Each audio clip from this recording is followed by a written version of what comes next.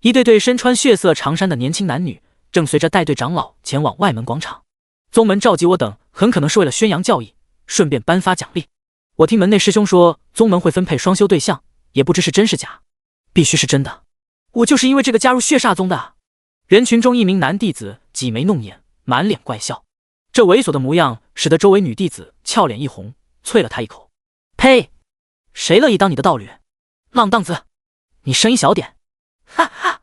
男子挠了挠头，见带队的长老回头扫了他一眼，连忙闭嘴缩了缩脖子。入门送妹子双修，你想的还挺美啊。沈云失笑摇头。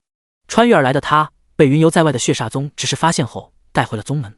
血煞宗听名字就知道并非正统意义上的名门正派，不过宗门内的气氛还算可以，又禁止同门自相残杀，没有去处的沈云算是安定了下来。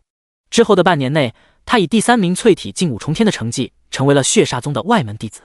听说前10都有不错的奖励。来到广场后，沈云一脸期待地环顾四周。就在这时，数道流光从不远处疾驰而来，沈云眼前一花，顿感身子一轻，消失在了原地。什么情况？他心中一惊，才发现一名红袍长老正带着他和另一名女弟子疾驰向宗门外。不仅是他们2人，整个宗门内都有人影闪烁，像是发生了什么大事一样。沈云、赵灵儿，这2枚空间剑你2人收下。看着长老递来的空间剑，2人一脸疑惑的接过。切记，从今以后莫要提起血煞宗。真出事了！沈云眉头一皱。突然，轰！一声晴天霹雳在后方响起，四散逃窜的众人回头一看，随即脸色大变，就见血煞宗的护宗大阵被一缕金色道纹萦绕的剑气当场击爆。圣人经文，快跑啊，师妹！师兄！噗！惊怒且绝望的惨叫声中，剑气余波涌入血煞宗内，将各地建筑绞杀得支离破碎，根本无人能挡。即便掌门都在剑气下化为了血雾。圣人之威，当真是恐怖如斯。圣人一击，血煞宗老祖都没到这个境界，沈云看的是浑身发寒。一旁的赵灵儿更是俏脸煞白，要不是身边这位胖长老，就他俩的修为绝对身亡。几个呼吸后，2人视线中的血煞宗越来越远，只能看到浓烟一片。与此同时，一道法旨从后方隆隆传开，血煞宗道行逆师太渊圣地有令，波朵尔等气运就地抹除。全是圣地，怪不得拳头这么硬。沈云紧张地咽了口唾沫，看向了身边脸色阴沉、双目赤红的胖长老。这可是灭门之祸！别说话，太渊圣地这是为了争夺大势收集气运，拿我们这些宗门开刀。这句传音让沈云2人惊疑不定。血煞宗虽然不是名门正派，可好歹是东域的一流势力，而且血煞宗并非像邪宗、邪修那般大肆滥杀无辜、血祭凡人和修士，仅是功法传承都和血煞一道有关，如修炼场所适合血煞冲霄的战场、阴森坟地、提炼妖兽精血等等，不然早就被灭了，哪会明目张胆的存世这么久？可万万没想到，血煞宗会被太渊圣地给盯上。带着2人急速飞行的胖老人神情低落的传音道：“老夫乃血煞宗长老胖大海，外门前10新进弟子都有长老护送，算是宗门为你们做的最后一件事。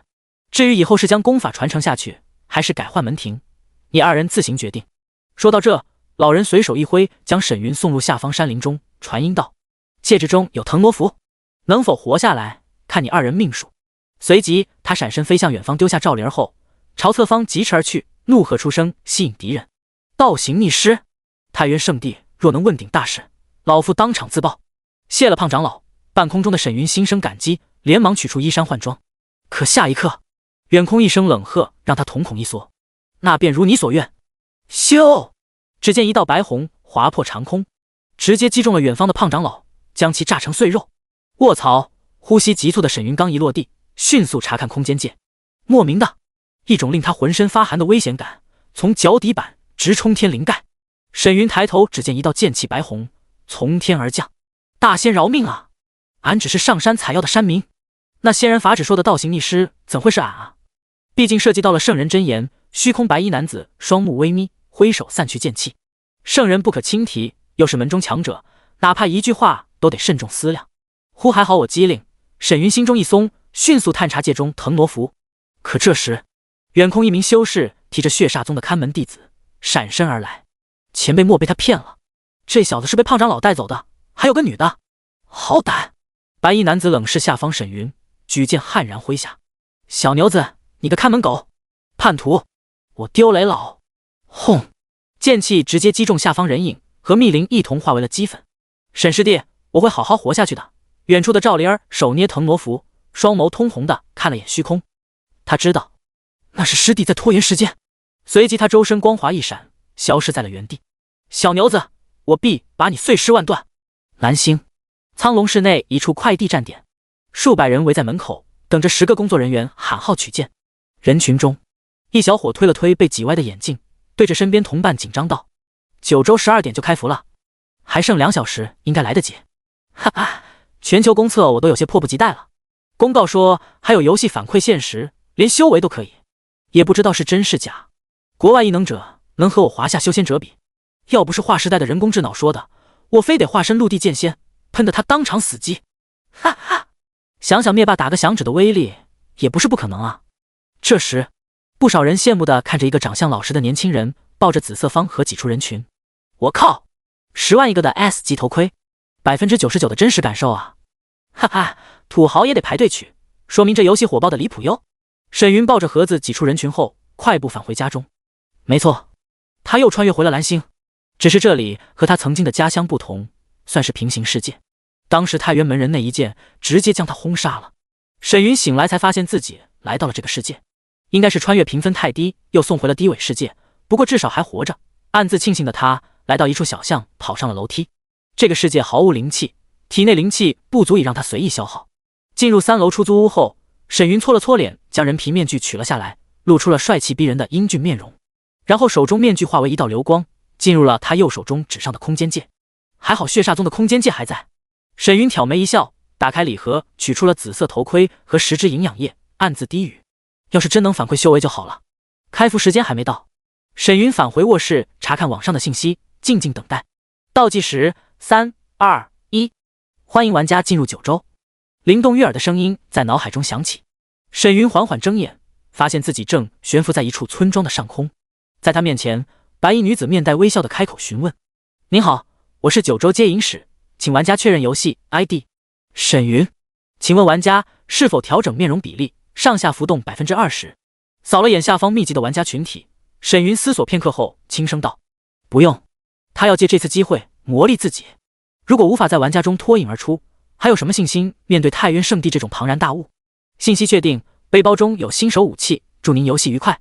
接引使微微一笑，挥手将他送入下方新手村。村内的玩家十分密集，好在每个角色都限定了距离，还有活动空间。落地后的沈云刚点开背包装备武器时，眼神一凝，因为在新手剑的旁边竟然还有一枚银灰色的戒指，玩家个人宝物空间戒。这心中惊疑的沈云连忙查看戒指，发现戒中物品一件不少。这游戏智脑果然神奇。看着周围密集的玩家们，满心激动的沈云眼中金芒一闪。这么说修为反馈是真的了，如果能登顶，我必让你太渊圣地也尝尝被人轰杀的滋味。第2章掠夺玩家，助我修行。6666号新手村内，拥挤的人群中，一个小伙激动得热泪盈眶，仰天大吼：天哪，瘫痪多年的我站起来了，这感觉真好。人类第2世界果然名不虚传，太他妈真实了。刷怪升级，游戏反馈我要成仙长生，傲视天下收人。入团听指挥，刷怪5小时，每人赠送1200。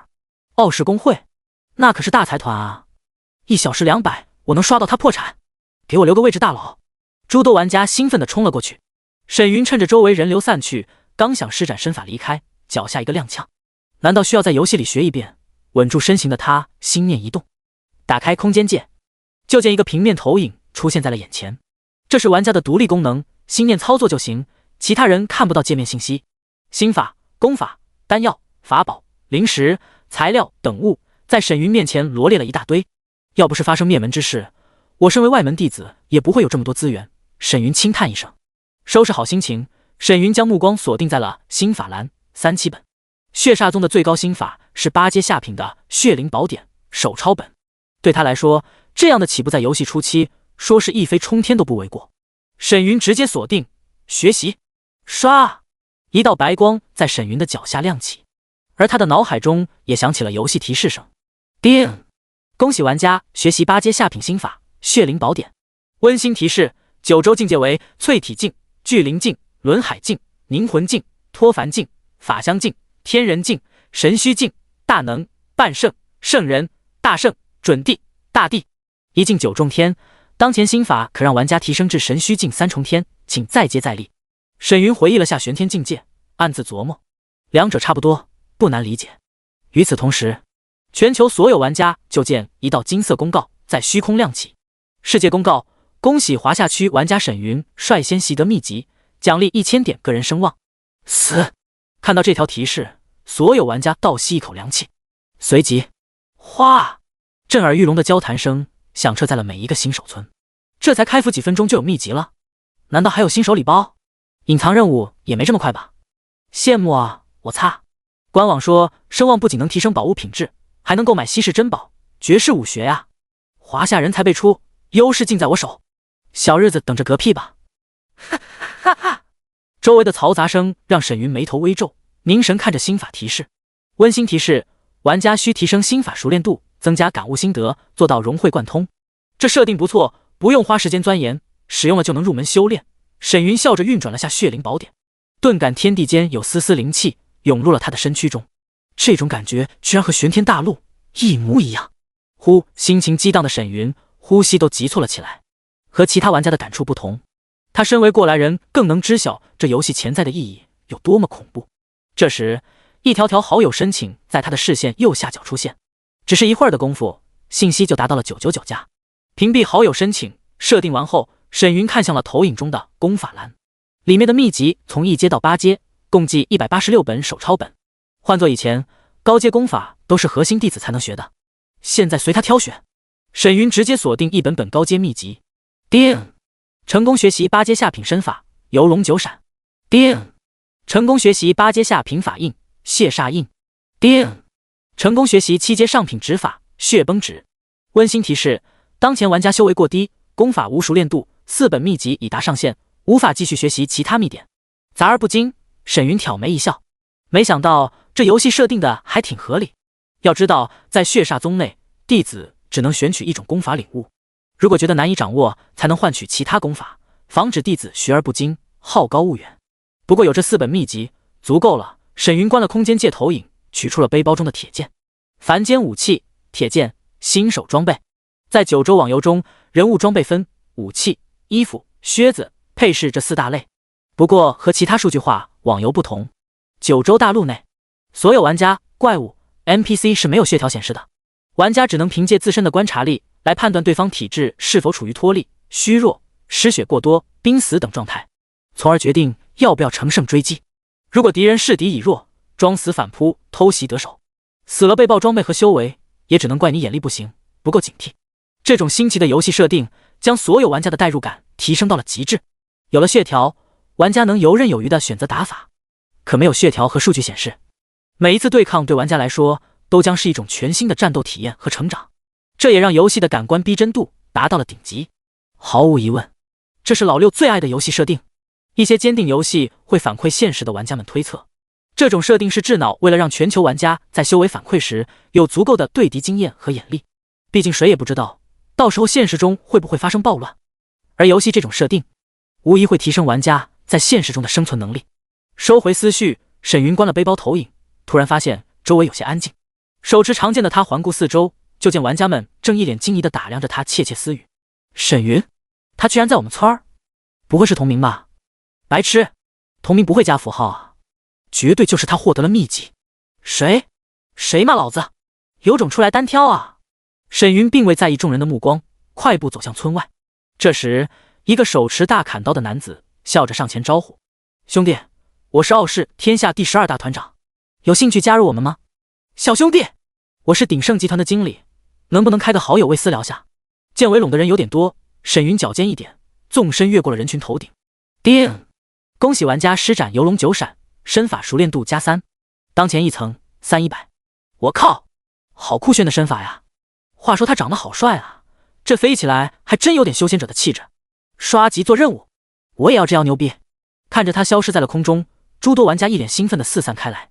新手村外的树枝上，盘膝而坐的沈云缓缓睁开了双眼，一脸好笑，差点从天上掉下来。他在现实中的身法只有1阶，对于游龙九闪并不熟练，体内不多的灵气也被抽空，这才运转心法调息一番。叮！恭喜玩家心法熟练度加3，当前第1层3100。游戏中各种秘籍的熟练度提升后，玩家的战力就会得到加强。毕竟没人一上来就能领悟秘籍奥义，直达巅峰。秘籍层数对应品质，如8阶心法血灵宝典就是8层，心法层数越高，代表着领悟更深。运转时能最大限度发挥体内灵气，让招式得到完美释放。攻杀招数也一样，层数越高，威力越大。熟练度不急，反正空间界内有10万颗下品灵石，找个时间刷一波就行。沈云微微一笑，和现实慢慢修炼领悟不同。游戏中只要你有足够的灵石，就能刷熟练度，这对他来说无疑如虎添翼。见远处新手村外有大批玩家在刷怪，沈云眺目远望，上千名玩家都在砍杀着咕咕乱啄的大公鸡。每当玩家击杀一只公鸡后，就有一缕灵气涌入玩家体内，增长着修为进度。从官网发布的信息来看，只要击杀25只大公鸡，就能达到淬体境一重天。可如果找不到心法，这种淬体的效果显然不如拥有心法的玩家实力强。看着一缕缕淡蓝色的灵气被玩家们吸收，缓缓起身的沈云眼中金光一闪，这么多灵气，正好夺来助我修炼。死过一次的他心知实力的重要性，怎不见太渊圣地对其他巨擘势力动手？还不是怕吃力不讨好。在玄幻世界中，只要拳头够硬，哪怕不是正道，也不会像血煞宗这样如蝼蚁般被人挥手覆灭。一切皆因利益使然。对我和血煞宗来说，太渊圣地又何尝不是魔宗？正反派别，无非利益人心。沈云深吸一口气，脚尖一点树枝闪身离开了这里。第3章吸血大阵，修为暴涨。我被啄得吐血了，来个小哥哥帮我一下。一名女生口吐鲜血，惨白着脸钻入人群。在她身后，红着眼的大公鸡扑腾着翅膀，咕的一声啄在了她的翘臀上。啊，妹子别怕，我来帮你。好大胆的鸡，竟敢欺负小姑娘！见摔倒的妹子长得还挺漂亮，几个勇士纷纷上前开始围殴大公鸡。看得出来，这里的鸡和家禽不同，伤害还挺猛。人群中，沈云见缝插针溜入前方空地，手中铁剑一插草地，假装休息。将草地钻了个洞后，他不动声色地取出一个血红色的虫干，丢入脚下凹坑，心中暗道：东边的嗜血虫干已经种下，还剩中心的阵眼是灵珠。东南西北，他分别放下了嗜血虫干、引灵草、鹤血木、黑曜石，这都是空间界中的阵法材料。噬灵阵是用来掠夺死物灵气的低级阵法，只要安置材料和阵眼噬灵珠就能催动，十分简单。将土填平后，沈云挤入人群，走向了战场中心的位置。由于周围人太多了，为了防止被玩家发现他挖出材料，沈云行动前就隐藏了 ID， 戴上了老实人面具。这件面具的品质足有5阶中品，是他空间界中品质最高的宝物。胖长老留给他显然是让他隐藏身份，躲避太渊圣地的耳目。这种品质的面具对付高阶修士没用，当下正好能派上用场。没一会儿，安装完噬灵珠的沈云再次返回到了村外密林。盘膝坐在粗大树枝上的他抬手一挥，就见一个脸盆大小的罗盘落在了双腿上。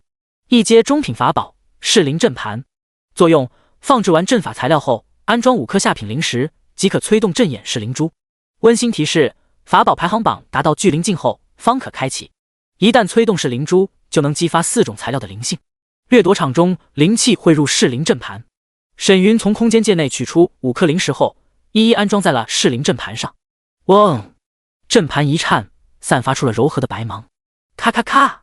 一阵阵机关脆响从罗盘上传出。而在新手村外的刷怪圈内，不少玩家惊异地发现，击杀完大公鸡后，那即将飞入体内的灵气居然被一股无形的力量扯入了地面，消失得无影无踪。擦！我的灵气咋跑了？奇怪，俺也一样。这游戏难道还有 bug？ 问问别的新手村看看。喧哗声四起，玩家们陆续联系自己的朋友。一些不信邪的玩家继续杀鸡，可灵气依旧融入了地面，让众人百思不得其解。与此同时，沈云腿上的罗盘正中心散发出了浓郁的灵气波动，而他则收敛心神，运转体内的血灵宝典。只过了片刻功夫，一缕缕淡蓝色灵气从噬灵阵盘上飞出，涌入了他的腹部气海，随即灵气流向4肢百骸，淬炼着他的体质。叮！恭喜玩家获得一缕淬体境灵气，修炼值+1。恭喜玩家心法熟练度+4。密集的游戏提示声中，沈云久违地感觉到腹部气海被灵气填满的充实感。随着缕缕灵气被炼化后反哺洗涤着体质，他浑身毛孔都酸爽地舒张开来。下一刻，轰！一声轰鸣从沈云体内发出，震得他身上布衣都泛起了涟漪。叮！恭喜玩家突破修为，入淬体境1重天。恭喜玩家突破修为，入淬体境3重天。呼！当吸收完噬灵阵盘内的灵气，沈云长长吐出了一口浊气，眼中尽是笑意。淬体3重，要是闭关修炼，需要花费数月时间，这也太爽了。可惜玩家不继续打工了。沈云眺目远望，果然，村外玩家都停止了刷怪。众人已经从好友那得知，只有他们的村子外有这种诡异的状况。至于 bug 直接被人推翻了，智脑不可能在游戏初期就有这么大的漏洞，这就导致一些团队势力认为6666号新手村的地下必有法宝，连忙传送了过来。我们是天龙公会的，都让让都让让！哈哈哈！你们村确实溜，开局就有法宝出世。傲视团长扫了眼后方几个老对手，扛着刀大喊出声：“给我挖！不管是谁，只要挖出宝贝上交，奖金10万，极品100万。狂刀兄弟小气了不是？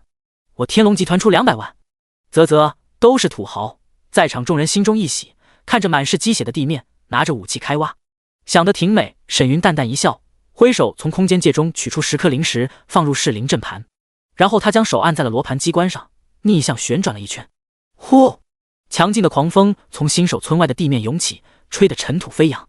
什么鬼？难道真的有宝贝？所有人下意识眯着眼打量着地面。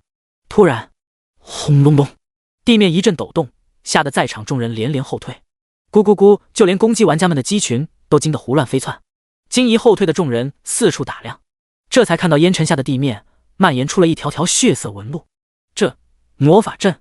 卧槽！我就说智脑没有 bug， 真有宝贝！快看，这些纹路都连接着公鸡死去的位置。惊呼声中，不少人发现公鸡死亡消失后，还未刷新的血迹都被血纹串联在了一起，哪怕玩家留下的血渍都包括其中。只过了片刻，地面上的鲜血像是被血纹催动，开始沸腾了起来，冒出了一缕缕红色血雾。好浓郁的血腥味，太特么逼真了！杀猪多年的傲视团长搓了搓鼻子，余光像是发现了什么，微微一颤。在不远处的玩家脚下，似有一个异常明亮的红色光圈在闪烁。宝贝！他眼中一亮，连忙上前。下一刻，咻！地面上的所有血雾瞬间融入地底，消失不见了。就在众人疑惑之时，轰！震耳欲聋的轰鸣声中，地面爆出了一道道血色光墙，吹得不少女玩家的裙子飞上了腰，连忙捂住尖叫连连。不少人被血色光墙透体，脸都吓白了。吸血阵，绝逼是吸血阵！快跑啊，要被吸成人干了！这密集的尖叫加上猩红的阵法，就算胆大的人都心里发毛，转身就跑。而傲视团长狂刀更如老嫂子般尖叫出声：“啊，快滚开！”如果从空中往下看，就能发现血色光墙汇聚成了一个赤红的血字。呼吸之间，沈云就被噬灵阵盘弥漫出的血气包裹，看上去就像个血色的蚕茧，时而收缩，时而膨胀。叮！恭喜玩家获得一缕淬体境血气，修炼值+1。恭喜玩家突破修为，入淬体境4重天。叮！恭喜玩家突破修为，入淬体境7重天。良久之后，萦绕在沈云周身的血雾尽数被他收入体中。相比较灵气，血气提升的修为效果更加强悍。可显露身形的沈云身躯微颤，面色狰狞，额头上更有青筋暴起。这并不像是正常突破后的状态，而且在他的身上还散发出了浓郁的血煞之气。过了好一会儿，胸口剧烈起伏的沈云缓缓睁开了赤红无瞳的血色双眼，看上去摄人心魄。第4章，华夏修为榜1，惊人的声望商城。快看，吸血阵消失了！新手村的众人看着消失的大阵和地上血迹，齐齐松了口气。哎呦，吓死人了！我差点犯了病，被强制退出游戏。这阵法也太邪门了！就在这时，一道刺目的金芒在虚空中缓缓浮现。世界公告：恭喜华夏区玩家沈云提前开启华夏修为榜，奖励声望礼包1份。各国玩家突破淬体境5重天后可开启。目瞪口呆的华夏玩家愣愣地看着视线右上角浮现出了华夏修为榜图标，众人下意识的想要打开一看。温馨提示：达到淬体境5重天后才能查看榜单信息。而此时的聊天频道已经刷出了残影，1个小时不到就淬体境5重天了，这还玩个屁！他绝壁开了外挂，这小子有金手指，气运之子，小说中的气运之子，他肯定在哪个山洞内发现了无上秘籍。秘书，给我不惜一切代价查出他的真实身份，奖金10万。而在6666号新手村内，玩家们心中猜测，刚才那吸走灵气和鲜血的大阵很可能沈云弄出来的。一个小伙满脸激动地喊道：“他就在我们村又出了这事，绝对是他！这就是修仙界的机缘，一旦得到就能化龙升天啊！果然像官网宣传的那样，这里拥有无尽可能。缺德，灵气都吸完了，这怪还能不能刷了？”玩家中一光头大叔摇了摇头，叹息道：“看那血气冲天的阵法，他应该得到了邪魔秘典，不然不可能升级这么快。阿弥陀佛，罪过罪过！这种邪术看似强大，可后遗症难以根治。若是修炼到后期，更会产出比寻常修士强大数倍的心魔恶念，生死道消已然注定。”众人议论纷纷，可不少玩家却心生羡慕嫉妒。要是我能提升这么快，我也乐意啊！就这升级速度，秒刷声望点，邪魔外道算个啥？有实力才是王道。当得知外面的大公鸡又能吸收灵气后，新手村又活跃了起来。不过大部分人都传送去了其他新手村刷怪，毕竟没人愿意给人白打工。有的玩家开始做主线引导任务，想着快点拜入势力习得法门；有的则去找新手村 NPC 刷好感度了，看看能不能刷个隐藏任务。要是能和沈云一样先人一步，好处无法想象。而诸多得到消息的各大集团领导第一时间来到了这里。如果能从沈云手中获得快速升级的方法，意义太大了。居然碎了！狂刀看着刚挖出来的珠子，郁闷地擦了擦额头上的汗渍。一阶下品材料是灵珠，状态灵气消失，已损坏。见不远处走来各大势力的领导，他不动声色地收了噬灵珠，迎了上去。叮！恭喜玩家开通华夏修为榜，奖励声望礼包3000点。听着脑海中的提示声，运转心法镇压血煞之气的沈云缓缓睁开了双眼。此时他的眼中再无一丝血芒，这就是血煞宗心法的后遗症。大量的血煞之气很容易影响人的心神，想要快速提升修为，自然会付出代价。好在血灵宝典的品质足够高，目前上能压制他的异状。而且空间界内的材料、丹药中还有克制后遗症的物品，暂且不急。有空得翻阅下宗门典籍，看看其他镇压的办法。沈云一脸酸爽地伸了个懒腰。当初他进入血煞宗，传法执事只给了他们一本入门心法和宗门概要篇，让他们安心修炼即可。只有成为血煞宗的正式弟子，才能了解宗门内情。可惜是灵阵盘的材料只有一套。沈云有些惋惜地拍了拍阵盘，将其收入空间。这4种材料在玄天大陆很常见，可到了游戏中，想要获得就需要玩家去探索了。打开声望商城界面，沈云心念一动，就见一道游戏投影浮现在了他的眼前。声望商城中囊括了修仙界所有的资源分类，除了购买物品，玩家还能购买拼手气的声望盲盒，以及用声望点给物品提升品质。最低都是4阶物品。沈云大致扫了眼，随意点开了心法品质最高的顶级区，然后他的呼吸就急促了起来。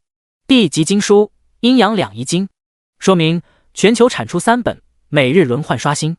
声望兑换点7万，随修为提升而提升。准地级心法焚道仙曲，注解：全球产出6本，每日轮换刷新。声望兑换点3万，随修为提升而提升。温馨提示：声望无法交易获得，当前修为200点声望可打开初级区物品，1000点中级区，4000点顶级区，随修为提升而增加。怪不得上榜只奖励声望，连地级心法都能购买。沈云看的是心惊肉跳，这可是出过大地传承的势力才能拥有的无上秘法，不单单是心法。沈云查看了下功法和法宝，其中都有大地绝学和地兵兑换，只是声望点实在是太高了。以他目前的修为，4000点能换个8阶物品，可对他来说意义不大，换了纯属浪费声望点。赚取声望啊！靠坐在大树上的沈云想了想最近几天浏览的官网信息，声望获取有很多方式，如任务、副本、势力、法宝、各大活动、战场等等榜单。而除了声望能购买地级物品，剩下就是所谓的机缘了。不过这种方式太过缥缈，祖坟冒青烟也不见得能遇到。7万点才能换，沈云感觉有些任重道远。目前全服玩家的修为太低，只开了修为榜单，而且修为榜的声望奖励只算计最高值，如第2名玩家会获得1500点声望，就算登顶第1也只能加1500，共计3000刷不了分。眼下各种活动都没有，只剩下任务和副本能刷些声望了。淬体境7重天主线任务，帮村长探望拜入烟雨宗的女儿。沈云扫了界面左上方的任务栏，闪身消失在了密林中。熟练度和修为提升后，他施展游龙九闪也顺畅了许多。空中的他顺便将老实人面露卸了，这法宝用着太方便了，轻易不能暴露。过了片刻，来到新手村上空的沈云朝着传送 NPC 飞去。至于村长任务还是算了，奖励撑死10几点声望，远不如去提升修为。而且到了巨灵境，刷个法宝榜亦比任务奖励的声望更多。修为越高，地级物品兑换的声望越高。沈云无奈摇头，让他长时间卡在低级刷声望显然不可能，变数太大，只能到时候再看了。第5章逼真的 NPC 副本挂机，动一下是你儿。原本靠着栏杆打盹的传送阵守卫，见有人飞来，连忙提起精神，拱手笑道：“这位少侠想去哪里？”沈云缓缓落地，最近主城。好嘞，5个铜板。守卫咧嘴一笑，看上去极为生动，和真人无异，实在难以想象，这居然只是游戏的 NPC。快看是沈云，哪呢？阵法周边的玩家齐齐侧目，却见头顶沈云 ID 的英俊男子就在传送阵前，长得这么帅，看着也不像坏人啊。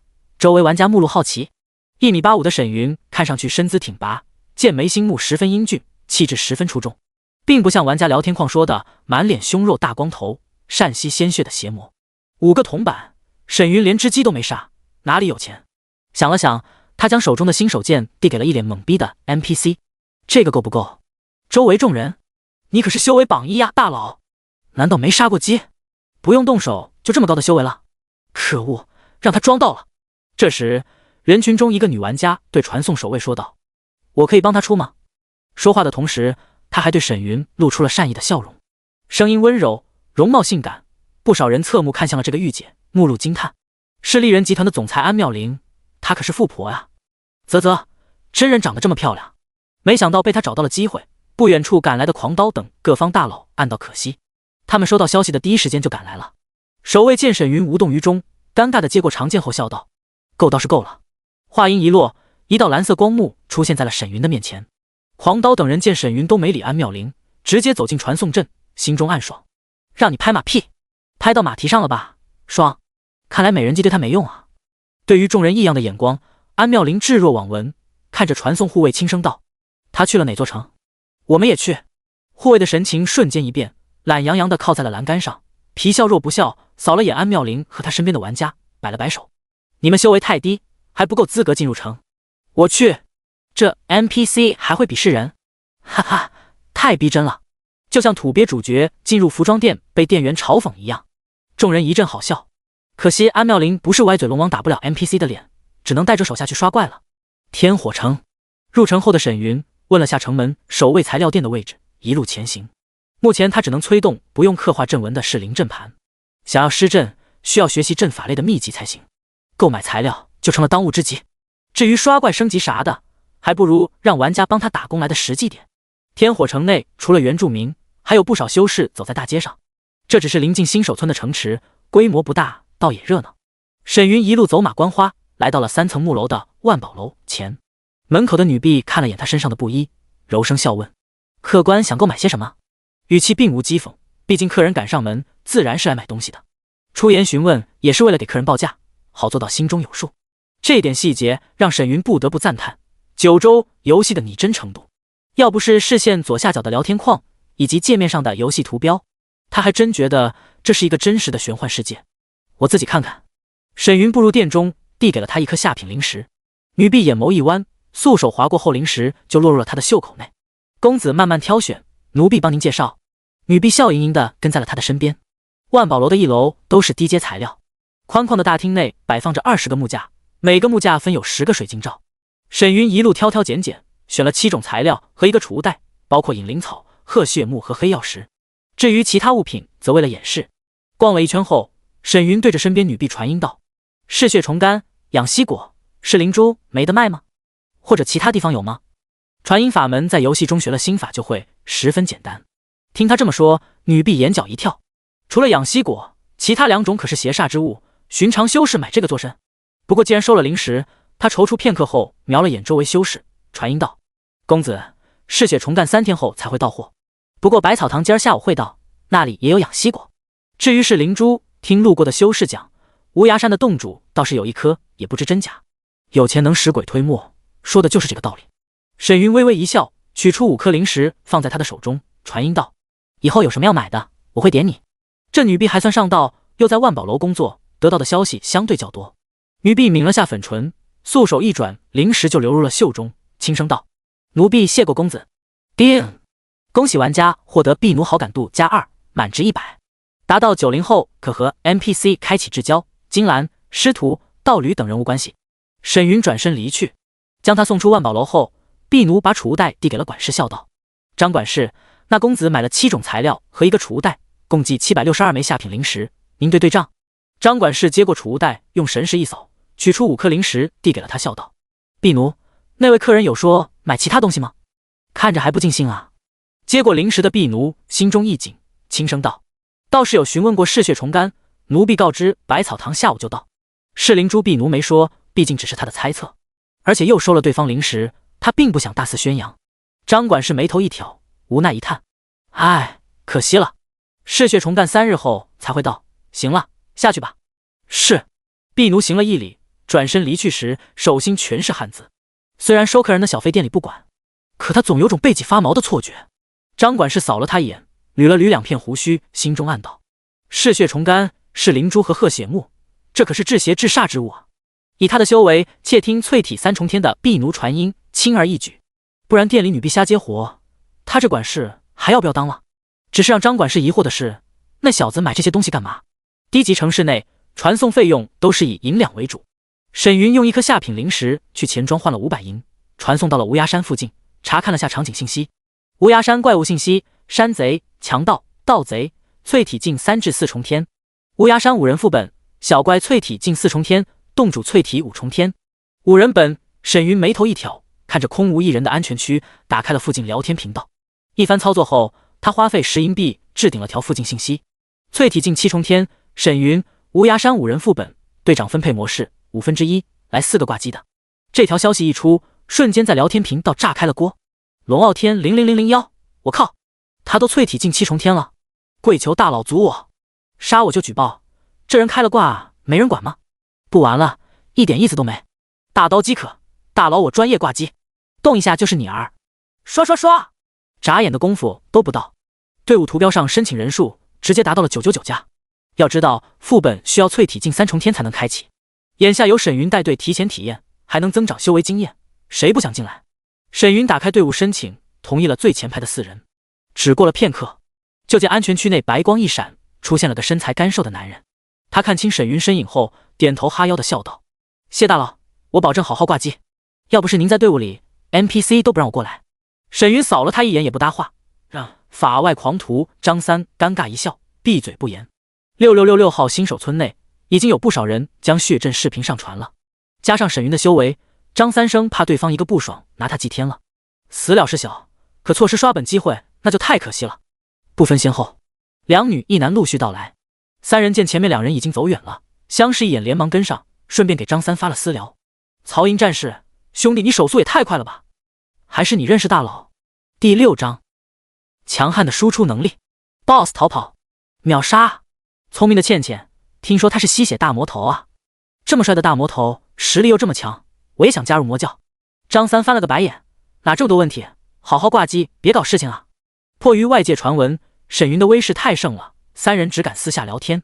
至于另一个女玩家，正是安妙玲。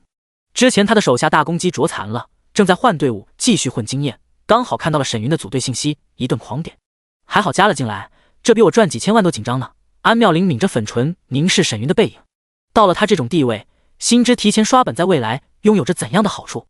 由于安全区距离无崖山副本不远，几分钟后，5人就来到了一座山下的石碑前。无崖洞碑。身为队长的沈云锁定石碑确认进本后，众人眼前一花，出现在了一个山洞前。洞上挂匾无崖洞府。正在门口打盹的山贼见前方5人来者不善，起身大吼：“有人要闯无崖洞！”踏踏踏，一连串的脚步声从洞内响起。沈云从空间界中取出了一个黑色的铁球，随手丢入山洞内，闪身离开。时刻注视他的张三4人拔腿就跑。下一刻，轰！一声剧烈的爆炸声在山洞内响起，更有道道金石交击的脆响声刺人耳膜。啊！贼人使用了暗器！洞主救我！听着小喽啰们凄厉的惨叫声，张三4人心头狂跳的盯着沈云。一次性法宝伤害这么猛，连淬体4重天都抗不住。大家都在杀鸡，他却用法宝来刷本，还有没有天理了？叮！恭喜玩家击杀盗贼，获得一缕淬体境灵气，修炼值加3。10多条信息在5人的脑海中响起。刷刷刷！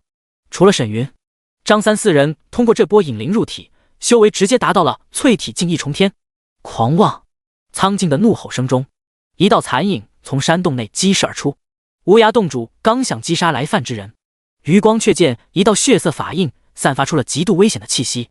沈云手捏法诀，一掌推出，血煞印，咻！巨大的法印划过一抹红芒，直接轰向了来不及躲闪的无涯洞主。无耻之徒，竟敢偷袭老夫！无涯洞主脸色大变，连忙运功抬臂抵挡。轰！一声轰鸣，噗！口喷鲜血的洞主如炮弹般倒飞而出。该死！为什么第一波玩家有这么强的存在？天道不公！无涯洞主不敢多想，借着后退之势，脚尖一点地面，纵身跃上了山体上空。看着贴墙飞窜的 BOSS， 张三4人一脸震惊。BOSS 还会跑？太他妈人性化了吧！开服就有这么多底牌，他绝对得到了某种传承。这时，呼！似有一缕清风拂过4人耳边，化为残影的沈云如游龙般闪烁腾空，瞬间出现在了脸如金纸的无涯洞主上方，一把扣住了他的头颅。道友手下留情，想要什么我教。沈云双目微凝，掌中灵气疯狂涌动。啪！一声脆响， BOSS 头颅当场爆裂，大量鲜血从尸体上涌出，融入了沈云的手心。只是呼吸之间，无涯洞主就被吸成了人干，从空中跌落。与此同时，一条公告在全球所有玩家的耳中响起。世界公告：恭喜玩家沈云小队率先通关淬体境副本，奖励小队开荒声望5000点。看着虚空上金灿灿的世界公告，所有玩家都不淡定了。八嘎！带着4个凡人还分分钟通关，这不是开了外挂，我当场吃翔，自给自足。沈云，帅哥还收徒弟吗？我充实逆图了解下，看看生活照合格不嘞？图片飞吻，擦！沙滩少妇护上阿姨。沈云，若无点位相助，主公何以安心？抱大腿，哭唧唧，舔什么舔？再这样下去，一旦他成魔，大家都没得玩，这太影响游戏平衡了。举报，投诉，这货肯定是内部人员。更可恶的是选了个魔头传承，不删号直接退游。我儿子都嚷嚷着要找到魔宫了，这不是害人吗？官方也不管。举报封号，还我绿色游戏，抵制外挂，还我绿色游戏，抵制外挂。大量玩家开始在聊天框内声讨沈云，想要引起智脑的注意。无涯山洞副本内，叮！恭喜玩家沈云小队首通副本，每人奖励100点声望。30分钟后副本关闭。叮！恭喜玩家张三获得50缕精纯灵气，修为提升至淬体境2重天。4人身躯一颤，不依微微鼓荡。可升级的快感远不如沈云强大战力带来的冲击更大。淬体7重天竟然有这等恐怖的战力，低阶修士连反抗的余地都没有。安妙龄扫了眼地上的尸体，心中惊疑。从官网上的消息来看，哪怕5个5重天修士面对无涯洞主，都不可能这么快结束战斗。这魔宫也太强大了吧！爆头啊！太残暴了！4人一脸震撼的同时，心有畏惧。单看沈云施展的功法之术，和官网上发布的初级功法威势一比，可以说是天差地别。官网上可没有发布过异象凝实的招式，而沈云的血煞印不仅声势骇人，还有浓郁的血腥味扑面而来，压迫感十足。张三4人断定，沈云获得的魔功传承非比寻常。突然，死！当看到沈云落地时的面部表情，4人倒吸一口凉气。只见他双目赤红，脖颈上还浮现了一根根血色魔纹，看上去极其恐怖。叮！队长沈云解散队伍，队伍声望由队长分配。当前玩家分配到队伍声望0点。听到这条信息，张三4人见胸口起伏的沈云目视而来，连忙暗道：离开副本。至于声望啥的，反正白减了100点，还提升了2重修为，已经血赚。刷！4人瞬间消失在了原地。第7章，玩家抵制封号。全都是经验怪，根本杀不完。无涯洞碑外，倩倩刚一出现，双腿一软，直接坐在了地上，大口大口的喘着气。她太吓人了，我还想说加入魔教呢，都不敢开口。虽然游戏死了还能复活，可沈云那骇人的模样着实把她吓得不轻，尤其是那爆头时红白飞溅的场景。倩倩现在想想，胃部都有些翻腾。溜了，我感觉这大佬会吃人啊！张三转身就跑，俺也一样。连 BOSS 都吸成了人干，太吓人了。见2个大男人头也不回，安妙龄也有些发虚了，打消了找沈云套近乎和倩倩一同开溜。副本内，沈云神识掠过地面上的物品，发现有视灵珠后，挥手将所有物品收入了背包。然后他盘膝坐在地上，从空间界取出一颗一阶上品的化血丹服下，手捏法诀低喝道：“开！”嗡！沈云体内一声颤鸣，疯狂运转的血灵宝典使得他体表泛起了阵阵红芒。诡异的是，在红芒中还有如蛛网般的血色长丝滑向了无涯山洞。当密集的血丝接触到地面鲜血时，犹如吸管般蠕动着，将小喽啰的鲜血尽数吸收汇入沈云体内。他云则运转心法，开始激发化血丹的药力。化血丹是血煞宗外门弟子必备的药物，专门用来镇压体内的血煞之气。随着血灵宝典的运转，化血丹的药力开始涌向四肢百骸，融入体内的精血，化解血煞之气。时间一分一秒的过去，缕缕血气被血灵宝典净化，反哺自身，淬炼着沈云的体质。叮！恭喜玩家获得一缕淬体净气血，修炼值+5，当前修炼值122,700。叮！恭喜玩家突破至淬体净8重天。轰！突破后，沈云周身气息澎湃，震得地面都扬起了烟尘。呼！他缓缓吐出一口浊气，喃喃自语：可惜这些 NPC 的修为太低了，这个副本获得的灵气也就百缕。要不是吸收精血能提升修为，沈云想突破都难，远不如新手村外上千只大公鸡和玩家的血来得爽快。还好是灵珠到手，等下他再去购买嗜血虫干，就能继续使用噬灵阵盘了。奖励了5000声望，现在有9100点，继续努力。沈云笑着起身，震散了身上的灰尘。这时他的余光发现聊天框内在刷着整齐的信息，看了眼内容，他顿时就乐了。世界通告置顶，智脑评定，玩家沈云属个人修仙机缘，无漏洞，无外挂嫌疑。张有才，还我绿色游戏，抵制外挂。封号沈云。萧晨0022，还我绿色游戏，抵制外挂。封号沈云。哪怕有智脑的确认，诸多玩家也十分不满。沈云心知，不管是怕他入魔成事，还是眼红嫉妒的玩家都有。天真，修仙界可比现实更加残酷，这就眼红了。沈云神色微冷，要是不满就能解决问题。那些出生在大势力的修士，谁敢上前聒噪？再次看了眼聊天框的内容，沈云的嘴角勾勒出一抹冰冷的弧度，悠悠低吟：希望你们到时候能叫得更欢快点。在修仙界，屠杀他人吸收气血会受怨念缠身，导致气运衰减，邪念滔天，受天道雷劫。要知道，大量无辜之人的怨魂对修士来说是极其恐怖的，说不定哪天修炼时就会被心魔入侵，导致身死道消。即便能镇压体内怨魂，天道也会察觉，降下雷罚。这可比传闻中的雷劫更加强悍，雷罚连修士的神魂都会劈倒。一些邪修为了躲避天劫，专门苟在洞天福地、遮天大阵中，稍稍化解体内怨魂后，又会出来为非作歹，屠城百万来炼制法宝或修炼邪功。血煞宗的教义之所以不让弟子滥杀无辜，就是这个原因。谁想自己的宗门哪天被天劫光顾，将全宗的人都劈一遍？可那是在现实世界中，而九州是一款游戏。沈云推测，游戏中猎杀修士后三魂七魄的怨念应该没有，不然被击杀的玩家复活后脑子不得缺根筋了。这样一来，没有怨魂缠身的他就不会衰减气运，也不会因为怨念气场被天道感应降下天罚。只要他不被血煞之气侵蚀心神，成为无意识的杀戮机器就行。至于活人的恨意和怒火，这里可没有敌人瞪你一眼就会生死的设定，你们能复活才是我最大的金手指啊！沈云深深吸了口气，眼中金芒爆闪。无限复活的玩家和怪物，意味着他有无限的气血能使用，根本杀不完。而到了现实世界，没有怨念缠身的他，必然不会被天道感应。嘿，都是我的修炼资源，想想都令人热血沸腾。沈云咧嘴一笑，退出副本后，他纵身飞向了安全区的传送 NPC。不过空间界内没有血祭大阵，以后得留意下。沈云抿了抿嘴，这种邪物在血煞宗是严令禁止的，一旦发现直接逐出师门。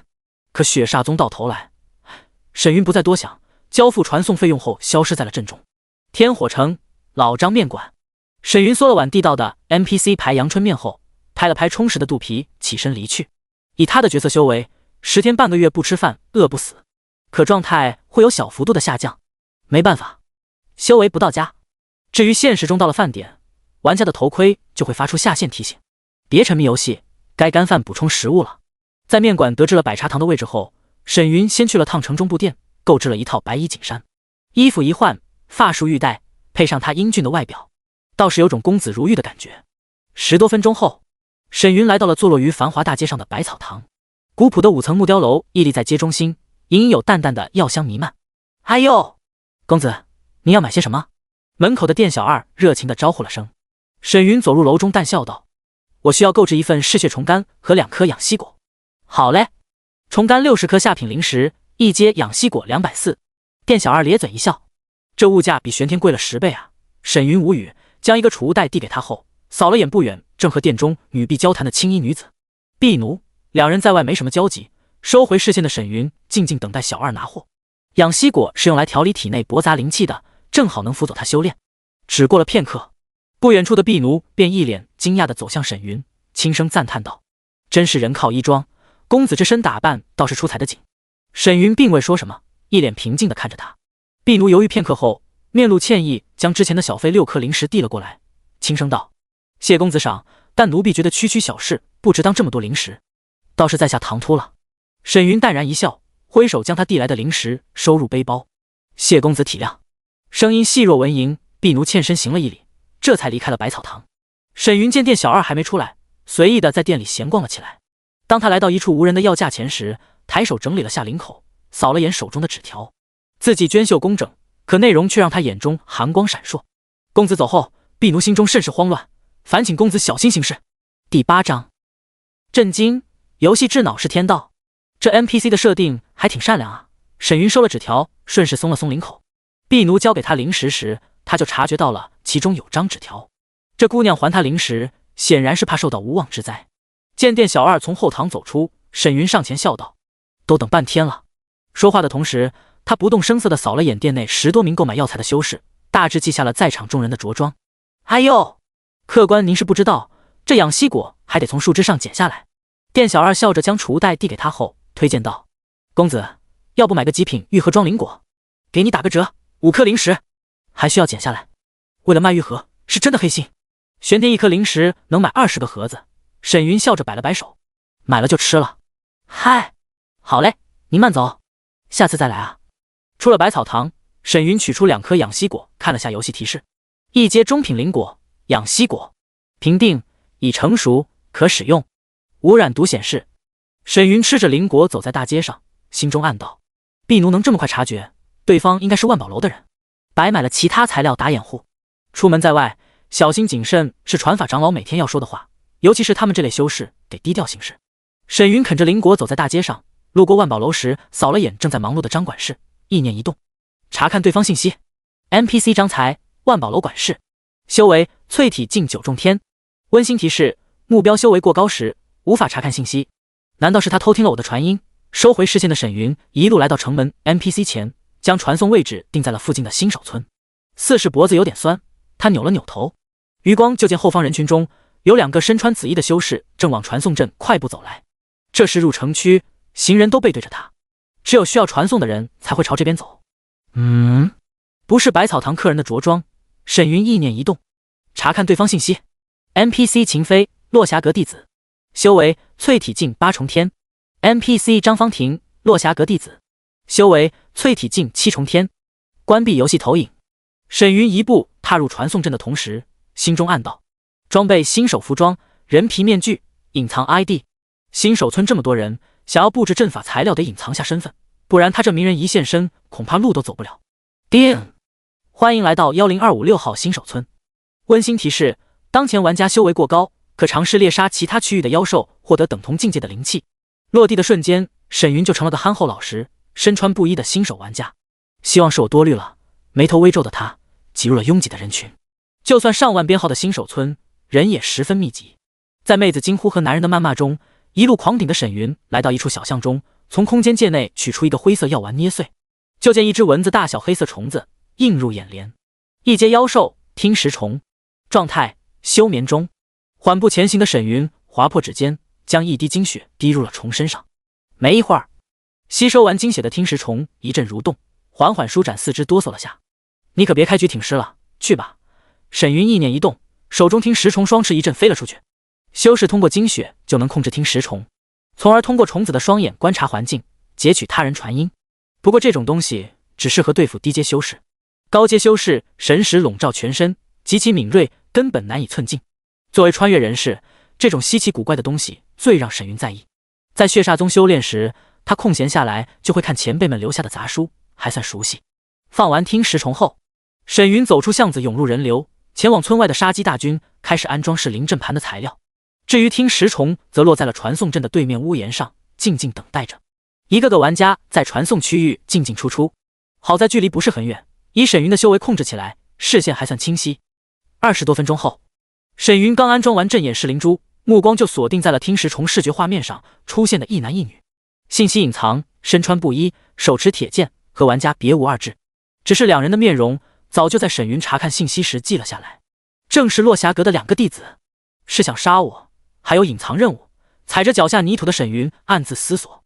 与此同时，屋檐上的听石虫双翅一展，飞过众人头顶，落在了张芳婷背后的秀发中。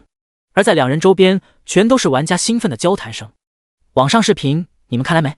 沈云直接秒了无涯洞主，实力太特么恐怖了，连 BOSS 都吸成了人干，算是有史以来最惨 BOSS 了。哈哈，分分钟就到淬体境7重天，这吸血阵简直无敌，一顿狂吸岂不是起飞了？话说视频后面那几人还惊呼了声，可惜被视频主给删减了，也不知道发生了什么变故。智脑居然不把他的号给注销了，简直没天理！看了视频我都快吓死了。一名大爷心有余悸地拍了拍胸口，身边的大妈满脸愤懑道：游戏居然不封他，还好很多人都开始找上层领导反映了，要是真反馈了修为，他一旦乱杀谁还有活路，必须封号。听着周围的消息，秦飞和张芳婷相视一眼，眼中尽是笑意。师兄，此人果然如张管事所言，是个魔头。可这么多人怎么确认？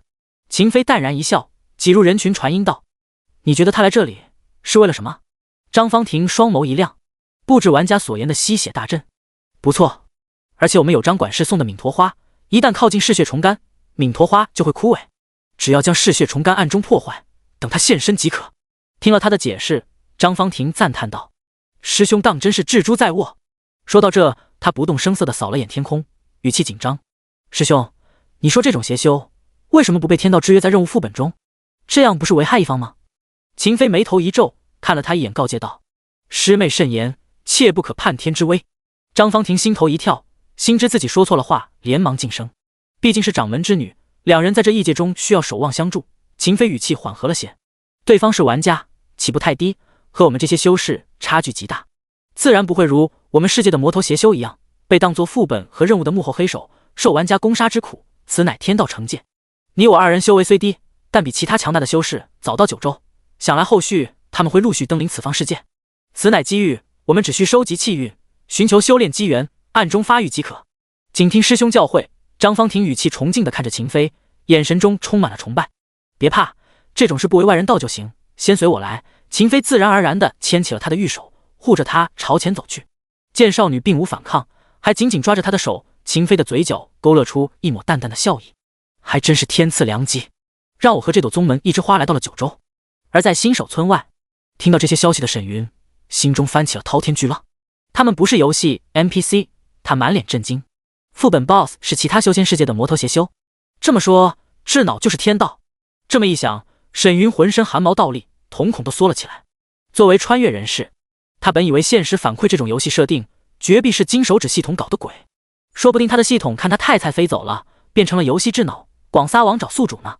不然根本无法解释这种划时代的游戏是人工智脑能设计出来的。哪怕各国吹得天花乱坠，说人工智脑多厉害，数千科学家联合啥的，沈云也不相信这个世界能制造出来，那不是扯淡是什么？可他万万没想到，这居然是天道制作的游戏。不仅如此，游戏还连通了其他玄幻世界，降下修士，还真是越来越有意思了。发现惊天秘密的沈云心脏剧烈跳动。见秦飞二人已经出了新手村，他快步走向埋着嗜血虫干的区域。第9章偷袭，辣手摧花。村外人群中，秦飞探手入袖，摸了摸枯萎的敏驼花叶，传音道：师妹，嗜血虫干就在附近，你观察下四周，我找找位置。张芳婷眼神警惕地扫视周围玩家。由于玩家开始朝外围扩散刷妖兽，导致周围的人并不拥挤，待在附近的都是等待脚下大公鸡刷新，打算来个守株待兔。至于谁能抢到，就看最后一击是谁的了。这时秦飞右脚边刚好刷出一只大公鸡，鸡出来了。周围人群一阵骚动。张芳婷柳眉一蹙，上前一脚重踏，将公鸡给踩在了脚底，随即手中长剑直接刺入了他的身躯。咕！大公鸡哆嗦了几下，彻底没了气息。战斗结束极快，看得周围众人心惊不已。这美女好凌厉的手段啊！看来在现实中有点武术功底的。美女，要不要加入我们天泉工作室啊？1月2万工资，开一下好友同意啊。武术？张芳婷扯了扯嘴角，素手甩了个剑花，将铁剑收入鞘内。要不是怕引起那魔头的注意，这种低级妖兽他挥手就能震杀，哪会费这么多功夫？这随意收剑的姿态，又引得周围玩家目露惊叹。尤其是张芳婷那冷傲的容貌和气场，让不少男玩家都有些不敢看她，只是偷瞄两眼。换作宗门内或是修仙界，她这点修为可不会让人称赞。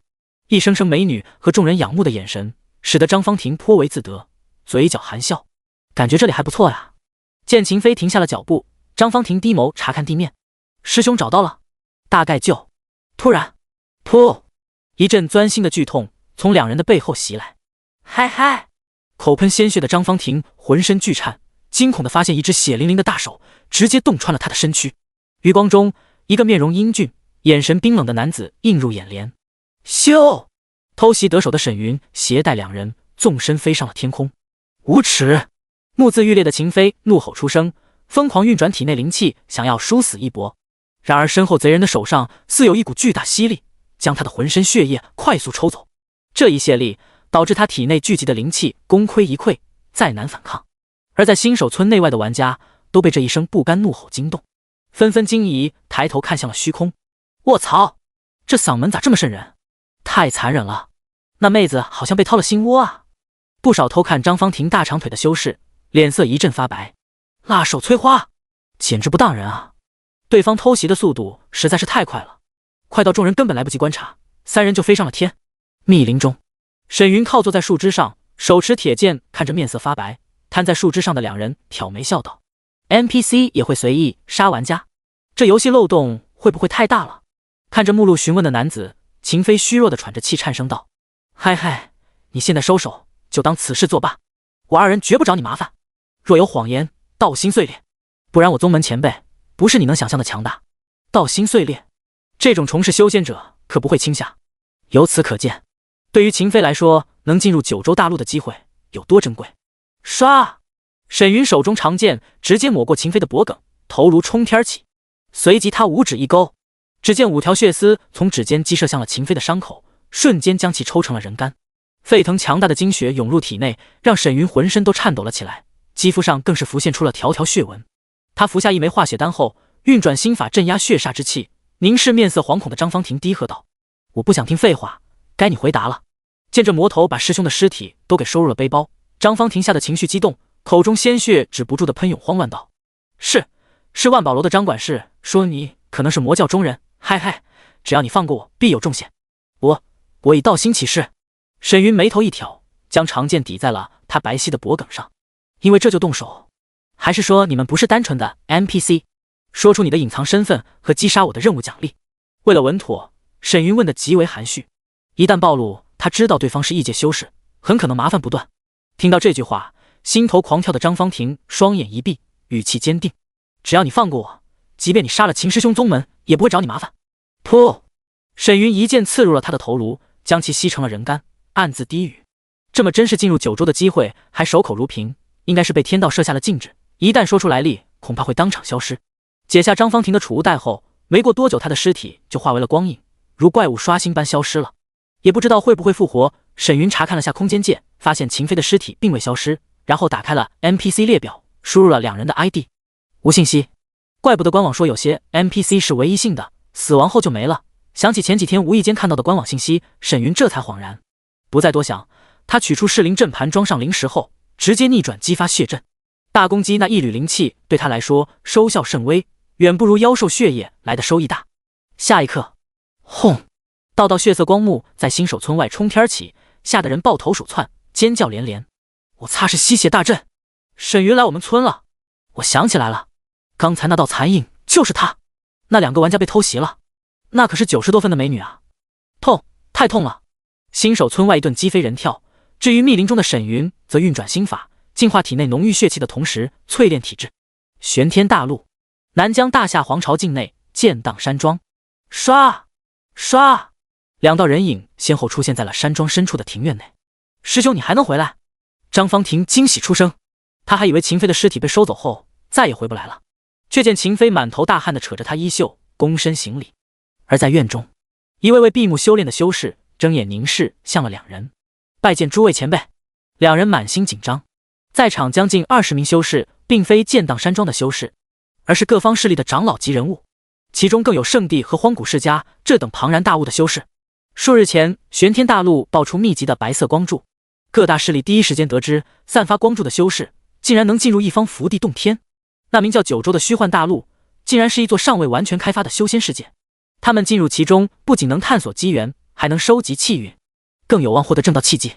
早在7000年前，大地深陨，可大地气场依旧笼罩玄天大陆。玄天修士想在数千年内正道，根本不可能。而虚幻大陆九州一出世，无疑是轰动整座玄天的惊天消息。这时，庭院内居中的老者看向两人，淡然开口：“发生了何事？”虽无威压散发，可圣地神虚境直视长老当面，两人整个人都微微颤抖了起来。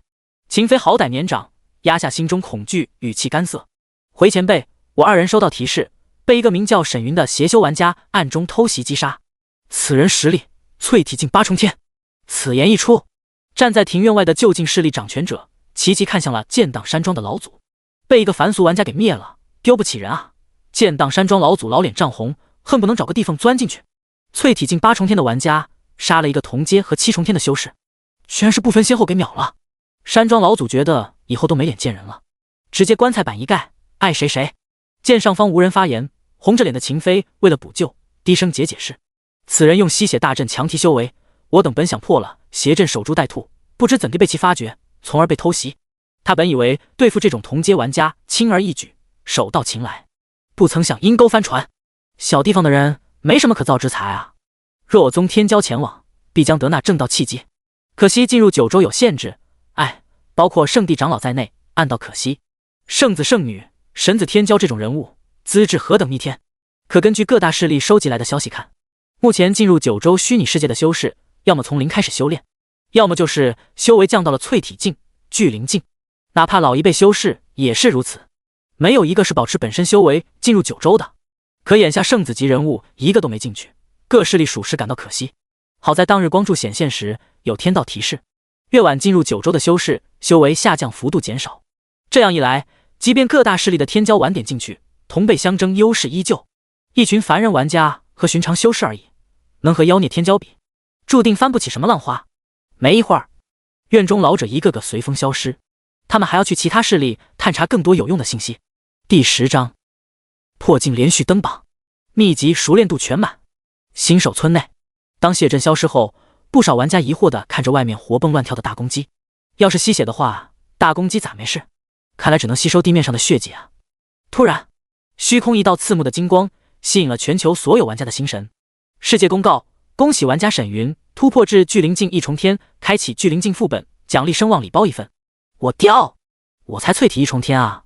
看来榜单玩家每次突破一个大境界，都会有全球公告，还有声望奖励。羡慕啊！不多 ，BB， 我眼红病犯了。出了新手村，我就去找魔道任务。木秀于林，风必摧之。他居然连信息都不隐藏，太狂了！换作是我，怎么也得苟着猥琐发育啊！听说不少玩家开始聚众去部门了，连国外大使馆都打电话了，坐等国家找出他封号。我反正不急，有的是人急。你不急，那我也不急。叮！恭喜玩家登顶修为榜1，奖励个人声望6000点。呼！树枝上的沈云缓缓吐出一口浊气，双目睁开时隐有红芒闪烁。此时他能明显的感觉到，体内气海的容量比之前扩展了数十倍，吸收了这两人的血气，倒是和大公鸡玩家的血气一样，神魂并没有受到影响。沈云暗自思索，血灵宝典开篇就有介绍，一旦将人的气血彻底吸干，神魂中就会有恶念缠绕，不可轻用。真人沈云没吸过，到目前为止他也没感觉到神魂有任何不适。这么说的话，两人应该复活回了自己的世界，而且听他们求饶的语气，应该只有一次游戏体验。沈云有些好笑，鬼知道对方在什么世界，恐怕这辈子都没机会遇到了。击杀两人之前，沈云为了防止老实人面具暴露，已经摘下了。要是被 NPC 势力落霞阁盯上，他好歹还能用老实人的身份隐藏在暗处。不仅如此，如果秦飞身后的势力中有老家伙来到九州大陆，也能防备一手。得亏空间界里的道具够多，能让我游刃有余。沈云看着腿上的适灵阵盘，颇感无奈。2次大面积的使用阵盘，让只有1阶中品的阵盘出现了道道裂纹，恐怕第3次就彻底报废了。不过低阶气血已经满足不了我了，除非数万之数。收了阵盘，沈云取出秦飞2人的储物袋查看，毕竟是修士，应该有不少宝物，不是吧？这么穷？沈云一脸无语。神石中2个储物袋中共计1000颗左右的灵石，法宝毛都没有，还有些日常衣物、1阶剑法、身法手抄本，还有几株1阶灵草。要是换成别的玩家，肯定欣喜若狂。这 NPC 放在野外，那也是 BOSS 中的极品了。可沈云本身就肥得流油，一看之下索然无味。难道他们修为越低，带到九州的修炼物资也有限制？颇为失望的沈云闪身飞向新手村。当传送阵周围的玩家发现他从天而降时，交谈的声音也小了不少。第一次见到这个凶名在外的玩家，玩家们自然好奇，有的人更是开启了游戏摄像功能，好在网上发布第一手资料博得关注。众人也不怕他大开杀戒，毕竟安全区内无法动手，在网上抵制是一回事，当面谁也不敢招惹这个外挂，怕引火焚身。哼，迟早得封号，看你狂妄到什么时候。众人神色各异地看着沈云，消失在了传送阵中。黑石城内，修为提升了，是时候把各种功法的熟练度刷一遍了。打开地图锁定坐标后，沈云前往了城中的修炼室。在外面刷，远不如在修炼室没人打扰。玩家可以通过打坐修炼、战斗、活动等来提升秘籍的熟练度，当然也可以用灵石喂出来。不过今天才开服，就算神好也喂不起。几分钟后，沈云顺着脚下路标找到了黑石城修炼室的 NPC。5颗下品灵石能用3天时间。交付完后，他被传送至一间密室中，房间500平左右，中间有5个傀儡木偶，可操作移动，当作模拟攻击目标。沈云抬手一挥，就见1000颗灵石落在了他的身边，堆成了一座小山包。然后他左手按在灵石山头，运转心法吸收灵气的同时，右手一捏法绝技出血煞印，攻向前方的傀儡木偶。轰！法印直接击中了傀儡，爆出一声轰鸣。咻咻咻！一连串的法印击射而出的同时，沈云脑海中的提示声也密集了起来。叮！恭喜玩家心法熟练度+3。叮！恭喜玩家血煞印熟练度+5。简单粗暴，这就是有灵石的快乐啊！沈云咧嘴一笑，投入了修炼之中。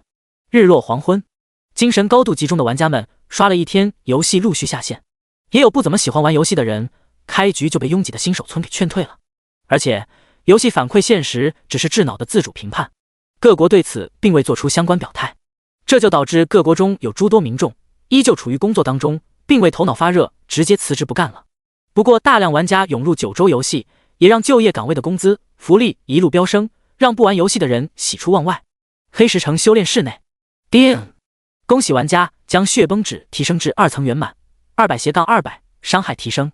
温馨提示：秘籍提升至2层后，需要玩家修为突破至轮海境或提升修炼资质后，可继续领悟下一层。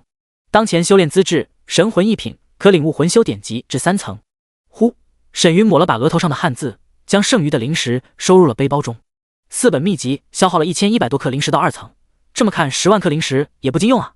然后他打开游戏投影，查看了下个人信息。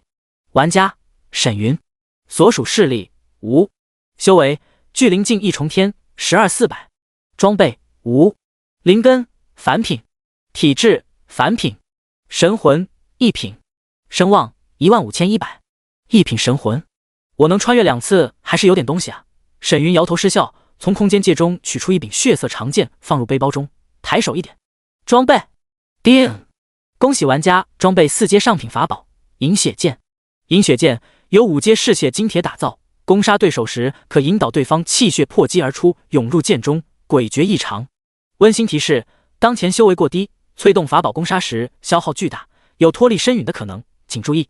在九州游戏中，玩家就算战斗中也能换其他法宝攻击，并没有战斗中无法换装备的设定。人物装备只是常驻法宝，方便玩家使用。与此同时，全球玩家再次看到了一条让他们血压飙升的金色弹幕在虚空亮起。世界公告：恭喜玩家沈云获得4阶上品法宝，开启华夏法宝榜，奖励声望礼包1份。卧槽，这都有4阶法宝了，游戏他家开的吧？退游，太影响游戏平衡了。我恨啊，游戏中只开了声望商城，要是有道具商城，我直接充1000万。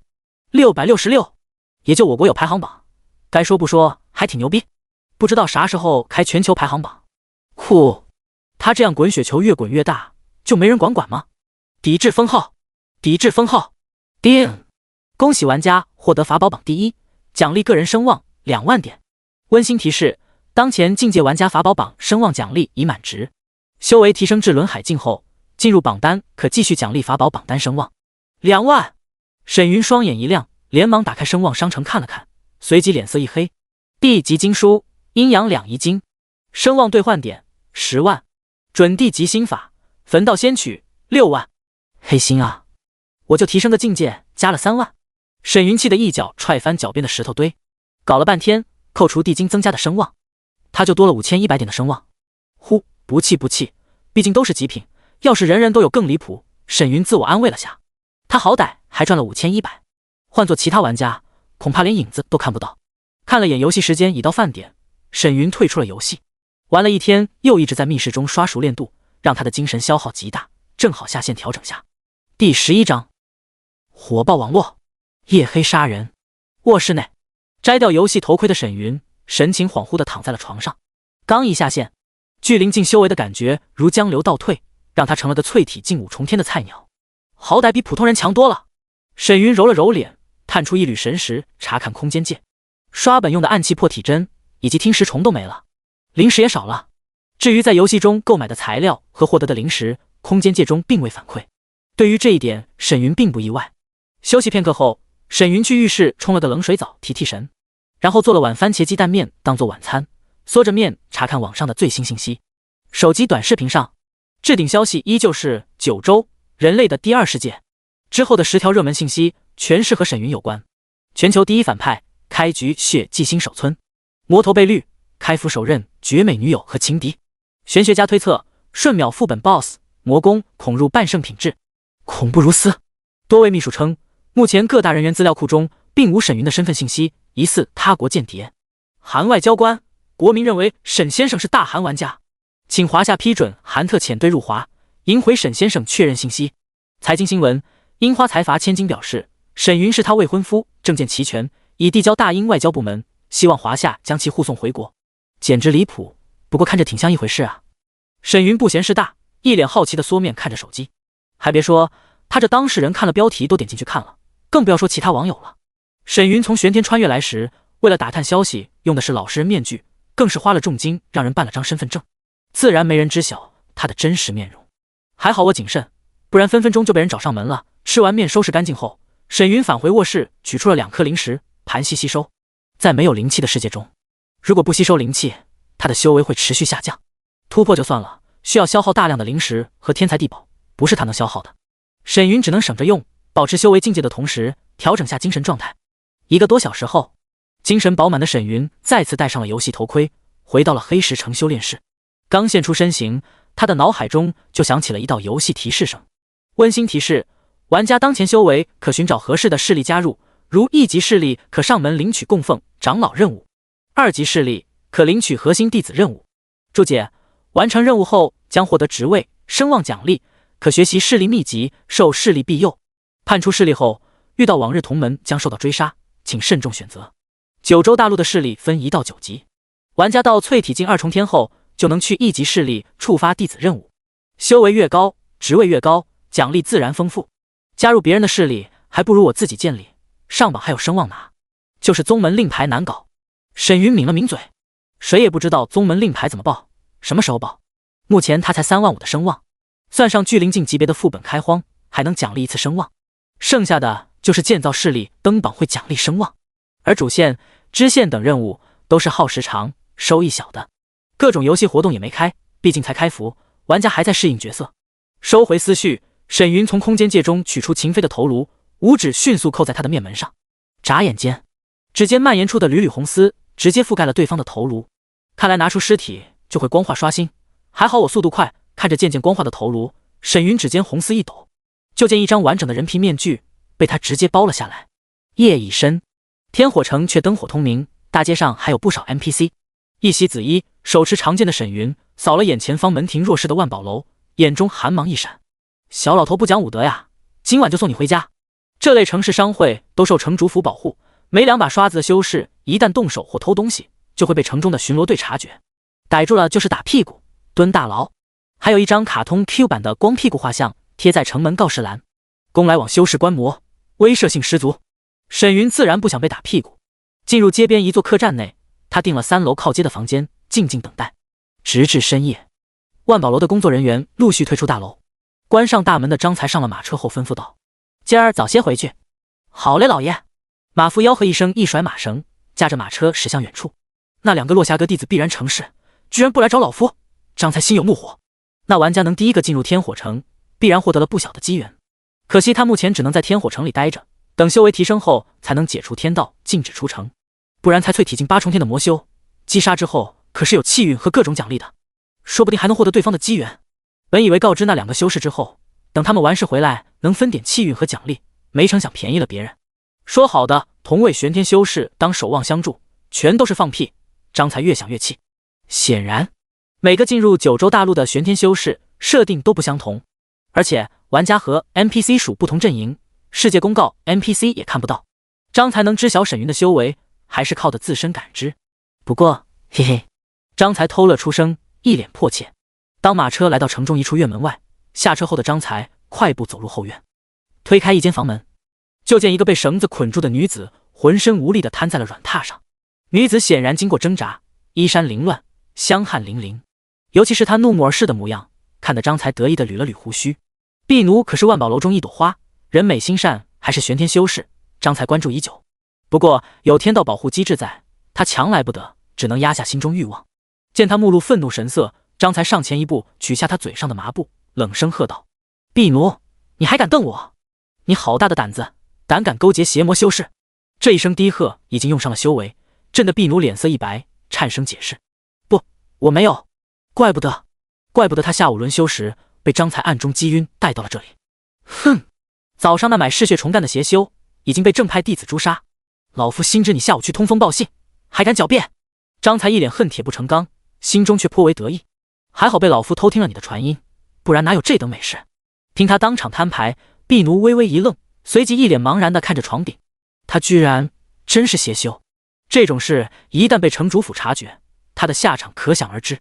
能来九州大陆是他最大的机缘，一旦返回玄天，哪有这么好的修炼环境？看来也是个有故事的女啊，正合我意。张才觉得时机成熟，沉吟片刻后低声道：“不过老夫见你在楼中颇为辛勤，也是不忍你错失此等修炼机缘。可你的事已经被那2位道友知晓，就算我帮你隐瞒都没用。”哎，这句话瞬间让婢奴提起了精神，他满是激动地看着张才，惊喜出声：“张管事，你有办法对吗？只要帮我的抽成都给您，我肯定会努力。”张才摆了摆手打断他的话，一脸凝重道：“目前只有一个办法。”婢奴不敢多言，抿着粉唇，一脸期待地看着他。见这般娇美的女子，双眸清澈地紧盯自己，张才感觉自己都年轻了不少。压下心中激荡，他附身低语：“我和那2位道友乃是至交，若你成为我的道侣，想来他们也会顾及我的面子，放你一马，此事也能接过呀。至于老夫被他们耻笑受着委屈，你也不用在意。”原本满心期待的婢奴听到这句话，又见这老家伙一本正经，气得双眸一瞪，可教养让他难以说出什么难听的话，怒喝道：“为老不尊，做你的春秋大梦，有种你就拿我报官！哼，我就喜欢你这种胭脂烈马。你个把月，看你从不从？我呸！我死也不从！有你求我的时候！”张才脸色一黑，震开他喷来的唾沫，却听门外有脚步声响起。老夫不是说了，谁也不能来此地吗？呵斥声刚落，却听门外传来一声低沉的话语：“张道友倒是好雅兴啊！”张才双眼一亮，他挥手震晕婢奴，防止他聒噪，快步上前开门。就见走廊外一袭紫衣的秦妃含笑而立。第12章现实 NPC 全服钓鱼活动。哈哈，全是秦道友！张才目露惊喜的拱手低语：“道友可是成了？”见他含笑点头，又扫了眼床榻上的婢奴，张才心中大喜。好小子，算你有点良心。他俩算什么至交，纯属瞎扯吓唬婢奴的。张才连忙抬手虚影，低声道：“秦道友随我去书房议事，我也好让下人准备酒宴款待1、2。”说完后，他刚想走出房间，吩咐下人，咻！似有一缕细微的破风声从张才身后袭来。不好！背脊发寒的张才想都不想，纵身逃窜。可身后的破风声太快，张才只觉得眼角闪过一抹红色剑芒，脖颈处就传来了一丝刺痛感。只一瞬间，他就觉得自己浑身精血像是被抽空了似的。哼！捂着脖颈的张才不可置信地瞪着肌肤血纹密布、一脸享受的秦飞，不甘低吼：“是你，魔修！”呼，压下心中躁动的血煞之气，沈云将张才腰间储物摘下后，走向了床榻上的婢奴。第二天一大早，天火城的万宝楼前就被大批城主府的护卫封锁。人群中的城主府主簿坐在案几前，看着眼前的万宝楼女婢询问道：“昨日下午，你可有外出？”面露哀伤的婢奴欠身行了一礼，轻声道：“昨日下午奴婢轮休后就返回听雨坊歇息了。”听他这么说，主簿看向了身边万宝楼的小厮，小厮连忙躬身低语：“回大人，确实如他所言，而且昨晚听雨坊有贼人出没，我等外出巡视，他也在屋中。”主簿皱眉低吟：“莫不是仇杀？今天一大早，军士来报万宝楼的管事一夜之间消失了，可万宝楼中的宝物都在，张才并没有偷宝逃离，那么只有一种可能，死了。”主簿看了眼站成一排的万宝楼仆从，摆了摆手，淡然道：“都是些低阶修士，放了。一群淬体2、3重的修士，能有什么能耐逆斩淬体9重天的张才？不过这毕竟是万宝楼的管事身亡，天火城必须要严厉追查。一句修士仇杀太过敷衍，显然不会让万宝楼满意。”人群中，婢奴尽量保持自然，跟随着身边同僚离开。昨晚他刚醒来，庆幸自己没死后，就听外面有喊捉贼的，颇为疑惑。细细想来，或许是那斩杀张管事之人所为，不然他怎么返回了自己的住处？对方不仅保了自己的命，还解决了张才那恶贼，婢奴自然不会多说什么。张管事多好的人，哎，就是他还让我多努力，趁着年轻去主城的万宝楼发展呢。见同僚一个个都开始抹眼泪了，婢奴也是双眸一红，抬起素手遮面气语：“管事如此心善，这就去了。”呜呜。可婢奴心中满是无奈，不曾想那位公子依旧没能逃过此劫。哎，婢奴还是第一次遇到给小费这么阔绰的修士，见他年轻眼神明亮，并不像魔修，这才送去纸条提醒1、2。可惜了，这就是命，若不是那位神秘人和张才有仇，恐怕我也无法幸免。婢奴叹息一声，和同伴返回了听雨坊等待消息。花开2朵，各表一枝。沈云斩杀张才后，一看储物袋，算是捞了个肥的，里面的下品灵石足有12000克，还有30株1阶左右的药材。不过灵石分2堆放，一边只有800多颗，另一边则有上万，应该是万宝楼的收益，还没上交就被沈云截胡了。至于婢奴，反正都晕了，又不知道他是谁，留在张才家中很容易露出马脚，毕竟2人白天才联系过，张才就嘎了。他要是还在张家，那沈云真是裤裆沾泥巴洗不清了。趁婢奴昏迷，沈云略施手段问出住处，将他放回，离开了天火城。第二天，沈云刚上线进入100号新手村，发现大清早玩游戏的玩家数量依旧有很多，一只大公鸡能爆3至5个铜板，还有不入品的药丸、草药也能卖点铜钱，而100铜折合1银，玩家收购价在420，还在持续上涨，玩游戏的人自然多了。这时，不少刚上线打量4周的玩家突然发现沈云就在村中，顿时惊呼连连：“你们快看，是沈云！我去，还真是，不会是来安装吸血大阵的吧？大佬都这么勤奋，我还有什么理由不努力？我先溜了，换个村刷怪。现在这大佬可是全球名人！”不少人兴奋地点开摄像头，一顿狂拍，惊喜道：“偶遇沈云来安装吸血大阵，沈先生，你是不是华夏人啊？”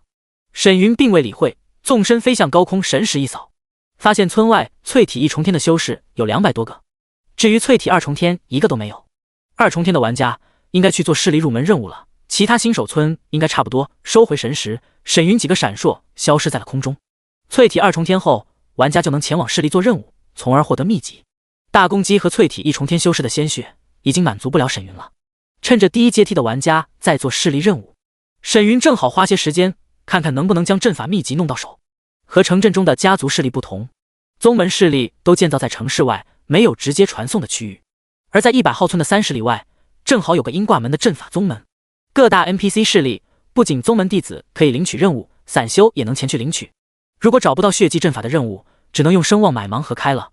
空中的沈云暗自低语，类似血祭这种手段很辣，做法残忍的邪修功法，声望商城是没有直接出售的。玩家要么开盲盒，要么就是触发某些隐藏任务获得，或者去高级别城市的商会黑市淘。这对沈云来说太危险了。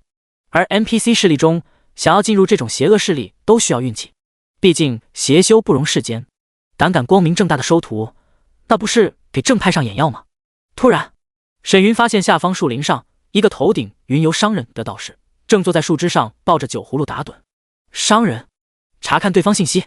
NPC 云游商人，修为，现实 NPC 3分20秒后消失。沈云心有好奇，闪身来到了他的身边，开口询问能购买什么。云游商人抬起眼皮看了他一眼，继续假寐，随意的伸出了3根手指。叮！恭喜玩家触发商人交易，支付300颗下品灵石后可打开云游百宝囊，300灵石才能看。你换个玩家连资格都没有吧？沈云一脸古怪的看着黑心商。不过这种现实 NPC 极为罕见，300他也拿得出手。沈云直接发起交易，附送300颗下品灵石。叮！恭喜玩家交易成功。提示声刚落，沈云的眼前就浮现出了一道商城界面。随机秘籍10万下品灵石，随机坐骑8万下品灵石，随机阵法2万下品灵石，随机丹药2000下品灵石。云游百宝囊里的东西有100种，五花八门，价格不一。就在沈云浏览物品时，却听一道游戏提示声在他的脑海中响起。活动提醒：30分钟后全服开启钓鱼活动，持续时间2小时，可获得灵气、草药、丹药等奖励，小几率获得灵石、秘籍、法宝等极品奖励。钓鱼活动，沈云心中一跳，凝神看向了百宝商城中一件物品：万鱼谱1张，3万下品灵石。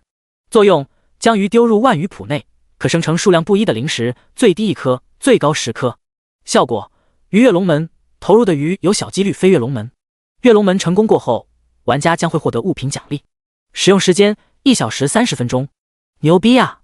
这灵石不得嘎嘎刷！沈云满心激动，连忙抬手一点，购买。叮！扣除玩家3万颗下品灵石，成功购买万鱼谱1张。眨眼间，他的背包中就出现了一张古朴的卷轴。第13章，花费8万灵石。沈魔头恐怖的威势。云游商人微微一愣，似乎觉得沈云买不起才对。他这才睁开了双眼，认真打量了下他，抚须笑道：老夫建议你买个心法盲盒，说不定就能获得地级经书啊。沈云翻了个白眼：地级？你咋不说会出一阶心法呢？此言差也。云游道人脸色一正，凝视他的面容，掐指一算，老夫观你面相饱满，乃是鸿运当头之兆，不然也买不起这万鱼谱不是？听他这么说，沈云也觉得自己的运气很不错。见这道是古道先锋，气质不俗，说话也好听。沈云想了想，花费22000颗下品灵石，分别购买阵法盲盒、丹药盲盒。至于秘籍盲盒太贵了，他根本买不起。交易成功后，云游道人满面春光的笑着赞叹：小友好魄力，要不多买点，几率更大啊。我先看看能开出个啥。沈云连忙从背包中取出一个预制药瓶，这波必然欧皇附体。心中暗道的他拇指一拨瓶盖，小心翼翼地抖了抖瓶子。当看到一颗色泽斑驳的丹药落入手中，沈云一脸便秘。凡品药丸、气血丸，可小幅度补充玩家损耗的气血。我靠，2000颗灵石连品级都没入，沈云气的脸都黑了，唾沫星子狂飙。要是一阶丹药他也忍了，可你整个不入品的丹药，这不是欺负老实人吗？啊！哈哈！这云游道人也没想到，他的手黑到如此地步，连解释的余地都没有。突然他神色一正，沉声道：时间已到，小友，后会有期。刷！道人白光一闪，刷新消失。你个奸商！沈云连忙打开背包，发现万鱼谱确实没问题后，这才放下心来。然后他打开了视线上方的游戏图标，今日活动钓鱼。列表左侧是活动的各种奖励，右侧则是各大新手村河道 NPC 收购鱼的价格，从最低的20铜到珍稀鱼种10多银，价格不一。列表中间是国区玩家排名，前100都有声望奖励。和刷怪相比，活动的奖励就比较丰富了，这些鱼也能卖不少钱。还有20多分钟，沈云点击报名后，纵身返回新手村，传送至就近主城。现出身形的他一路疾驰，前往了城中钱庄。既然要收鱼，自然需要大量的金钱。来到财通钱庄后，沈云思索片刻，在兑换栏中输入了3万颗下品灵石。叮！恭喜玩家消耗3万颗下品灵石，获得1500万两白银，可自动切换至15万两黄金。今天花了8万多颗灵石啊！沈云深吸一口气，转身离去。一次性用了这么多零食，他心里还是十分紧张的。要不是万余谱在手，换作是谁都不敢这么轻易的消耗零食。一颗零食虽然能换500银，可银子想换零食就要560多，而且价格是随着时间推移而增加的。昨天沈云记得是550两兑换一颗下品零食，1500万，也不知道鱼的产量如何，不能换太多了。沈云抿了抿嘴，打消了将零食全部换成钱的打算。如果玩家能钓上鱼的几率不高，活动结束后，他手中的银子会大量贬值，直接血崩。让沈云用银子换现金更不可能，对他来说那就是一堆纸，没什么作用。没一会儿，沈云通过城门传送阵再次返回了100号新手村，人潮拥挤，嘈杂声一片。钓鱼活动一开，直接玩家的热情点燃，只要有空的玩家们齐齐上线，热闹非凡。沈云纵身飞向高空，化为一道残影飞向了村外的河道。目光所及之处，4条将近500米的河流两边站着数千名抢位置的玩家，场面十分火爆。玩家报名成功后都会收到小板凳和钓鱼竿，只要将小板凳放在河边，就算占据了位置，不怕被人推下去。虚空而立的沈云见不远处8号区域的玩家相对较少，身形一闪，疾驰而去。他刚落地，还没抽出小板凳，顿感左右后方的玩家用力挤来，让开，这是我先发现的位置。沙雕，这里写你名字了呀，你喊声听听会不会回你。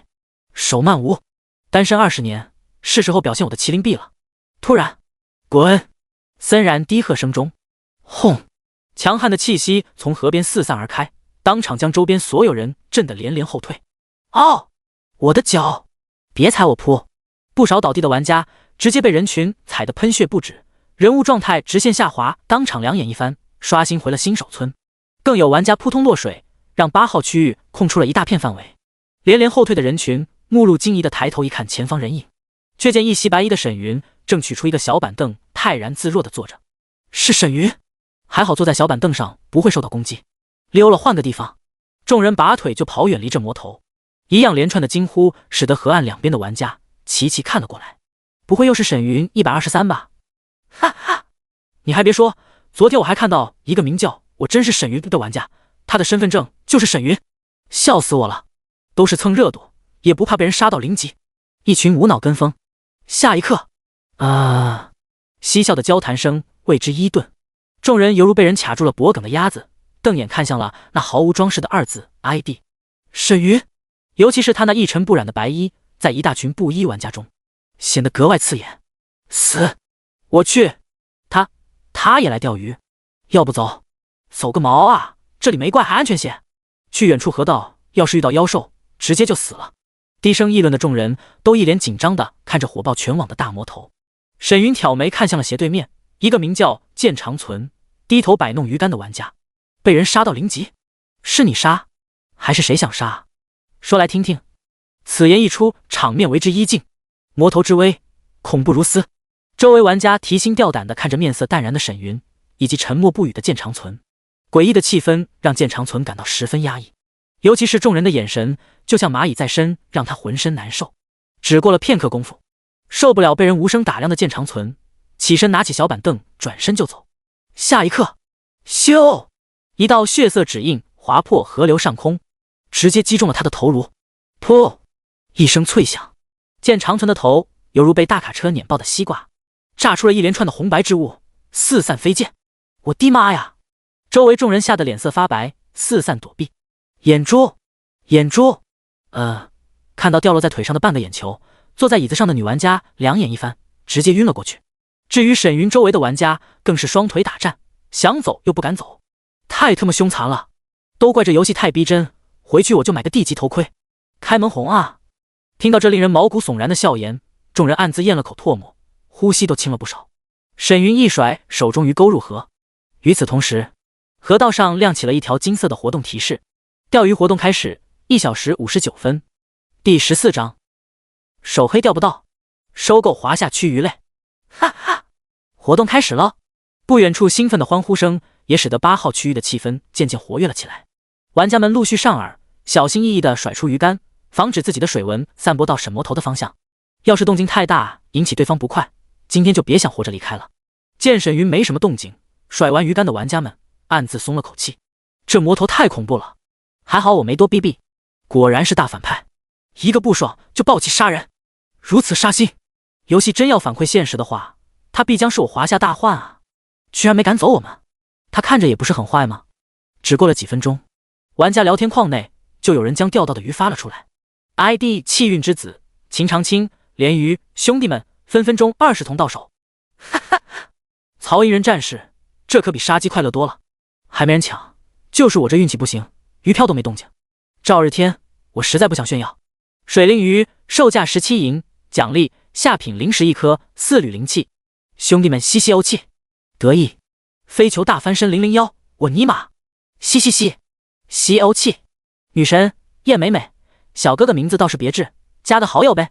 我去，有人出水灵鱼了，17银啊，还有灵石，1颗都好10多万现金了。赵日天算是出了名，第一个钓到这么值钱、奖励又丰富的鱼，引得众人羡慕不已。沈云只扫了一眼就不再关注，单手放在膝盖上撑着下巴，无聊地看着一动不动的鱼漂。看来上钩率不是很高啊。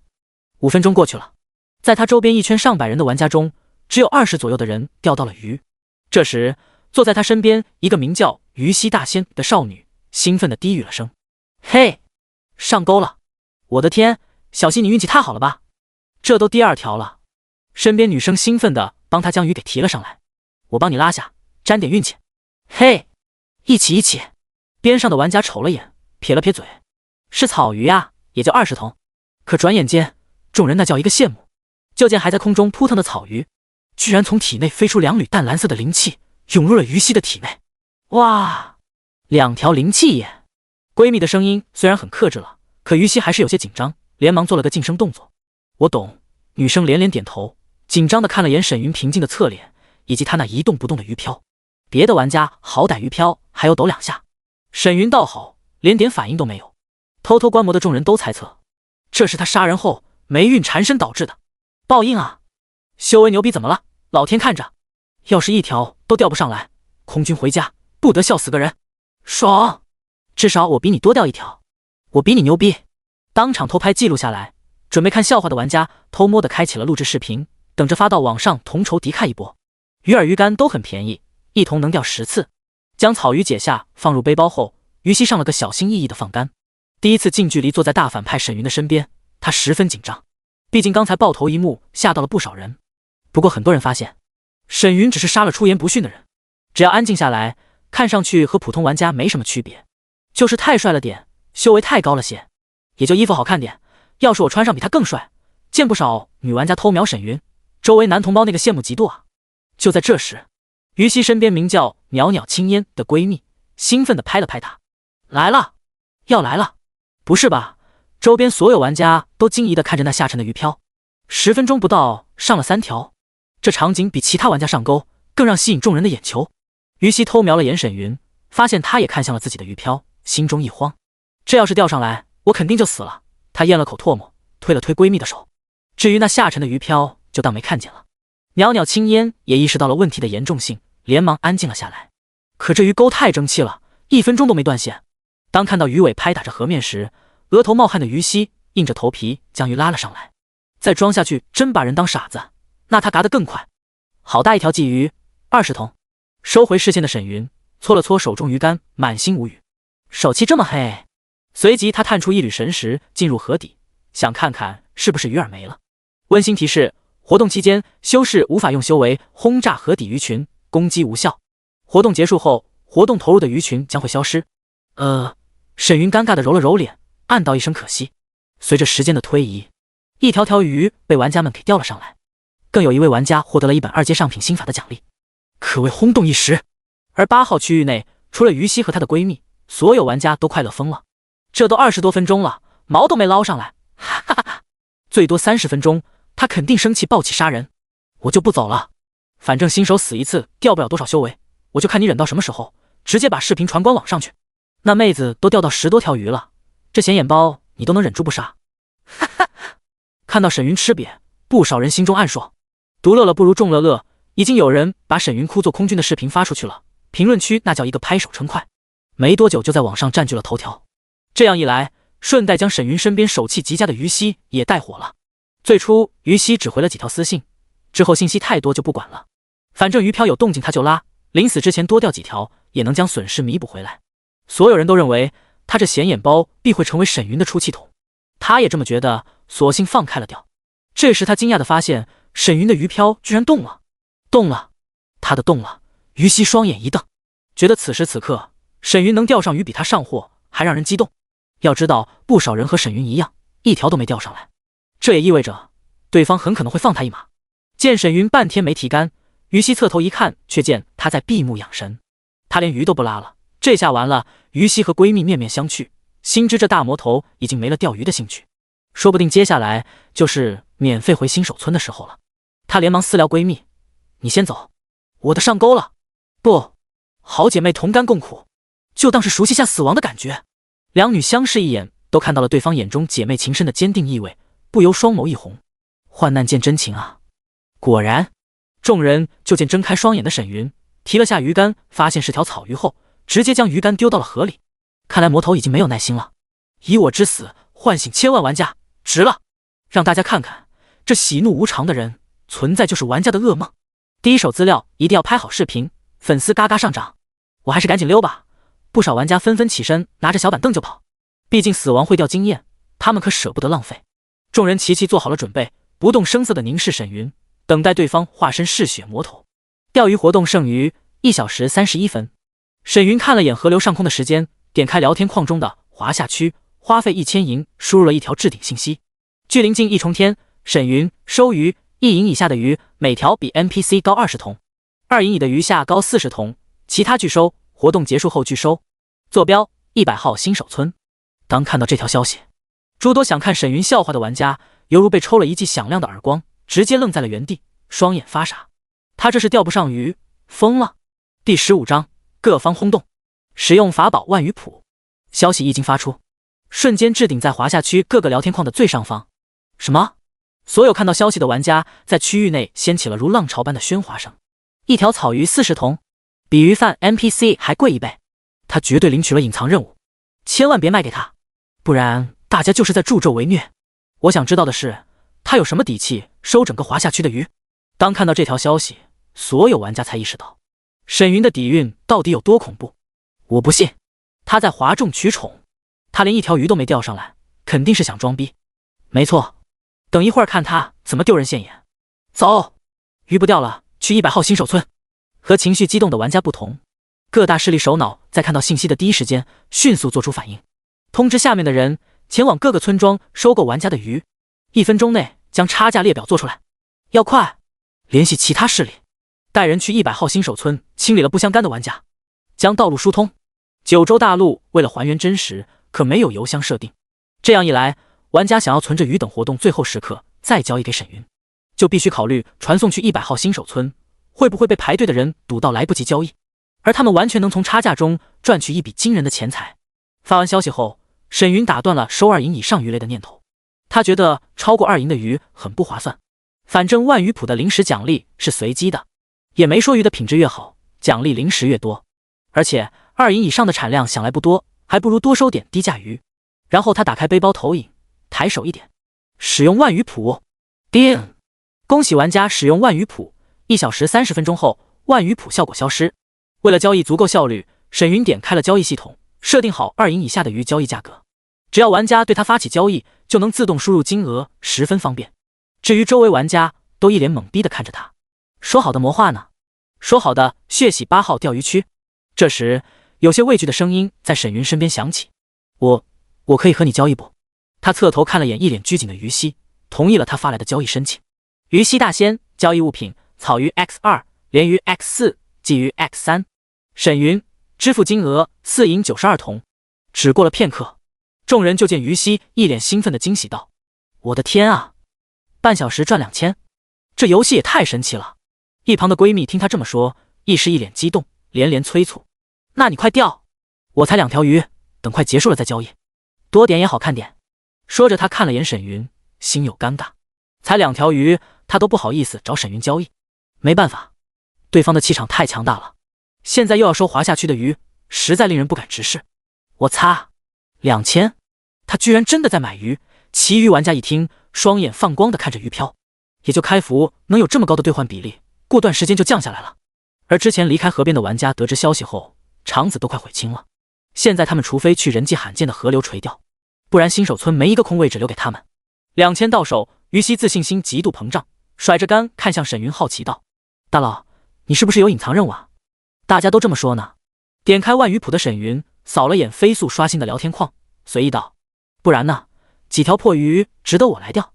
听到他这装逼的语气，还想看沈云笑话的玩家们像是又被抽了记耳光，脸上愈发火辣。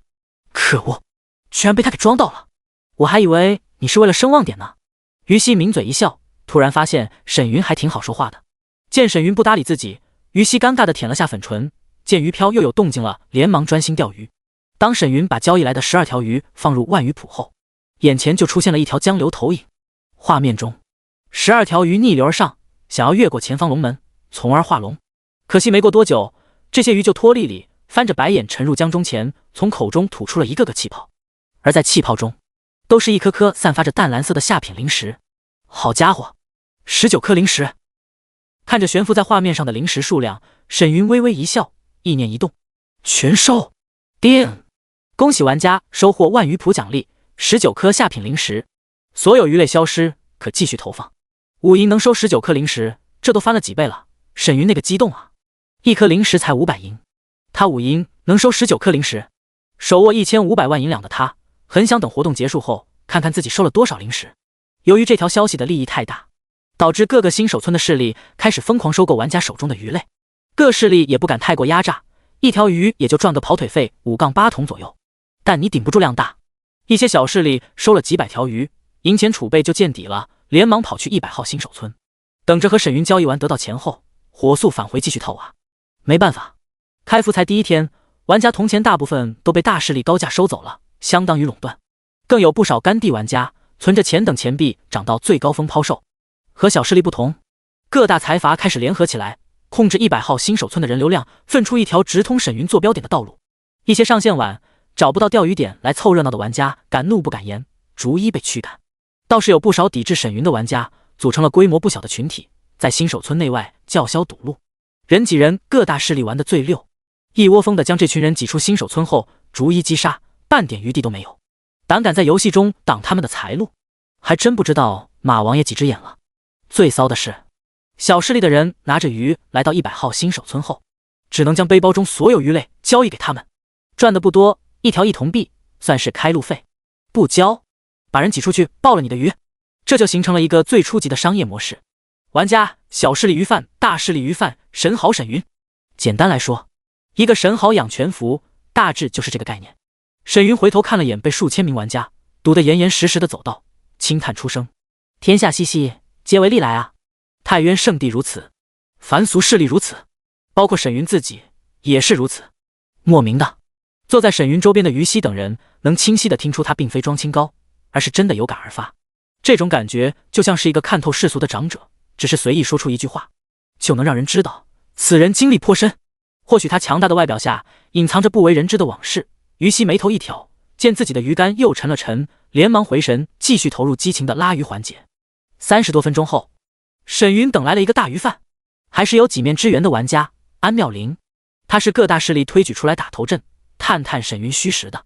穿过层层守卫的安妙龄来到沈云身后坐下，柔声笑道：沈先生风采依旧。正在钓鱼的沈云提绳一看是条鲫鱼，丢了鱼竿换了根，挥手一甩，淡笑道：既然你们已经展示了实力，那就让我看看有多少鱼能让我忌惮。听到这句话，安妙龄双眸一凝。第16章惊人收益5000万灵石。他万万没想到，眼前面容年轻的男子居然能想到了这一层。各大势力大费周章的收鱼，看似是为了利润，可深层含义是想在游戏开服时对沈云展示足够强横的实力，这样未来双方冲突时能让他心生忌惮。可沈云居然直接说了出来，当场摊牌。不再多言，安妙龄深吸一口气，发送交易请求，将背包中的鱼类一一上架。安妙龄交易物品：草鱼 X32万条，鲢鱼 X28万，鲫鱼 X23万。玩家背包有30个，同类物品叠加无上限。安妙龄一次性放上了200万条鱼。沈云支付金额92万白银72桶。看了眼交易金额，安妙龄并未吃惊。由于有淬体2重天的玩家进入周边小镇，大家都知晓了灵石兑换比例。沈云有魔道传承，又敢在整个华夏区收鱼，有这些钱并不出乎他们的预料。可再多也有个度。然后他凝神看向沈云的神色，想要从中看出些端倪。200万条鱼应该能让他认真考虑各大财阀联手的实力吧？这可是将近5亿现金的交易额，而且只是他一家财阀而已。却见沈云眉头一挑，淡笑道：“如果只是这样，你们还是趁早退游吧。”啊，哈哈，沈先生真会开玩笑。安妙龄牵强一笑，起身离去。退游是不可能退游的。对于他们这些集团来说，九州大陆是从未有过的机遇。或许有的人不信现实反馈，安于现状等各种原因，可他们不同。但沈云笃定的模样，着实让安妙龄心中不安。他到底获得了怎样的传承，居然有这么大的底气？打发走安妙龄后，沈云一次性将200万条鱼投入了万鱼浦。游戏投影中，100万鱼群激起的浪花颇为壮观，尤其是浪潮汹涌的声音，听得沈云心潮澎湃。只是几个呼吸，江面上就悬浮出了一颗颗灵石气泡。而在95米高的龙门前，数十条脱离沉江的鱼不仅吐出了灵石，还有一个个物品奖励被气包包裹。可惜了小黑子，当最后一条黑鱼勉强跃起半米高，掉入水中后，沈云暗道一声可惜，心念一动，全收了。刷刷刷，一道道流光涌入了沈云背包中的空间界，密集的光芒看得沈云眼都眯了起来，满心激动。这让周围偷瞄他的玩家心生紧张，魔头凝目，生死难料。难道是刚才那女人惹他不开心了？之前爆头击杀玩家沈云就有类似神情，只是他们看不到玩家投影，自然无法体会沈云的心情了。与此同时，沈云的脑海中响起了游戏提示声，叮！恭喜玩家收获万鱼浦奖励2837632颗下品灵石。叮！恭喜玩家获得鱼跃龙门收益86颗一阶丹药，42株一阶药材，12颗一阶妖核。283万！沈云满心激动，情绪起伏使得衣袍都震荡了起来。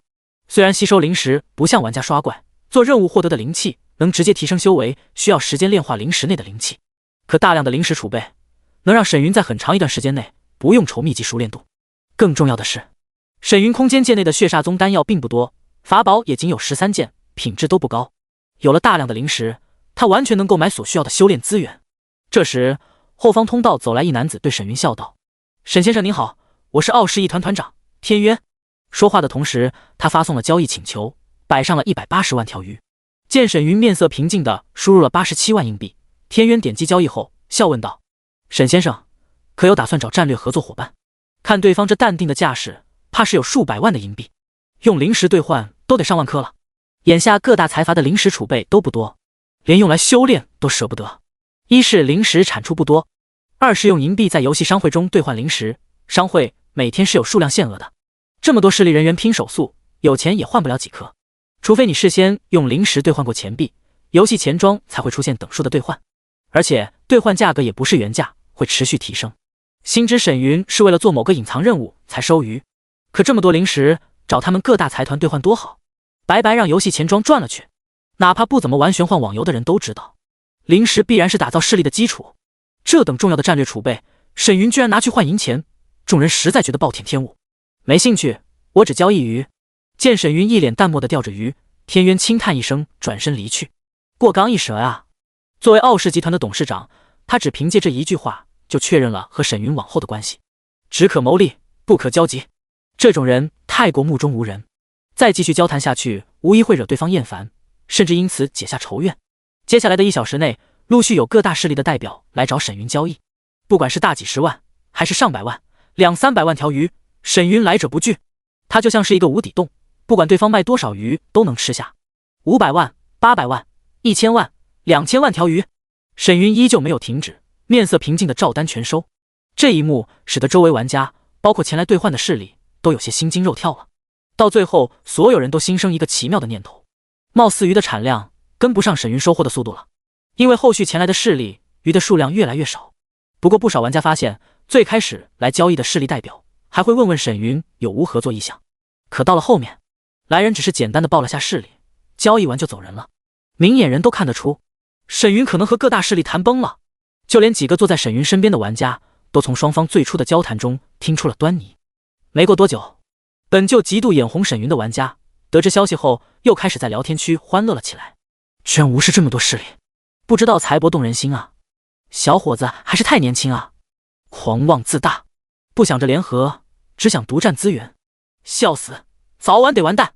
这么多势力的人，堆也能堆死个巨灵境吧？坏笑，哈哈，反正我的鱼卖给别人了，这也不算助纣为虐吧？小赚1200，美滋滋。于西看了眼聊天框，无语的给闺蜜发了条私信。他们拿了钱还恶心人，太过分了。袅袅青烟瞄了眼一脸平静的沈云，暗自回了句，在相对公平的游戏中出现一个不像善类的高级玩家，不管是眼红嫉妒还是站在道德的制高点，他注定会被人说。游戏里都这样，更别说九州直接关乎个人利益了。他们也就敢在聊天区说说，要是站在跟前敢说吗？于西深表认同，就连他也幻想过获得沈云的机缘，从而成为九州仙人呢。他之所以看聊天框不爽，主要是卖了2波鱼给沈云，赚了4000大洋。沈云给大家赚钱的机会，居然还有人在网上冷嘲热讽恶心人，她实在堵得慌，才和闺蜜埋怨几句。当沈云又交易了15万条鱼后，看了眼河面上的时间，钓鱼活动倒计时3分钟后结束。当前第1名叶风华，声望奖励2000点。而在沈云的身后，各势力建立的玩家通道陆续解散，这也意味着这次交易彻底结束。3分钟其实还能交一些，但各大势力这么做，显然预留了一部分鱼。不出意外的话，他们是想着等活动结束后，看看能不能触发鱼量多的隐藏奖励。因为沈云对于隐藏任务闭口不言，他们只能自己探索。还剩下30多万银币，刚好结束。沈云看了眼钱袋，然后将背包中3154万条鱼一次性投入万鱼谱中。激动人心的时刻来了，轰隆隆，剧烈的轰鸣声在画卷中响起，堪称排山倒海。还好万鱼谱的江面足够宽广，一条条鱼儿争先恐后的游向龙门。只过了几秒，江面犹如被星辰点缀，出现了密集的淡蓝色光芒。足足等了1分钟，沈云心情激荡地看着白茫茫一片的江面，心中暗道：收！刷！大量的灵石如银河倒灌，进入了背包中。叮！恭喜玩家收获万鱼谱奖励49678652颗下品灵石。叮！恭喜玩家获得鱼跃龙门收益1236颗一阶丹药，762株一阶药材，423颗一阶妖核，23件一阶法宝，4件2阶法宝，16本一阶秘籍，3本2阶秘籍。爽！沈云满脸笑意，双拳更是紧握。3万颗灵石，转眼获得5000万，还有这么多宝物，太令人激动了。呼，要不是空间界和那云游商人，我也不可能有这种收获。沈云暗自庆幸。平复好心情后，他刚想转身离去时，发现一旁名叫于西大仙的少女手中鱼竿猛地下沉，弯曲到了极致。第17章跃龙门，化龙福泽，地品宝物。于西身边的袅袅青烟连忙上前帮忙，顿感河下鱼儿猛地发力，差点将他们给拖下水。来几个人搭把手呀！这声娇呼立即引起了玩家们的注意。当看到那2米长的鱼竿头部弯至河面时，惊得众人都瞪起了双眼。啥鱼这么猛？别！我感觉你来了，它劲更大了。快松手！于西俏脸紧皱，语气焦急。当闺蜜撒手的瞬间，她呲着小虎牙，用上了吃奶的劲，涨红着脸，用力往上一提。呼！急速游动的鱼儿拖着鱼丝，爆发出了刺耳的切水声。单单听到这充满质感的声音，不少爱好钓鱼的玩家眼都亮了起来。出大货了！这么得劲，每天来钓鱼也不错。还好于西不是凡人，淬体境的修为让他的力气颇大，再次发力一体。下一刻，哗啦啦，水花四溅中，众人震惊地发现，一条被云雾包裹的彩色锦鲤冲天起，好漂亮啊！看着空中被阳光照耀的璀璨炫目的彩色锦鲤，不少女玩家惊叹出声，连于西都忘了那是自己的鱼，满脸惊叹，眼眸中都亮起了小星星。尤其是那一缕缕灵气和宝物流光飞入他的娇躯，喜得他咧嘴傻乐。速度收了交易给我。叮！玩家沈云向你发起交易，报价20万银币。沈云，惊觉是沈云的声音，于西连忙回过了神，抽了下鱼竿，将下落的锦鲤提到怀中。1.65米的他抱着个半米大鱼，这么看还有点福娃的既视感。虽然于西很想将这条眼泪汪汪、可怜兮兮的彩色锦鲤放生了，可迫于沈云的淫威，他只能抿着嘴解着鱼钩，暗自伤心。对不起了锦鲤，我也救不了你，不然我肯定被杀到退游的。而在不远处，等着沈云去找 NPC 结算隐藏任务的各势力大佬快步跑来。叮！玩家叶南天向你发起交易，报价15万银币。叮！玩家天渊向你发起交易，报价30万银币。30万？不是20银一条吗？于西双眸一瞪，满脸难以置信，这可是1亿5千万啊！他连忙看了眼交易栏上的沈云报价，20万！哇！再见了锦鲤。于西咧嘴一笑，抬起素手一点游戏投影，确认交易。虽然少了10万，可对于他这种普通人来说，1个亿都花不完，更不要说是沈云开价。当背包中出现锦鲤的瞬间，沈云迅速将其拖入万鱼谱中。眨眼间，咻！水中的彩色锦鲤冲天起，瞪着双眼，难以置信地看向前方金色龙门。哦，他似乎能察觉到万鱼谱外界的沈云，欧着嘴对他吐出了一连串的彩色泡泡后，眼露喜悦地扎入江面。随即锦鲤化为一道彩色流光，闪电般冲向前方龙门。几个闪烁之后，哗啦啦，江面喷涌出一道炫彩的光柱，直接飞跃向了95米高的金色龙门。或许是察觉到这座虚幻的龙门即将消失，轰！半空中的彩色锦鲤周身爆发出了照耀天地的神芒，犹如一道彩色长虹划破虚空。当彩芒冲到90米时，光芒之中，一个巨大的银白龙头虚影浮现，朝着虚空一声龙吟。好！轰隆隆，江河翻滚，日月无光，连金色龙门都被这一声龙吟震得愈发虚幻。咻！当彩芒越过95米高的龙门后，龙门化为缕缕大道梵音，涌入了虚空的龙形光幕。须臾之间，虚空中的龙影就凝实成一条万丈银龙，当空盘旋。那双金色龙目中更是散发出俯瞰众生的神采。难道这也是修仙世界的生物？沈云一脸疑惑地看着投影中的虚空银龙，他总感觉这货能看到自己。这时，虚空银龙张开龙嘴，吐出了2个装着宝物的彩色泡泡。收！沈云意念一动，就见万妖谱的投影渐渐消失在了空中。温馨提示：万鱼谱使用时间已到，逾越龙门成功，龙门消失，万鱼谱彻底消失。叮！恭喜玩家获得逾越龙门收益，宗门建筑另1块。叮！恭喜玩家获得锦鲤福泽，锦鲤化龙鳞1块。地品：锦鲤化龙鳞，可硬抗大地一击，受到地境之下的攻击后，可用灵气滋养补损消耗。死！地级宝物，沈云满心震撼。原本获得5000万灵石，他已经心满意足，没想到那条锦鲤的奖励居然如此丰厚。龙鳞的效果完全能当做一张保命符。这么一看，宗门建筑令倒显得不出彩了。沈云看着背包中一块乳白色的龙鳞和紫色建筑令，微微一笑。该说不说，今天这一波他算是赚了个盆满钵满。这都是一瞬间的事情。当万鱼谱消失后，钓鱼活动也消失了。关了背包投影的沈云，就见围在鱼贩 NPC 前的玩家们传来了一声声哀嚎。不会吧，什么隐藏任务都没有啊！完了，我的身家都压在鱼身上了，只卖20铜一条，不得亏死。我们还算好的，其他势力留的多亏的也多，搏一搏，没成想单车变滑板。沈云侧头看向了和朋友兴奋交谈的于西，淡笑道：下次活动出货可以卖我，用灵石交易也行。锦鲤是钓鱼活动中最神秘的鱼类，钓上来纯凭运气，1000万人中独此一份，难度可想而知。说不定眼前这玩家就是游戏狗托顶级欧皇。我就是运气好。于西有些不好意思，这东西说白了只看运气。可听沈云说用灵石交易，他十分心动。就算于西有这么多银币，想要去购买产量极低的灵石，难度也很大。眼下钓鱼活动有了，其他活动也会接踵而至。沈云的提议比各大势力给他的承诺都要诱人。想到这，于西仰头看着他，伸手微笑道：呐，大佬同意下我的好友申请，以后要是有就联系你。沈云并未伸手相握，只是点了点头，却见不远处跑来10多个脸色尴尬的玩家。沈老板，您还收鱼不？刚才退场的人太多了，直接把我们的路给堵了。第18章道德绑架，一掌群秒。前来的10多个玩家陆续出言，就差了几分钟嘛，你看能不能继续收一波？您放心，我们的鱼不多，也就几万条。哎呦，都是几百万的货，还贷了款，小伙子你看能收不？不然这日子没法过了。大妈话刚说完，见沈云只是扫了他们一眼，懒得搭理，不由急得直跺脚。小伙子，你不是收鱼吗？做人可不能不讲诚信啊。对啊，要不是有人挡着路，我们都过来了。我们也不想迟到啊。如果不收，不是要逼死我们吗？这不是割韭菜坑人吗？听到这句话，不少人眼都有些红了。他们可是借了极速贷高利息，沈云要是不收就要血亏了。我开了屏蔽，你再申请一遍。见沈云神色淡淡，于西连忙点头，再次加了他的好友。沈云加了他好友后，这才看向了那10多个玩家，微笑道：行，那我就帮你们。他想通了。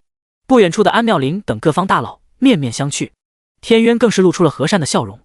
孺子可教啊。啥？听到这句话，大妈双眼一亮。哎呦，我就说你这小伙子看着面善，其他人也是松了口气，满脸笑意。然而沈云接下来的话却让众人微微一愣：“帮你们死得更快些。”话音未落，他抬手伸出右手一捏法诀，森然低喝：“血煞印！”嗡！瞬息之间，一道巨型血色掌印凝聚在了他的身前。咻！刺耳的破风声中，血色掌印化为一道残影，直接轰向了前方10多名玩家。擦！快跑！我尼玛！我就是个看戏的。大妈等人脸色一白，尖叫出声：“不要！我的鱼！”噗噗噗！血色掌印以摧枯拉朽之势，将10多名玩家的身躯炸成了一团团血雾。同一时间，大量的鱼类、钱币从血雾中飞出，散落一地。见沈云纵身飞向高空，周围躲过一劫的玩家看着草地上大量爆出的鱼类，激动的蜂拥而上。白捡一波美滋滋啊！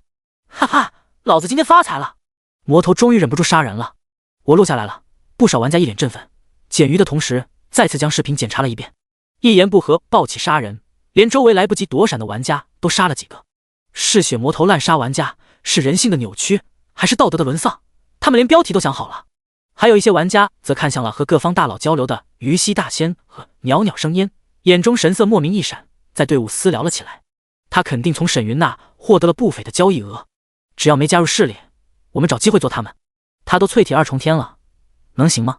看样子他应该在和各大势力出售银币了吧？沈云惹不起，一个女人还怕什么？等各大势力的人走了，我们跟上他先抱一波看看。没错，敢和坏人勾结，就得做好被杀的准备。而在100号新手村内，刷新复活的大妈等人发出了杀猪般的哭嚎，狂奔向了村外。别捡，那是我的，我的东西啊！天杀的，我的鱼啊！由于获得了建筑令牌，沈云并未前往九华山下的鹰挂门，而是打算先把宗门建立了，拿下势力声望奖励。欢迎来到102号新手村。来到附近的新手村后，沈云闪身来到一处茅屋上盘膝而坐，打开背包查看了下紫色的令牌。宗门建筑令使用后，可挑选城外区域建立1级宗门，完成宗门任务，提升宗门建设度、人气度，可提升宗门等级。使用。意念一动，沈云眼前就出现了4种不同风格的建筑投影：正道建筑、明道建筑、邪道建筑、魔道建筑、百搭风格。4种建筑风格，每种都有1万个宗门参考选项。正道众所周知，建筑风格看上去煌煌大气，山峰云雾缭绕，仙鹤腾云，如仙家福地。幽冥一道则是地府冥界建筑，鬼气森然，魂魄游离，令人毛骨悚然。邪道就比较血腥了，祭祀血台，肉体熔炉，更有法器吸收亡者灵魂，将其百般折磨后催生出强大的怨念，汇入招魂幡，看上去邪气凛然。魔道的建筑以黑金红3色为主，主打神秘厚重危险之感，更有魔气萦绕。尤其是夜晚明月高挂时，宗门黑雾滔天，犹如黑夜中一只匍匐魔兽，让人望而生畏。至于百搭风格就比较多样化了，如人前正派、后山鬼魅等，玩家也能自行捏造宗门建筑，打造出自己喜欢的风格。沈云锁定魔道建筑，挑了个看上去就不好惹的宗门模样。就见眼前投影一花，浮现出了周边的地理环境。沈云所在的新手村是9州之一的东州华夏区境内，而现实中东亚区的玩家都在东华州内。将地图放大后，沈云移动宗门模型，挑了个人迹罕见、周边没什么势力的山清水秀之地，确认安置，请填写宗门名称。看着眼前的提示，沈云略微思考后，心中暗道：血魔宗，这名字正好符合我的特性。沈云挑眉一笑。当宗门命名成功的瞬间，沈云的脑海中响起了一连串的游戏提示。叮！恭喜玩家创建宗门成功，当前宗门编号1，获得1号宗门专属礼包1份，专属奖励1，传送台，门中成员可在全球任意传送 NPC 处传至宗门内，无费用消耗。专属奖励2，极品增幅阵时，使用后可强制增幅阵法，提升到护山大阵级别，同时100%提升阵法等级。注：等级随机。第19章，建立血魔宗，奖励5万声望。专属奖励3，极品气运灵脉1条，极品灵脉中蕴含一丝气运，可镇宗门气运，聚天地灵气，化修炼福地。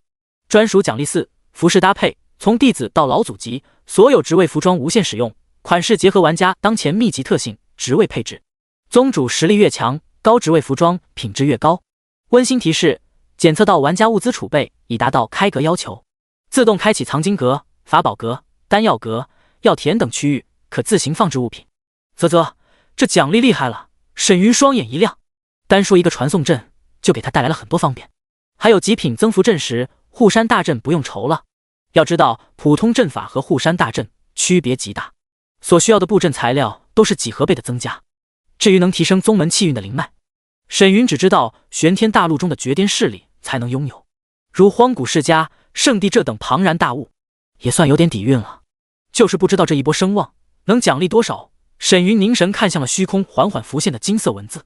与此同时，熟悉的世界公告和获奖玩家再次在全球玩家的脑海中响起。世界公告：恭喜华夏区玩家沈云成功建立宗门，开启华夏区宗门榜，奖励声望礼包1份。死！当听到沈云建立宗门后，所有玩家都震惊了。游戏才第2天，直接建立宗门。要说灵石产量低，秘籍爆的少，至少能出不是？可全球数十亿玩家，至今为止都没人爆出过建设令牌，那是每一个集团都渴望的道具。一旦仙人一部建立后，获得的名声和利益，加上前来投靠的天才玩家，将是无法想象的。可各大势力还在收购秘籍，储备灵石，蓄势待发时，沈云居然直接建立了。小嘴，建立宗门最少要20本秘籍，怪不得他有这么多招式。请叫我沈云666，为啥我没有这个命啊？话说哥们儿收帮众吗？我们名字都一样，沈云，这个面子你得给啊。网恋被骗1颗灵石，不是说他是间谍吗？谁有这么大的手笔？浪费1块宗门令牌。九剑女神楼上，你现在的疑惑就中了他的圈套。不深入敌群，怎么瓦解我们？大家千万不要上当加入。德玛西亚大宝剑，这不会是他收鱼获得了建筑令牌吧？董王腾，还好修为越高，声望兑换的物品点数越高。这人太自私了，也不发出来高级声望兑换区，让大家看看准备下。一连串的信息飞速在聊天框中刷新着，尤其是新手村内的玩家看着屋檐上的沈云，满脸艳羡。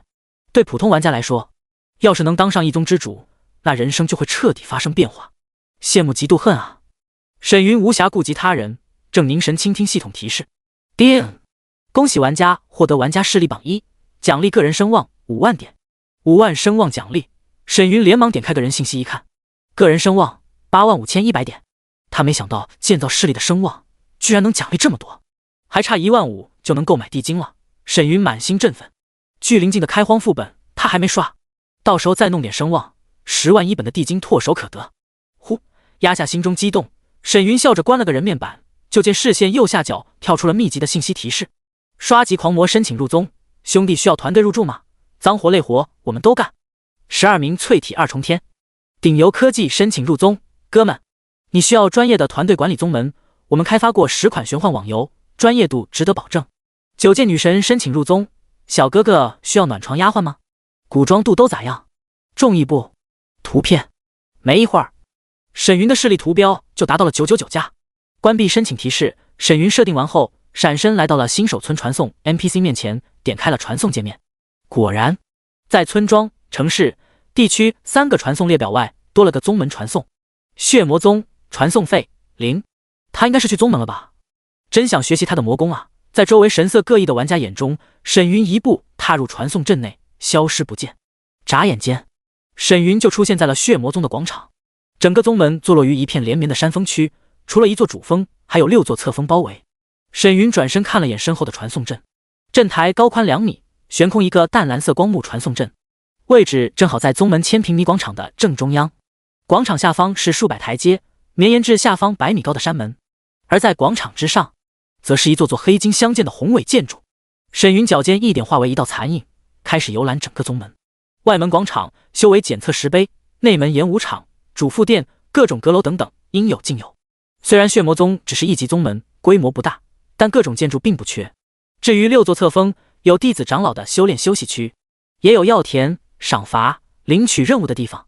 沈云游览一番后，来到了主峰一座8层楼高的红色碉楼前。藏经阁。走进入楼中后，沈云环顾四周，宽敞的大厅中摆放着一个个空架，看上去颇为寒酸。在门口处是登记处，一张桌子，一条竹椅。温馨提示：一楼可摆放一阶下、中、上秘籍，以上楼层依次类推。门中修士预览需要宗门贡献，对应等级方可开启权限。这么大的宗门，得弄个阵法。暗自低语的沈云眼中一亮，随即双手一摊，就见手中多了颗拳头大小的增幅阵石，以及一个刻画阵纹的预制盒子。阵法盲盒，开启后可获得1级至D级阵法，等级随机。这正是他从云游商人那买的。放下阵时，沈云一脸期待地坐在椅子上，摸了摸阵法盲盒。只要等级别太低，我就用阵时增幅下阵法。大型主城的商会、拍卖行中肯定有高级阵法卖。先不说沈云的修为能不能传送过去，就算去了，他一旦被其他世界的 NPC 修士认为是头肥羊，那就尴尬了。毕竟杀人越货在修仙界中十分常见。欧皇附体，欧皇附体，念念有词的沈云小心翼翼地抽动着盒盖，要求不高，最少6级阵法。6级，666，刷！一道刺目的金芒从盲盒缝隙中激射而出，璀璨的金芒中，一道道浓郁的金色阵纹游离而出。入圣境，明大道经文。叮！恭喜玩家获得圣阶上品阵法遮天大阵。哈哈，终于欧皇了一把，沈云差点笑歪了嘴。阵法分1至9级，半圣、圣阶、准地阵、地阵。看着桌上的增幅阵时以及遮天大阵，沈云抬手一点将两者融合。嘿，就算飞球来了，这阵法都得提升到准地级。就见游戏投影中，两种道具融合后发出了剧烈的抖动声，更有琉璃光芒和金色阵纹交织，让人睁不开眼。没一会儿，眯着眼的沈云隐约看到了金色阵纹中有缕缕紫气萦绕而出。快成了！这种已经得知结果的奖励，沈云倒没怎么兴奋，不过还是很开心的。毕竟是准地级阵法，加上他数千万的灵石储备，血魔宗直接成了乌龟壳，安全性无需质疑。第20章欧皇附体融合大地阵法。10多秒后，当光芒散尽，一道游戏提示声在沈云的脑海中响起。叮！恭喜玩家融合成功，圣阶阵法提升至大地级，羽化飞仙阵。羽化飞仙阵可困杀准地，硬汉大地。叮！恭喜玩家第一个打造出宗门大阵，完成隐藏任务护山大阵。奖励个人声望5000点，阵纹复刻10亿颗。阵纹复刻时，使用后可复刻宗门大阵的阵纹，威力为1/10，可随身携带。卧槽！地震！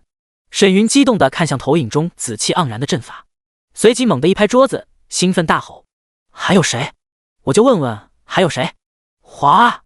血魔宗周边密林中，成片的飞鸟被这惊呼声惊动，齐齐高飞，盘旋于空。当一个半圆形灵雾光照扩散开来，笼罩在7座山峰上时，林中诸多低阶妖兽、飞鸟像是受到了惊吓，绒毛倒竖，连滚带爬地逃离了这7座山峰。片刻过后，笼罩血魔宗的光照灵雾散尽，光华内敛，缓缓变成了透明色，消失在了沈云的眼中。全是地级阵法。躺在竹椅上的沈云喜滋滋地看着楼外天空。虽然激活大阵花费了他3000万下品灵石，可想到这地阵的威力，他觉得物有所值，也算有个落脚点了。沈云微微一笑，打量了下手中的复刻石，拳头大小的银灰色石头上，一缕紫气萦绕的阵纹被刻在了上面，散发出缕缕摄人心魄的涟漪。复刻石大地阵纹拥有地阵1/10的威力，地阵的1/10，准地来了也能刚一刚。沈云咧嘴一笑，满心欢喜地搓了搓这个宝贝疙瘩。当得到这件宝贝后，他悬着的心算是放了下来。现在的他算是拥有了仙桌子的底牌，因为游戏里不仅有玩家，还有异界修士。现在好了，攻守底牌都有，他自然开心了。将大宝贝放入空间界后，沈云取出一本古籍《血煞宗典籍》，这是只有拜入血煞宗的弟子才能观看的宗门典籍。里面不仅记录了血煞宗历代杰出人物，还记录了门下弟子修炼血煞一道，缓解血煞入体的各种办法。昨天晚上沈云吸收了张才的血液后，能明显感觉到体内的血煞之气愈发强盛。要是修为高了，或许连药物都难以压制。沈云可不想自己成为一个没有自主意识的杀戮机器。打开典籍，沈云看了眼目录，找到了化煞解析篇。当看到排序在第1行的化煞方法，他眉头一挑。元阳化阴法，寻一名异性修士修炼纯阴化阳法。当阴阳汇聚，体内血煞之气随元阳反哺对方，化煞效果最佳。注解：对没有修炼纯阴化阳法的修士施展，短期内能缓解血煞之气，然而破境时会导致体内血煞之气疯长，容易化身血魔，门下弟子禁用。双修，怪不得还没入门就有人说分配道侣。沈云摩挲着下巴，又看了看后面记载的几种办法，不管是丹药还是灵草，亦或是各种洞天福地、天材地宝，都难以驱散体内的血煞之气。只有修炼了元阳化阴法，配合纯阴法，才能极大程度压制体内血煞之气。既然如此，沈云抿了抿嘴，从空间界中取出了一本书籍。修为突破后，他能学习的秘籍也多了。八阶下品元阳化阴法手抄本。沈云没有丝毫犹豫，直接点击了学习。反正在游戏里，谁也不认识谁。学习。叮！恭喜玩家修炼元阳化阴法，当前一层熟练度0100。这玩意儿也有熟练度？不行不行，身体要紧。沈云尴尬地打消了速刷念头，然后他打开了宗门面板，点开了建筑藏经阁，37本心法和168本功法手抄本，从1阶到8阶都有。沈云按照品质依次放入藏经阁中。当书籍放在架子上后，自动形成了一个圆形防护罩，而有了地震加持，这些光照的防御能力也得到了大幅度的提升。只有获得他的首肯才能取出。这么多秘籍，足够唬人了。沈云微微一笑，点开了宗门申请列表，开始寻找合适的女玩家。太丑的肯定不行，至于当道侣就算了。他给心法，对方出纯阴，就当是一场交易，没什么好深究的。正在沈云翻开列表时，右侧好友信息栏中弹出了一条提示：暗杀目标安妙龄发来一条信息。安妙龄，沈云点开一看，安妙龄，沈先生打扰了，不知您的宗门收人吗？我手下有一批实力出众的玩家。沈云思索片刻后回了条：来我宗门谈吧。温馨提示：血魔宗宗主邀请你进入血魔宗一游，可前往传送 NPC 进入。呼，成了。当安妙龄收这条信息后，心中莫名有些激动。如果能和对方达成合作关系，哪怕只是简单的合作，对于他来说都有着无法想象的好处。调整了下情绪，安妙龄独自前往了传送 NPC， 进入了血魔宗广场。落地的瞬间，他明显感觉到这里的灵气比外界浓郁了2-3倍。一级宗门不可能有这么浓郁的灵气，应该是势力登榜的某种奖励。安妙龄暗自揣测。他也去过其他一级宗门，可灵气并无变化，也没听其他玩家说别的势力有灵气增幅。可惜建筑令牌太难得了，安妙龄心中无奈。单说这种修炼环境，一旦公开招人，分分钟血魔宗就会被玩家挤满。叮！玩家沈云邀请你加入队伍。安妙龄点击确认后，打开地图走向了沈云的位置，同时他暗自观察血魔宗的建筑。整个宗门就他一个人，建筑物又是黑红带金，隐隐有黑雾萦绕升腾，看得安妙龄心里发毛。看来他是真打算把魔头当到底了，也不知道是不是上层安排的。对于沈云的来历，没人能查得出，他需要打起12分精神应对。几分钟后，来到藏经阁外的安妙龄笑着对椅子上的沈云打了个招呼：恭喜沈先生。安妙龄不仅声音郁，长得也很性感，鹅蛋脸，柳眉如画，眼眸明亮，五官精致，尤其是她的双眼像是会说话一样，未语先笑。我不听场面话。沈云摆了摆手，看着他说道：我建立宗门只为修炼得意，至于其他合作免谈。你若想入我宗门，外门弟子最低秘籍5阶，包括心法。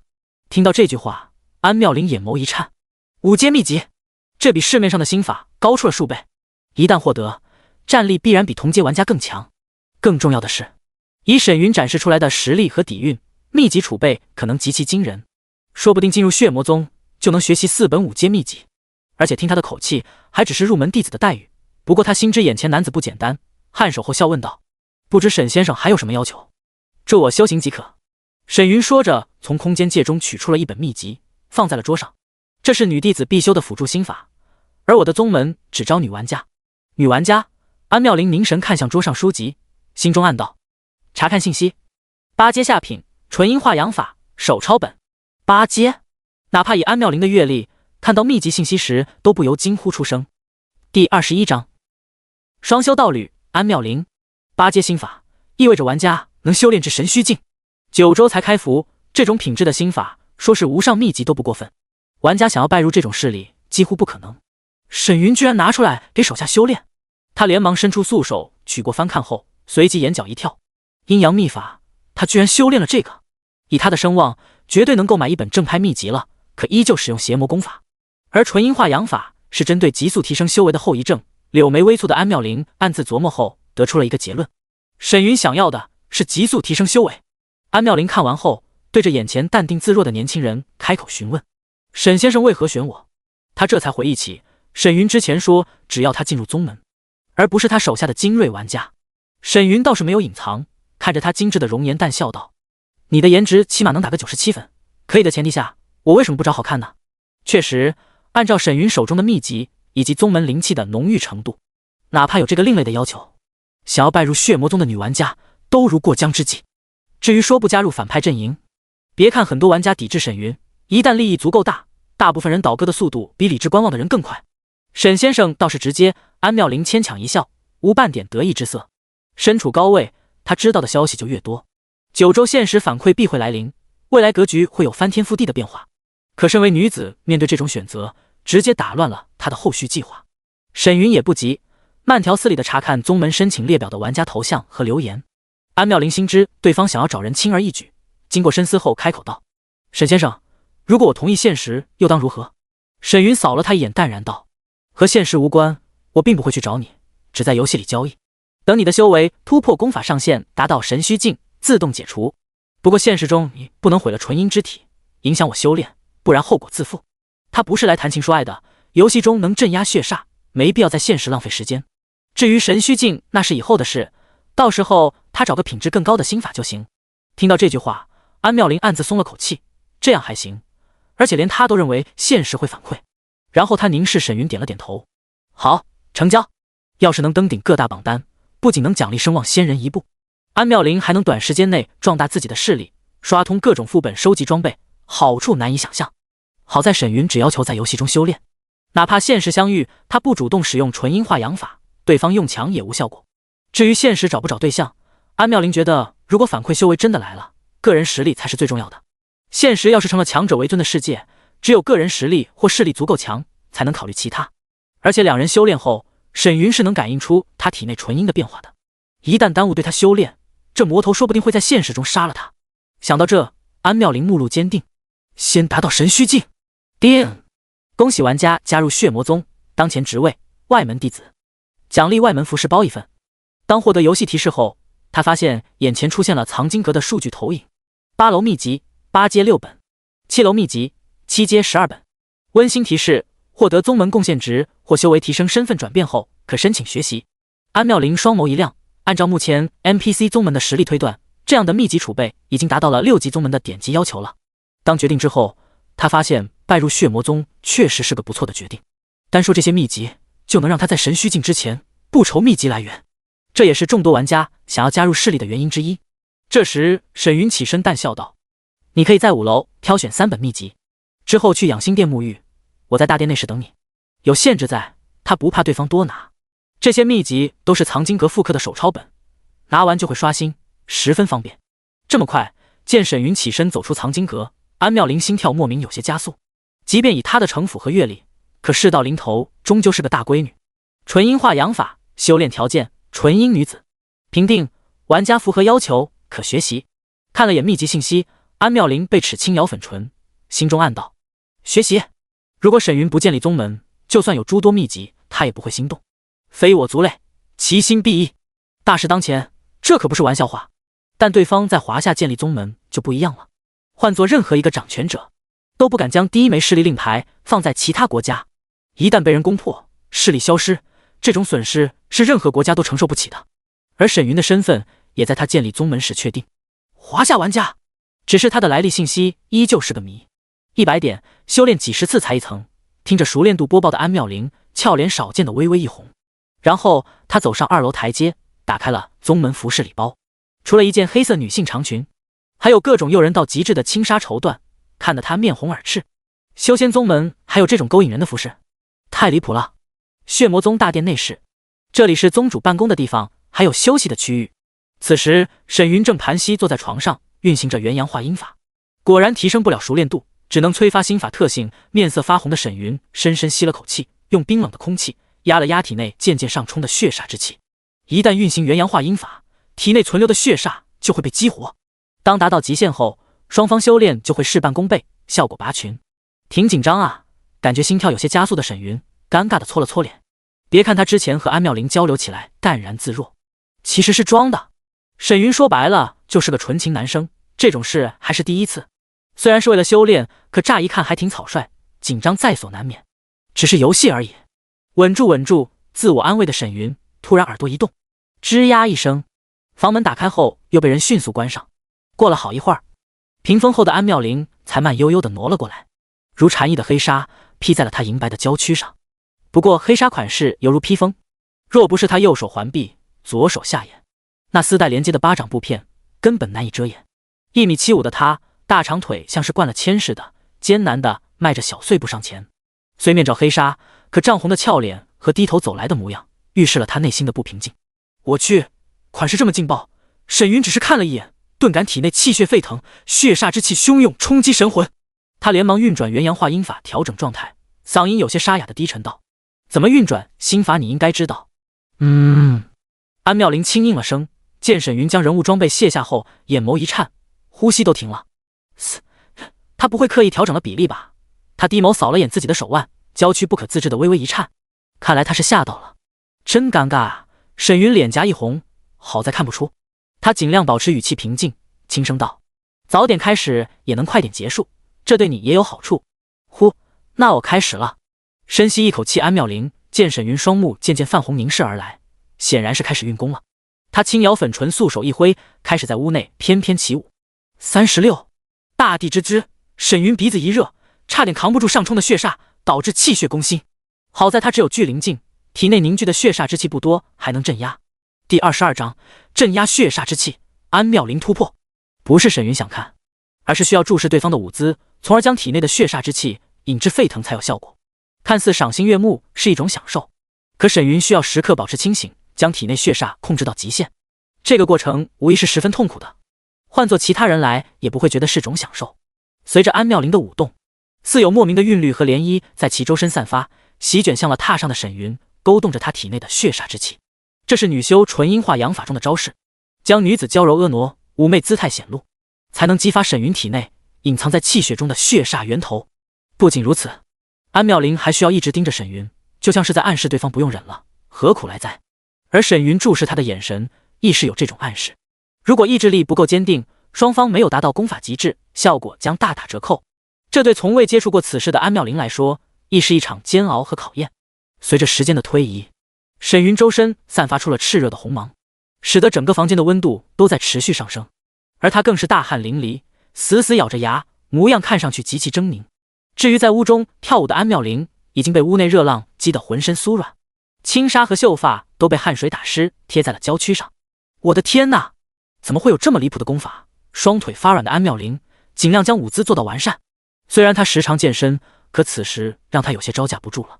尤其是沈云现在的状态，浑身青筋暴起，双目赤红的骇人模样，就像是要把他给生吞了一样。不行了，下次我的买个地级头盔，将感官调整到最低。感觉脚下青石板砖有些打滑，他紧紧咬着粉唇，踉跄上前，调整好位置后，背对沈云继续扭动水蛇般的柳腰。长这么大，他还是第一次在男人面前跳这样的舞蹈。一想到对方正注视着自己，安妙龄就觉得浑身无力，俏脸已如火烧圆般酡红一片，尤其是他粉嫩脚掌下落在青石板上的印记，愈发清晰和晶莹。佳人近在咫尺，缕缕幽香钻入了沈云的鼻尖，看着他背对自己，将葫芦般的身段尽显，又见地上一个个浅浅的脚印，沈云感觉自己的鼻孔呼出的不是热气，而是一股股岩浆了。这修炼真要人命啊！谁说是享受了？沈云紧咬腮帮，双手握拳，尽量将自己的血煞源头提升到极致。可安妙龄那一直注视自己的模样，谁来了都顶不住。这就像是一只羔羊在饿狼面前，还不知字的叫唤着：“来啊，来吃我呀！”只过了片刻功夫，背对沈云的安妙龄见他身躯微微颤抖了起来，整个身躯都蔓延上了血色纹路，心中了然，差不多了。他轻咬粉唇，顺势转身，忍着心中羞意抬起修长的左腿，单足一字的他如一只黑天鹅般屹立场中，那被黑丝连接的蝴蝶款犹如展开了翅膀，一如孔雀开屏，银辉闪闪，看得沈云气息激荡，大脑一阵轰鸣，感觉无法再压制的沈云发出了如野兽般的低吼声。来！不用他吩咐，安妙龄低眸见他流露出一丝银辉，迅速上前。他也被沈云的气息激得难以克制，身躯像是不受控制似的，连一丝犹豫都没有。当安妙龄落座后，如同大夏天进入了水池中，周身清凉，大脑一阵空明。这奇异的状态让他瞬间从迷离中回过了神，心中惊疑不定。好邪门的功法，到后面我都没反抗，也没痛处。他好歹也知道些这方面的信息，可眼下不仅不痛苦，甚至让他有种难以言喻的通泰舒畅。这时，一缕缕热气喷洒在他的胸膛，让本就清醒的安妙龄浑身都起了层鸡皮疙瘩。他脸色一红，低头就见沈云的额头上青筋暴起，呼吸也急促了起来。突然，安妙龄双眸圆瞪，娇躯一紧，闷哼出声：“你！”他不由自主地紧紧抱着颤抖的沈云，无力地将脸颊贴在了他的头上，眼眸中水雾蒙蒙。居然被这小子！被对方埋在胸口的沈云差点被捂得窒息，闷哼道：“撒手！”赶紧运转心法。怀中挣扎的沈云让回味中的安妙龄满心羞耻。看看别人光想着修炼，我倒好，难道是年纪大了吗？我才27呢。不过他只是微微松开了手，能让沈云有呼吸的空间。此情此景，他实在不好意思面对，只能双眸一闭，开始运转心法。只过了片刻，一道提示声了就在两人的脑海中响起。叮！恭喜玩家元阳化阴法熟练度+2，当前第1层200。当运转元阳化阴法时，沈云能明显感觉到体内气血有缕缕阴寒之气涌入其中，伴随着先天纯阴的涌入，隐藏在气血中的血煞如同被腐蚀般在其体内发出了滋吱的声响，这使得沈云浑身都轻松了许多。药物压制体内血煞只是暂时的，完全没有当下这种全身心的轻松感。可惜他的修为太低了，如果我在淬体境的话，体内血煞就能清除大半了。沈云颇感遗憾。安妙龄只是淬体境，而他突破到聚灵境后，血煞之气比之淬体境时更加强盛。不过总比药物压制强，等他修为提升后，效果也会加强。沈云微微吸了口气，沉静心神继续修炼。而安妙龄则一脸惊讶，随着他的运转，体内元阳竟然化为了缕缕灵气，提升着他的修为，居然和功法描述的一模一样，真能精进修为。他还以为这种功法都是损人利己的，没成想还有那么点正经的意味。先把熟练度提升上来再说。安妙龄舔了下干燥的粉唇，觉得这件事比较重要。熟练度上来了，必能少吃点苦头。10多分钟后，嗡，似有一声轰鸣在安妙龄的体内响起，而两人也在这一刻退出了修炼状态。安妙龄娇躯一颤，猛地睁开眼眸，双臂环胸，满脸惊喜。好神奇，我居然淬体境3重天了！这直接将他和一线玩家拉开了距离。或许全球都没几个达到这种实力的，他怎能不喜？收敛喜色后，他看了眼沈云，发现他还在闭目修炼中。可察觉到沈云又精神了起来，安妙龄心知眼前这小子是装的。不过为了防止双方尴尬，脸色微红的他缓缓起身离去。退出修炼状态后，他才知晓双方根本不匹配，下次必须换个地级头盔了。这谁顶得住？眼眸隐有雾水的他还想缓口气，可感到沈云起势，让他不敢多做犹豫。苦着脸一咬粉唇，羞愤地扑向了一旁的软榻。不！安妙龄娇躯一颤，连忙从背包中点击装备佩戴，然后取出一个玉瓶打开。拨开塞子的他喝着水，如同掩耳盗铃，踮着脚尖小心翼翼地离开了房间。当走出房间的安妙龄掩上房门后，猛地吸口气外面的新鲜空气。虽然有点离谱，不过收获不错。安妙龄揉了揉酡红的俏脸，笑着走向了广场上的传送台。传送台只能送他到附近的新手村和城镇，他需要回去规划下未来计划。而且达到淬体境3重天后，副本任务随之开启，他需要带麾下刷淬体境的副本，尽早扩大自己的优势。他好像并不介意我隐藏势力信息，回想起自己加入宗门的第一时间就隐藏了势力信息，沈云并没有太多表示。安妙龄心中一松，他可不是沈云，要是被人发现了，将会有无尽的麻烦。就像他说的一样，各取所需，不用太在意。回头看了眼宏伟的魔宗建筑，来到传送阵前的安妙龄深吸一口气，消失在了原地。第23章阴卦门邪修屠村。等安妙龄离开后，沈云前往养心殿洗漱一番后，见势力申请又达到999加，暗自低语：收人先不急，这一次就当实验元阳化阴法，效果显而易见出奇的好，还有一点修为加成。乱收人肯定不行，至少要让他觉得顺眼。现在体内血煞之气得到了有效的驱散办法，沈云也不急于一时，是时候去阴卦门了。走出养心殿的他纵身飞向了传送阵。九华山，一辆马车随着车夫的吆喝疾驰在了大道上。车厢内，沈云单手撑着下巴打量窗外风景。一路上他看到不少玩家已经组队刷淬体2重天的树怪、山猫了，主要是新手村外的人太多了，大公鸡实在难刷，还不如找难度不高的妖兽组队一起刷。不少队伍中还能看到拥有功法的2重天玩家，这种拜入宗门获得秘籍的人无疑是全场最为注目的存在。可以说9周游戏改变了很多人的轨迹。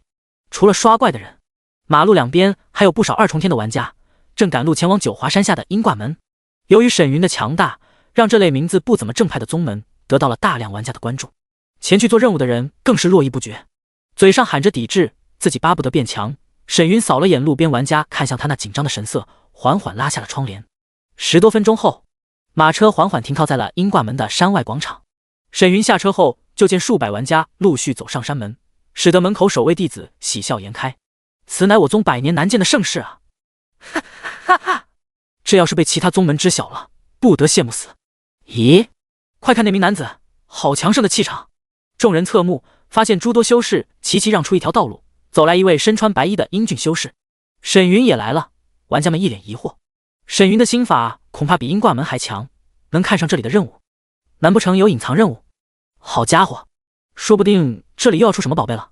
走，跟上！众人心中一惊，也只有这个可能，才能让这魔头惦记。沈云并未理会他人，顺着任务指引一路登山，前往鹰挂门的散修任务区。和宗门任务不同，势力发布的散修任务都极其危险，这是修仙大环境下的潜规则。哪怕血煞宗都有类似的任务堂，因为各大宗门内都会从附近势力接取任务，获得报酬。难度小的，门下弟子能领取后增加阅历和处事能力；难度大、太危险的，就会让散修去处理。毕竟散修没有太多的修炼资源，能有任务做算是捞外快，双方一拍即合。沈云进入散修任务区后，一一浏览告示牌上的信息，想要寻找有关邪修泄迹的任务。一星任务：竹林山出现枯坟，建议淬体气冲天、精通阵法的修士前往。2星任务：柳泉村落霞瀑布山洞内有妖狐设下魅惑阵，建议聚灵境修士。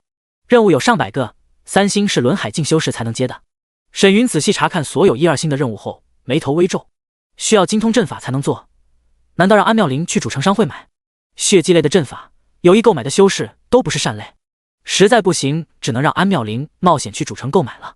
至于用声望买盲盒，沈云直接排除。现在他只差1万声望，刷一个聚灵境开荒副本，再做些任务就能购买地精，哪里舍得乱花声望？这时，2个身穿灰色八卦长衫的持剑男女从不远处走了过来。沈云扫了眼周围面色好奇的玩家，心中暗道：惩恶扬善来搞我的玩家很可能通知了鹰挂门，他是个反派大魔头，然后为民除害，录制他被击杀回新手村的画面，发网上来一波群嘲。沈云丝毫不怂，如果之前来鹰挂门，他还需要用老师面具隐藏一手，现在他手握2件地级攻防利器，极其膨胀。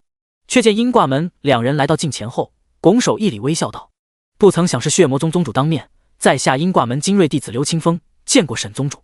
在下颜如玉，见过沈宗主。沈云眉头一挑，询问道：不知2位何事？刘清风看着他笑道：之前凑巧看见沈宗主入山时的场景，想来是一方天骄。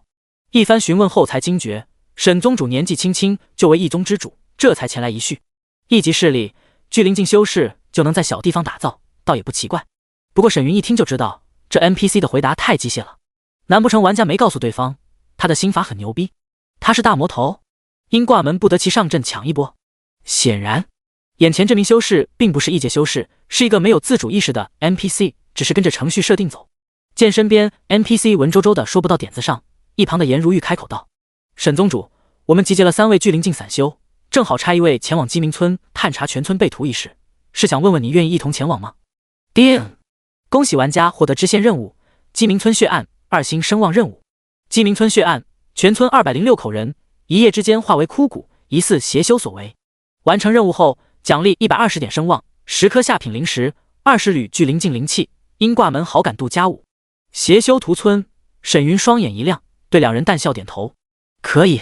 话音一落，沈云就自动加入了一支6人小队。6/6，鹰挂门2，散修3，血魔宗1，全员都是聚灵境1重天的修士。虽然组队成功，可刘清风却开始加戏了，对着颜如玉沉声道：师妹，此事非同小可，你怎能不说清楚事情缘由就邀请沈宗主？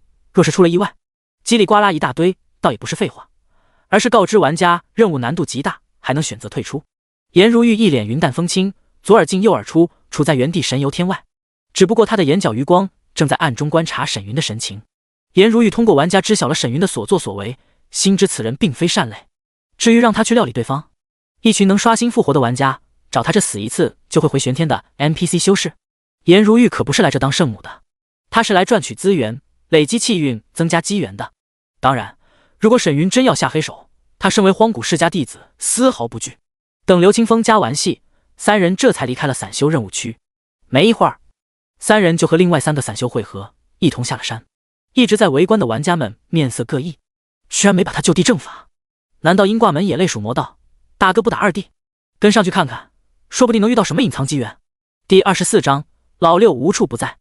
颜如玉好美啊，换作是我肯定狂刷好感度，要是能当我的道侣就好了。沈魔头倒是好运，居然能和 NPC 女神一起做任务。希望他杀了妹子，刷一波殷挂门的恶感，别拱了这个大白菜。看着颜如玉那绝美的容颜，山门边诸多玩家怦然心动，尤其是对方颜值和网上玩家发现的 NPC 美女榜一比，简直冠压群芳。她的美已经跨越了性别，又有一股出尘的气质，连不少女生都目露异彩。如果她是唯一 NPC， 那就完了呀！一名玩家痴痴地看着颜如玉的背影，扼腕叹息。沈云之前就杀了个漂亮妹子，现在跟她一起行动，肯定凶多吉少。而唯一 NPC 死了就没了。更重要的是，唯一 NPC 比普通机设定的 NPC 多了智脑加载的人工智能。官网介绍，这类 NPC 的智慧和人类无异，这可比网上卖的娃娃加智能更加靠谱，让单身男女狂喜，算是一大卖点。拥有人工智能的 NPC。 听到这句话，不少视颜如玉为毕生道侣的玩家们隐藏在人群给他发着私聊。颜姑娘，沈云手段狠辣，你要小心啊，此人独善偷袭，老六一个，千万别靠他太近。不仅是颜如玉，就连刘清风5名 NPC 都收到了私信。他还有4阶法宝，你们打不过赶紧回宗门找长老。这魔头心狠手辣，建议你们开局就偷袭他。管他们会不会听懂，先提醒一波再说。顺便把沈云的底牌暴露下，也能让女神有所防备，让他们大声喊出来，肯定不敢。谁傻了敢当面招惹？沈魔头的凶命可不是吹的。私聊当老六就不一样了，他知道是谁啊。4阶法宝，这条私聊倒是让颜如玉另眼相看了。当下天道设定的环境中，像他们这种新人在初期就有4阶法宝是十分不容易的。不过沈云的名声算是让他有了清晰的认知，恐怕在场许多玩家对他的感官都不是很好。余光扫了眼一脸平静的沈云，颜如玉头也不回，和5人纵身飞向高空，这让想跟上打探消息的玩家们愈发渴望秘籍。身法，我要身法，先加入阴挂门，说不定颜如玉不是唯一 NPC 呢，死了也能复活，到时候就能一起做任务了。30多分钟后，沈云6人通过几次传送，终于来到了鸡鸣村外。飞在空中的6人刚一落地，刘清风就被眼前场景气的脸色一沉。好歹毒的手法！众人凝神看向不远处的村庄空地上，数十具婴儿枯骨被捆绑在了褐色的圆形石台上，石台周边还跪着一圈没了头颅、血肉全无的村民骸骨。至于他们的头颅，则在石台上整整齐齐地摆放着，形成了一座摄人心魄的金冠。其他3名散修看到这一幕，眉头一皱，血迹邪修可不好对付啊！果然是血迹一道，沈云双目微凝，眼中金光一闪。这时，村外警戒的几名修士快步跑来，拱手道：“见过阴挂门诸位前辈，我等是周边城镇的捕快。昨日有一上山砍柴的村民发现了此处情况。”沈云仔细听了下过程，并没有什么特别的消息。辛苦了，你们回去吧，这里交给我们。刘清风让捕快离开后，当先走入村庄。沈云5人则分散开来，寻找着村内可疑信息。按照以往的游戏设定，信息应该在村内，不然人都走了，任务也做不下去。沈云看了眼地上的枯骨，并无游戏提示，开始检查每间草屋。没一会儿，队伍中名叫冯远的散修在褐色祭台上沉声道：“是血灵阵法，他在以活人炼制法宝。”咻咻咻！5人身形一闪，纵身来到了祭台上。就见祭台中央有个圆形凹槽，凹槽周围蔓延出蛛网般的纹路，皆被鲜血染成了褐色。刘清风蹲在地上摸了摸纹路，冷声道：“献祭活人炼制，此等孽障，当诛！”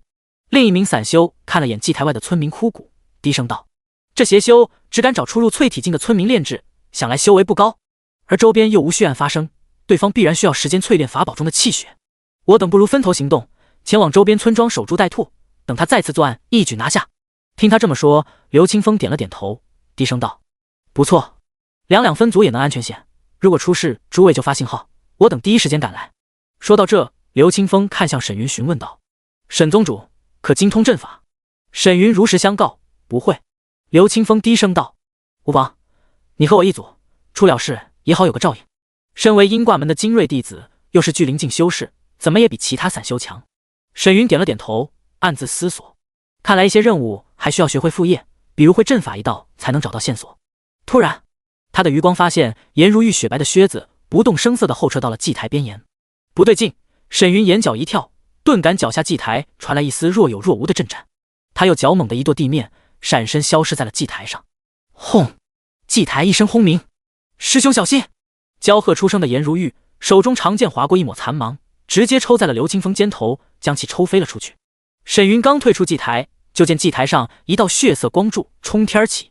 不！3名被血柱紧箍的散修满脸痛苦地挣扎着，眨眼间2人的血气就被光柱吸收成了皮包骨，而冯远则拿出了一张不知名的符咒，贴在身上，白芒一闪，瞬间挣脱血柱，脸色苍白的飞出祭台，滚落在地。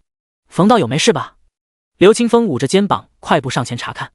与此同时，轰隆隆，轰鸣声中，褐色祭台快快崩裂，头骨滚落，露出了隐藏其中的黑袍老人。老人盘膝悬空，头发花白，满脸沟壑。当他睁开双眼看向众人时，冷漠的眼中升腾起2团碧绿鬼火，森然笑道：“你们4个反应挺快啊！这老鬼居然躲在里面，我们现身！诸位小心！”刘清风扶起冯远，语气凝重，查看对方信息。沈云暗自低语：“支线任务 BOSS 严宇博，修为距临近3重天。沈宗主，此地太过危险，你先离开这里。”颜如玉抽出长剑开口提醒。沈云扫了眼这 NPC， 脚尖一点毫不犹豫的闪身退向村边密林。换做其他玩家，哪会在女神面前当怂蛋？怎么也得和女神共进退，反正死了也能复活，说不定还能刷一波好感度，增加下感情。还想通风报信吗？低喝出声的严宇博身躯化为一道黑色残影，攻杀向了沈云。下一刻，嗡！一声剑鸣如惊雷炸响，浓烈的剑意从场中席卷而出，震得尘土飞扬。好强的剑意！严宇博瞳孔一缩，见颜如玉化为剑芒袭来，不敢继续追击沈云，闪身躲避。师兄，布阵！小师妹的资质果然非凡，竟能越阶。刘清风见师妹居然逼退了邪魔，不由神情一震。师妹稳住！他连忙从储物袋中取出一个寒气萦绕的八卦阵盘，可他刚想布阵，噗！后颈出一把短枪，直接洞穿了他的脖颈。你！口中鲜血狂涌的刘清风抓着枪头死死盯向冯远，看着他额头青筋暴起，眼中尽是愤怒的神色。冯远咧嘴一笑：“你这没脑子的家伙，神情还挺像一回事啊。”偷袭得手的他直接抽出长枪，一脚踹翻了刘清风，闪身冲向颜如玉，沉声道：“颜道友，你速度快，去追杀那小子，这女的我来对付。”第25章地宝龙鳞之威，血灵阵到手。好！颜宇博不敢耽搁，凭借鬼魅身法躲过剑芒后快速暴退。眼前这女娃虽然修为比他低，可功法极为凝实，攻杀时威力巨大。对方很可能凭借修炼资质将功法突破到了3层，要不是他老于算计，小心应对，换做其他人同阶修士，几个回合下来早就受伤了。可恶，点子扎手！这 NPC 的资质比老夫还强，什么破设定！颜宇博黑着脸闪身暴退。活了这么一大把岁数，还没凡间游戏的低阶数据强，整个天才人设不是恶心他这种老一辈修士吗？一点都不人性化。虚空中的颜如玉见刘清风身陨，俏脸一寒。一旦 NPC 在身边死亡刷新，之前累积的好感度全部清零。虽然宗门内还有其他好感度高的同门，可最让他恼怒的是，冯远并非本土 NPC， 居然一路伪装想要坑杀他，狼狈为奸。俏脸冰寒的颜如玉哪肯让这老鬼逃窜，脚尖一点虚空，化为一道剑红袭杀向颜宇博，同时一阵手中长剑冷喝出声：“剑荡！”唰！一道强悍的震荡涟漪朝着前方老人席卷而去。不好！颜宇博脸色大变，迅速手捏法诀，将血灵珠祭出。轰！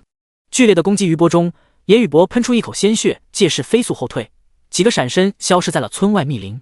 冯道友拖延片刻，待我击杀那小子后，速来助你。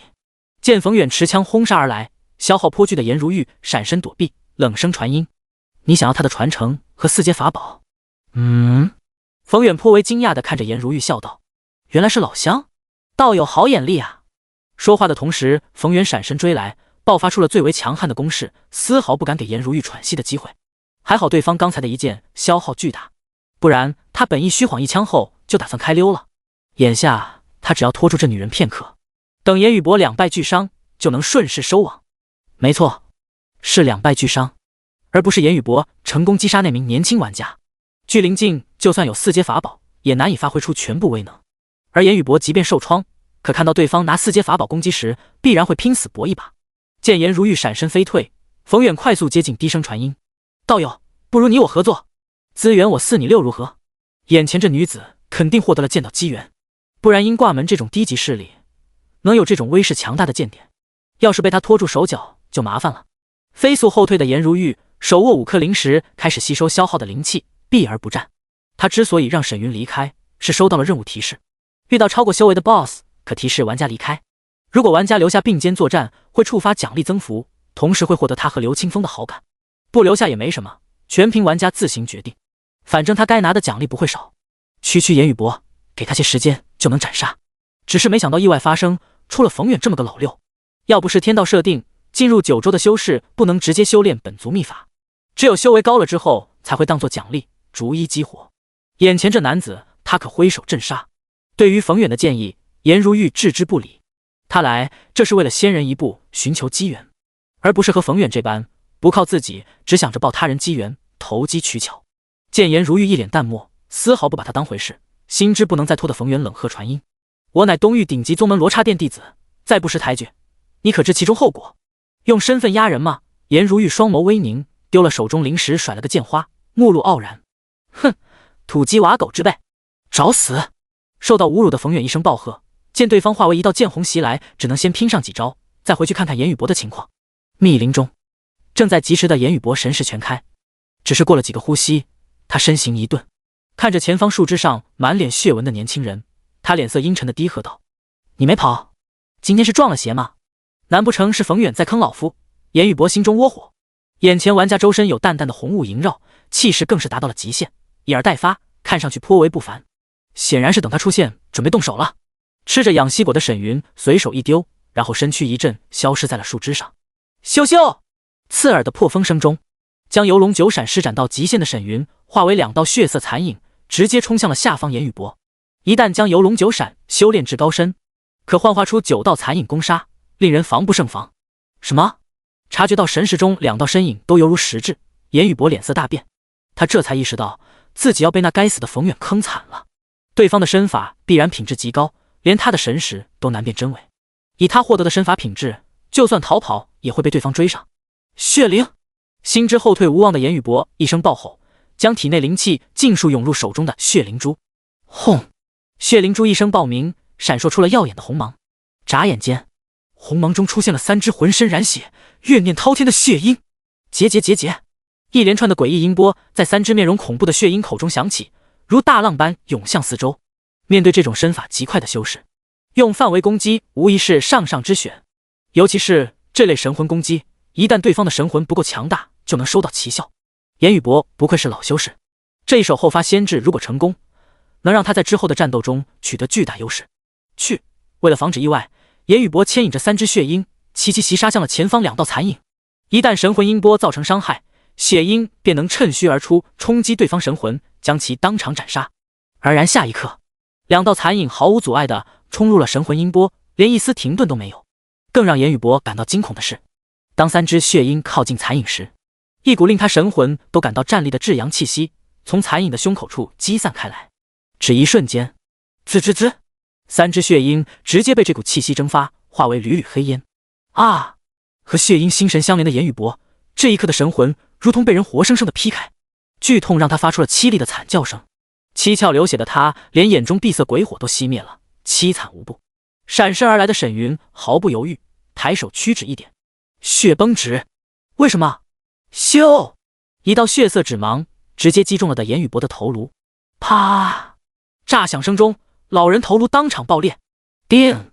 恭喜玩家成功击杀颜宇博，完成支线任务。奖励120点声望，10颗下品灵石，20缕聚灵境灵器，鹰挂门好感度+5。温馨提示：当前玩家拥有90220点声望，可购买心仪的声望物品。落地后的沈云挥手将颜宇博的尸体收入空间，取出对方的储物袋，侵入神识探查。里面的物品五花八门，不过大部分都是低阶物品，如7件1阶法宝、16颗1、2阶的丹药，还有一些材料。灵石有3000多颗，不用想也知道，这都是颜宇博下黑手获得的。沈云将注意力集中在了一本本秘籍堆中，没一会儿，他双眼一亮，找到了3阶中品秘籍血灵阵。血灵阵布阵后，可献祭阵中生灵气血，吸纳怨魂藏于法宝中，效果淬炼法宝，提升修为。看着手中褐色秘籍，沈云微微一笑：“3阶中品，能让我用到轮海镜了，不错。”学习。叮！恭喜玩家习得血灵阵法，当前熟练度1层，0100。学完阵法后，沈云拍了拍胸口内的锦鲤化龙鳞，颇为感慨：这宝贝还真是给力，都不用催动就灭了血鹰。要不是锦鲤化龙鳞让严宇博的神魂遭受重创，他想要这么快斩杀对方可不容易。然后沈云纵身飞向了鸡鸣村，别忘了还有冯远那老六。还好之前他机灵，看到了站在祭台上的颜如玉，后撤一步，不然就要着了冯远的道。虽然他有地物护身，可该有的谨慎不能少。第26章霸凌，弱者受辱，人间百态。没过多久，当沈云飞出密林，就见不远处的鸡鸣村内，颜如玉正解下冯远尸体上的储物袋。他抬头遥看沈云，轻声道：“沈宗主，任务完成，就此别过。”对方能这么快解决战斗，实在出乎了他的预料。一个在玩家中脱颖而出的存在，绝不可能像表面上这么简单，所以他才选择重创了严宇博，不让那老头以全胜状态对付沈云。颜如玉本以为沈云会拖到他前去支援，没想到片刻功夫就将那老人斩杀了。从中就能看出，对方的机缘确实不俗。叮！支线队伍解散，两人相视一眼后转身离去。沈云从鸡鸣村离开后，陆续去了几个新手村，观察了下玩家们的状况。村外密林上，站在树枝上的沈云看着新手村外热火朝天的杀鸡玩家，微微一笑。二重天玩家离开后，新手村还有这么多人，看来进入游戏的人又多了。玩家越多，对他来说优势就更大。对方嘎嘎升级，他只要嘎玩家就行了。不过我的声望还差1万点就能购买地精，这时候布阵一旦提升修为又会涨价，对我不利，先刷个聚灵镜开荒副本。沈云暗自琢磨，按照淬体镜副本的5000声望奖励来看，聚灵镜的奖励应该有大几千，甚至是上万。这样一来，他今天就能获得地精。要是修为提升声望再次涨价，又要拖到下次兑换了。总算快存够10万了，还真是不容易啊。沈云心中感慨，拥有血煞宗空间界的金手指，他才能在这么短的时间内获得将近10万的声望。其他玩家想要获得，哪怕花上数倍时间都不可能。就算他们卡级不升，防止声望上涨，可别忘了还有沈云这个榜1的存在。除非玩家快人一步超过他，将他挤下榜1，才能获得足够多的声望值。这显然是不可能的。要么就是玩家获得了逆天奇遇，不然想要购买声望商城中的地精，还得问问沈云愿不愿意挪动屁股。由此可见，想要获得地精是多么困难。沈云点开副本界面，查看了下聚灵镜一重天的副本。副本有30个，他挑了个距离最近的副本创建后。这时，沈云的余光见下方密林中有5个人玩家正推攘着一名女生。蓝芊芊，没想到你在这啊！5人中为首的女子扫了眼被围在中间的女生，一脸傲气的双手抱胸揶揄道：“虽然现在不用去学校，可班级聚会你也不来，是不是看我们不爽啊？”一旁的男生嘲笑道：“慧姐，看来她是想在游戏里逆天改命啊！”哈哈哈！可惜你那闺蜜不行，花个几十万就跪在老子面前当狗了，你改头换面能有什么用？另一名短发女生冷笑道：“你不是平民女神吗？喊那些围着你的舔狗过来救你啊！”见蓝芊芊一脸平静地看着她不搭话，女生上前一把抓住她的衣领，嘲笑道：“连淬体镜都没有，你装什么清高？”说着，她挥手就是一记耳光，却被蓝芊芊抬手挡了下来。还敢挡？短发女生觉得没了面子，抬起一脚踹向她的腹部。这一脚，她直接用上了灵气，当场将蓝芊芊踹飞了出去。砰！后背撞在树干上的蓝芊芊喷出一口鲜血，跌落在地。看她只是坐在地上擦了擦嘴角鲜血，也没喊疼。为首的慧姐惊讶道：“哎呦，差点忘了，你戴的是地级头盔，还是你爸妈省吃俭用买的呢？”行了，5人中一个气质出众的英俊男生看着坐在地上的蓝芊芊淡然道：“我对你的耐心已经没有了，等修为反馈现实，世界格局必然大变，到时候你别怪我没给你机会。杀了他，我们去刷级。”好嘞，林哥。2个男生抽出新手剑走向了蓝芊芊，冷笑道：“要不是外面管得太严，你以为你能安稳的生活？林哥想要什么女人没有？让你死上一次，也能知道什么叫现实。”拍着马屁的2人发现蓝芊芊丝毫不惧他们手中的武器，正仰头看着上空。2人心生好奇，回头一看，脸色一变：“死！是沈云！”听到这句话，众人抬头就见上方有一道白色背影。当看到他头顶沈云 ID 时，众人暗自咽了口唾沫，心中惊疑：难道他又要在新手村布阵了？还真不把玩家们当回事啊！单说对方全球第1的修为，加上喜怒无常的性格，谁见了不紧张？在网上大家还敢同仇敌忾，甚至化身键盘侠一顿输出，反正谁也不认识谁。沈云难道一个个找出来？根本不现实。可谁敢面对沈云时给他使脸色？哪怕在阴挂门时，玩家为了心中女神颜如玉的安危，也只是敢在人群中叫嚷，混淆视听。更别说沈云在钓鱼活动中收了全华夏区的鱼。林杰和周慧慧确实有些家底，但和这种大佬一比，犹如大象和蚂蚁。这种人物不管是正反派，走到哪里都会吸引众人的目光。林杰很想上前打个招呼，可心中畏惧让他不敢开口。霸凌，沈云只扫了一眼，闪身离去。人间百态，什么事都有。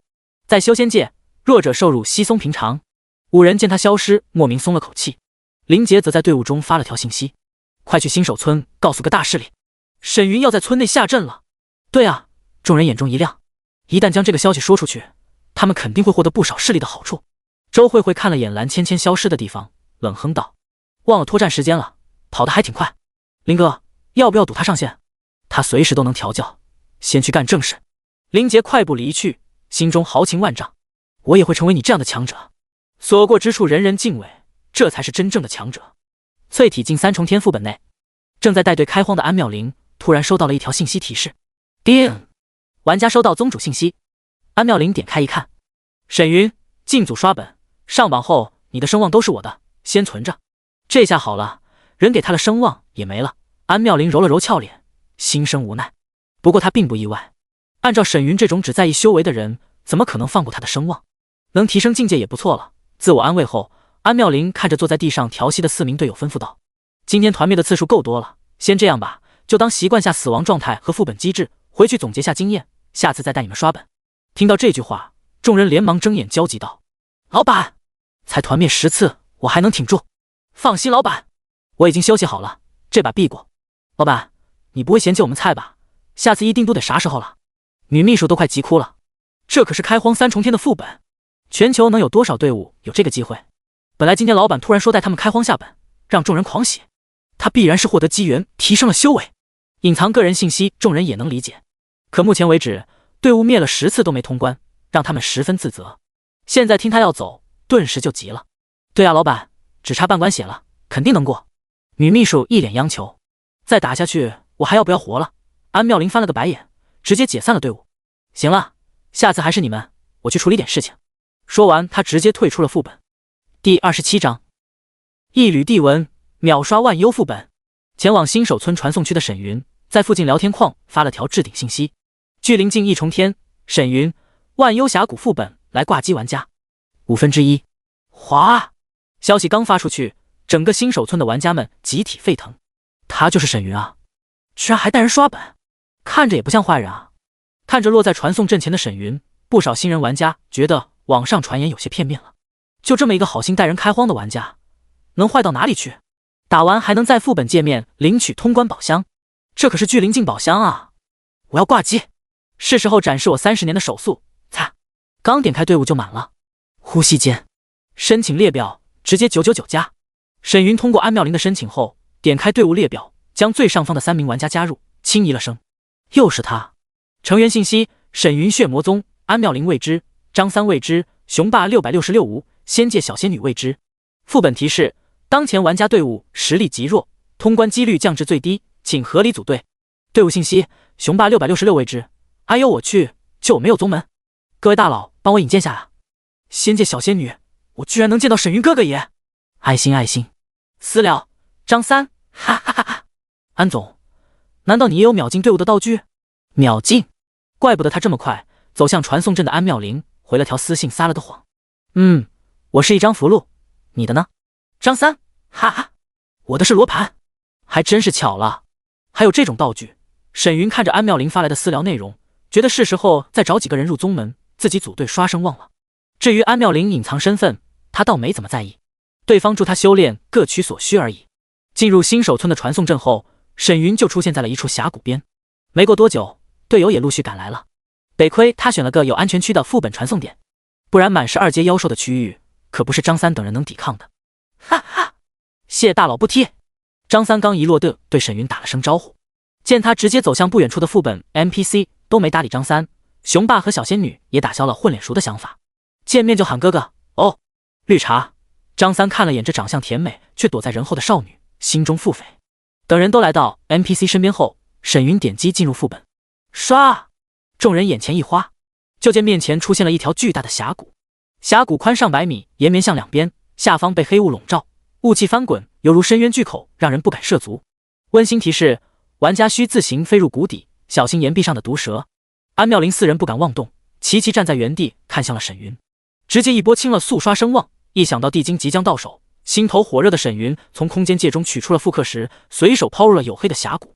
纯属大炮打蚊子啊！沈云心中好笑，看着银灰色的石头引入下方黑雾，雄霸666一脸好奇地凑近张三，低声道：“哥们，这啥玩意儿？暗器啊！先把崖壁上的毒蛇清理了。”张三胸有成竹地笑道：“之前无崖山他们就见沈云这么干的，大佬刷本就是不一样，直接用法宝。”雄霸666趁机拍了个马屁。还可以这样，沈云哥哥好厉害啊！小仙女惊呼出声。安妙龄见她偷偷站在了沈云身边，扫了眼那点大的花骨朵，心中嗤笑：就你这屁点大的女生，匹配吗？呸，配吗？与此同时，万幽峡谷深处，一个坐在白骨王座上的万幽谷主百无聊赖地扇着折扇，挑眉道：居然这么快就有人闯关！下方小弟举着武器大声嚷嚷：大王，等下把闯关之人给炖了！就是，让大王炼制成尸魁！武王威武，武王威武！万幽谷主妖冶的面容上露出了一丝残忍的笑容。守住一次就能出去透口气，虽然不能造杀孽，怎么也得找个女人来排解下郁闷。要不是突破时被察觉了气息，本公子能被关在这破地方。听到这句话，下方一个身材壮硕的悍匪女子脸色一红，青春痘都反光了。大王您看妾身！混账！万幽谷主眼中杀机暴起，挥手一巴掌击碎了他的头颅。啊！大王饶命啊！一群小弟吓得连忙跪在了地上，兵器散落一地。妈的，怎么给我这么一群没脑子的手下！万幽谷主铁青着脸起身，决意直接现身找闯关的玩家屠戮一番。就在这时，咻！细微的破风声入耳，万幽谷主连忙抬头，凝神看向了从天而降的银白石头。黑雾之中，散发光芒的石头犹如星辰般璀璨。这是何物？探出神识的万幽谷主发现难以窥探，抬手想将其击碎时，下一刻，轰！悬空的银石一声轰鸣，当场震散了整个峡谷的黑雾，更有如山岳般的恐怖威压，如天倾般席卷而下。只一瞬间，啪啪啪！接触到这缕威压的副本守卫们当场爆炸成了血雾。噗！哪怕万幽谷主都没有一丝抵抗之力，口喷鲜血，骨断筋折的瘫软在地。他难以置信地瞪着上空怒吼：玩家怎么可能有这么强的宝物？突然，他那布满血丝的双眼死死盯着虚空中的银石。嗡！就见银石微微一颤，蔓延出了缕缕紫气，而在紫气之中，一道刺目的紫色阵纹，看得万幽谷主满脸狰狞，仰头咆哮：地震！天道何其不公！凭什么他来到这就要被关起来，而外面的蝼蚁竟能获得地震？凭什么？轰隆隆！银石周边一道道仙雾缭绕的大阵沙纹，纵横交错的在虚空显现。羽化沙阵起！阵纹刚一出现，整个副本空间像是承受不住这等无上大阵，裂出了条条漆黑的缝隙。这一幕犹如是空间被切割一样，恐怖绝伦。而万幽谷内所有的人和物，如同虚空上的蛛网阵纹一样，身躯闪烁出了霞光璀璨的纵横蛛网。顷刻间，整个万幽峡谷化为废墟。而在峡谷外，轰！数百米的万幽峡谷下，一道耀眼的仙霞光柱自下而上，直接冲上虚空。强大的劲风使得大地尘土飞扬，安妙龄四人更是被这股恐怖的能量震飞数百米，砸在了副本结界上。要不是队友免伤的设定，这股能量能直接将他们震成了血泥。落地后的四人无不满脸震撼地看着那冲天光柱前白衣猎猎作响的背影。他到底用了什么法宝？张三瞪着双眼，语气都有些颤抖了。其余三人则头皮发麻地看着虚空缓缓浮现的金芒，只用一件宝物直接速刷了巨灵镜副本。同一时间，一条金色公告在全球所有玩家的头顶亮起。世界公告：恭喜玩家沈云小队率先通关巨灵镜副本，奖励小队声望1万点。第28章兑换地精，葬身古绝。世界公告响起的瞬间，沈云5人的队伍提示接连而至。叮！恭喜玩家沈云小队首通巨灵镜副本，每人奖励500点声望。30分钟后副本关闭。叮！恭喜玩家沈云获得100缕巨灵镜精纯灵气。当前经验120-400，可前往2阶妖兽区做主线任务等获得灵气。叮！恭喜玩家安妙玲获得100缕聚灵境精纯灵气，当前修为过低，无法直接吸收，转化为淬体境精纯灵气1000缕，修为提升至淬体境7重天。刷刷刷！连续的升级的白光从安妙玲4人的脚下冲天起，感受着无与伦比的畅爽感，气血翻滚的4人面色通红，满脸兴奋地瞪大了双眼。由于太过激动，众人身躯都微微颤抖了起来，哪怕修为最低的雄霸666都直接提升到了淬体境5重天，这也意味着他们直接登临华夏修为榜。要不是前方淡然而立的男子没说话，他们真想发泄出心中的激动之情。虽然聚灵境灵气转化成了淬体境，比例明显低了很多，可白给的修为谁在意这么多？同一时间，接连4条华夏区公告在虚空亮起。华夏区公告：恭喜匿名玩家修为突破至淬体境7重天，登临华夏修为榜第2，奖励声望礼包1份。华夏区公告：恭喜匿名玩家修为突破至淬体境6重天，登临华夏修为榜第3，奖励声望礼包1份。华夏区所有玩家都懵逼了，沈云刚刷完副本，4名玩家就登顶修为榜前5了。一瞬间，华夏区的聊天框直接炸了。有我安澜便是天，这还玩个锤子？多刷几次榜单上都是他的人。老登看好你女儿，一拖4有着刷本速度，他绝对是游戏内部人员。榜上玩家别隐藏啊，出来对峙，扫扫的挽留，卸载了。这垃圾游戏一点都不合理，就这还能反馈现实？能反馈我当场拿下我老大的媳妇？不出来对峙就卸载，没人玩游戏必凉。看着聊天框内全是这条复制粘贴的信息，安妙玲4人面面相觑。只要有关沈云的公告，就会被大量玩家抵制，这已经成了潜移默化的游戏状态了。没办法，他的优势实在太大了，大到玩游戏的人都知道，这极其影响平衡。张三想了想，看着3人低声笑道：如果你们想因此获利，那是你个人的事情，但不能暴露我的身份，不然网上一旦出现有关我的信息，我会无差别追杀你们3。进队隐藏 ID 也没用，队友开视频录制就知道他长啥样。见张三眼中凶光闪烁，在无之前面对沈云时低头哈腰的模样，雄霸666当即拍了拍胸膛保证：张哥你放心，给我再多钱也不说。仙界小仙女也紧张的点了点头。张三扫了眼沉默不语的安妙玲，对着3人耸了耸肩：如果我是财阀掌权人知道是你们的身份后，直接胁迫你们的家人，你不说也得说。所以啊。说到这，张三咧嘴露出了洁白的牙齿笑道：以后出行记得做好防御工作哈，不然被我杀了惊艳一掉，你们获得的待遇可能就没了。这种事不是保证就有效的，当刀架在家人脖子上时，几个陌生玩家算得了什么？张三只是警告一下，至于事后如何，全看他们是否暴露身份了。叮！玩家张三退出队伍。大佬，下次见啊！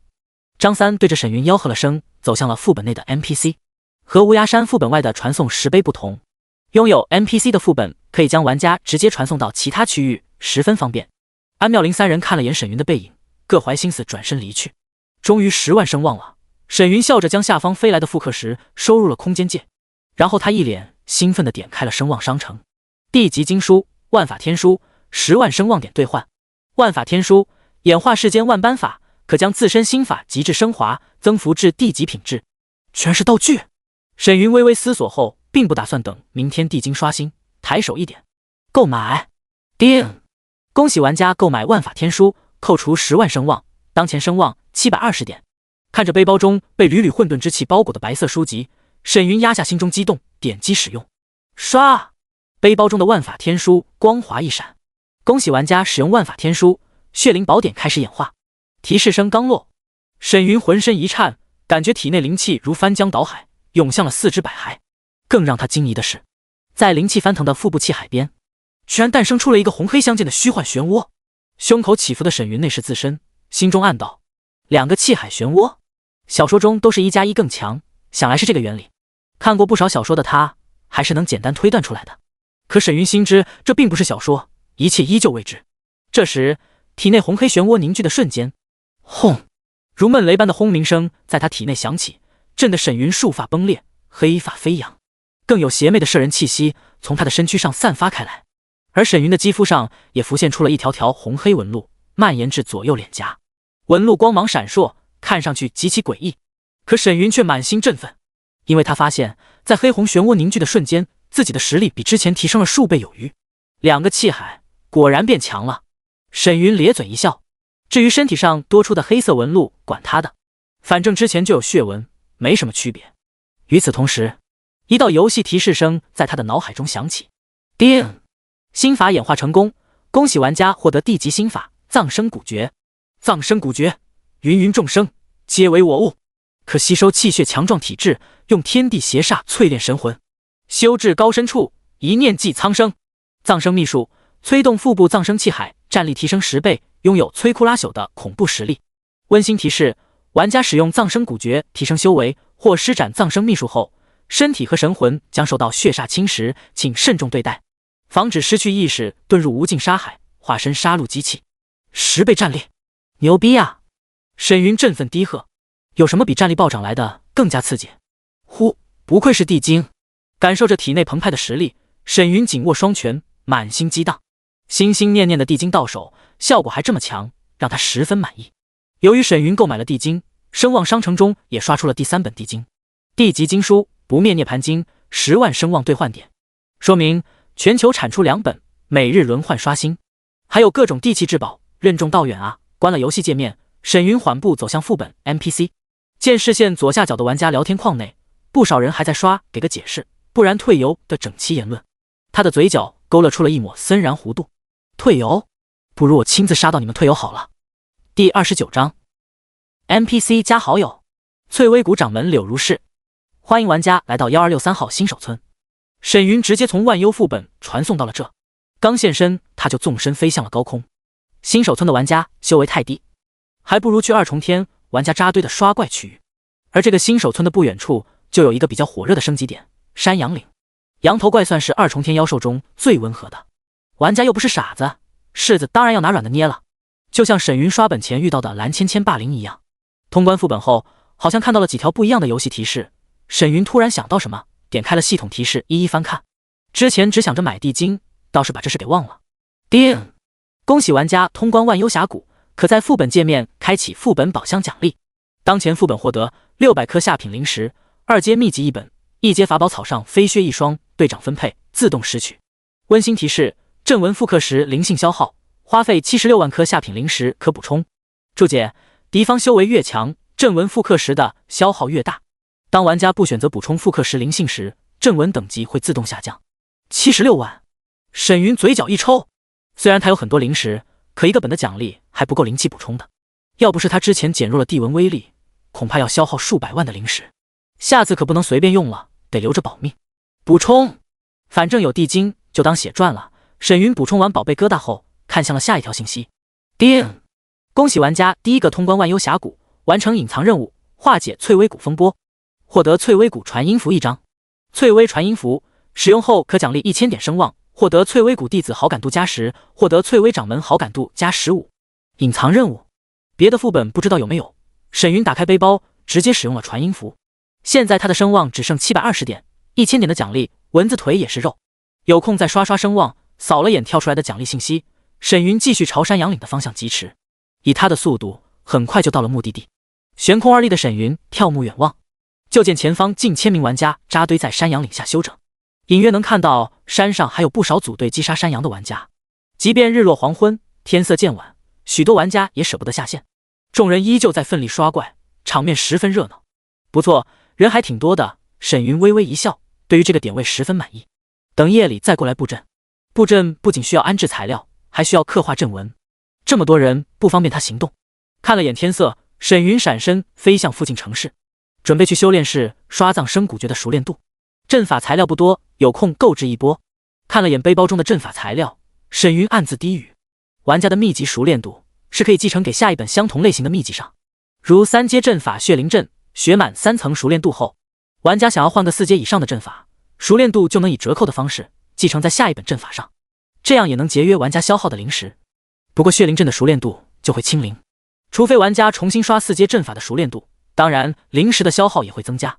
沈云的血灵宝卷本来是2层满熟练度，继承给了地精葬生古诀后，熟练度只有1点。他怀疑这一点是游戏强制最低加成，不然整个一连串零的数了。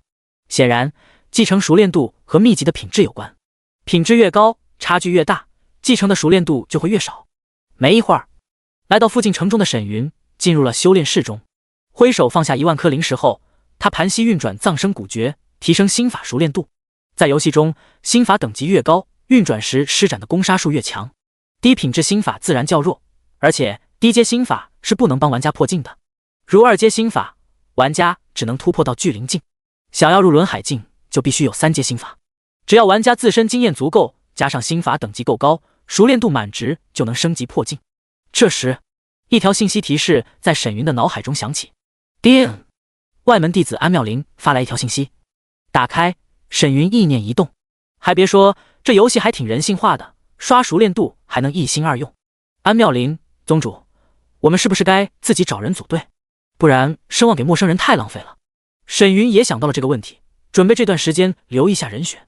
沈云，明早10点你准备下，助我修炼。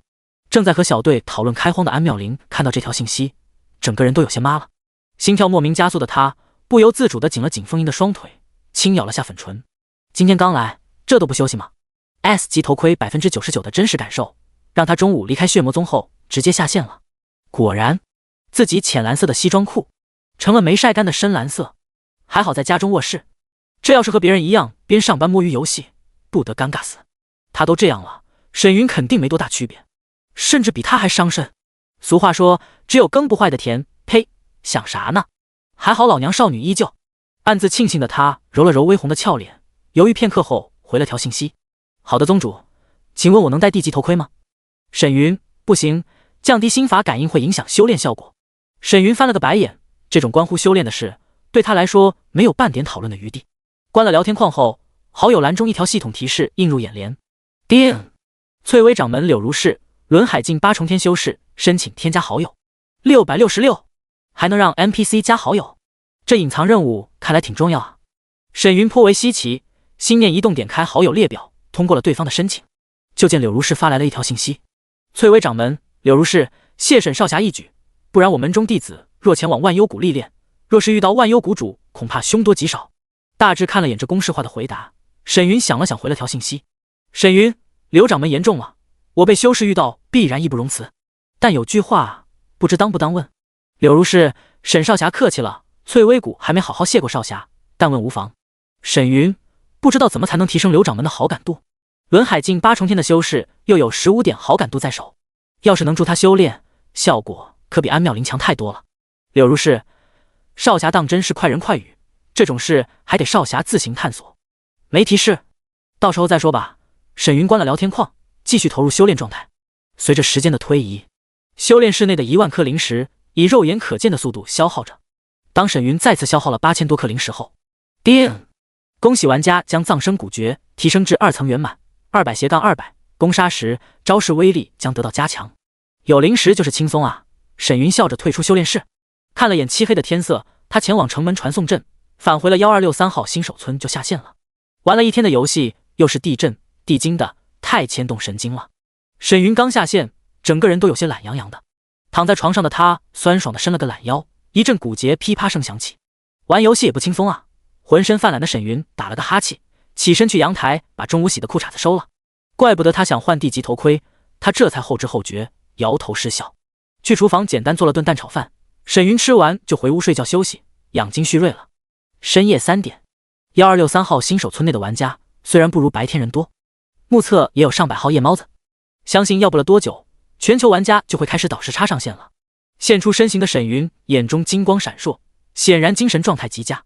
看了眼身上的白衣，他点开背包，将漆黑如墨的血魔宗宗主服装穿上，纵身飞向高空，消失不见。一路疾驰来到山羊岭后，沈云发现山岭中还有10多名玩家，正借着明亮的月色刷怪。都是干地啊！收回视线，他几个闪烁引入了漆黑的密林中。第30章，血迹数千玩家。月色斑斓，一棵大树下，沈云正拿着刻刀在半人高的乌金木上刻画着一条条诡异的阵纹。血灵阵的材料严宇博手中还有，当下不用购置，呼算是成了。吹散乌金木上的刻纹木屑，沈云看着流畅的阵纹颇为满意。然后他将乌金木插入了脚边挖好的坑中，又丢了50颗灵石进去，挥手将一旁的泥土倒入坑中掩埋。见地面恢复原样后，沈云闪身消失在了原地。灵石是催动阵法的媒介之一，山羊岭这么大的范围，一个地方埋50颗沈云感觉差不多了。除了乌金木，沈云还放置了黑曜石，血色祭台、银血石等7种一阶材料。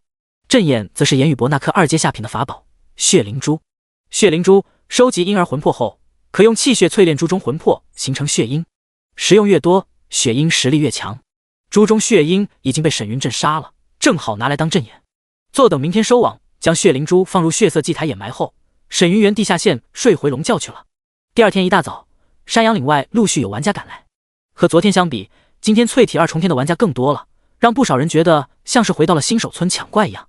手慢无，众人不敢耽搁，快速上山找羊。听说了没？各大势力开始组团清理区域刷怪了。一个上山的男生看着林中大量的玩家身影，和队友无奈道：这么多人，要是各大势力在划片区域刷怪又难了呀。我朋友还在新手村，那边都有人卡位着了。一旁的队友环顾四周，想着羊头怪刷新后能第一时间攻击拉到仇恨。大部分玩家不会刻意抢别人的怪，除非是像新手村那样玩家实在太密集了，看到大攻击就是一拥而上。一般情况下都是各打各的。要是遇到抢怪的，大不了直接动手，大家2败俱伤，一起损失。游戏里谁还惯着谁？当然，遇到那些财力雄厚的势力，该给的面子还是要给的。再不快点升级，沈云都不知道超过他们多少了，肯定心急啊。队伍中一名女生轻声说了句：那倒也是，还好他们没做得太绝，只是划一片区域刷怪。他们又不傻，要是玩家们隐藏信息，群起而攻之，现阶段的财阀也顶不住啊。听到这句话，一旁砍着羊头怪的大叔回头看了眼这几个年轻人，笑道：你们太小看财阀势力了，他们在游戏第一天就清场新手村了，如果不是沈云异军突起，游戏尖端还得是他们。看看副本排行吧。几个年轻人一听，连忙打开了各大排行榜。修为榜不用看，不到淬体近5重天都打不开，想来还是沈云和昨天的4个匿名玩家。势力榜就沈云孤零零的挂在上面。法宝榜单是需要聚灵镜才能上榜的，其余榜单如主线、支线任务次数、战场、坐骑等等，要么没开，要么就是玩家没达到上榜要求。而在副本榜单上，将近80多个队伍已经通关了淬体近3重天的副本。看到一连串的队伍名称，不少刚上线的玩家目露惊疑。卧槽，一晚上登顶这么多，昨晚我下线都没看到，难道他们通宵开荒了？只有前10才有华夏区金色公告，剩余的只能在聊天框置顶几分钟。大叔和队友斩杀完羊头怪后，看了眼聊天框，笑道：看，这不是又出了一个？众人一看，果然有个队伍通关了副本。华夏区聊天框置顶信息：恭喜莫长空小队成功通关淬体近3重天副本剑雨山庄，小队奖励声望礼包1份。看来淬体3重天玩家也不少啊。啧，副本产出可丰富了，要是报了本秘籍，说不定势力成员还能共同修炼呢。真羡慕他们啊。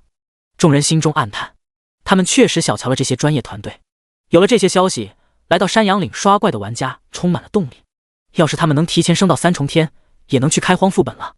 随着时间的推移，山阳岭上的玩家越来越多，走2步就能看到林中玩家找怪刷怪的身影。快看，那里刷羊了，没人。一个玩家见前方林中出现了个双脚直立顶着羊头的怪物，晃着脑袋，连忙低语一声。身边几个同伴眼中一亮，快步冲了上去。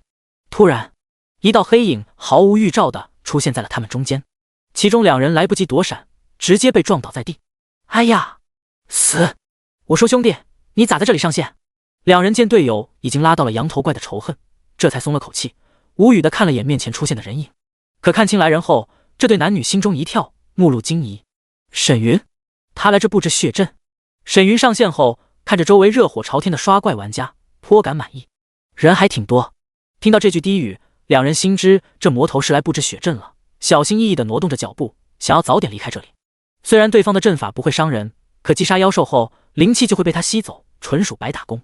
这时，2人见沈云抬起右手，捏了一个古怪的法诀。当手中法诀成型的瞬间，他的脚下地面居然蔓延出了一条条猩红色的纹路，没被破坏，不错，果然在布阵。看到这令人不安的一幕，2名玩家扫了眼嘴角带笑的沈云，压低身子落脚轻声，生怕被这魔头给注意到。同时，他们在队伍中发着信息提醒队友：小香风，大家快跑啊！沈云来布阵了，为难我胖虎，别出声，赶紧溜。须臾间，唰！2人察觉似有破风声从身后袭来，连忙回头一看，随即脸色大变。只见沈云的手中多了把血色长剑，正朝着他们一剑挥来。卧槽！你个黑了心的魔头，大变态！你个坏人！噗噗！血色剑芒一闪而逝，2颗头颅冲天起。看着两人脖颈处喷出的鲜血，沈云屈指一饮，就见尸体上的鲜血犹如喷泉般涌入了地下的血色祭台。只过了片刻功夫，嗡！被激活的地下祭台一阵颤鸣，使得山林间尘土飞扬，更有一条条散发着红芒的血色纹路在地面上浮现，迅速朝四面八方蔓延开来。山羊岭内外数千名玩家都被这诡异的一幕吸引了心神，不少人第一时间反应了过来，转身就跑。沈云在这里，溜了，等他走了再刷，真是晦气。至于胖虎的队友哪里敢找沈云对峙，只能怪两人运气不好，随着周围玩家快速离去。也有不少人留在了原地，看着四散的玩家们，心中偷乐。走了最好，怪也没人抢了。不错，这魔头还有些作用的。见不远处的沈云盘膝而坐，诸多玩家心中暗喜。随即一声低喝在对方的口中响起，切！话音一落，轰隆隆，这座山羊岭的地面一阵颤抖，轰鸣震耳。动静这么大，山中被惊到的玩家下意识加快了脚步，连山外的玩家都脸色一变，齐齐后退，惊疑地看着前方林中鸡飞狗跳的玩家们。可还未等人退出山林，下一刻，轰！一道道冲天血线在玩家们的脚下拔地而起。然而和网上流传的吸血阵不同，这一次大阵血线掠过玩家身躯后，像是一条锋利的切割线，将所有人身躯上的血肉切得快快掉落。啊！沈云，你不是人！凄厉的惨叫声笼罩了整个山羊岭，而在山外的人群一个个都瞪大了双眼，惊恐地看着林中血肉滑落、露出森然白骨的玩家们。这恐怖血腥的场景看得众人头皮发麻，脸色煞白，一些胆小的玩家更是原地呕吐，有的甚至被吓晕了过去，强制退出了游戏。这得有2000多玩家吧？一个男生吓得连说话都不利索了。我的天啊，他怎么忍心下得了手啊？不少女生被这地狱般的场景吓得哭了出来，转身就跑。他居然敢血祭玩家，作死！他这是自取灭亡！一些正义感爆棚的玩家眼都红了，第一时间就将这里的视频上传到了网上。第31章连续突破，反派魔头又如何？问心通明，血灵阵法的效果无疑是强横的，以1阶材料做媒介，2阶法宝当阵眼，3阶中品的阵法品质，淬体境低阶修士想要从中脱困根本不可能。几个呼吸间，将近2000多名玩家和上千只羊头怪被当场血祭，整座山羊岭被清空，浓郁的血腥笼罩全山，令人闻之色变。山中大量的气血如洪流般轰鸣，涌向阵法中心，声势骇人。树叶纷飞，腥风遮山，这让站在山外的所有玩家步步后退，满脸骇然地看着血腥滔天的山羊岭。这种强悍的视觉冲击，哪怕胆子大的玩家都不敢上前打探。此时沈云已经将地底的血灵珠取出，悬浮在身前。随着血灵珠的牵引，四周涌来的气血还未进入珠中，就被他尽数吸入体内，催动葬生古诀开始炼化。可大量的血煞之气涌入体内，让沈云的身躯不由自主地颤抖了起来，尤其是他的神魂受到了强烈的冲击，似有一股嗜血的念头在脑海中滋生。好在葬生古诀足够强大，这种感觉只有一丝，影响不了他的心神。与此同时，沈云的身躯上开始浮现奇异的红黑纹路，伴随体内葬生古诀愈发快速的运转，更有缕缕红黑雾气从闪烁的纹路中溢出，将它笼罩其中，透露着诡异且邪恶的气息。而在沈云的腹部气海中，2个漩涡疯狂吸收着血气中的能量，尤其是葬生气海将血煞之气尽数浓缩汇聚。叮！恭喜玩家提升至巨灵境2重天。感受着体内愈发雄浑的修为，沈云缓缓睁开布满血丝的双眼，抬手一挥，将空间界中的炎雨波尸体取了出来，顺便把你也吸了。之前为了防止提升修为后声望涨价，他并没有第一时间吸收炎雨波的气血，这时候刚好。可看着炎雨波的尸体居然有些虚化，沈云眉头一挑，应该是游戏设定，空间界也不能长时间保持 NPC 的尸体。不再多想，沈云手捏法诀，屈指一引，将炎雨波的精血尽数从体内抽出，吸入葬生气海。轰！巨灵境的精血让他浑身一颤，葬生气海像是受到了刺激，从沈云的腹部散发出了摄人心魄的涟漪，疯狂吸收外界气血。轰隆隆，所有气血如经溪水倒灌入了沈云的体内，爆发出了闷雷般的轰鸣声。感受到山中浓郁的血煞之气，山外玩家中一个光头和尚颤声道：“魔头是大，魔头是大啊！好恐怖的威势！不行，必须想办法压制他，不然修为反馈现实后，大家都得死。溜了，再待下去，直接飞出来血祭我们了！”众多玩家心惊肉跳的转身就跑。不过也有不怕死的热血玩家，正死死盯着山羊岭，想要等沈云出来当面质问。同一时间，一连串的提示声在沈云的脑海中响起：智距临近3重天，智距临近4重天，智距临近6重天。当提升声落下后，山羊岭也恢复了平静，气血消散，腥风停摆，盘空的飞鸟也落入林中。盘膝而坐的沈云深吸一口气后，长长吐了出来。呼！这一缕浊气竟然形成了一道血雾，消散在了空中。和正派功法相比，这类邪修秘籍提升的速度果然恐怖。沈云眼中金光闪烁，起身震散了长袍上的灰尘。这才多久，他连升5阶达到了距临近6重天。每提升1阶，玩家需要的灵气经验就会递增400。这可不是单纯的4+4等于8，因为每一重修为的灵气质量都是不同的。山羊岭的怪才1阶和沈云差距太大，连经验池都难有波动，但血迹吸收的气血却依旧能转化成经验值，提升他的修为。能有这么大的收益，还不看资质，怪不得邪修屡禁不止。暗自感慨的沈云看了眼玩家聊天框，果然密密麻麻的声讨又开始了。大道殊途同归，可邪修不容世间，这是万古不变的。因为邪修手段太过残暴，杀亲杀友，滥杀无辜，在邪修眼中毫无区别。沈云心知自己选择的路会被万夫所指，因为换作是他在游戏中遇到这样的人，也会化身键盘侠开喷。他不至于双标装清高，正常人只要遇到这种事，肯定心有怒火，人之常情。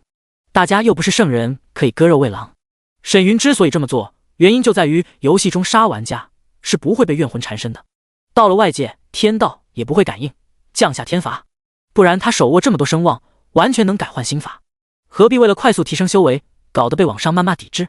沈云是利用9州的天道 bug， 通过血煞宗的空间界，在游戏前期发展出巨大的优势，这种好处他不可能无视。结果也显而易见，收获丰盛。难不成放弃血煞宗的资源，慢慢爬上来？那是对自己生命的不负责。所以他面对网上的谩骂、抵制都置之不理，就当魔力到心了，因为他还是会一路杀下去。没必要解释什么装无辜，或者去关注谁的言论，徒增烦恼，杀就完了。这也是沈云这几天在深思的问题。我只要借用游戏 bug 漏洞，强大自身就行。至于被万夫所指，反派、魔头又如何？求仙注定孤独，何须在意他人眼光？至于玩家，要么别玩退游，想玩想获利就得承担风险。修仙哪有事事顺人心意的？像是在问心。这一刻的沈云心境通明，现在看着聊天框内的言论，再难以引起他心中半点波澜。这算是道心有所获了。突然的心境变化让沈云淡淡一笑，然后他拔地而起，纵身飞向就近传送区。至于林中爆的物品，都是些不入流的垃圾，没必要捡。相比较低阶玩家和妖兽的气血，刚才吸收的言语波气血所含血煞要更加浓郁些。沈云暗自思索，修为的暴涨让他的身躯和神魂中暗藏一丝若有若无的不适感，这还是葬生古诀反馈给他的。毕竟是地级经书，压制血煞的效果虽强，可对自身感应比之血灵宝典更加清晰。沈云，你丧尽天良！留在山羊岭外的玩家看到他飞上高空，义愤填膺的咒骂出声：你绝壁是汉奸、间谍，滚出华夏区！我之前以为你只是偷玩家的灵气，没想到还会滥杀无辜。你这个刽子手，我警告你，赶紧退出游戏，不然上层动怒，难有你容身之处。众人满脸怒容，有真不怕死的仗义直言，也有趁机拍视频炒热度的玩家。沈云身形一顿，低头俯视下方上百名玩家，淡然道：若你们只会聒噪，也只是群声音大点的经验怪。平淡的语气却让所有人感到了极尽羞辱。狂妄，欺人太甚！众人气得咬牙切齿，恨不能将空中的装逼怪声撕了。突然上空，沈云抬手一指，咻！一道猩红的指芒从天而降。卧槽！快跑！死又何惧？来啊！杀了我还有千万万！轰！大地轰鸣，碎枝乱飞，尘土飞扬。上百玩家在这一击下彻底没了动静，化为血雾散落在地。第32章，全球哗然。别说话，修炼要紧。魔头城市血洗数千玩家。视频地址：官网头条。这是华夏区聊天框中被玩家刷的最为密集的信息。此消息一出，华夏区大量玩家下线，纷纷登录官网查看信息。果然，在9州官网中，一条被点赞60多亿的视频登顶留言区，所有人点开一看，就看到了山羊岭血腥的屠戮场景。由于10岁以上的小朋友也能玩游戏，一些未成年浏览时还有系统打上的马赛克，相当智能人性化。能在这么短的时间内被点赞60多亿，可见这条信息引起了多大的关注，堪称轰动全球。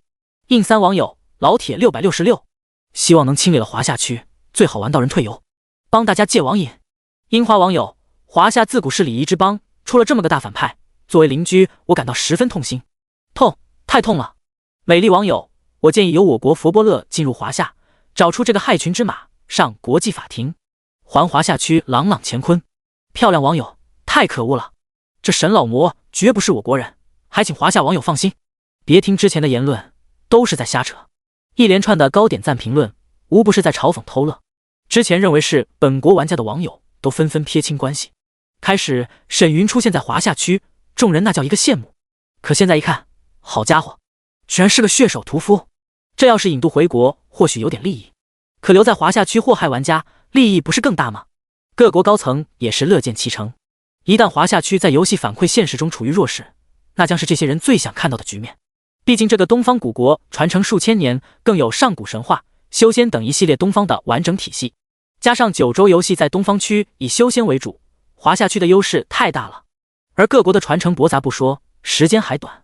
虽然他们的游戏区以异能、魔法、魔幻为主，可哪有华夏传承数千年的玄幻体系成熟，有迹可循。现在好了，魔头要是成长起来，华夏区不足为虑。多贴心的华夏魔头啊！要不是不知道对方的身份，各国上层真想给他打个慰问电话。不过出于人道主义，各国官方严厉批评了沈云的做法，顺便警告了国内想搞破坏的玩家。不过也有同情华夏区的发言。大毛网友大一点的经验怪，这小子挺狂妄啊，在华夏的国人们组个团，去把这家伙刚一波。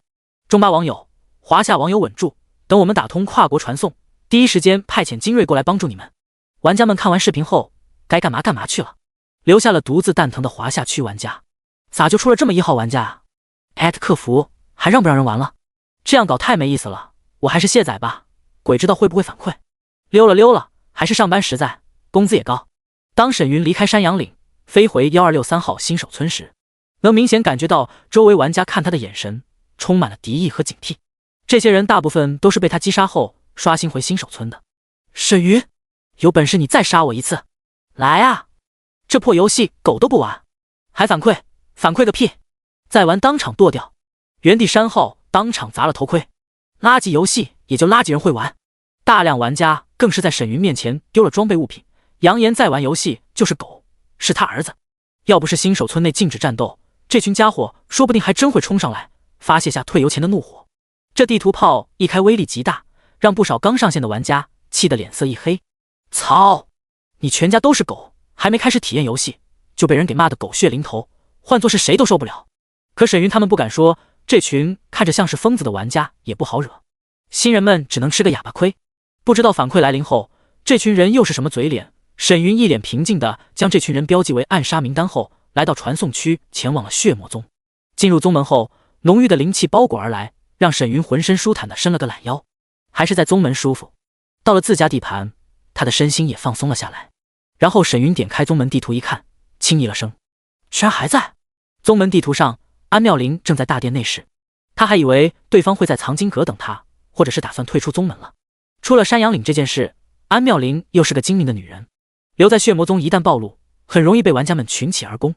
没一会儿，沈云就来到了大殿内室，穿过门口屏风，就见安妙龄正坐在镜前梳理齐腰的长发，裸露的肌肤犹如凝脂，洁白生辉，仅有一条紫色丝带点缀在玉背上，如葫芦般完美的身段。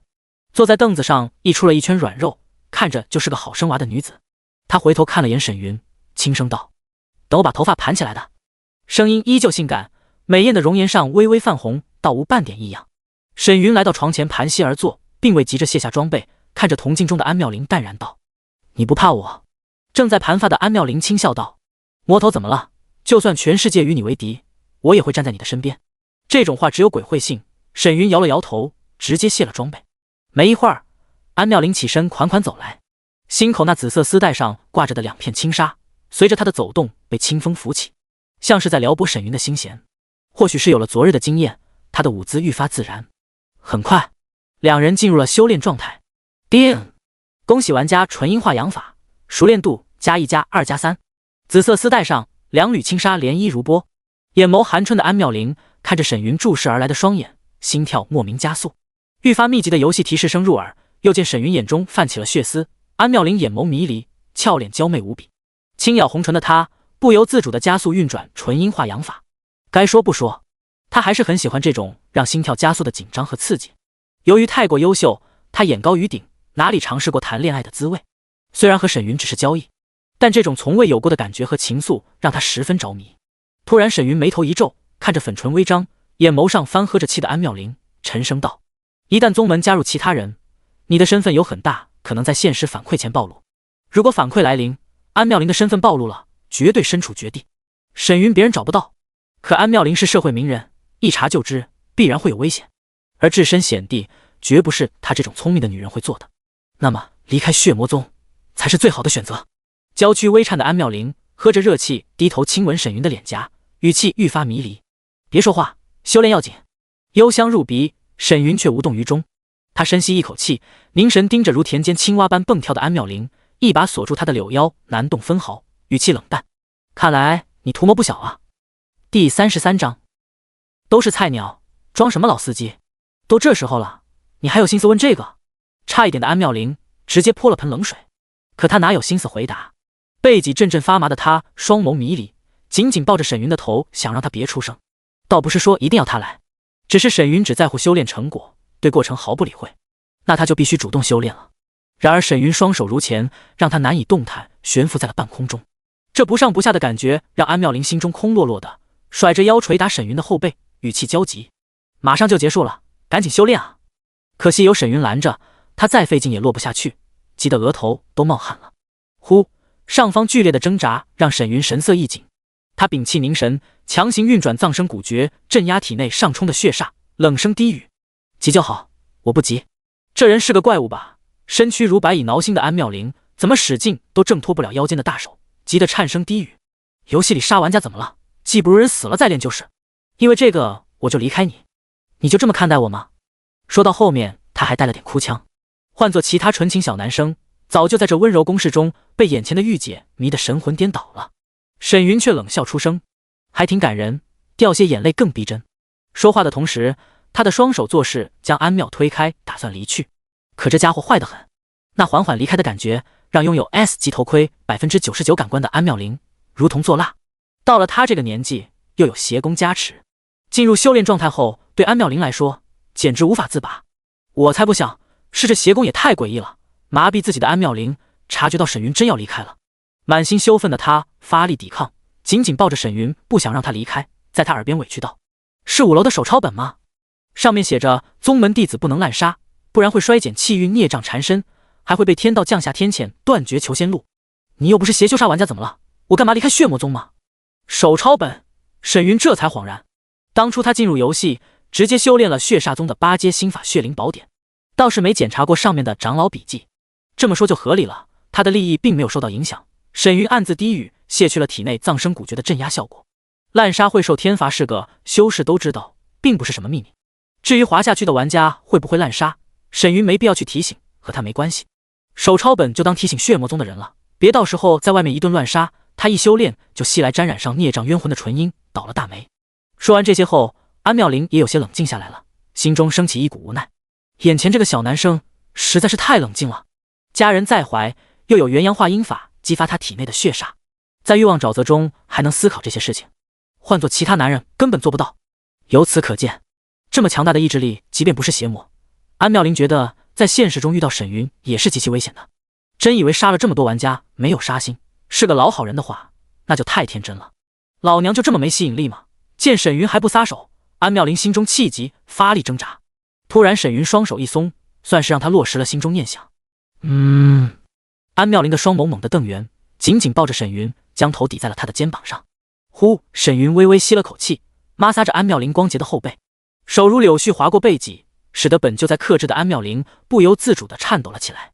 只是片刻功夫，沈云就觉得脖颈处近在咫尺的鼻息下，一张红唇无意识地附了上来，温润异常。不单单是脖颈处的温润，沈云眯眼享受的同时冷笑道：你不是修为提升了吗？怎么越来越废了？好一会儿，安妙龄这才平复了下心情，微微吸着气，无力轻语：“太突然了吧，我还以为你会继续问我，没笔记会不会走呢？”到了他这种地位，看待事物的本质十分清晰。怕沈云，怕死就离开血魔宗，他自然不能，也不敢离开。现实中的人能杀他，可要是判出血魔宗，沈云想杀他更简单。但待在血魔宗就不一样了，只要没人知道沈云的真实身份，他的威慑就存在一天。沈云这么精明，自然不会在反馈前暴露身份。那么他只要等到反馈来临，隐藏好个人信息，便无所畏惧了。问你，然后你趁机表忠心，让我对你另眼相看。安妙龄，你是不是脑子练傻了？沈云斜睨了他一眼。好好好，知道你厉害。见沈云没生气，心情不错的安妙龄搂着他的腰，将红唇贴在了他的耳朵上，难得的语气轻佻，柔声笑道：“待我歇歇的，等下再让宗主大人修炼。”话音未落，安妙龄直接被沈云放倒。都是菜鸟，你装什么老司机？见沈云满身黑红魔纹，红着眼俯身而来，那气势就像是要将他给生吞了。安妙龄感觉心都要跳到了嗓子眼，俏脸绯红的侧头，不敢与他对视。可脖颈间的炽热让他不由自主地抬起碧藕般的素手，摩挲着沈云的发丝。没一会儿，安妙龄算是真真切切地感受到了那些表面闺蜜和她说的体己话，怪不得她们喜欢找年下，跟个牛似的。捂着粉唇的安妙龄眼眸含泪地看向床沿上挂着的帷幕，如大浪般涟漪阵阵。感觉大脑有些缺氧的她生怕晕过去，颤声道：“你这么忙干嘛？我又不退宗门，跑不了的。”叮！恭喜玩家元阳化阴法熟练度+2+3+1，当前第一层29-100。干嘛？在家熟练啊？怎么你不乐意？沈云沉声低喝，在他面前装老司机，反了天了。18点19，意识有些模糊的安妙龄查了下熟练度，知晓自己装过头了必会吃苦，呢喃自语：“加吧加吧。”一处河水边，正在做支线任务的于西和闺蜜突然被一波玩家给开红了。只是几个回合，袅袅青烟浑身染血的倒在地上，爆了10多个银币，身躯也在光化消失。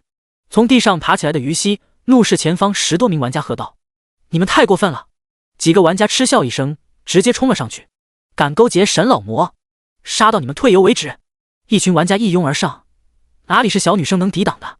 还好之前于西机灵，当闺蜜被偷袭时，见人多势众他，直接将战斗感官的数值调整到了最低的1%。感官越低，越会影响玩家在游戏中的体验。要是对战时无法清晰感受到身体的状态，很容易造成身体跟不上脑子的反应，从而落败。这也是 S 级头盔昂贵的原因。片刻功夫，噗！一柄长刀直接捅入了于西的腹部。温馨提示：玩家受到致命创伤，当前体能迅速下降，建议杀一个不亏，杀2个稳赚。呸！于西吐出一口嫣红的鲜血后，瞪着周围持刀斧袭来的玩家，虚弱道：“我一定会报仇的。”他也想杀一个回本，可看到血胆子和力气都没了。随即他两眼一翻，软倒在地。刷刷刷！一连串的银币从他的尸体上爆了出来，目测足有上千枚，还有不少材料。当看到一本秘籍落在了地上，众人狂喜。秘籍？直接发财了！哈哈哈哈哈哈！一阶上品，哥儿几个买笔墨抄下一起学，下次遇到再给他报了。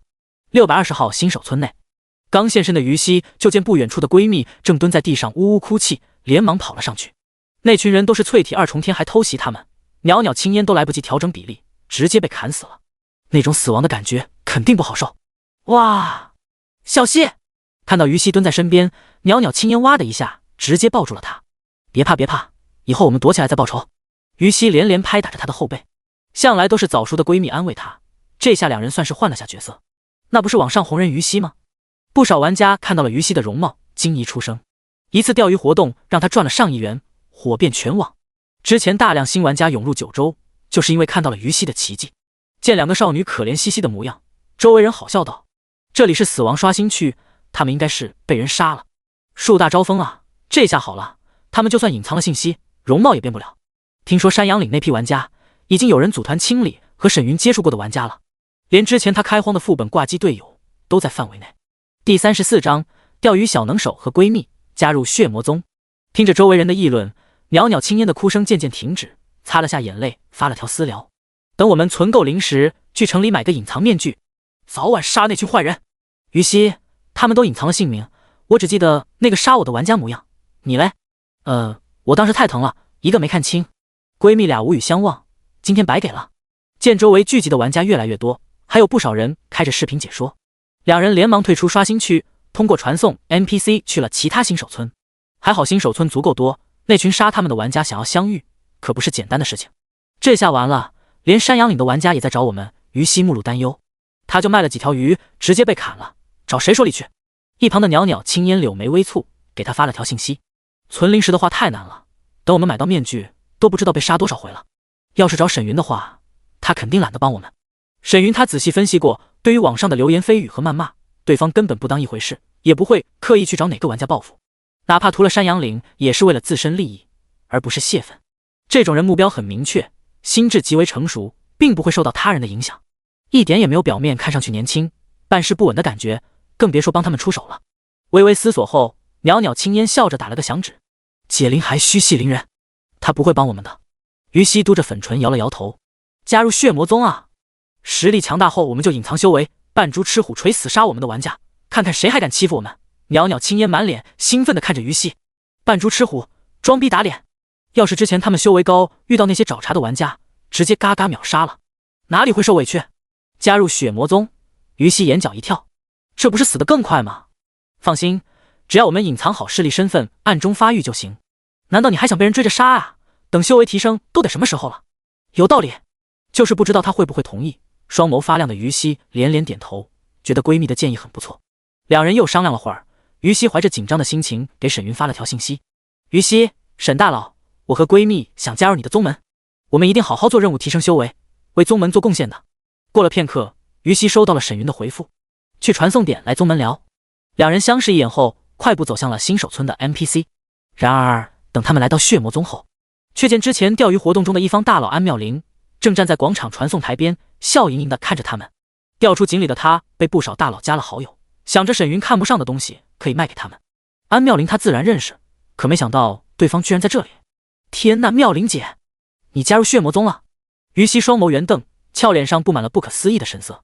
一旁的袅袅青烟也目露惊疑。安妙龄展颜一笑，上前将一脸惊奇的两人牵下高台后，仔仔细细地看着这对女生，赞许道：按照宗主的眼光，打个94分差不多了。这让人摸不着头脑的话，让两人一脸羞赧。尤其是袅袅青烟，直接闹了个大红脸。闺蜜于西是长得可爱漂亮，肌肤雪白，大眼睛萌萌的，像个小萝莉。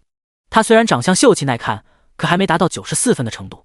两抗伤害的，可得好好给你们洗洗脑，别跑了。安妙龄心中偷乐，直接说出了入宗要求。宗主他出去了，想入宗的话，有些细节我来告诉你们。接着他将宗门福利、秘籍、身份待遇等等一一告诉了两人。于西和闺蜜听的是双眼放光，他们本以为沈云展现的实力和财力肯定有一些高级秘籍，哪怕不像他一样飞速提升修为，但至少比普通玩家强啊。没想到入门就有8阶心法不说，还有3本5阶秘籍，而且提升到巨灵境后，宗门还能奖励法宝，这也太富有了吧！而且沈大佬还会带我们刷本，直接起飞。这里的灵气好浓郁啊，就算天天在这修炼，都比在外强怪好。还真是来对了。两女对视一眼，尽是笑意。我愿意加入。妙龄姐，还有其他要求吗？袅袅青烟摇了摇安妙龄的手，她还算理智，觉得这么好的待遇应该有附加条件，一切以宗主指令为主就行。安妙龄微微一笑，取出背包中的纯银手抄本递给了他们。最重要的是助他修炼，你们先看看。听宗主的，这不是应该的吗？助他修炼，一脸疑惑的两人点开心法看了看。纯银化阳法，学习要求纯银繁体，符合。没一会儿，两人双眸瞪得滚圆。这俏脸涨红的于西惊疑地看着安妙龄，哪怕袅袅青烟也有些震惊了，因为安妙龄不仅身价数十亿，更是财阀千金，能答应这种事？安妙龄抿嘴一笑，带着两人走向了藏经阁，轻声道：我既然加入了，自然要助他修炼，而且宗主也说了，现实修为反馈一来，被人杀了可复活不了。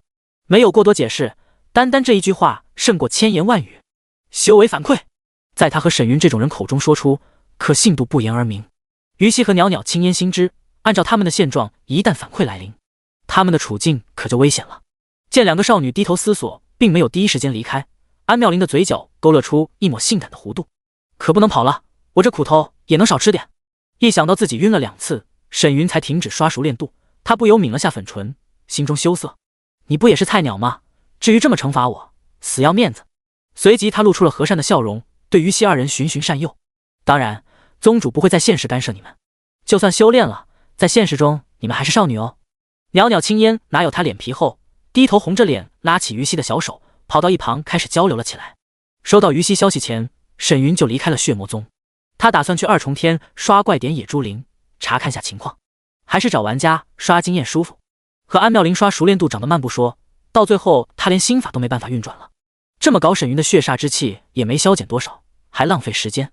对于于西要加入血魔宗，沈云觉得可能是玩家们给他俩制造了麻烦。不过那姑娘长得挺可爱，她闺蜜的瓜子脸也十分耐看。当然，重点是有了那条大锦鲤的收获，让沈云对其感官不错。而且第一波的纯阴修炼对他来说受益巨大。既然愿意加入，又符合修炼条件，他索性让安妙龄来处理这种小事。这时，沈云收到了一条系统提示，温馨提示：玩家于西大仙、袅袅青烟加入宗门，到时候带他们刷几个副本后，修为提升了，再修炼元阳化阴诀，效果会更大。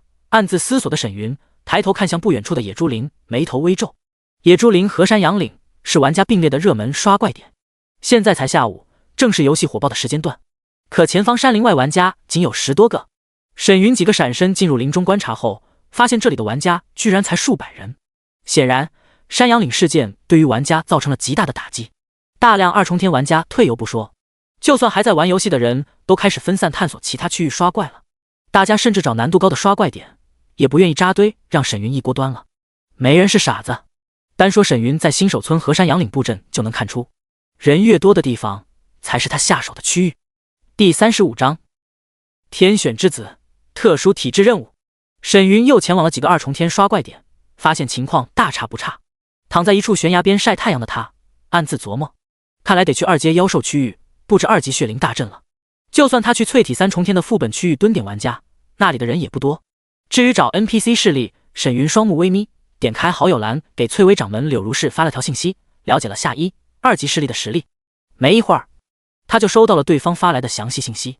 1级势力的宗主、长老供奉一类都是聚灵境，以沈云聚灵境的修为，想要在1级势力内布下血灵阵，肯定会被 NPC 的神识探查到，从而触发攻打势力的信号。这是他建造势力时收到的系统信息，那么只能动用底牌阵纹复刻石才行。这么多聚灵境修士，地纹消耗的灵石也不知道能不能弥补回来。沈云摩挲着下巴，觉得这种事还得考虑下。当初使用地纹，他是为了快速得到地精才动用的，现在让他干5本买卖，地主家的余粮也不多。至于2级宗门，已经有凝魂境级别的老祖坐镇了，这种强者加上一群轮海境修士，要是使用复刻石，灵性消耗巨大，一旦没足够的灵石补充，复刻石品质下降，对沈云来说裤衩子都要赔没了。乍一看上千万下品灵石也不禁花呀，也不知道啥时候出中品以上的灵石。沈云揉了揉脸颊，却见虚空上连续亮起5条华夏区公告。华夏区公告：恭喜玩家冷风突破至淬体近5重天，登录华夏区修为榜第6，奖励声望礼包1份。不仅如此，接连90多名玩家的登榜信息在华夏区聊天框上置顶出现，这些人直接将修为白榜占据。与此同时，一连串的世界公告在全球玩家的耳中响起。世界公告：恭喜高卢区玩家伊芙琳开启高卢修为榜，奖励声望礼包1份。世界公告：恭喜不列颠区玩家甘道夫开启不列颠修为榜，奖励声望礼包1份。各国列强不分先后的在今天登录修为榜单，应该是各国军区了，就是不知道老外的声望最高物品是什么。沈云抿了抿嘴，已经猜出了这些上榜玩家的身份。和财阀势力相比，纪律性极强的各国军区无疑更加强势，国家机器可不是区区财阀能比拟的。而声望奖励中，东方各国以地精为最，西方就算魔法中的灭世禁咒，貌似差距也有点大，让沈云十分期待两者的碰撞。修为榜单占据后，副本榜单想来也会被重新刷一遍。沈云暗自低语，愿意发力升级就好，早点到聚灵境，我也能在野外布阵全息了。扫了眼因90人登榜而热闹非凡的聊天框，沈云点开地图查看2阶妖兽的分布区域，低声道：先提升到轮海境再说其他。突然他皱眉关了地图投影，点开玩家聊天框，将信息迅速上翻。信息内容全是玩家们的欢呼，说什么军区开始发力，顺便让沈魔头低调做人。几十秒后，当沈云找到目标信息，双目一凝。特殊任务体质，有没有淬体5重天以上的玩家帮忙过个任务，以后可以相互帮助。4/5体质任务，居然有人遇到了奇遇。沈云语气感慨，奇遇是九州一大特色，能遇到全凭个人机缘。这还是沈云第一次看到有玩家触发了体质任务。修士的灵根、体质、神魂对修炼都有着得天独厚的优势，哪怕品质再差，都要比凡品玩家优势大。如沈云的神魂只有1品，却能让他在聚灵境时将3阶血灵阵学习到3层。普通玩家想要修炼血灵阵这种神魂类秘籍，只能学习到第2层圆满。只有突破修为或者提升神魂品质后，增加阵法悟性，才能学习第3层。而没有神魂天赋的玩家想要修炼第3层阵法，熟练度的灵石消耗比拥有天赋的玩家更多，到了后面会以几何倍的增长，谁养得起？除了阵法，还有炼丹、符箓等副职业。神魂品质越强，未来副职业的品阶越高。加上神魂攻击诡异莫测，防不胜防，远不是普通玩家能比较的。这类副职业修士的地位也比寻常人高得多。至于体质优势，除了身体素质、恢复能力、吸收灵气效率都比凡体强，灵气在体内运转的效率、承受灵气冲击力也会大大提升，以此能增幅战力。拥有体质的修士还能凭借旺盛的气血，强行催动高阶法宝和秘术神通，抗住反噬战力暴涨。一些特殊体质还有各自的神奇效果，如增加修炼效果、无垢万法不侵、剧毒、爆战力等等。这就是修炼资质上的优势。资质强悍的甚至能做到越阶挑战。沈云算是在玄天大陆混过的人，对于这些信息并不陌生。这都能碰到体质奇遇，数亿玩家中脱颖而出，难不成是天选之子？看着发布特殊任务的信息，沈云直接点击申请加入。对方并没有第一时间同意他入组，看来我的名声还挺有威慑力啊。沈云咧嘴一笑，也不心急，悠闲地晒着太阳，静静等待。特殊体质任务要是能转让，他就拿下自己做，先进组看看情况。过了好一会儿，一条信息提示在队伍中响起：叮！玩家沈云加入队伍，修为聚灵境6重天。正在城中杂货店购买物资的冷风3人心中一凛，是他。在冷风身边的女队友蹙眉道：这人行事狠辣，怎么能同意他加入进来？说着，他就给任务队长发了条私信：队长，你加他有没有想过后果？趁现在大家都隐藏了信息，你还能踢了他，防止意外发生。他们3人得知有玩家发布的体质任务后，第一时间就加入了进来，想着完成任务后将对方拉入华夏刚创建的修仙局。可沈云的到来让他们产生了警惕和忧虑。队长，我的体质任务有时间限制，就算现在加入宗门， NPC 没有好感度也不会帮我出手。新手村内发完信息的一梦轻叹一声：队伍信息，队长，任务坐标，任务准备，大家准备好就过来吧。他也没想到自己能触发罕见的体质机缘，可任务时间有限，死一次就没了。难度建议还是淬体境8重天。为了防止榜单上的强者坑他，一梦刻意找了3个修仙局的玩家以作震慑。但让他无奈的是，沈云这么强大的人居然会对他的任务感兴趣。虽然畏惧这魔头，可聚灵境6重天的强悍实力绝对能帮他完成体质任务。只能希望3个修仙局玩家在场能震慑住他了，压下心中忧虑。他深吸一口气，快步走向了传送 NPC 天泉山。这里是淬体境2重天支线任务较为密集的区域，如寻找山中失踪的村民、落入瀑布下消失的孩童、采药、收集妖兽皮毛等一系列简单的任务。可不少玩家来到一处瀑布前，看到盘膝坐在岩石上闭目养神的黑色长衫男子时，无不转头就跑。沈云，现在这魔头在玩家心中就和野外遇到 BOSS 一样，让众人感到无比蛋疼。打死肯定能爆好东西，可惜修为不到家，你根本打不过呀。第36章，你以为他们能护得住你？几分钟后，一行4人从前方小路走来，岩石上的沈云缓缓睁眼打量了下，其中3人2男1女，身穿棕色劲装师出同门，名字一目了然：淬体5重天冷风。3人的身份不言而喻。至于队长则隐藏了 ID 信息，实力仅有2重天，一袭浅蓝长裙，是新手村部店中的产物。当4人来到近前后，冷风看着眼前英气逼人、名声却臭到离奇的沈云，点头笑道：您好，沈先生，我们是修仙局成员。自我介绍下，冷风、冷月、唐武。修仙局沈云还是知道的，能进去的都是精锐，还从游戏中特招有特殊机缘的玩家。沈云看了他们一眼，对躲在3人身后的女生淡然开口：将你的任务详情发给我看下。此言一出，一梦4人眉头微皱。任务详情是包含奖励的，一旦发出去，一梦的体质奖励资料就会被沈云知晓。这么霸道吗？未免也太狂妄了。冷月双眸微眯，众人心知沈云不是善类，可面对他们依旧这么狂，真以为找不到他，上层就没办法对付他吗？见沈云直视而来，一梦的呼吸都有些停滞了。这下糟了，没想到沈云这么不给冷风三人面子。可现在他骑虎难下，思索片刻后点头轻语：“好。”没一会儿，一梦就将任务详情发布在了队伍聊天框中。看到这一幕的沈云淡淡一笑，心念一动，点开了聊天框投影。玄春灵体任务：前往天泉山瀑布下，取出寒破冰晶激活体质，死亡后任务消失。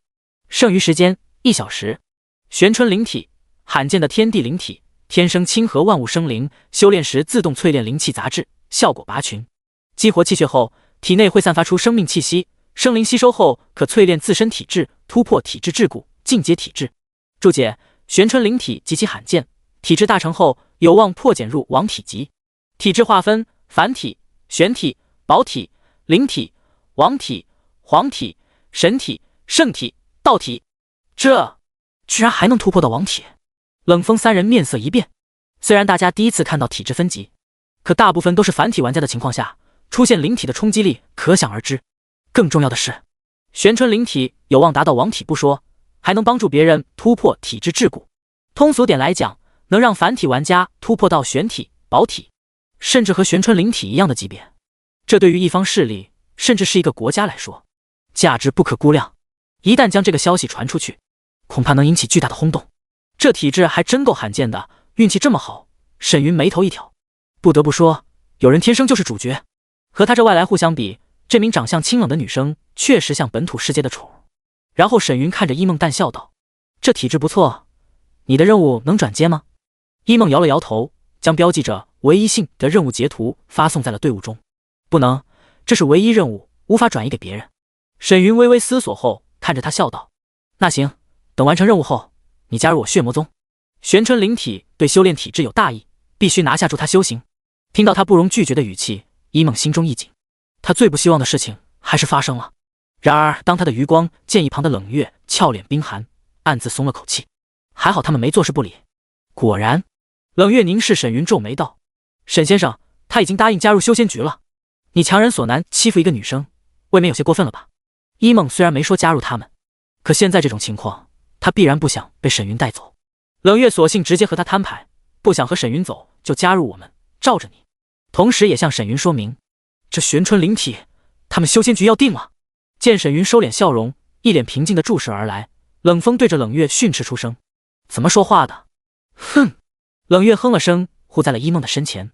冷风无奈摇头，对沈云正色道：“沈先生，冷月性子有些直，您别计较。至于玄春灵体，我会向领导请示，你我双方共同看护如何？”听到这句话，一梦提着的心也放了下来。他就怕冷风三人和沈云闹翻了打起来，或者逼走对方，那他就错过了体质任务。既然沈云表明了想要玄春灵体，而冷风又背景通天，一旦双方发生冲突，绝不是明智之举，合作才是最理想的结果。可一声悠悠低语，却让场中气氛为之凝结。你真以为他们能护得了你？话音一落，唰，3道血色长丝从沈云指尖射出，如闪电般划破长空。噗噗噗！没来得及反应的冷风三人当场被洞穿了脖颈。你！冷风满脸愤怒，死死抓着脖颈处的血线，怒视沈云。一旁的冷月更是不可置信，可着血颤声厉喝：“沈云，嗨嗨，你在自绝后路！”众人万万没想到，这人的胆子大到了这种程度。时代变了，思维也要跟着改变，不是吗？沈云语气淡漠，一斗血线瞬间将三人抽成了干尸。即便是榜单强者，可只有3名淬体5重天的气血，沈云吸入体内后，葬生气海都没波澜。看到这一幕的一梦，脸都吓白了。他居然动手了！见势不妙的他刚想下线，却发现自己的身躯不由自主地飞向了沈云，慌乱大喊：“你干嘛？”脸色淡漠的沈云一把抓住他白皙的脖颈，猛地发力。嗨嗨，放手！瞬间上涌的窒息感让一梦的脸颊迅速通红，额头上青筋暴起。他吃力地拉着沈云如钩的手，双腿无力踢着对方。早知道这样，他来之前就把战斗感官调整到最低了。现在进入战斗后，连调整都不行。见他眼中流露出惊怒的神色，沈云冷笑道：“让你把任务详情发给我，你发队伍里什么意思？还想整个你好我好大家好？这女生不傻，还知道用小心机防备他。换做其他玩家，在冷风身后势力的威慑下，必然不敢动手。可惜他遇到的是沈云。”一梦已经说不出话了，连踢沈云的力气都没了，大脑缺氧的他使得双眼微微上翻，意识也开始模糊了。沈云松手给他透了下气，语气温和：“加入我宗门如何？”呵，猛吸一口气的一梦胸口剧烈起伏，可看着眼前面带微笑的恶魔，一梦红着双眸怒目而视：“有本事你就杀了我，大不了这任务不做了。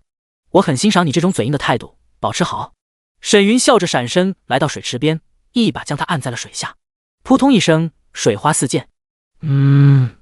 整个头都扎入水里的一梦吐出了一连串的气泡，眼泪都被呛出来了，无法呼吸，让他满心惊恐，四肢拼命挣扎，拉着沈云的手臂，可再怎么挣扎，脖子上的大手如山般压得他难以浮出水面。一梦怕了，死亡恐惧袭上心头，让他浑身颤抖，汗毛炸立。第37章，欠调教的女主。过了好一会儿，沈云这才把他给提了起来。嗨嗨，我绝不会向恶势力低头。满脸泪水的一梦如发了疯般朝沈云尖叫。沈云也不言语，右手发力再次下压，扑通，一梦的头再次进入水中。这次的时间有些长，让他清晰感受到了死亡阴影笼罩而来。他从未想过自己会以这样的方式被人对待，吓得浑身都开始颤抖了起来。而在水面上，那恶魔的面容随着池水波纹渐渐扩大，像是一个巨大的黑洞要将他彻底吞噬。渐渐的，一梦的娇躯开始抽搐了起来，拍打沈云手臂的力量也软弱无力。沈云见他瞳孔没了焦距，右手微微一提，浮出水面的一梦俏脸苍白，毫无血色，连将口中池水咳出的动作都没，意识已经陷入了混沌。沈云用一缕灵气疏通他的气血后，随手挥向他的腹部，将池水给逼了出来。噗，嗨嗨，呛出一连串的池水后，一梦这才悠悠醒来。回过神的他愣愣地看了眼沈云，随即眼中泪水迅速蔓延，嚎啕大哭。哇！就在刚刚，他好像看到了逝去多年的外婆在空中和他招手。长这么大，他都被家人和老师呵护得好好的，还没受过这种天大委屈。听着刺耳的哭声，沈云淡笑道：“还挺有劲，继续。”说着，他右手发力一松，落在水中的一梦双眼一闭，身躯下意识剧烈挣扎，尖叫连连：“啊！救命啊！混蛋，你松手啊！”看着他闭着眼坐在地上，四肢胡乱拍打着齐腰的水面，沈云扯了扯嘴角，从空间界中取出了下水道具——空气符纸。这个道具能在玩家下水时产生光照，自由呼吸。我不要这样死了！不要！我加入！让我上来啊！我加入还不行吗？可喊了半天，一梦突然发现自己在水里怎么能听到自己的声音？难道我已经死了吗？为什么外婆没来接我？心有疑惑的他小心翼翼地睁开了通红的双眸，却发现自己一直坐在地上，池水才到腰部，哪里被按在了水里？至于那魔头正站在他的身边，低头看来，语气淡淡：“早点加入不就完事了？”一梦捂着湿透了的胸口，惊惧地看着他哭泣道：“哪有这样让人加入的？”沈云眼神淡漠地盯着他：“你就是日子过得太舒坦了，欠调教。这种姿容绝美、气质典雅的女生，必然是有钱人家的公主，加上亲和万物的玄春灵体机缘，说是女主并不为过。好好和她说话，还不如粗暴点，算是让她长个记性，别以为什么人都围绕着她转。”至于一梦怀恨在心报复他，如果怕人报复，早在游戏开始他就会选择慢慢苟着发育，而不是血祭一道这显眼包。他杀了这么多玩家，又有这么大的优势，要是还怕这怕那，不如跳楼重开，回炉重造。一梦这才意识到自己说错话了，魔头不这样，难不成当绅士邀请他加入宗门？他要在这调教我？一梦吓得胆气全无，慌乱地看了下空旷的四周，死死捂着胸，挪动翘臀后退，颤声说道：“你别过来啊！我错了，我都答应加入了啊！死了体质就没了。”光天化日的，他脸皮咋这么厚？这是空气符纸，起来准备做任务。沈云摇了摇头，屈指一弹，将手中符箓贴在了他的身上。一听是要做任务，一梦这才松口气。他真被眼前的魔头吓到了，那种接近死亡的感觉实在太恐怖了。其实男女玩家受到对方骚扰是会激活系统保护的。至于刚才那种局面，一梦是能选择自断经脉死亡的。只是为了体质任务，两人都在等对方服软。显然，即便美貌如他，铁石心肠的沈云也不会手软。忽果然，能当魔头的心里都有点变态。一梦微微吸了口气，刚想起身，双腿一软，还好沈云扶了他一把，这才没跌在石头上。劝你最好别有小心思，不然我花点零食，分分钟就能收集到你的现实资料。这充满压迫感的威胁，使得一梦心头狂跳。站稳后，他紧张地揪着裙子，低声道：“知道了。”现实中有不少人知道他的 ID， 真要和沈云说的一样，肯定有人为了零食匿名举报他。冷月已经和他说了，修为反馈现实的可能性极大，让他别暴露体质任务。连特战队都这么认为，一梦才正式起了这个游戏，同时也知晓体质的珍贵性。他这才想借助沈云的实力完成任务，从而在双方之间周旋。可看似完美的操作，遇到沈云这不讲道理的魔头，直接让他深陷泥潭。一旦他选择抵抗，等沈云反馈到了修为，就算他现在加入特战队，也挡不住这魔头的报复，说不定小命就没了。现在只能先稳住他了。暗自苦恼，一梦点开势力列表，输入血魔宗申请加入。这名字一看就不是正经宗门。一梦偷瞄了眼走向池中的沈云背影，擦了擦脸上的水渍，缓步上前。叮，恭喜玩家加入血魔宗，外门弟子可学习4本5阶宗门秘籍，获得贡献后或转职为内门弟子，可前往藏经阁修炼5阶以上秘法。温馨提示：藏经阁内有6本8阶秘籍，当前可寻找宗主领取1本8阶秘籍。八阶，还是6本8阶？一梦双眸一瞪，俏脸上满是震惊。8阶心法是能修炼到神虚境的强大境界。目前玩家探索出的地图势力大部分都是2级实力，最强的修士也只有凝魂境。按照当前的境界和势力等级对比，8阶心法已经达到了6到7级的宗门实力了，而最高势力只有9级。游戏初期能有1本8阶秘籍，其中意义简直不可估量。他怎么有这么多高级秘籍？一梦匪夷所思地看着沈云。大部分玩家还在苦苦寻求1阶、2阶秘籍的时候，这魔头居然有8阶的秘籍。要是血魔宗公开招人，那场面根本不敢想。什么社会名流、顶级权贵都要舔着脸加进来。一梦觉得，就算是自己的父母，恐怕也会如此。因为游戏初期是占据优势的最好时机，一旦错过，等大家的修为都上来了，机会就小了很多。如果他早点说出来，以他的实力和资源，又帮助我获得体质，轻而易举就能增加好感。至于用这种手段吗？一梦心中嘀咕。他在学院中不仅是校花，家境殷实，可以说走到哪都会被男生聚焦。虽然身为女子，可见得多了，对于男生的示好计较都耳熟能详。换做别的男生，绅士些还能给人不错的感官，到眼前这魔头身上，完全变了个样。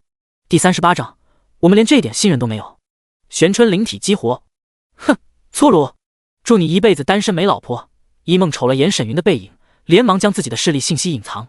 这要是被人知道了，那他就别想好好玩游戏了，说不定现实里家都要被人给拆了。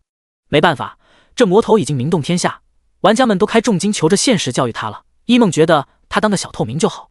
过来，来了。一梦不敢反抗，低着头快步上前，被沈云一把抓着胳膊沉入了池中。他下意识娇躯一颤，紧闭双眸，用力抓着沈云的胳膊。看得出刚才的处境将他吓得不轻。过了片刻，一梦察觉自己呼吸依旧顺畅，缓缓睁眼，就见自己被一层光照所笼罩，光芒正是从腰间空气符纸发出的。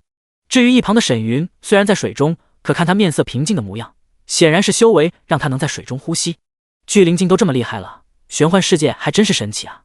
一梦好奇地打量了下池中环境，天色明亮，池水清澈，时而有长相奇特的游鱼从两人身边游过，看上去颇为神异，让他紧张的心情也得到了舒缓。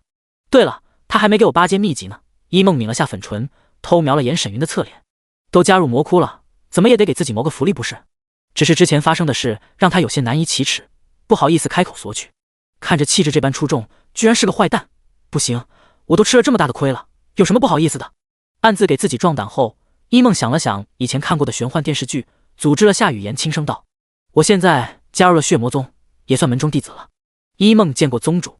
刚一说完，一梦顿感浑身绒毛倒竖，绣鞋中粉嫩的脚趾都勾了起来。妈呀，尴尬死了！之前还英勇赴死，现在却想让大魔头给他心法，太羞耻了。不对，我这是为了强大自己，身为魔窟，蓄势待发，希望他能有点眼力见，看我这么乖，直接给我心法。大脑飞速运转的一梦已经想好了沈云给他心法后，直接来一句感谢的话。识物者为俊杰。沈云侧头见他低头卖乖的模样，淡笑传音：好了，既然入我宗门，只要听话，不损坏宗门利益就行。修炼或心法不懂的，就问问其他人。谢宗主赏。一梦抬头假意一笑，随即他双眸一瞪，看着脸色发黑的沈云，缩了缩脖子。修炼不懂问别人，他还没给我心法。好。沈云冷着脸，一把扣住他的脖颈，撕下他腰间空气符纸，纵身飞向下方深水。我赏你喝个饱啊！咕噜噜，吐着泡泡的一梦如八爪鱼般抱着沈云，满脸慌张的在队伍中发着信息。我是说谢宗主赏识啊。我们连这点信任都没有吗？我错了，我错了，救命啊！沈云懒得理他，迅速下沉。随着时间的推移，周围的环境愈发昏暗，难以用肉眼探查。此时沈云神识全开，可效果远不如在新手村时的范围，只能笼罩方圆10多米。尤其是越往深处，下方隐隐有莫名寒气袭来，让他的神识再次浓缩。玩家一入淬体境，其实已经脱离了凡人的范畴，不管是体质还是神魂，都受到了灵气的滋养，感官极其强大。而沈云的一品神魂，感官自然比普通玩家高。只是当下这种漆黑的环境又有神识压制，他的神魂强度显然有些低了。想要产生质变，还得淬炼神魂强度，或者进入凝魂境，才能无视当前的状况。就在这时，咻！察觉到侧方有一条银芒袭来，沈云周身气势一荡，瞬间从体内蔓延出一条条血色长线，如血茧包裹住了两人。噗！银芒还未接近血茧，就有一条血色长丝将其洞穿。叮！恭喜玩家击杀一阶初期妖兽银鱼，奖励26缕淬体境3重天灵气。一阶妖兽对应淬体境，这点灵气奖励对于巨灵境的沈云来说9牛1毛。紧接着，周围袭击的鱼类愈发密集，可对于沈云来说，一阶妖兽再多也是送菜。他如一个巨大的红毛丹在水下伸展，都不需要任务道具驱赶鱼群，尽数斩杀。至于一梦已经喝饱了水，正揉着渐渐平坦的小腹，一脸期待地看着下方散发出银白光芒的结晶。当沈云斩杀了水底一条堪比淬体8重天的水蛇后，落地的两人齐齐看向了岩石上的结晶。特殊任务道具寒破冰晶。沈云扫了眼周围环境，发现没什么危险后，吩咐道：“去激活你的体质吧。”呼！一梦点了点头，压下心中激动，缓步上前。当他伸手抓着寒破冰晶后，冰晶化为一道银白的流光，涌入了他的手中。叮！恭喜玩家完成隐藏体质任务，玄春灵体激活中。提示声刚落，一梦浑身都散发出了柔和的光芒，池中灵气像是被他的体质意象激活，化为了有形的淡蓝色灵气漩涡，萦绕其身。当一缕缕灵气涌入体内，一梦舒服地眯起了眼，他不由自主地展开双臂，想要将所有灵气抱入怀中。而周围色彩斑斓的游鱼也被灵气漩涡吸引，缓缓汇聚而来。随着时间的推移，一梦双脚离地悬浮在了池中，之前打湿的长发和长裙也被蒸干，荡漾出了涟漪。灵气簇拥，鱼群环绕，3000青丝如风摇摆。一袭淡蓝色长裙的一梦，配上此时圣洁的绝美容颜，如同海中精灵美的不可方物。这一刻如梦似幻，而他的气质发生了极大的变化。叮！恭喜玩家获得玄春灵体反馈，修为提升至淬体3重天。叮！恭喜玩家激活玄春灵体，当前修为淬体境6重天。当灵气尽数吸入体内后，一梦缓缓睁开了双眸，眼中尽是喜色。他真切感受到了体质的强大，浑身都散发出了无与伦比的自信和骄傲。感受到周围鱼群喜悦的心情，一梦也浅浅一笑，如巡视自己领地内的子民。这时他才发现自己已经悬空了，不由看向了下方沈云，那眼中神色犹如天上神女俯视而来。糟了，我怎么把他给忘了？一梦暗道糟糕。咻！沈云闪身一把抓住了他的后脖梗，飞向上方。哦，轻点啊！一梦瞬间破功，苦着俏脸，佝偻着腰，如一只小奶狗哀嚎出声：“别在我面前装逼，不然杀你到灵级！我这不是忘乎所以了吗？”一梦捂着脸不敢见人，生怕飞出去被人发现他的窘态。华夏区公告：恭喜匿名玩家突破至淬体境6重天，登录华夏区修为榜第6，奖励声望礼包1份。冷风被挤下去了，其他人没变动，应该是一梦了。一处城市的茶楼内，听到游戏公告的冷风、冷月等人齐齐看向坐在窗边的白发老人。时代变了，思维也要跟着改变啊！老人喃喃自语一声，看着窗外行走的 NPC 修士，淡笑道：“那小子倒是看得透彻。”冷风低声道：“首长，一梦小姐的身份已经查出来了，是龙腾集团林志国的女儿林若曦。”老人想了想，轻声道：“这件事不宜曝光，派人去林家护住她。若发现沈云现身。”说到这，老人思索了会儿，吩咐道：“先联系林若曦，我想和她谈谈。这种不安分的人物，换做任何一个国家都不会放任不管。”是。人群中的冷月点开了好友列表。第39章，拒绝修仙局，宗门洗脑头目安富婆。天泉山瀑布，飞出水池的沈云见外面没人蹲点，松开了一梦的脖子。加上他刚好5个人，沈云想了想，在宗门频道里发了条信息：宗主沈云，禁组去巨灵境1重天的鞍山匪窝外集合，今天把法宝榜都占了。安妙龄、藏经阁给你开了权限，去拿4本手抄本给一梦。2/5。既然副本的人数够了，用2阶材料布阵刷妖兽升级到轮海境就没必要了。在副本中，沈云也能吸收 BOSS 和小怪气血，多刷几个本应该可以突破到轮海境。顺便带安妙龄4人提升下修为，增强纯阴效果，收益会更大。心法，他还算守信用，揉着脖子的一梦见沈云看着游戏投影，暗松一口气。沈云不仅帮他完成了任务，还给心法代刷副本，让一梦对他的感官也好了不少，不由心生感激。谢谢你帮了我，我肯定好好修炼，为宗门出力。关了宗门聊天框的沈云眉头一挑，侧头看着一脸认真的一梦，淡然开口：天真，这什么意思？柳眉微蹙的一梦被他一把抓住了胳膊，纵身飞向远方。鞍山镇安全区，从宗门传送来的安妙龄落地就见于西和袅袅、青烟已经到了。妙龄姐，两人连忙走了过来。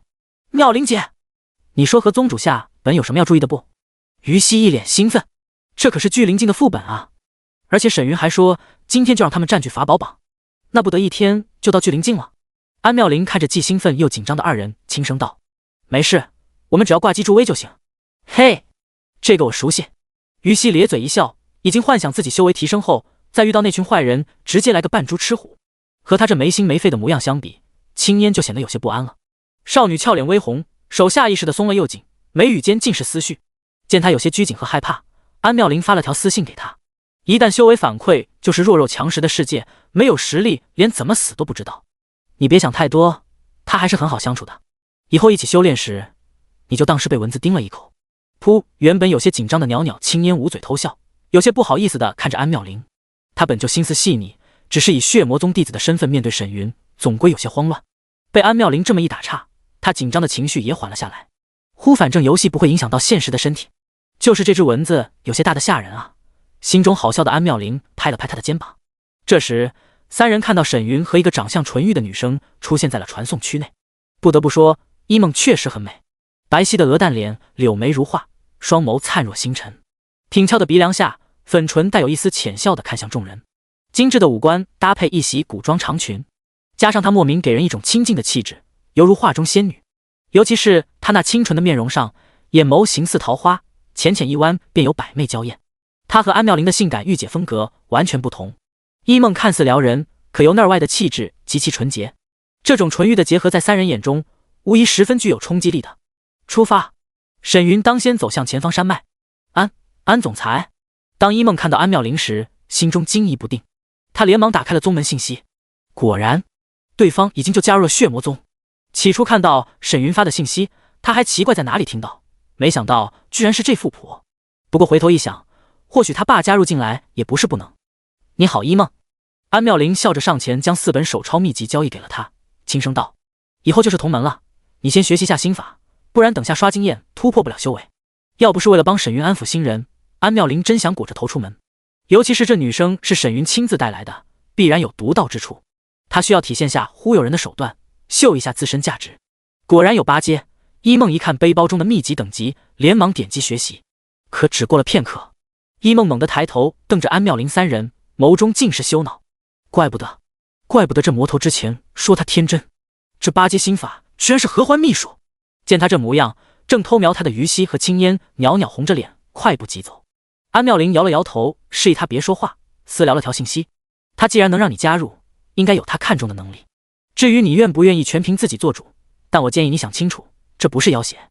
安妙龄紧了紧他的素手，留他一人在后面思考。观人无数的安妙龄从一梦的眼神中看出了极大的愤怒和抗拒。这和于西2人不同，毕竟每个人的性格和境遇不同。一梦这种人自主性很强，很有想法，他就算劝说也起不了作用，还不如让对方自己想。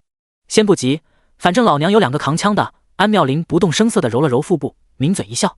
他的元阳还没炼化完呢，等炼化完后，修为还能得到提升，同时也能淬炼纯阴之力，下一次收益会更大。现在有了于西和袅袅青烟，算是能让他缓一缓了。众人沉默不语地跟着沈云走入了山脉中。时而有淬体境的山匪强盗前来打劫，都被沈云轻松斩杀。不到10分钟，5人就来到了鞍山匪窝外。土匪窝是山中寨子，玩家需要击杀全部山匪和 BOSS 后就算通关。此时寨子大门紧闭，围栏上还有6、7个山匪拉弓搭箭，正朝着林中沈云一行人叫嚷驱赶。赶入寨中，男的杀了，女的抢了，趁我家寨主正和美人相会，尔等莫要自寻死路。只要接近山匪的攻击范围，就算开启副本。沈云伸展了下四肢，缓缓圆转体内藏生骨诀，调整气息，吩咐道：“你们4个跟着多看，记下机制，以后自己下本。”宗主加油！一旁的于西2人连连点头。安妙龄扫了眼一路沉默的一梦，心有好奇：“你到底怎么选呢？”却见一梦深吸一口气，看着沈云的背影，轻声道：“宗主，修仙局的冷月私聊我说，杨老想要和你聊聊。”这话让安妙龄眼眸一颤。杨老，这也意味着上面开始重视沈云了。安妙龄凝神看向沈云，可他的脚步连一丝停顿都没有，语气淡然：“没必要。”话音一落，沈云抬手祭出血煞印，轰！血色手印直接轰爆了山寨大门。看着他释放出一条条血色红丝，在山寨中大开杀戒的身影，一梦深吸一口气，缓步上前。连杨老都镇不住沈云，他又能如何？一梦只能走一步看一步了。而安妙龄则心生无奈，看来真要走到黑了。沈云这个态度显然会把玩家们继续当经验来刷，谁来找他谈也没用。就算他说自己不滥杀民众，被杀的玩家们就得忍气吞声，肯定不现实。而让华夏选出人来喂养沈云更不切实际，长时间的高级玩家降级无疑会导致局面不稳。再说他们和沈云的差距极大，头位根本满足不了他，又会继续刷玩家。所以站在沈云的角度来看，谈话什么的完全没必要。以后宗门来人，我得隐藏下身份了。安妙龄觉得这种情况下先保命要紧，在沈云面前表现不急于一时。见一梦走入山寨，明显有了决定，安妙龄给他发了个定心丸：只要听宗主的话，他并不会干涉你的现实生活，交易也仅在游戏中，别担心。原来是这样，他这么提醒我，不会是宗门的洗脑头头吧？一梦回头感激地看了他一眼，以这富婆的身份和手腕，确实能胜任，能知道好还不错。我这是又当保姆又当战友的，劳苦命啊！安妙龄扭着柳腰，一脸疲惫的上前。叮！恭喜玩家获得200缕淬体境灵气，修为提升至淬体境8重天。当听到经验奖励时，脚下白光一闪的安妙龄双眸一亮，快步跑入了山寨中。辛苦就辛苦点，这升级速度是真的爽。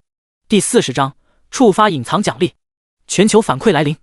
山寨内，当沈云清理完所有山贼后，前方木屋房门被人一脚踹爆，碎木纷飞中，一个赤膊上身浑身黑毛的虬渣壮汉持刀怒喝冲来：“狂妄，胆敢打扰本王美梦！”在其身后屋内，还有个美妇人抱着凌乱的衣衫，坐在床上捂脸痛哭。沈云懒得废话，抬手一指，咻！一道血色指印以迅雷不及掩耳之势，直接洞穿了 BOSS 头颅。叮！恭喜沈云小队击杀鞍山匪窝头领，每人奖励50缕聚灵镜1重天灵气。检测全员修为不匹配灵气奖励，开启自动转换灵气奖励。温馨提示：检测当前玩家为聚灵镜6重天，修为过高，击杀1重天经验怪的灵气转换将保持在个位数，玩家可前往其他高级副本获取经验值。刷刷刷！一连4道光芒在安妙龄4人的脚下升腾。宗主也太厉害了吧，这么快就结束了。于西满脸惊喜，就这么一会儿的功夫，她和闺蜜的经验值飞速上涨，提升到了淬体境6重天。快看，爆了好多东西呢！袅袅青烟一眨不眨地看着 BOSS 爆出的物品，药丸、灵草、灵石，甚至还有一把散发着白色光芒的一阶宝物长刀。现在的玩家手中要是有一件一阶法宝，击杀一阶妖兽和砍瓜切菜没有区别。虽然会消耗大量的灵气，但战力提升是实打实的。由于沈云等人开荒过了聚灵镜副本，这一次并没有触发世界公告和声望奖励。缓步上前的沈云从背包中取出银血剑，插入 BOSS 尸体，将其吸成了干尸。叮！恭喜玩家吸收100缕聚灵镜气血，转化成85点修炼经验，当前经验值18602400。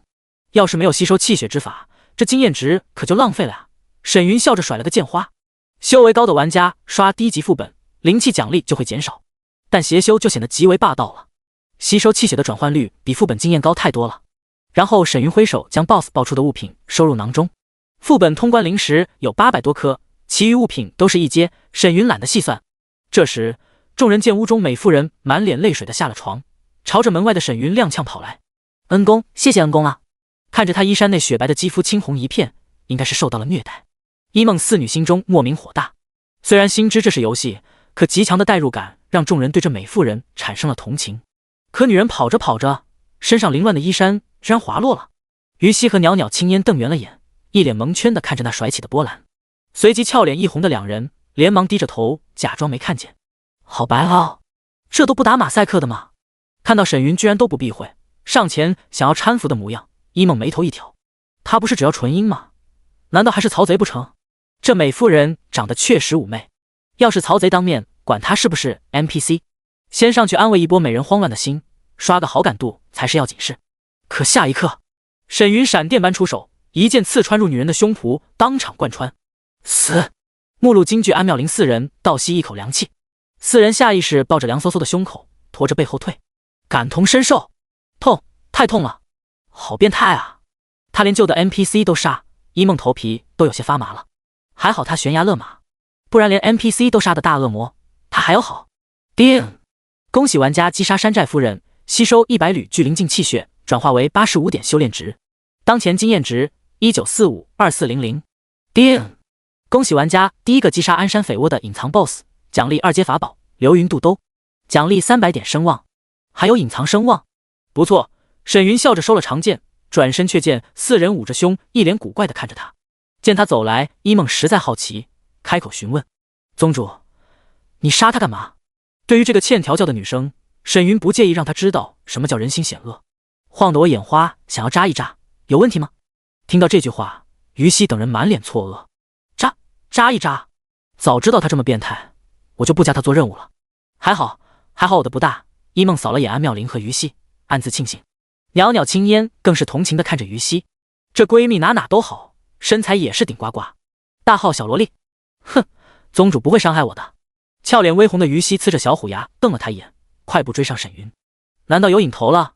安妙龄不动声色地舔了下红唇。这小男人今天刷熟练度时，就在他这时过了手感。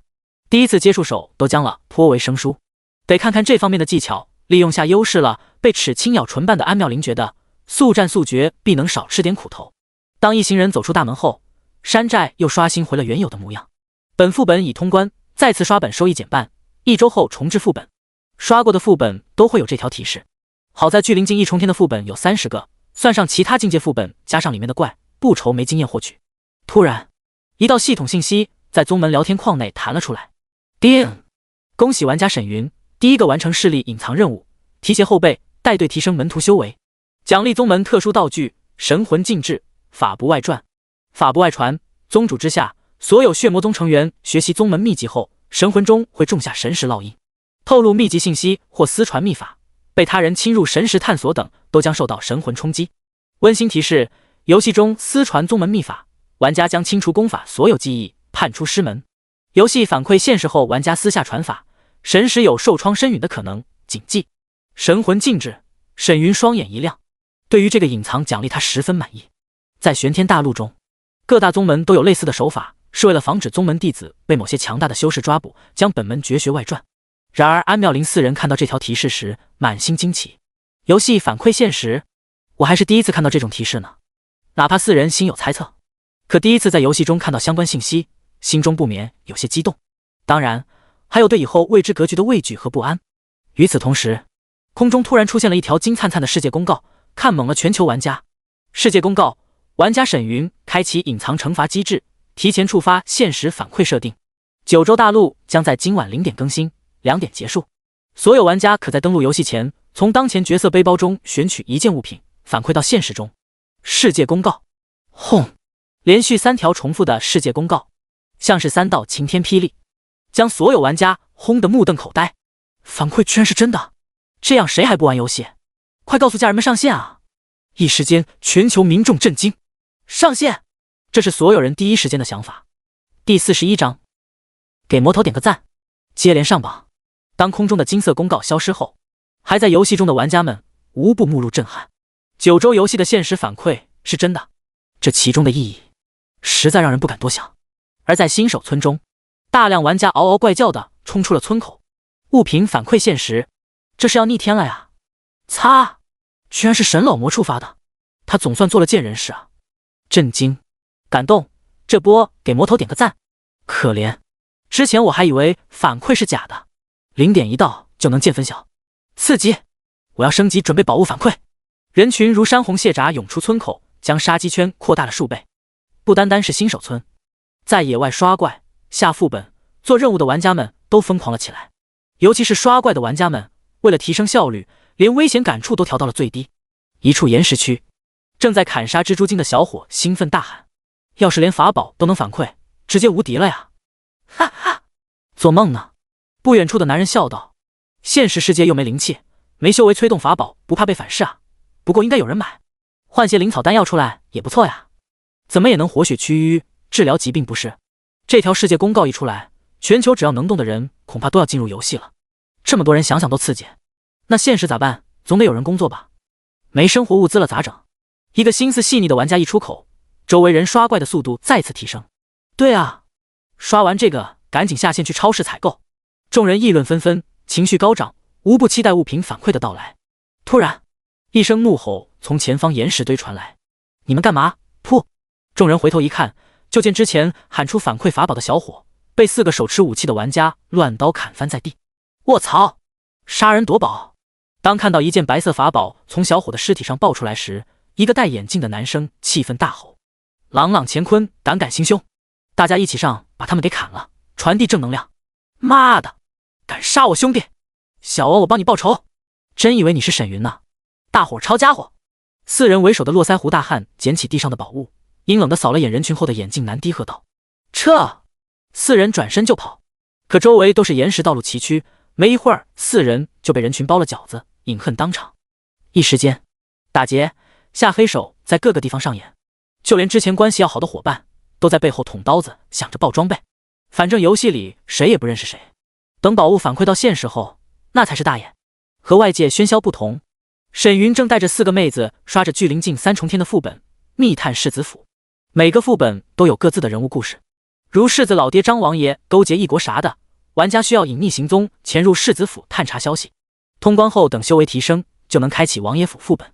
之所以要玩家潜入，是因为硬闯世子府会触发隐藏 BOSS 巨灵镜4重天护法。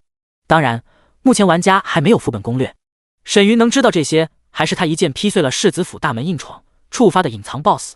修为压制加上身法的诡谲，院中护法被沈云如遛狗般戏耍。当看到他一剑砍下来不及躲闪的护法头颅，围观的于西兴奋地喊道：“爷，宗主太强了！666！”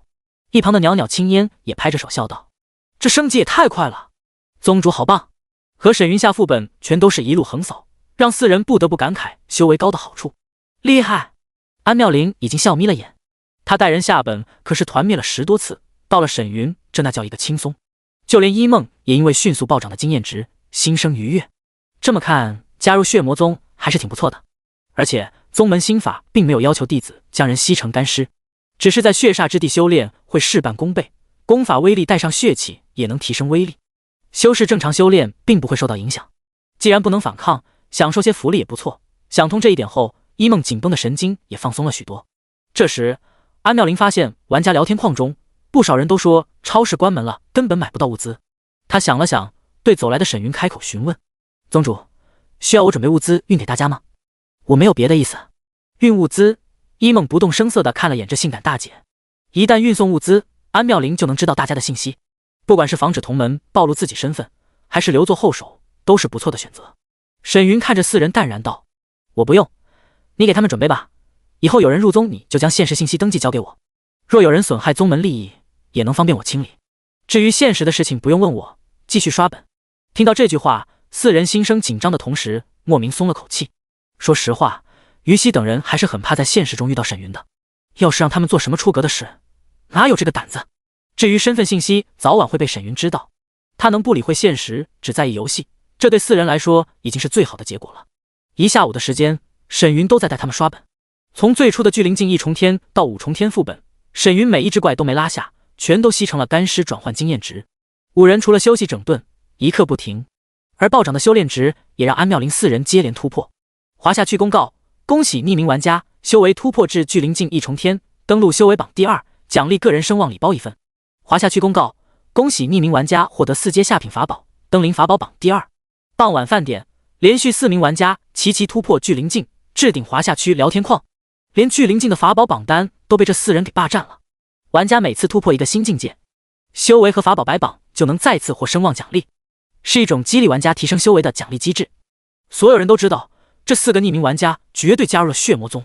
刚吃完饭上线的玩家们，还没来得及游戏，就在聊天框里疯狂输出。擦！这4人的法宝不是4阶就是3阶，沈云哪里抢来的这么多？沈云，跪求大佬加我入血魔宗，我必将血洗所有玩家，只听命大佬。楼上有种别隐藏 ID， 老子第一个杀你到0级。发生了山羊岭事件，这货还能安稳的刷级，上层置之不理吗？一旦这魔头在现实里大开杀戒，大家都得死。要是0点真的有反馈，玩游戏的人会越来越多，都是他的经验宝宝，大家赶紧提升实力，拜入宗门，让长老灭了他。宗门有个屁用，没好感度没资质 NPC 都不掉你。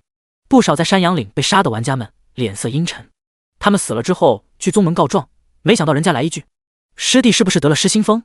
这不是活得好好的吗？修为倒退点可以再练，脑子要是坏了会被宗门清退啊。一想到那些 NPC 良言相劝的无脑模样，众人真的是气抖起来。你全家都没脑子！可恶，无限复活明明是给玩家设定的，为什么到了沈云这都成了脱罪的借口？靠！大不了我也找邪魔阵营加入，刷玩家去。还好沈云杀了其他势力的弟子，会有势力敌意志的存在，只要他继续杀各势力的弟子，一旦被任意 NPC 发现，就会上报宗门，遭到宗门通缉。目前他们打不过沈云，只能将希望寄托在 NPC 的身上。只要你继续杀，累计敌意值，总有一天会被 NPC 群起而攻。诸多被杀过的玩家这么一想，心情舒畅了许多。目前他们只能隐忍，静静等待魔头被杀，才能出口恶气。当夜幕笼罩大地后，虚空浮现出的金色公告，让所有人都觉得是那么的刺眼。世界公告：恭喜玩家沈云修为突破至轮海境1重天，奖励声望礼包1份。世界公告：恭喜玩家沈云入轮海境，配置4阶上品法宝饮血剑，奖励声望礼包1份。第42章入轮海境。青烟，今晚助我修炼。副本中，沈云吸收完3名巨灵境6重天的 BOSS 后，脚下光芒一闪，荡起的劲风使得他衣衫猎猎作响，更有强悍的气息涟漪从他的身上四散开来，尘土飞扬。而他体内的灵气漩涡相比巨灵境9重天的灵气储备增幅了20-30倍。如果说巨灵境1重天的气海是溪流，那么轮海境称之为汪洋都不过分。吸食了副本中将数百巨灵境 NPC 的气血，让沈云在突破时体内的藏生气海也发生了细微的变化。就见原本血红色的漩涡中隐隐有黑雾缭绕，散发着令人心悸的能量波动。呼，终于轮海境了。沈云长舒一口气，眼中金芒闪烁，满脸笑意。开服才几天时间，他就达到了轮海境。要是换作在玄天大陆，以他的资质，恐怕得花费10多年的时间。不得不说，九州大陆确实如官网宣传的那样，是每一个玩家的机遇之地。看沈云心情不错，一旁的安妙龄柔声笑道：恭喜宗主入轮海境。于西和袅袅青烟也笑着开口：嘿，宗主神功盖世，天下无敌，千秋万载，恭喜宗主入轮海境。袅袅青烟扯了扯闺蜜的手，私聊道：好好说话，别整得我们和魔教一样。宗主是大魔头，我们不就是魔教吗？于西柳眉一扬，狐疑地看着他，心里知道就好了。要是说顺口了，以后你被人抓住就麻烦了，小笨蛋。欧于西连连点头，眨着黑宝石般的双眸看着沈云，心中嘀咕：他如果走正道传承，肯定会被万人簇拥的。他发现沈云笑起来很好看，只是脸上的诡异纹路看上去十分瘆人。虽然大家相处的时间不长，可于西觉得沈云还挺好的。对方除了带他们刷本外，还会给他们临时提升心法熟练度到第2层，用来突破境界。之前刷本沈云调息的时候，他们4人也在修炼，周边出现的野怪都被他清理了呢，防止打扰到他们。换做其他人势力的人，哪会有花这么多灵石给他们使用？4人中的一梦也由衷恭贺，轻声道：恭喜宗主入轮海境。虽然上榜获得的声望，沈云让他们存着不能私用，可给他的3阶法宝是有使用权的。而且一下午他连续突破达到了巨灵境3重天，心情十分愉悦。他们都是4阶法宝，只有我是3阶。一梦抿了下粉唇，心知自己在沈云的眼里还不如安妙龄3人。每个人的境遇不同，他也没什么好在意的，反正有玄春灵体在，早晚会被一视同仁。此时沈云已经收敛了气息，正翻看着声望奖励信息。轮海境1重天修为奖励了12000点声望，法宝获得了4万点声望，加上今天下午刷本时触发隐藏任务获得了3260点声望，沈云当前的声望储备已经达到了57280点。让他意外的是，当玩家突破轮海境后，登录各大榜单，每月还有额外的声望奖励。温馨提示：轮海境以上的玩家进入榜单前100，每10日获得100点声望奖励。注：各种榜单都可获得持续奖励，效果叠加，上榜即可。奖励月底领取。蚊子腿也是肉，希望修为提升后，这种声望奖励提升些。沈云笑着关了提示框。就他这升级速度，声望奖励还不够商城涨价的点数。至于今天的副本产出，下品灵石62000颗，2阶的丹药123颗，法宝18件，灵药灵果76株，各类属性的妖兽晶核25颗，秘籍8本，还有各种材料。虽然都是些低阶物品，但按照当前城市中的物价，拿去卖也是笔不菲的收入了。不知道声望商城的地级物品多少点能购买？沈云点开一看，面露无奈。地兵乾坤鼎20万声望点，全球刷新2件，每日轮换。地级品质的东西，每件都达到了20万兑换点，要懂得满足啊！好歹我还有3件地级物品。这么一想，沈云嘴角一乐，关了商城投影。见时间不早了，沈云走向了副本 NPC 说道：“今天就到这，至于反馈物品选什么，你们自己决定。”爷，我选一次性的法宝。嘿，于西咧着嘴露出了2颗小虎牙，喜滋滋的。虽然在现实中无法催动法宝，但现在他手里可有灵石呢，去城里买个一次性的宝物不成问题。辛苦宗主了。安妙龄等人心中一喜，这也意味着他们有了自保之力。安妙龄4人来到 NPC 近前，见沈云回头打量的目光，面露疑惑。青燕，你先下线休息，晚上10点上线助我修炼。沈云吩咐道。突破到轮海境，他体内的血煞之气虽然被地精镇压，可不代表根源能得到解除。吸收修士气血，快速提升修为，本就有伤天河，不可能毫无后遗症。沈云想趁着修为低的时候，尽可能把藏生气海内的血煞之气加以淬炼，以后使用起来也能得心应手。如果他修为高了之后，累积在体内的血煞不淬炼干净的话，全力施展攻伐之术，极其容易加重血煞之气。要是血煞入侵，神识成了邪煞，影响到他的神智，那就危险了。可这句话的威力直接炸得袅袅青烟大脑轰鸣，被震得嗡嗡的。那张耐看的瓜子脸如同火烧般，迅速蔓延上了一层红霞。他怎么也没想到，修炼来得这么快，一时间不知道该做什么，如同发了高烧，整个人都晕乎乎的，站立不稳。看着沈云传送出了副本，安妙龄心中无语。人家好歹是小姑娘，私下说也好啊。不过他知道沈云的性子，眼里只有修炼，这么直白也正常。也不知道你经历了什么，这么迫切想要获得实力。安妙龄抿了下粉唇，牵起袅袅青烟的素手发了条私信。别怕，等下我给你传授些经验。放心，等你修炼结束下线了，还是姑娘，不骗你。袅袅青烟咬着粉唇，羞的眼眸都溢出了水雾，也不敢搭话，缓缓低下了头。这么多人在场，沈云直接就说了出来。她真想找个地缝钻进去。看着闺蜜精致的耳朵都红了起来，红着脸的于西也不知道该说啥了，一脸同情且蒙圈的站在原地。当然还有种没被选上庆幸感。她好直接啊，一梦心跳莫名有些加速。她知道沈云手段狠辣，行事霸道，可这种事都能面不改色的广而告之，换做其他人肯定私下说啊。但想到别的男生都对自己都爱慕有加，恨不能掏心掏肺，到了沈云，这差点把他淹死。一梦又想通了，毕竟是魔头，对他来说这种事可能和吃饭没什么区别。安妙龄见一梦愣在原地发呆，调笑道：发什么呆呢？下线后你也加群，早点熟悉也能少吃点苦头。这话让一梦动人的俏脸一僵，整个人都有些麻了。他微吸一口气，故作淡定：修炼而已，有什么好熟悉的？还挺傲啊，连我都扛不住，就你。希望到时候你的嘴足够硬。你，哼！一梦羞怒地瞪了他一眼，快速退出副本。安妙龄红唇微翘，牵着于西2人离开了这里。第43章灵元购。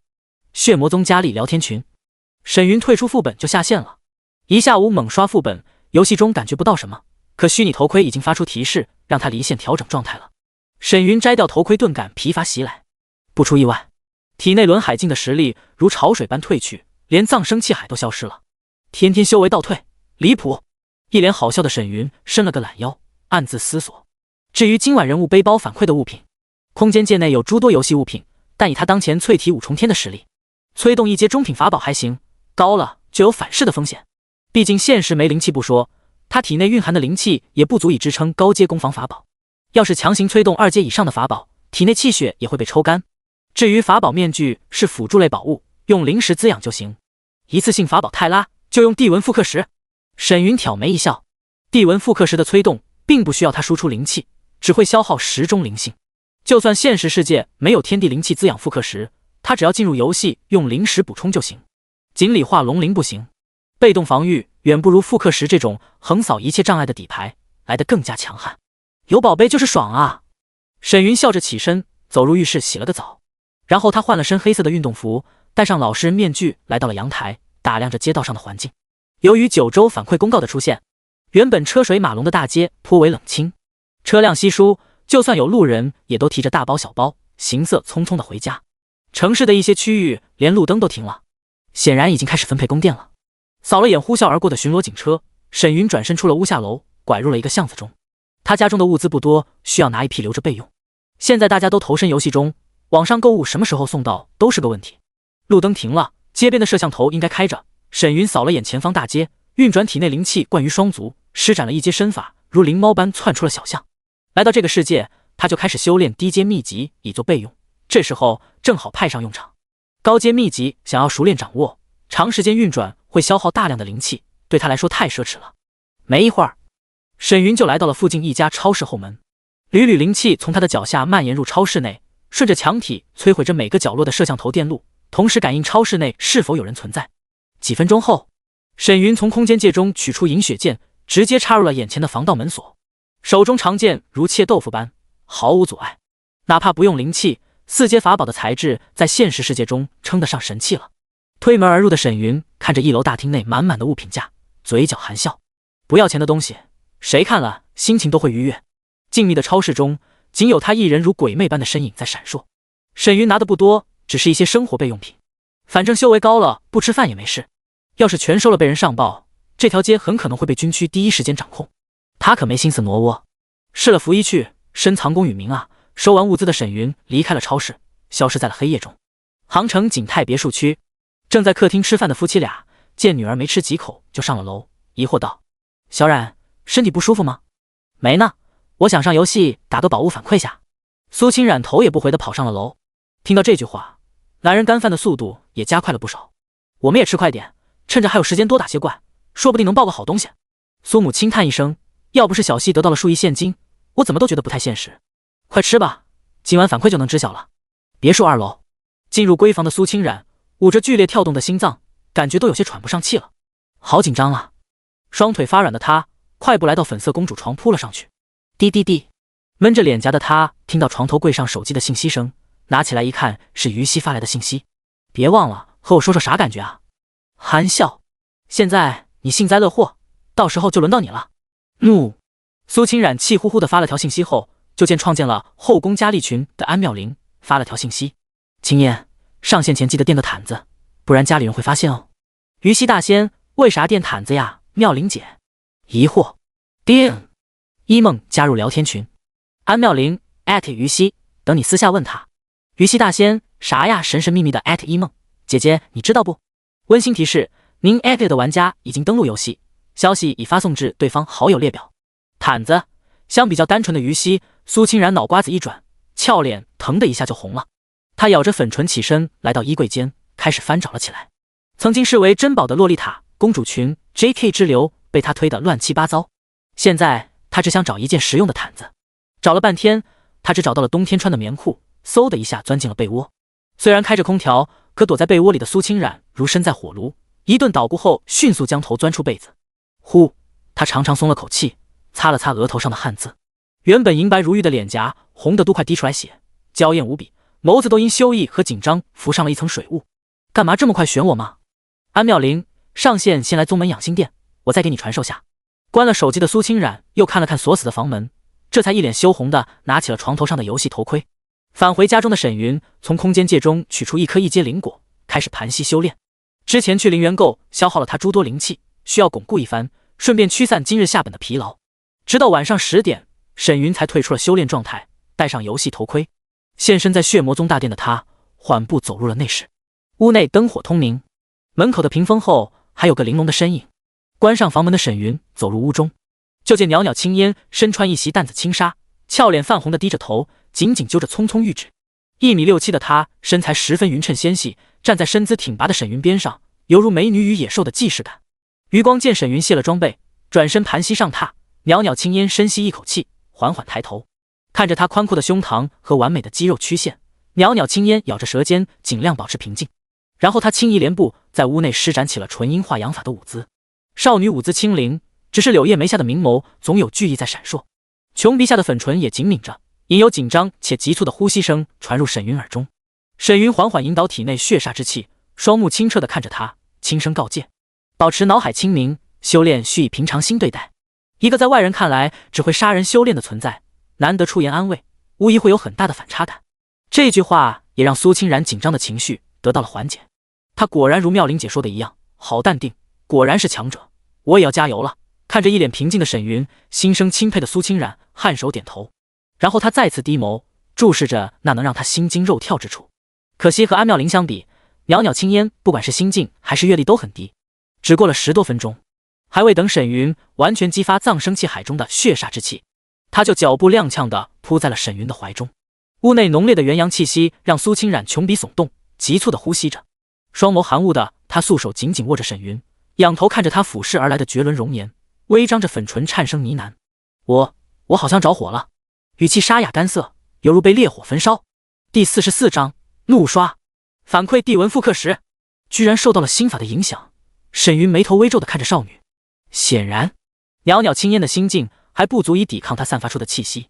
虽然他已经激活了功法，可沈云的血煞还未完全激发，一旦现在修炼，对他来说效果无疑会大打折扣。只能这样了。沈云深吸一口气，将少女揽入怀中，嗅着她耳边沁人心脾的馨香，耳垂上的温热让袅袅青烟娇躯微微颤抖起来，素手紧攥呢喃道：沈云哥哥，怜惜轻染。可沈云的无动于衷使袅袅青烟难入法门，周身如火焚烧，痛苦异常。玉肩愈发摇摆的他将有些干裂的粉唇贴在了沈云耳边，如猫般温柔的轻吟：好哥哥，救救轻染。轻染名字倒不错。闻着少女身上愈发浓烈的纯阴气息，沈云体内的气血也被快速勾动，渐渐沸腾了起来。看得出他这是在利用对方散发的纯阴气息激活体内血煞之气，而怀中的青烟还在承受心法灼身之苦。要是于西大仙在场，看到闺蜜这般痛苦，非得来一句：残忍，太残忍了。没过多久，心法达到极致的袅袅青烟浑身如同火烧般，整个人都如烧红的螃蟹，痛苦地皱起了眉头。这也让他恢复了些神智，发现自己正躺在床上，紧紧抱着沈云的脖颈。一想到刚才他亲昵地喊着沈云哥哥，还做出那从未有过的勾人姿态，满心尴尬的袅袅青烟羞得连脚趾都勾了起来，紧咬粉唇，忍受心法带来的痛苦灼烧。就在这时，袅袅青烟的双眸突然一瞪，他愣愣地看着檐上帷幕泛起的涟漪，在沈云耳边喃喃自语：我们算是谈恋爱了吗？恋爱？听到这是关己身又发自内心的询问，沈云沉默了。紧贴少女脸颊的他感觉到有一行清泪滑落，心中莫名升起一股感触。在穿越到玄天大陆前，他也和看小说中的读者们一样，幻想过邪美逍遥天地。可修仙界强者为尊，弱者连怎么死的选择权都没有。现在又有异界修士在9州游戏中，想到这，沈云直接掐断心中思绪，淡然开口：修仙道阻且长，若无青天之能，一切皆空。单说你想让父母活得好，就要以修炼为先，其他多说无益。听着他的谆谆告诫，袅袅青烟抿了下粉唇，心中莫名有些伤感。貌似在心法的影响下，情到深处的自己表白被拒了。不过沈云至少没有无视他，还少见的出声告诫提醒，让袅袅青烟多少有些安慰。他眼眸一弯，紧紧搂着沈云，轻声呢喃：知道了哥哥，下次不说了好吧。话音刚落，袅袅青烟连忙捂住了粉唇，蹙眉瞪着帷幕，如大浪般汹涌。安妙玲说过，这种状态要么是修炼到了尾声，要么就是沈云生气了。可这才刚开始，按照安妙玲说的几个小时来看，显然是后者。眼中含泪的他就见沈云缓缓起身，满脸黑红，纹路密闭，气息森冷道：我看你是忘了自己的身份啊。看着他散发的诡异红黑邪雾以及雾气被震荡的四散模样，袅袅青烟双手紧紧捂着粉唇，眸中满是讨饶。只过了几分钟，浑身颤抖的他两眼一翻，直接晕了过去。深夜，全球所有玩家都待在了家中，看着手中的游戏头盔，各大视频网站更是全程直播，记录这历史性的一刻。23点55分，还剩5分钟。耐不住寂寞的玩家们纷纷登录各大视频网站，将键盘按得噼啪作响，宣泄着激动的心情。我选的是2阶下品秘籍，管他能不能用修炼再说。有没有卖零食的？高价收购。楼上大楼够自信，这都不怕被抢。我选的是3阶法宝，等我进入聚灵境必然登入法宝榜。果然，网上玩家人手一件3阶宝物，不多逼，我选的地级神兵一件。信的话当我没说。神老魔就算有4阶法宝也用不了，秘籍更别想。要是在现实大量收灵时，绝对被查出来，直接抓起来解剖了。坏笑，就算每人选一件东西反馈，各国军区在现实中的实力都能暴涨。沈魔头算个锤子，我直接贡献1颗灵石上交。可惜现实一板一眼的修炼需要花时间，哪像游戏里杀怪就能升级。希望华夏能找出几个有天赋的人快速修炼。神识一开，分分钟找到沈魔头。各种弹幕五花八门，不过沈魔头的节奏一带起来，整个屏幕都是网友们在各抒己见。没办法，一旦现实真能反馈，9州游戏必然火爆到极致。而沈云这个混世魔王的存在，无疑是所有玩家的心腹大患。能早点被找到看管起来，众人都得放鞭炮庆祝了。杀上层肯定不会，别忘了这魔头还有个宗门呢。时间1分1秒的过去，玩家们也放下了键盘、手机，开始注视手上的游戏头盔。当时钟指向0点时，嗡！所有人面前的游戏头盔爆发出了璀璨的淡蓝色光芒，然后刷刷刷，丹药、灵草、法宝、秘籍等一系列物品从每个瞪大双眼的玩家头盔中掉落了出来。轰！瞬间，全球各地的城市皆被喧哗声所淹没。OMG， 这是上帝的手段吗？雅灭蝶，真的，是真的！哈哈哈！9州果然能逆天改命，我必将登临大地，俯瞰苍生。哪怕卧室中的沈云都被大街上排山倒海的音浪吵得皱了皱眉头。到手了！看着手中散发银辉光芒的复刻石，沈云笑着将它收入了空间界中。虽然只能领取1件物品，可复刻石的杀伤性连核弹都无法比拟。要是有人敢带着法宝来搞它，一缕地纹气息足以轰杀任何存在。听着外面喧闹的嘈杂声，躺在床上的沈云晃悠着腿，怡然自得。记得下线前，他的元阳化阴法熟练度达到了第1层62点，加的有点少啊。这还是他连刷青烟3次熟练度的结果。沈云之所以先选他，就是因为这小姑娘足够聪明，比于西看得更加清楚，能少些墨迹。至于说谈恋爱，9州机缘和未知的未来都需要修为作保，青烟的思维还停留在过去，这也是他怒刷青烟3次的原因，能让他清楚地意识到少些不切实际的幻想。就连他晕了还被灵气喊醒继续刷，这就是现实的残酷，换做对象哪会如此残忍。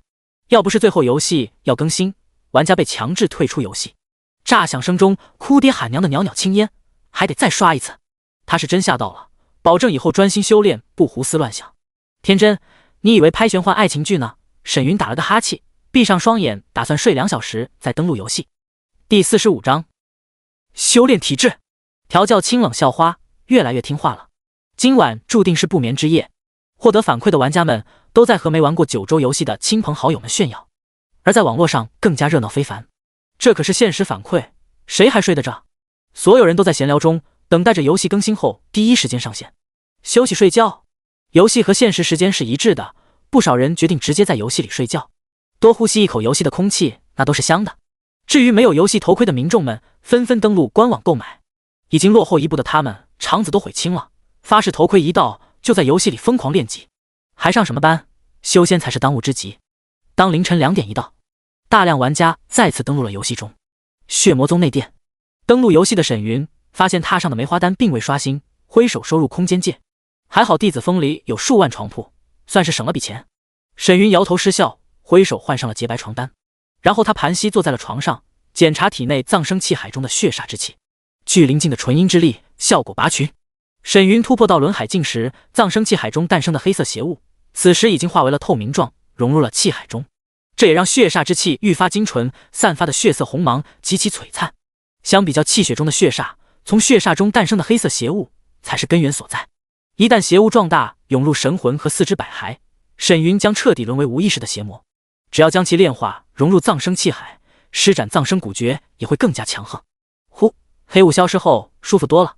沈云浑身轻松，笑着点开了好友列表，见一梦在线，他发了条信息过去：你上线睡游戏里，助我修炼体质。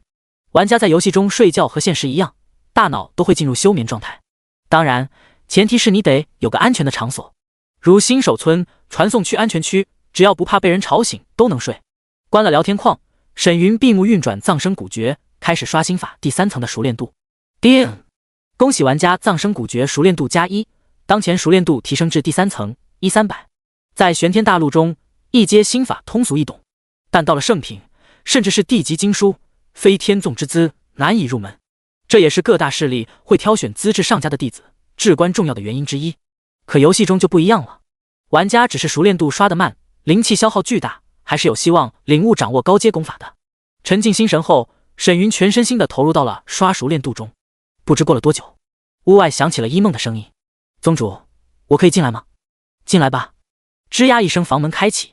听着稀碎的脚步声，沈云闭目调息，停止运转葬生古诀，淡然开口：“坐我身边运行心法。”“是。”拘谨的应答声中，一缕幽香飘入沈云的鼻尖。待身边软榻一沉，沈云手捏法诀，催动体内气血。没一会儿，一根根血色长丝从他的体表蔓延开来，准备捕捉空气中玄春灵体释放的生命气息。玄春灵体催动后释放出的生命气息对生灵的体质有大益。沈云让一梦来，就是打算晚上修炼体质。反正修士打坐和睡觉没什么区别，他早在玄天的时候就习惯了。可10多分钟后，沈云发现自己的血丝居然捕捉到了缕缕燥热气息。心有疑惑的他侧头一看一梦，才发现这姑娘居然穿了一身淡蓝色透纱长裙，如玉的肌肤上隐有汗珠点点，将轻纱都打湿，站在了娇躯上。沈云突然的注视让一梦下意识弯了下腰，想要遮挡那淡蓝纱裙上印刻的粉嫩樱花。剑俏脸涨红的一梦瞪着双眸注视而来，沈云气得胸口起伏，尤其是他那双清澈又愚蠢的眼神中透露出怀疑纯阴化阳法效果的神色，让沈云的额头青筋暴起。他一把抓住了一梦的后脖梗，低喝道：“我让你助我修炼体质，修炼体质懂吗？你一天天在想什么东西？”“哦！”一梦疼得一缩脖子，俏脸皱成了麻花，惨嚎出声：“松手松手，疼啊！我以为要助你修炼啊，怪不得等了这么久，你还去沐浴了。”沈云黑着脸，使用灵气驱散他体内的燥热。还好他没有运转元阳化阴法，不然一梦一旦吸收他的气息，两人现在修炼实在太可惜了。感觉沈云在帮自己疏通气血，一梦小心翼翼地解释道：“我这不是怕你吗？脑子有点转不过来了。”说完后，他还委屈地翘起粉唇，擦了擦眼角的泪花：“差点坏我好事，下次再犯冲我弄死你。”沈云瞪了他一眼，冷声道：“你的体质有大用，现在还不是时候，专心修炼，听到没？相比较普通体质，特殊体质的纯阴之力更加强悍。随着修为的提升，纯阴之力也会得到加强，对他来说堪称无价之宝。留着还能应对体内血煞的突发状况，当作底牌镇压。”沈云血煞宗听杂役弟子说过，拥有特殊体质的女弟子在血煞宗内都是天骄般的人物，道侣也是资质最为杰出的存在。哪怕不选道侣，宗门也会用至宝帮对方镇压体内血煞，地位非比寻常。一梦双眸一亮，连忙起身点头：“我肯定好好修炼。”对他来说，这种事能拖一时拖一时，自然开心了。看他这么激动，沈云眼中寒光闪烁，悠悠低语：“你不会是想等哪天超越我把我杀了吧？”一梦吓得一个哆嗦，连连摇头：“没有，骗你是小狗。”真。话音未落，他一咬粉唇，双眸圆瞪地看着心口上沈云的大手：“多大？我22了。”又犯蠢了。俏脸通红的一梦看着那白皙修长的手指这般灵活，细若蚊蝇的低语出声：“C。”见他将头都抵在了自己的手臂上了，沈云心知差不多了。然后他掏了2把盘膝闭目，淡漠开口：“行了，要是身体出现意外，你清楚下场。”知道了。娇躯轻颤的一梦，双眸隐有水雾升腾：“干嘛对我这么凶吗？”看了眼心口清晰的红印，他换了身装备，调整好状态后，运转血魔宗心法，催动灵气，激活体内气血。没一会儿，一梦的体表就散发出了淡淡的荧光，淡绿荧光给人的感觉就像是初春的大地泥土中拨开了嫩绿枝桠一样，充满了生命的气息。第46章，前往翠微谷购置店铺。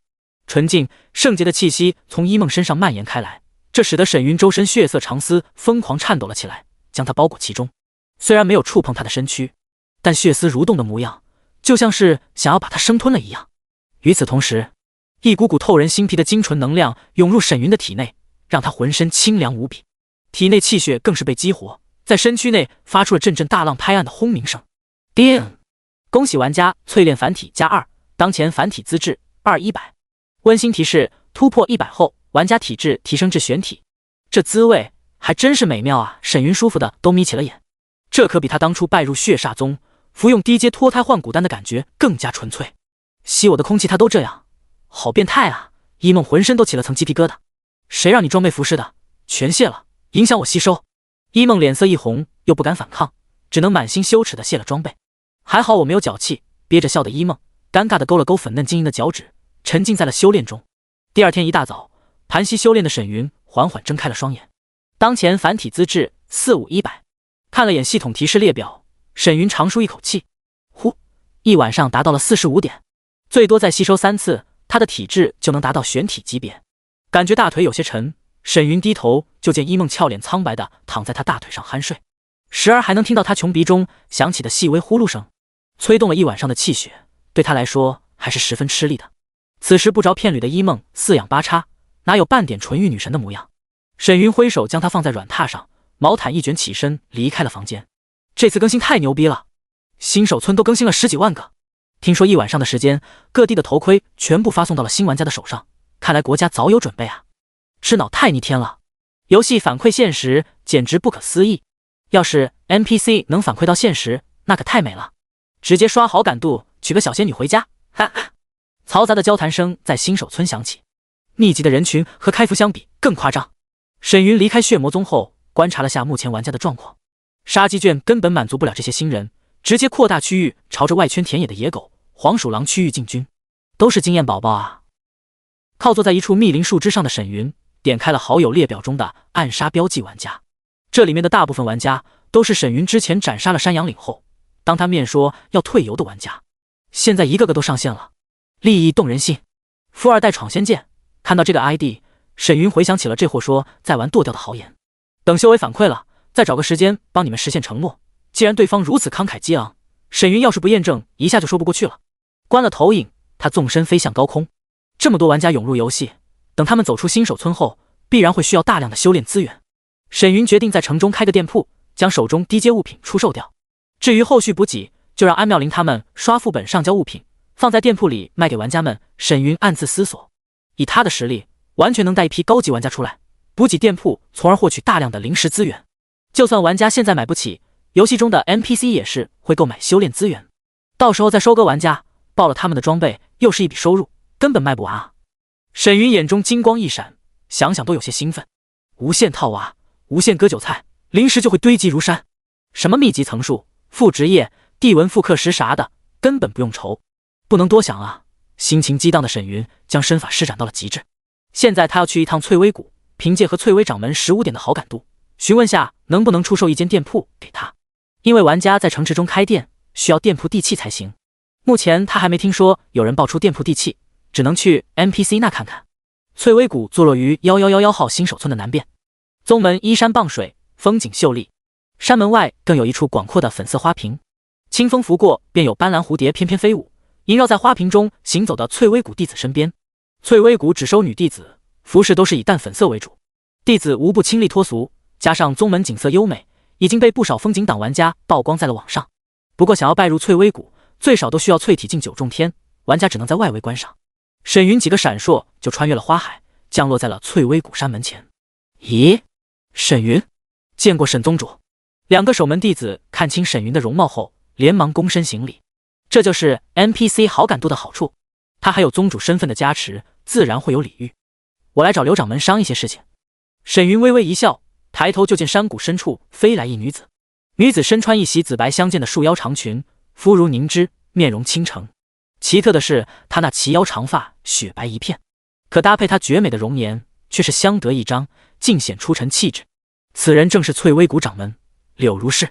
柳如是落地后，对他轻声道：“请沈宗主入谷中一叙。”沈云含笑点头，和他一起走上了台阶额。和唯一 NPC 灵动的神采相比，普通 NPC 的神色少了些灵性和生动。柳如是就这样，眼神中未见丝毫波澜，显得有些呆板。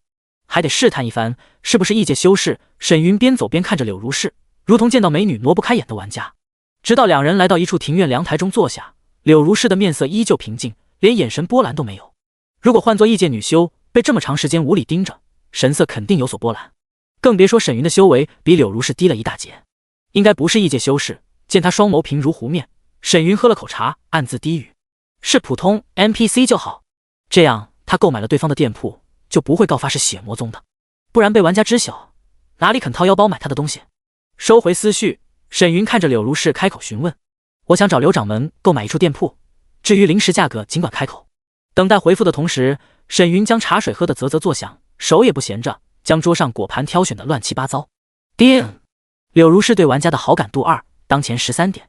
换做其他女子见到他这欠揍的模样，早就拍案而起，羞愤离去了。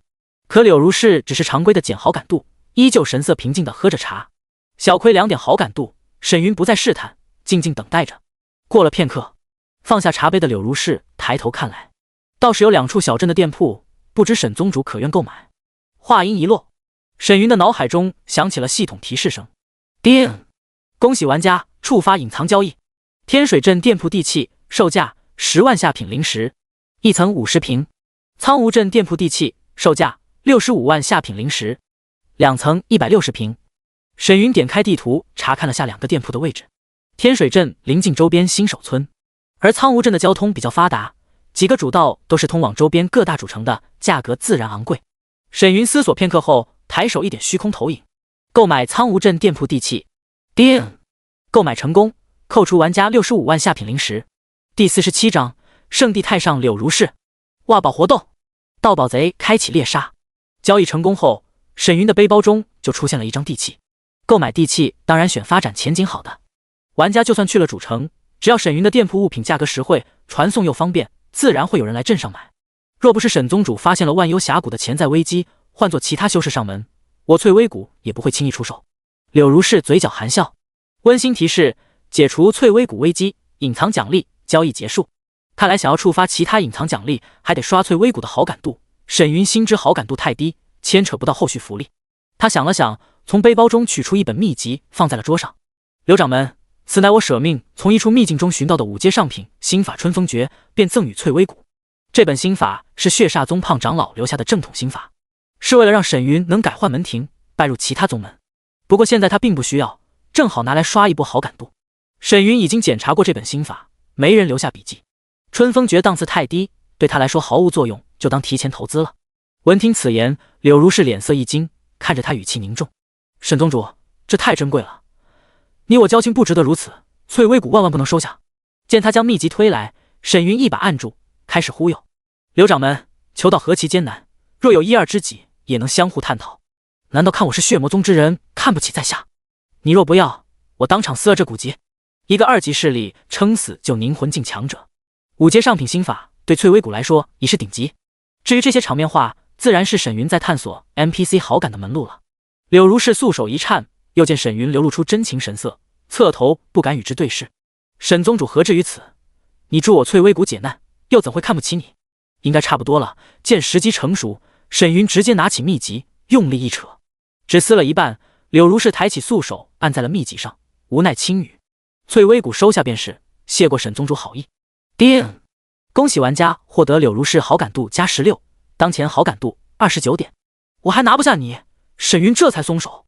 按照游戏设定，这种秘籍对2级势力来说十分珍贵，只要双方有良好的基础，沈云不怕他不收。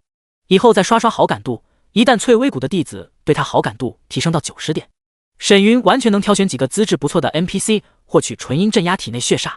NPC 是数据又能如何？能助他修炼就行，不忌口。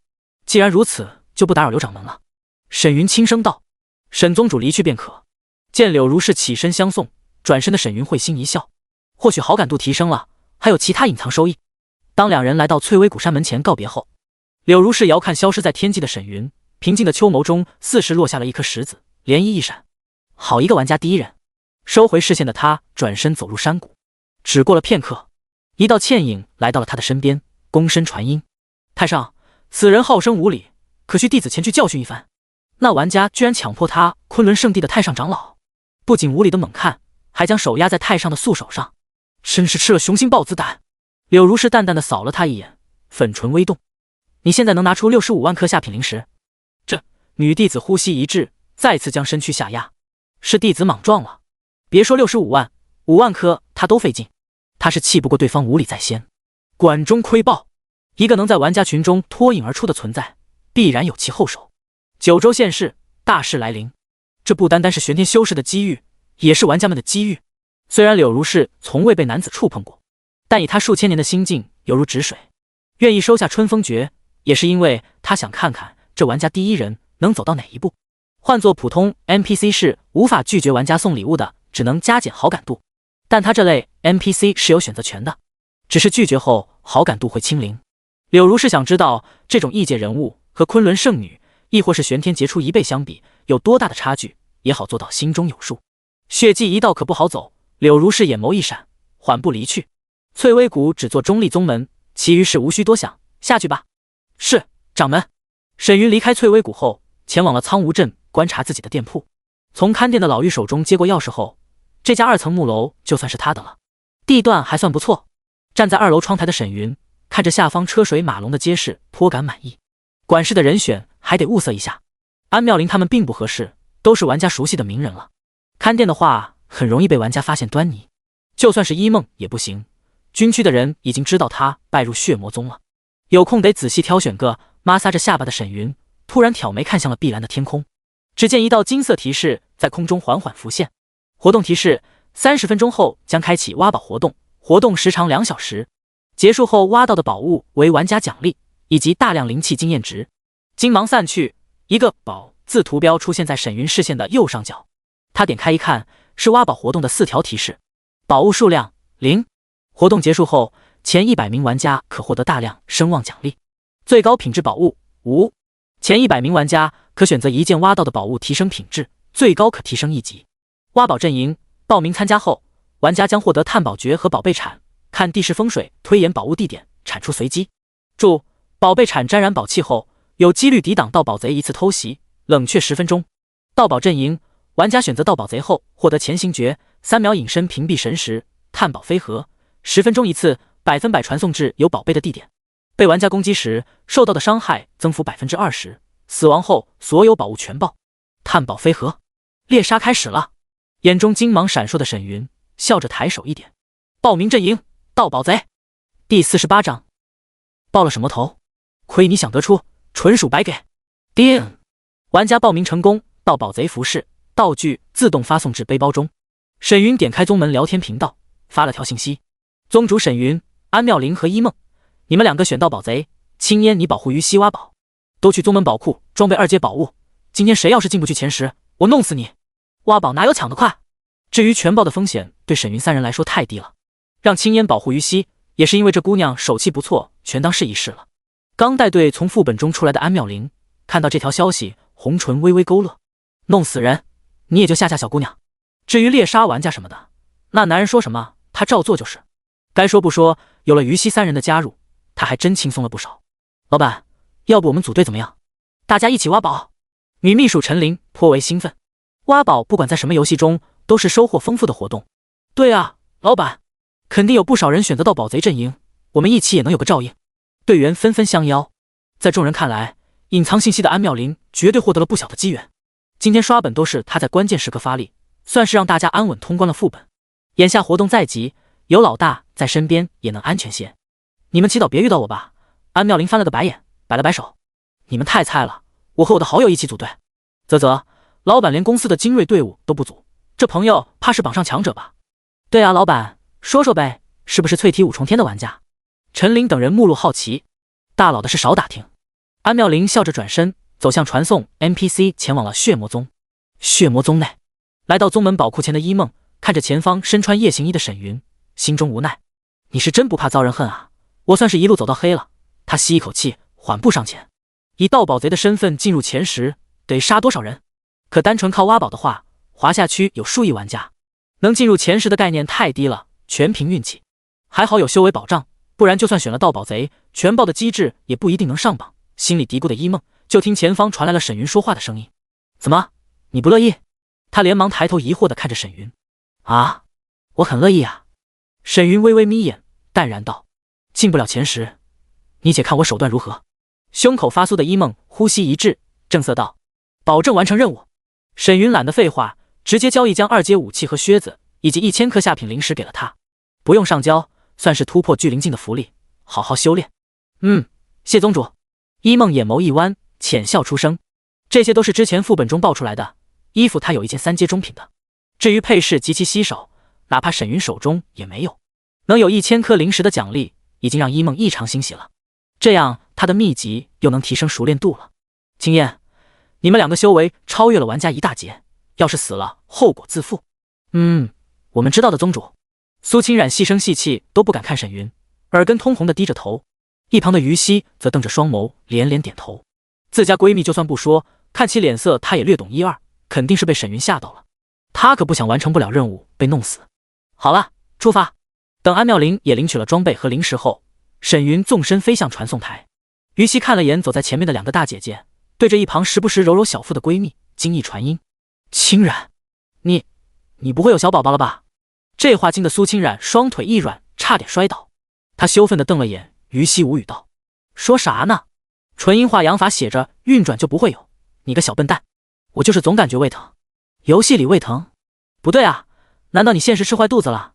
于西松了口气，又疑惑发问：“没，就是下意识。”苏清冉被问的都不知道怎么回答了，想了想，红着俏脸在他耳边低语了声：“我和你说，他呢？”哦。于西听完后欧着粉唇，一脸匪夷所思的瞪着双眸，那可爱的俏脸都隐隐有些发白了。所以别问我，以后你就知道为啥疼了。快走吧，活动要开始了。满脸羞涩的苏清冉拉着他的手，快步跑向宗门传送台。温馨提示：挖宝活动已开启5分钟，玩家点击参加后会随机传送至挖宝区域。5分钟，玩家们差不多开始挖了。看着空无一人的新手村，沈云双目一凝，点击传送，眼前一花，他就出现在了一处绿意盎然的大平原中。目光所及之处，上百名玩家正在弯腰铲地挖宝，是一阶宝物。一个年轻人看着铲出的宝物散发柔和白芒，一脸兴奋地捡起。突然他眼角一跳，因为不知何时身边多了个穿黑色长裤的人影。这突然出现的身影让他心中一惊，连忙捡起地上的宝物，纵身飞扑喊道：“有盗宝贼！”现在只要出现盗宝贼，玩家们就发了疯一样蜂拥而上，死亡全爆，意味着100%掉落宝物，这可比挖宝来的更加实际有效率。还在地上翻滚的玩家回头看了眼想要偷袭他的盗宝贼，下一刻，咻！一柄血色长剑闪电般袭来，直接将他钉在了地上。与此同时，周围听到动静的玩家们回头一看，果然发现有一个身穿夜行衣、面戴黑纱、头上顶着盗宝贼的玩家。干他！众人兴奋大吼，飞速冲了上来。沈云咧嘴一笑，闪身冲入人群最密集的区域，周身一颤，咻咻咻！大量的血丝从他的脖颈肌肤上蔓延，闪电般洞穿了眼前20多名玩家的身体。啊，不好，是沈魔头，快跑啊！一个个玩家被血丝拖上了天空，发出了凄厉惨叫声。这突然的变故吓得前冲的玩家胆战心惊，转身拔腿狂奔。这种人在一天就是毒瘤，录下来曝光到网上，引起民愤，就等死吧你！你别得意的太早，反派魔头注定死得惨，你早晚会成为强者的垫脚石。四散逃窜的玩家们怒吼出声，发泄着心中的不满和愤怒。他就是沈云，哥儿几个跑啥呀？上去用人堆爆了他！一个小伙激动地起哄着。傻鸟！众人如同看白痴一样扫了他一眼，希望这货能冲过去引起魔头的注意，让他们趁机逃跑。爆沈云！看着空中痛苦挣扎的玩家们，以及场中如红毛怪一样令人发毛的沈云，众人宁愿去野外找 BOSS， 野怪好歹有击杀的希望，找沈云纯属白给。隐忍！我要隐忍发育！所有人发足狂奔，恨不能4肢并用。第49章偶遇小仙女，熟人见面砍一刀。没一会儿，被血丝吊在空中的玩家们就成了人干。才一件宝物，沈云甩飞了尸体，挥手将掉落的一阶灵药收取。叮！恭喜玩家获得宝物1件，请再接再厉。至于逃跑的人已经分散开来，沈云懒得追了，将血丝收入体内的他，缓步走向躺在地上的年轻人。鼻涕眼泪流了一脸的小伙，可着血朝他愤怒大吼：“我又没招惹你！”沈云面无表情的上前握住饮血剑，直接将他吸成了人干，挥手收了对方爆出来的一阶丹药。盗宝贼不抢玩家，那还叫贼？至于阵营选择，盗宝贼有探宝飞盒，10分钟能随机传送1次，省得他四处找人。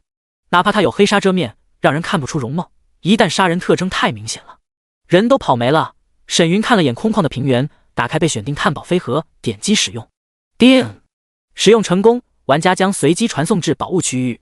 虽然有面纱掩盖容貌，但武器得时常换下，防止玩家看到我就跑路了。沈云取出一把黑色长枪，替换了饮血剑，脚下光芒一闪，只一瞬间，他就被传送到了一处火山下。近1000米高的巨型火山冒着滚滚浓烟，大地赤褐，燥热的气息扑面而来。数百名玩家正在使用宝铲敲打着地面的红色石块。这时，不远处拿着铲子的3名玩家齐齐冲向了一名蹲在地上的男生玩家。呼！刚将一颗晶石放入背包的男生听到耳后的呼啸，转头一看，当场被3人手中的宝铲砸在了脸上。噗！啊！杀猪般的惨叫声让所有玩家心生警惕，知道这是有人动手了。我得不到，你们也别想要。看着被打劫的玩家临死前丢出一颗红色晶石，周围人眼中一亮。又一颗火晶石，距离近的玩家急冲上前，拿到晶石转身就跑。火晶石是2阶材料，用来锻造火系法宝能提升不小的威力。活动到现在，已经有10多个玩家在这挖出了火晶石，产量相当惊人。打劫发生的很快，沈云只扫了一眼，就将目光锁定眼前背对着他身穿红白长裙的女玩家。对方信息已隐藏，除非是大势力，这种活动普通玩家都选择隐藏了信息，一是防备让人惦记，二是击杀其他人后防止被人找茬。见他铲出一颗红色晶石，沈云抬起手中长枪，迅速捅向他的后背。神奇的是，这一枪还未刺入他的身体，就被一道淡金色涟漪给挡了下来。触发宝铲防御了，看来他宝物挺多呀。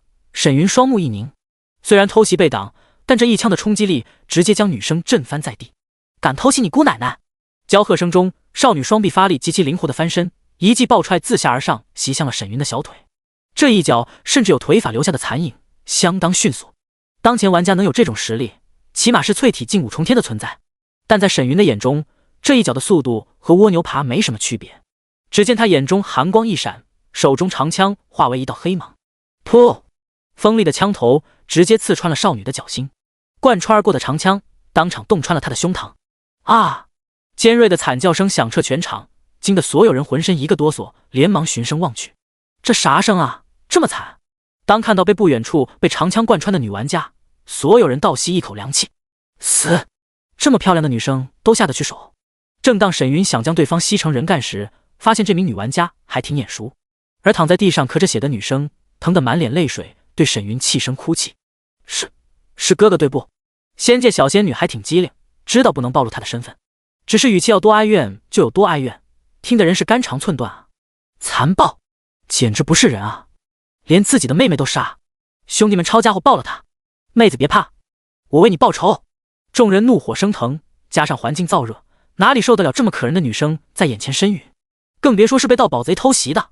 沈云扯了扯嘴角，看着一脸委屈的小仙女，淡然开口：“把挖到的宝贝交出来。和盗宝贼全报不同，玩家被盗是随机的，让他交出来也能多拿些宝贝。”熟人相见，正好砍上一刀。小仙女倒也听话，呼吸间就有4件散发着光芒的宝物掉落在她的身边。感觉自己的状态达到了冰点，小仙女紧紧抓着胸口上的长枪，看着沈云颤声气语：“我在别的副本外等了你1天都没遇到，还被怪给杀了。哥哥让我加入。”世界公道信息中得知沈云带着宗门的人刷本后，小仙女就去了巨灵境副本蹲点，想加入血魔宗。可惜沈云刷本的效率太快了，他在几个拥有安全区的副本之间来回传送都没遇到，这才冒险进入被妖兽包围的副本区域。就算他再怎么小心，2阶妖兽也不是他能抵抗的，连续死了3次。刚才挖宝被对方秒杀时，小仙女就意识到了，眼前这人绝对是血魔宗成员，哪怕同境高手都不肯瞬间破了他的脚法。直到他听清了这名盗宝贼说话的声音，才确定眼前之人正是沈云。可小仙女心里既惊惧又委屈，太残暴了！你想要宝贝说一声啊！好痛啊！戏还挺多。沈云手中长枪一震，直接将他吸成干尸，变成了点经验值。这小绿茶能装又天真，正好教他什么叫人心险恶。擦！杀妹不够，还把人吸成这样，干尸？咦，我在网上看到谁喜欢这么干来着？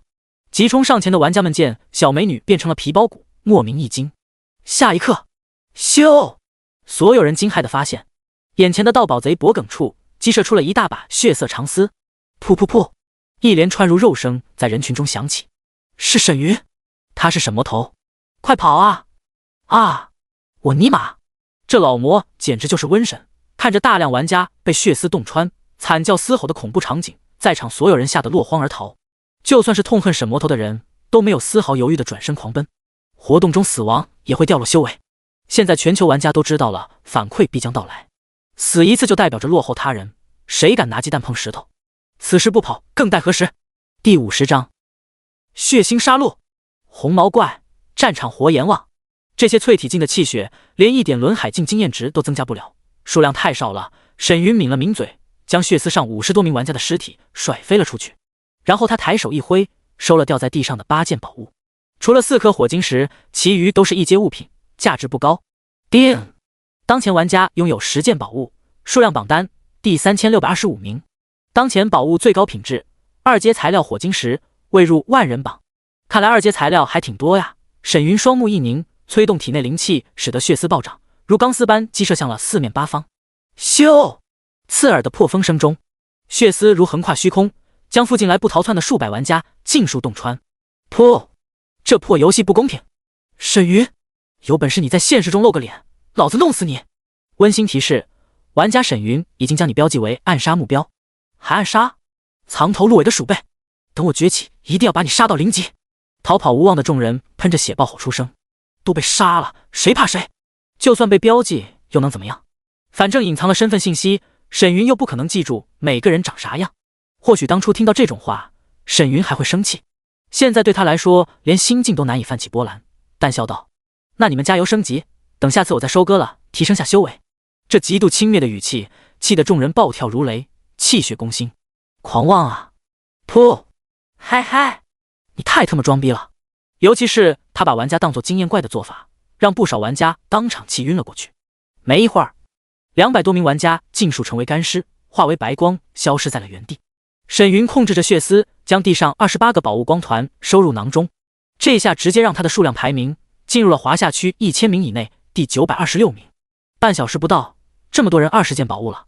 沈云挑眉看了眼玩家聊天框，鼎盛集团公关摇，收宝收宝，1件宝物兑换1个女神妹子或男神帅哥带回家，使用期1个月，无条件服从主人的安排。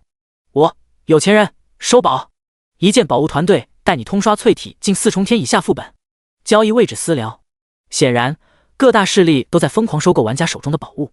经历过钓鱼活动后，不少人认为沈云的宗门令牌应该是触发了隐藏奖励得来的，更别说这次活动结束后，所有宝物都是玩家的。虽然没有零食，但各大势力收宝的价格是五花八门，什么带人刷本、帮人做势力、主线任务、告知隐藏任务坐标等等，连公会中颜值高的男女都上阵了。先刷玩家，要是数量不够再用零食买。沈云微微一笑，2个榜单他必须拿下，尤其是声望奖励的榜单。环顾四周的沈云见周围人都跑光了，找了个方向较尖一点，纵身离去。探宝飞河有10分钟的冷却，他需要找个人多的地方再刷一波。一处坟地内，上千名玩家声势浩荡地拿着宝铲，将地里的棺材给铲了出来。好在里面没有尸体，只是气氛渲染得十分阴森。正拿着铲子撬棺材板的法外狂徒张三背脊一阵发寒，不对劲，这棺材里有古怪。他迅速后撤，取出一张符纸贴在了腐朽的棺材上，可符咒并未自燃，半点动静都没。咦，奇了怪了！张三摸了摸干瘦的脸颊，啧啧称奇。虽然棺材里没尸体，可保不齐突然爆出一只粽子 BOSS 啊！张三上前打量了下斑驳腐朽的棺材，实在看不出蹊跷。撤下符纸的他环顾四周，心中一动，疲惫道：累死了我了，有没有兄弟帮忙开下棺，出东西对半分？挖坑可是体力活，听到有人愿意分摊开出来的宝物，不少人看了过来。张三找了个身强体壮、长相阳刚的玩家，自己则一脸疲惫地坐在一旁的石碑上笑道：辛苦了兄弟，放心，东西对半，骗你直接抱我不还手。嘿，不至于。壮汉笑着挠了挠头，见棺材板确实坚固，莽足了劲开始撬，怎么心里越来越凉了？眉头微皱的张三摩擦着发毛的手臂，起身想要找个安全的位置。就在这时，他惊异地发现天际有一道血色红芒激射而来。我擦，留我狗命啊！张三尖叫一声，身形一闪，如鬼魅般疯狂逃窜。他终于知道自己为什么会感到不安了。那接连屠杀挖宝玩家的红毛怪，他来了！尖锐的公鸭嗓在坟地中炸响，把众人惊得一个机灵，魂儿都要飞了。操！鬼叫什么呢？吓得老子都滴了几滴，有病吧？不少人恶狠狠地寻找那公鸭嗓玩家。突然，咻！虚空中响起的破风声，使得所有人齐齐抬头，就见一道血色人影从天而降。落地的瞬间，那包裹着人影的血球突然炸开，呼！一条条细如蚕丝的血线朝着人群激射而去。红毛怪是神老魔！所有人心凉半截，不少人直接放弃了逃跑，满脸怒容的将手中宝铲奋力丢向沈云。屠杀数千挖宝玩家的魔头一来，他们哪里还有活路？不，沈云，天必收你！噗噗噗！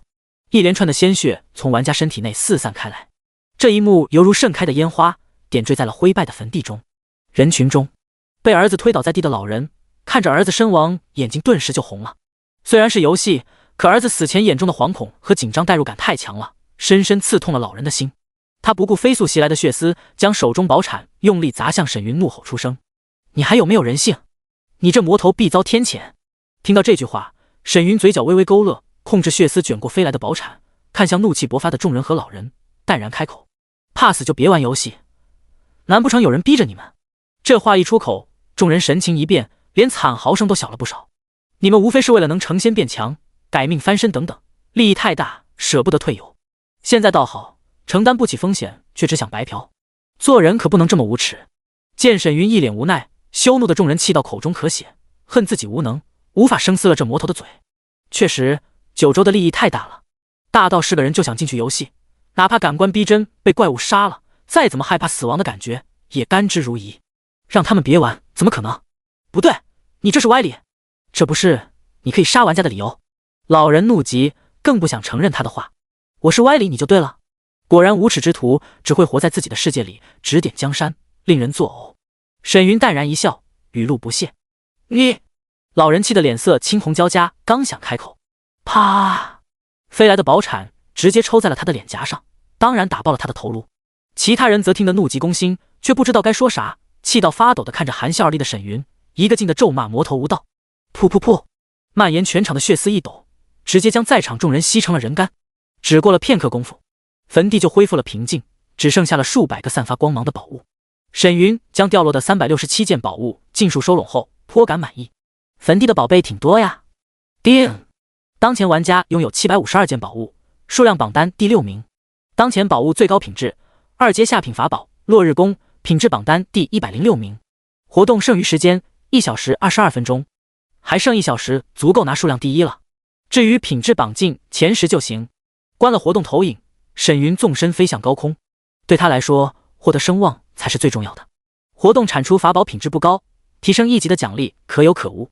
杀戮继续，只要有大量玩家扎堆的挖宝区域，沈云就会降下释放血丝群秒。不管你在现实中有什么身份和地位，达官显贵也好，明星女神也罢，尽数斩杀。一时间，沈魔头成了所有挖宝玩家最不想见到的盗宝贼。这哪里是什么盗宝贼，简直就是活阎王！对方根本不讲武德，一现身就击杀一大片玩家。这么一对比，那些搞偷袭的盗宝贼们实在是太友善了。第51章，杀得太慢，来波肥的。兄弟，你眼光不错。离开坟地后，沈云陆续杀了2波玩家，宝物数量榜单已经达到了第5名。至于安妙龄4人，已经隐藏了信息，防止被人觊觎。沈云逐一发了条信息询问进展。安妙龄的效率还行，加上本身有势力加持，已经来到了25名。一梦则在100名开外，想要进入100十分困难。如果没有绝对强悍的实力，单独猎杀想要比过各大势力收宝贝的速度，显然不切实际。鱼系大仙，宗主，我宝物品质第1名哦，3阶上品呢。含笑，袅袅青烟，宗主我在品质第2名，还是小西给我的，他的运气好好啊。但是数量榜我们在500多名，想上榜太难了，还请宗主手下留情，可怜。沈云，在我这没有讨价还价，进入不了前10，你们2个一起助我修炼，这怎么可以啊？看到这条信息的于西和青烟下意识对视一眼，娇躯一个哆嗦，不得尴尬死。2人不约而同，脸颊上都浮上了一抹红晕。宗主好坏啊！不行，绝不能一起修炼。清明粉唇的袅袅青烟坐在石头上开始思索了起来。一旁的于西神游天外，开始幻想起大家一起修炼的场景了。越想越羞人，害得他腿肚子打颤，直接蹲在了地上，捂着脸满心羞耻。不可以，可宗主的话又不能不听。清染，要不你先晕了啥也不知道，你这是卖了闺蜜还帮忙数钱啊？青烟翻了个白眼，凑近后低声道：想要快速进入前10，我有个办法。不愧是你啊，快说快说！于西双眸一亮，对于自家闺蜜的机灵脑瓜十分信服。用你手中的高品质法宝和其他势力兑换大量低阶宝物，要是他们敢抢，我们有修为再也不怕。说着，苏清染抬起素手，在脖颈处做了个抹脖子的动作，恶狠狠地呲着牙，反手抢了他们。666，这办法可以。于西连连点头。随着时间的推移，玩家获得的宝物越来越多，不过大部分都是材料、药材、一次性符纸、妖兽晶核等物，像丹药、秘籍、法宝这种成品宝物产出并不多。沈云一刻不停，继续抢夺玩家手中的宝物。他需要大量的宝物，在活动结束时分配给安妙龄4人上榜，获得声望奖励。商城中包含修仙界所有物品，只要玩家有足够的声望就能购买。沈云的声望自己都不够花，刚好让安妙龄4人当他的储备金。时间一分一秒的流逝，玩家们都可着劲挖宝的，不想错过这次难得的机会。当挖宝活动还剩半小时，沈云正和4个盗宝贼组队，隐于林中看着前方挖药草的玩家们。这片药山的药草产量极其惊人，是某个盗宝贼无意发现的，以高价卖给了其他势力。收回视线的队长看着身后4人，低声道：“将这片区域的玩家清理完，低级宝物上交。事后每人折算0石，高于城中市场价。”嘿，放心，鼎盛集团的信誉我们信得过。一旁的蒙面盗贼低语了声。鼎盛集团作为游戏中最顶级的几个财阀，实力不容小觑，不仅大量收购玩家的宝物，更是集合了盗宝贼组团猎杀玩家，收集宝物。哪怕安妙龄的势力与之相比，都要差上许多。队长凝视4人，低声道：“这座山有50支盗宝队伍，10秒后同时行动。5人心中默数10秒后，开启隐匿技能，迅速分散开来，偷袭各自选定的目标玩家。不管对方有没有挖出灵药，直接下死手。活动已经开了1个半小时，玩家就算运气再差，都有几件宝贝在身上，管他能不能爆，先杀了再说。”盗宝贼的隐匿时间一到，密集的惨叫声在林中响起，50支队伍同时动手，声势相当惊人。沈云偷袭完眼前的玩家后，收了地上的宝物，继续寻找目标。这波结束后，是时候收网了。双目微眯的他看着前方一脸怒容冲来的玩家，持刀急冲，发现对方是淬体近4重天的实力，他开启55开模式，一时间2人打得不分上下，激情四射。沈云之所以入组，早在猎杀玩家时就注意到了聊天频道中有盗宝贼组队的信息，观察过后他才发现有势力正在组织盗宝贼猎杀玩家。他决定等游戏快结束的时候，找个实力强大的盗宝团打入内部，直接来一波截胡，这可比抢劫玩家来得更加效率。不过对方十分谨慎，宝物上交只有队长知道坐标。10多分钟后，收到队长集合信息的沈云4人快速脱离战圈。等4人汇合一一上交物品后，队长直接解散了队伍，看着4人笑道：“我先去交易，等集团卖了这批货，临时分你们，代本也有你们的位置。要是想加入鼎盛，发我信息就行。”听到这句话，4人眼中一亮，哈哈，等的就是队长这句话。加入鼎盛可不是什么人都能的，这波大赚。这时5人中响起了低沉的说话声：“我有4阶宝物，不知道鼎盛集团收不收？”什么4阶？此言一出，心中惊异的4人齐齐看向了说话的沈云。就见他右手一摊，露出了由枯草编制的人形木偶。挖宝活动宝物：傀儡木偶，品质4阶下品，一次性道具。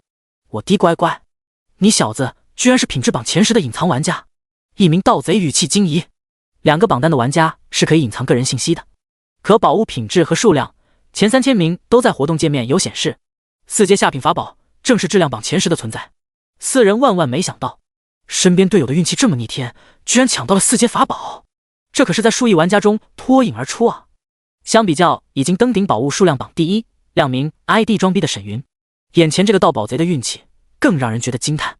沈魔头已经被大家自动忽略了，他就不是个正常玩家，还是这种接地气的现实些，也能让他们4人有种获得机缘的真实感。沈云沉默不语，凝视队长，这件宝物还真不是他抢的。不得不说，一开活动，于西的运气就开始发威了，挡都挡不住。正好他打算抢劫一波盗贼团，找小姑娘的拿来的宝贝，吸引对方的幕后之人。跟我走。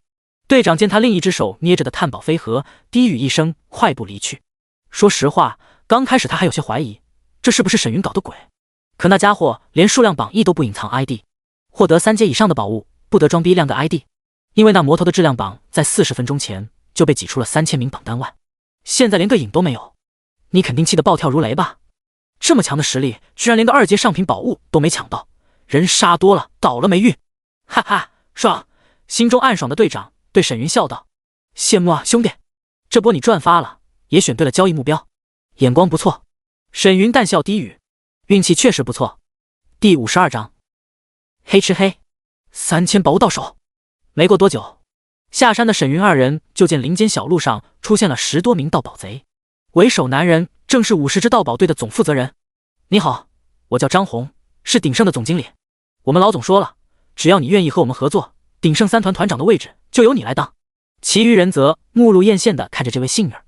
可惜盗宝贼一旦戴上面纱，所有人露出的肌肤面容一模一样，仅能看到双眼。沈云摇了摇头，语气低沉：能者居之的奖励并不适合我，如果没有实际价值，我只能发贫道待价而沽了。这直白的交流方式让张红微微一愣，随即哈哈大笑道：好家伙，你倒是够爽快啊！确实如对方所言，团长一直是要看能力的，就算给了，到时候也能卸了。只是他们鼎盛目前出不起同等物价，团长已经是集团中能获利最多的职位了。张经理他已经将法宝消息匿名发送到玩家聊天框。看到这条私信，本想拖延时间让对方心急的张红不再犹豫。既然如此，你和我家老总交涉。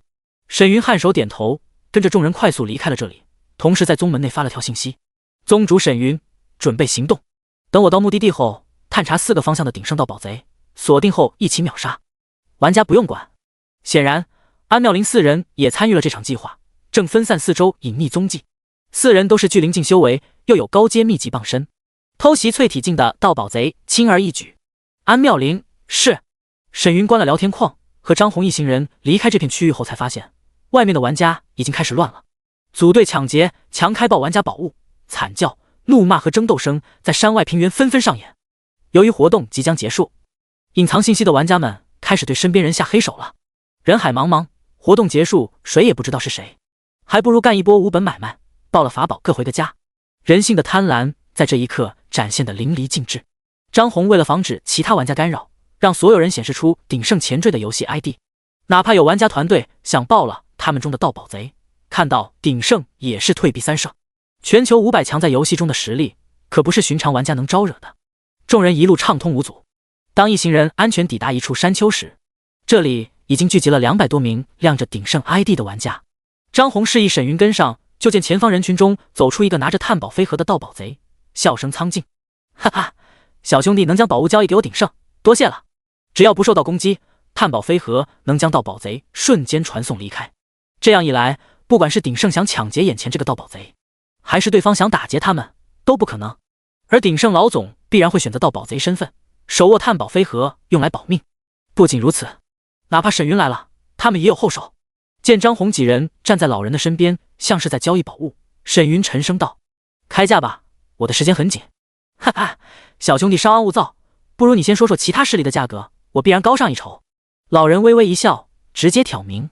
沈云没有犹豫，语气急迫地将各大势力私聊的报价说出，眼神却盯着宗门投影信息。一梦，我这边神识范围内只有2个盗宝贼，不过没有亮鼎盛 ID， 鼎盛老总应该不在这里，不然玩家乱杀不亮身份的话，根本顶不住。安妙龄，宗主，你录音中的老人并不是鼎盛集团的老总，距离你东面36米的位置有15个鼎盛的盗宝贼，其他3个方向没人了，我们已经集合，等待指令。老狐狸还留了一手，藏得挺深啊。沈云扫了眼只剩10分钟的活动时间，发了条信息：宗主沈云，鼎盛老总不会离得太远，20秒后你们4人秒了他们，跑一个刷1天熟练度。活动中除了盗宝贼能随机传送，玩家只能自己跑图，并没有传送阵。而张红等人在药山中所得宝物最少有600，鼎盛老总的排名想要更进一步获得声望和经验奖励，必然就在这附近，不然活动即将结束，加之外面玩家开始暴乱，他要是离得太远，根本来不及收集张红手中的宝物。于西大仙，保证完成任务。一梦，保证完成任务。一连4条信息不分先后，迅速在聊天框中弹起。看来沈云的惩罚威力十分巨大。沈云关了聊天投影，而老人的报价也刚好结束。他右手一摊，低声道：成交，你们检查下物品。在场所有玩家齐齐看向了沈云手中的傀儡，确实是活动产出，做不得假。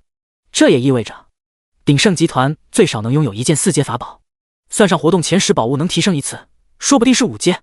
老人含笑点头：我自然信得过小友。张经理，去把宝物取来。至于我的承诺，游戏结束后会第一时间筹集灵石交付给你。这活动还真是给力啊，这么多宝物出世，玩家实力也能得到提升了。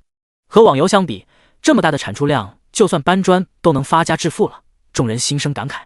单说这一次的挖宝活动，玩家的修炼资源将得到大幅度增长，各大势力也能借此打造势力底蕴，意义非同寻常。好的，老总。收到指令的张红快步上前，可他没走几步，却发现对方手中的傀儡木偶突然光华一闪消失了。张红皱眉看向了对方，然而这名盗宝贼一言不发，依旧保持着伸手的姿势，眼中毫无波澜地站在原地。先生，还未等他询问，下一刻，噗！头顶似是被针穿过，疼得张红浑身颤抖了起来。不仅是他，山丘上200多名玩家都感觉被一根钢针扎入了天灵盖。当浑身抽搐的众人双脚离开地面时，看到一旁同伴头顶上的血色红丝，怒声大吼：他是什么头？傀儡！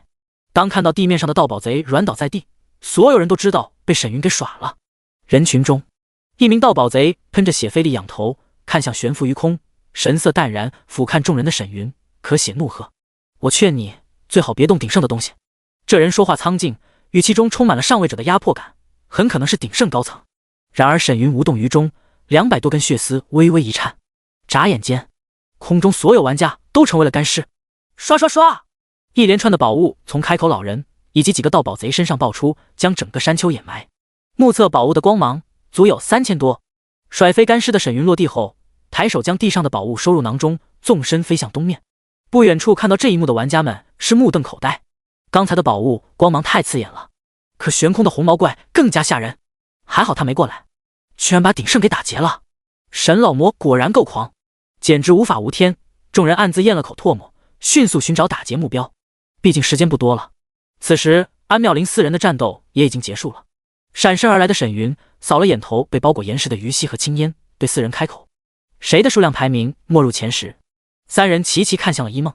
安妙龄凭借实力和势力占据了第4的位置，于西则卖了一大堆2、3阶的宝物，带着青烟到了8、9名。他本来想再卖些给一梦提升下的，被沈云敲了个脑瓜崩才放弃。一梦心中一紧，低着头紧张道：我第11名。可沈云说的话却让一梦修长的双腿都绷直了。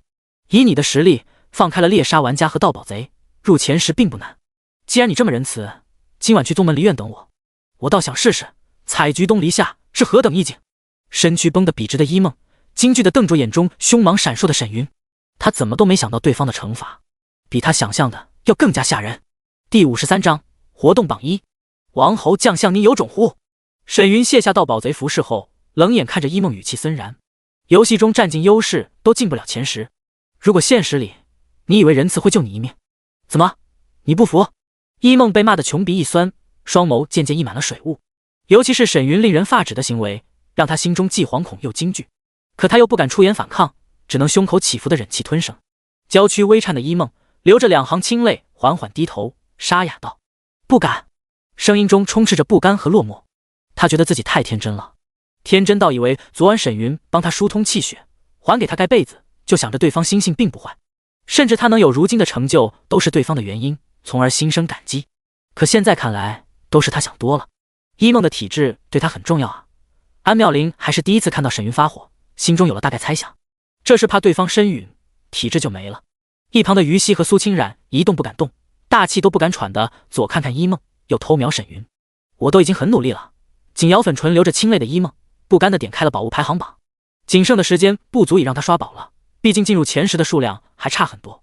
一想到今晚的遭遇，满心屈辱的他觉得一头撞死得了。可看到排名时，一梦瞪大了双眼。当前玩家宝物数排行第10名，随即一声激动的尖叫声在林中响起：第10！我第10了！劫后余生的一梦觉得这比高考隐藏的分数还让他激动。沈云瞥了他一眼，将刚刚获得的3100件宝物交易给了4人，这样也能提升下4人排名，多拿些声望。一梦收了宝物后，一脸紧张地看着沈云。他本以为有体质再能晚点修炼，能拖一时是一时，可这魔头却另辟蹊径，想着入骨，着实让一向清冷的他经受不住。我还不至于对你们食言，入前10无惩罚。沈云斜睨了他一眼，纵身飞离了这里。这么淡定，没给我脸色。差点忘了鼎盛，我真是下过了头。一梦一脸错愕。沈云肯定知道了排名，可还在吓唬他。我到底哪里需要调教了？已经很乖了好吗？一旁安妙龄笑着拍了拍他的肩膀，轻声道：好了，就算他为了你的体质也在告诫你，别想太多。于西和苏清冉也在安慰着他。是啊，易姐姐，宗主人还是很好的，既然他都说了不会惩罚你，肯定不会，别担心。宗主赏罚分明，我们只要完成了任务就行。没事，走吧。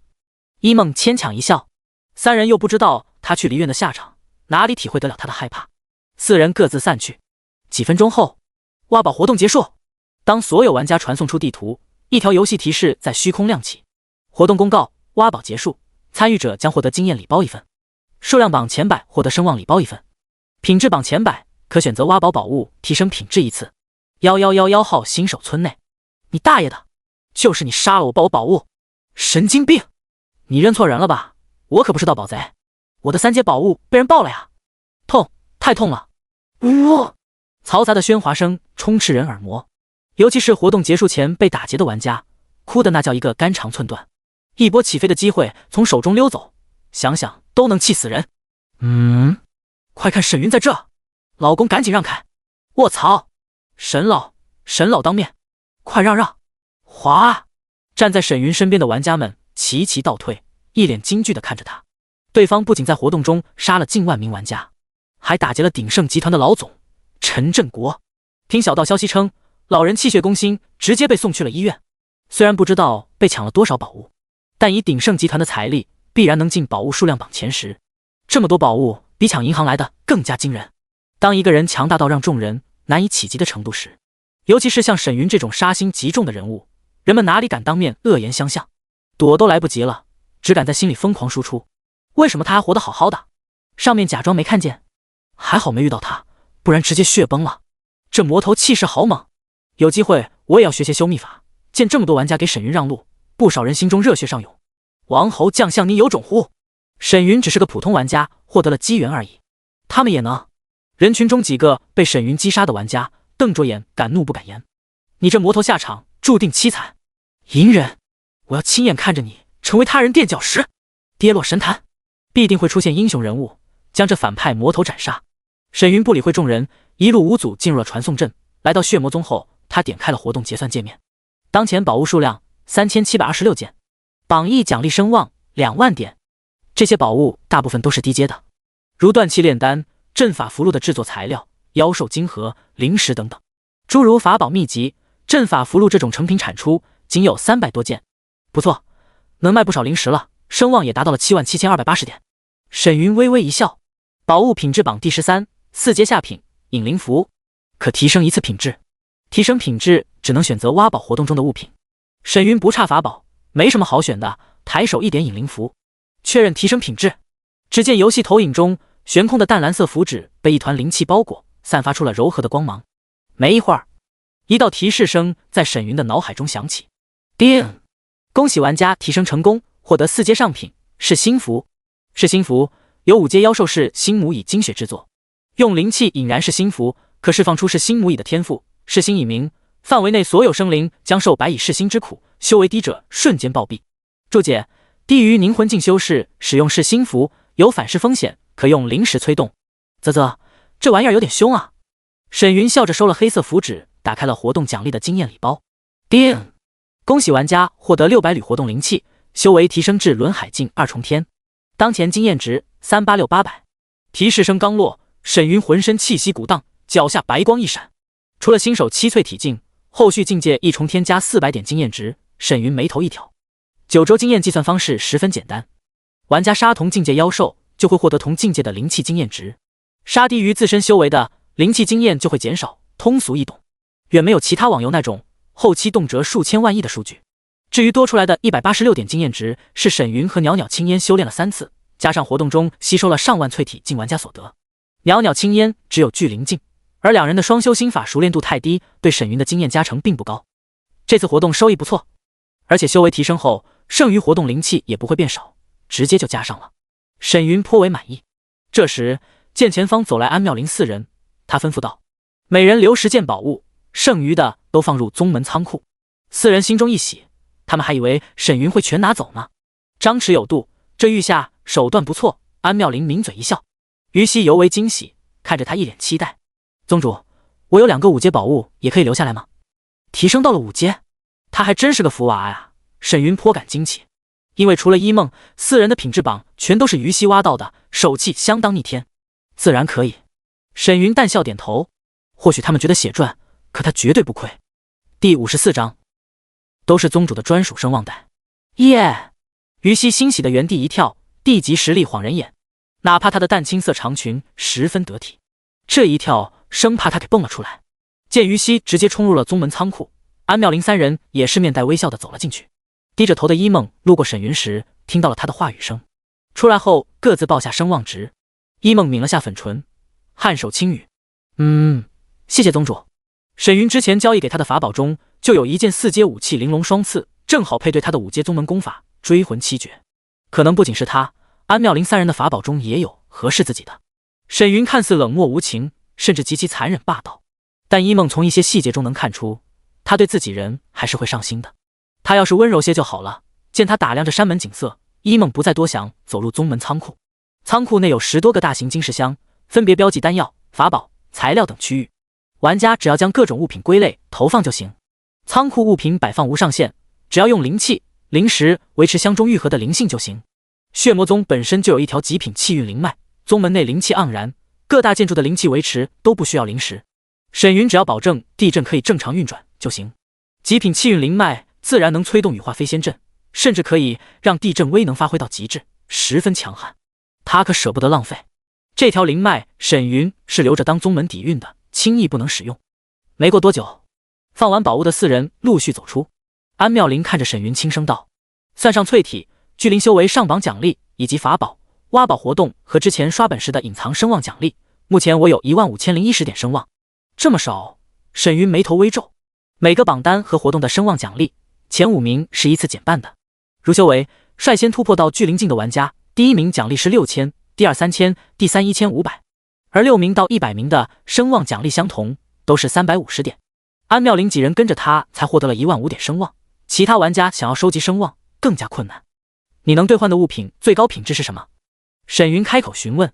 对于声望商城的物品，安妙龄每天都在关注，他都不需要点开查看，对沈云微笑道：“我目前是聚灵境4重天，声望能兑换半圣中品物品。”半圣中品，一梦等人想想都觉得不可思议。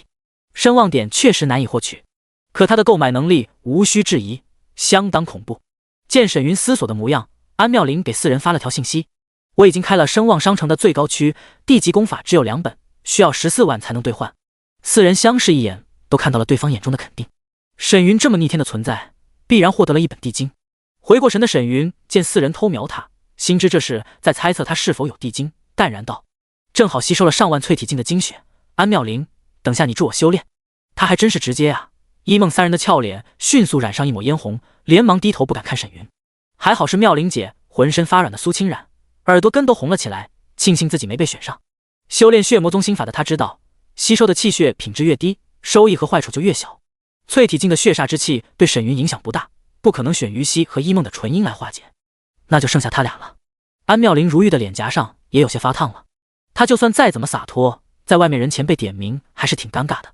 小心眼，我猜测下就被你惩罚。看着沈云不容拒绝的眼神，安妙龄心跳莫名加快，抿了下红唇，低眸轻语：“全凭宗主吩咐。”至于修炼，他已经看开了，全当精进修为。接着，剩下的3人将声望报了一遍：一梦聚灵境3重天5563点，袅袅青烟聚灵境2重天2839点。宗主，我是聚灵境2重天，加上自己做的隐藏任务，有18021点声望，能换个圣级上品的宝物。于西眯着眼笑道：“我之前有4阶法宝上榜2，奖励了1万点声望。虽然刚才用5阶下品宝物登榜第1名，但是要开服1周后才能刷新榜单，获得剩余的1万声望。圣阶上品，一梦等人动容了。低修为虽然获得声望困难，可看着更容易兑换高阶物品。”安妙龄摇了摇头，轻声道：“这只在游戏初期有效，随着游戏开服时长增加，终极区的极品宝物不能用单一的榜单声望兑换，需要多种，我已经观察过。这就杜绝了各大势力低刷高的漏洞。单说剑宗令牌是不需要修为限制的，第2宗门最少 2.5W 的声望，可有了这条兑换限制，想要换取极品宝物，就需要建立宗门的玩家继续登顶其他榜单，难度可想而知。”沈云点了点头，看向4人吩咐道：“每7天榜单刷新前，你们佩戴一批高阶法宝占榜就行，防止他人偷榜。到了轮海境，榜上玩家会持续获得声望，这点记下。玩家上榜后7天内再次超越前面的玩家，只会显示榜单排名，并不会继续获得声望奖励。只有7天后刷新榜单，才能获得声望奖励。游戏初期还好，榜上玩家没什么压力，等几天没事。可时间一久，竞争压力就会上来。想要稳住榜单声望不被人超越，或者想更进一步，玩家就需要尽可能的提升自己。因为声望的价值无法估量，没人甘心自己被刷榜，算是激励玩家提升自己的一种设定。是。四人点了点头，就见于西从储物袋中取出一个巴掌大小的黑色锥子，递给了沈云熙，笑道：“宗主，这个送给你，5阶中品的破魂锥，是我活动中最好的宝物了。你拿着等修为突破到凝魂境，还能占据法宝榜1，我怕仓库宝物太多你找不到了。”沈云眉头一挑，见他一脸真诚，并非溜须拍马，这才接过后轻笑道：“不错，正好省了我一笔零食。”嘿，于西咧嘴露出小虎牙，笑眯了眼。大家都知道沈云不差零食，听他难得的开着玩笑，于西很是开心。不用刻意压制修为，声望能拿则拿，散了吧。沈云挥手关了舱门，转身离去。一梦等人知道他们是沈云的专属钱袋子，对于他的安排照做就是。众人一同离开了宗门仓库。安妙龄看了眼天空下起了淅淅沥沥的小雨，跟着沈云走向了大殿内室。第55章5名女玩家加入血魔宗。两人一路无言。进入房间的安妙龄见沈云直接卸了装备，盘膝如老僧入定，心中好笑：“你倒是自然。”随即他换了套崭新的浅紫轻纱，两人也算老对手了。加上安妙龄性格火热，舞姿大胆，不似青烟扭扭捏捏，沈云很快就进入了修炼状态。背对他的安妙龄款款落座后，素手按于膝上轻摇粉唇：“就不会扶我一下吗？”发簪滑落，齐腰青丝顺着晶莹的玉背滑落，荡起了阵阵涟漪。过了良久，安妙龄无力地腻在了沈云怀中，将头抵在了他的肩膀上，穷鼻热气四溢。见他羞得不敢抬头，背脊发麻的沈云紧咬腮帮，扶着他冷声道：“你是越来越没用了。”叮！恭喜玩家元阳化阴法熟练度+1+2+4。被骂没用的安妙龄无力反驳，只知道张着粉唇喝出诱人的芳香。他知道越是这样，越能提前激发沈云。至于熟练度倒是其次，反正他找谁刷不是刷。越早结束，越能体现他的能力。屋外淅沥的小雨早已倾盆下，雷声阵阵。听着刺耳的炸响声，意识有些模糊的安妙龄突然顿脑一片清明。清醒过来的他紧咬粉唇，抓着沈云紧绷的手臂，满心无奈：“这都把我催醒，你至于吗？”他知道是之前的试探，沈云想让他出丑，真小气。哎，总归是个小男生，安妙龄只能顺从身体感官，不再刻意压制。过了良久，身躯微颤的沈云紧紧将他抱在怀中，平复剧烈的呼吸。见安妙龄眼角含泪，却神情喜悦，还别说，沈云确实有些小得意。不过他催醒安妙龄是有要事吩咐：“清醒点，等下我加5个玩家进来，你们抽空带他们升级，在宗门提升繁荣度，为了升2级宗门做准备。2级宗门需要5名聚灵境长老和最少20名宗门成员，一旦升级就有声望奖励和宗门礼包。而且安妙龄等人的纯阴，除非突破大境界，不然修炼效果没有第一次拔群，有些跟不上沈云快速提升的修为进度了。可一个个物色人选太浪费他时间了。沈云决定先收一波人，到时候看哪个顺眼就修炼下。回过神的安妙龄双眸一瞪，哪还有之前心满意足的娇柔模样？搞半天沈云只是为了吩咐这件事才喊醒他的。见沈云直接起身，安妙龄连忙扶着他的胳膊，点着精致的脚丫，颤声低语：“等下至2级宗门不是要长老吗？”话音未落，沈云抬手一推他的后背，淡笑道：“会叫的猫儿有鱼吃，给你长老一职，别让我失望。”不。铺在软榻上的安妙龄紧紧将头蒙在了被子中，满心羞耻：“你也太粗鲁了吧！刚才他是为了让沈云出口气，才不压制感官，没成想是他想歪了不说，还被沈云借此笑话他是只猫。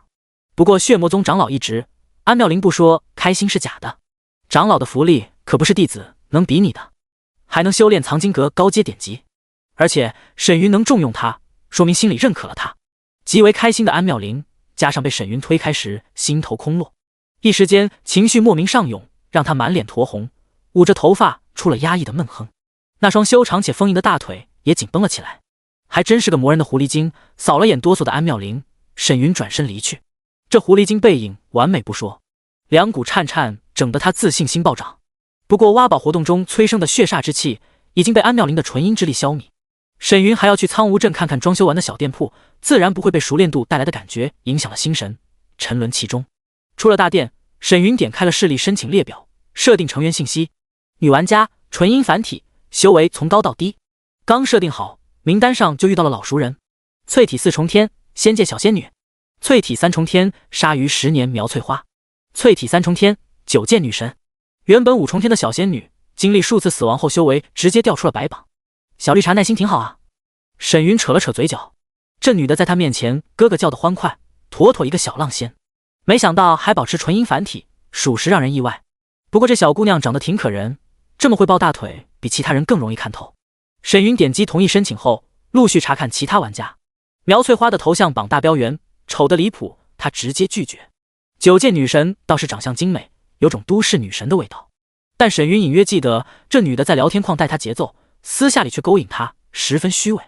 和小绿茶比，这种浪荡玩家再怎么好看，都难入她法眼。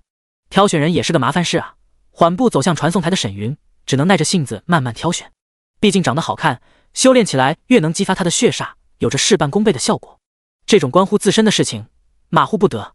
血魔宗广场上，5个传送来的女玩家并排站列，齐齐看向了从天而降的人影。女子身穿一袭束腰红裙，身姿婀娜，面罩红纱。血魔宗长老。他们加入进来后都看过宗门成员列表，只有沈云显示了 ID， 其他4人都隐藏了身份。裹得这么严实，看来他也怕被人发现身份啊。也就沈云能无法无天了。当红衣女子落地的瞬间，一股无形威压席卷而来，压得5人身躯一沉。下马威吗？小仙女微微吸了口气，看着对方面纱下淡漠的双眸，轻声唤道：见过宗门长老。其余4人也不是傻子，参差不齐的出声招呼。既然敢来血魔宗，又是群女玩家，肯定是为了利益。要知道沈云的名声在玩家们心中，说是臭名昭著也不过分。这群人还敢加进来，安妙龄觉得不是心里有问题，就是谋利。不打压一番秀下实力，恐生事端。挥手散去威压后，他目视4人冷声道：想入宗门可以将你们和家人的身份信息、职业单位、现实居住地址私发给我。胆敢隐瞒或做不利于宗门之事，等修为反馈后，你们自行掂量后果。信息真假，安妙龄不在乎，等修为反馈有了实力再查不迟，先交给沈云就行。此言一出，5人神色各异，心知这是血魔宗防止出现叛徒，可关乎全家性命，让他们有些犹豫了。但现在退出，设定上就是叛出师门，以后偶遇血魔宗弟子会自动暴露气息，极为危险。安妙龄知晓软硬兼施的道理，淡淡道：后面还有几10万人等着，宗门目前只挑5名弟子，没时间和你们浪费。才选5个，5人心中一惊，一想到入门就有8阶秘籍，以及沈云强大的实力和未来未知的局面，小仙女扫了眼身边女生，发了条私信给安妙龄：仙界小仙女，我叫顾雨柔，郁金香女子高中高2学生。没一会儿，其余4人的信息也发给了安妙龄：金刚芭比，我叫雪倩，锦州丽人健身教练，给你打针针优，姚诗诗，苍龙市第2人民医院医生。以楼听雨，我叫张梦瑶，泉州龙翔私立高中教师。锦绣，林岩，就职苍龙市建民路警务，职业警察。第56章，直呼宗主名讳。斩女警花，有点意思。安妙龄的红唇微微勾勒，将5本纯阴化阳法手抄本抛给了5人，淡笑道：这就是8阶心法。温馨提示：血魔宗长老传法8阶下品，纯阴化元法，是否学习？果然是8阶。心思各异的5人刚想将手抄本拿在手中翻看，却发现怎么也打不开，只能暗道一声：学习。入门就有8阶，哪怕林岩的神色中都有些激动了。可没一会儿，5人的神色就发生了改变。我的天，居然是小说中的合欢秘法！俏脸微红的小仙女小声嘀咕。不过她好不容易才加入血魔宗，怎么可能走人？修炼就修炼，反正心法提示玩家下线后身体就会恢复。而且沈云强的离谱又这么帅，他正愁没机会接近呢。还真是天助我也啊！一想到这么快就能和沈云修炼，小仙女既激动又紧张，心跳都加速了起来。这长老传法的权限简直就是坑人神器。安妙龄笑眯眯地看着4人精彩的面部表情。小仙女顾雨柔反应比4人更激动，一看就是小扫货。安妙龄觉得很容易掌控，就是不知道这女警花是不是上面派来刻意申请加入的。过了好一会儿，检查完心法记载的灵言，惊疑不定地看着安妙龄。宗门弟子不能在现实中滥杀无辜。沈云在卡游戏 bug， 阅读秘籍的小仙女3人也瞪大了双眸，眼中神采奕奕。直至今日，他们才知晓，沈云所作所为只是为了迅速提升修为。如果真是这样，就算反馈来临，那么大家的生命已然无忧。什么魔头启示、毁灭世界，谣言不攻自破。他们心中隐藏的担忧在这一刻彻底消弭，突然觉得加入血魔宗算是来对了。安妙龄看着神情放松的5人，冷声开口：切记，宗门秘法不可外传，你们应该都收到了法不外传的提示，不然会直接清除你们的记忆，还会提示有人叛变。好好想想后果，不然事后死得不明不白，那就可惜了。至于卡 bug 这件事，在安妙玲看来，修为反馈后很快会被人发现。人性不可深究，邪修偷袭猎杀现实玩家是迟早的事，这些事和血魔宗无关，他们只需要提升自己就行。双修这种事怎么好意思和别人说？小仙女5人神色各异的相视一眼，虽然有些出乎预料，可众人并没有第一时间退出。血魔宗可不止这一本8阶秘籍，而且纯阴化阳法只能配合沈云才能达到神虚境，就算他们退出也毫无收获，甚至会被血魔宗惦记上。但让众人最在意的，无疑是血魔宗的规矩，并不像外面传的这么邪乎。人群中的倚楼听雨想了想，蹙眉发问：为什么沈云不和上层合作？至少有上层的庇护，玩家不会对他的意见这么大。一旁的林岩摇了摇头，轻声说道：反馈来临，人心不可测，他自然有所防备。合作？安妙玲扫了眼林岩，神色淡然。初期派大量的人给宗主猎杀，这又能杀多久？护国不需要力量了。一旦到了后期，你们觉得这和宗主的利益对等？见5人沉默，安妙玲淡笑道：利益都不匹配，还需要合作？是你们太天真了，还是觉得我家宗主是大善人？就算再怎么庇护，血祭玩家激起的民愤，谁能强压下来？这是修仙，可不是玩过家家。今非往日，除非有擎天之能，不然众生之口根本堵不住。想想一群修士激发的暴动，后果根本不堪设想。听到这些话，倚楼听雨4人心生无奈。有些事确实不能太想当然。这么一想，也能理解为什么上面对沈云的事闭口不言。两边都顶着巨大压力，这真不是寻常人能考虑的事情。同时，他们对眼前这个红衣长老有了新的认知，此人在现实中必然身居高位，眼界极广。我愿意留下。林岩凝视安妙玲，他更能明白上层的顾忌和压力。他需要保留记忆，留下来调节双方矛盾。如果能达成友好关系，沈云还能成为华夏区在现实中的一张王牌。就算失败，死的也只是他一人。至少他得知了血魔宗的秘密，已经是侥天之幸。啧，这是打算身为恶魔，还挺伟大。看他神色坚毅，安妙玲颇为钦佩，暗自思索：有他在，双方至少可以井水不犯河水，甚至血魔宗的全部成员都能少去很多麻烦。如果作妖的话，再杀不迟，不过得由他来定夺。说实话，安妙玲也不想双方不和，又能方便血魔宗成员以后行事，再好不过。不再多想，他看着5人冷声道：好了，随我去挑剩余3本秘籍。至于你2人敢在宗门内直呼宗主名讳，斩！羞羞！2道指芒被他单手祭出，当场轰爆了张梦瑶和林岩的头颅。看着2人面色苍白的刷新在了广场，小仙女3人咽了口唾沫，快步跟上。死！这女魔头也不是善类啊！我去，死了还能在广场上复活？我还是老实点比较好，省得杀成0级。怪吓人的，不过等我强大起来，就能掌握自己的命运了。苍梧镇上，正在店铺内的沈云收到了一条好友信息：安妙玲，宗主，这5人的资料目前看来没什么问题，还需留意观察。沈云做得不错，先带他们提升到淬体境9重天。安妙玲，尝尝甜头吗？我办事你放心，那就不打扰宗主了。抛媚眼。沈云看了下5人的信息，只要助他修炼，对方是什么身份并不重要，各取所需。搞事就去现实杀了，没什么好在意的。关了聊天框，沈云打量着店铺，满意一笑。花了3000灵石装修，不错呀。去挖宝活动前，他就翻新了下木楼。几个小时的时间，老旧的2层小楼已经焕然一新，青砖崭新，木质窗门楼柱，雕龙画凤。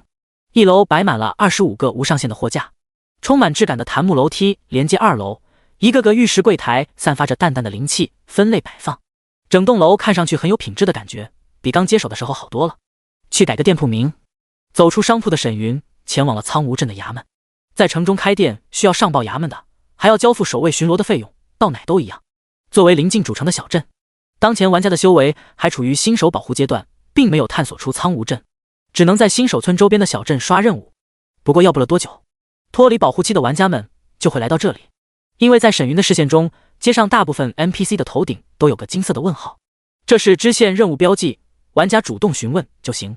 按照游戏设定来看，这应该是为了让玩家探索周边主城准备的。时至黄昏，大街上除了作息回家的 NPC， 还有身穿不同服饰逛街淘宝的修士，看上去还挺热闹。走在街上的沈云正想着自己的店铺叫什么名，突然听到路边一声传音涌入脑海：公子。语气惊疑，沈云侧头一看，就见一个摆地摊卖药材的女子，目露震惊地看着他。女子身穿青色布衣，盘妇人发饰面罩轻纱，只能看到双眼。在她身边还有个药篮和采药工具。婢奴，沈云传音，就见女子惊喜的连连点头，不由哑然失笑。几日不见，你都嫁人了，怎么不在万宝楼工作了？第57章，店铺如意阁开设。说话间，沈云查看了下地摊上的药材，大部分都是一阶下品，并不珍贵。不出意外的话，婢奴也是异界修士化身的 NPC。他既然没身语，万宝楼应该没发现他被张才抓走。现在自立门户，可能和结婚了有关。见原本光鲜亮丽的婢奴嫁为人妇混的这么惨，沈云不得不感慨一声：爱情的力量真伟大啊！公子说笑了，天火城的万宝楼已经封店了，奴婢这才外出赚取零食的。婢奴连忙起身，眸中尽是感激的朝沈云躬身一礼：谢公子救命之恩。当看到一袭黑色长衫的沈云出现在大街上时，婢奴当场就震惊了。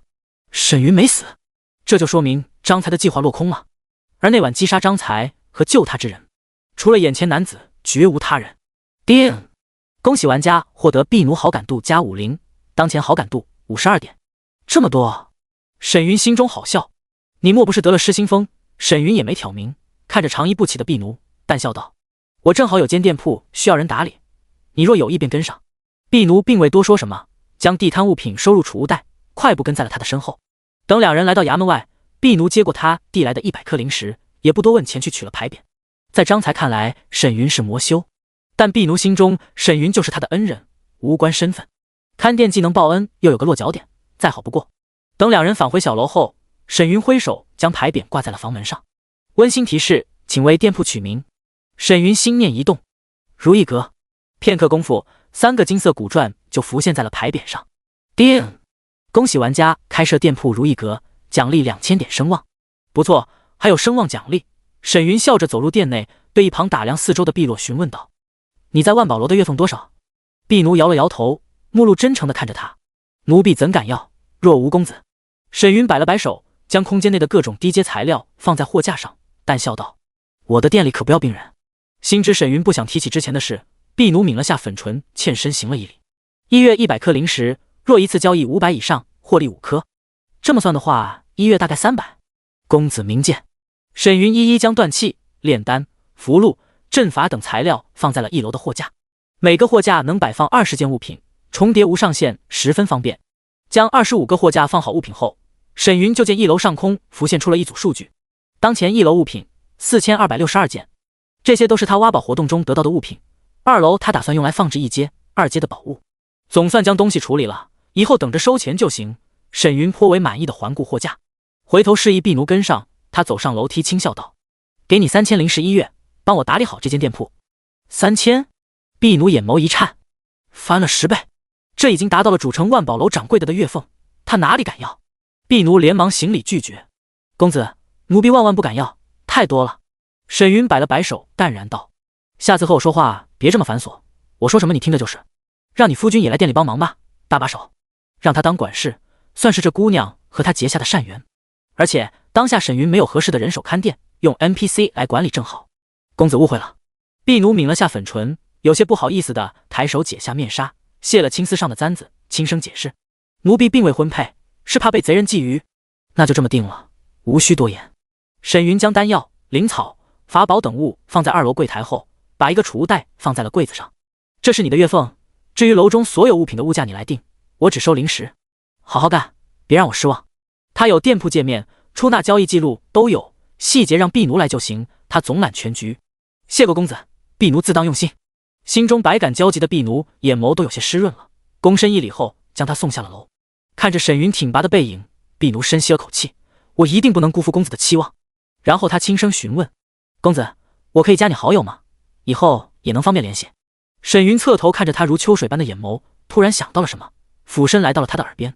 这么近距离的接触让婢奴浑身绒毛都竖了起来，心跳莫名有些加速的他睁着双眸屏气凝神，倒不是怕沈云非礼他，对方要是想的话，之前他昏迷就能下手，何须等到现在？我有点好奇，你们这些人工智能 NPC 怎么和真人一样？不会是真人假扮的吧？为了谨慎，沈云并没有直接问他是哪个世界的人，语气新奇，不然婢奴返回他的世界曝光一波，鬼知道会是什么后果。闻听此言，婢奴缩了缩脖子，低声提议：“公子这是智脑的设定，应该去问问智脑。”这种问题玩家有疑惑很正常，不过他确实不敢透露。反正天道在玩家眼中极为逆天，不说毫无破绽，52点好友度都问不出来。沈云不再纠结此事，转身离去。行了，好好当你的小管事。公子，是婢奴不能说。看着沈云离去的背影，婢奴转身打量着装修精致的小楼，眼眸弯弯。公子看着也不像邪修呢，真好。看来我的好运来了呢。收回思绪，碧落关上大门，开始盘点各种物品的市场价。离开苍梧镇后，沈云前往了3阶初期妖兽风魔狼盘踞的区域烈风谷。当前玩家修为不高，他想要快速提升，刷妖兽无疑是不错的选择。3阶初期妖兽换算成玄天大陆时期，已经是轮海境3重天的修士了。不知道游戏中实力如何。躲在岩石后的沈云目视前方躺地上打盹的风魔狼，屈指一点，咻！破风声中，血崩指划破长空，直击风魔狼的胯下。双耳一颤的风魔狼眼珠圆瞪，尾巴夹住屁股，迅速转身。砰！血色指芒直接击穿了他的肩头，当场轰飞了出去。嗷！半空中的风魔狼惨嚎出声，血肉横飞。这一击直接将他半个身子都炸裂了，翻滚在地痛苦挣扎。2层血崩指没秒了他，这妖兽实力不简单啊！沈云眉头一挑，葬身古诀和血崩指虽然只有2层，但运转时杀伤力的加成毋庸置疑。眼前这只将死的3阶风魔狼就是最好的证明。按照他的防御来看，沈云的推测，游戏中的3阶妖兽或许和玄天大陆的妖兽实力相差无几。这就意味着，轮海境3重天以内的修士想要击杀风魔狼，就需要组队了。单刷没有强悍的输出能力，绝对会身陨。第58章，修为反馈来临。瘫在地上发出惨嚎声的风魔狼，瞬间吸引了不远处的同伴。吼！一只风魔狼咆哮一声，从岩石上飞奔向沈云的同时，猛地张口，唰！一抹圆弧锋刃从他口中喷出，激射而来。锋刃触碰到沿途的岩石，如切豆腐般轻而易举，威力不俗。沈云取出银血剑，脚尖一点地面，咻咻！施展游龙九闪的他，化为2道残影冲向了风魔狼。这突然的变故让风魔狼不安的呲牙低吼。他张口吼出锋刃射向前方残影的同时，四肢发力扑向了另一道人影。8阶身法的游龙九闪极其诡谲，除非是高阶修士用神识锁定，不然同阶对战，2道残影互换位置的速度极快，防不胜防。闪身躲过锋刃的沈云已然出现在了风魔狼的侧身，手中长剑闪电般划过一抹红芒，噗！锋利的长剑当场破开了风魔狼的防御，在腰上留下了长长的血痕。沈云顺势一震，手中长剑，嗡！伴随着银血剑的颤鸣，剑身散发一股无形涟漪，迅速笼罩风魔狼的伤口。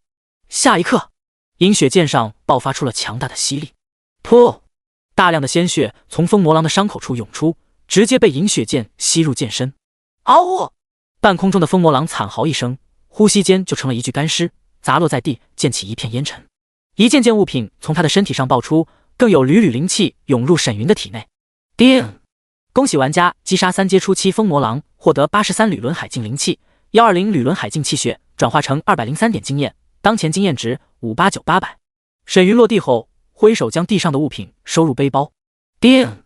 恭喜玩家获得52银币，3阶风魔狼金盒，3阶狼毫10根，1阶上品气血丹1枚，3阶中品法宝浮云靴1双，3阶靴子，运气不错呀。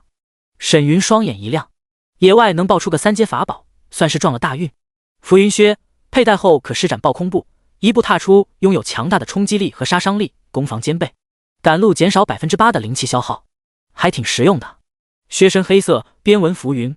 沈云笑着将鞋子装备在了身上，这算是他得到的最好鞋子了。血煞宗的空间界内法宝只有13件，品质最高的是5阶老实人面具。毕竟他才淬体境5重天，胖长老给他银血剑和老实人面具就不错了。至于之前获得的宝物，都是些低级宝物，也没鞋子。沈云是懒得去商会买。葬生古诀火力全开有10倍攻击，加上地纹复刻石和锦鲤化龙鳞，身上的装备就显得可有可无了。有就带，没有他也不强求。沈云走向躺在地上奄奄一息的风魔狼，一剑洞穿其头颅后，闪身杀向跑来的4只风魔狼。算上吸收的气血，一只经验200点左右，再杀一只他就能突破了。和吸收灵石缓慢修炼相比，各种主线任务刷本刷怪的效率要更快。不过3阶妖兽的实力不俗，玩家就算进入了轮海境，想要像沈云这么轻松击杀，显然那可能只能组队刷怪。没过多久，清完4只怪的沈云修为顺利突破。玩家沈云，所属势力血魔宗宗主，修为轮海境3重天6071200，装备4阶上品银血剑，3阶中品浮云靴，灵根凡品，体质凡品，神魂1品，个人声望79280点。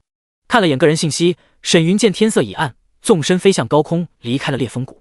一旦突破到4重天，风魔狼的经验就会减少一点，得去3阶终极区刷怪。沈云暗自思索，妖兽和修士不一样，并没有9重天，只有初入、中级、巅峰3小境，对应修士3、6、9重天。玩家刷自身等级的怪或者越级挑战，经验自然多。要是怪等级太低，就会衰减经验值。之前沈云血祭山羊岭就是很好的例子。羊头怪和他差了一个大境界，灵气奖励不多，提升修为全靠妖兽和玩家们的气血。可是单刷妖兽让沈云觉得一层层往上升级实在是太麻烦了。习惯了修为暴涨，突然按部就班，有点不适应啊。沈云摇头失笑，那种连续突破的畅快感根本无法与外人道，很容易上瘾。但群刷3阶妖兽用3阶血灵阵的话，搞不好会被妖兽群给冲破了。3阶妖兽不行的话，找2阶软柿子捏也行。想到这，沈云一脸恍然，怪不得邪修喜欢找大量的低阶生灵屠杀，我算是深有体会了。强大的目标吃力不讨好，还有生命危险，身后势力更是个天大麻烦。软柿子挥挥手就有收益，不行就多来点。这对于邪修来说根本不是选择题。先去修炼室将秘籍刷到3层，飞在空中的沈云见前方有座城市，闪身落地，进入其中，点开地图，搜出修炼室前往。突然，昏暗的天空上浮现出了3条金灿灿的世界公告。沈云抬头看去，双眼中金光爆闪。世界公告：全球各国修为白榜诞生，今晚0点开启修为反馈，反馈比100%，反馈时长永久持续，附带个人所学秘籍熟练度，请所有玩家做好准备。修为反馈，沈云满心激动，浑身气息激荡不已。游戏中的法宝秘籍是好，可修为才是立命之本，以他轮海境的修为，必然独步全球。这3条公告一出，不仅是他，全球所有玩家都激动的振奋大吼。大家玩游戏不仅为了赚钱，还要反馈成为强者，从此逆袭。而今晚修为反馈就来了，谁不激动？玩家聊天框更是第一时间刷出了残影：8针鸡毛镇压半步搬山，牛逼啊！持续反馈修为，那还上毛的办？一键开天门985，全民修仙来临。弱肉强食，只有提升修为才是出路。大家加油啊，防止被小日子偷袭。曹营大统领，这么搞世界要乱了啊，实在是让人担心。收寡妇小媳妇，没离婚的优先。本人淬体5重天，私聊护你平安。匿名玩家，这下完了，神老魔直接无敌世间，谁能制止他？都等着回炉重造吧。匿名玩家，哈哈，当魔修就是爽啊！升级果然快，这下修为反馈，老子要在现实为所欲为。什么明星主播，老子一个个拿下！哈哈哈！乐山大佛我造的666，这都得怪沈魔头带的魔修节奏，大家死了就怪他吧。可怜。匿名玩家乐山大佛我造的，敢诋毁我家宗主，下辈子说话注意点。谁知道他现实信息，何时后奖励100颗灵石？拜拜。还真是令人期待啊！先把熟练度刷了。沈云压下心中激动，快步走向城中修炼室。第59章都是老戏骨了。海城豪庭别墅区，看着室内处于昏迷的陈振国，陈家众人并无修为反馈来临的激动，神色各异。屋外陈家长子陈国栋转身离去，轻叹道：沈云的身份还没查出来吗？没有，上层对此并无表示。听到这句话，在场10多名陈家嫡系神色各异地坐在了大厅中。3000多个宝物被盗，要不是陈家在游戏中投入了大量人力，心腹玩家的实力不俗，这一波能直接将偌大的陈家拖废了。由于游戏开服没几天，灵石产出不多，银币比例一路高涨。按照当时的市场价，一件1阶下品宝物都价值大几百万。虽然成品宝物不多，可3000数量的修仙物资一次性没了，想想都让人头皮发麻。而且大部分玩家交易给他们宝物，要的不是钱，而是灵石和其他承诺。宝物谁都能拿去主城卖灵石，可代本他们自然有一手。现在谁还在乎现金？可陈家毛都没捞着，更别说给玩家支付灵石了。还好老爷子和大哥力排众议，将精力投入到游戏中，不然没有手下实力护着，修为反馈一来，那些玩家能直接将陈家给毁了。现在好了，沈云一旦得到修为，谁还能制约他？哎，这哑巴亏必吃啊！这可恶的魔头，所有人气到无语，没地发泄。谁能想到修为反馈是全球百榜满员才开启的，毫无预兆不说，直接让沈魔头成事了，连报复都没机会了。这时，大厅中身穿休闲服的女生看着众人轻声道：“爸，等反馈来临，爷爷应该会醒来。等他老人家决定，目前我们只能隐忍。”听陈思彤这么说，众人面色无奈，有摇头有叹息。确实如他所说，陈家并没有太好的办法，只能先吃了这个哑巴亏。这种话陈振国是不能说的，但女儿提出来就不一样了。见众人沉默，陈振国赞许地看了眼陈思彤，语气低沉：“只能如此了。沈云这件事先接过，先把玩家的承诺完成，该带副本做任务的绝不能推辞。放心吧，大哥，我们知道分寸。”苍龙市建明路警局大楼休息室内的林岩刚下线，屋外就响起了敲门声。“林小姐，我们进来了。”林岩起身，就见三男两女进入了房间。为首一男子微笑道：“你好，我们是修仙局的人，我叫莫长空，暂任局长。我身边这位是副局长玲珑。”身穿棕色休闲西装的都市丽人玲珑颔首示意：“小妍别紧张，如实回答就好。”一旁的刘局长出言安慰，示意他放松。说实话，刘能也没想到自己的下属能进入血魔宗，因为除了林岩，还有一大批申请上报愿意加入血魔宗涉险试探的人。六人落座后，莫长空看着林岩正色道：“林小姐请放心，你的信息已经列为机密，不用担心暴露。我们最关注的是，你感觉血魔宗对我方态度如何？或者你见过沈云没？”林岩微微吸了口气，看着众人轻声道：“沈云只专注修炼，这点从对待特战队邀请就能看出。至于态度，我的建议是最好不要招惹他，双方或许能相安无事。”这种模棱两可的回答自然不能让莫长空满意。一旁的刘能额头开始冒汗了，身边这位刚上任的莫局长可是能直达天听的。小妍以前都是直来直去的性子，今天怎么说话含含糊糊的？刘能连连用眼神示意他，就差开口喊姑奶奶了。见莫长空皱眉，林岩轻声道：“关于宗门的事，我不能说太多，血魔宗有法不外传的宗门禁制。”接着他将宗门禁制介绍了一遍。听着林岩的介绍，莫长空无奈摇头：“3倍外界灵气，秘法禁制，第一宗门或许还有其他福利，这要是被他们拿下该多好。”然后他问了个最为关键的问题：“那你们这些宗门弟子需要做些什么？或者有什么特殊任务？”听到这句话，林岩眼眸一颤，轻声道：“上个大榜单收集声望，刷副本帮宗门收敛物资，在宗门修炼提升繁荣度，至于其他的我说不了。至于关乎宗门秘籍的事，他没办法开口。”见莫长空五人面露思索，林岩轻声道：“我知道你们很迫切，可现在只能等，时间一久，你们就知道原因了。所以我建议不要和沈云交恶，而且他有着轮海境的修为，也不是我们能对抗的。”“你这话什么意思？”五人中一男人眯眼看向林岩，冷声道：“我泱泱华夏传承数千载，灭绝人性的恶人何其多，到头来皆为黄土。林小姐，你怕他可别扯上我们。”这种话已经很客气了，他就差说林岩已经成了沈云的人，反叛了。可林岩听到这句话，气得浑身发抖，眼眸都红了，死死瞪着一脸淡漠的男人。见他眼中隐有雾水，不似作假，莫长空脸色一沉：“叶团长，林小姐是我修仙局选拔的人，还轮不到你开口吧？”叶凌云，华夏区副本团总团长，身份相当恐怖。叶凌云冷冷地扫了眼林岩，嗤笑出声：“是吗？那林小姐游戏修为如何啊？”林岩忍着委屈和怒火，冷声道：“淬体9重天，你想说什么？”叶凌云那俊朗的面容上满是吃惊，竖着大拇指赞叹道：“啧啧，这一天不到就登顶修为榜前10，厉害！我要是个女人，也得拍沈云马屁啊！”“你放屁！”怒吼出声的林岩瞪着眼，猛然起身，爆发出全身力气，朝着叶凌云一脚踹去。那吼叫声和怒极的样子，吓得刘能吓了一个哆嗦。这可踢不得呀！还好他反应快，一个飞扑老腰，直接被林岩踹了个结实。死！躺在地上的刘能捂着腰，冷汗涔涔。“哎呦，冷静！小妍，你冷静点！”这一脚力量大的出奇，差点把他给踹绝过去。林岩哪里听得进去，看叶凌云那目露鄙夷欠抽的模样，气得他想要生撕了他的脸，直接冲了上去。玲珑连忙给他抱住拦了下来，低声安慰：“林小姐别生气，他这人嘴臭出了名，别理他。”剧烈挣扎的林岩气红了脸，厉喝出声：“王八蛋，你凭什么说我？”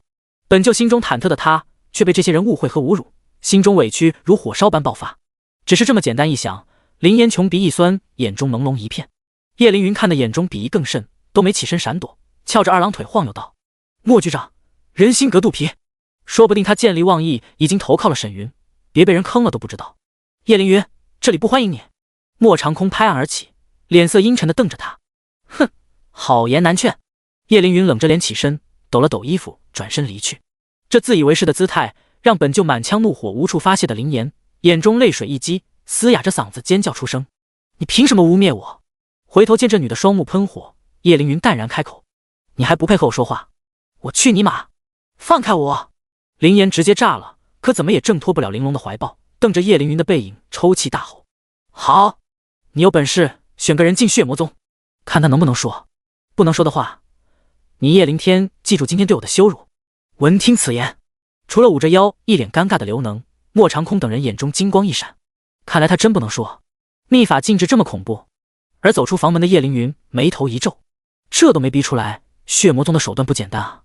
至于对方的警告，无非是自尊心作祟罢了，个人利益该放就放下，无需太在意。第60章反馈全球最强实力，体质突破玄体级。过了良久，修仙局4人陆续离开了房间。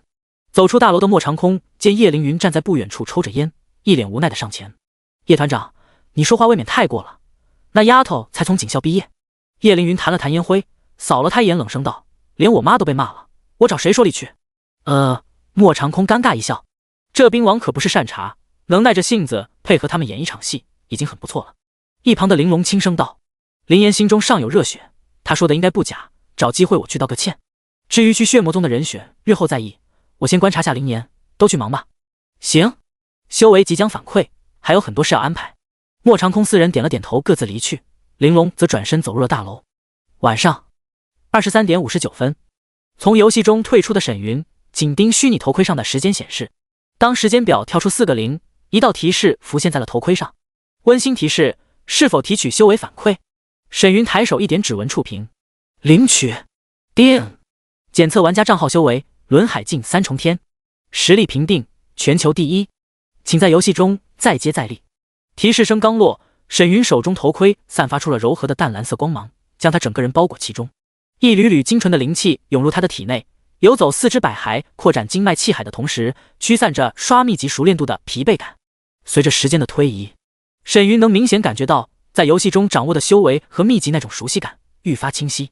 淬体6重，聚灵8重，轮海境，修为一路攀升，达到了轮海境3重天。而藏生古诀、游龙九闪等秘籍的领悟也映入了他的脑海。最让他在意的，无疑是消耗了将近4万颗灵石，达到3层熟练度的藏生古诀。至于其他秘籍才1万不到，差距可想而知。当藏生古诀在体内运转之时，沈云的腹部异动显现，一个由血色气浪凝聚的气海虚影正在逐渐凝聚。当藏生气海形成的刹那，嗡！沈云周身一阵气血沸腾翻涌，肌肤上更有红黑魔纹时隐时现，蔓延在了英俊的面容上。过了良久，浑身热气蒸腾的沈云眼中金芒闪烁，长长吐出了一口浊气。呼，果然没有怨魂缠身的感觉。此时他的身上并无血煞宗秘籍上记载的怨魂附体症状，可以确认，猎杀游戏中的生灵确实是一个巨大的金手指。不过要不了多久就会有人发现这一点，我需要尽可能的快速扩展优势。琢磨片刻，沈云起身活动了下4肢，实力到手的安心感让他浑身通泰，满脸笑容。见身上冒出了汗渍，沈云笑着走出房间，进入浴室，发现窗外人影闪烁，一道道散发着灵气光雾的淡蓝色人影在小区和大街建筑周边来回闪烁。哈哈，有灵气就是爽啊！现在去参加100米长跑，直接金牌。灵气没了，还能在游戏中补充。卧槽，你特么跑步不长眼啊！都撞到我了，瞅啥你？瞅你咋地？老子锤死你！你们别打了，已经有部队强者接管城市了，出了事可不是罚你们坐牢这么简单。赶紧看看最新广播吧。修为反馈让大量民众按耐不住兴奋的心，上街开始实验了起来。全球各地都上演着相同的一幕，让清冷的大街恢复了些往日的人气，场面十分热闹。部队接管吗？冲着早的沈云扫了眼大街上巡逻的军士，对于上面这种效率并不意外。只是热舞逐渐无效的情况下，想要镇住华夏这么多修士，需要强大的实力。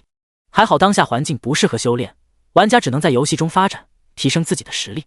现实无利可图，也不会引发大规模骚乱。洗完澡后，沈云返回卧室，戴上头盔登录游戏。目前他已经是轮海境修士，凡俗禁食，洗漱只看心情。睡觉的话，直接在游戏中打坐修炼就行。出现在血魔宗的他闪身来到了大殿外。室内，坐在床上的一梦正和好友聊着天，听到开门声连忙起身，对走来的沈云拱手一礼，轻声道：“宗主。”声音少了份拘谨，多了份欣喜。看来修为反馈让他的心情极好。至于行礼，是安妙龄4人看 NPC 的动作学的。毕竟沈云是宗主，宗门又有新人加入，该有礼节不能少。血魔宗长老的服装为红衣绣纱长衫，内衣是淡金云纹内衬，神秘不失贵气。本就清丽脱俗的一梦，搭配一袭红衣浅笑迷人，看上去光彩照人。沈云微微颔首，盘膝坐在床上，淡然道：“虽然你们目前是长老，若修为被后来者超越，自降身份。除了安妙龄、一梦、于西和青烟都已经升任血魔宗长老。”这把安妙龄白高兴了一场，还以为沈云更重视他呢，没想到只是给宗门加几个长老，为了提升2级宗门做准备。一梦点了点头，轻声道：“我等明白。长老不单能使用藏经阁，丹药阁和法宝阁等物也能自行挑选，待遇优厚，位高权重。”一梦虽然畏惧沈云，但决定留下来，自然不想失去长老一职。修炼吧。一梦见他双目一闭，这才卸去长老服饰，坐在了他的身边。看着一根根红丝游离在身边，心有羞涩的一梦闭上双眸后，沉浸心神，催动玄春灵体的气息。他已经渐渐习惯了沈云理所当然的霸道行为。没一会儿，一缕缕生命气息从他的体内散发开来，被围在身边的血丝尽数吸收，涌入了沈云的体内。叮！恭喜玩家淬炼凡体+4，当前凡体资质49100，效果拔群啊！沈云嘴角微微勾勒，沉浸心神吸收，体质提升的感觉十分明显。每当资质增加时，沈云体内的气血就会沸腾起来。时间一分一秒的过去，不仅是气血，骨骼、经脉、五脏六腑也在玄春灵体意象气息的加持下发生着改变。当沈云的凡体质资质达到90的时候，轰隆隆，他体内的气血如翻江倒海，发出了震耳欲聋的轰鸣声音。周身血丝也愈发疯狂，如群魔乱舞，吸收着空气中的生命气息，以求体质得到突破。而腹部2个气海也因为体质的提升，涌出的灵气和煞气能量愈发强盛浓郁。这是体质承受力得到加强后，气海内涌向4肢百骸的灵气也在增幅，从而在出手时威力大大提升。这时，轰！一声轰鸣，沈云气息鼓荡，黑色长衫猎猎作响，屋内灵气更是化为一团凌云，凝聚在沈云的头顶，被他吸入体内，滋养巩固体质。与此同时，一道提示声在沈云的脑海中响起：叮！恭喜玩家体质提升至普通玄体，提升身体素质、灵气运转效率、吸收灵气效率，增幅攻杀伤害。第61章大圣境专属见点。问道：不错，实力也提升了不少。沈云细细感应体质发生的变化，达到玄体级别后，他觉得以2层秘籍斩杀3阶巅峰期妖兽也轻而易举。这就是体质资质的好处，不仅防御、力量和速度全面提升，更强化了体内灵气的输出，将修士的攻伐杀伤力再次提升。这还是最低级的体质表现，某些强大的体质意象一开，甚至能碾压同阶修士，战力增幅十分恐怖。突然一声压抑的轻吟传入了沈云的耳中，他侧头一看，才发现体质突破时导致诸多猩红血丝已经附着在了一梦的娇躯上，也不知他坚持了多久，整张俏脸通红一片，秀发更是被汗渍打湿，贴在了银白如玉的肌肤上。气血浮动导致他的玄春灵体持续散发能量，被血丝吸收。每当有血丝划过他的肌肤，或身上血丝猛吸收玄春气息时，一梦就会不由自主地颤抖了起来，鼻尖更发出了若有若无的撩人声响。不过这么长时间催动气血，一梦本就消耗极大，此时他已经无力运转心法了，只能被动忍受血丝掠过身躯，激活气血供沈云修炼。坚持这么久不发生，算你有眼力见。沈云淡淡一笑，顺势一收血丝。对于一梦现在的改变，他颇为满意。血丝离体的瞬间，一梦浑身一颤，娇躯直接瘫倒在了他的腿上。胸口起伏的他见沈云已经退出了修炼状态，正低头看来，有些不好意思地转移了视线。他刚想起身，却感觉浑身无力，又倒在了沈云的腿上，连忙解释：我马上就起来。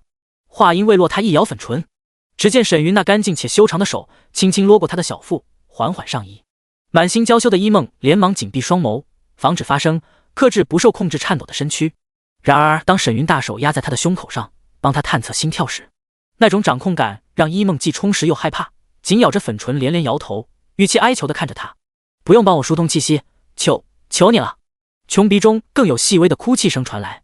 下一刻，修长五指如钩，力量席卷而来，这突然出手，使得一梦的双足下意识踩在了榻上，眼角含泪的他连忙抬手捂住了粉唇，整个人猛地拱起。沈云余光就见悬挂着的床木轻纱，似是被一缕清风拂过一些距离，又垂落而下。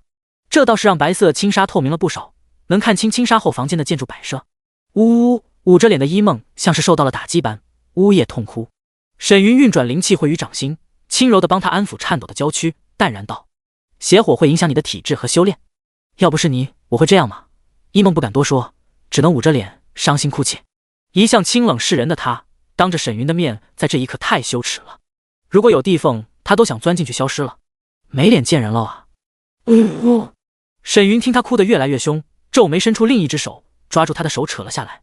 满脸泪水的一梦咬着粉唇，穷鼻一抽一抽的，眸中委屈尽显地看着他。你还委屈上了？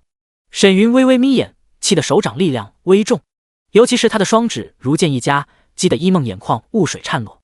他连连摇头，拉着沈云打着旋的手腕，气声道：不委屈，再不挣脱，他怕自己又要出丑了。那你该说什么？谢谢，你就是欠收拾，为你好还委屈。沈云摇了摇头，收手起身离去。房门一关，一梦捂着脸直接钻进了被窝。大坏蛋！我可怎么见人啊？走出大殿的沈云见天色已亮，打开好友列表给安妙玲和于西发了条信息。目前他的攻击手段少了点，打算买本高品质的秘籍。至于宗门里的秘籍就算了，沈云更想修炼圣阶之上。没一会儿，身穿红衣的两人就从远处山峰纵身飞来，落地后拱手一礼：见过宗主。沈云摆了摆手询问道：安妙玲，你的声望还差多少能兑换圣级物品？安妙玲一脸无奈：15000，修为越高兑换点越高，太难了。昨天他们4人带着林岩等人刷了淬体境的副本，虽然他没有升级，可想要短时间获得15000的声望很难。等他们到了聚灵境就不用管了，你们各自提升去。沈云吩咐一句后，侧头看向了于西。这小姑将正仰头对他眨眼，嘴角浅笑，颇为得意。我能换？沈云一脸好笑，我打算让你最少存个准地级的声望。一听这话，于西连连摇头，一脸我不行，宗主太看得起我了，那都大几万了，我肯定换不了。沈云拍了拍这姑娘的脑袋瓜笑道：修仙当以志向高远，登高望远，不过眼下各种活动稀缺，先换个圣品武学充实下宗门底蕴。这区别对待看得安妙玲有些酸了。之前在挖宝活动时，沈云带他们去找于西拿法宝，就暗中观察了于西和青烟一路，现在还难得给小姑娘告诫传法，实在让她羡慕。运气好就能区别对待，现实的男人啊。于西咧嘴一笑：宗主要换啥？我帮你买。沈云拍他脑门都算清了，之前他想给一梦刷宝物数量，直接一个脑瓜崩可疼死他了。剑诀杀伤力足够惊人，我先看看。沈云点开声望商城一一查看。圣阶上品，剑法区每种仅有1本，九转剑诀、太眼剑法、斩天拔剑。沈云浏览一番后，淡笑道：于西，你购买问道剑诀。于西连忙输入信息查看后，双眼一亮：哦，这个厉害哦。看着声望商城的安妙玲，美眸中亦是异彩连连。好强啊！问道剑诀，剑问天地道，由圣人境绝代强者结合天地大势，悟剑道极致3剑。地剑惊蛰，修士所在环境强制成为剑招属性，修为越高，范围越广，杀伤力越惊人。天剑破穹，一剑横跨时空长河，修至高深，拥有开天之能。问道剑诀修炼到极致，可斩圣境强者大道，恐怖绝伦。剑斩大道，不愧是圣人境绝代强者，能创造出这种剑法，堪称妖孽。沈云眼中金光一闪，这等绝世剑法的描述，绝对达到了大圣境强者的专用程度。给宗主。于西笑嘻嘻地递了过来，这么一换，他的声望只剩几十点了，不过反正是宗主的，他也不心疼。沈云接过问道剑诀后，点开宗门地图，放入了藏经阁。过了片刻，他单手一摊，就见问道剑诀手抄本已在手中。学习。叮！恭喜玩家习得圣阶上品剑法，问道剑诀。沈云思索片刻后，在宗门中发了条公告：宗门公告，藏经阁添加圣阶上品剑法1本，长老可前往学习。门中成员资质上佳者，或提升至核心弟子，可前往藏经阁认领。这条公告一出，顿时让血魔宗成员激动万分。仙界小仙女，哇！圣阶上品剑法，我不会是在做梦吧？震惊！金刚芭比，我摊牌了，生是血魔魂，死是血魔鬼，打死我也不退宗。给你打针针哟，白衣女剑仙我的梦呢。可我才杂役弟子啊，入了聚灵境也才外门弟子，还有内门，何惜？大哭大哭！倚楼听雨，厉害！虽然是一级宗门，可血魔宗的底蕴也太雄厚了。大家加油！锦绣刚上线就收到这条好消息，努力加油！谢宗主！安妙龄和于西满脸惊喜的拱手一礼，他们还以为沈云会等宗门等级高了再放，或者索性自己学步拿出来。圣阶上品，这可是8级宗门的配置，这么一对比，就知道问道剑诀价值所在了。一时间，众人激动万分，对沈云充满了感激之情和莫名的归属感，因为所有人都知道，圣阶绝不是血魔宗的极限，只要为宗门出力，未来可期。第62章，凶残的宗主。一指爆头小绿茶，宗门长老自有福利，去吧。沈云摆了摆手，整个宗门都是他的，自然希望成员越强越好，不仅能提升宗门实力，对他修炼也有裨益。谢宗主！迫不及待的于西交呼一声了，咻的一下就飞走了。安妙龄还算镇定，行了一礼后这才离开。沈云转身走向了广场传送台，同时查看了下宗门面板的升级要求。血魔宗1级宗门，宗门阵法1级，地级羽化飞仙阵正常运行，条件满足，成员10%，聚灵境长老4%，繁荣度36100，弟子在门中修炼就会提升繁荣度，这也是升级宗门的指标之一。人数还差10个，沈云关了面板，看向前方广场上的5道人影，暗自低语，等他们修为提升后，到时候再加10个让他们去带新人。宗主！这时一声娇呼在广场上响起。林岩4人见仙界小仙女一脸惊喜地跑向沈云，心中暗道一声好舔。看她热气腾腾的模样，显然早就来宗门修炼秘籍，刷熟练度了，还能增加宗门繁荣度。来到近前的小仙女贝齿轻咬粉唇，如黑宝石般的眸子亮晶晶地看着沈云，低声轻笑：谢谢宗主哥哥，加我进来。见沈云浅笑着打量她的模样，小仙女的脸颊疼的一下就红了，娇羞地揪着裙摆，垂下眼眸，不敢看他。他好帅啊，笑起来可真好看。要是和他双修，可一句淡漠轻语，听得小仙女脸色一白。小绿茶挺开心啊。他抬头就见沈云神色淡漠的轻笑道：最好别卖弄你的小机灵，去修炼吧。小仙女被说得穷鼻发酸，红着眼软糯低语：知道了。可沈云却抬手在她额前屈指给了她一个脑瓜崩。啪一声脆响，小仙女的头颅当场炸裂，无头尸体直接后仰倒在了地上，爆出了些钱币和草药。这林岩等人瞳孔一缩，心脏狂跳的看着走向广场传送台的沈云。我的天哪，连自己宗门的人都杀，这也太凶残了吧。没一会儿，小仙女的尸体就光化消失，而她本人则刷新在了广场上，算是来了个免费回广场。不过沈宗主这贴心的举动，吓得小仙女浑身都哆嗦了起来。俏脸煞白的她目露惊惧地看着沈云消失在传送台上，那一瞬间死亡食魂抽躯体的诡异感觉，让她现在都如坠冰窟。从大殿走出的一梦全程观看了这一幕。至于小仙女，昨天相处下来，这女的有些分不清形势，马屁精一个。安妙龄也说她是个小心机，被教训下正好。一梦纵身来到广场，看着5人轻声道：调整下状态，等下带你们继续刷本。是。长老林岩等人连忙拱手行礼。圣品秘籍的加持下，宗门长老的地位和身份让他们不敢轻视。要是放在外界，这样的人物都是顶级存在，可不是他们这些普通人能接触的。不过4位长老都面罩轻纱掩盖了真容，眼前这位也是十分谨慎。一梦看小仙女下愣在原地的模样，心中无语。凭什么你的事还要我擦屁股？他缓步来到小仙女的身边，轻声安慰：宗主喜怒无常，以后你小心点，好好修炼，保护好自己。4个长老中，也只有眼前这位说话轻灵如玉珠落盘的长老，给人一种亲切的感觉。俏脸发白的小仙女擦了擦眼角泪水，气声低语：谢谢长老，我知道了。顾雨柔是真的被沈云吓到了，本以为沈云在挖宝中误杀他，才同意他加入血魔宗。顾雨柔想着当马屁精，一顿夸赞吸引他的注意。男人嘛，自然喜欢美女的爱慕，虚荣心会得到极大满足。尤其是他对自己的容貌十分自信，这样才能快速进入沈云的视野。只是没想到马屁拍到了马蹄上，直接给他崩呆了。一梦不再多言，纵身前往藏经阁，马上就能修炼问道剑诀，想想都让他激动的心跳加速。面纱下的粉唇也勾勒出一抹迷人的弧度。看在圣阶秘籍的份上，我就不计较你欺负我了。哼！离开血魔宗的沈云去了趟苍梧镇，查看如意阁店铺的生意还算不错，大清早就有5、6个男女在店里购买物品。一袭青色长裙的婢奴恢复了往日的神采，在店里笑意盈盈。都是些低级物品，不用他介绍，还能忙得过来。沈云并没有进去，只是在外观察了下店铺状况就走了。目前店里的东西品质不高，能正常运转就行。来到城中的修炼室，沈云进入房间就开始刷问道剑诀的熟练度。圣阶上品的剑招灵气消耗巨大，但大量的灵石加持下，沈云的熟练度嘎嘎上涨。直到手臂发酸后，他才笑着收了长剑。这就是土豪玩游戏的快感啊！无脑刷，感觉嘴巴子有些干。他来到灵石堆坐下休息，拿出水壶灌了口。哈，不知道有没有一键满熟练度的功能，直接扣灵石就行。和修仙界潜心修炼，花费时间领悟招式相比，游戏中的设定已经十分粗暴了。他居然还想着一键满级偷懒，应该是为了让玩家更加得心应手。沈云摩挲着下巴，看了眼自己的熟练度列表：血灵阵法1层熟练度86100，问道剑诀2层熟练度21-200。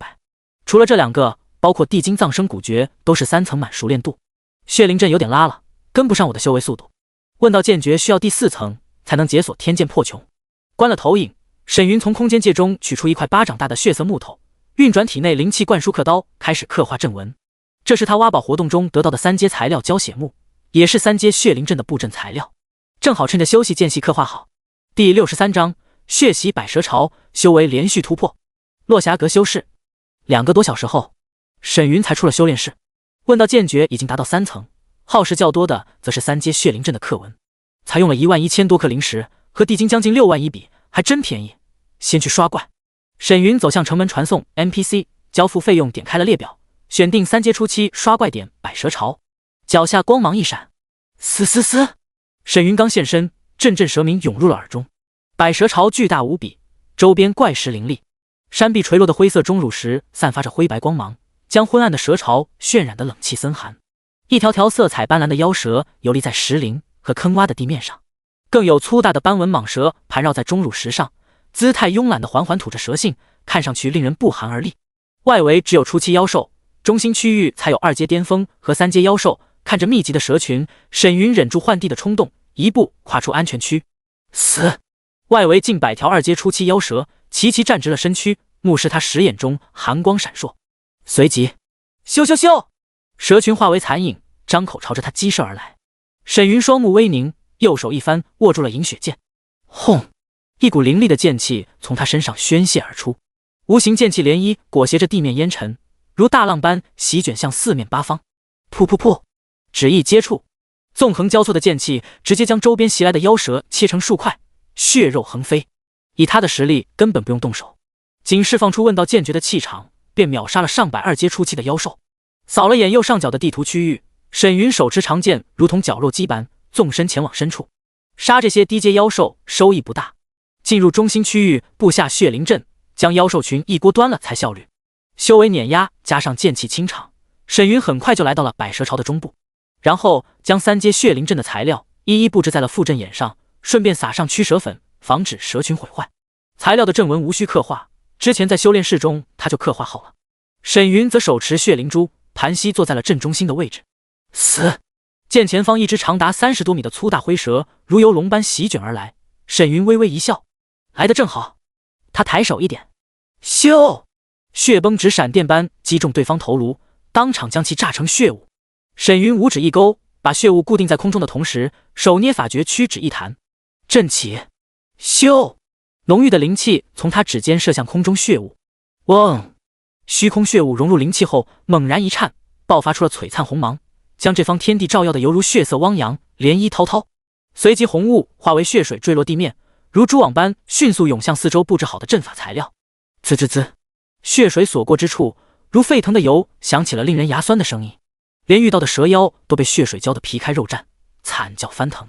当四方材料都沾染上激活大阵的血水后，轰隆隆，偌大的百蛇巢中心大地颤抖，轰鸣震耳，地面血色阵纹更是冲天出，将范围内的上千2阶巅峰妖蛇当场切成碎片。浓郁的血腥味瞬间蔓延全场。盘膝而坐的沈云运转葬生古诀，如金吸水，将2阶巅峰的妖兽灵气和血气尽数吸入体内。叮！恭喜玩家激发3阶血灵阵成功，熟练度加25，当前第2层11-200。叮！恭喜玩家吸收13000缕2阶巅峰妖兽气血，已转化为聚灵境9重天灵气，换算轮海境修为点。恭喜玩家吸收3万缕聚灵境9重天气血，开始转化。和挖宝时吸收了上万玩家的淬体境精血相比，2阶巅峰期妖兽才能拨动他的经验池。密集的提示声中，沈云全力催动葬生气海，逐一炼化涌入体内的滔天气血，反哺自身。庞大的气血使得他周身被血雾包裹，肌肤上更是浮现出淡淡的黑红魔纹，气息摄人。轰！呼吸之间，沈云的气息再度暴涨。叮！恭喜玩家突破轮海境4重天。叮！恭喜玩家突破轮海境5重天，当前经验值32000，近8万缕气血，来百蛇巢不到半小时，直接突破2重天。沈云缓缓睁眼，吐出一缕血色浊气，眼中红芒一闪。实力越强，需要的灵气资源越多，可携修血技直接不讲理了。轮海境修士击杀2阶妖兽，灵气奖励极低，修为池难以撼动。可在大量气血的催生下，他的修为依旧能突破。邪修一道确实很诱人。就在这时，砰砰砰，一连串碎石爆裂的巨响声从百蛇巢深处传来，更有一阵令人作呕的腥臭狂风席卷开来，将已经失效的阵纹血雾吹得东倒西歪。沈云起身透过淡红色血雾，发现前方有一条20多米粗的巨型灰蛇被几名修士引得横冲而来。百蛇巢 BOSS 3阶终极妖兽灰蟒。当看到灰蟒前6名身穿统一服饰闪转躲避的修士，沈云双目微凝。落霞阁秦飞门中修士，这6人的服装正和他当初遇到的秦飞着装一模一样。正引着灰蟒袭来的老人见血灵阵已经失去了效果，脸色一变。不好，这气息惊人的阵法消失了。死！快看地面！躲避灰蟒追杀的众人连忙一看地面，就见散去的阵法血雾下，满地干尸蛇躯和爆出的宝物摆了一地。当看到前方血雾中身穿黑色长衫、气血浓烈的英俊男子时，在场众人心中一凛，是那布阵之人。好浓郁的血煞之气，此子是邪修不成？6人中，在最前方勾引灰蟒的王长老焦急传音：杨长老，驱蛇粉药效快过了，不如我将灰蟒引过去，让其2败俱伤，你帮我掠阵。可为他压阵的杨长老看清前方玩家 ID， 眼角不由一颤。沈云，全是此子！秦飞临死前告知了他，玩家中有1人名叫沈云，专吸气血。没成想在这遇见不说，对方修为突破这么快，达到了轮海境5重天。咻！眼见沈云激射而来，杨长老眼中寒光一闪。王长老小心！区区拔苗助长的修士也敢目中无人冲杀他们，就让你小子知道什么叫老一辈强者。随即二老齐齐爆发出了轮海境5重天的气势，而王长老更是迅速侧身躲避灰蟒撕咬，冲向了杨长老。虽然后背暴露给了那黑衣男子，可有杨长老帮他掠阵，对方绝不可能偷袭成功。一旦对方被灰蟒纠缠，即成矣。至于其他4名年轻男女，见势不妙，早已转身逃离。邪修手段狠辣，攻杀诡谲，远不是他们这群试炼弟子能抵抗的。第64章，一剑惊蛰斩长老，尽数屠杀。当沈云持剑化为残影袭来时，好！攻击王长老落空的灰蟒已然扭头，朝他张口喷出了一道腥臭罡风。沈云迅速运转灵气汇入银血剑，随即悍然插入地面，森然低喝：惊蛰！轰！大地一声轰鸣，震得碎石冲天起，尘土飞扬，更有强悍的剑气从沈云周身宣泄开来，当场将灰蟒罡风震散。可让王杨二老惊骇的是，血色长剑下的地面，一股令人胆寒的厚重剑气从地底蔓延而上，席卷全场。下一刻，咻咻咻！一柄柄被金色道纹萦绕的石剑如地刺般拔地而起，将在场6人尽数笼罩。看到这一幕的二老瞳孔一缩，闪身暴退，大吼：快撤！是圣阶剑诀，道友莫要误会，我等只想联合斩妖。可经文石剑并未停止，咻！一道道剑影残芒，只一瞬间将在场6人一妖当场洞穿。噗噗！石剑带着血柱冲天起，场中7道身影更是鲜血狂喷，跌落在地。噗！嗨嗨！满嘴鲜血的杨长老捂着受伤的肩膀，脸如金纸的瘫倒在地。他疯狂催动体内流失的灵气，稳住伤势，另一手抓了一大把丹药往嘴里磕。可这一道石剑直接穿过了他的左脚底，透心穿出了肩膀，药石难医。见前方黑衣男子收剑后，抬手从掌心涌出缕缕血丝刺来，杨长老满脸怒容的吃力怒喝：我落霞阁与你无冤无仇，如此歹毒，你当真不怕天收？沈云懒得理他，控制着血丝席卷而去。那一脸淡然的模样气得杨长老怒火攻心，口喷鲜血冷喝道：你这邪魔可知杀老夫的后果？身为玄天超级势力的执事长老，他第一次被一个小辈激得道心不稳，要不是老夫修为降低，哪里容得了你在这摆谱？该死啊！调息着体内灵气的沈云斜睨了他一眼，像是在说邪魔杀人还会在乎后果。这逼装的，你噗！别以为一本圣阶剑诀就能无视天下英雄，你会后悔。被气到喷血的杨长老回光返照大吼出声，可话没说完就被刺入身躯的血丝吸成了人干。其他人也如出一辙，呼吸间成了干尸，渐渐光化。即便秦飞是个人行动无关落霞阁，在沈云看来，这群人都是送上门的经验怪，遇到他纯属走夜路撞见鬼。6人一妖中，除了4名男女，2名长老的修为都和沈云相当，浓郁的血气涌入体内，让他浑身一颤。叮！恭喜玩家击杀3阶终极 BOSS 灰蟒，获得轮海镜5重天298缕灵气，385缕气血，转化成683点修炼经验，当前经验值6862000。叮！玩家击杀2名轮海镜5重天修士，吸收591缕气血，已转化成修炼经验，当前经验值9802000。显然，玩家击杀非经验类的 NPC 是没有灵气奖励的。呼！沈云深吸一口气，压下体内躁动的气血。抬手一挥，将 BOSS 暴露一地的物品收入囊中。3阶妖核，毒牙一对，蛇毒一瓶，3阶下品法宝蛇鳞甲，这种产出已经相当丰厚了。可对沈云来说，都是些小东西。至于2个老头的储物袋，他扫一眼就没了兴趣，闪身将周围蛇妖爆出的物品快速收拢。上千只2阶蛇妖爆出的物品，都是些2阶以内的各种资源，不算钱币药水，差不多有500件物品，收获不错。沈云笑着抛了抛手中储物袋。见地面上的蛇群尸体已经消失，刷新还要段时间。沈云脚尖一点地面，飞向了其他蛇妖密集的区域。之前在修炼室刷问到剑诀时，他将背包中的3套血灵阵材料都刻画好了阵纹，目前剩下2套，还能刷2次蛇群。没一会儿，沈云来到一处蛇妖密集的区域，埋着3阶阵法材料，点开了系统提示栏，好像看到一条特殊提示。温馨提示：当前玩家累积斩杀8名落霞阁门人，获得落霞阁80点隐藏敌意值满值100，被落霞阁门人发现玩家行凶后，将开启全宗追杀通缉。普通 NPC 死亡后，各项数据会重置刷新，哪怕复活的王长老等人遇到沈云也不会产生敌意，因为6人被他灭口了，并没有人逃离此地保留数据。但沈云继续击杀落霞阁弟子，被其他势力 NPC 发现传出去的话，落霞阁隐藏的敌意值也会直接触发，他将遭到全宗通缉。不过这种游戏设定只针对游戏中的普通 PNC， 玩家就算发现他杀人，上报宗门也没用，毕竟人都活着。而唯一 NPC 也就是异界修士，沈云猜测相互间应该能发信息交流，因为刚才王长老等人并没有认出他，只有杨长老貌似看出了他的身份。长老之尊都无法煽动宗门通缉他，应该是有限制在其中。而9州中解除势力敌意值的办法很简单，第一是击杀敌对 NPC 势力中包括宗主在内的10名最强者，将其重置刷新。第二则是覆灭整个落霞阁，直接清空敌意值，简单粗暴。看来又多了个经验区。沈云笑着将驱蛇粉倒在了地坑中的阵法材料上，转身飞向其他布阵区域。30多分钟后，沈云走出了百蛇巢，看着洞外明媚的天空，他深深吸了口新鲜空气，灿烂一笑。轮海境7重天，1小时连续突破4重天，还是轮海境，就算是血煞宗的天才弟子都没有这等修炼速度。2重巅峰的妖兽气血，除非上3000之数才能连续提升我的修为，不然效果不大了。沈云缓步走在林间小路，3阶中品的血灵阵想要困住成百上千的3阶妖兽，显然不可能。这和沈云当初预想的差不多。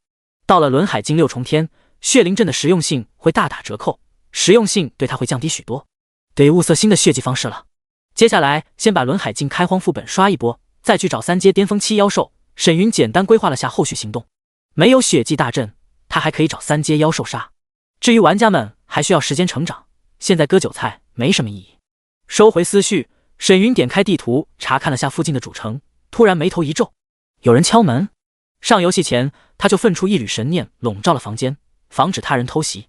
此时他家门外正有2个身穿制服的警察，而一道提示声也在沈云的脑海中响起。温馨提示：玩家现实中有人在外拜访，可寻找合适安全区下线，直接退出游戏。卧室内下线的沈云眼前一花，摘下了头盔，起身走出卧室。应该是和修为反馈有关。沈云并没有戴老实人面具遮掩，之前戴是为了自保不被打扰，既然现在修为已经到手，现实就无需遮遮掩掩了。哪怕各路麻烦找上门，以他全球第一的修为，核弹来了也能手搓，足以应对任何危险。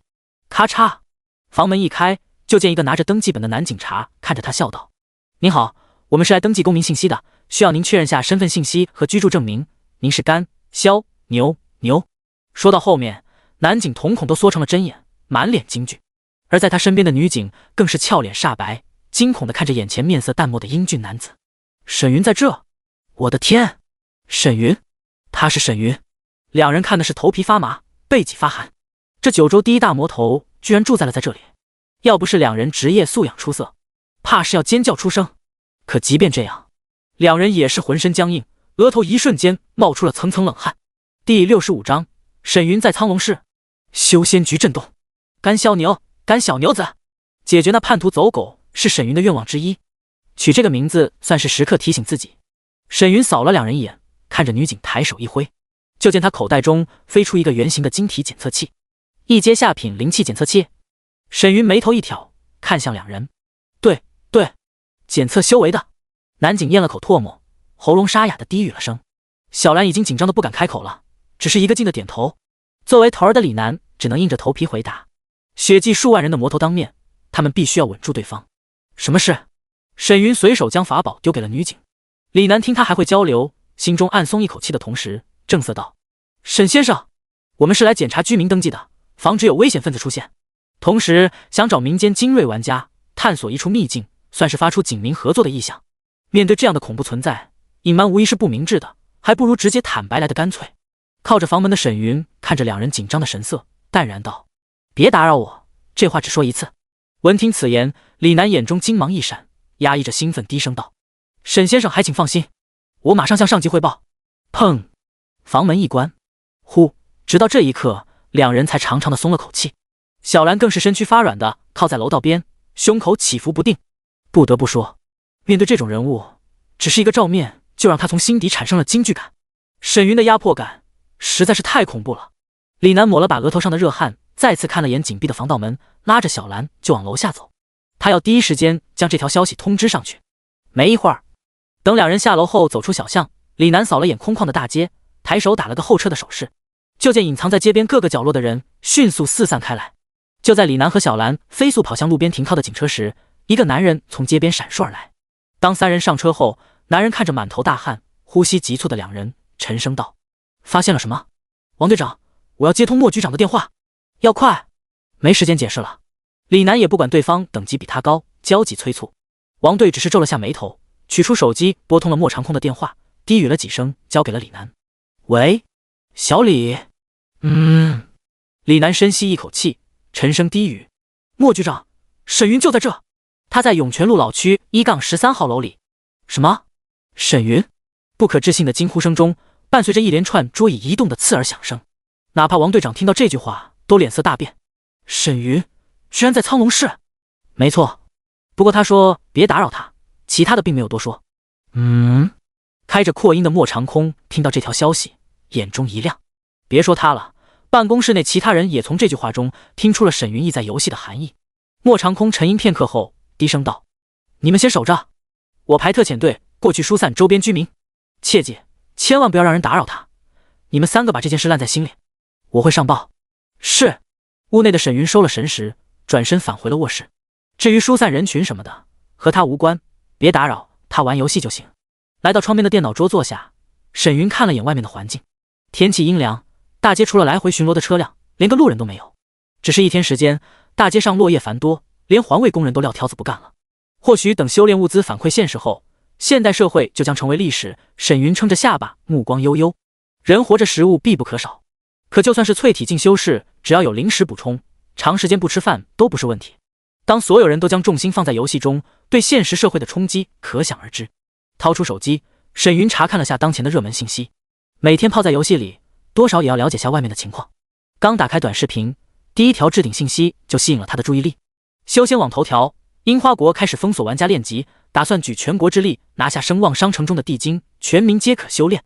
点赞12亿，热心网友666。不得不说，小日子的凝聚力是真的牛逼，单说这一手就能看出这群必野心极大。叶良辰贼心不死，这动作可比其他国家快多了，不会真被他拿走其中一本吧？九州玄学家哗众取宠，以目前玩家曝光的3阶秘籍熟练度来看，地精熟练度消耗的灵气会以几何倍的消耗增长，还全民修炼，拖都能拖死他们，一旦都练了小日子必废，肯定是忽悠那群没脑子的狂热派傻帽的。我真叫沈云，诸位道友不慌，我同名同姓的老铁手里必然有一本地经，小日子赶过来，就让他们尝尝什么叫魔王恩宠。这位网友请冷静，我真叫沈云，你还真别说，这么一想，有沈魔头坐镇华夏，还挺心安。别的不说，先把资源分享下。隔壁阿姨的抢球，同上求资源，留言区直接歪了。举全国之力刷地精，沈云眉头微皱。游戏设定是死的，但人是活的，这么搞还真有可能被对方刷到。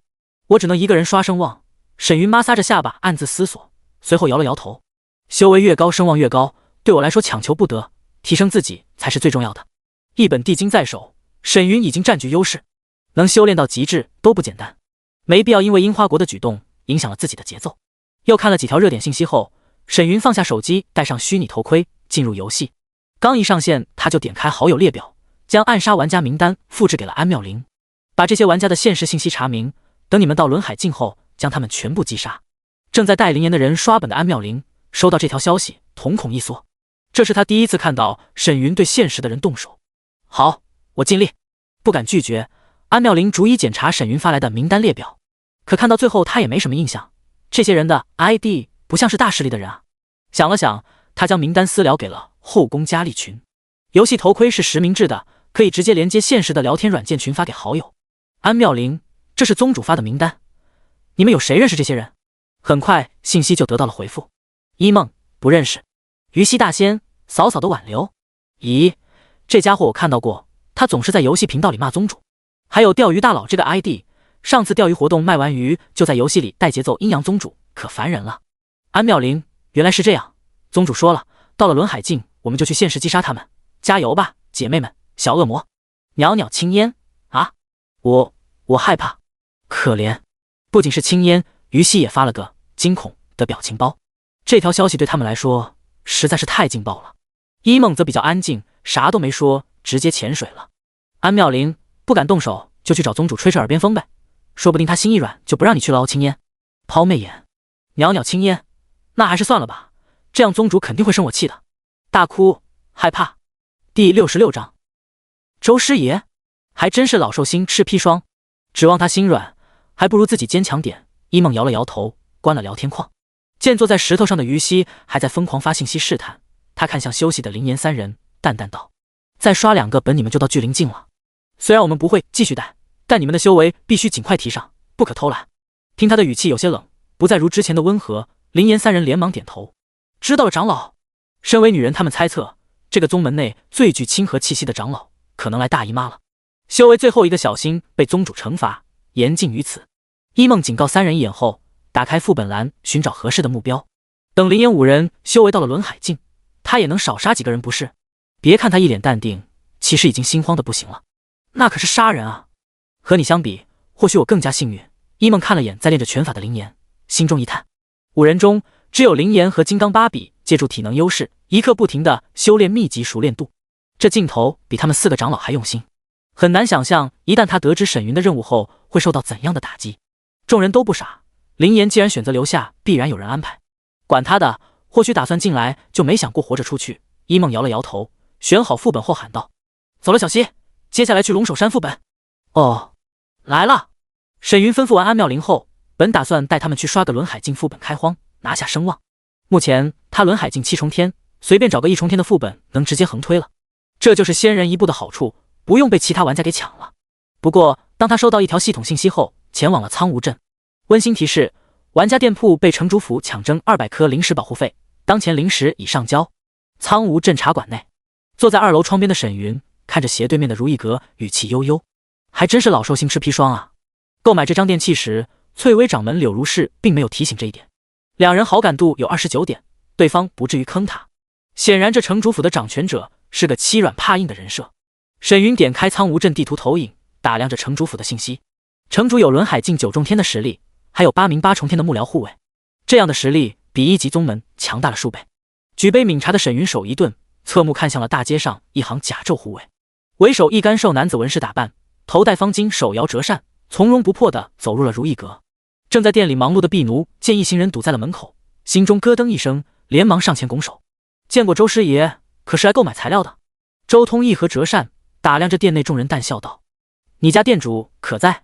购物的修士们见他眼神微眯，散发出的气息极为摄人，连忙离开了店铺。倒是8个玩家不嫌事大，站在店里好整以暇的看戏。看来这 NPC 是来找茬的呀，还是城主府的师爷？这小店铺难搞哦。婢奴姑娘赶紧摇人啊，让店主直接喊来城主打脸师爷，震惊一波。还迂回打脸，店主不现身体现逼格，你这是小说看多了吧？哈哈哈！众人哄堂大笑。由于修为反馈的加持下，玩家们在游戏中投入的精力、节奏都在加剧。白天才有人探索出苍梧镇有大量的支线任务，没一会儿这里的人气就暴涨了数倍。不单单是苍梧镇，其他城市也有了玩家们的身影。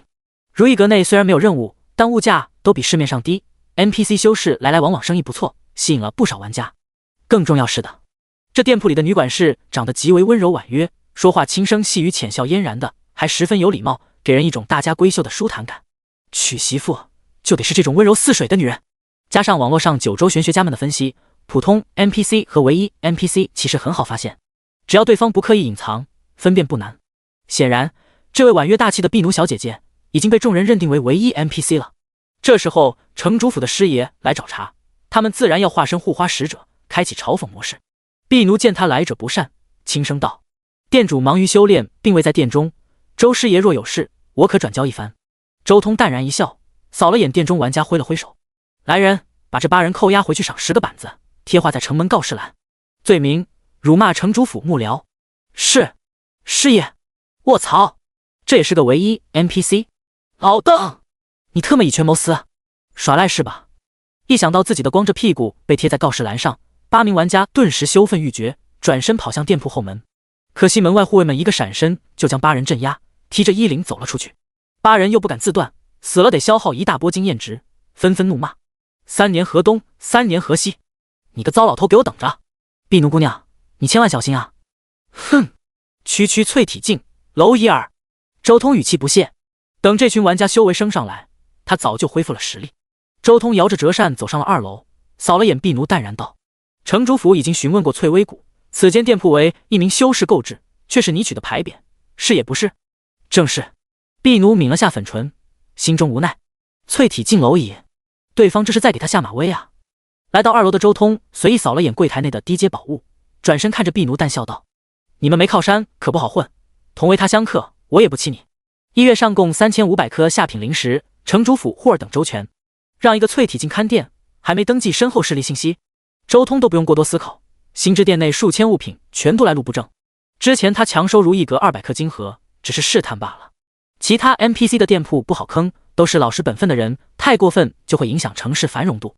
要是没了商人和修士入城，就得不偿失了。但如意阁这种走偏门的低阶修士，只要想安稳开店，就不敢大肆宣扬。修炼讲的就是法财履地，财上供城主府，地由他们城主府出。听到这句话，心中怒火的婢奴凝视淡笑而立的周通。今天他已经从玩家的口中得知沈云是魔修的种种事迹，一旦将店里的事告诉沈云，他来到城中要是暴露了身份，无疑会害了他。万不能让公子知晓。婢奴深吸一口气，压下心中怒意，从袖中取出一个储物袋，放在了柜子，语气清冷，再无半点恭敬：“你要财就拿走，若逼急了我们，大不了鱼死网破。”“哼，放心，老夫可不想钱袋子空空啊。”周通拿过储物袋，一脸笑意的下了楼。这句话让婢奴安了心，只要对方求财，不为难如意阁就好。每月扣3500颗灵石，比他的薪水多点，他还能支付得起，全当是为了报答公子的恩情，他无半点不舍。修仙界弱肉强食，婢奴见得太多了，他只希望能帮沈云好好看着店，把店铺经营下去。尤其是好友列表中，沈云修为提升的进度让他十分震惊。公子当下只需修炼即可，这种小事可不能打扰到他。下了楼的婢奴看着街上行走的玩家们，暗自思量：灵石可以借助店铺的优势，发布任务让玩家们去采集低阶材料售卖，赚取差价补上500，要是有剩余就慢慢修炼。第67章是心符之威，屠灭苍梧镇。走出如意阁的周通摇着折扇，对门口的婢奴笑道：“那就祝如意阁生意兴隆。尔等记下，谁敢在如意阁中闹事，抓回衙门。”周围 NPC 齐抱拳领命。是，算你言而有信。婢奴抿了下粉唇，微微拱手。有劳城主府了。周通颔首点头，带着众人转身离去。如意阁可是他的钱袋子，出了事可不行。啧，3500灵石轻易到手，等你们生意上来了，可得翻一翻。周通眼中金芒一闪，汇入了人流中。茶楼内，沈云关了店铺界面的信息框，只要不是传音一类，开店的玩家都能翻看店里的客人谈话，算是店主特权。正常情况来看，婢奴息事宁人的做法是最好的选择，毕竟两人的修为还不如城主府的护卫。沈云摩挲着手中茶杯，看向如意阁中给玩家们介绍物品的倩影，为人不错，就是性子太弱，可能与修为有关。婢奴应该从玩家口中知道了他的身份，能依旧选择留下还为如意阁考虑，已经无需他考察了。沈云举杯喝了口茶，扫视楼外大街，街上热闹非凡，全都是玩家在拦着 NPC 接支线任务。听附近频道说，已经有人获得了居民的传家法宝，还是2阶上品，更有人完成隐藏任务获得 NPC 推荐，进入了3级势力。显然，离开新手村的玩家们真正意义上开始探索这九州大陆了。看着一个个喜笑颜开、行色匆匆的玩家们，沈云放下茶杯，嘴角带笑。可惜又要免费回村了呀。然后他抬手摘下脸上的老实人面具，换上了标志性的血魔宗黑色锦衣。入城前玩家太多了，连茶楼中都有不少人上蹿下跳，没个安稳地。黑色锦衣装备的瞬间，沈云化为一道残影，闪身飞出了窗户。可没飞多远，一声大喝在阵中响起：何人胆敢在城中飞行？突然的大喝声响彻全阵，使得所有玩家吓了一个机灵，连忙抬头看向虚空。可修为有限，众人只能隐约看到有3道残影疾驰向了城主府的方向。不过当先一人的速度极快，和后面2个 NPC 拉开了一大段的距离。玩家们疑惑的同时，不由感慨出声：啧，那人这么快的速度，还被第一时间察觉，应该是修士的神识吧？那玩意儿听说和雷达一样，真节儿羡慕。啥时候我也能翱翔天地啊？赶紧做任务吧，已经有玩家进入主城了，那里的任务奖励肯定更丰富。突然，远空传来一道让不少玩家们极其熟悉的轻语声。听闻苍梧镇府库宝物众多，特来收取1、2。咦，我怎么感觉这声音有点耳熟？大街上扎着马尾的小香风疑惑地对队友说了句：哈哈，不会是你刷哪个帅哥 NPC 好友度上头了，出现幻觉了吧？队长语气揶揄。看着队友们一脸坏笑，小香风翻了个白眼。别说你们没找美女 NPC 刷好感度，彼此。可队伍中的胖虎却瞪着眼，一脸惊疑地看向远空那道残影，随即他转身狂奔，顺便在队伍里发了条信息：那人是沈云，赶紧溜吧，别说话，不然这么多人出不去了。我就说。小香风双眸一瞪，转身施展身法冲向城门，连队友都忘记拉一把了。虽然上次在山羊岭他们运气好，直接被沈云砍了头祭阵，不像其他玩家死得凄惨，可谁想挂了掉经验。小队5人跑路的同时，还不忘将战斗感官调整到1%。与此同时，狂妄一声怒吼从城主府中响起，咻！数道人影拔地而起，疾驰向了虚空来人。如游龙闪烁的沈云身躯一顿，抬手一挥，就见一座由10万颗灵石堆积而成的小山悬浮在了他的身旁。苍梧城主和周通等人眉头微皱，但身形一刻不停，手中也已照出法宝。既然敢来挑衅，斩了便是。可看到对方右手剑指上夹着青色纹路的黑符时，苍梧城一众高手满脸骇然。是心符？而苍梧城主更是双目喷火，怒声暴吼：孽障，你敢！咻！神色淡然的沈云屈指一弹，直接将符纸贴在了灵石堆上。下一刻，轰！灵石堆上一声轰鸣，苍梧城主等人的攻击还未落入石堆，整个灵石堆的灵气瞬间涌入黑色符纸。嗡！强大的灵气波动在自然的符纸中宣泄而出，那符纸上的青色纹路更是爆发出了刺目的青光，冲天起。虚空中，青色光柱形成了一只硕大无比的青色蚂蚁。只一瞬间，无与伦比的恐怖威压从青蚁上散发开来，席卷了整座苍梧镇。周围修为弱的玩家们和城中居民直接被威压震翻在地，眼中尽是震撼，艰难抬头。符箓一道居然这么恐怖！不行，我要去学！卧槽！我想起来了，他是神老魔！我尼玛，今天出门没看黄历，快跑！是公子看着大街外疯狂逃窜的玩家们，婢奴满脸担忧地看着队伍信息上的沈云头像。之前他突然收到沈云的组队信息，还以为有什么要事商量，没想到对方直接来苍梧镇了。就在这时，叽！虚空是星母以尖锐的鸣叫声如针扎般涌入镇内所有人的耳中。噗噗噗！啊！密集且短暂的惨叫声中，心脏如被白蚁啃食的剧痛使得城中众人口喷鲜血，气绝当场。尤其是大街上，大量人群喷出的血雾如同绽开的血色花朵，迅速蔓延在了街道上空。噗！哪怕身为轮海境的强者，苍梧城主和麾下强者都抗不住被灵气催发到极致的是心一鸣。众人脸如死灰的口喷精血从空中跌落，砸落在地的苍梧城主吃力地催动手中铜镜，抵抗是心以鸣的音浪。可以鸣不仅是音律击杀，更有一缕神魂震荡，让人防不胜防。苍梧城主自觉时间不多，胸口起伏的怒视虚空上血丝飞舞的魔影，虚弱低语：“你当真怠惰？”这名玩家连同属阵营的玩家都傻，还把城中的玄天修士都屠戮了，当真是狂妄到了极致。真以为嗨嗨比我们强，可以为所欲为？哈哈哈！不远处瘫在地上的周通莽足了劲，爆发出了全部的力气，咳着血嘲笑出声。哪怕他躺在地上即将气绝，可看向空中人影的眼神都如世间帝王扫视街上乞儿，充满了傲然和不屑，丝毫没有失败者的觉悟。这是异界修士，或者说强者与生俱来的姿态。至于底气，无非是不会真死，还有复活的机会。换做其他人，看到这群异界修士输了，还露出不服的神情，或许会心中恼火，怒气升腾。可惜沈云的心境早有升华，淡笑开口：“想想你们曾经击败的对手，是否也如尔等这般无能怒吼？”话音一落，咻咻咻，一道道血丝化为红色残影，刺向了地面的苍梧镇高手躯体。你噗！周通直接被这句话气得怒火攻心，当场气绝。要不是为了九州机缘来到此地，被天道压制了修为，门中秘法也被禁锢，他哪能让空中蝼蚁如此装逼？苍梧城主直接闭上了双眼。这等狂徒选择邪修一道，也只是想一时之快，难以正道，命数早已注定。哪怕入了大道之争，也会有人踏着他的尸骨而上。眨眼间，城主府内外的尸体就被密集的血丝洞穿。空中盘膝而坐的沈云点开背包，将之前于西给他的破魂锥装备在了人物面板上，希望能一举突破凝魂境。心中暗道的沈云扫了眼城中尸体，并不打算浪费，手捏法诀，身躯一颤，去！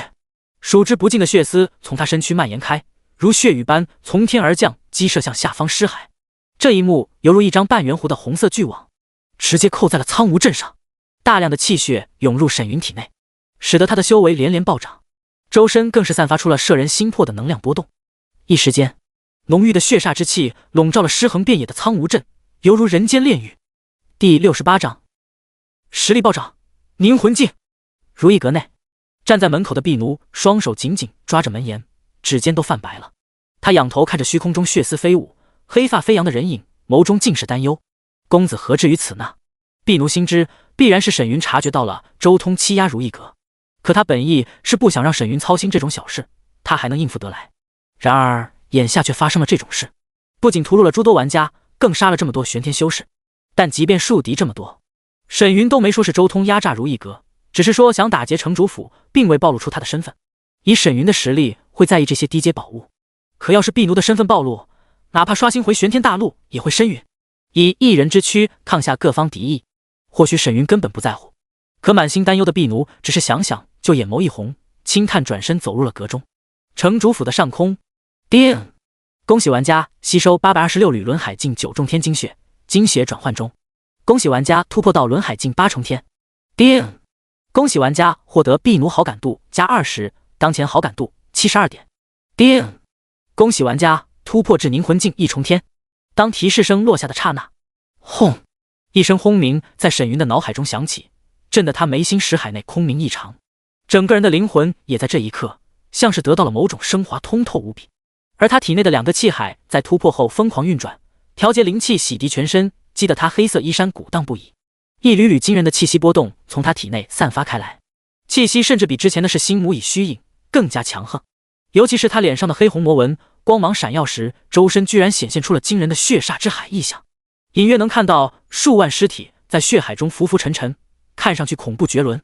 这是高品质秘典的专属异象，从中就能看出，随着沈云实力的提升，葬生古诀的威能也将逐渐开发。呼，胸口起伏的沈云深吸一口气，将自身散发的血煞气息和血丝尽数收敛后，缓缓吐出了一口浊气。当他睁开双眼之时，如星辰般璀璨的瞳孔深处隐含嗜血，金芒闪烁。诡异的是，他瞳孔周边血红一片，似要滴出鲜血，搭配他左右脸颊上的黑红纹路，就像是一尊邪魔当空，令人不敢直视。沈云双目微凝，眉心神芒一闪，神识瞬间就笼罩了偌大的苍梧镇，向外蔓延。这种范围比之轮海境强悍了数十倍不止。数百城主府修饰的气血效果拔群啊！沈云微微一笑，扫了眼城中开始光化的尸体，屈指射出一道灵气，将苍梧城主手上的空间戒取来。苍梧城主空间戒，绑定物品。温馨提示：玩家收走后将受到大前皇朝通缉。沈云探出一缕神识，破其禁制，将所有物品倒入了自己的空间戒。至于玩家们爆出的东西，大部分都是凡品，收了也没什么价值。叮！玩家成功掠夺苍梧镇城主物资17万下品灵石，4阶丹药5颗，4阶下品法宝1件。不错，这波不亏。沈云笑着将所有物品倒完后，取出一块紫色腰牌一看，城主腰牌，绑定物品，当前匹配度 75%， 身陨清零。100%后，城主可开启护城大阵，上奏大前等城主特权。我还以为小城市没阵法，回想起之前城主的神情，沈云觉得对方应该是异界修士无疑。误伤什么的，在他看来都是经验怪，没什么好计较的。难不成杀了周通，城主府就不会找他麻烦？既然敢动他的店铺，沈云不介意，直接屠了全城。NPC 数据清零，异界修士就送他们回家养老。这样一来，什么事都没有，省得在这祸害他的店铺。沈云随手丢了城主的空间戒和腰牌后，闪身来到了如意阁外的大街上。与此同时，虚空接连响起2道金色提示：世界公告，恭喜玩家沈云修为突破至凝魂境1重天，奖励修为榜1声望礼包1份。世界公告，恭喜玩家沈云入凝魂境配置5阶中品法宝破魂锥，奖励法宝榜1声望礼包1份。虽然已经习惯了沈云的修炼速度，可看到他这么快进入凝魂境，滑下去的玩家们心中倍感无力。这还玩个锤子，以后看到沈老魔还是低调点吧。凝魂境的神识应该能笼罩一座城了吧？就算现实有人找他麻烦都难了，简直无敌。沈云大佬牛逼，听说还有个反魔头联盟，我帮你们宣布原地解散。反正我没被杀过，坏笑。哈哈，我也一样，安心玩游戏就行。咧嘴。没一会儿，玩家的口风开始发生了转变。沈云强大的实力已经让玩家们产生了畏惧。之前还好，毕竟游戏的修为还没反馈，可现在这魔头已经成事，要是继续挑拨对方，这么强的实力和狠辣的手段，到时候在现实中屠城谁能阻挡？不管真心还是假意，大部分玩家停止了抵制沈云的发言。这就是实力带来最直观的变化。当然也有不怕死的，甚至有人想着拖大家一起死，直接在聊天框内开队。匿名玩家，之前沈魔头也没杀你们，不也骂得挺欢？现在成舔狗了，多么丑陋的嘴脸啊，看着都令人作呕。吐！匿名玩家，哈哈。楼上兄弟说这些没用，这群孙子都隐藏 ID 骂人，肯定想着沈云不知道啊。但是等游戏停服，所有东西反馈现实后，舔狗们睁眼好好看看，沈云会不会屠了你们，血祭全球飞升上界？匿名玩家，不用等游戏停服，到了游戏后期他血祭的玩家更多，到时候其他国家的强者来华夏开杀，没修为就等着被人屠吧。一群傻 X， 等老子练了魔功把你们全宰了，到时候记得舔我呀。一时间键盘侠纷纷展示麒麟臂，开始在玩家聊天框内对轰。可不少玩家看到这些信息，心里已经开始紧张了。一旦后期玩家们被沈云大量血祭，没有修为的加持下，根本无法抵抗他国之人的入侵，这是不争的事实。走在大街上的沈云扫了眼飞速刷新的聊天框，扯了扯嘴角，各种发言无非是畏惧他的实力以及关乎自身利益罢了。不知道能提升地级宝物的道具涨价多少了。沈云点开了声望商城界面，入凝魂境修为榜1奖励声望3万点，凝魂境法宝榜1冒号4万5千点，个人声望15万4280点。不出意外，他的地金兑换达到了30万声望点。升级道具仙元，可提升地级物品达到仙级品质，当前兑换点数50万。这么多谁能刷到？沈云一脸无语的摇了摇头，这东西目前是别想了。此时苍梧镇的大街上 NPC 陆续刷新，头顶依旧顶着支线任务。好，看上去和什么事都没发生一样。没走几步，沈云就来到了如意阁。站在阁内的婢奴快步上前，欠身行了一礼，轻声道：婢奴无用，让公子费心了。扫了眼他泛红的双眸，沈云将储物袋放在了柜台上，淡然道：以后有事我来处理，无需藏藏掖掖。语气随意，却有着无与伦比的自信。第69章回宗门，助我修炼。婢奴抬头看着这位比自己年纪还小的玩家，莫名觉得似是一座大山横挡在了自己的身前。伟岸挺拔，哪怕外面狂风呼啸，有这座大山再也丝毫吹不到他的身上，这让流离多年的婢奴心中升起了强烈的安全感。他展颜一笑，柔声道：“公子不怪婢奴。”沈云微微一笑，转身打量着店内摆放整齐的货架和分类清晰的物品标牌。一些特殊材料的物品柜上还有一行娟秀小字，写着各种注意事项。显然在他走后，婢奴重新整理过如意阁内的物品。婢奴则静静站在一旁，看着沈云愈发出彩的英俊侧脸。和第一次见面相比，此时沈云给他的感觉已经没了年轻人的青涩感，更多的是从容不迫的沉稳大气。虽然气质上妖邪感渐生，让他人不敢轻易接近，而沈云的外界传闻和行事风格也狠辣无比，可婢奴不想理会这些。他只知道眼前这位男子待他已成，更是救他于水火的恩公，向强者低头寻求稳妥并无过错。管店你也没问题，怪你干嘛？沈云挥手取来店中一颗2阶灵果，吃着果子语气随意。不是什么人天生就有后台的，在修仙界认清自己的实力并不可耻，不然就等着回炉重造。谨遵公子教诲。婢奴欠身行了一礼，浅笑嫣然地看着他，神色从未有过的温柔。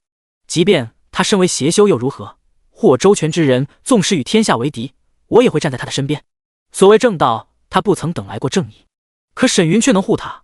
至于沈云是不是刻意为之，还是好感度在作祟，婢奴不愿多想，他只想随心而为。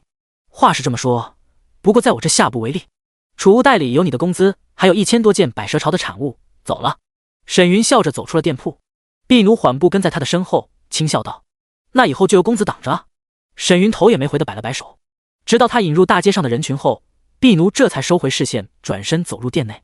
见柜台上的储物袋边上还有半个没咬完的紫色灵果，他抿了下粉唇，抬起素手拿过后轻咬一口，脸颊微红的蹙眉低语：“好重的血腥味啊！运灵果是用来调理气血的，看来公子需要这方面的资源，缓解体内气血吗？”他在柜台上的婢奴小口啃着灵果，决定以后该收集些这方面的资源，留着给公子使用。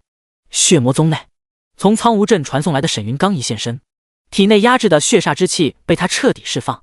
轰！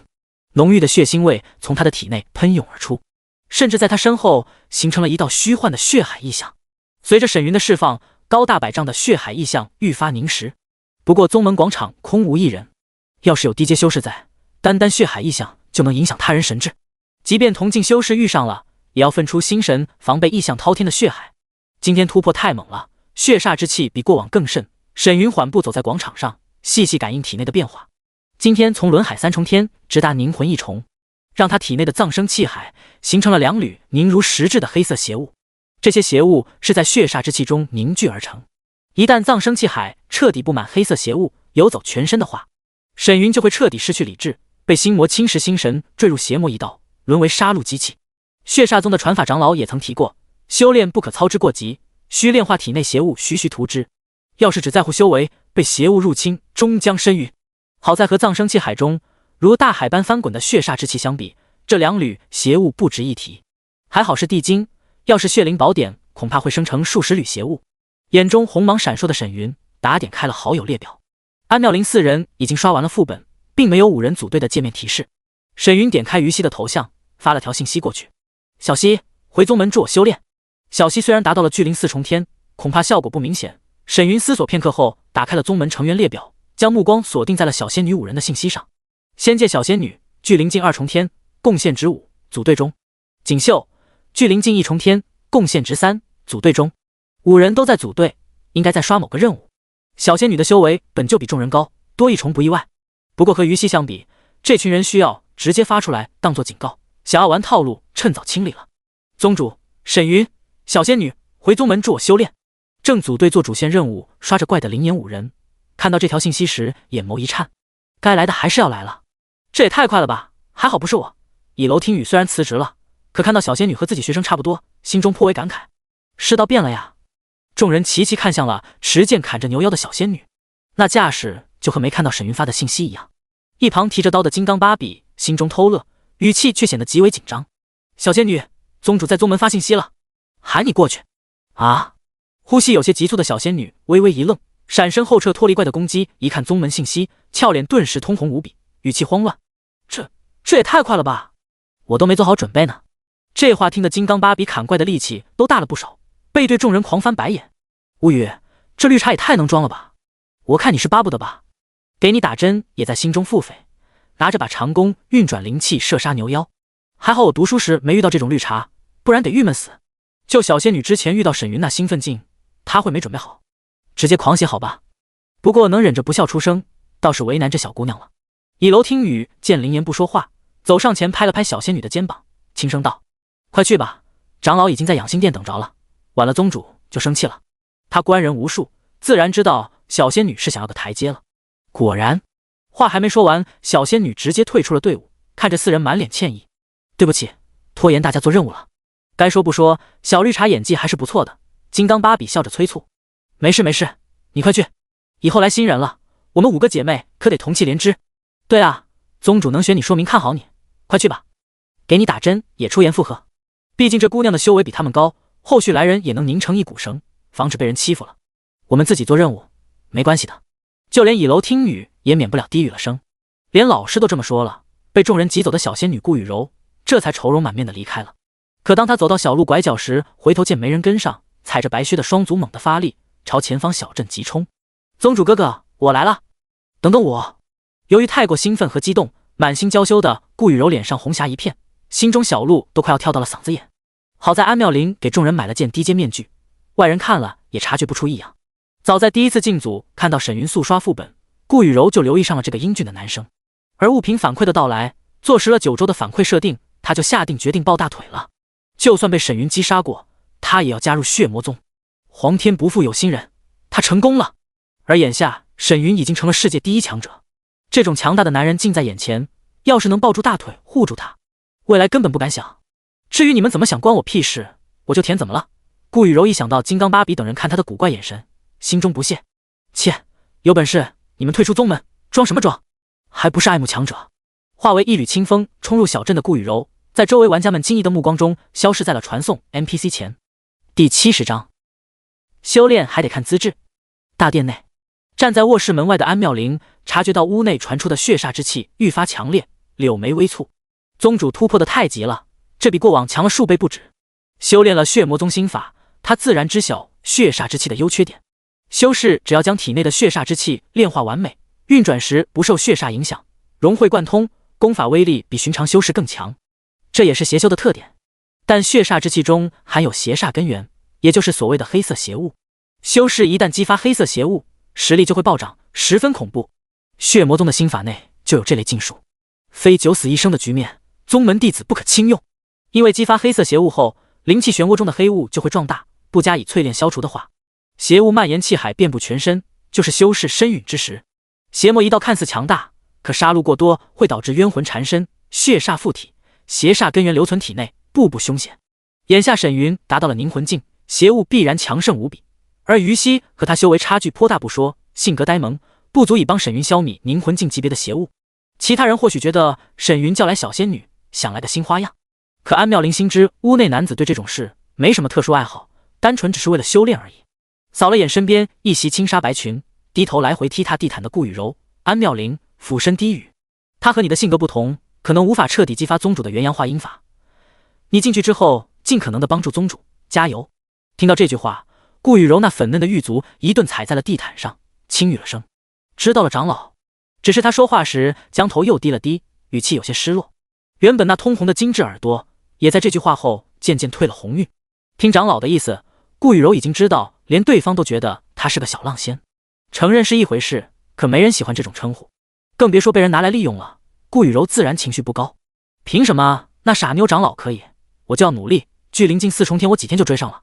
安妙玲自然知晓这女生在想什么，伸手捏着她的下巴提了起来，看着她躲闪的双眸，轻笑传音：“在宗主看来，每个人的价值都不同，你想在林岩他们中脱颖而出，就好好帮他。给你透个底，宗门圣阶上品剑法是于西换的，你有什么？”顾雨柔心中一惊，双眸一瞪，惊呼传音：“他比您的声望都高，好一个他和您，小心机挺多啊。”安妙玲双眸一眯，松手后淡笑道：“现在知道这么做了，谢长老提点，以后雨柔就跟着长老，您叫我做什么就做什么。”扫了眼身边躬身行礼的顾雨柔，安妙玲笑着将她揽在怀中，低声道：“这就乖多了。”小绿茶也就在她这服个软，安妙玲能信她才见了鬼。这时屋内传来了沙哑的低语声：“离开大殿，看到没？这就是于西的价值。”安妙玲牵着暗自思索的顾雨柔，缓步离开了大殿。我也要体现自己的价值。顾雨柔眸中金光一闪。屋内，于西紧紧抱着沈云的脖颈，侧头瞄了眼屏风后的大门，低声询问：“宗主，他们真的走了吗？”躺在床上的沈云闻着少女耳边的馨香，拍了拍她光洁的后背，沉声道：“事多，速速运转心法。我怕他们听到吗？”俏脸酡红的于西嘀咕一声，缓缓起身，双手抱肩的她见沈云伸手把她的手强扯了下来，委屈地嘟着粉唇，如一叶扁舟渡江，缓缓摇摆。那双大大的眼眸中满是雾水地看着沈云。虽然知道沈云是为了激发血煞，可被这么直勾勾地盯着，于西害羞的都要哭了。过了好一会儿，于西咬着粉唇，紧紧握着沈云的手腕。要不是对方双手在他心口上撑着，他都等瘫倒了。豆大的泪珠更是从布满红霞的俏脸上震落而下，滴在了沈云的胸膛上。被泪水激了个透心凉的沈云见他居然低着头哭了，双手甩了甩，颇为扫兴。这都能哭？青烟和安妙龄没告诉你？于西娇躯一抖，低眸瞪着眼看沈云作妖。万万没想到，在沈云手中自己就像玩具一样。本就羞愤欲绝的他看到这般场景，又有香鸡脆响入耳，直接哭出了声，语气软糯抽泣道：“说了，我就是不好意思。一旦被沈云掌握主动，那是鬼来了都得喊饶命。这还是闺蜜和妙龄姐告诉他的，只是被沈云看着整个人都没力气了，他能有什么办法？没用。”下一刻，于西连忙捂着嘴，瞪大眼眸，耳边秀发更是飞舞了起来。相比安妙龄，于西的地级实力犹如沈云之前去的百蛇巢，那从崖壁上掉落的钟石般，此时看上去像是活了过来，显露残影。没过多久，沈云心中无奈，果然修炼还得看资质。看着怀中晕厥的于西，沈云发了条信息给安妙龄，把小西带走。几分钟后，房门吱呀一声打开，走入屋中的安妙龄见沈云双目赤红的盘膝坐在榻上，连忙裹起于西就往外跑。他的气势太吓人了，像是有怒火在燃烧，将整个房屋的温度都提升了数倍。沈云挥手唤醒床铺，凝神看向了前方开始起舞的顾雨柔。有了安妙龄的传授，他进入修炼状态的速度连沈云都有些惊讶。区3分钟，跳至近前的顾雨柔就软倒在了沈云的怀中。双眸迷离的顾雨柔看着沈云英俊的脸颊，双手紧紧握着他，颤声呢喃：“好哥哥，小绿茶快被煮干了，就剩茶叶了。”日落黄昏，元阳化阴法第2层12-200。注解：心法提升后，炼化血煞、邪物，反哺效果提升。终于第2层了，邪物也炼化了不少。盘膝坐在榻上的沈云收敛心神，内是藏生气海，就见2缕邪物2/3都化为透明，汇入了奔腾不止的血煞之气中。这让沈云能清晰地感觉到血煞之气运转起来愈发得心应手，实力也比之前提升了些许。至于剩余的邪物，则被纯阴之气裹挟着，缓缓淬炼。这感觉比血灵宝典更甚，不愧是地精。剩下不急，炼化完纯阴再说。沈云笑着伸了个懒腰，侧头见满头汗渍的于西还在酣睡，他屈指弹出一道灵气，帮他调理混乱的气息。只过了片刻，于西紧蹙的眉头就松缓了下来，还有细微的呼噜声响起。如果只有纯阴没有元阳的话，修炼心法毫无益处。沈云怒刷小绿茶5波熟练度后，直接激活了虚拟头盔的保护系统，将对方给强制下线了。之后又和于西浅刷了2次，有了元阳和第2层心法反哺的加持，让他受益匪浅，在之前突破到了临近5重天。沈云起身离开了房间。大殿外，日落余晖将偌大的宗门建筑披上了一层金衣，看上去炫目异常。神清气爽的沈云看着宏伟的建筑群，心中豪情万丈。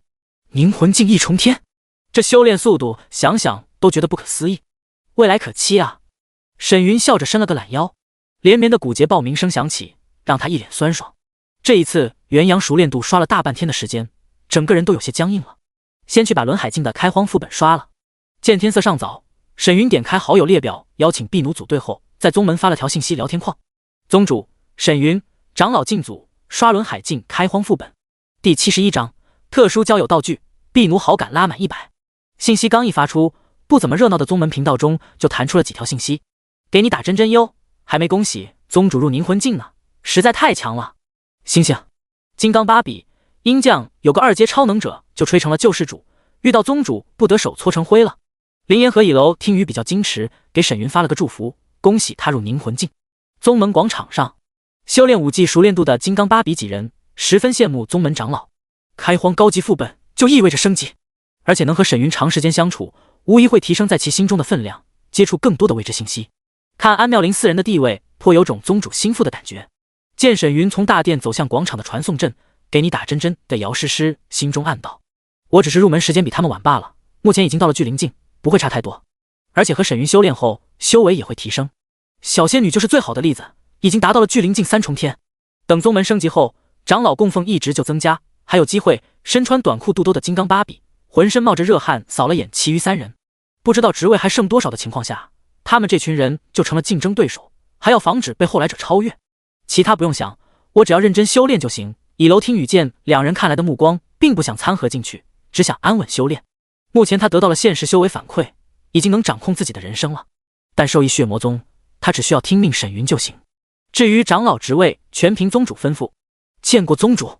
当沈云来到广场，灵岩4人齐齐躬身行礼，声音清亮悦耳。3人都身穿黑色劲装，只有金刚芭比衣着清凉，露出了健康的小麦色肌肤。作为健身教练，金刚芭比雪茜的曲线十分性感，腹部马甲线也极为清晰。和安妙龄半桶水不同，经过专业训练的雪茜，蜜桃臀更加浑圆，胸口也极为饱满，看上去充满了力量感。沈云颔首点头，走向了高台传送阵。普通弟子在宗门中修炼，就能提升繁荣度，获得对应的贡献值。贡献值可在宗门仓库中兑换等同于宗门等级的1阶资源。后续宗门升级的话，就能兑换2阶物品，用处极大。见沈云消失后，金刚芭比对3人笑道：我发现宗主看着也不像外面传闻那么凶啊，你们看着害怕不？这时候说害怕就被他压了一头。身为医生的姚诗诗直接摊牌，丝毫不惧他的气势。都加入血魔宗了，有什么好怕的？长老之位我要定了，姐妹们加油哦！大家一起加油！见这小蹄子开始刷熟练度了，雪茜敷衍附和，开始修炼身法。4个女人一台戏，以后人一多可太糟心了。以楼听雨心中无奈，看了眼一直沉默不语，埋头修炼的锦绣灵颜。他好像很内向啊，也不知道在想什么。轮海1重天副本，通天峰安全区。婢奴，你还是唯一 NPC？ 安妙龄惊疑地看着眼前青衣女子。之前进组他就觉得十分稀奇，刚传送到安全区就迫不及待地发问了。由于于西还在休息，队伍少人，沈云顺便把婢奴给喊上了，让这姑娘提升下实力，也要独自应对店里的小麻烦。一旁的一梦和青烟也极为吃惊，打量着这位姿容柔美的 NPC。 沈云啥时候和 NPC 联系上了？居然还能拉进来刷本。当下 NPC 的好感度可不好刷，都是修仙之人，哪里看得上凡俗之物。能让沈云这么短时间内刷满60点好友度组队，这 NPC 恐怕有不为人知的隐藏好处。婢奴柔柔一笑，对3人欠身行了一礼。婢子见过3位前辈。婢子、丫鬟、安妙龄3人面面相觑，一脸疑惑。区区淬体境，身份又这么低，值得沈云在意？婢奴浅笑而立，也不见怪，他只知道跟着沈云来就是了。见安全区内白芒一闪，沈云现身，婢奴展颜一笑，快步上前。公子。沈云点了点头，对安妙龄3人吩咐道：你们站在副本边缘，护他安全。婢奴仅有淬体境，扛不住轮海境 NPC 的威压，站在外围打酱油就行。这 NPC 不简单啊。安妙龄轻声道：放心宗主。叮。 NPC 婢奴感受到玩家的善意，好感度加5，当前好感度77点。听到这条提示，沈云灵机一动，看着巧笑嫣然的婢奴，开口询问：婢奴能不能直接加满好友度？我应该有声望奖励。一梦3人一脸匪夷所思地看着沈云。你想啥呢？ NPC 好感度哪有这么好刷的？宗主会不会人杀多了，脑瓜子不灵光了？看来我得给他找个补脑的宝物。怪不得他找这么低级的 NPC， 原来是为了声望。不过你是白给多了上瘾了吧，连 NPC 都想捡便宜。安妙龄无语，他觉得这小伙子是享受过头了。确实如此，别的玩家都苦哈哈的修炼提升修为，到了沈云这，修为那是伸手就来，连带着他们都坐享其成，修为嘎嘎上涨。可问题是 NPC 好感度需要玩家用心经营。沈云这么粗暴直接，属实是风顺过头，有些忘乎所以了。不行，等下次修炼我得提醒他，千万不能仗着修为优势大意了。安妙龄心生担忧，毕竟沈云年纪还小，有些事不能太过想当然。小事无所谓，但积少成多，有了习惯就危险了。毕竟这是在修仙，大意不得。他们可以说一荣俱荣，一损俱损。安妙龄见沈云一脸期待的模样，红唇微微勾勒，还真是让人操心的小男生呢。可婢奴的一句话，直接让3人呆在了原地，而沈云的脸上则洋溢出了笑容。公子想就给你。婢奴双眸一弯，笑着从怀中取出一个香囊，递给了沈云，轻声解释：这是婢奴与公子达到70点好友度后，智脑发给我的奖励，是等着100点后再交给公子的。公子既然想拿去也无妨。我咋听出了一种狗粮的既视感？安妙龄三人心中古怪。听他这么说，沈云说啥他都听。70点好友度后 ，NPC 还能开发到这种地步？三人一脸狐疑的面面相觑。还真有，不错。沈云笑着接过香囊，查看了下道具信息。好感度道具：巧手香囊，绑定者：婢奴沈云。道具获得详情：九州第一个 NPC 与玩家好感度达到70，可获得。物品信息：九州唯一值加好感度道具，使用后双方好感度满值。温馨提示：使用后玩家可选定双方关系：至交、金兰、师徒、道侣等。沈云心念一动，使用。唰！一梦三人就见巧手香囊化为2道七彩霞光，涌入了沈云和婢奴的身躯中。而沈云的脑海中响起了游戏提示声：叮！恭喜玩家沈云和婢奴好感度达100，完成隐藏任务。第一个与 NPC 好感度达到100点，获得声望奖励3万点。资质提升，玩家当前神魂体质提升1阶。第72章资质提升，道侣榜开启，丰富的奖励。叮！恭喜玩家神魂提升至2品，体质提升至宝体。提示声刚落，轰！沈云的肌肤散发出了耀眼的琉璃宝彩，强大的气血之力宣泄而出，震得周遭尘土飞扬。而在他的眉心神台内，原本仅有一朵金色魂莲，此时已经幻化出了另一朵神魂气息强悍的金色莲花，古之大地皆为14朵神魂金莲。神魂金莲乃是修士神魂资质最直观的体现，进入丹药、符箓、阵法、断气一道，也会比寻常修士更加轻松。以沈云目前神魂2品的资质，能修炼丹、阵师到4阶的地步，相当非凡。恭喜公子！看着被琉璃光芒笼罩的沈云，婢奴满脸柔和笑意。没想到送出巧手香囊居然有这等功效，恭喜宗主！安妙龄三人也笑着拱手恭贺。他们能清晰地感受到，此时沈云散发出的气息极强，尤其是他的神魂威压，令三人生出不可抵抗的紧张感。呼！沈云深吸一口气，压下体内躁动的气血，周身琉璃光芒也渐渐引入肌肤内。这时，沈云的眼前浮现出了一组选项。关系选项：当玩家和婢奴选定后，可开启人物交际榜。交际榜分金兰、师徒、道侣3榜。至交、人情等榜单为副榜，上榜无声望，可获得游戏奖励。温馨提示：交际榜中，玩家可获得声望奖励，目标 NPC 可获得气运加深。关系对象是玩家，也能获得声望。沈云思索片刻后，看向笑意盈盈的婢奴，轻声道：婢奴，我需要上道侣榜单拿下声望，至于你我关系依旧，无需担心。听到这句话，婢奴的脸颊稍稍泛红，沉吟片刻后欠身行了一礼：全凭公子做主。道侣，怪不得你找这么低修为的 NPC， 原来是为了上榜啊。安妙龄三人这才知晓沈云的用意，修为一高，果然处处占得先机。只过了片刻，一道金色公告在全球所有玩家的耳中响起：世界公告，恭喜玩家沈云开启九州人物关系交际榜，奖励关系道具1件。恭喜玩家沈云登顶华夏道侣榜1，双方奖励礼包1份。这条消息一出，诸多单身玩家如同打了鸡血一般。我擦，沈老魔不当人，居然连 NPC 都下得去手，能让沈云看中的女人，绝对是一方天才级。可恶，这魔头怕不是伪装了身份骗了修仙女神吧？不会是阴卦门的颜如玉吧？上次这魔头就和他一起，这几天妹子去宗门次数都变少了，人都遇不到。快看看他的道侣叫啥名！众多玩家连忙点开了新出现的交际榜中的道侣榜。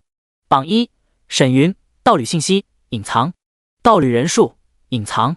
温馨提示：当前道侣榜为双修道侣，玩家上榜需双方自愿， NPC 上榜需绑定道侣关系。痛！我的颜女神啊，绝壁被这货拿下了。卧槽，还有数量，恨不能当沈魔头。实力，只要有实力，一切皆有可能。一时间，诸多玩家羡慕到眼红的玩家充满干劲的刷任务。请问玩家是否和沈云绑定道侣关系？安妙龄看了眼沈云，心念一动，绑定。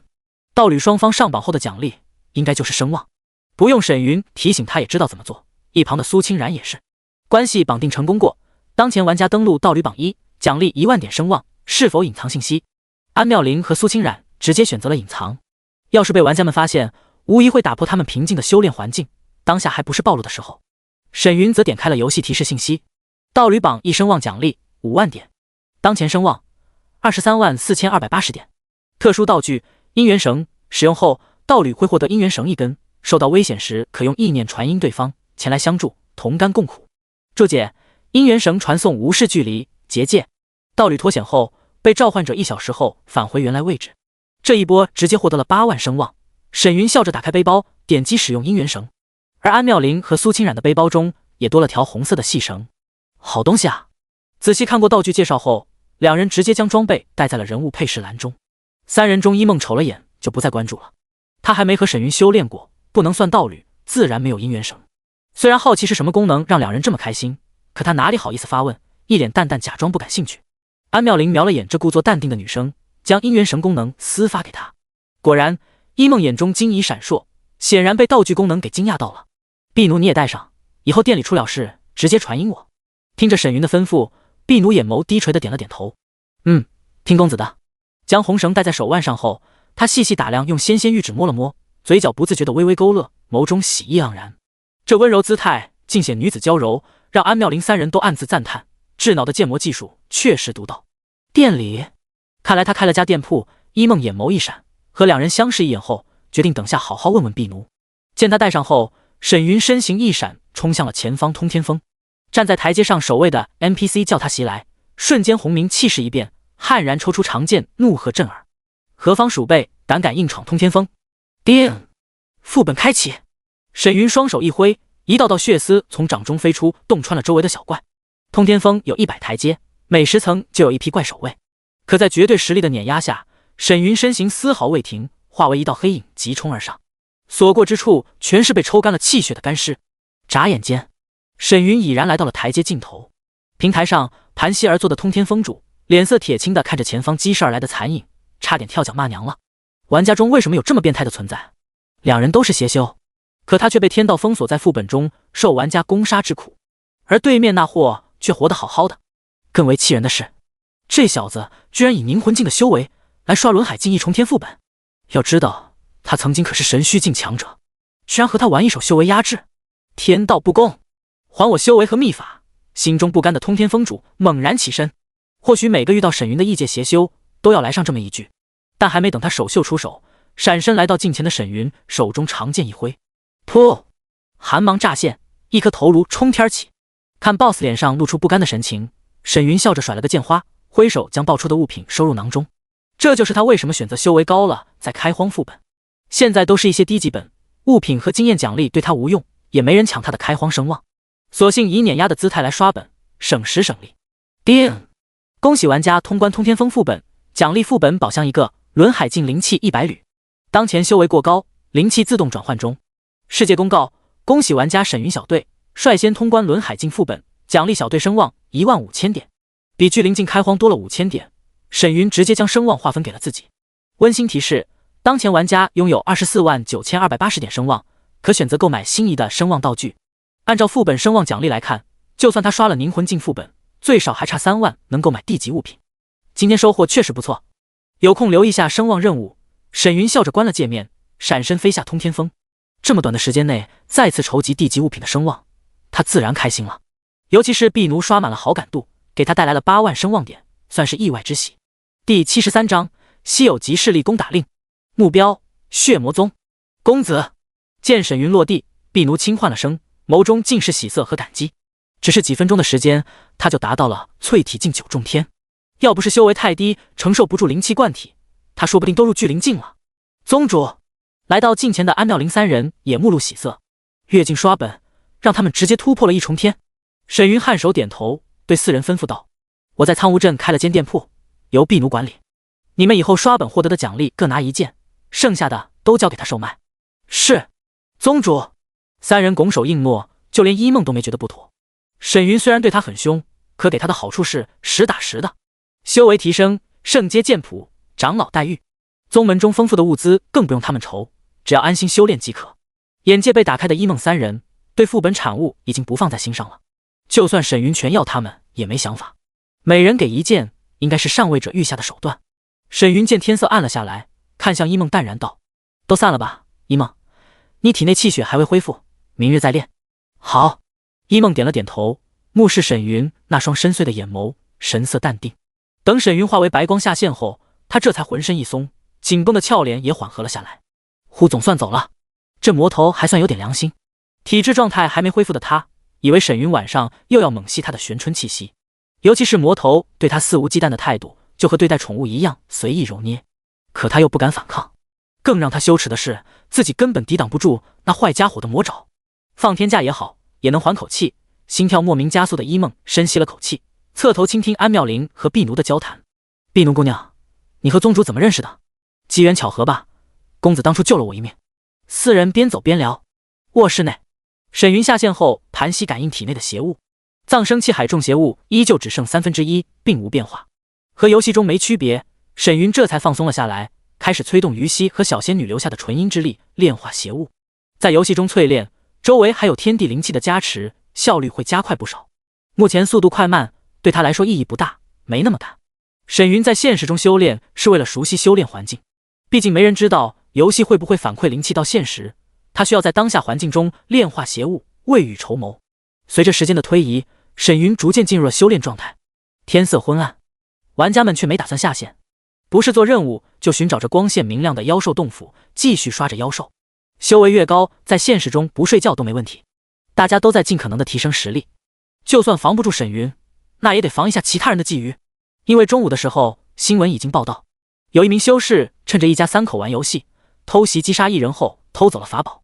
虽然城市中都驻扎着军队巡逻，防止暴乱和恶性事件发生，可眼下这种社会环境，自身强大才能拥有自保能力。密林中，一株参天大树的洞内，2名玩家正神色各异地看着刚挖出来的白色令牌。哥，你想清楚了吗？少女不安的语气让年轻人也紧张了起来。他深吸一口气，沉声道：他毁了我的灵根任务，这仇必须报。说到这，凌晨紧紧捏着手中令牌，眼中满是愤怒。原本在苍梧镇中做灵根任务的他，凑巧遇到沈云攻打城主府，血祭了整个镇子，这直接导致凌晨的灵根任务彻底被毁。哥，你记得隐藏好信息，别被发现了。目露忧色的灵月儿轻声嘱咐。被沈云击杀，只能自认倒霉。可他哥好不容易获得了灵根任务，却被那魔头给毁了。这种事放谁身上都要气出个好歹来。凌晨既然要使用这块令牌，他是怕兄长信息暴露，被那魔头察觉就悔之晚矣。我知道，放心吧，月儿。凌晨平复了下心情，低声道：那魔头才剑宗没多久，这次我也让他尝尝气火攻心的滋味。话音一落，凌晨抬手一点白色令牌上的投影信息，使用稀有级势力攻打令。唰！凌晨手中令牌化为一道白芒，出现在了他的视线右上角。不仅是他，灵月儿以及华夏区所有玩家的界面上都出现了势力攻打图标。与此同时，一道金色公告在华夏区的上空亮起。华夏区公告：匿名玩家使用稀有级攻打势力令，目标东周大前皇朝境内风灵山一级势力血魔宗，报名人数2万人，攻打时间2小时。这条提示一出，华夏区所有玩家惊疑地瞪大了双眼。势力攻打令，还是血魔宗？卧槽！稀有级道具，这人运气如此牛逼！666，看来已经有人对沈云不爽了。我不说是谁，坏笑！众人齐齐点开势力攻打图标一看，顿时就震惊当场。攻打目标血魔宗，10分钟后开启。势力产出：藏经阁圣阶剑诀1本，8阶秘籍6本，7阶秘籍12本，丹药阁1862颗，法宝阁962件，宗门仓库资源8627件。血魔宗成员10人，当前游戏在线人数10人。镇宗底蕴未知，需玩家自行摸索。玩家阵营：攻破宗门建筑大门，含防御值，可掠夺建筑内所有物资。物资区掠夺清空后，血魔宗守卫失败，宗门除名，掉落宗门建筑另一块。注：玩家可寻求拥有好感度的 NPC 助战。血魔宗阵营：守卫成功后，宗门剩余的秘籍、丹药、法宝3类资源将获得祈福奖励。祈福地级物品以下3类资源将复刻出高一级品质的物品。注：宗门可寻求友好势力助战。说明：攻守双方阵亡后正常掉落经验、道具。轰！当看到血魔宗的资源储备和奖励后，玩家们彻底激动了，将聊天框都刷出了残影。哈哈哈！大仇得报就在今日！圣阶秘籍，老子立刻回宗门找长老出关。血魔宗才1级，剑宗没几天，能有什么友好势力？这一波直接把你爆出翔。圣阶加上1到8阶这么多秘籍，这得花多少声望啊！沈老魔居然没换地精，不然爆出来就爽了。他在初期能这么强，肯定事先换了别的秘籍啊。现在看来这货有些飘了，居然不换地精买这么多垃圾。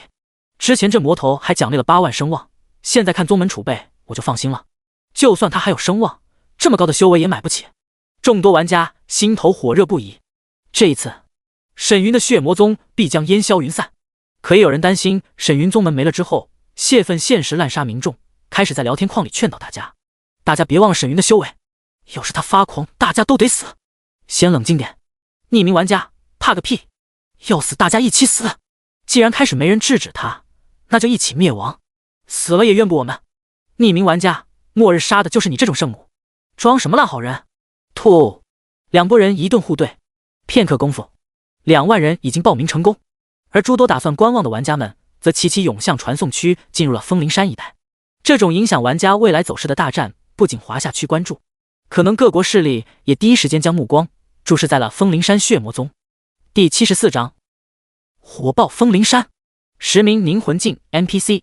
枫林山传送来的玩家们无不吃了一惊，我靠，这么多人！举目四望，全都是密集的人群，加上嘈杂的喧哗声，使得现场极为火爆。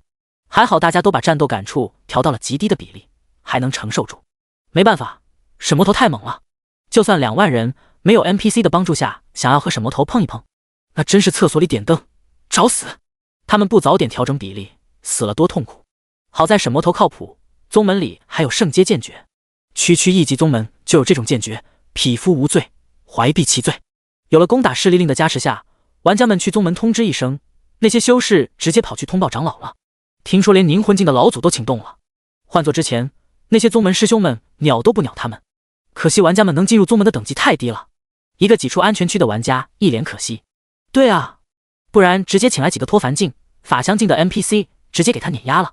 能有凝魂境就不错了，至少能牵制住沈魔头。议论纷纷的众人随着人流离开了安全区。在远方山林中，有个巨大的光照显示5分钟后开启攻打的字眼，所有玩家都往那里赶。显然光照下就是血魔宗了。沈云，这次看你如何应对。人群外，凌晨看着如洪流般涌向血魔宗的玩家们，心中暗爽。对方毁他灵根机缘，那他就破了血魔宗出一口恶气。一旁的林玉儿总有种心神不宁的感觉，低声道：哥，你说如果血魔宗毁了，沈云会屠杀游戏外的人吗？凌晨看着远空光照，淡笑传音：记得之前的全民检查吗？林玉儿点了点头，当时他哥还以淬体境5重天的修为加入了警民合作的秘境探险。凌晨眼中金芒闪烁，我从一个反沈联盟的玩家口中得知，邪修要是在现实杀人，突破时会受心魔干扰，十分凶险。以沈云目前的底蕴，滥杀只会断绝后路，他应该早就察觉到这一点了。这条信息量有点大了。林玉儿眼眸一颤，难道反沈联盟中已经有人学了邪修秘法，在现实中杀人？怪不得上层置之不理。哥，你加入了？我怎么可能加入？凌晨见玩家们又挤了过来，带着妹妹转身离去。反沈联盟鱼龙混杂，大部分都是为了修为聚集起来的人，正邪难分。我就是听了些消息。走吧，我们自己升级去，省得被气急败坏的沈云误杀了。林玉儿笑着点了点头，和他快步离去。他可不希望自己的哥哥和这些坏人牵扯太深。凌晨回头看了眼足有数万玩家聚集的枫林山，凝视远方血魔宗，目露坚毅。虽然沈云不会滥杀现实中的人，可游戏后期一旦全面反馈现实，那就不好说了。而这段时间就是玩家们发展的时间。或许不单是他这么认为，得到消息的各大顶级势力都在暗中发力。邪不胜正，沈云，总有一天你会成为我的垫脚石。收回视线的凌晨快速和林月儿离开这是非之地。血魔宗外，现场直播。血魔宗一旦攻破，大家坐船的坐船，开车的开车，赶紧离开城市，到乡下去避避难。一个女玩家站在树枝上大声吆喝：哈哈，我家就在山脚下，安全低很，快看还剩10秒。惊呼声顿时引得现场气氛凝重了起来，还有隐隐的兴奋在众人的眼中显露。魔头，今日就是你跌落神坛的开始。血魔宗成员10%，攻打倒计时9秒。巨大的光幕为白色圆弧倒扣在血魔宗上，看不清宗门内部场景。当倒计时变成0的时候，众人定睛看向了渐渐雾化的白色光罩内。昏暗的天空下，一座由黑金打造的大型建筑群屹立在了6座山峰上。建筑群气势恢宏，黑雾萦绕，气息森然，犹如夜空下一只巨兽的匍匐，慵懒地打着盹，看得众人毛骨悚然。不愧是魔头盘踞之地，看着就瘆人。而在居中的山峰宫殿群上空，标记着密集的物品信息，最高处悬空而立的金色字体，灼目生辉。圣阶上品，问道剑诀。死！居然是圣阶上品剑诀！冲！不知是谁大吼了一声，直接打破了这里的宁静。咻咻咻！数道残影从人群中激射而出，飞向了前方巨大的山门。是 NPC， 快！趁着他们打架，我们捡漏！2万名玩家也不甘示弱，嗷嗷叫的冲向血魔宗山门，声势骇人。由于攻击名额有限，其他玩家只能站在外围眺望前方。那黑压压的一片人如蚁群般蔓延上数百台阶，让不少有心打造势力的大佬心里嘀咕：2万人攻打10个人，稀有级的攻打令也太恐怖了。加上凝魂境的 NPC， 沈云的宗门恐怕支撑不了几分钟。说实话，众人并不看好沈云能守住。沈云确实比玩家强，这一点毋庸置疑。可3名凝魂境强者和其他 NPC 的加入，血魔宗必败无疑。想到这，不少人看向了前方几棵大树上。月光下，7名身穿不同宗门服饰的男女老少站在树巅望向血魔宗。这7人周身散发的气息，连周围空间都泛起了涟漪。这无形威压自然是警告玩家们别靠近。7名凝魂境修士，单看对方打算坐收渔翁的架势，绝对是唯一性 NPC。要知道，唯一 NPC 是没有固定活动区域的，玩家想要遇到可不简单。不算进入血魔宗的 NPC， 这次攻打势力引来这么多唯一 NPC， 可见圣阶见点有多么诱人。玩家第一，老夫倒要看看此子有何能耐。7人中1名白衣老者负手而立，神色淡然。其余6人也有着相同的打算，决定稳一手再看看情况。若是能知晓此子实力，也好和玄天年轻一辈对比下。血魔宗大殿内，轰！剧烈的攻击声从门外传来，震得大门轰鸣不止。开始了！屋内的安妙林、一梦等9人神色紧张地看向了首座上的沈云。当他们发现玩家要攻打血魔宗后，连忙联系了沈云。可他上线只要求9人在大殿中等待，就没下文了。眼下2万玩家加上数位凝魂境 NPC 攻打宗门，哪怕以安妙林的心性都有些凝重了，实力差距太过悬殊。他只期待沈云能等来同为魔宗势力的支援。既然婢奴能刷好感度，沈云说不定还刷了其他 NPC 的好感度，应该还有后手，不然不可能这么淡定。第75章地震起，瞬息屠戮6万人。正在打量众人的顾雨柔见金刚芭比和给你打针，以及以楼听雨3人用眼神示意他问问，全当没看见。连长老们都没发问，让我问不是坑我吗？看着闭目养神的沈云，顾雨柔仔细盯着他那英俊的面容，眸中羞意闪烁，双足不由自主地紧紧合并。为了能激发沈云的血煞，他算是下了苦功夫。说什么当宗主哥哥的专属炉鼎、奴隶 BQ 啥的，直接被沈云刷了5次强制下线，让他彻底被这个男生征服了。他哪会在这时候出言讨人嫌？玩家全都进入宗门了，这怎么守？宗主的支援还没到吗？查看宗门地图的安妙林等人发现宗门内全都是密集的红点，至于绿点除了他们10个，再无一人。就在这时，沈云缓缓睁眼看向面色凝重的安妙林9人，淡然道：除了一梦，其余人准备吸收血煞之气，提升修为。话音一落，他手捏法诀，沉声低喝：切！话音一落，嗡！一道紫色霞光冲天起，瞬间笼罩了整个血魔宗。刹那间，一股无可匹敌的强悍威压从光幕中倾泻而下，当场将2万名玩家震翻在地。哪怕正在攻击藏经阁的凝魂境 NPC 都难以抵抗这缕破人威压。这什么东西？众多趴在地上的玩家们惊异地瞪着夜空上的光幕。一级宗门居然有这等大阵，压在地上的 NPC 们脸色一变，疯狂运转体内灵气，想要抵抗大阵威压，趁机逃窜。而在血魔宗外，看着包裹血魔宗的光幕上萦绕出万缕紫气，7名凝魂境 NPC 瞳孔一缩，满脸骇然。地级大阵，不好，快撤！下一刻，轰！紫色光幕爆发出了灼目的神芒，在黑夜中极其刺目，更有气息惊人的涟漪席卷向四面八方。而被涟漪扫过的玩家和 NPC 们惊骇地发现自己身躯由内而外蔓延出一道道刺目的紫色裂纹。不，该死的小辈！不甘嘶吼的嘶吼声中，7名逃窜的凝魂境修士当场爆体而亡。顷刻间，噗噗噗！血魔宗内外所有玩家和 NPC 被大阵散发的气息涟漪当场炸成了血雾，整个宗门地面都被鲜血染红，看上去极为瘆人。面对地级羽化飞仙阵，这些人根本没有还手之力。呼吸之间，近6万人当场死亡。当沈云打开大门，浓郁的血腥味扑面而来。好在安妙林他们都是修士，只是微微变了变脸色。好恐怖的手段！片刻功夫，全都击杀了。那应该是宗门大阵了。宗主居然现在才露出底牌，众人惊疑地看着空中缓缓消散的紫色光幕，心生震撼，各自吸收气血。沈云吩咐一声，闪身飞向藏经阁。在那还有3名凝魂境修士的气血，他可不能错过了。至于其他玩家的气血修为太低，让他用还不如安妙龄等人收益更大。安妙龄几人相视一眼后，身形一闪四散，飞向了宗门各处。一梦则留在了原地，遥看侧方藏经阁的方向，抿嘴一笑，眼光还挺长远嘛。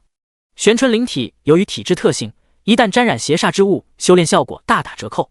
沈云不让他借气血快速提升修，获得纯阴，显然是为了玄春灵体更加纯净。与此同时，一道金色提示在华夏区玩家上空亮起。华夏区公告：当前所有攻击血魔宗玩家自动退出任务，攻打势力任务失败，血魔宗胜。奖励发放：准地级秘籍1本，9阶秘籍6本，8阶秘籍12本。秘籍、丹药、法宝3种奖励比血魔宗的物品都高了1级。大量奖励看得玩家们眼都用了红了。卧槽，不应该是沈云被灭宗吗？这才过去几分钟就输了，请的演员吧。到底发生了什么事？下线看看直播回放去。准地级秘籍啊，到底是哪个傻鸟用的攻打令？你这不是白给吗？操，这还玩个屁！全有宗门大阵，这该死的老六！我知道了，肯定是沈云想来个反差，自己用的攻打令，然后用宝物一波清人，顺便记住攻打他的玩家们。哈哈哈哈，都掉坑里了！跪求加入血魔宗@沈云，让我学准地秘籍，你就是我亲爹！怎么会这样？正在刷怪的凌晨看到华夏区公告，低声怒喝，这可把他气的人都抖了起来，脸上火辣辣，犹如被人抽了记耳光，面红耳赤。准地级秘法，9阶秘籍，这和资敌有什么区别？一旁的林月儿看着玩家聊天框，心中无奈，怪不得之前他提心吊胆的，没想到沈云的底蕴已经强悍到了这种地步。宗门大阵，而且是能秒杀数位凝魂境 NPC 的宗门大阵，可对方的宗门只有1级，想来是用声望购买的。见凌晨坐在石头上沉默不语，林月儿安慰道：哥，事已至此多想无益，至少我们知道了沈云的底牌。唉，凌晨轻叹一声，拿起长刀继续刷着怪。眼下看来，沈云的功法并没有地级，不是购买了8阶秘籍，就是购买了这个强大的阵法。可现在他却白白送给对方一个准地级秘籍，越想凌晨越郁闷，奋力砍杀着眼前的花妖。准地级秘籍全球产出才6本，林月儿紧抿粉唇，心中担忧。这一次他们算是自己砸了自己的脚。血魔宗外，当沈云在一处密林中找到7名凝魂境修士的气血吸收后，修为已然达到了凝魂境3重天。玩家沈云，所属势力血魔宗宗主，修为凝魂境3重天，经验值2361200，装备3阶中品浮云靴，4阶上品银血剑，5阶中品破魂锥，灵根凡品，体质普通宝体，神魂2品，个人声望249280点，经验值涨得还挺快。关闭个人面板，沈云笑着收了周身血丝。30万一件地级物品自然涨价了，但白拿的经验值就在眼前，他觉得完全没必要压等级，先收了再说。反正有人送了本准地级秘籍给他，算是大赚一笔。想到这，沈云眯眼看向不远处刷新的玩家，仓皇逃窜，森然一笑，还得谢谢老板打赏的准地秘法呀。第76章，宗门再添一笔底蕴，学习准地秘法。还好事先建设了宗门大阵，暗自低语的沈云收敛神色，转身飞回了血魔宗。他斩杀的玩家何其多，被老六阴太正常了，不至于让他惊讶。至于能来观战的玩家，要么都把东西放仓库了，要么都是低阶修士凑热闹，没报价值高的宝物。没一会儿，沈云从天儿降落在了血魔宗广场上。此时安妙龄、于西等人已经吸收了数万玩家的气血，每个人看上去都脸色酡红，气息透体而出，周身血气沸腾。修为最高的自然是安妙龄，已经达到了轮海境1重天，于西和青烟已经到了聚灵境9重天。一梦没吸收气血，依旧保持聚灵境6重天，和小仙女顾雨柔5人相差不大，都在5、6重天。显然想要跨过轮海境，宗门内外数万低阶玩家的气血还不够他们分的。沈云打量众人一番后，点开宗门聊天框，看着玩家们之前的发言，语气淡漠。记录宗门聊天框内没有隐藏信息的玩家们，查找他们在现实的身份。等你们都到了轮海境1重天，去现实中将所有人击杀，胆敢违抗，斩！闻听此言，什么？顾雨柔、林岩等刚进入宗门的5人瞳孔一缩，尤其是林岩，整个人都僵住了。背脊发寒的他看着神色淡漠的沈云，内心惊惧不已。这件事只有安妙龄4名长老知晓，林岩5人今天才知道。沈云打量了下5人神情后，将目光锁定在了林岩和金光、芭比、雪倩的身上。和其余5人相比，2人的身体素质更加出色。这一次吸收完凝魂境修士的气血，他体内邪物也多了不少，需要好好炼化一番。最终，沈云将目光锁定在了金刚芭比身上。你准备去内室助我修炼？长老随我去修炼准地秘籍。雪倩微微错愕后，扫了眼面色不安顾雨柔4人，抿了下粉唇，拱手一礼：“是，宗主。”见沈云一行人走远，雪倩深吸一口气，压下激动的心情，前往了养心殿。刚才他看了我和林岩，却选择了我，想来我这身材更合他心意，得好好利用下这次机会。俏脸微红的他，脚步都快了几分。对于纯阴化阳法，他已经想通了，反正现实没影响，就算他不去，还有姚诗诗他们3个，更别说血魔宗这么大的好处和利益，外面有的是女人排队等着进来。当然也有女玩家不会接受，但既然敢加入血魔宗这种邪魔宗门的女人，本身就是为了寻求利益变强，可比寻常人接受事物更快。藏经阁内，走上8楼的沈云对安妙龄4人告诫道：“你们4人虽然能修炼准地秘籍，但圣阶剑谱不能落下，自己衡量得失。准地秘籍的灵石消耗量必然恐怖。沈云可不想宗门长老都是些空架子，徒有其表。至于灵石，就让他们自己赚取，全当一种历练了。什么都安排好，修炼出来也是温室中的花朵，难堪大用。谨遵宗主教诲。”4人笑着行了一礼。那可是准地秘籍，谁得到了不开心？反正他是宗主，说啥听着就是。当沈云5人来到一处书架后，一本洒发着淡淡紫气的古朴经书映入眼帘。准地集，虚空化道纸，一指即出万般寂灭，威力恐怖绝伦。简单朴实的介绍，却无不显现出霸气绝伦。叮！恭喜玩家喜得虚空化道纸手抄本。沈云又看了下其他6本刚奖励的9阶秘籍，从中选了本9阶上品的神魂秘法锁魂诀。神魂秘法极其罕见，9阶上品更不用多说，刚好填补了他神魂攻击的空缺。至于别的秘籍都极为普通，他并没有继续学习。身怀这么多高阶秘籍，初期灵石就是个大坑啊。沈云抿了抿嘴，转身走向楼梯。目前他的学了7种秘籍，攻杀威力足已经足够了，普通秘籍就没必要的学了。今天羽化飞仙阵开启，就消耗了300万下品灵石，其中很大一部分还是宗门内极品气运灵脉这几天催生的灵气，被地阵吸收，省下了不少灵石。而3位凝魂境修士轰击藏经阁大门，也是地阵护住了大门，这才拖到2万名玩家全都进入血魔宗。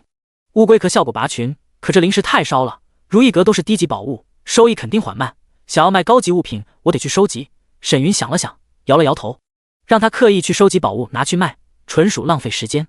实在不行，就选本宗门典籍卖给拍卖行去，反正这些典籍都是游戏奖励白给的。下了楼的沈云走出藏经阁后，闪身来到了大殿内室，推门而入，就见金刚芭比已经站在了屋内。仅穿齐腰灰裙的她，将健康的小麦肌肤展露无遗。长期锻炼使得她傲人的身材前凸后翘，极其火爆。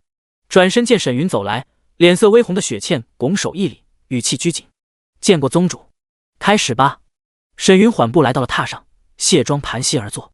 雪倩微吸一口气，右脚一点地毯，开始起舞。由于腰裙系着小铃铛，每次舞动都会响起悦耳的铃铛声。纯阴化阳法中的舞技中，除了端庄婉约如仙入尘，也有奔放热情的。如雪倩跳的就是肚皮舞，全身都被调动了起来，颤抖间将她的娇躯优势展现得淋漓尽致。尤其是她背对沈云时，素手撩起腰裙，就这么明晃晃地挪着小碎步凑近沈云，紧贴着跳起了肚皮舞。居然主动引导我的血煞气息，沈云微微眯眼，心中颇为满意金刚芭比的识趣，这样也能让他少花些心思，更快进入修炼状态。安妙龄是第2次修炼时才会主动引导，雪倩倒是有些眼力见。此时雪倩那张微带小麦色的脸颊酡红一片，咬着粉唇，眸中春意冉冉。这些招式也太前卫了，古人玩得这么花，就算是现代人的他都觉得纯阴化阳法的舞姿属实超前。几分钟后，雪倩察觉到沈云身躯微震，气息达到了极致，她右手连忙一探身后，运转纯阴化阳法，随即腰间铃铛一震，叮！恭喜玩家纯阴化阳法熟练度+3，当前第1层3100。腰间铃铛声渐渐停息，胸口起伏的雪倩长长呼出了一缕热气。呼！果然修炼起来伤害感官不大。想起安妙龄的提醒，雪倩抿着粉唇，素手扶在膝上，刚想支撑下，突然一打滑，呀！惊呼出声的雪倩差点摔倒，好在腰后一只大手直接给她按了回来。叮铃铃，力量有些大，震得她腰间铃铛一阵响动。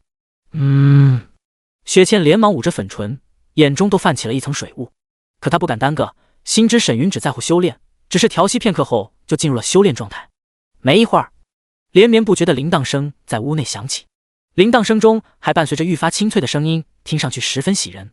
可只过了10多分钟，雪倩再也难以运转纯音法，绷直了身躯，瘫在了沈云的怀中。沈云顺手将她拦在怀中，嗅着她耳边的馨香，沉声低语，倒是差了些火候。紧抿粉唇的雪倩轻颤着眼眸，忍受心口上大手的安抚。等你们猎杀目标时，交给你一个任务。突然听到这句话，雪倩知道机会难得，强忍住浑身发麻的感官，双手紧紧抓着床沿，颤声轻语：宗主请说。小倩保证完成。第77章隐藏任务，资质觉醒。雪倩的声音有些口齿不清。沈云修炼还未结束，自然不想她咬舌影响了状态。他抬手将食指伸入雪倩的口中，防止她咬舌，在其耳边悠悠低吟：任务很简单，你和林岩一起行动，要是他有异心就杀了。耳边的温热加上这句话的冲击力，让雪倩瞪大了双眼。那双修长健美的双足后跟更是连连踢着柔软的地毯。祝你修炼都杀！好狠辣的心啊！雪倩心生惊惧的同时，对沈云狠辣的心性和手段又有了新的认知。或许只有这种人才能在未来尔虞我诈的环境中生存得好好的。直到雪倩渐渐平静下来，才轻应了声不过她并没有松口，而是脸色泛红的粉唇紧抿，不放沈云的手离开。沈云扫了眼她眸中的羞意和胆怯，任她为之。而他的左手则运转灵气，拂过雪倩紧致的马甲线，帮其放松有些混乱的气血。不得不说，相比较其他人，雪倩修炼时更让沈云满意。体质不同给她带来的感官也是全新的，能很快进入修炼状态，算是无形中的 buff 了。突然见沈云这么温柔，雪倩莫名有些娇羞。直到恢复状态后，她这才微微张口，小心翼翼抓着沈云的手腕，落在了腰间。没一会儿，铃铛声依旧。第二天一大早，沈云就前往了附近的城中修炼室。修为突破至凝魂境后，他的心法增加了一层，加上获得的虚空化道纸和锁魂诀，正好刷波熟练度。黑石城内，正在做任务的玩家们看到沈云入城，如蝗虫退散。这魔头一到啊，哪里就死一片。此时不跑，更待何时？就算沈云进入了修炼室，众人也不敢多待。刷！房间内，沈云挥手放下10万颗灵石后，取出了银血剑，暗自低语：先把天剑破穹刷出来。随即他开始运转问道剑诀，起手挥剑。刷到第4层后，天剑破穹就自动掌握，算是又多了门攻杀手段。刷熟练度无疑是枯燥的，但和玄天世界中动辄10天半个月的修炼时间相比，这已经很简单了。不过沈云发现，到了第4层像是一道坎，消耗的灵石逐渐加剧。随着时间的推移，10万灵石堆已经消耗了1/3。叮！恭喜玩家突破问道剑诀第4层圆满，领悟天剑破穹。当前熟练度400/400，消耗灵石32000，3层才12000。沈云甩了甩酸胀的手臂，收了银血剑，盘膝调息。接着他将葬生古诀、化道纸、锁魂诀、游龙九闪、血煞印和血崩指一一拿出来修炼。直到第2天中午，运转葬生古诀的沈云才缓缓睁开了双眼。呼！1天的时间，包括地经在内，7本秘法都达到了4层。消耗量最大的无疑是葬生古诀，上4层灵石翻了1倍多，用了13万。准地级的化道纸从0到4层，共计93000多灵石。而9阶锁魂诀，沈云因为有2品神魂的加持，直接来到了第5层，花费了39000多颗灵石。等他的神魂到了3、4品的时候，锁魂诀又能提前修炼1层。这就是资质的优势。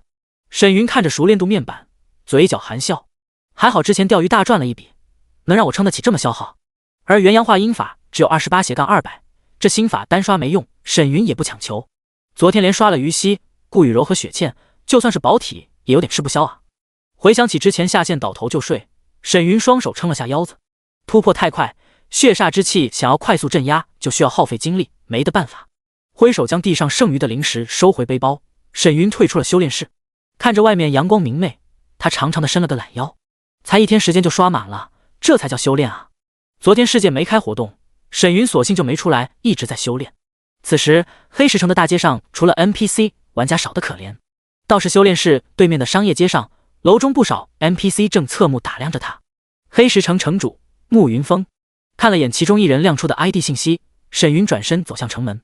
显然，苍梧镇被玩家清空一事已经传到了异界修士的耳中。这煞星总算走了。楼中的慕云峰和4名同僚相视一眼，眼中尽显苦涩。眼下他们修为被压制，虽然比沈云强，可这魔头昨晚的宗门大阵居然是地级。一到地级，不管是功法还是大阵，激发就有万千紫气萦绕。玩家们描述1、2，他们就能猜出。哪怕是准地级的大阵，对他们来说都有些匪夷所思了。这种异界新秀，他们并不想轻易招惹。和杀不死的玩家们相比，异界修士申允就返回玄天大陆了。若这名玩家执意出手，他们再拼杀不迟，一切以自身机缘为重。走在大街上的沈云看了下宗门聊天框，并无大事发生。没有特殊情况下，安妙玲等人也不会打扰他。就在这时，好友列表中弹出了一条信息：翠微谷掌门柳如是、沈道友近日可好？有空否？叮！玩家收到隐藏任务资质觉醒，完成任务后获得资质觉醒，请问是否接受？觉醒任务，沈云双眼一亮，看来好感度的福利来了。随即他心念一动，接受。叮！恭喜玩家接受资质觉醒，可前往翠微谷寻找柳如是领取。柳掌门，你我何须多言？若有事上刀山下火海，但说无妨。沈云回了条信息，直接将自己的人设变成了个忠肝义胆之辈。我都豁出命了，你不得给我加个好友度。沈云笑着来到传送 NPC 前，锁定翠微谷坐标。柳如是、沈道有仗义，若是成对你我皆有益处。如是在翠微谷外的花瓶等候。抠门嘀咕一声，沈云眼前一花就出现在了翠微谷外的安全区。刚一现身，他就看到不远处一大群玩家正打量着站在花瓶边欣赏着花海的柳如是和翠微谷女弟子。柳如是好美啊，怕是华夏区第一女神了。一名女玩家眼都冒星星了，一袭白衣配白发，微风荡起的发丝和白裙将柳如是渲染得如天上仙人，无比脱俗。尤其是她的面容堪称绝世倾城，见她犹如一朵开着万丈高崖上的雪莲，不染尘埃，难以靠近。可她的眼神无波看着有些呆板，让周围人扼腕痛惜。如果她是唯一 NPC， 将会更加完美。柳如是咋连零食都送不出，好感度也刷不到？难道是我修为太低了？她那女弟子有人靠近就红名，还会发出攻击提醒，简直无语。我摊牌了，我恋爱了。这时，众人见观花海的柳如是缓缓转身看向了人群后，玩家们目露疑惑，齐齐转身。只见一袭金纹黑衫、气宇非凡的邪魅男子缓步走来。卧槽！沈老魔！众人目露惊疑，连忙散开。而在场10多名男同胞听到柳如是开口后，瞬间心中拔凉。麻烦沈道友了。无妨。沈云淡然点头，和柳如是联袂而去。烈阳刺目，一人邪气纵横，一人出尘不染。乍一看，两人的背影有着诡异的违和感。沈老魔不会刷柳如是当道侣了吧？不是人啊，连没有智能的 NPC 都要，无法无天他。可恶，修为高就能为所欲为？不行，我要去当反派。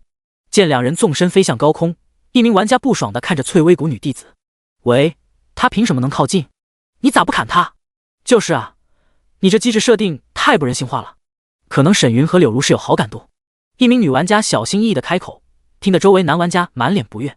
我们不知道啊，需要你多嘴。凡俗之人妄想触及天人，痴人说梦。白旭懒得理会众人，转身飞向了翠微谷。几日不见，他都到凝魂境3重天了，希望太上有他的帮助，能开启资质奖励吧。第78章入藏神山，机灵的异界修士。虚空上，柳如是祭出非洲和沈云，前往了此行的目的地藏神山。觉醒任务，前往藏神山获得觉醒机缘。柳如是，任务要求携带凝魂境玩家1名，符合条件。任务奖励，完成任务后，玩家将自动提升某项资质，奖励等级视任务完成度而定。这任务类似网游中的职业觉醒啊。沈云关了任务面板，嘴角含笑。一旦完成了觉醒任务，玩家们的资质就会提升，修炼速度也会获得增幅。得知了有觉醒任务，他很为玩家们感到开心。到时候再收几个有资质的女玩家，助他修炼绝对如虎添翼。哪怕放在玄天大陆，像他这种待遇的修士也极其罕见。毕竟双修手段太过偏离，有资质的女修还真看不上这种邪门歪道。这可都是满满的资源，沈云自然开心了。柳如是见他面带微笑的模样，轻声提示：沈道友，此次前往藏神山寻找机缘的皆是凝魂境强者，还请谨慎行事。还有别人？不需要玩家组队就能去？沈云一脸疑惑地看着他。几日不见，柳如是已然达到了凝魂境2重天，从中就能看出，不仅玩家在游戏中升级快， NPC 和唯一 NPC 的设定也是相同，他们也能去刷怪，寻找突破机缘，或者做任务就能提升修为。柳如是点了点头，这是自然，每个人的任务限制不同。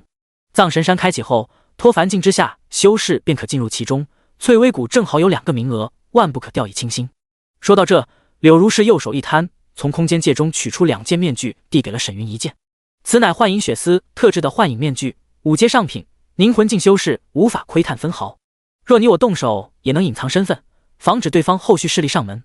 沈云接过后，看着戴上面具幻化成一袭灰白长裙、清秀少女的柳如是，好笑道：“柳掌门怕打了小的来了老的，你这么明显的招式，戴面具也没用，暴露我不得被坑了。”柳如是心中无语，随手取出一把佩剑，目露疑惑地看着他。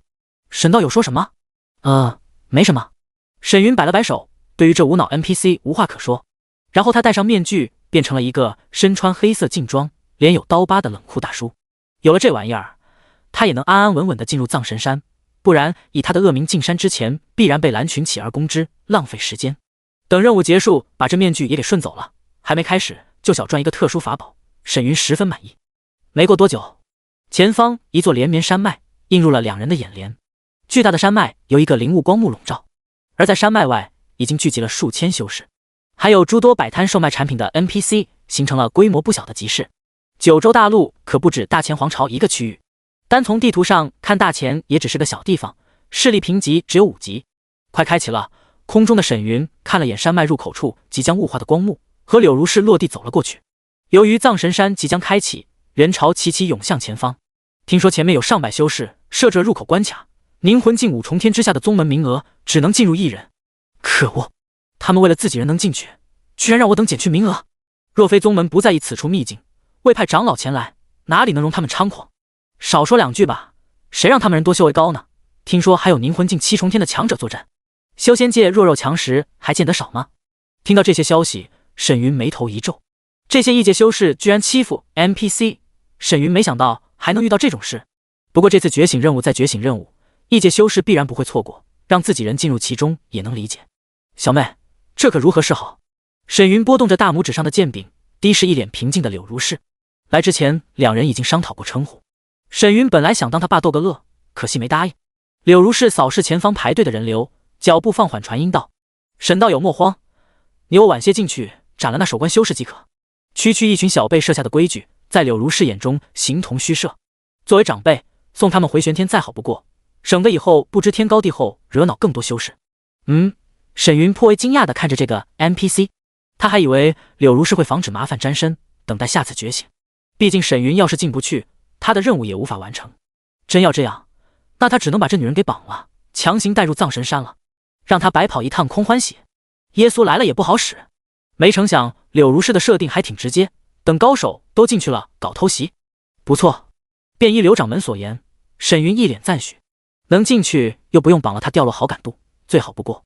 既然有了定夺，2人也不急，晃晃悠悠地随着人流朝前走去。几分钟后，咔嚓一声脆响从前方传来。与此同时，一道游戏提示在藏神山的光幕上浮现，温馨提示：藏神山秘境开启，修为限制脱凡境之下，进入人数1000人。藏神山开了，走！排队的众人齐齐抬头，只见浓郁的灵雾从藏神山入口喷涌而出，而透明的光幕也在这一刻被灵雾覆盖，难以看清里面的场景。咻咻咻！一道道残影激射冲进入口，引起了外围人群一阵骚动。可还有数名强者守在门口，散发的威压让所有人如山岳压顶，不敢轻动。人群中的沈云目视人数显示，和柳如是刻意调整前进的步伐。10多分钟后，当入口处再无强者守候，沈云低声传音：“我来处理他们，速战速决。”话音一落，他右手一把抓住柳如是手中剑鞘，脚尖一点地面，如游龙腾空而起。翠微谷为2级宗门，柳如是所学秘籍显然不高，一旦他和对方缠斗被拖延住，甚至当场就嘎了，沈云可不想因此错失这次觉醒任务。柳如是则运转身法，如柳絮般跟在他的身边。咻！10多名守在入口的修士们听到破风声，抬头见虚空一道剑气强盛的黑色人影袭来，脸色一变。是剑修？大胆！怒吼声中，众人齐齐祭出法宝护在身后，闪身溜入了秘境大门。这都啥时候了，还守个屁！进入藏神山要紧！而门口处排队的修士们更如灵猴般窜进入口。看到这一幕，在场修士一脸懵逼，随即兴奋大吼：“他们走了，快冲进去！还剩100多个名额！”这些修士还挺机灵。沈云扯了扯嘴角，化为一道残影冲进入口。第79章昆仑太上 vs 沈宗主互演。一入藏神山，浓郁的天地灵气扑面而来，呼，比外界强了10倍不止。沈云见周围并无其他修士，深吸一口气，感慨出声。一旁的柳如是环顾眼前密林，轻声道：“沈道友，藏神山开启有2天时间，其中不仅有觉醒机缘，还有各种宝物，我等需小心行事。”听着他的解析信息，走在密林中的沈云询问道：“你知道自己觉醒任务的线索吗？”柳如是点了点头。2日内藏神山会有异变，到时自会感应到。说到这，他眼眸一颤，只见沈云已经急冲向了前方密林，他的神识强度应该是2品，随即他闪身追去。当2人来到一处空地，就见满是落叶的地面上，一株红雾萦绕的血色灵芝散发着浓郁的药香。5阶上品幽冥灵芝，药效气血大补之物，5阶爆血丹，还阳壮气丹主要之一。采集方式：切断根茎，破损灵芝表体会导致药效流失。开局就是5阶，这秘境产出挺惊人啊！沈云双眼一亮，扫了眼不远处斩杀了护药妖兽的修士，对柳如是低声道：“小妹，你帮我守住片刻功夫，兄长前去即可。”柳如是直接抽出长剑，转身凝视前方一脸怒气袭来的修士，有好感度还真不错。沈云笑着来到幽冥灵芝身边，屈指一点击，射出血丝刺入根茎，开始吸收灵芝浓郁的药力。等那名修士和柳如是战斗一番，他再来个英雄救美啥的，好感度那不是轻轻松松就刷上来了。叮！恭喜玩家吸收幽冥灵芝30缕药性，转化为30点凝魂镜精纯气血，当前经验值2681200。之前沈云的经验值是236，多出来的2点是和雪倩双修所得，芝麻点的经验值不提也罢。无耻小贼！远处冲来的王浩见沈云这货开始吸他的灵芝，脸都气歪了。他好不容易斩杀4阶妖兽，居然遇到这2个捡便宜的。见2人最高才凝魂镜3重天的修为，他更是怒不可遏，抬手击出一道掌印，直接轰向了幽冥灵芝。咻！气息强劲的掌印裹挟着劲风席卷而去，幽冥灵芝可经不起吹打。小妹撑住啊，马上就好。沈云焦急出声提醒，不打起来他收啥好感度？有他略阵，柳如是不至于有生命危险。兄长莫慌！柳如是面色凝重，闪身急冲，持剑斩向掌印。春雨，刷刷刷！一道道软绵绵的剑影切割向了威势非凡的掌印。可凝魂镜4重天的强者一击，哪里是他能仓促抵抗的？轰！震耳的攻击余波中，柳如是嘴角溢血，惨白着脸连连后退。好在这一剑抗住了掌印的攻击余波，并未波及幽冥灵芝。哼，无脑之辈！王浩眼中怒火消散，如鬼影般来到了柳如是背后，一掌轰向他的后心。之前那一掌，对方既然敢仓促应接，显然是游戏 NPC 了。换作玄天修士，哪里敢如此莽撞？面对这种数据人物，王浩觉得发怒倒显得他格局低了。斩杀完2人抢了空间借物品也就罢了，感受到背后劲风袭来，柳如是盈盈一握的柳腰以诡异的姿势一转，持剑横荡，砰！噗！这一掌直接将柳如是轰飞了出去，口中鲜血喷涌的他在空中划过了一道凄美的痕迹。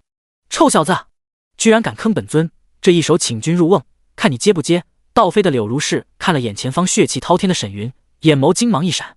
觉醒任务可不简单，要是沈云怕死了爆装备，半路退出，那他的任务就无法完成了。凝魂4重天的修士还不至于让他这般凄惨。柳如是这么做，只是为了让这小子看看他的实力并不是很强，是否愿意继续做任务。如果2人貌合神离，他可没有玩家的复活机制，早点做考虑才是上上之选。扑通一声，落地的他直接砸在了枯木中，翻了好几个圈才停了下来。该说不说，昆仑太上的演技相当逼真。场中，王浩转身见煞气汹涌的沈云、目露冰寒，还挺像一回事，嗤笑道：“斩了你们依旧不亏。”话音未落，他直接丢出一件石陀法宝，手捏法诀，沉声低喝：“太玄月！”嗡！石陀瞬间化为一道巨型山岳，从天而降。山岳位置，恐怖的压力直接将周边密林碾断。然而王浩惊疑地发现，前方男子散发出的煞气血雾，居然能抵抗山岳威压。运转藏生古诀的沈云，右脚微屈，一握手中长剑，呛！长剑抽出的刹那，强悍的剑气突兀地从其身躯上散发开来，将满地枯叶化为了齑粉。破穷！森然低喝声中，沈云一跺，地面身形瞬间消失。轰隆隆，一脚之力，大地凹陷，烟尘四起。瞬息间，唰！一道萦绕着璀璨经文的剑芒破开烟尘，如横跨时空，直接掠过了满脸震惊的王浩脖颈。圣阶剑诀，额头青筋暴起的王浩费力出声，随即仰头后倒。打死他都没想到，之前那女的这么菜，这男性 NPC 居然掌握了圣阶剑诀。游戏中圣阶秘籍是8级宗门的标配，可对方隐藏身份信息，必然是天道设定下获得了机缘的普通 NPC， 亦或是玄天修士。可恶的老六！心有不甘的王浩轰然倒地。噗！浓郁的鲜血从其脖颈上喷射而出，在沈云背后形成了一道血色喷泉。见柳如是还能坐起来，服下一颗丹药，来到近前的沈云低声询问：“刘掌门感觉如何？下次可不能这般莽撞了。”这大姐的设定还真直接，居然用身体去当对方的掌印，随便一道剑气加上他的实力，震散攻击余波就行，哪会这么快受创？这让沈云想起了鹰挂门的 NPC 刘清风，也是莽夫行径，少了些灵活性，直接被人给偷了。沈道友无需担心，休息片刻就好。我见道友急需幽冥灵芝，这才不想对方破坏了。柳如是摇了摇头，示意无碍，心中却颇为吃惊。好玄妙的剑法！以他的眼力来看，沈云之前施展的剑招气势极其强盛。虽然对方修为尚低，但剑招大势已成，这明显是圣阶剑典中最顶级的存在。一旦修至高深处有修为的加持下，威力恐怕非凡。下次不敌便撤退，保命要紧。沈云低声嘱咐。和勾心斗角的人相比，这种有好感度的 NPC 更加单纯简单。要是死了，好感度清零不说，连觉醒任务都没了，直接血亏。他想刷好感度，还需要谨慎些。好，柳如是颔首点头，眼眸闪动。不错，看来他是打定主意做觉醒任务了。沈云不再多言，抬手区指点向王浩尸体。咻！一道血线从他指尖飞出，刺入了对方的身躯，吸收着精血。叮！恭喜玩家吸收凝魂镜4重天精血186缕，转化为635缕凝魂镜3重天修炼点。当前经验值9441200。药力吸收的不多，可杀人气血给的是真猛。要不了多久就突破到脱凡境了。沈云微微一笑，运转藏生古诀镇压血煞的同时，查看了下王浩的空间戒。下品灵石3万多颗，法宝最高是4阶上品的太玄月10坨。5阶秘籍不是手抄本，应该是他自己获得的，其余低阶宝物60多件。和新手村周边的 NPC 比，外界修士的资源无疑更加丰富。第80章，仗义出手，全嘎了。见没什么特殊的宝物，沈云收了空间戒，对正在调息的柳如是正色道：“刘掌门安心休养，此地有我守候。”语气郑重，颇有种谁来了就弄死谁的架势。从未有人如此坑过本尊，柳如是心中无奈，看着他目露感激。多谢沈道友。叮！恭喜玩家获得柳如是好感加3，当前好感度32点。这小子让他去拦着王浩，摆明了为了后续刷好感度。就比如现在，按照 NPC 设定，这时候就是沈云收获好感度的时候了。柳如是早就察觉，也借着好感度要请君入瓮的原因之一。显然，两人都在算计对方。才3分，蚊子腿也是肉啊！沈云吧唧了下嘴，闪身来到树枝上，靠着假寐。觉醒任务还未触发，秘籍熟练度也刷满了。这时候他算是难得偷闲了。半个时辰后，柳如是的伤势已无大碍，两人一同离开了这里。身为2级宗门的掌教，柳如是对于山上的灵草灵药都会采摘一番，说自己不用的还能带回去给弟子们使用。沈云就显得有些懒散了，2、3阶的药材他都懒得动手。当柳如是采摘完一株3阶草药后，回头见沈云眺望不远处3名修士攻击着4阶妖兽，他连忙上前拉着他的剑鞘，快步离去，传音提醒沈道友莫要观望，很可能会引来杀身之祸。他是真怕这小子莽过去抢一波，到时候一大群人追着他们砍就麻烦了。刘掌门放心，我只是在观看山川脉络，似是有所感悟啊。沈云语气感慨，一脸所获非凡的收回了视线。哦，柳如是回眸，见距离拉远了，这才低声道：“沈道友天资非凡，这都有所得。”沈云眼中尽是满足之色，随即从袖口中取出一条毛毛虫，吩咐道：“刘掌门且在这等我片刻，我去近距离观摩一番。这是多灵虫，有人靠近我就会过来。”沈云生怕感悟会消失的模样，将虫子递给他，快速消失在了林中。你还真把本尊当傻子了。柳如是无奈摇头，屹立在了原地。既然要当普通 NPC， 他早有觉悟。沈云忍不住要去打劫其他人，柳如是只能任由对方去了。一个刚建立宗门就能设下地阵的玩家，两者结合气运，堪称逆天。因为地阵唯有圣地和荒古世家才有传承留下，他必然还有别的底牌，形势才会如此肆无忌惮。前些天血魔宗被攻打时，柳如是就收到了系统提示，是否前往助战。他去枫林山远观一番后，才知道这家伙远不是表面这么简单。有底牌也好，至少完成任务的几率更大。柳如是抛了抛手中瞪着眼，一脸蒙圈的毛毛虫。多灵虫为2阶妖兽，专吃灵果。多灵虫巴掌长3指宽，全身绿油油，脑袋比身子大1圈，看着傻里傻气的。他除了能感知到方圆100米内有陌生人靠近会害怕，毫无攻击力，毛用没有。不过这玩意儿还挺罕见，是沈云挖宝活动时获得的。此时沈云正一脸兴奋地急冲前方战场，只见3名凝魂3重天的修士正在林外草原上围杀一只4阶地龙。地龙怒吼，修士陈喝，泥土杂草纷飞，战斗场面极其火爆。如此激情，看得沈云气血都开始翻涌了。一路走来，他看着一个个修士攻杀妖兽，浑身就像被蚂蚁爬一样难受。起初沈云还打算安稳点，等搞完觉醒任务再说，可一个个经验宝宝晃人眼，让他手痒难耐。反正柳如是身为普通 NPC， 没什么思维，让他稍等片刻就行。见草原上3名修士遥望而来，沈云紧攥手中长剑，直接冲出了灌木丛，一声仗义大喝：诸位道友莫慌，我来助你们！正在攻杀地龙的3人第一时间放缓了攻击频率，余光警惕地扫视沈云。20多米长的地龙已经浑身是伤，只能被动防御，跑不了多远。谢了，我等自行处理。3人中一名身穿金裙的柔美女子，手持绸缎法宝，语气拒人千里。在秘境中最忌讳陌生人靠近，这是修士间的潜规则。可对方隐藏信息行为如此莽撞，看着和普通 NPC 一样，属实让人无语。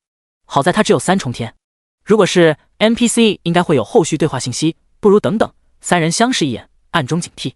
听到女子开口，沈云脚步一顿，直接抽出长剑，看向金裙女子，气愤喝道：路见不平拔剑相助，我辈剑修当仁不让，你莫要小瞧我。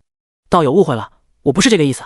话音未落，沈云甩了个剑花，手中长剑悍然插入地面，森然低喝：惊蛰！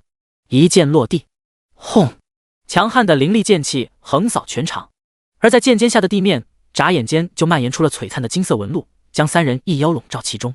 感应敏锐的地龙3角眼一瞪，一头扎入地面4肢狂挖土坑，而金裙女子3人更是瞳孔一缩。圣阶秘籍，快撤！可恶贼子！法灵绸缎，下一刻，咻咻咻，一根根萦绕经文的杂草拔地而起，化为金色长虹，当场将3人一兽覆盖。噗噗，来不及逃窜的2人一兽当场饮恨，被洞穿成了马蜂窝。咔咔咔，磨牙的金属交击声在虚空金色帷幕上响起。哪怕有法宝防护，强悍的剑气攻杀力道震得金裙女子脸色苍白，体内灵石更是扛不住法宝的防御消耗。单纯的圣阶剑点绝不可能这么强。金裙女子满脸怒容地瞪着下方刀疤中年男子，难不成对方是玄天老一辈强者？可他从未听闻有这等诡异的剑诀，居然能借大地之势取一叶杂草，就有如此强悍的杀伤力。只过了片刻功夫，一连串的金色杂草剑气直接洞开了金色绸缎的防御，从金裙女子身上透体而出。噗噗，一连串的金色剑芒在女子身躯上透体而出，鲜血飞洒，绸缎飘零，金裙女子也如断了线的风筝，坠落在地。沈云将其余2人的空间戒取下后，挥手收了4阶妖兽爆出来的宝物。嗨嗨，可敢报上姓名？刻着血的金裙女子柔美的面容上已如金纸，眸中满是愤怒地看着走来的刀疤剑客。貌似每个有背景的异界修士死后都会警告我。沈云像是想到了什么，皱眉一剑洞穿了目露不甘的女子头颅，将3人一妖的尸体收入空间后，他环顾四周，见不少修士躲在林中打量，闪身离开了这里。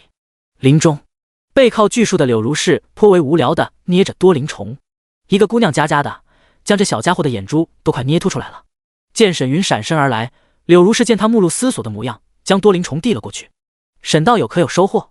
多灵虫都不等沈云抬手，甩着泪水横流的大脑袋，咻的一下挣脱魔爪，飞入沈云的袖口。收获非凡。沈云随意敷衍了句，2人再次赶路寻找资源。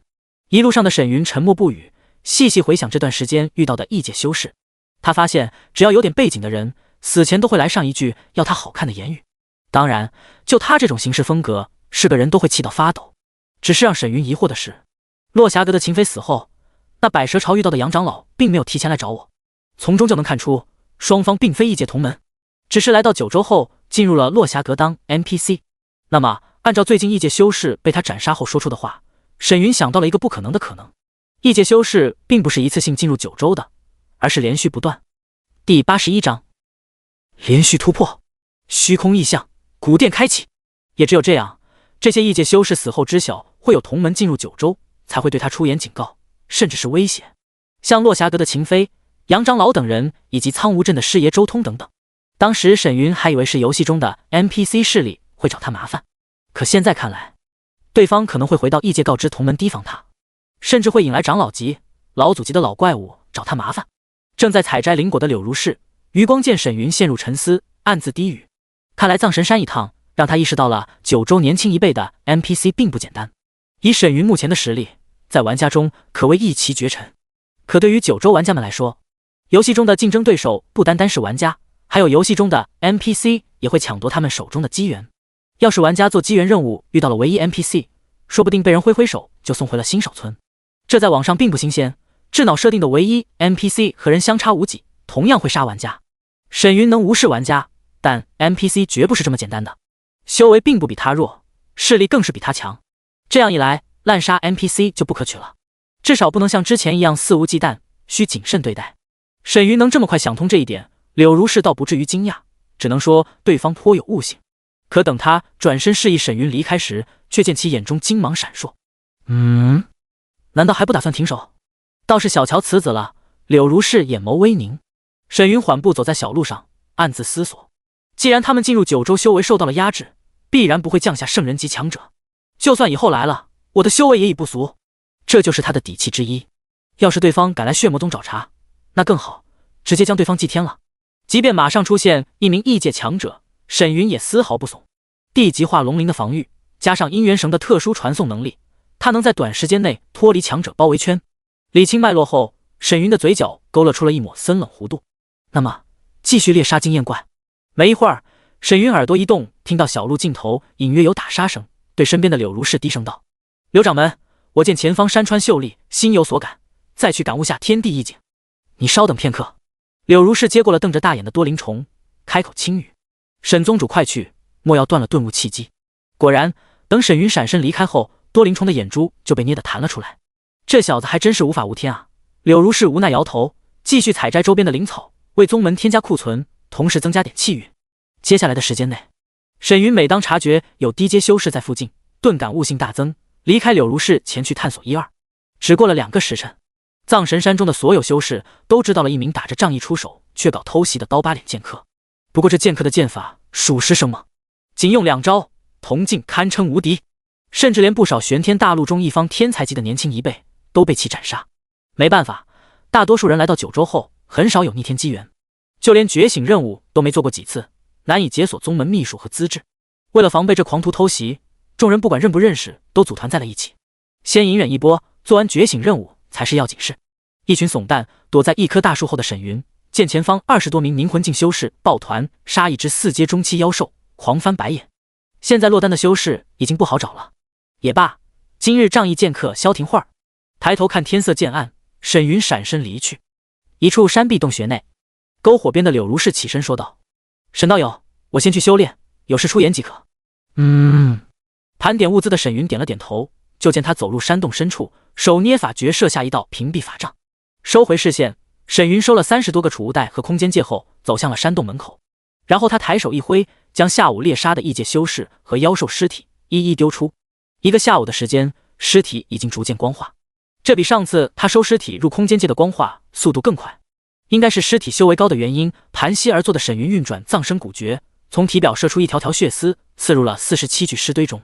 血丝蠕动间，能量庞大的气血涌入沈云体内，激得他体内血煞之气逐步提升，还差10多点经验值就能突破的他，呼吸间周身黑袍鼓荡，白光一闪。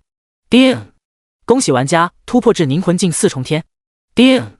恭喜玩家吸收凝魂境3重天气血1682缕，经验值转换中。恭喜玩家吸收4阶初期妖兽423缕气血，经验值转换中。恭喜玩家突破至凝魂境5重天。叮！恭喜玩家突破至凝魂境6重天。当前经验值72400。呼，低修为的经验转换越来越低了。见尸堆消失，沈云缓缓吐出一口浊气，手捏法诀，将周身散发的血煞红雾尽数吸入体内。内是藏生气海的他发现，黑色邪雾愈发浓烈，已经生成了5缕黑雾，邪气四溢。这比他在轮海境时增加的速度更快。好在他时刻吸收纯阴淬炼黑雾，不然邪雾会自动滋生感染气海，麻烦更大。回去后得多刷几波元阳心法了。暗自低语的沈云突然双目一凝，遥看远方，轰隆隆，藏神山大地一声轰鸣，震得树林万鸟飞空，百兽惊吼，直接打破了夜晚的宁静。而在藏神山深处，一道七彩霞光冲天起，幻化成了彩色涟漪，将周边照耀的亮如白昼。让人惊疑的是，涟漪之中隐约能看到一座被仙雾缭绕的灰白古殿，只是一缕影像，古朴厚重的气息从古殿中散发开来，席卷了整座藏神山。扑面而来的气息使得山中被惊动的修士们心中莫名升起一股望而生畏的惊惧感。古殿开了，机缘就在眼前。咻咻咻，一道道流光从四面八方急冲向了藏神山深处。山洞内，来到门口的柳如是凝视远方古殿虚影，轻声道：“沈道友，觉醒任务开启了。”走！一声低喝，两人化为残影激射而去。当众人来到彩色光幕下，才发现之前的大地轰鸣是一座山脉滑坡引起的。冲天的彩色光幕正从山脉下巨大的洞穴中发出。沈云和柳如是刚落定在一棵树上，就见一名紫衣冷酷男抓着一名昏厥的 NPC， 甩手丢入了洞穴中。丢出的瞬间，他屈指一弹，咻！黑色指芒击中 NPC 的身体，直接将他惊醒。啊！你干什么？惊恐的尖叫声中，修为被封的 NPC 坠落而下。是阵，这是不知道秘境禁制深浅的情况下，修士常用的手段之一。看这名紫衣修士的手段，显然不是善类。沈云暗自打量着场中修士，其中3人最为显眼。东边光头壮汉身穿兽皮，高达2.2米，胸膛上有黑色山岳纹身，气息十分彪悍，凝魂境气冲天修为展露无遗。西面一名年轻人一袭青衫，手摇折扇，气宇轩昂，在黑夜下周身散发银白光辉，如皓月般与空中玄月遥相呼应。在其身后还有一大批跟随者，其中不乏凝魂境5、6重天的修士。南面则是一名面罩轻纱，身穿白衣鎏金的婀娜女子，独自站立在一处岩石上。场中只有她能将气息收敛至寻常凡人的地步，相当不俗。NPC 穆银秋，凝魂境8重天。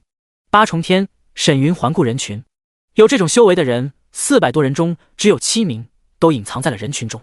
第82章，今日主打一个舍命。站在沈云身边的柳如是环顾在场500多人，翻了翻脑海中庞大的记忆。莽荒族的人，还有荒古瑶家的星华体，只有灵体级别，还未达到黄体。这名女子能将气息收敛到这种地步，资质拔萃，应该是某势力的圣女级人物。柳如是只能大致猜测场中修士身份，毕竟他这种老祖级的人物，不是闭关就是悟道，非一玉力压同被妖孽的修士，难入法眼。沈云二人打量众人的同时，心有所感的各方强者也齐齐看来，这自然引起了其他人的注意，回头看向北面的大树上。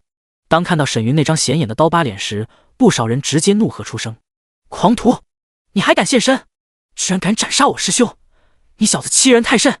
诸位，不如先将这恶徒就地正法，再入古殿。这么强悍的 NPC， 不早点杀了，那不是影响他们获得机缘吗？”可惜在场的强者没理会众人的起哄，凝视洞穴边的紫衣冷酷男。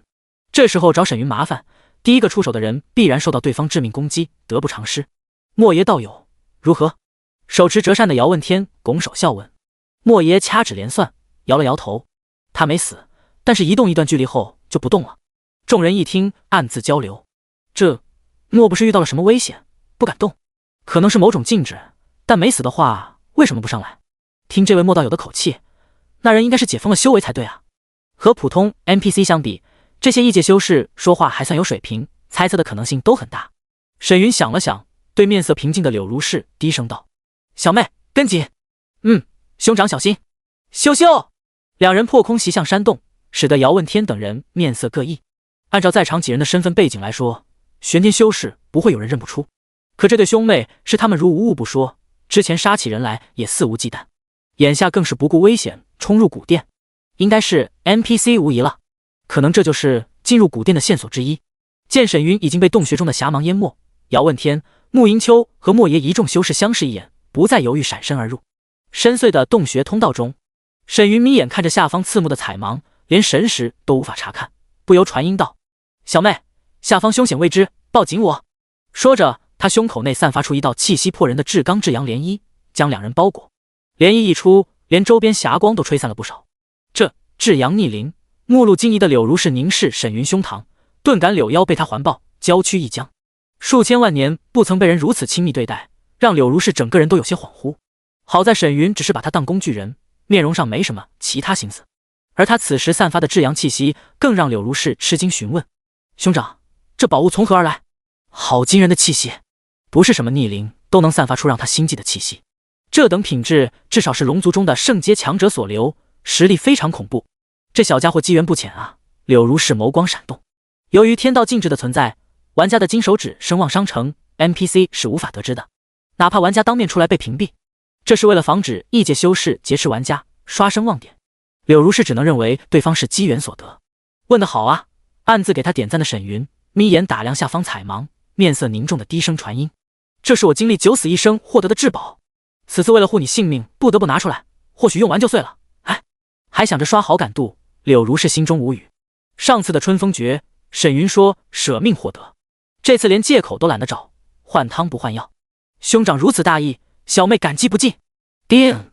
恭喜玩家获得柳如是好感度+4，当前好感度36点，小赚一笔。沈云一脸大度：“无妨，你我二人言谢就见外了。”随着两人的深入，下方的彩芒也渐渐淡化。当沈云冲出洞穴，才发现这里面别有洞天，上百根10米宽的灰色石柱屹立在漆黑的洞穴内。沈云闪身落在一处石柱平台，松开柳如是打量四周环境。石柱平台下是深不见底的深渊，而在数百米外，一座破败的灰白古殿映入眼帘。在古殿内，还有一个个颜色炫目的光团悬浮在殿中各个角落，标记着一行小篆 NPC 觉醒道具。显然之前山脉上的冲天彩芒都有这些光团散发的。咻咻咻！破风声中，外面的修士也闪身飞来，四散落在了周围台阶观察环境。收回视线的沈云将目光锁定在了前方被丢下来的 NPC 身上，对方确实还活着，只是身躯微颤，满头大汗的立在原地动弹不得。姚问天等人也在打量这名 NPC， 对于周围急冲向古殿的修士们无动于衷。论速度，这群人还不够资格和他们比较，远不如周围同级别高手，更加令人忌惮。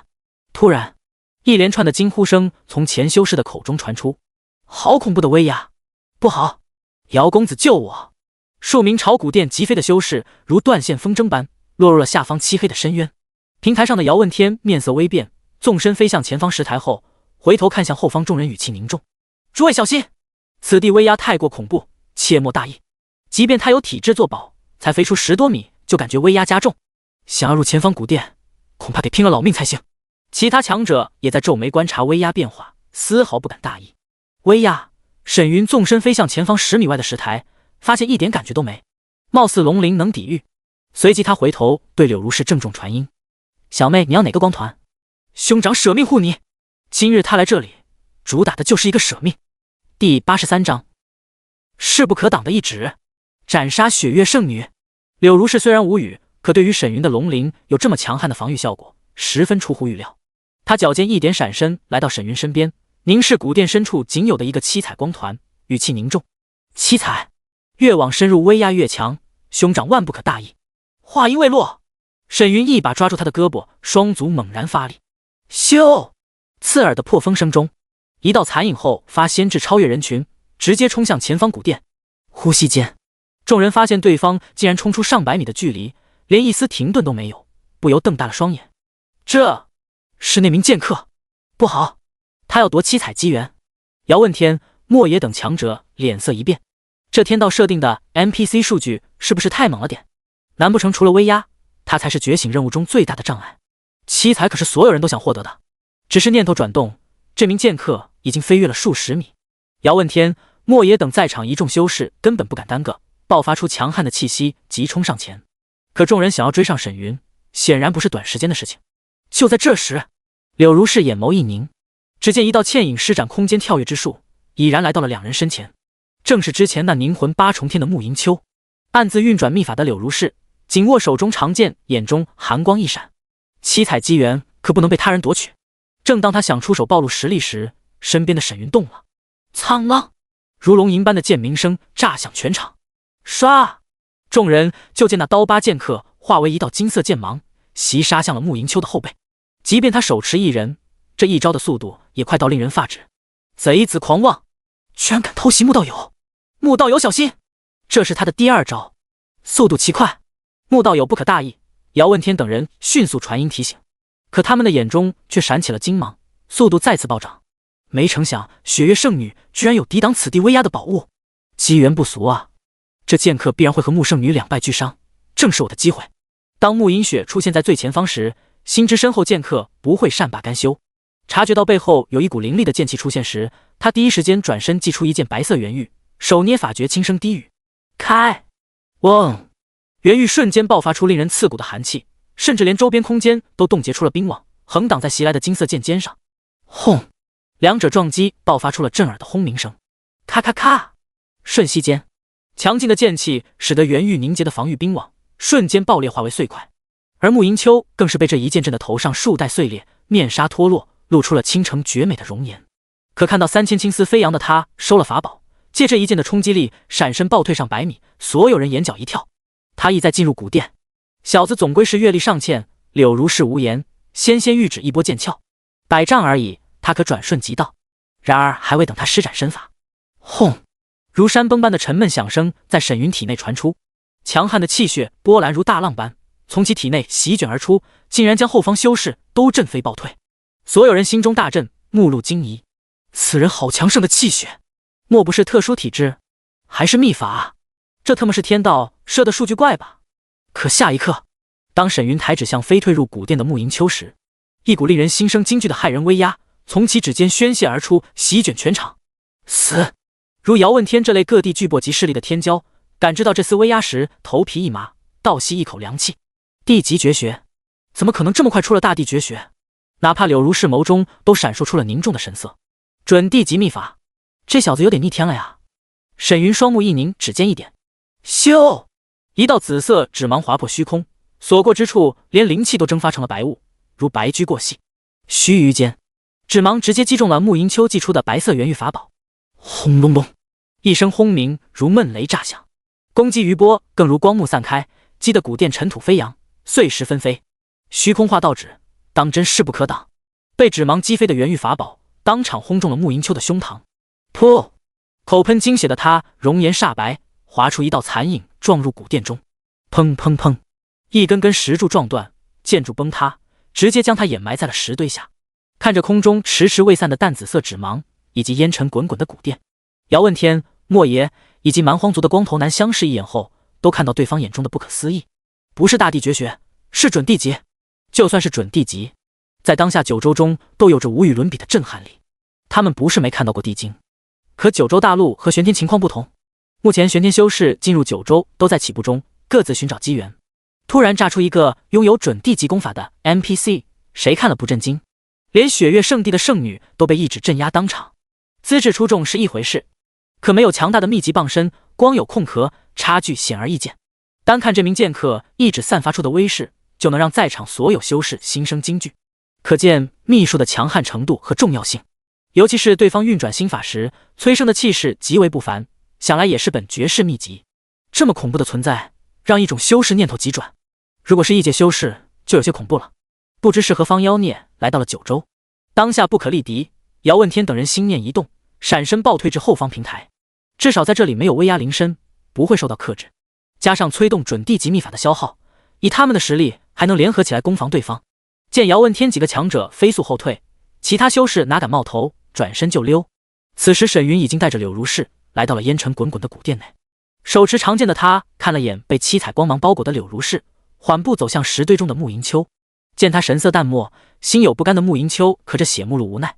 他很想问一句，为何他宁愿选择树敌，也不愿就此罢手？可面对这种心狠手辣之辈，求饶无用。因为穆银秋从这名剑客施展的剑术以及催动秘法时透露的强悍气血，大致猜出了对方的身份。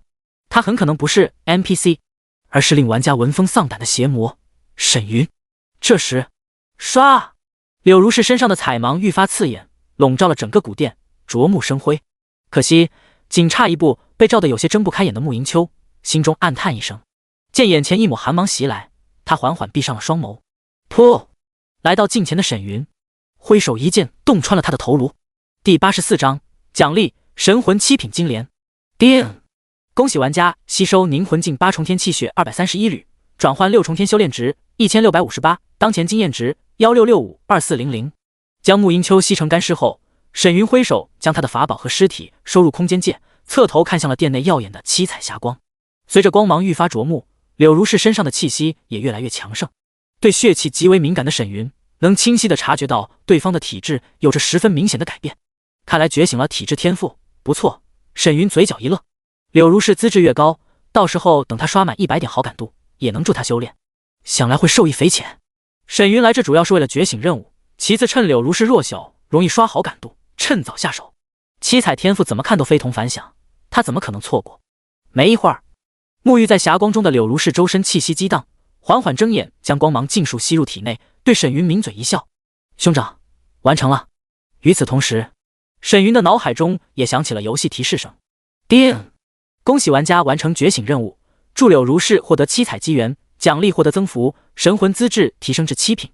”7品，沈云心中一惊，他还以为提升个1-2品已经不错了。当提示声落下的瞬间，沈云混沌识海中掀起了一股股神魂涟漪，璀璨的金色莲花接二连三地显现而出，7朵神魂金莲将他的识海照耀的金光四溢。可沈云还没来得及感受神魂变强的畅快感，一条金色提示从虚空浮现：世界公告，恭喜玩家沈云完成资质觉醒任务，开启华夏区主城检测大厅副职业大厅，开启修仙3大资质榜单：体质榜、灵根榜、神魂榜，奖励个人声望1份。注：距临近修士可前往主城检测大厅检测资质触发任务，事先完成隐藏天赋的玩家可再次触发觉醒任务，有几率增幅当前天赋。华夏区公告，恭喜玩家沈云入神魂7品，登顶神魂榜1，奖励个人声望1份。华夏区公告，恭喜匿名玩家拥有玄春灵体，登顶体质榜1，奖励个人声望1份。华夏区公告，恭喜匿名玩家拥有极品灵根，登顶灵根榜1，奖励个人声望1份。3大资质榜单一开，华夏区聊天框上弹出了上百条公告，而最低级的玄体、1品神魂、下品灵根都能上榜的情况下，3大榜单前100名分分钟就被玩家们占据。一旦激起千层浪，无敌龙傲天觉醒任务，沈魔头完成后都神魂7品了，这任务奖励也太变态了吧！丹帝在世666，7品神魂拒当炼丹师副业，能认证到9阶，神魂秘法也能比别人多学3层，简直是越阶金手指。匿名玩家，切，我早就完成了个人隐藏天赋，显然提前完成的玩家资质更高，只要苟住进入9级宗门，沈魔头你的优势荡然无存，注定成为我的垫脚石。匿名玩家，卧槽，沈老魔连灵根都没有就到凝魂境6重天了，我建议有灵根的玩家都去修魔，几天就能超越他，相信我。哈哈，距灵境就能去觉醒了，兄弟们组队走起！还别说，有了沈大佬不少事还挺便捷，不然鬼知道啥时候开资质检测大厅啊！这一波我占沈大佬，全民资质任务开启，无疑让所有玩家的热情暴涨。不是什么人天生就有修炼资质的，但觉醒任务的到来，人人都有机会更上一层楼。当然，如一梦这些人将会再次扩大个人优势。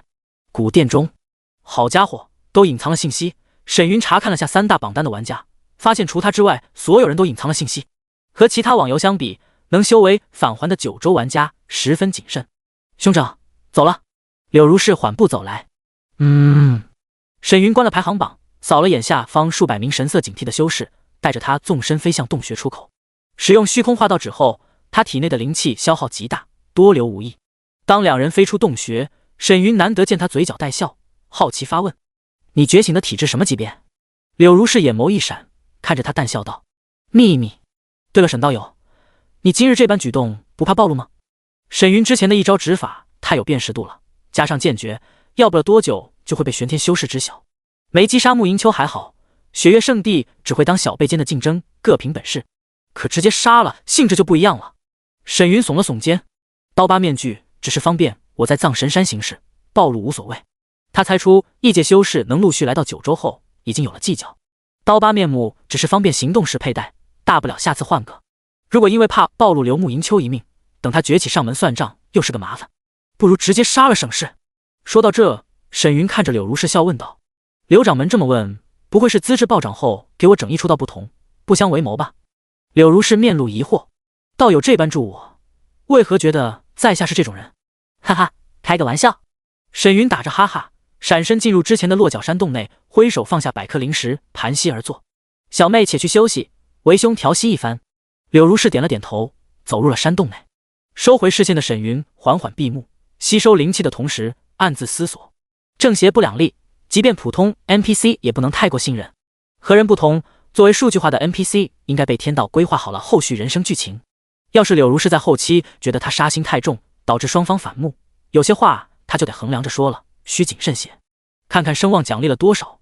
沈云吸收灵气的同时点开了游戏提示，开启主城内3大资质检测大厅，奖励5万声望点，神魂7品榜1奖励2万声望点，宝体入体质榜第6，奖励了625点声望，319905点声望，32万还差4万兑换地级物品，有空刷个凝魂镜副本搞点声望，差不多了。思索片刻后，沈云沉浸心神，感受着7朵魂莲荡漾出强大的神魂之力，心满意足。锁魂诀还能再加2层，7层秘术，算是一个杀手锏了。将百颗灵石吸收完毕后，沈云再取出百颗慢慢吸收。扫了眼远处古殿出口飞出的人形流光，沈云缓缓闭上了双眼。既然定下了获取声望的计划，他也不差这些经验宝宝，省得被涨价的声望一直套娃。第85章，返回宗门修炼。第二天，日上三竿。当沈云和柳如是看到虚空中的光照渐渐透明，心之秘境门口要打开了。两人不再寻找灵药，拔地而起，飞向了藏神山的出口。沿途遇到他们的修士，无不警惕后撤。虽然大家获得了机缘，可谁也不想被这名未知剑客一剑送回家乡。好在对方目标明确，只想离开秘境，让不少人暗自松了口气。见沈云二人飞出秘境，不远处山巅上观看的姚问天轻叹出声，没想到他就是沈云，此子还真是肆无忌惮啊。一旁的莫爷眉头紧皱，这么快就获得了准地级秘法，此人作为玩家第一人，确实有独到之处。昨晚众人获得机缘后，第一时间收集了沈云的消息。由于他那能让大地改世的剑招极为罕见，落霞阁的杨长老返回玄天大陆后，早就告知了各大巨擘级势力的长老。而秦问天等人从新一批来到九州大陆的修士口中得知，那正是沈云的剑招。没想到这邪修居然伪装成了 NPC。蛮荒族壮汉扛着狼牙棒低声嘿笑，穆道友还真是点背啊。莽夫，周围众人心头无语。虽然少个竞争对手确实值得开心，可当面说出来就有些揭人短了。走吧。姚问天一收折扇，闪身离去。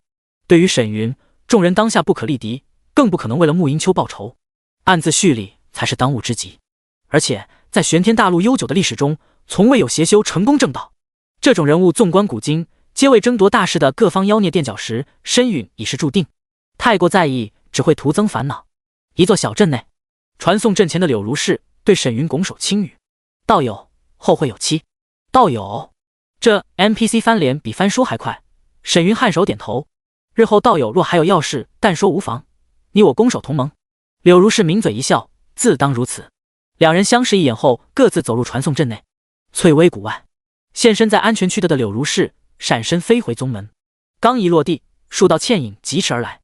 掌门回来了。掌门。白旭和5名女弟子一脸惊喜和兴奋地来到他身边。惊喜柳如是无恙，兴奋的则是4个阅历尚浅的女弟子。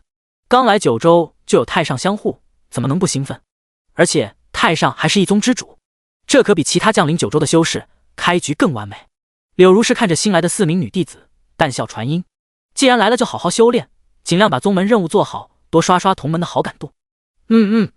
4人两眼冒星星地看着这位传说中的昆仑太上。柳如是乃是3000年前昆仑圣地的当代圣女，可惜地陨不久，玄天称帝无望，她早早就退居了幕后。无意宗主之位的她，凭借极强的天赋，成为了昆仑圣地最年轻的圣人境强者。和圣地禁区内的老祖级人物相比，她太过年轻，这么早入禁区封存，无疑会断了她的潜能，实为不妥。这才屈尊任命昆仑太上一职。这般天纵之姿，让4个小姑娘如看到偶像一样，目不转睛，满脸崇拜。一旁的白旭浅笑嫣然，当初他发现太上和他在同一个宗门时，差点兴奋地尖叫起来。有这种场面并不奇怪。掌门，这次收获如何？对啊，听白师姐说又是觉醒任务也。掌门都第3次了。无敌哦！众人一顿叽里呱啦，兴奋的停不了嘴。吵什么？白须冷喝一声，这才让五人闭嘴。柳如是淡淡一笑，轻声说了句缓步离去。这次体质有些提升，若回去了告知掌门即可。体质提升了？见白发飘飘的太上远去，白须六人瞪大了双眸，相视之间满是震撼。我记得宗门记载，太上好像是某种神体。这……随即6个人激动的俏脸发红，头一低，6颗脑袋直接围在了一起。我的天哪！太上有圣体了，无敌哦！哼哼，看来我昆仑要出大地了。当沈云来到血魔宗，山门内空无一人，显然安妙龄等人都在做任务。3天时间，不知道他们修为如何了。走在广场上的沈云点开了宗门列表查看，目前安妙龄达到了轮海境3重天，于西和青烟轮海境2重天，一梦被3人带到了轮海境1重天，小仙女顾雨柔也达到了轮海境1重天，应该是和他们组队了。至于雪倩等人，已经达到了巨灵境8、9重天，不错，至少没荒废。沈云颇为满意，在宗门聊天群发了条信息：宗主沈云，真真和以楼听雨，回宗门修炼。哎，他一回来假期就结束了，正在做任务的一梦心生无奈。大魔头离开的这几天，算是他和众人最放松的时候了，那感觉就像是束缚在身上的绳子一下就解开了，轻松无压力。等他一回来，单纯看到他发的信息，众人就有种神经紧绷的紧张感。2人，看来宗主这次提升邪物又多哦。于西最有发言权，上次就是小仙女和他去修炼的。正在大树上掏鸟窝树枝的青烟笑道：嘿，还好不是我们呢。这话听得于西俏脸一红，瞪着他羞愤道：说啥呢？羞脸！2人正在做觉醒任务，眼见他刚取下鸟蛋，于西发现远空飞来一只青色大鸟，连忙催促：快跑！青鸟回来了！抽出一根树枝的青烟，闪身落地，拔腿就跑。好在只是偷树枝，2人准备充足，隐藏了树枝上的青鸟气息，不然4阶初期妖兽足够他们喝一壶了。血魔宗大殿内室，盘膝而坐的沈云凝视2道倩影在屋内翩翩起舞，和身材纤细的医生姚诗诗相比，以楼听与张梦瑶就如同树枝上熟透的水蜜桃，轻轻一捏就能捏出水似的。加上沈云的目光大部分注视着他，让张梦瑶的粉嫩肌肤红彤彤的，颇为喜人。见沈云身上的气息愈发炽热，张梦瑶低眸扫了眼那一缕银灰，忍住心中羞意，快步上前。没办法，谁让沈云一直注视着他，目标显然就是他了。不过张梦瑶对此没有半点得意。快30的他抱着沈云，罕见的露出了娇羞和无措小女生神情。没一会儿，叮！恭喜玩家纯音化养法熟练度+8。当前第1层8100，落座的张梦瑶听着提示声，能清晰的察觉到身后有一双眼睛正盯着他。无语，咋到我这就加人了？而作为医生的姚诗诗心知沈云的恐怖，看得眼眸都瞪圆了。我的天！只见张梦瑶如田里的青蛙般自由自在的蹦跳不说，还有闲心捋了捋齐腰的长发，将其扎起来。如果没有心法加持的话，换做第一次哪会这般自在？玄幻果然神奇。姚诗诗见沈云目视而来，微微一愣后，顿感脸有些发烫了。没想到对方这时候还想着让他早点进入修炼状态，这感觉就像对方正在和女朋友谈恋爱，目光却火热地盯着自己。那羞耻感让姚诗诗双腿都有些打颤了。果然，只是观摩了几分钟，俏脸通红的姚诗诗浑身散发出了诱人的纯阴气息。轻咬粉唇的她，眸中水雾朦胧，轻移连步来到了沈云的身前舞弄。第86章限时重拳出击。痛，太痛了！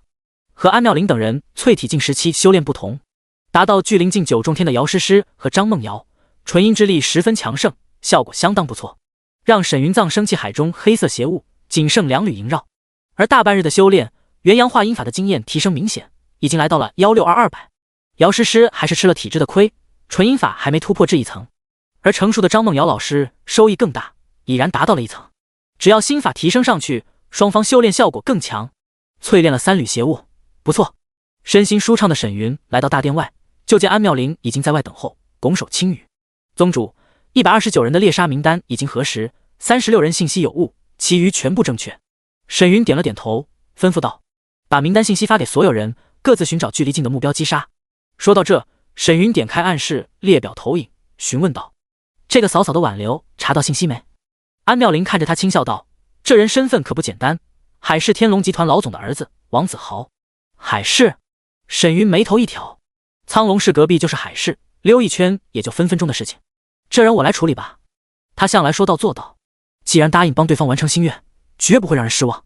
见沈云直接下线，安妙龄再无刚才的轻松惬意，深吸一口气，在宗门聊天框里发了条信息：长老安妙龄，全员注意，我会将你们周边的暗杀目标信息发送，每人猎杀10个目标，未完成任务的后果自负，可两两组队。达到轮海境后，安妙龄4人已经有了足够的自保能力，不在宗门内隐藏身份了，而且他们也不可能一直隐藏下去。仙界小仙女，时刻准备着，宗主都下线了，应该已经出发了。打气，于西大仙，该来的还是来了。紧张。当林岩收到安妙龄发来的信息后，犹豫再三，给好友列表中的局长刘能发了条信息：头儿，我辞职。沈云下线后，直接来到了阳台上，阳光明媚，天气晴朗，就是大街上没什么行人，只有驻扎在城中军士在街上巡逻的身影。沈云扫了眼居民楼小巷门口处贴的军事重地，强闯后果自负的告示牌，纵身飞向天空。而在街对面大楼内的修士看到这一幕，连忙通知了上级，报告沈云离开出租屋，去向不明。去沈云小区附近蹲点他们是不敢的，只能躲在周围远观，要是有人接近小区或者沈云离开，也能第一时间反应，继续戒备，通知各地守卫严阵以待。是。屋内的修士看着沈云消失在空中，目露担忧，也不知道他去干什么。前2天游戏更新后，玩家的头盔已经没有新手保护机制了，也就是说有人来到身边，头盔都不会发出提示，只能凭借玩家的神识感知。要是在修为相当的情况下，玩家还能察觉到，可沈云这种修为，玩家想要察觉，除非有特殊法宝或者有强大的神魂天赋，不然死都不知道怎么死的。虚空中化为残影的沈云只花了几分钟就来到海市天龙集团上空，随即他将神识笼罩了整座大厦。天龙集团内还有大量的员工在游戏中，不过这其中并没有王子豪的存在。沈云将神识散开笼罩全城后，闪身来到了海市郊区一处豪华的庄园内。江南水乡，听名字就是个不正经的地方。沈云直接现身在一处装修奢华的办公室内，扫了眼屋内办公的女人，靠坐在柔软的沙发上闭目养神。老板椅上身穿大红旗袍，身姿丰盈的美妇人正打着电话，客人支付的零食上交给丽丽，以后告诉他们支持游戏内直接交易。现在大家都忙着玩游戏，哪有空招待？想要现实体验，价格翻10倍。陈荣刚挂完电话，余光就见一个身穿黑色休闲服、面容妖冶的男生，不知何时出现在了办公室内。这连我都没察觉。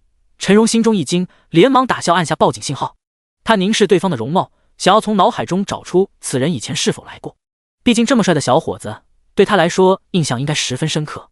可几个呼吸后，陈荣柳眉一蹙，他并未回忆起此人曾在江南水乡消费过，也没有被土豪带来过。可他总感觉在哪看到过对方，一时间竟然有些想不起来。难不成是店里姑娘的男友？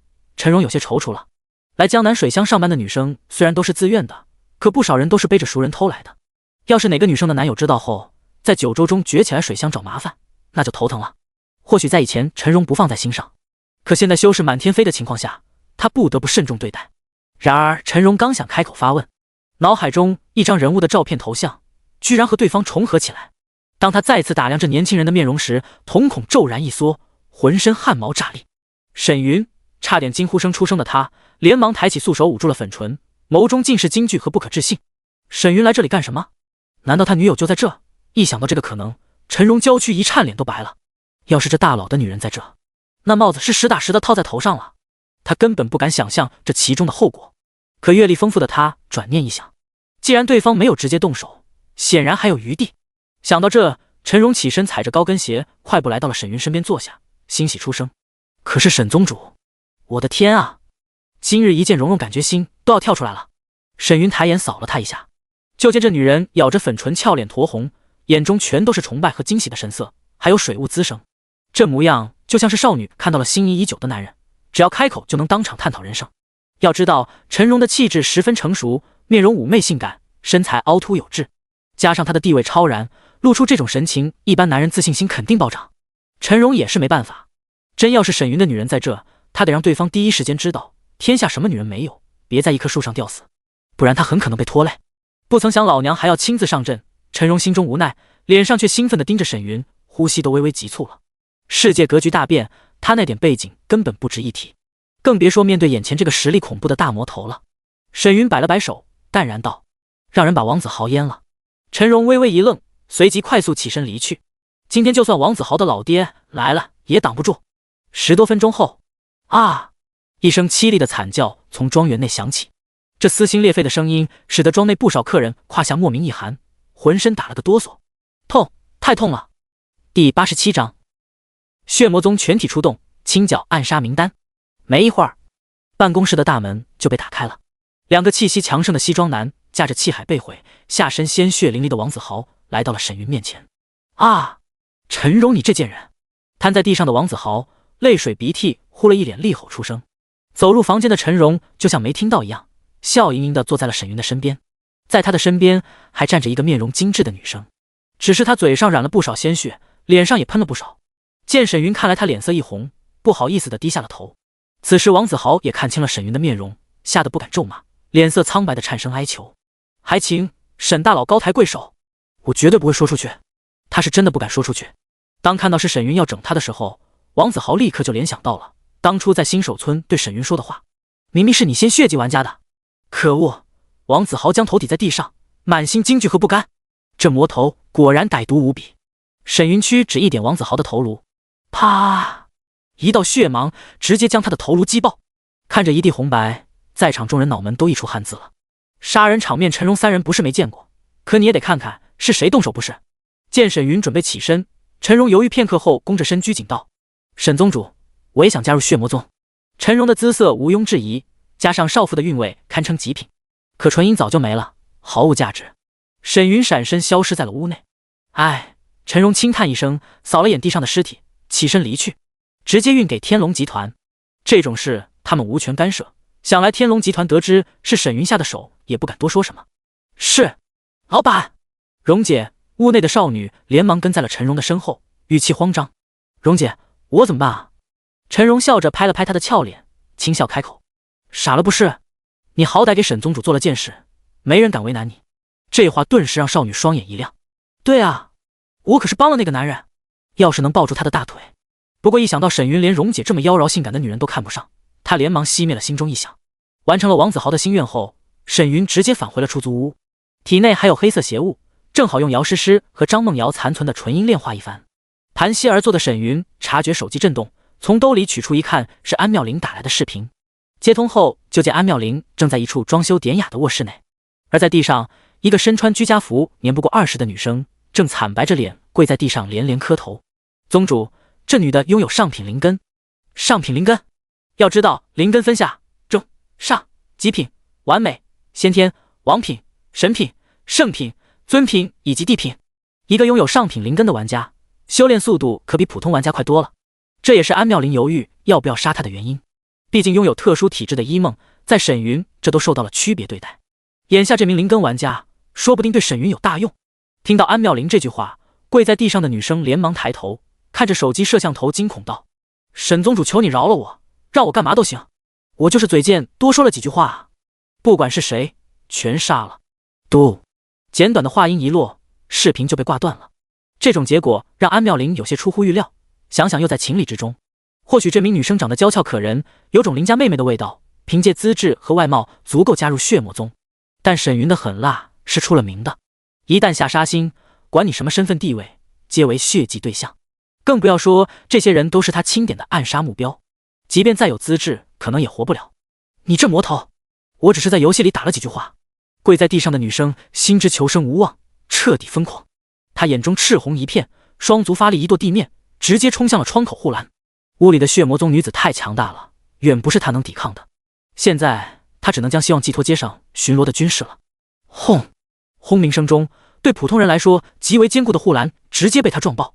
看着街上巡逻的军士迅速侧头看来，女生眼中爆发出了强大的求生欲望。救！咻！一道血色掌印划出窗口，当场击中了她的后背。啪！炸响声中，女生的娇躯如盛开的血色烟花炸裂，断肢碎肉散落一地。有人行凶，快封住小区出口！咻咻咻！一道道身影拔地而起，冲向破碎的窗户。可等众人进入房间，只看到凌乱的床铺，屋内空无一人。杭城，一间大门紧闭的小卖部内，坐在柜台上吃着巧克力的雪倩，笑盈盈地看着林岩甩着手上染血的刀，在他脚边还有具老头尸体。按照他对林岩的了解，这人不管是气质还是在宗门内修炼时的一行一动，看着都像是经过专业训练的，绝不是普通玩家。可让他没想到的是，林岩下手极其凌厉，看不出有丝毫犹豫。至于杀人，这些被暗杀的玩家既然敢出言挑拨，便沾上了因果，称不上什么所谓的无辜之人，双方全凭实力说话，杀了便杀了。这不仅在宗门典籍中有描述，安妙龄也私底下告诫过众人。起身的林岩拿起货架上的矿泉水，拧着瓶盖询问出声：“是安长老让你跟着我的？”两两合作并不是强制性的，可金刚芭比一下线就来找他，显然不安好心。雪倩耸了耸肩，反问了句：“你应该是经过专业训练的吧？加入血魔宗干嘛？”呼，林岩丢了空瓶子，转身走向后门，语气随意：“你觉得以我的修为能干吗？别说他了，就算已经知晓沈云住在苍龙市，上层都没人敢动他。这种比之何武都要恐怖的存在，该担心的不是沈云，而是血魔宗之外的人。尤其是沈云直接选择暴露所在区域，明显是赤裸裸的警告。谁敢针对他？”雪倩跳下了柜台，上前轻笑道：“也对啊，我就是好奇，可以的话你和我说说呗。力所能及下，我给你打些小报告。这次宗主大人可是给他安排了任务的。”虽然林岩看着没有反叛的心思，可要是能获得有用信息，回去告诉沈云，也能体现他的价值不是？至于小报告什么的，他也就随口说说，仁者见仁。林岩看了他一眼，开门后纵身飞向高空。“我说我来感化宗主的，你信吗？”噗！雪倩扑哧一笑，闪身跟上，语气揶揄：“那你加油，有机会我给你吹吹枕边风。”哈哈。林岩懒得理他，前往了下一个猎杀地点。第88章青云城丹殿，副职业丹师速刷。众人在猎杀目标时，沈云则在家中炼化葬生气海中的黑色邪物。他逐一将近日遗留在体内纯阴之力提取，淬炼邪物，直至黑雾彻底清除后，他才退出了修炼状态。舒服多了，睁开双眼的沈云满意一笑。不仅邪物消散，葬生气海的血煞气息也强盛了不少。说实话，目前邪物对沈云的影响不大，可未来有无限可能的他，并不敢掉以轻心。上游戏。躺在床上的沈云散开神识，笼罩周边千米范围后，戴上头盔进入了游戏。眼前一花，他就出现在了血魔宗大殿外。见天色已暗，他打开了宗门人员列表，除他外全员 ID 灰色，显示并未上线。第一次杀人速度不快，尚能理解，就当是磨砺他们的心态了。82点繁荣度，等这波猎杀结束，差不多可以再收一批人了。看了眼宗门升级界面，沈云关了面板，打开了任务列表，开始查看。还差4万能购买地级物品，可惜主线任务需要玩家持续坚持做，后续声望奖励才会提升。沈云一次没做奖励自然低，而支线任务的声望奖励更少，除非找 NPC 碰运气触发特殊任务。多了个新的任务栏。沈云好奇地点开界面上新出的副职业任务。副职业任务针对修士当前资质、分灵根、体质、神魂3类副职业任务。温馨提示：前往主城职业大厅，完成任务后可获得副职业认证书、声望奖励等。职业等级越高，奖励越丰富。这个不错。沈云笑着点开了神魂任务列表，丹、阵、符、课文等各大副职业任务映入眼帘。炼丹师，丹药配方。沈云打开宗门藏经阁，投影挑选一番后，从中取出5阶丹点手抄本后，心念一动，学习。叮！恭喜玩家学习5阶中品普世丹点，持续炼丹可提升熟练度。当前熟练度1层0100。提示声刚落，沈云的脑海中自动生成出1阶至5阶，共计220种丹方，还真是方便啊。沈云笑着来到宗门仓库，挑选各类丹药所需的材料。换作玄天大陆，哪怕有丹点，没有师傅和炼丹资质，想成为炼丹师都很困难。但在游戏中，玩家只要有足够高的神魂品质以及大量灵药来刷炼丹熟练度，就能堆出一个高阶炼丹师。没一会儿，沈云就收了上百种3阶丹药以内的灵草，然后他离开了血魔宗，传送至就近主城青云城。主城的繁华和小城市差别极大，不单是规划整洁，建筑物也充满了质感，加上天还没黑，大街上张灯结彩，人潮涌动，别有一番热闹景象。这里不仅 NPC 多，玩家也十分密集，甚至能见到巨灵境级别的玩家。突然，城门口一声惊呼，瞬间吸引了所有人的目光。卧槽，是沈云！刷！众人紧张的来回一扫，齐齐将目光锁定在了大街上一袭黑色锦绣经文长衫的沈云身上，心中惊疑：我尼玛，老魔几日不见又现身了！溜了溜了。虽然青石城主有脱凡境的修为，但这魔头不能用常理解释。人流自动让路，小心翼翼地从他身边溜过，急跑出了青云城。几日未见，沈魔头的凶名依旧，大家还真怕他来血祭屠城的。沈云道神色平静，一路畅通无阻的来到了城中丹殿。炼丹师的职业任务都与炼丹有关，1-4阶炼丹师只需要完成每阶3种丹药的炼制就行。在大厅 NPC 窗口递交了副职业认证后，沈云花费500颗灵石租借了丹殿中的炼丹室内。炼丹室内不仅能让丹师炼制，还能花费灵石购买所需的炼丹材料，十分方便快捷。丹室内，关上门的沈云盘膝坐在丹炉前，挥手取出一阶下品丹药玄冥丹的材料，开始炼制。有5阶中品普世丹典的加持下，他只需要按部就班慢慢炼制，提升熟练度就行。将一株玄冥草丢入丹炉中，沈云手捏法诀，散出灵气，催动丹炉之火，同时用心神时刻观察炉中养血草的淬炼效果，防止火候太过炼制失败。叮！恭喜玩家炼丹熟练度加3，当前普世丹典1层300。当第1层熟练度达到100后，玩家的炼丹成功率就会大幅度提升。沈云沉静心神，开始了漫长的刷熟练度任务。叮！恭喜玩家完成2阶炼丹任务，成功认证2阶炼丹师，奖励个人声望2000点。叮！恭喜玩家炼丹熟练度加5，当前普世丹典2层76100。叮！恭喜玩家完成4阶炼丹任务，成功认证4阶炼丹师，奖励个人声望10000点。终于结束了。面露疲惫的沈云打着哈欠，伸了个懒腰。一晚上炼制丹药，过程枯燥无比，好在结果喜人。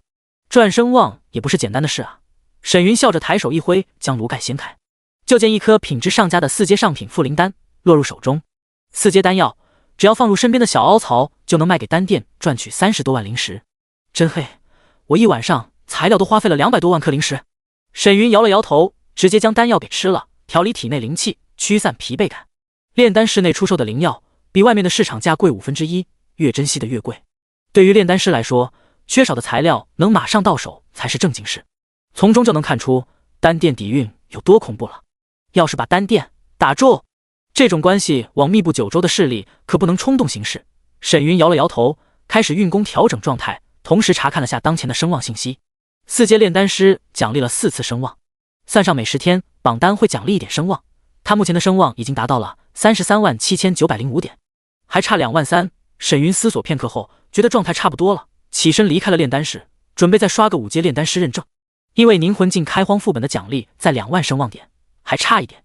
来到丹殿大厅，沈云前往窗口查看了下5阶炼丹师的任务，前往4级宗门伏龙宗，为托凡境宗主伏天炼制5阶中品蛟龙丹；前往4级势力云岭张家炼制5阶上品破镜丹。5级以上的认证任务不用炼丹3次，只需要做1个就行。不过炼制的丹药都是5阶中上品的。沈云回忆了下普世丹典中记载的3种5阶中品丹方，开始搜索合适的任务。没一会儿，他就搜到了心仪的任务：前往4级势力大燕皇宫，为国主炼制5阶中品催血丹。以他4阶炼丹师的身份，到了4级势力也会有所礼遇。要是5阶炼丹师，托凡境也得笑脸相迎，小心招待。因为高阶炼丹师在玄天大陆的地位都是公认的。就这个任务，沈云将任务栏递给了窗口 NPC。道友厉害啊，我记得你昨晚才来吧？这都接5阶炼丹师任务了。NPC 惊疑地看着眼前容貌非凡的炼丹师，手上动作却不慢，将任务道具信封递给了沈云。道友，支付5000下品灵石即可。第89章，燕国还不配。大燕皇后加入血魔宗，接任务都要灵石，坑爹。沈云支付完灵石后，看了眼丹店售卖的催血丹材料，那价格实在离谱，直接扭头返回了炼丹室。目前他只有3层炼丹的熟练度，勉强堆出的4品炼丹师，要是直接炼制5阶丹方，消耗量太大了。修炼果然孤独啊！再次来到丹室，沈云看着屋内的丹炉，一脸无趣地投入新一轮刷熟练度中。要是其他玩家看他这么消耗还不情愿，非得来一句我也想这么无聊。大燕皇宫，一名太监拿着份信件，快步来到了宫殿门口唱诺：报青云城丹殿分店4阶审丹师前来。才4阶，看来是做任务的丹师。一听到对方的丹师品级，大殿内的文臣武将暗自摇头，不再关注。国主先天气血枯竭，就算5阶催血丹也只是解一时之需。5阶催血丹大宴不是买不起，只是结交丹殿认识炼丹师们的一种形式罢了。皇宫龙椅上，身穿一袭金色霓裳的大燕国皇后扫了眼场中几个神情平静的玄天修士，朗声开口，将审丹师送往净室，好生款待。诺，都等着国王死了，好洗牌啊！皇后凤眸金芒一闪，一旦国王死了，必然会有新人上任，权力就会重新洗牌。毕竟燕国还有老祖级的人物，造反叛乱什么的就别想了。作为皇后，她自然是不想国王就此身陨，不然权力没了，修炼资源也少了。沈云跟着太监来到皇宫雅园内，进入房间，挥手取出了一尊黑色丹炉，距离炼丹5层还有47点熟练度。成丹和淬炼都有炼丹熟练度的加持，他想尽早将熟练度提升至5层。丹炉是他花了20万下品灵石买来的法宝，品质不高能用就行。取出一株4阶灵草，丢入丹炉，沈云盘膝淬炼。半个多小时后，院外传来了太监的通报：沈丹师，我大燕特地送来一套催血丹的材料，您需要验收下吗？免费赠送。沈云眉头一挑，直接灭了炉火，起身来到屋外。开门一看，果然太监手上的托盘正放着7件5阶灵药，品质都属上乘。白给的东西谁不喜欢？沈云含笑点头，放心，催血丹必会奉上。他自己背包里还有4套催血丹的药材，说话底气十足。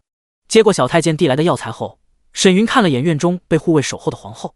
身为一国皇后，这名 NPC 的姿容十分出彩，成熟韵味十足，满头金发，气质冷艳，贵气逼人。NPC 大燕皇后令仪容，修为未知。按照4级实力来看，应该是脱凡境修士了。沈云大致猜出了对方的实力。而此时的林仪容看到沈云的容貌，又想到他的姓名后，顿时恍然，全是这煞星。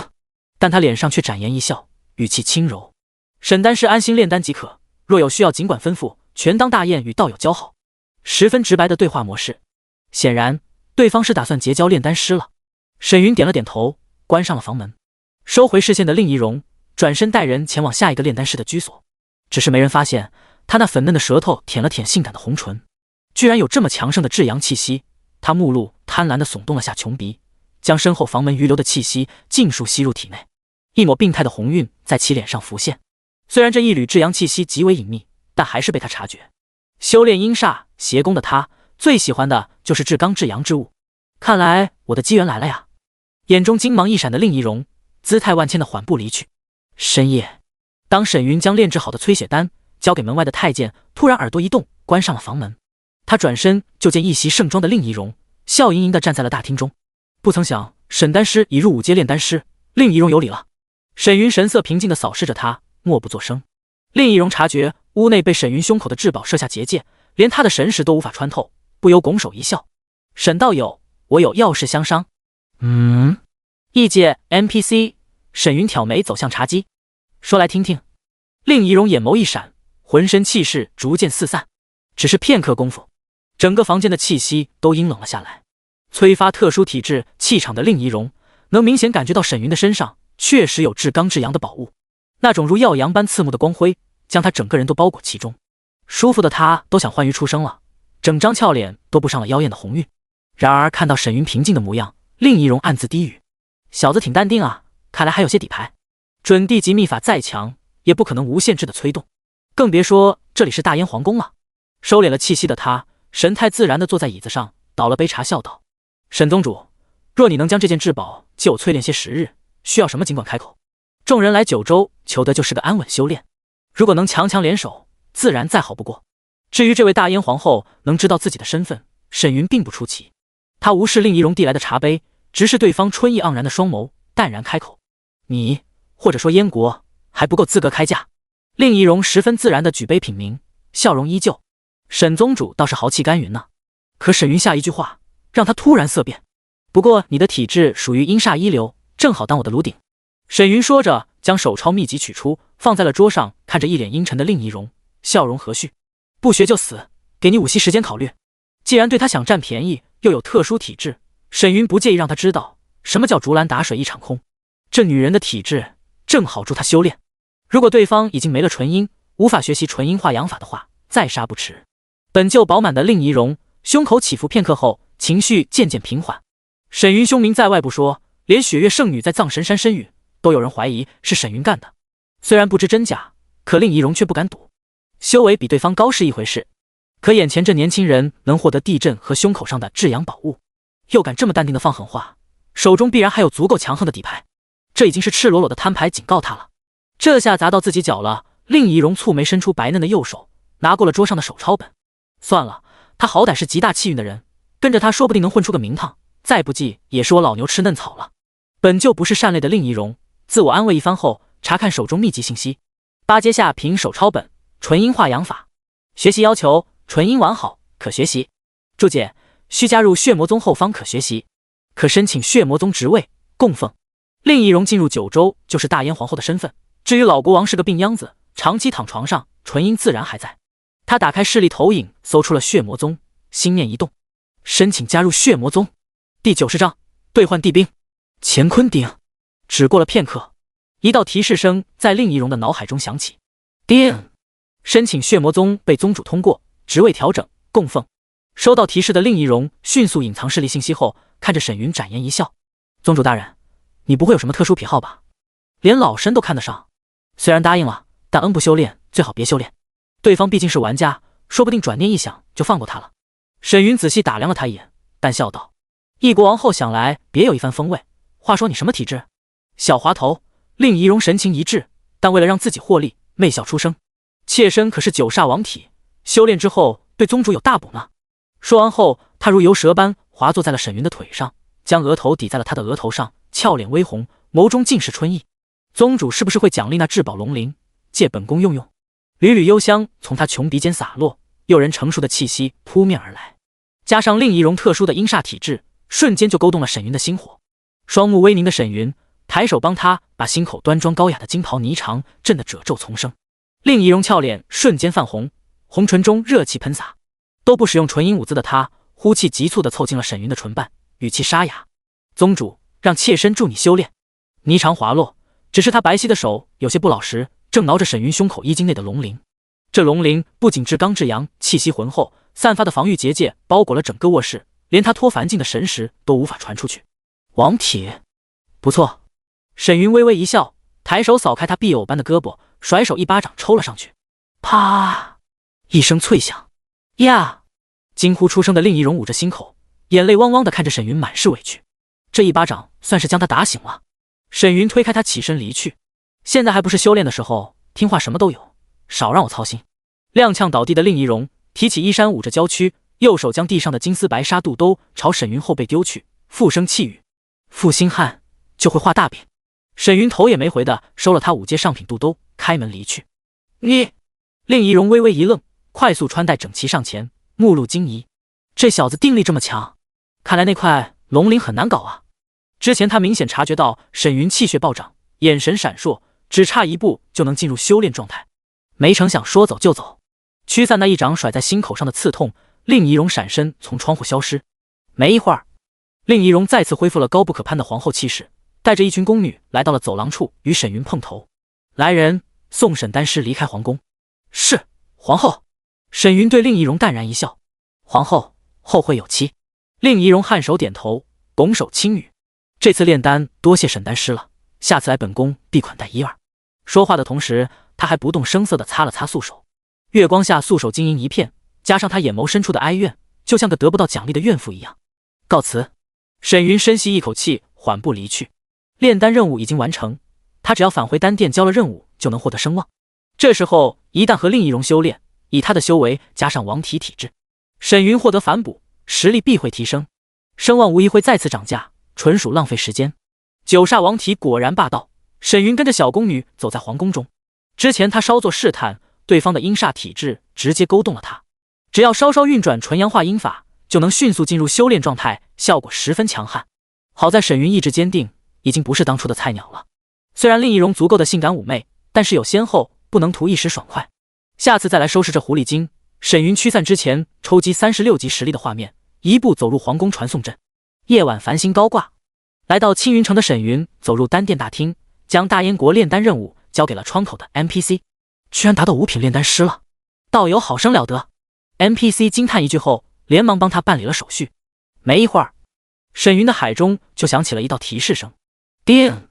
恭喜玩家完成大燕国炼丹任务，奖励个人声望25000点，当前声望362905。好家伙！沈云眼中一亮，快步离开了丹殿，一路来到城中传送阵。他直接返回了血魔宗，点开了声望商城，语气振奋：我记得除了乾坤鼎，还有一把九州山河枪。和心法不同，全球地级宝物只有2件，准地级的法宝只有4件。华夏区周边一带的国家只有乾坤鼎和九州山河枪，而山姆那边的地级至高装备是竞技法杖和时空轮盘，还要其他国家同样是2件极品宝物。一旦沈云兑换了其中1件，其他国家的地级宝物自动消失1件，这和他兑换地精葬生古诀是一样的。不知道今天这件地兵是什么？沈云凝神观察极品法宝区最上方的物品，地兵乾坤鼎，当前修为兑换声望36万点，全球刷新2件，每日轮换。乾坤鼎，沈云想了想，抬手一点，兑换。九州山河枪虽然霸气，但他对枪法无感，选个鼎寓意镇压四方也不错。叮！恭喜玩家成功购买地兵乾坤鼎，扣除36万点声望，当前声望剩余2905点。与此同时，沈云的识海中，一尊气息古朴古鼎浮现而出。古鼎浑身青铜半人高，鼎壁刻画日月星辰，梵文符号，3足双耳，鼎口灰雾朦胧如那混沌，整体看上去十分厚重雄浑。总算试了件新事。沈云满脸笑意，然后他点开宗门成员列表，发现不少人已经上线了。见一梦在线，他发了条信息过去，来主殿修炼体质。第91章，好日子到头的一梦，跪下。刚刷着任务的一梦收到这条信息，心生无奈。哎，好日子到头了。这几天他过得是相当滋润，不仅下本有安妙灵他们带着他升级，赚取的灵石配上玄春灵体的修炼速度提升的相当快，还有秘籍熟练度的上涨也十分喜人。最为重要的是，特战队为了能搭上他这条线，不仅给了他1件能帮助体质提升的珍稀草药，还拿出足有20万颗下品灵石的好处费。玄春灵体想要提升至王体可不是简单的事情，辅助类材料极其罕见，人多力量大的好处就体现出来了。可对于这种白拿的好处，一梦稍加犹豫就拒绝了。单说圣阶上品的剑典加上准地级虚空化道纸，这2种宝物的价值就非比寻常，他自然不会收别的势力的东西。要是被沈云得住小辫子，那他苦头就有的吃了。一来就让我们杀人，大魔头坏得很，还好我没收。返回血魔宗的他纵身飞向了养心殿沐浴。虽然修为达到了轮海境一重天，可刚才刷了会任务，他真怕晚上被沈云的血丝缩出些汉字来，那就尴尬了。血魔宗大殿内，推门而入的一梦见沈云盘膝坐在榻上，拱手一礼，轻声道：见过宗主。修炼吧。来到近前的一梦卸了装备，缓缓坐在了他的身边。多日不见，这次修炼还怪让一梦别扭的。好在他也算见过血了，调整好心态后开始催动玄春灵体的气血。沈云则散出血丝，将一梦体表周围的纯净能量尽数吸入体内。天色蒙蒙亮，当一梦再也无力催动玄春灵体的气场，惨白着脸瘫倒，沈云这才停止了修炼。叮！恭喜玩家体质熟练度+5，当前熟练度3层21-300，宝体为体质中的第3档级别，3层满了之后就能突破至普通灵体。不得不说，玄春灵体的效果相当强悍，完全不需要刻意打熬身体，只要吸收它的能量就能突破体质上限。当然，这会导致玄春灵体的主人想要提升体质是十分困难的。万物有缺，不可能事事完美，哪怕地精都有缺点，更别说区玄春灵体了。还好一梦每次被沈云吸完后都会服用酝养体质的灵草宝丹，稳住体质根基。至于这些宝物，当然是宗门仓库的了。躺在床上的一梦浑身无力地呼吸着，总算结束了。不过这一次沈云没有体质突破，并没有激动地将血丝吸附在他的身上，让一梦安心不少，不至于出丑。刚穿上装备的一梦见沈云侧头看来，清澈的双眸中满是疑惑。就见沈云抬手抓住他的衣领，将面露紧张的一梦放在了腿上，淡笑道：这几天过得可还舒坦？舒坦？我可是太舒坦了。一梦摇了摇头，真诚地看着他轻声道：和往常没什么区别，怎么了宗主？沈云轻柔地触摸着他光洁如玉的脸颊，淡笑道：没什么好事发生，比如有人找你。闻听此言，一梦娇躯下意识一颤，连忙说道：冷月找过我，说给我宝物和10万灵石，我都给拒绝了。真的？冷月？沈云双目一凝，俯身盯着他的眼眸，淡笑道：这就拒绝了？你没犹豫？一梦眼神一颤，连连摇头：我没。后颈的刺痛让一梦瞬间清醒，一头撞入沈云怀中，踢腾着四肢，气声道：我就犹豫了一下，那毕竟是使节，我也是国人啊。痛。沈云这才松手，替他搓了搓后颈，笑道：这么说也情有可原。哼，就知道欺负我。一梦低着头揉了揉后颈，满心委屈。好在这魔头还有点人性，没为难他。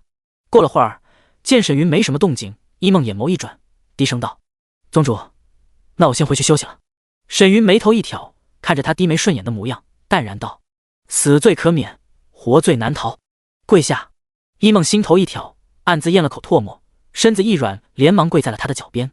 可让他懵逼的是，就见沈云直接卸了装备，冷冷地扫了他一眼，下不为例。你，宗主。一梦涨红着脸，一脸惊惧地瞪着沈云，说话都有些打颤了。尤其是对方缓缓起势的过程清晰入眼，让他都给看懵了。沈云伸手捏着他光洁的下巴，淡笑道：“要不你选一个，是离院一行，还是在这？”虽然他说话带笑，但眼中的期待看得一梦整个人都哆嗦了下，不敢犹豫，眼中水雾升腾的他一脸委屈地伸出了白皙的素手。见他低着头，眼角含泪的模样，沈云冷冷一笑：“怎么，你又委屈上了？”“没有。”沈云笑着解下他后脑上的爱手发簪，摩挲着他的发丝，感慨出声：“呼，总归是有些生疏了，下次找我帮你刷刷熟练度。”“噗，嗨，这话直接把一梦给惊得咳嗽出声。”“刷你个头！”突然一阵巨力从后脑推来，来不及反应的一梦双眸瞪得老圆，眼角都飙出了泪花，可又怕伤到对方不敢挣扎，整个人都惊颤了起来。“再有下次，你我且去离院看看风景，听到没？”“一梦哼唧出声。见沈云撒手，他小心翼翼的后仰，眼眸还偷偷上扬，打量了下他的脸色。这搞笑的一幕看得沈云嘴角含笑，擦了擦他眼角的泪花，语气有些落寞：“准地秘籍都给你了，养不熟的白眼狼啊！”听到这句话，一梦真的感到委屈了，细若蚊蝇的低语了声：“我不是白眼狼。”“行了。”沈云捏了捏他的俏脸，不再多言。一梦则歪着头，小心翼翼如待至宝，时而抬眸打量着沈云的侧脸。刚才他帮我擦眼泪的动作好温柔呢，相比较刚才，这次他也温柔了许多。天色明亮，沈云心情愉悦地走出了大殿。昨天被令易容挑拨的心情，在一梦的帮助下缓解了不少。相比较修炼元阳化阴法时，沈云专心认真的态度，帮一梦刷熟练度，算是他难得偷闲了。见沈云走出大殿，广场上正在修炼的雪倩纵身飞来。宗主！穿着裹胸内衬的他，浑身都是汗渍，显然早就来到宗门修炼了。来到近前的雪倩低声道：“灵言没什么问题，他说想感化宗主。”这姑娘倒是坦白，直接将灵言说的话重复了一遍。第92章10名新人加入血魔宗。看着他一脸讨好的模样，沈云直接点开宗门列表，将剩余的一个长老之位调整给了雪倩。叮！恭喜玩家成为血魔宗长老。雪倩双眸一瞪，她还以为沈云会赏赐些修炼资源给她，没想到这么快就将长老之位定下了。谢谢宗主。雪倩压抑着兴奋，连忙躬身一礼。沈云颔首点头，好好为宗门办事。起身的雪倩脸色通红的兴奋低语：“宗主放心，倩儿只听你的。长老之位能学习准地级秘法，他怎能不激动？去吧。”沈云笑着摆了摆手。雪倩展拱手一礼后，飞速跑向了藏经阁。收回视线的沈云从空间界中取出一把椅子，坐着点开了宗门申请列表。繁荣度还差10多点，再加10人，过段时间就能提升2级宗门了。经历了风灵山一役，想要加入血魔宗的玩家数量依旧巨大，已经达到了50多万。沈云清空所有玩家申请后，输入玩家申请要求时多加了一条双修道侣。没一会儿，收到血魔宗拒绝提示的玩家们再次点开血魔宗申请列表，男玩家则直接被系统拒绝。至于女玩家的投影界面上多出的双修道侣，让有心入血魔宗的人眼中一亮。现在华夏区已经有势力建立宗门了，这个要求稀疏平常，但加入血魔宗可比其他势力利益更大。没一会儿，沈云的宗门申请列表上刷出了一连串的申请信息，他则一一筛选。与此同时，宗门聊天框内出现了新人加入的消息。宗门提示：玩家血色玫瑰，巨灵境5重天加入宗门。宗门提示：玩家11，巨灵境4重天加入宗门。这几天玩家也没闲着，修为提升的效率不错，可惜和血魔宗成员比还是差了数个档次。哦，加了这么多人，这是要提升宗门等级了吗？那会有很多声望哦。正在刷主线的于西看到10个新人加入，目露惊喜。也只有你觉得开心了。安妙玲和苏清冉以及小仙女顾雨柔扫了对方一眼，都看到了他人眼中的压力。尤其是顾雨柔，她这么听话，居然被那黑妞给截胡了长老之位，心中别提多气人了。哼，云哥哥啥眼光嘛？那黑妞有啥好看的？顾雨柔无力攻击着怪，翻了个白眼。我先去宗门一趟。安妙玲说完后，直接退出了队伍，纵身飞向高空。他可是宗门的头号洗脑长老，不用沈云吩咐就知道该干什么。他一走，顾雨柔也不想继续做任务了，对于西和苏清冉面露歉意的笑道：“那个，两位长老，你们先刷画，我去宗门学个新技能。去吧。苏清然点了点头。见顾雨柔飞向天空消失后，于西撇了撇嘴，一脸不屑。我越来越讨厌他了，肯定是去拍宗主马屁了。顾雨柔和跟屁虫一样贴着他们，脸皮还奇厚无比，仗着和安妙龄能说几句话，就舔着脸跟着他们长老混。现在见宗门人一多，生怕沈云忘了他，直接抛下他们俩溜了。于西是越想越不爽。苏清染无奈一笑，抱着他的胳膊笑道：行了，要不你也去找宗主说说话，秀下存在感。那还是算了。于西连连摇头，胳膊肘顶了下苏清染，咧着小虎牙嬉笑道：嘿，让我去，我看是你想和宗主刷新法吧。哈哈。说完，他咻的一下就跑远了。你，于西，你给我站住！涨红着脸的苏清染气得闪身冲了上去。华夏区玩家频道，曹营大统领，卧槽！听说昨晚有人把地兵给换了一件，不会是小日子吧？有没有打开顶级区的大佬出来透露下消息？无底龙傲天确实没了，网上都传开了，还有截图。我感觉是沈大佬，以他的实力应该能换地级物品了。别忘了，他之前就奖励了准地秘法，秘籍不愁的情况下，地兵是优先选项了。赵日天，小日子确实变态，居然强制国内玩家下线，拟定团队抢国内排行榜。隔壁的漂亮国财阀听说也打算这么干了。不过我觉得应该是沈大佬，他还是稳得一批。匿名玩家，现在华夏区已经有10个宗门了，等大家崛起，直接灭了血魔宗，屠了他们。狂仙、安澜，我古地宗没这个想法。楼上爆出 ID， 老子刷你到0级。怒，萧火火，我斗地宗也没这个想法。同上一手，灭了血魔宗，惹恼了沈云一人就屠过来了。九州可不是普通网游，还能用人海战术堆死敌人，这里每个境界都差了海里去了，对方想逃你拦得住？更别说实力恐怖的沈云了。现在能好好升级，别被沈云盯上，10大宗门的掌权者都烧高香了。而且各方还有个不成文的规定，遇到血魔宗的人就是大爷，能走就走，就算被沈云血祭，有火也得忍着，忍不住就自己退出势力，省得坑死人。沈云看了眼聊天框内容，大致了解了下这几天的事，如小日子强制玩家下线，各国爆出宗门建筑令，英伦国有人机缘逆天获得3阶禁咒师职业等等。这时一道清脆的喊声从走廊上响起：宗主！沈云侧头一看，就见身穿粉色短裙的小仙女顾雨柔一脸欣喜地跑了过来，精致的俏脸上笑容清纯，微微泛红，模样就像是许久未见爱人般的喜悦。沈云扫了眼她飞舞的裙摆，又侧目看向广场上栽种的粉色花束，扯了扯嘴角。广场上的安妙龄正在和10个新人训话，挂空挡的顾雨柔所在走廊正好挡住了众人的视线，形成一个盲区。宗主今天可闲着呢。来到近前的顾雨柔心知沈云看到了，直接抱着他的胳膊趴在了他的身上，眨着水汪汪的双眼，粉唇一嘟，面露委屈。云哥莫不是不喜欢我了？之前我们都说好了，等我炼化完元阳，你就来找人家的。我可没说，那是你自己说的。沈云低头看着他，剑指划过白皙的小腿，却发现油纸被一划，调笑道：看来你很想好好修炼啊。第93章，全球秘境降临。云哥哥就取笑我。顾雨柔娇躯一颤，连忙拉着沈云的手，在其耳边轻语：别去主殿修炼。见沈云无动于衷，顾雨柔只能紧紧抱着他的手，将通红的俏脸贴在他脖颈上，颤声低语：这么多人加入，主人肯定会忘了小绿茶的。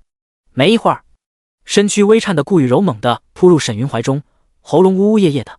行了，该到你修炼，自然少不了你，修为越高，对我效果越好。沈云拍了拍他绷直的后背，从空间界中取出了之前获得的2阶法宝流云肚兜递给了他。少在我这卖乖，想要长老之位，看你有没有能力。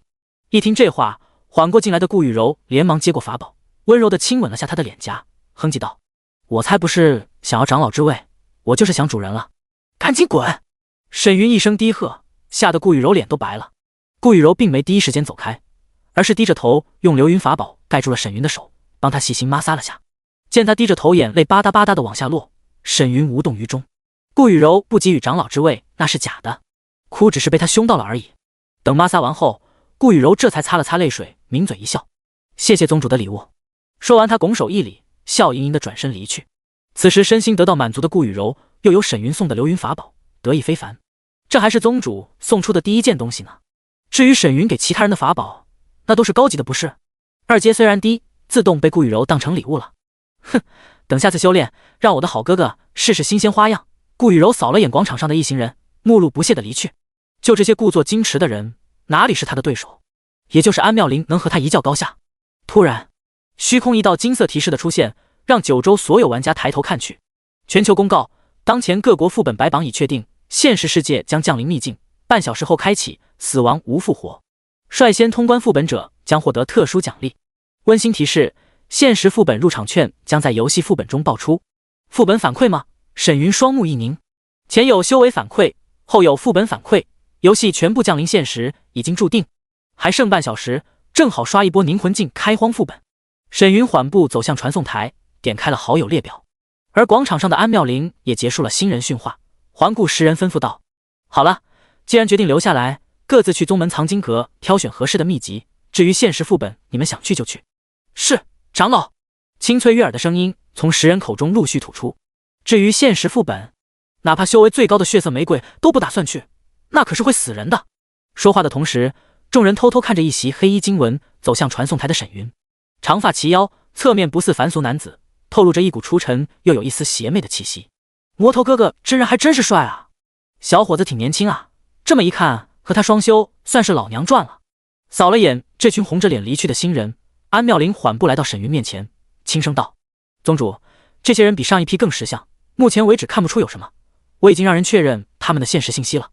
我设置了双修选项，走吧，去龙虎山刷本。沈云解释了下，直接消失在了传送阵中。啊！安妙龄有些尴尬，这样一来，加入血魔宗的玩家能少了沟通上的麻烦，可外面的人不就知道了？这做法确实是沈云的风格，只要结果不管过程。如果没有这条家人设定，今天这10人中很可能有人退宗，并不是每个人都能想得开，有人愿意做道侣，自然有人不愿意。也不体谅下姐姐们的处境，安妙龄心头哀叹，进入了传送阵内。好在他们手上都有人皮面具，在外带着玩家们也猜不出是谁。龙虎山外，早就到来的婢奴见沈云从远方飞来，欣喜地挥了挥手。公子。沈云笑着闪身而来，看来最近店里生意不错。婢奴笑盈盈的将一个储物袋递给了他，卖了快3000件物品了，这有78万下品灵石呢，都是些低级物品，卖不了多少钱。沈云接过后吩咐道：你到时候取1万灵石用来修炼，以后修为高了自己看着拿，也能护住店铺。原本还想拒绝的婢奴一听是让他护住店铺，心知无法拒绝，点了点头笑道：全凭公子安排，至于店里的货源你找安妙龄，用宗门仓库的宝物补充就行。说到这，沈云看着安妙龄询问道：你们的声望多少了？安妙龄一脸苦涩，算上我入轮海境上榜奖励的6000点，以及道侣榜赠送的1万点和法宝榜5000，目前只有3万6，其他人相对少些。轮海境才3万6的声望，安妙龄想购买一件地级物品需要23万，准地级也买不起，倒是圣阶还能兑换。沈云想了想说道：刷完去现实副本看看有没有声望拿，不行的话你们尽力购买圣阶秘籍。对于其他人来说，一本准地级就难入登天了，他也不强求。要是安妙龄再次升级，恐怕获得圣阶难度又会增加。好，安妙龄点了点头。没一会儿，当于西和苏清冉来到龙虎山后，沈云独自一人登山。大家都已经习惯了，再说他们修为太低，去了也帮不上忙。还是宗主好会想着我们，今天又是轻松刷级的时候呀。于西见小仙女不在，一脸得意的晃了晃脑袋。苏清冉无奈一笑，对安妙龄询问道：妙龄姐，等下我们要去现实副本吗？安妙龄轻声道：刚在宗主已经说了，应该会带你们去，别怕，有他在也能安全些。对于现实副本，众人还是很紧张的，可沈云的脾气大家都知道，说什么就是什么，容不得半点反驳。于西和苏清冉点了点头，就听一道提示声响起：叮！恭喜玩家通关龙虎山副本第94章苏城秘境。与此同时，沈云挥手将 BOSS 爆出的物品收入囊中，其中还有5张现实秘境的入场券，把2万开荒副本的声望划给了自己。沈云下山后对婢奴吩咐道：你先回去吧。公子还请小心些。婢奴欠身一礼，目露担忧。安妙龄3人只当他是 NPC， 刚才已经把他们世界降临秘境的事说了，听说十分危险，他自然担心沈云的安危。没事。沈云淡然一笑，对安妙龄3人吩咐道：下线联系。见他消失，3人也陆续下线。卧室内，摘了头盔的沈云舒展了下四肢，神识全开，发现城中没有秘境痕迹。他将神识扩散至城外的同时，纵身飞出阳台，一路探查。苏城周边一处村庄内，虚空一道蓝色裂缝隐隐浮现，散发出阵阵涟漪。在村内，不仅有大量维持秩序的军士，还有诸多收到消息从四面八方赶来的人。也不知道秘境里有什么啊。一个坐在桥上的大叔感慨出声，身边的小伙趴在栏杆上眺望前方裂缝，笑道：秘境下都是参选人，我们就算喽，瞧个稀奇。半小时能把本给刷了，获得入场券，可是需要点实力的。而且寻找秘境赶路还要时间，能早早到来的都是各方强者和势力成员，至于他们是来凑热闹的。突然，鸡鸣村内的所有人都察觉到一股无与伦比的压迫感从天空袭来。这秘境要开了？不对啊，时间还没到呢。在场众人连忙看向秘境裂缝，可并没有察觉到有什么异样。然而一声惊呼吸引了所有人的注意，快看，是天上！所有人齐齐抬头，就见一道身穿黑色运动服的人影，周身散发强悍的血色涟漪，从天而降。当众人看清他那张帅到离谱的绝世面容后，倒吸一口凉气。死！沈云！咻咻咻！外围数十个看热闹的人想都不想，闪身飞退。老魔现身管他干啥，先溜再说。而在裂缝下，各方势力更是一脸凝重地看着落地的沈云。这魔头早在前几天进入现实，开始屠杀曾经在游戏中挑衅过他的人。这个消息早就被受害者家属给报了出来，第一时间登上了各大头条。睚眦必报、小肚鸡肠、心狠手辣等一系列词汇被按在了沈云的头上。现在当面相遇，众人的心都提了起来。这人可比 BOSS 还凶险，趁着还有点时间，不少势力的人集体离开了裂缝下方，闪身冲出村庄。而能留下来的，其实也是看在军方的人没动弹，加上邪修的秘密已经被他们知晓，还算淡定。站在沈云周围的人群下意识地各自散开，一脸警惕地打量着他。该说不说，这魔头的威势属实恐怖，加上周围人的惊呼，气氛十分紧张，让他们这些参加秘境的强者都不由凝重了起来。沈云取出手机给安妙玲发了条定位，然后看着虚空裂缝摩挲了下手中的空间剑。虽然不知道秘境中有什么，但地文复刻时这大杀器在手，问题不大。不过一旦使用，其他人岂不是捡便宜了？想到这，沈云环顾在场众人，淡然道：这地方我包了，所有人离开。卧槽，这魔头是真的牛逼！外围观察的人群一脸惊异地看着沈云，这可是赤裸裸的打脸啊！而且一旦离开去其他地方寻找秘境，谁知道来不来得及，或者有什么名额限制啥的。但和性命相比，在场各大势力的头领觉得稳一手比较好。撤！走！几声低喝，不少转身离去。这时，人群中一个面容冷峻的年轻人目露坚毅地看着沈云，沉声道：沈先生，谁也不知道里面会是什么局面，我们可以一起合作探索秘境，毕竟这里不是游戏，大家的命都只有一条。这话说得合情合理。沈云扫了眼他胸口上的标记，淡笑道：修仙局。年轻人身子一挺，正色道：没错，3级成员陆飞鹰，棋子而已。沈云不再多言，来到一处居民房墙边，双手抱胸，靠着闭目养神。见他并未动手，似是同意后，众人暗松一口气。在普通人眼里看来，沈云是打算和大家合作，共同探索秘境。可在场几个阅历丰富的人心知，沈云服软了。这里可不是九州大陆，能让他为所欲为。看来这魔头还是有些顾忌的。哼，等大家实力都上来了，这魔头的威势恐怕再无往日风光啊！这魔头能这么好说话？不对劲，我还是先溜为妙。众人心思各异，有离开的，有逗留的，都在等待着10分钟后秘境开启。期间也有不少势力从各方赶来，见沈云没赶人，也就安下了心。当安妙玲、于西和苏清冉3人到来时，发现现场气氛有些诡异，快步来到了沈云的身边。3人都戴了人皮面具，都是让家里人上游戏后选定的一件法宝反馈现实而得。宗主，啥情况啊？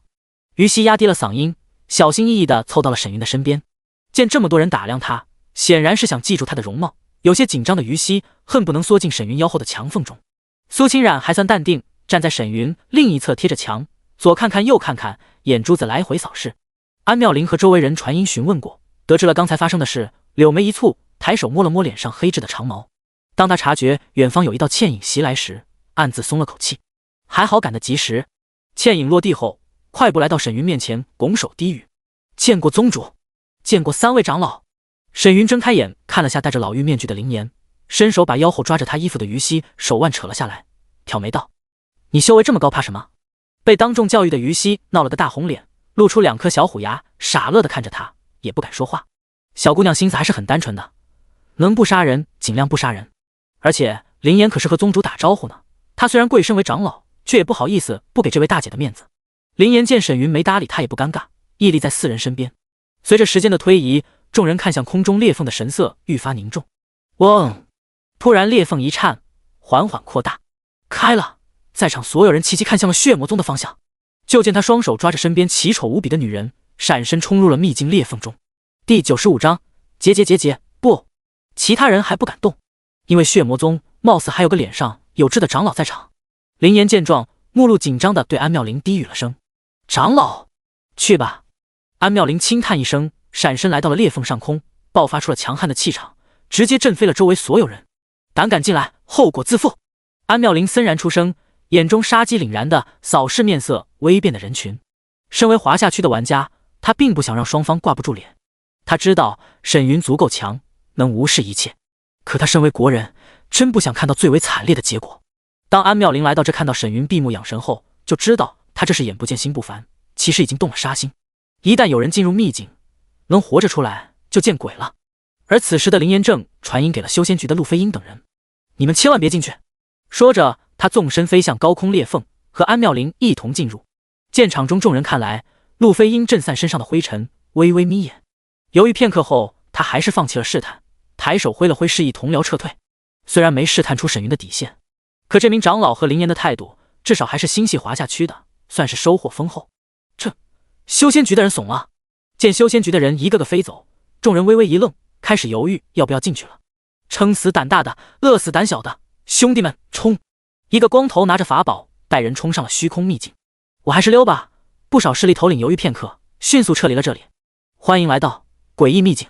结。当沈云一行人进入秘境，一道阴森可怖的笑声震得天地轰鸣，更有阵阵阴风袭来，让人不寒而栗。秘境天空昏暗一片，漆黑的大地上满是白骨、断旗和巨大的坑洼。显然，这里是一处古战场。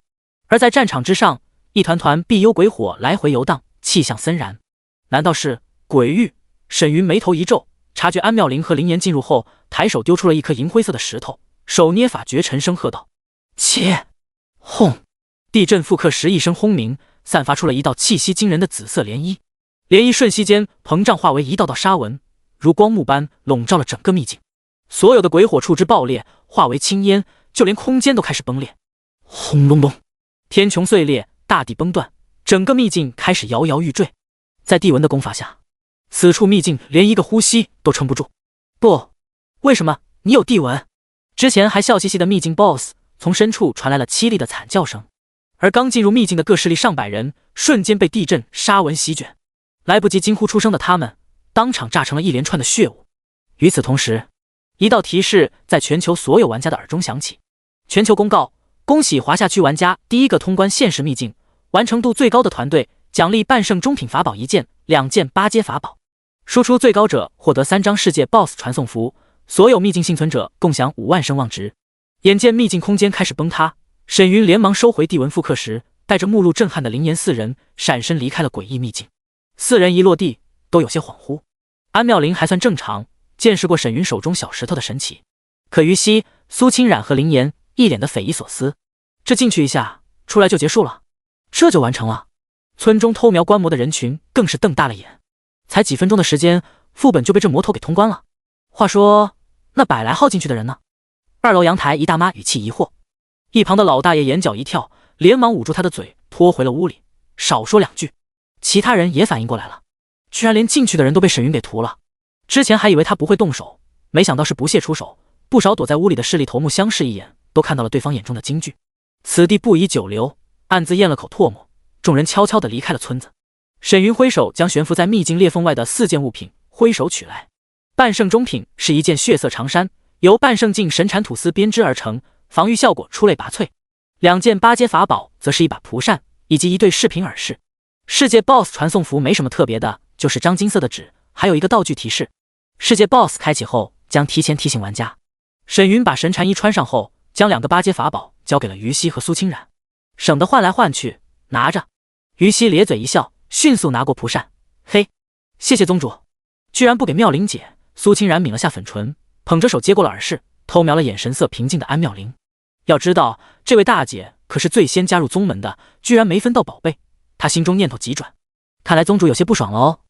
果然，分完宝贝的沈云看着一本正经的安妙龄和站得笔直的林岩说道：“心有大义确实不错，可换作上位者来看，那只是试探我态度的一枚棋子而已。”被沈云这么一说，安妙龄眼角一颤，她好敏锐的直觉，她这才发现是自己太心急了，有些大意了。而林岩想说又不敢说，其实他没想这么多，只是被沈云一说，确实觉得有道理。但即便是棋子，也是为了民众安全。不过还好，那路飞鹰不傻，选择开溜，并没有莽撞白给。沈云见两人盯着自己，开口吩咐淡然：“今晚助我修炼。”这话别说安妙龄和林岩了，于西和苏清冉都疼得一下红了脸。这时候的林岩不敢有丝毫犹豫，咽了口唾沫，对沈云拱手一礼：“是，宗主。”一旁的安妙龄算是老江湖了，笑着缓解了下尴尬的气氛：“倒是好久没和宗主修炼了，还挺想念的啊。”老司机开口就知有没有，不说还好，说了更尴尬。三人的脸直接成了人形红灯，而于西更是催动灵气压了压俏脸上的酡红，头皮都开始冒烟了。见沈云转身飞向高空消失不见，四人齐齐的松了口气。呼，吓死我了，还以为今天就交代在这了。安妙龄连连拍着胸脯：“谢谢你安长老。”林岩感激的看了眼这位大姐，要不是有她震慑了修仙局，场面可不会和如今这般好收拾。安妙龄摆了摆手，能做的就这么多，下次可没这么好运了。林岩深吸一口气，和三人一同离开了村庄。第96章，有事找宗主去。奏期活动开启。青山市秋水别墅区，走出大厅的一梦看着门外停靠的布加迪和车边一袭西装的英俊男子，十分后悔当初赶走特战队的人。一袭白裙的一梦如雪莲般从院中走来，那绝美的容颜看得萧雨心跳莫名加速，这是爱情的感觉。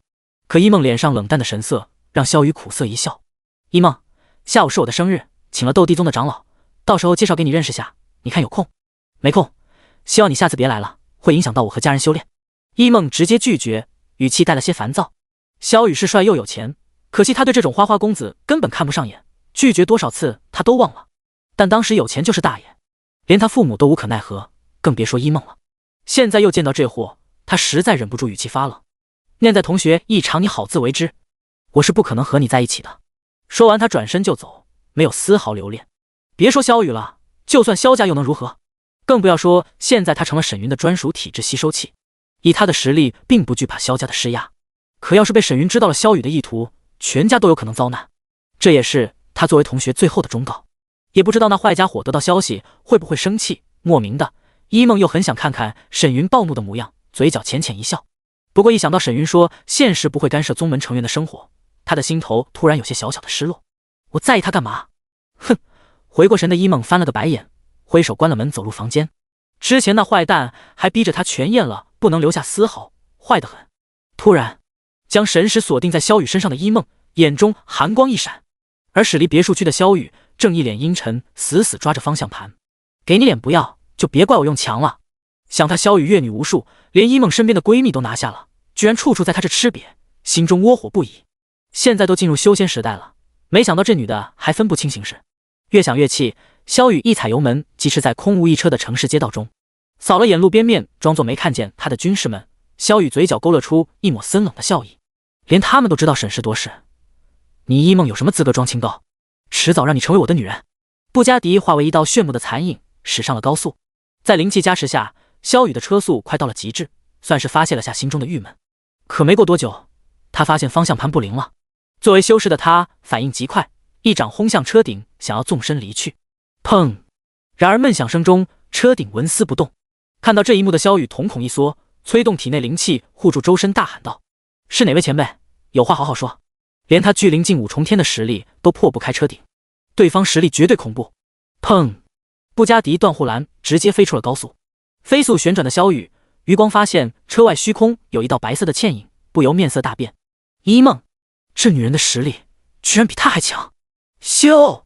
一梦曲指一点，一道血色指芒划破长空，直接击中了打着旋的布加迪。轰！一声轰鸣，布加迪如烟花般炸得四分五裂。车中的萧雨更是被这一指炸成了残肢断臂，当场身陨，不知死活。冷着脸的一梦闪身离开了这里。沈云欺负他还好说，这种不知天高地厚的人也想染指他，真是嫌命长。这时一道人影从远方疾驰而来，当来人看到高速外燃起的火焰和萧雨的尸体，一脸无奈。一梦小姐，这萧家可是和斗帝宗有些关联的。虽然修仙局也建立了宗门，但眼下这种环境，大家都在游戏中保持平衡，能不起冲突尽量不会。一梦头也没回，语气冷漠：你们自己解决，要是萧家敢来找我麻烦，我直接和宗主说。得。一听这话，修仙局的人不再搭话，连忙取出手机开始联系上层。一听宗主就怂，面露得意的一梦快速飞向家中，也不知道他在秘境中获得了什么，想来以他的实力应该不会出事。苍龙市，回到家中的沈云迅速戴上了游戏头盔登录游戏，因为在回来的路上他已经收到了雪倩、顾雨柔发来的信息，游戏开新活动了。现身在龙虎山下的沈云就见视线上方一个马头图标映入眼帘，点开一看是休闲玩法全服赛马活动。赛马活动报名后可前往烟云堡参加活动，赛马时可获得沿途各种道具，可攻击、限制、防御其他参赛人员的竞争。活动奖励，各国前10达到终点者可获得随机品质的坐骑奖励，坐骑为成长型，可协助玩家作战。活动结束后将开启各国坐骑排行榜。活动说明，赛马为休闲类玩法，玩家不会死亡，不可使用修为秘籍，可使用特殊道具、场景道具。说明个人法宝禁用。活动27分钟后开始。温馨提示，由于参加人数过多，活动区将开设多个分线场景。成长型坐骑，这活动可以啊。沈云双眼一亮，纵身飞向高空。该说不说，这休闲活动的奖励还算不错。要知道九州大陆坐骑玩法还没出，这次活动应该是为了铺垫，奖励的坐骑品质肯定比后续出玩家的坐骑任务更好。想到这，沈云在宗门内发了条信息：宗主，沈云全员去参加活动，能获得前10坐骑者有赏。这种活动全凭运气，哪怕以沈云的威势，其他玩家隐藏 ID 也会和他争夺，加上其他活动分线的大量玩家，也不容小觑。谁知道会不会有踩了狗屎运的人一路横冲到终点？所以他要求宗门成员尽量完成，而没有惩罚。毕竟这种活动不是修为高地就能获得的，要是运气好得到了坐骑，他直接选个品质最好的拿来用，想想也是一件美事啊。消息刚一发出，宗门聊天框内就刷出了不少信息。血色玫瑰，宗主，前10有没有圣阶剑点奖励啊？核心弟子也太慢了，期待。对呀，宗主，可以选择奖励不？当然不是准地秘法，最高圣阶剑点也好啊。兴奋，狱卒百军间，哼哼，这次我必定拿个前10，给宗主尝尝脸。奋斗，沈云一乐，回了条信息，只要条件不过分，尽管提。圣阶剑点而已，再说这些人也就是啦啦队，能获得前10的几率太小，也就凑个去。毕竟10多亿玩家在线，谁敢保证100%获得？于西大仙，那宗主不能骗人。含笑，于西对于自己的运气还是挺膨胀的。虽然他已经学了准地级秘法，但能和沈云提个小小的要求，想想都有些激动呢。仙界小仙女，前10必有我一席之位。怒，发着信息的顾雨柔一步走入传送阵，前往了烟云堡。看着漫天黄沙的烟云堡以及周围喧哗震天的玩家们，他舔了下粉唇，心中暗道：得到前10我就要和他来个法式深吻。太刺激了，宗主修炼从来都不亲吻，他要是有机会那还得了。越想越兴奋，通红着脸的顾雨柔拔地而起，急吼吼地冲向了前方活动区域。第97章无双马鞍100倍奖励增幅。烟云堡，通过传送阵来到这的沈云闪身飞往了赛马区。他当前的场景分线已经达到了67000多条，可见参加的人数有多密集，不是什么人都敢去现实秘境探索的。现实死了可没复活的机会，还是游戏里安全。突然，飞在空中的沈云侧目看向了不远处黄沙下近100道疾驰的人影，而在这群人的最前方，一个充满血煞气息的紫色人影正疯狂逃窜。邪修，沈云语气轻移，这还是他第一次遇到老同行了，而且对方的修为居然达到了巨灵境8重天，这种实力已经是华夏区白榜上流强者。安妙龄等人虽然是血魔宗成员，但心性和手段可没沈云这么狠辣。眼下这名玩家能达到巨灵8重，恐怕杀的人还真不少，自然会结仇他人。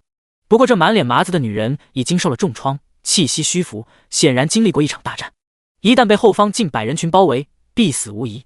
沈云是纯粹看一眼，而不少路过的玩家则有种蓄势待发的架势，都放缓了身形。要知道，这类邪修玩家被击杀后，爆率可比普通玩家高太多了。巨灵境9重天身上的宝物想来不少，可以预见，一旦对方身陨，活动之前这里必然会发生一场夺宝的血雨腥风。咻！黄沙中，一道剑气再次击中了前方逃窜的人，直接将对方当场击飞了出去。口喷鲜血的麻子脸女人直挺挺地撞在了前方土包上。眼见前方一群人袭来，他扫了眼黄沙上悬空而立的玩家们，厉喝出声：特殊道具无双马鞍，进入前10奖励翻100倍，我死了可就没了。厉喝声中，一个金色马鞍直接被他丢在了空中，让所有人都看了个真切。特殊道具无双马鞍，特性一次性道具，死亡后消失。效果活动时移动速度加 5%， 进入前10的玩家能增幅奖励100倍。限制双人马鞍，双人奖励皆可翻倍。卧槽，特殊移动道具100倍奖励增幅，还是2个人都能获得。我被修士当仗义出手。兴奋的怒吼声中，轰！虚空而立的玩家们瞬间爆发出强悍的威势，更有人催发灵气，一掌轰向下方脸色阴沉的人群。欺负一个女人，不知廉耻！咻咻咻！一道道身影更是从天而降，如一座座大山，屹立在了麻子脸女人的身边，朝着前方黑着脸的玩家们直接出手。妈的！追杀队中的林姐，那英俊的脸都要扭曲了。和众人快速后撤的他，死死盯着前方目露杀机的麻子脸女人，怒喝道：你等着，我飞仙宗必把你找出来，赶紧走！一旁的周慧慧抓着他快速逃离这是非之地。没想到他们设下天罗地网，依旧没能抓住蓝芊芊。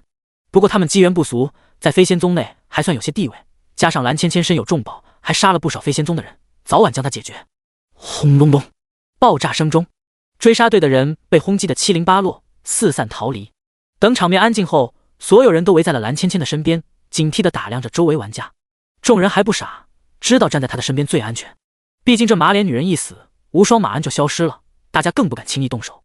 可这时，一声淡笑传入了所有人的耳中。不错，天助我也。这声音为什么有点耳熟？眉头微皱的众人抬头一看空声音来源，却发现身穿血色长衫的沈云闪身而来。擦！快跑！咻咻咻！反应快的人转身就跑，但不少人舍不得无双马鞍，眼中凶芒一闪。我得不到，你也别想。随即众人朝着身后麻子脸女人齐齐出手。反正大家来之前都隐藏的信息，恶心下沈云也好。可惜双方修为差距太过明显。噗噗噗！一道道血丝将在场所有人瞬间洞穿，吸成了干尸。浑身血丝萦绕的沈云脚尖落地，荡起一片灰尘。俯视目露紧张的麻子脸女人淡笑道：你的道具归我了。以他目前的神魂强度，稍稍一探就感知到了这女人脸上戴着人皮面具，绝无表面这么丑陋。蓝芊芊不敢犹豫，暗自咽了口唾沫，点了点头。全凭沈宗主吩咐。见他伤势有些重，沈云收了血丝，从空间界中取出一枚4阶疗伤丹药，丢给了他。吃了恢复，活动快开始了。看着沈云离去的背影，蓝芊芊小心翼翼地将丹药收入储物袋。这可是4阶丹药，他哪里舍得吃？再说还不知道有没有毒呢。然后他从背包中取出一颗2阶上品丹药，服下后，挥手将周围尸体爆出的宝物收入背包，快步跟上了沈云，压着嗓音低声道：沈宗主，这些宝物还没拿，就当是你的福利，听指挥就好。沈云摆了摆手，放心。蓝芊芊连忙点头。老魔头虽然上次凑巧救他脱身，可手段太凶残了，连现实的人都杀了数百，他可不敢托大。等两人通过传送阵进入赛马活动区，发现这是由一块巨大荒原打造的活动场景，场地极大，起跑线扩散数千米，前方则是广阔的荒原，远处还有荒山屹立。两人隐约能看到荒原上悬浮的道具光团，不过玩家不能进入场中熟悉环境，被赛马起点处的一道光膜给挡住了。在光膜的上方浮现着活动时间，9分钟36秒开启。在外围游走的沈云凭借目力大致熟悉了下远处地形，抬头看向了不远处的 NPC。 全场只有他一个 NPC， 标记着养马官，正在马棚里喂着马，这让许多玩家围在了他的身边，尝试着刷好感度，想要配置一匹好马。快步上前的沈云细心聆听周围玩家的消息，可惜马匹都是统一分配的，没有好坏之分。一个浑身装备气息不俗的土豪无奈一叹，为了公平，活动中的赛马都是统一种类，没有特别明显的快慢之分。这 NPC 不老实啊，给了这么多零食还没点反应，亏死了。走了走了，多看看地形了解下吧，在这纯属浪费时间。擦！沈大佬来了！不少人见沈云走来，连忙转身就走。一些势利的人本来没打算隐藏信息，想装个逼，见他一来，连忙溜入人群，赶紧隐藏 ID。居然和这家伙在一个赛场，还好大家谁也不认识谁。听说现实不少人都被血魔宗的人给杀了，周围人心头无语。和他分在一个赛马场，算是倒了血霉。要不是进入赛马场后不能换地方，他们早就走人了。第98章，这是一场有味道的比赛。沈云一路畅通无阻的来到 NPC 面前，尝试零食给他想刷个好感度。叮，玩家免费赠送养马关1000颗零食。见他背对自己纹丝不动，沈云眉头一挑，继续送着零食传音道：道友，适可而止，不然有命拿没命花。如果对方是异界修士，应该听过他的凶名，要是没有，反正他零食多，就当试探对方了。叮，玩家免费赠送养马关1000颗零食。叮，玩家赠送3000颗零食。叮，玩家赠送1万颗零食。足足送了2万颗零食。沈云见对方依旧没什么表示，转身离去。就在这时，一道传音涌入了沈云的耳中：小伙子没点耐心，要是能给老头100万下品零食，暂且帮你一把。沈云眼角一跳，再次看了眼这养马关的信息：休闲活动赛马养马关，修为淬体境9重，场景 NPC。 场景 NPC 应该是类似秘境中的 BOSS， 无法离开这里。沈云倒也果决，直接附送对方100万下品零食后转身就走。随着时间的推移，活动时间越来越近，玩家们的气氛也高涨了起来。当活动开启还剩30秒的时候，一道提示在隔离光圈上浮现：双人赛马活动，玩家可两组队，一人控制赛马，一人使用道具。倒计时开始，28秒。与此同时，在场数千名玩家一同被送入了赛马场地，而在玩家的身边则站立着一匹摇头晃脑的大渊马。沈云见自己的马和其他人的一模一样，脸色一黑，这老不死的坑我100万零食。周围玩家也发现了这一幕，尤其是沈云一脸郁闷的模样，让众人偷乐不已。这货绝对刷了很多零食，全白给。哈哈，你以为有零食了不起啊？还不是公平竞争。是时候展现我30年的骑马功夫了。力压沈魔头，名动天下就在今日。沈云深吸一口气，压下郁闷，侧头示意了下蓝芊芊：我来控制马。原本沈云是打算让她和于西一起，但这女人既然选择邪修一道，很可能会坑了那傻姑娘，他这才选择将对方留在身边。好，蓝芊芊点了点头，从背包中金色的无双马鞍套在了马背上。这一幕看得众人眼角一跳，连忙在附近频道讨论了起来。匿名玩家，擦，居然还有马鞍道具 ，NPC 刷的。匿名玩家，我他妈刷了1000多颗零食都没有。痛！匿名玩家，慌个鸡！那是这女的道具才加5%的速度，大家用攻击道具直接给她集火了。等沈云两人都上了马，由于马鞍没有隔离区，身躯就紧紧贴在了一起。尤其是沈云宽阔结实的胸膛以及身后那天赋异禀，让蓝芊芊不安地扭动了下翘臀。咋这么大？不过我的面具这么丑，她应该不会多想。别乱动！本就郁闷的沈云眉头一皱，牵着马缰绳，语气不耐：就是有些狭窄。蓝芊芊有些不好意思地低语了声，素手紧紧抓着马鞍。沈云懒得理他，一家马夫骑着马挤开玩家，喝道：看什么看，都让开！好在场地足够宽敞，周围玩家连忙挤开，心中腹诽不已。装逼犯，等老子领先，你就在后面吃灰吧。啧啧，这女的是真丑，还没我秘书好看。这波我算是胜过沈魔头100倍了。一名光头玩家拍了下身前秘书屁股，抬头看向虚空中的活动倒计时：5、3、1，叮！活动开始。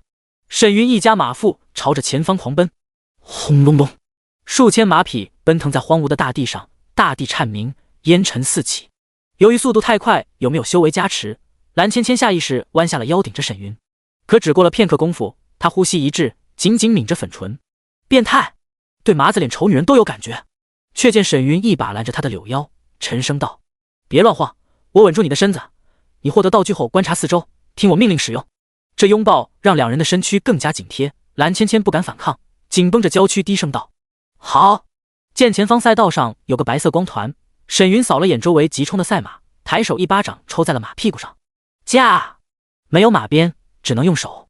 可这一拍不要紧，受惊的大渊马突然放了个屁。噗！这动静让跟在沈云后面的女玩家柳眉一蹙，可等她看到沈云的大渊马尾巴一甩，喷出了一连串的辉煌之物时，吓得脸色大变。啊！两两相撞的速度太快了，那简直就像是标枪一样，朝着女玩家的脸当面射来。嘴里中招的妹子眼珠子都凸出来了，这味道太真实了，就算没吃过的人沾之即懂。我的妈呀！就连坐在她身后的闺蜜都白了脸，连忙躲在了她的身后。哦，掉我嘴里了。哦，丽丽你坚持住，别掉下去，掉下去就淘汰了。躲在她身后的闺蜜死死抱着她的腰，连连安慰。这诡异的惊呼声让沈云心中一惊，迅速回头一看，当看到后面的女玩家被喷了一脸马粪，哪怕以她的心性都不由眼角抽搐。卧槽，这马还会拉屎！老不死的，你特么别让我逮住！川西的马还比赛啥？正当沈云惊疑自己的马被做了手脚，无缘前时时，噗噗噗，密集的串息声在场中响起，全场战马齐齐化为喷射战士，整个虚空都染上了一层泛黄的长条喷雾线，场面那叫一个壮观。我尼玛！所有玩家如同经历了世间最残酷的刑罚，发出了凄厉的惨叫声。啊！前面的我去尼玛！哦，这怎么回事？啪！哦，是奥利给！不，大量跟在后面的玩家被前方马粪袭击，吓得六神无主，跌落马背。好在掉马就会传送出场地，不至于马踩死。我去！沈云看着玩家们如蚂蚱般尖叫着跳离马背，暗自咽了口唾沫。这哪里是赛马，简直就是粪堆鏖战！赛马绝对被那老头下了泻药。而他发现自己的大渊马虽然会放屁喷一波，但跑起来腿不发软，力道十足，问题不大。至于蓝芊芊已经被后方的惨烈场景惊得脸都有些白了，这场面可比杀玩家更加有味道。老伙计，你可真够给力啊！沈云满心振奋，暗道一声牛逼，回头看了眼在粪雨中咬牙前冲的玩家们，他一抽马屁股，目露睥睨地喝道：驾！噗噗噗，大渊马放了一连串夹杂私货的屁，撒丫子往前方的道具光团跑。第99章一骑绝尘，策马奔腾。虽然沈云的大渊马速度有所影响，但无双马鞍 5% 的加速让他渐渐占据了第一的位置，这导致后面在粪中鏖战的玩家们一个个看得咬牙切齿。之前 5% 的加速他们还不当一回事，可现在不仅马肚子吃坏了，跑起来吃力，被喷一波乱了阵脚的玩家，再加上这点速度加成，差距会越来越大。也就沈云周围几个玩家还能勉强跟住他。没一会儿，斗志昂扬的沈云操控胯下赛马冲破了前方的白色道具光团，至于其他玩家见抢不过他，早就四散开来，防止被他用道具伤到。叮！恭喜小队获得道具巨马木架，摆放距离方圆50米，哪里人多丢哪里。听着沈云的低语，蓝芊芊左右环顾，直接将背包中的道具提前预判在了左边4名玩家的前方。唰！就见一个长2米的巨马突然出现在了道路上，换作大渊马正常时期，反应快点的玩家还能跳跃过去，可现在四肢发软的马跑起来连嘴巴都吐白沫子了，哪还有力气带2人跳起来？卧槽，这道具的距离这么远，快躲开啊！砰砰砰，人仰马翻中，侥幸躲过一劫的玩家们开始控制着马，再次拉远和沈云的距离。而没人抢道具的沈云一路疾驰前冲，加速道具、战马体质增幅道具、防御道具等等被他一路收集。10多分钟后，沈云直接冲上了巍峨的荒山赛道。叮！当前队伍上山成功，排名第1。操控着大渊马的沈云回头看了眼山下还在奔跑的玩家们，算是松了口气。没人干扰的情况下，有很大机会获得华夏区前10。坐在他前面的蓝芊芊也展颜一笑，压着嗓音沙哑道：多亏了沈宗主，不用想也能知道，绝对是沈云之前去马棚给了养马官好处，才有了这种情况。毕竟从聊天框信息来看，其他赛马活动区可没类似的情况发生。听他拍马屁，单手持着马缰绳的沈云一把掐住了他的脖颈，低声笑道：既然如此，本宗主盛情邀请姑娘加入我血魔宗，如何？用了他的无双马鞍加上100万灵石，沈云怎么可能做亏本买卖？哪怕奖励的坐骑是绑定的，那也得属于血魔宗。蓝芊芊身躯一绷，面露紧张地看着他。可活动中玩家是没有修为的，而他的体质也不如沈云，根本难以挣脱。就算他有赛马道具在手，也无法对己方的赛马形成干扰，导致落马。这魔头果然不好相遇，不过血魔宗内有极品武学，倒也不亏。念头急转的蓝芊芊连忙拍了拍脖颈上的大手：嗨嗨，多谢宗主赏识。叮！玩家沈云邀请你加入血魔宗，要求双修，差点给忘了。蓝芊芊脸色一变，犹豫片刻后，她抿着嘴点击了同意。我这么丑，他应该没想法，很可能只是想要坐骑。叮！恭喜玩家加入血魔宗，当前宗门人数已满，身份为记名弟子，转正后入杂役，可寻找宗门管事领取入门心法。一连串的提示声中，蓝芊芊就见沈云将一本手抄本递给了他，正是8阶纯阴化阳法。已经有了决断的蓝芊芊也不犹豫，接过后直接学习。同时他不动声色地查看了下宗门成员的信息，果然一个个都是绝色美女，算是让他放下了心。不错，沈云满意一笑，抹撒着他的麻子脸，低声道：“这一次多亏了你的无双马鞍。”浑身发毛的蓝芊芊强自镇定，笑着敷衍：“还得是您救了我。”沈云捏了捏他的麻子脸，笑容阴森：“虽然长得丑了点，但多少要奖励下你。”听到这句话的蓝芊芊见沈云那英俊的脸颊缓缓凑近，心中大惊，瞪着眼惊呼：“沈宗主，我这么丑你也看得上？游戏都说了，修仙者要到心稳定，区区皮囊不值一提。怎么，我救了你，竟然还不乐意？”沈云微眯着眼，语气不善。确实，以他的身份和地位，看好一个丑小鸭，那都是中了彩票了，更别说救命之恩。换做其他人，恐怕直接扑上去了。可惜蓝芊芊是戴着面具的，果然无耻。你不是为了马鞍会救我？心头狂跳的他，尽量措辞谨慎，低语道：“就是怕污了宗主的眼，会被别人说我配不上你。我沈云做事，何须在意他人眼光？”沈云傲然开口：“不过这女的戴的面具确实丑，要不是之前劫杀她的林杰和周慧慧，让沈云想起了当初在新手村外遇到被霸凌的蓝芊芊，他还真下不去手。加上神魂感应下，这女的戴着人皮面具，不用猜也知道是她伪装的。行了，我的话不容反驳。”沈云直接扣住了他挣扎的后脑勺：“别，我还没准备。”霸道、热情，充满了掠夺性。蓝芊芊瞪着三角眼，对于这个荤素不忌的魔头是震惊不已。赛马丝毫不受影响，在一阵缩面声中急冲在荒山中。荒山赛道蜿蜒而上，十分陡峭狭窄，一个不小心就会掉落山崖。这种状况下，想要拔得头筹可非易事。好在山中只有沈云这一匹大渊马，其他玩家都跟在后面吃灰。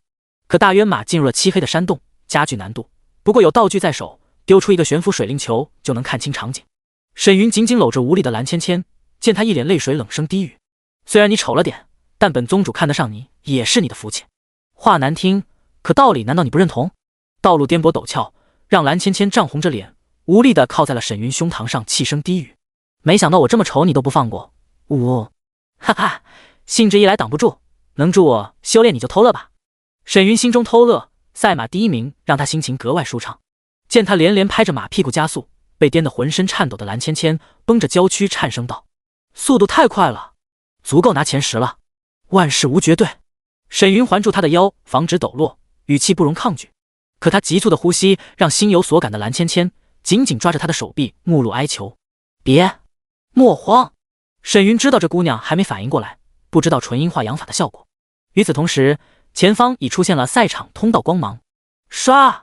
大渊马如利箭般直接冲出了山体，刺目的阳光照的沈云眯起了眼，浑身一颤，而蓝芊芊更是大脑一片空白。好在之后的下坡路道路平缓，两人这才调整好状态，一路疾驰下了山。没一会儿，大渊马直接冲出了终点。叮！恭喜玩家获得本赛道第一，等待其他选手完成任务，结算赛后奖励。沈云翻身下马，抬手将擦着泪花的蓝芊芊扶下了马。落地一个踉跄的蓝芊芊连忙扶着他，紧蹙眉头：“哭什么？这辈子你能找到我都是祖坟冒青烟了。”沈云脸色不善的拂袖离去：“找到我你才冒青烟呢。”暗自腹诽的蓝芊芊回头见大渊马上打湿的无双马鞍消失，这才松了口气，亦步亦趋的跟在他的身后。角色图在这些章节：21安妙龄，43苏清染，45一梦，49小仙女，57婢奴，69鱼西大仙，76金刚芭比雪倩，77柳如是，85打针姚诗诗，86倚楼听与顾梦瑶，89皇后令仪容。第100章，奖励准地级血脉坐骑。檀溪坐在休息区的沈云稍稍感应了下体内纯阴，暗自低语，连元阳化阴法都无效了。显然天道设定下的活动场景没什么漏洞可钻，他主要是为了找游戏漏洞，不然以他的实力，区半小时太短。这全都是他意志力催动的结果。这时身边传来了蓝芊芊的轻声询问：“进入前10就可以和沈宗主提要求？”他已经看到了宗门聊天群的内容，自然可以。沈云双目一凝，语气淡然：“要是对方不知天高地厚，那就让他见识下什么叫出尔反尔。”蓝芊芊深吸一口气，抬头看着他轻声道：“我想让宗主派人帮我杀几个仇人。”杀人？沈云摇了摇头：“有些事自己做了才能念头通达，以我宗底蕴，你崛起是迟早的事情，想清楚再说，莫要被仇恨蒙蔽了双眼。小姑娘还是太年轻了。”见他说完，直接闭上了双眼。蓝芊芊思索片刻，情绪渐渐稳定。他说的没错，有些事只有自己做了才能心中畅快。当初他下线后，第一时间让父母搬家，可父母不当一回事，延迟了1-2天就被周慧慧带人给找上门了，还让人把他爹的腿给打断了。要不是他出去采办物资，说不定就要受辱。虽然事后有大量的军车涌入城市，可九州玩家修为上升后，这种保护对于高修为的人形同虚设。还好他事后躲得快，加上机缘不俗，没被林杰等人找到，一路被人追着想盗他的宝物，磕磕碰碰达到了目前的修为。可惜林杰这群人也不是软柿子，更是加入了玩家打造的飞仙宗。要是没有这些事，他哪里会加入血魔宗？那就再等等。收回思绪的蓝芊芊扫了眼前方奔驰而来的玩家们后，低头看了眼自己手腕上的红绳，这是他和沈云策马奔腾后获得的道具奖励。姻缘绳使用后，道侣会获得姻缘绳1根，受到危险时可用意念传音对方前来相助，同甘共苦。有这根绳子算是一道保命符了。蓝芊芊苦涩一笑。没过多久，玩家们陆续来到了终点。好在玩家们进入终点，身上的马粪都消失了，不然休息区的味道非同凡响。10多分钟后，当赛马活动结束，一道金色榜单在虚空中浮现。华夏区赛马前10玩家排名确认：第1名沈云，匿名玩家；第2名匿名玩家；第3名匿名玩家。匿名玩家，熟悉的排名模式在所有华夏区玩家的眼前浮现。除了沈云这个风骚无比的 ID， 其他9名玩家都选择了隐藏。与此同时，一道金色光柱从天而降，直接落在了华夏区前10玩家的身上。叮！恭喜玩家沈云获得华夏赛马区第1名，奖励获得无双马鞍100倍增幅，奖励稀有级坐骑天妖九尾狐。天妖九尾狐，天妖九尾一族曾出过准地级强者，是狐族至高血脉，资质旷古烁今，实力4阶巅峰。主仆契约，坐骑无法伤害玩家。准地级，好强的血脉。听着提示声的沈云凝神看向虚空光柱，而周围玩家们更是看得目瞪口呆。就见一道血狐虚影从金色光柱中缓缓浮现，血狐眼眸淡紫，眉心有紫色符文闪烁消失，身姿长3米，9条绒毛大尾更是达到了10多米，在虚空中如一道血色天幕缓缓摇摆。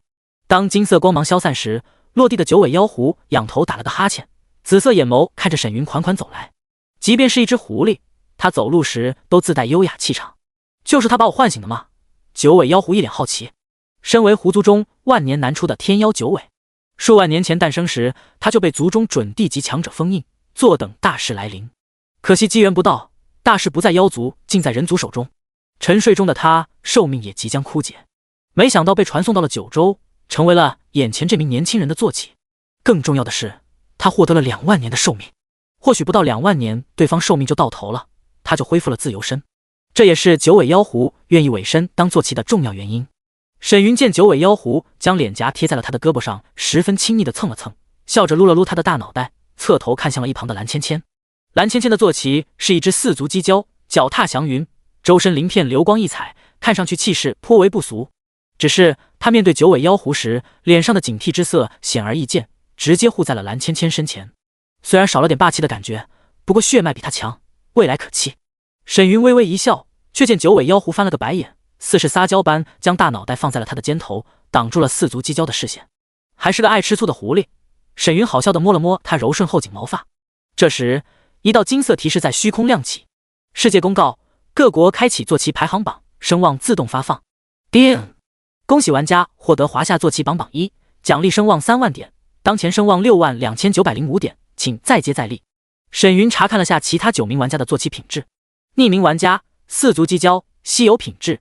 匿名玩家玄冥帝龟7品。匿名玩家狮虎兽6品。显然，排名低的玩家没有奖励加成的情况下，坐骑品质并不高。走了。沈云翻身坐上了9尾妖狐，示意蓝芊芊跟上。胯下9尾妖狐有些别扭地动了下身躯，缓步走向不远处的出口 NPC。相比较大渊马，坐在白狐身上的沈云丝毫感受不到颠簸，不仅平稳，屁股坐着也软乎乎的，别提多舒坦了。一旁的蓝芊芊更是嘴角带笑的坐在4足鸡蛟上，眼眸中满是新奇。见玩家们让出道路让两人通过，那一张张艳羡的模样让蓝芊芊暗爽不已。换作当初，他都不敢在人前显露真身和宝贝，现在有了沈魔头挡在前面，他算是狐假虎威了一把，感觉相当不错。第101章极品炉鼎，正好助我修炼，不知道能不能留下来。蓝芊芊面露不舍地摸了摸4足鸡蛟脑袋，看着沈云轻声询问：宗主，这个要上交吗？听到这话，周围玩家心中偷笑，切，这可是稀有级的坐骑，沈老魔肯定给宗门长老啊！你也就是个工具人，想屁吃呢？既然叫宗主，蓝芊芊肯定是戴着人皮面具的。对于这一点，诸多玩家心知沈云眼光极高，不可能收个丑八怪入宗门。但只有距临近8重天的修为，在血魔宗内很可能是垫底的存在。就这货色，还想得到蛟龙坐骑？宗门内的长老不得心生芥蒂。沈云扫了他一眼，语气淡淡：“刚才你不是挺委屈吗？”一听这话，蓝芊芊双眸一亮，有戏。他眼眸一转，有些扭捏的低眸轻语，说了句违心话。想通后觉得也是我的福气，这马屁拍得劲道十足，算你识相，赏了。沈云笑着一家胯下九尾狐，缓步走入传送阵。谢宗主！蓝芊芊激动的惊喜出声。卧槽，沈老魔这么大方！周围玩家瞪圆了眼，稀有级坐骑就这么给一个低级玩家？可恶，拍个马屁就有，什么时候才同意我的申请啊？人群中不少女玩家嫉妒的看着蓝芊芊，要是可以，他们愿意天天躺着和沈云修炼，疯狂对着他拍马屁。这可是能和主人一起战斗的稀有级坐骑啊！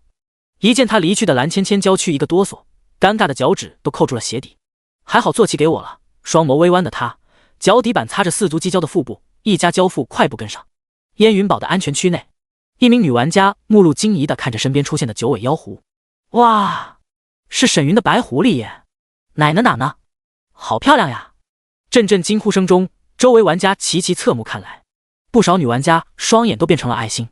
只见姿态慵懒的九尾妖狐，一双卡姿兰大眼眸扑闪的，极为漂亮。尤其是她浑身上下散发着白白的光芒，更有阵阵异香传出，闻得女玩家们心都醉了。可惜众人只是看了一眼，白狐四足祥云升腾，直接飞上了天空。难得遇到沈云，人群中不少想加入血魔宗的女玩家们娇声大喊：“沈宗主，我什么时候能加入血魔宗啊？沈宗主，我可以去当杂役吗？每天看着白狐狸也好了，我要助你修炼呀，沈宗主。”哼，一群现实的女人见这几个隐藏信息的女玩家都挺漂亮，周围男人看的眼都红了，决定等他们出了安全区直接杀一波。看着空中几个闪烁消失的2只坐骑，喊话的妹子们心生无奈。余光见周围男人神色不善，一脸不屑地走向传送 NPC。 一群癞蛤蟆还想吃天鹅肉，我呸！眼红就得治，正好让老娘杀了你们爆一波装备。等2人进入血魔宗传送台，蓝芊芊看着恢宏的宗门建筑，开口询问：“宗主，我要每天在这打卡吗？”宗门是有弟子繁荣度的，可以购买仓库的资源。不过蓝芊芊能独自达到目前的等级，气运相当不俗，这也是沈云看中他的原因之一。无妨，你觉得怎么升级快就自己练，但你的声望归我。沈云摆了摆手，从九尾狐背落下，走向了大殿。这个我知道。蓝芊芊连忙点头，这点在加入宗门时就有提示，而且沈云能给他稀有级坐骑，已经让蓝芊芊万分激动了。自己去宗门藏经阁吧。谢宗主。蓝芊芊行了一礼，骑着坐骑快速飞走了。说实话，他还是很怕面对沈云的，是时候找个地方升级了，顺便刷一些物资去买。沈云独自走在广场上，暗自思索。之前现实副本中，他使用了地文复刻时清空了副本，消耗了将近200万下品灵石。虽然获得了3个高品质道具，其中还有个半圣级的神蝉血衣，绝对稳赚不赔，但目前他哪里会卖？赛马也花了100万，这么大手大脚，灵石都快没了。凝魂境6重天的刷怪点，沈云点开地图查看了一下，预选了几个刷怪点。4阶妖兽速刷的话，得去拍卖行或者黑市买个血祭大阵，他决定去主城淘宝了。这种同阶妖兽他能做到单秒，但成百上千、数千的群秒可不是一件轻松的事。之前底蕴不足，沈云想着让安妙灵去冒险购置，说不定会有邪修也想物色这种宝物。但现在他身怀这么多底牌，出门完全不虚。看着他一脸思索的模样，一旁的九尾却惊疑不定。极品气运灵脉，他的机缘这么逆天？他曾经就被族中强者镇压在一整条极品气运灵脉中，可区凝魂境玩家就能获得，其中的逆天程度可想而知。就在沈云查看地图时寻找黑市时，九尾狐硕大脑袋蹭了蹭他的胳膊，一脸的楚楚可怜。小主，我想去宗门禁地修炼。听着耳中的软浓细语，沈云好奇地看了眼他。你是女的？九尾狐眨了眨漂亮的紫眸，轻声传音。九尾妖狐都是女的，小主应该了解不深。话音刚落，一道神念画卷涌入了沈云的脑海中。只见紫瞳白狐虚影身边，一个肌肤如玉的柔媚女子，身披轻纱，面若桃花的注视而来，浅笑嫣然。小主，这是我的本体，换我仙儿即可。不愧是狐族，还真是魅惑众生。名字也好，相得益彰。沈云赞叹开口。九尾狐有些赧言的眨了眨大眼睛，似是被夸得不好意思搭话。沈云笑着揉了揉他的脑袋，去吧，不过气运你不能吸收，这是我宗底蕴，底牌不能动。至于宗门后山的灵气确实比较浓郁，随他去修炼了。谢谢小主。那希儿去修炼了，小主有事喊我。轻柔的话语声中，九尾妖狐蹭了蹭他的手掌，款款离去。他的话语声虽无勾人魅惑之意，却让沈云心头莫名震动，连体内的血煞之气都沸腾了起来。不错，待化形之后，正好助我修炼。收敛笑容的沈云眼中金光一闪，能诞生出准地级的血脉，希儿或许比不了族中先贤，但最起码能入圣境或是大圣境。这种极品炉鼎对目前的他来说是十分珍贵的修炼资源。至于是人族还是妖族，对沈云来说没什么区别，唯有怎么提升实力和底蕴才是他该想的事情。收回视线的沈云缓步迈上大殿台阶，就听身后传来了小仙女顾雨柔的悲呼：宗主啊！沈云回头就见梨花带雨的他飞奔了过来，眉头微皱。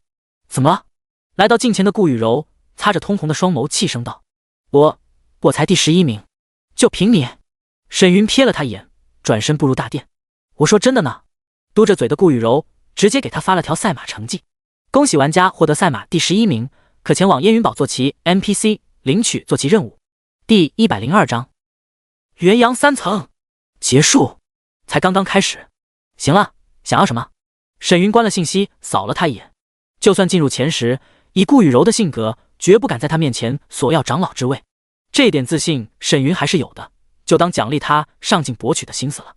顾雨柔微微一愣，他还以为沈云懒得搭理他，没想到会给他这样的机会。他缓缓抬头看向了这个让自己愈发心动着迷的男生。一袭血色红衣的沈云依旧风采无双，俯瞰他时璀璨的眼眸并无不耐烦。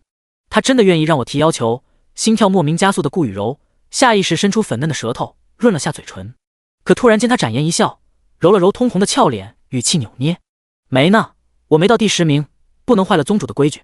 不愧是绿茶，有点手段。沈云笑着拍了拍他的天灵盖，对于他能懂分寸颇为满意。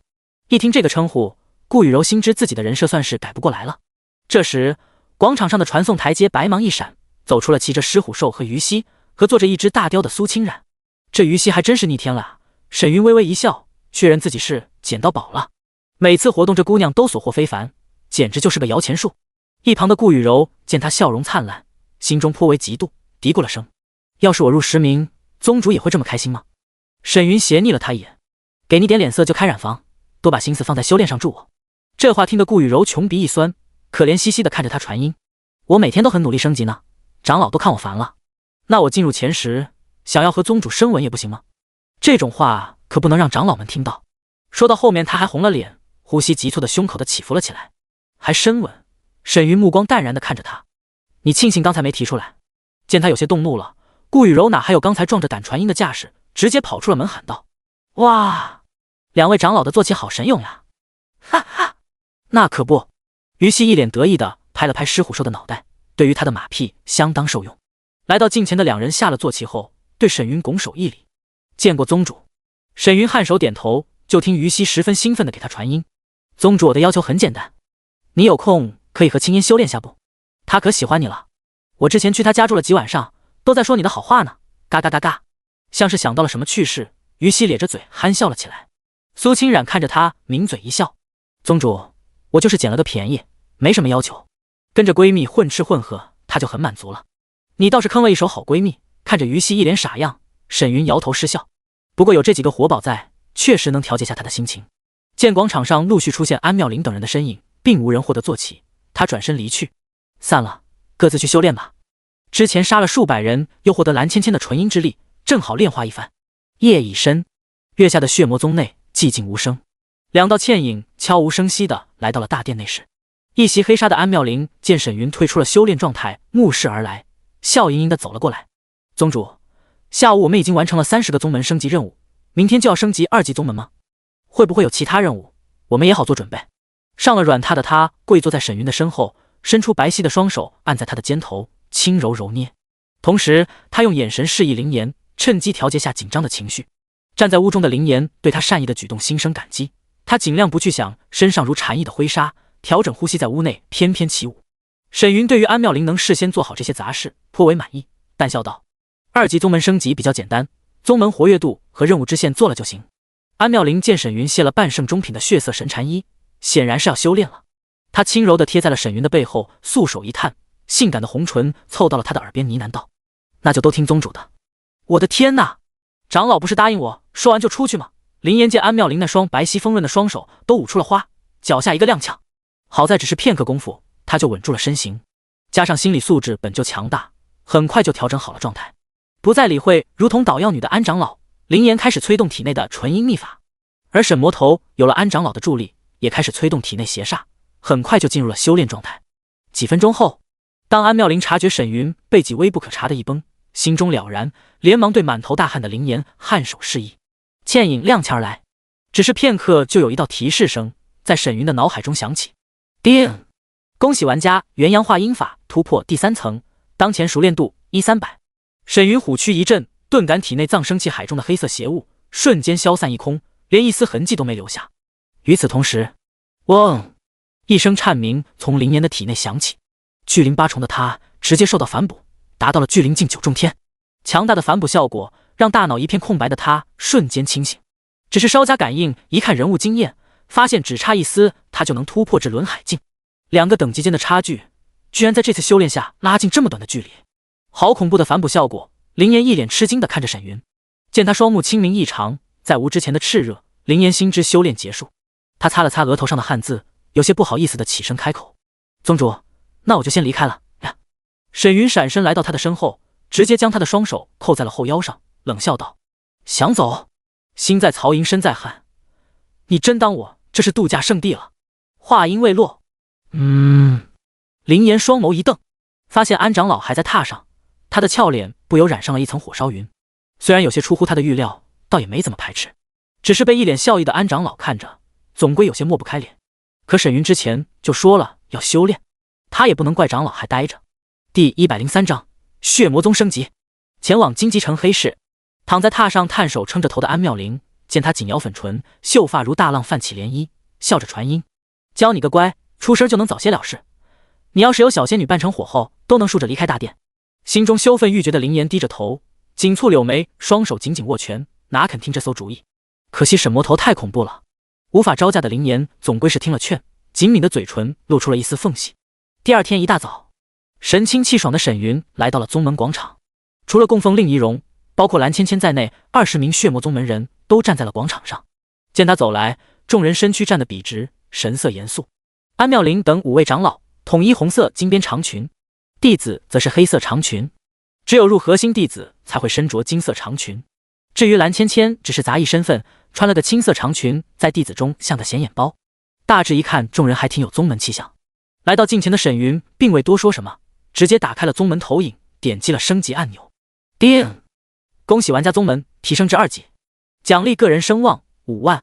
同一时间，宗门聊天框弹出了一条系统提示：温馨提示，宗门提升至2级，开启宗门活动，组团演武增加修为，宗门祭酒增加秘法熟练度，跑商增加宗门灵石储备，散修任务堂开启。一连串的宗门活动展开，让刚加入宗门的血色玫瑰10名弟子颇为惊喜。要知道，这些活动不仅轻松，奖励也比单刷来得多。虽然宗门活动不是每天都有，可这意味着他们比其他玩家多了一种修为熟练度来源。不错，升级果然有声望奖励。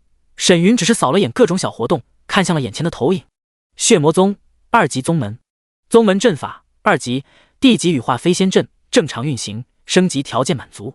成员50%/22%，轮海境长老4%，外门执事长老0.2，供奉1%，繁荣度100-300，仓库资源、灵石储备、秘籍等级升级条件满足。升级条件多了供奉和执事，沈云关了投影，看向目视他的在场众人，淡然开口：入我血魔宗，切记不可损坏宗门利益，违令者死。这是众人第一次相聚，正好言明宗门态度。弟子谨记。20人齐齐交喝出声，气象饱满。弟子待遇长老会贴出告示，在赏罚堂。沈云也没什么废话，说了2句，闪身进入了传送阵内，消失不见。他一离开，气氛就热闹了起来。于西更是惊喜出声：今晚就有团练活动哦，还能增加宗门繁荣度。一旁的苏清冉看着各种活动简介，轻声道：还不错，奖励是根据等级来分的，应该是为了宗门凝聚力。这时，人群中的血色玫瑰来到了安妙龄身边，给他发了条私信：安长老，不知道我能不能让朋友加进来。血色玫瑰算是这新来10人中气质最出色的，毕竟作为台南黑道魁首的女儿，她有着一股独特的气质，但在安妙龄面前也就是个小太妹。让你老爹绝了这种心思，人都是宗主自己挑的，在我这说说没事，到了宗主耳中，灭门都是轻的。血色玫瑰尴尬地抿了下嘴，我就是看安长老好说话嘛，下次不敢了，等下弟子送长老2万灵石当做赔罪。知道就好，灵石放入宗门仓库，别想小心思。谢安长老提醒。安妙龄扫了眼躬身行礼的血色玫瑰，纵身飞向刑法堂。昨晚修炼结束，他就待在了沈云屋里，讨论了下宗门待遇问题，应该让他挑选些有钱有势的人进来，也能赚取些灵石。安妙龄觉得下次修炼可以等沈云心情舒畅时提一嘴。此时沈云已经来到了就近主城，前往城中修炼室。目前他的神魂达到了7品，只要有足够的灵石，就能将半圣极秘法刷满10层。不过他只有一本9阶上品的锁魂诀，正好先刷满，提升下战力。由于传送方便，沈云没带着妖狐仙儿。九州游戏每个城市还都有传送阵，赶路根本花不了多少时间。不像玄天大陆，只有跨州域才会前往大型传送阵，平常时间修士都是用法宝做起赶路，哪像在九州花点灵石就能到。没一会儿，来到城中修炼室的沈云挥手撒出10万颗灵石，盘膝开始运转锁魂诀，进入了修炼状态。随着时间的流逝，一道道在他的脑海中响起。叮！恭喜玩家锁魂诀突破第6层，当前熟练度1600。叮！恭喜玩家锁魂诀突破第7层。叮！恭喜玩家将锁魂诀修至圆满9层。当这道提示声落下，沈云缓缓睁开了双眼。下一刻，轰！一道神魂涟漪从他的双目中激射而出，瞬间将修炼室中的数十万块灵石废料化成齑粉。叮！恭喜玩家第一个将高阶秘籍修炼至完美，奖励个人声望2万点，奖励20万下品灵石。呼！沈云长长吐出一口浊气，挥散周围烟尘，退出了修炼室。一看时间，他才发现已经到了第2天中午，不由感慨出声。修炼的时间过得就是快。这次修炼刷了4层熟练度，消耗了他237万下品灵石，20万的奖励勉强减半个零头。但锁魂诀上提示，如果他获得了机缘将锁魂诀提升至半圣级，也就是第10层，就需要10万中品灵石，也就是1000万下品灵石刷1层。入半圣级，秘籍的质量已经发生了巨大的变化。游戏初期也就我能刷这么猛了。沈云缓步走向城中拍卖行，不过他的灵石除了宗门里3000万底蕴，身上的已经不多了。聚宝楼拍卖行，现在还不是拍卖的时间，楼中客人不多。沈云花费5颗灵石购买了一份聚宝楼往期拍卖物清单，查看后发现并没有拍卖过血祭类道具。他转身前往了城门传送，暗自低语：荆棘城外的黑市规模不小，应该有这类宝物。第104章，购物不用钱，主打白嫖。没一会儿，换上一袭黑衣、面戴鎏金面具的他传送到了荆棘城外的黑市。传闻荆棘城黑市由一名法相境强者打造，常年有4大脱凡8重天的修士坐镇，盘踞一方，实力底蕴非常雄厚。哪怕荆棘城的城主对于这个特殊的邻居都是以礼相待，不敢过多干涉。沈云刚现身就被先天的嘈杂声震得耳膜轰鸣。只见偌大的广场上足有上千个摊位，走道上都是戴着面具斗笠的修士在逛街。走一走瞧一瞧喽，3阶下品3郎丹，吃了战力暴涨，保命底牌不能错过。17万下品灵石，来，蛇人一族的2阶软妹，品相极佳，纯阴极品炉鼎，只要9万下品灵石。就剩一本流沙宗的5阶下品秘术飞沙走石，遇到流沙宗门人直接拿捏。挥泪甩卖89万下品灵石，啧，连人家宗门秘籍都拿出来卖，果然是不正经的地方。沈云笑着随人流走入其中。3郎丹确实能大幅度暴涨实力，就是后遗症有点猛，俗称一用就嘎丹。一般炼丹师根本看不上这种坑人丹药，平白污了名声。至于那蛇人一族的软妹，由于长相清纯，身姿妖娆，是难得的美人，使不少修士围绕在旁讨价还价。沈云只看了眼就收回了视线。这妖族少女的虽然看上去脸色红润，气血饱满，加上冷血妖族属性，确实有浓郁的纯阴气息散发。但深谙炉鼎一道的她又有神魂感应，心知这蛇女是被人下了秘药，强行催发的纯阴，也就骗阅历浅薄的年轻修士，说不定买走就被卖家坑杀拉回去，换个地方继续卖了。单看这妖女面对围观人群楚楚可怜的模样，却无妖族血性，就能看出已经被调教的极为听话了。沈云一路走马观花，只留意血祭一道的宝物，至于其他东西，并不过多留恋。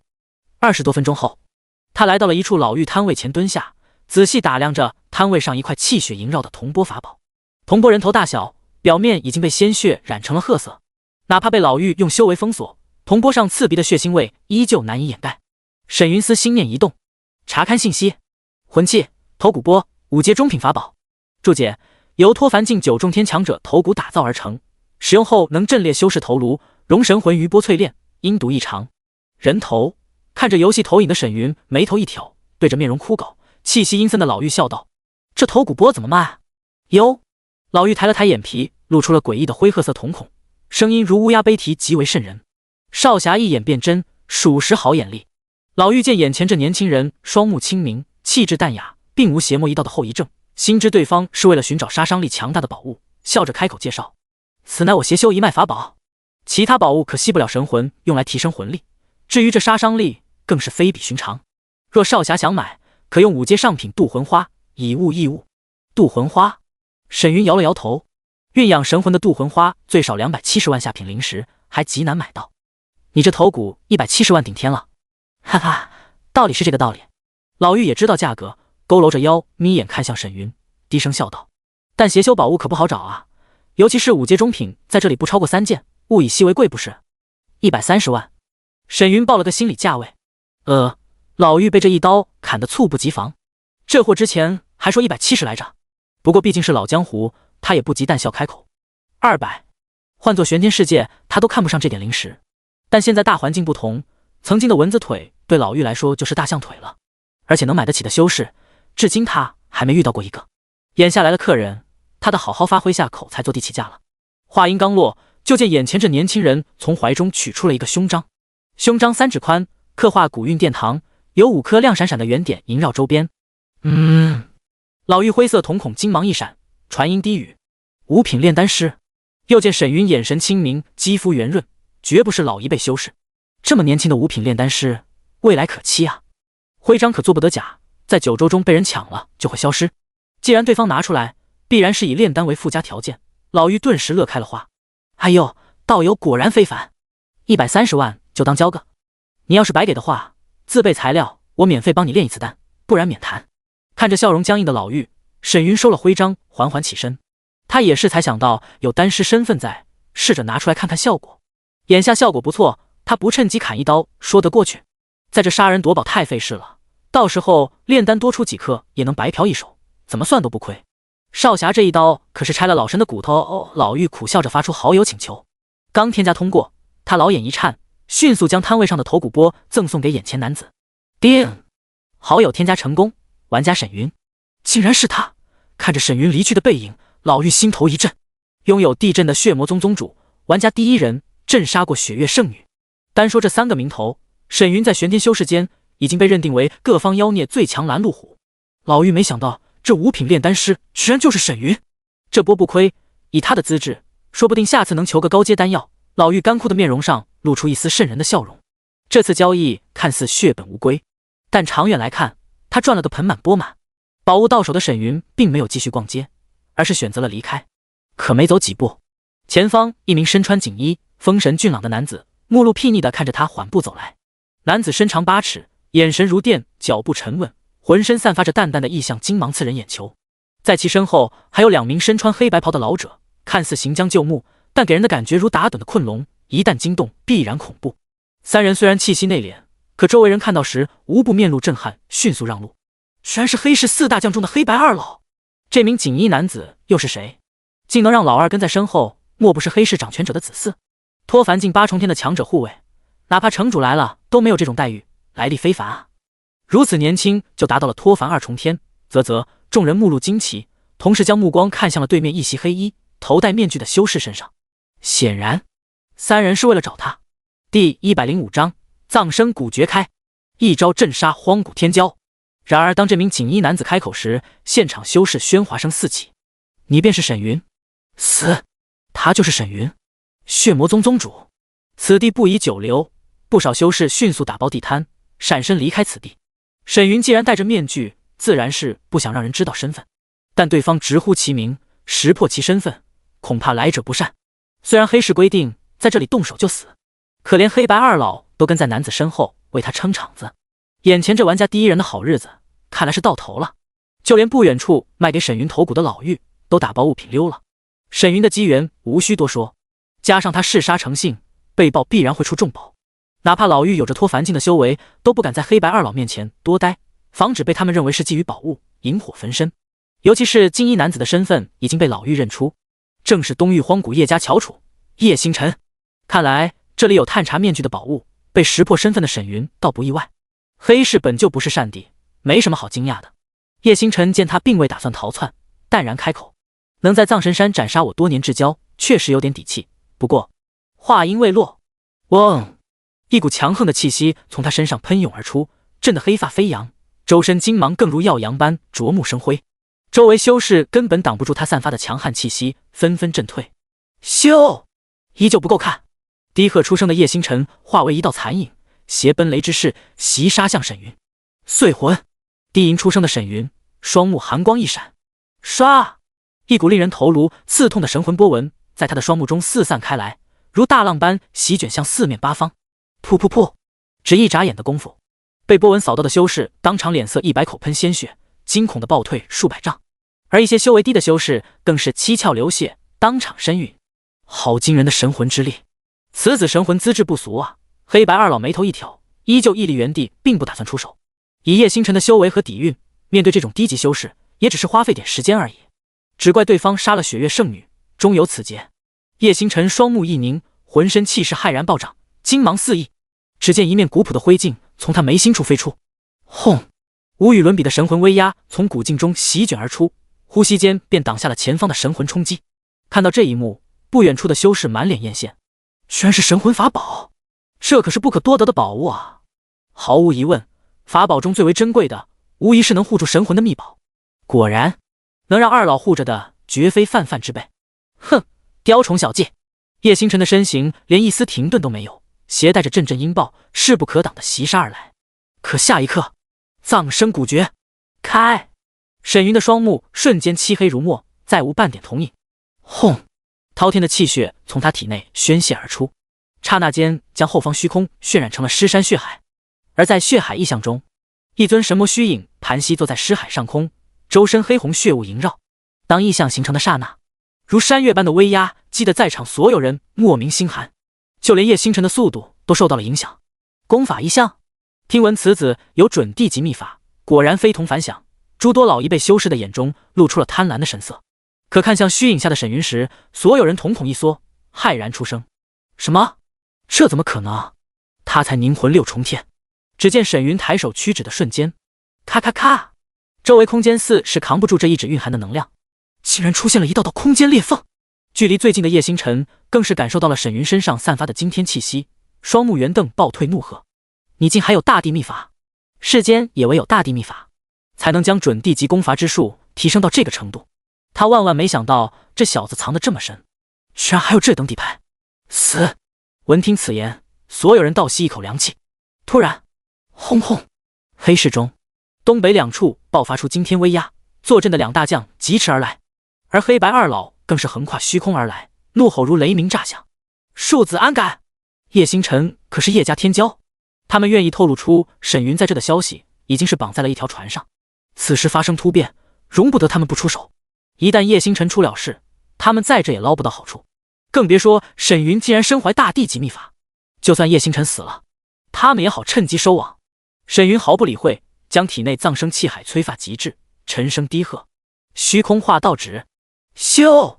轰隆隆，紫气浓郁的指芒划破虚空，所过之处空间崩裂，似有一声声悲鸣在虚空响起。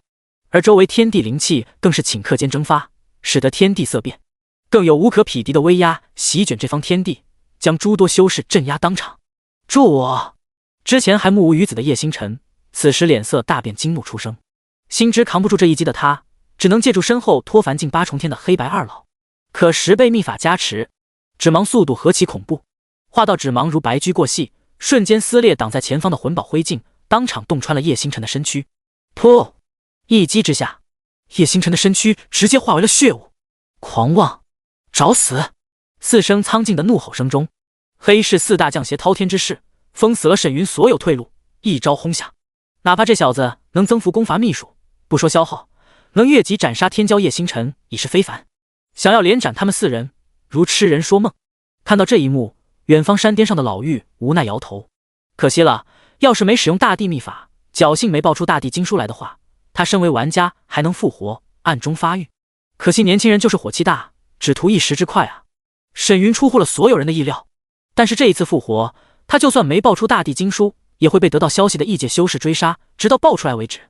大地秘法，这可是无上机缘，谁人不眼馋？稳一手，一切皆有可能。但冲动是年轻修士最为致命的弱点。这样也好，到时候躲在丹殿里慢慢炼丹，我也能获益匪浅啊！老妪咧嘴一笑。然而，当他看到满脸黑红魔纹的沈云露出一丝森然的笑容时，呼吸莫名一滞。随即，老妪厉声尖叫，惊得山林飞鸟扑簌。这是个怪物吧？嗡！黑市中，一缕盖压天地的恐怖威能从沈云眉心中缓缓散开，原本不堪重负的空间裂缝当场被这骇人的威压撕裂出一条巨大的口子。在场所有人看的是肝胆欲裂，亡魂大冒的瞪着眼看向沈云。当一尊青铜古鼎从其眉心游离而出时，散发的无形涟漪瞬间将4大将的攻击直接蒸发。这4大将老眼一瞪，满脸惊惧的大吼出声：“地兵？这怎么可能？”第106章，地兵的恐怖威能。黑市夷为平地，我滴乖乖，场中趴在地上的修士们更是看得目瞪口呆。此人居然有这么多机缘，莫不是少年大帝？见虚空上的4大将转头就跑，满脸黑红魔纹的沈云眼中杀机暴起，抬手轰在了乾坤鼎上。你们跑得了？咚！沉闷的响声像是天穹炸响，又似飓风崩裂，而乾坤鼎的身上爆发出了无与伦比的青铜神辉。呼！一缕劲风从乾坤顶上四散，裹挟着烟尘大浪瞬息蔓延了整座黑市。大浪所过之处，所有修士连一丝抵抗都没有，当场化为血雾。如此恐怖的攻击涟漪，直接将黑市的被动激活。可地兵之威，岂是区区黑市防御阵法能抗衡的？只是一个呼吸，刚升起的大阵上就爆出了一连串的蛛网。咔咔咔咔！不！轰！不甘的嘶吼声中，大阵爆裂。4大将更是化为4团血水从空中洒落，风停尘散，整个黑市被夷为平地。仅有场中扶着大鼎，背脊依旧挺拔的黑色身影屹立于天地间。呼！脸色发白的沈云缓缓吐出一口血雾，然后他收了乾坤鼎，盘膝坐在地上，散出漫天血丝，吸收黑市中的血水。满城血雾尽数被他吸收，地上的储物袋、空间界沈云也没错过。与此同时，一道道提示声在他的脑海中响起。叮！恭喜玩家吸收682缕凝魂镜3重天气血，经验值转化中。叮！恭喜玩家吸收2162缕脱凡镜8重天气血，经验值转换中。叮！恭喜玩家修为突破，提升至凝魂镜7重天。恭喜玩家修为突破至脱凡1重天。当他突破了脱凡镜，虚空就亮起了2条金色提示。全球公告：恭喜玩家沈云修为突破至脱凡镜，当前修为榜1，奖励个人声望礼包1份。全球公告：恭喜玩家沈云入脱凡境，佩戴半圣装备神禅衣，奖励榜1个人声望礼包1份。这2条提示看得华夏区玩家们嘴角直抽抽。匿名玩家，这升级也太他妈快了吧！肯定有很多玩家又被血祭了，太自私了。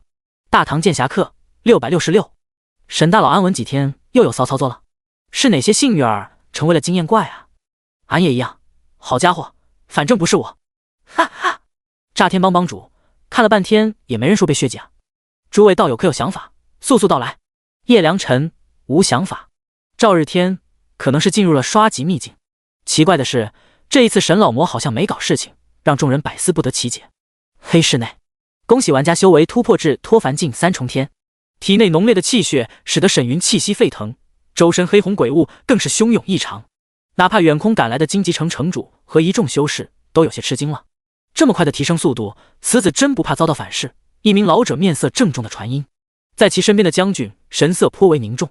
他走的是血煞一道，并非淬魂一道，能支撑这么庞大的气血不立刻反噬，他的邪修法门恐怕已入极致。区区脱凡境居然能将整个黑市夷为平地，这玩家第一人的底牌恐怕难以想象啊！众人心惊不已。要知道这里可是有4大将镇守的。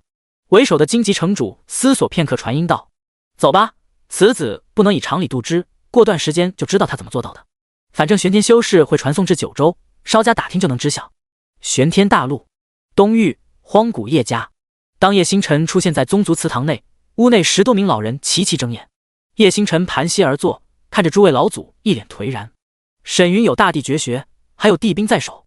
听到这句话，哪怕以各大老祖的心境，都不由气息浮动了起来。居中的老者轻叹出声：既然九州无望，再玄天也一样，莫要灰心。是，老祖。叶星辰无奈点头。为了雪月圣女出头是假，最重要的是为了报沈云的机缘。那小子的宗门有地震，没人敢轻易前去。在黑市发现他的踪迹，又有4大将助他，叶星辰原本觉得万无一失，可惜对方隐藏得太深了。当他这第一个吃螃蟹的人直接撞在了枪口上。不过数日时间，玄天各大域的修士们就知道九州出了地级秘术和地兵，这无疑引起了极大的轰动，对于进入九州产生了极大的兴趣和期待。瑶池圣地的广场上，一群弟子正叽叽喳喳地讨论着九州一些新奇事迹。听说这次出了个赛马活动，连9尾天狐都成为奖励，前往了九州大陆。这等血脉却成为他人胯下之物，还真是天道好轮回。也不知那血魔宗宗主如何了得，竟能获得大地传承。众多信息中，围绕着沈云的话题是最多的。也不知道那宗主长什么模样，遇到了也能早点跑了。一名女子打趣出言：从九州回来的修士，不管是描述修士还是玩家身形容貌，都无法做到，这也让玄天各大势力相安无事。进入九州前，各方势力就万般嘱咐门下弟子，杀人前记得隐藏信息，戴上面具，不然门中弟子凑巧杀了顶级势力的人，那还不得完犊子了。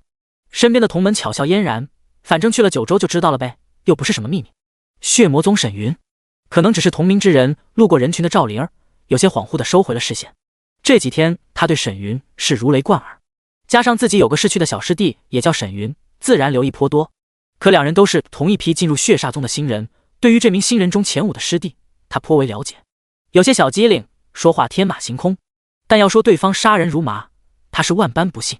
自家师弟天性纯良，为人热情不说，和女弟子说话都会抓耳挠腮，涨红着脸，哪里是这般心狠手辣之辈。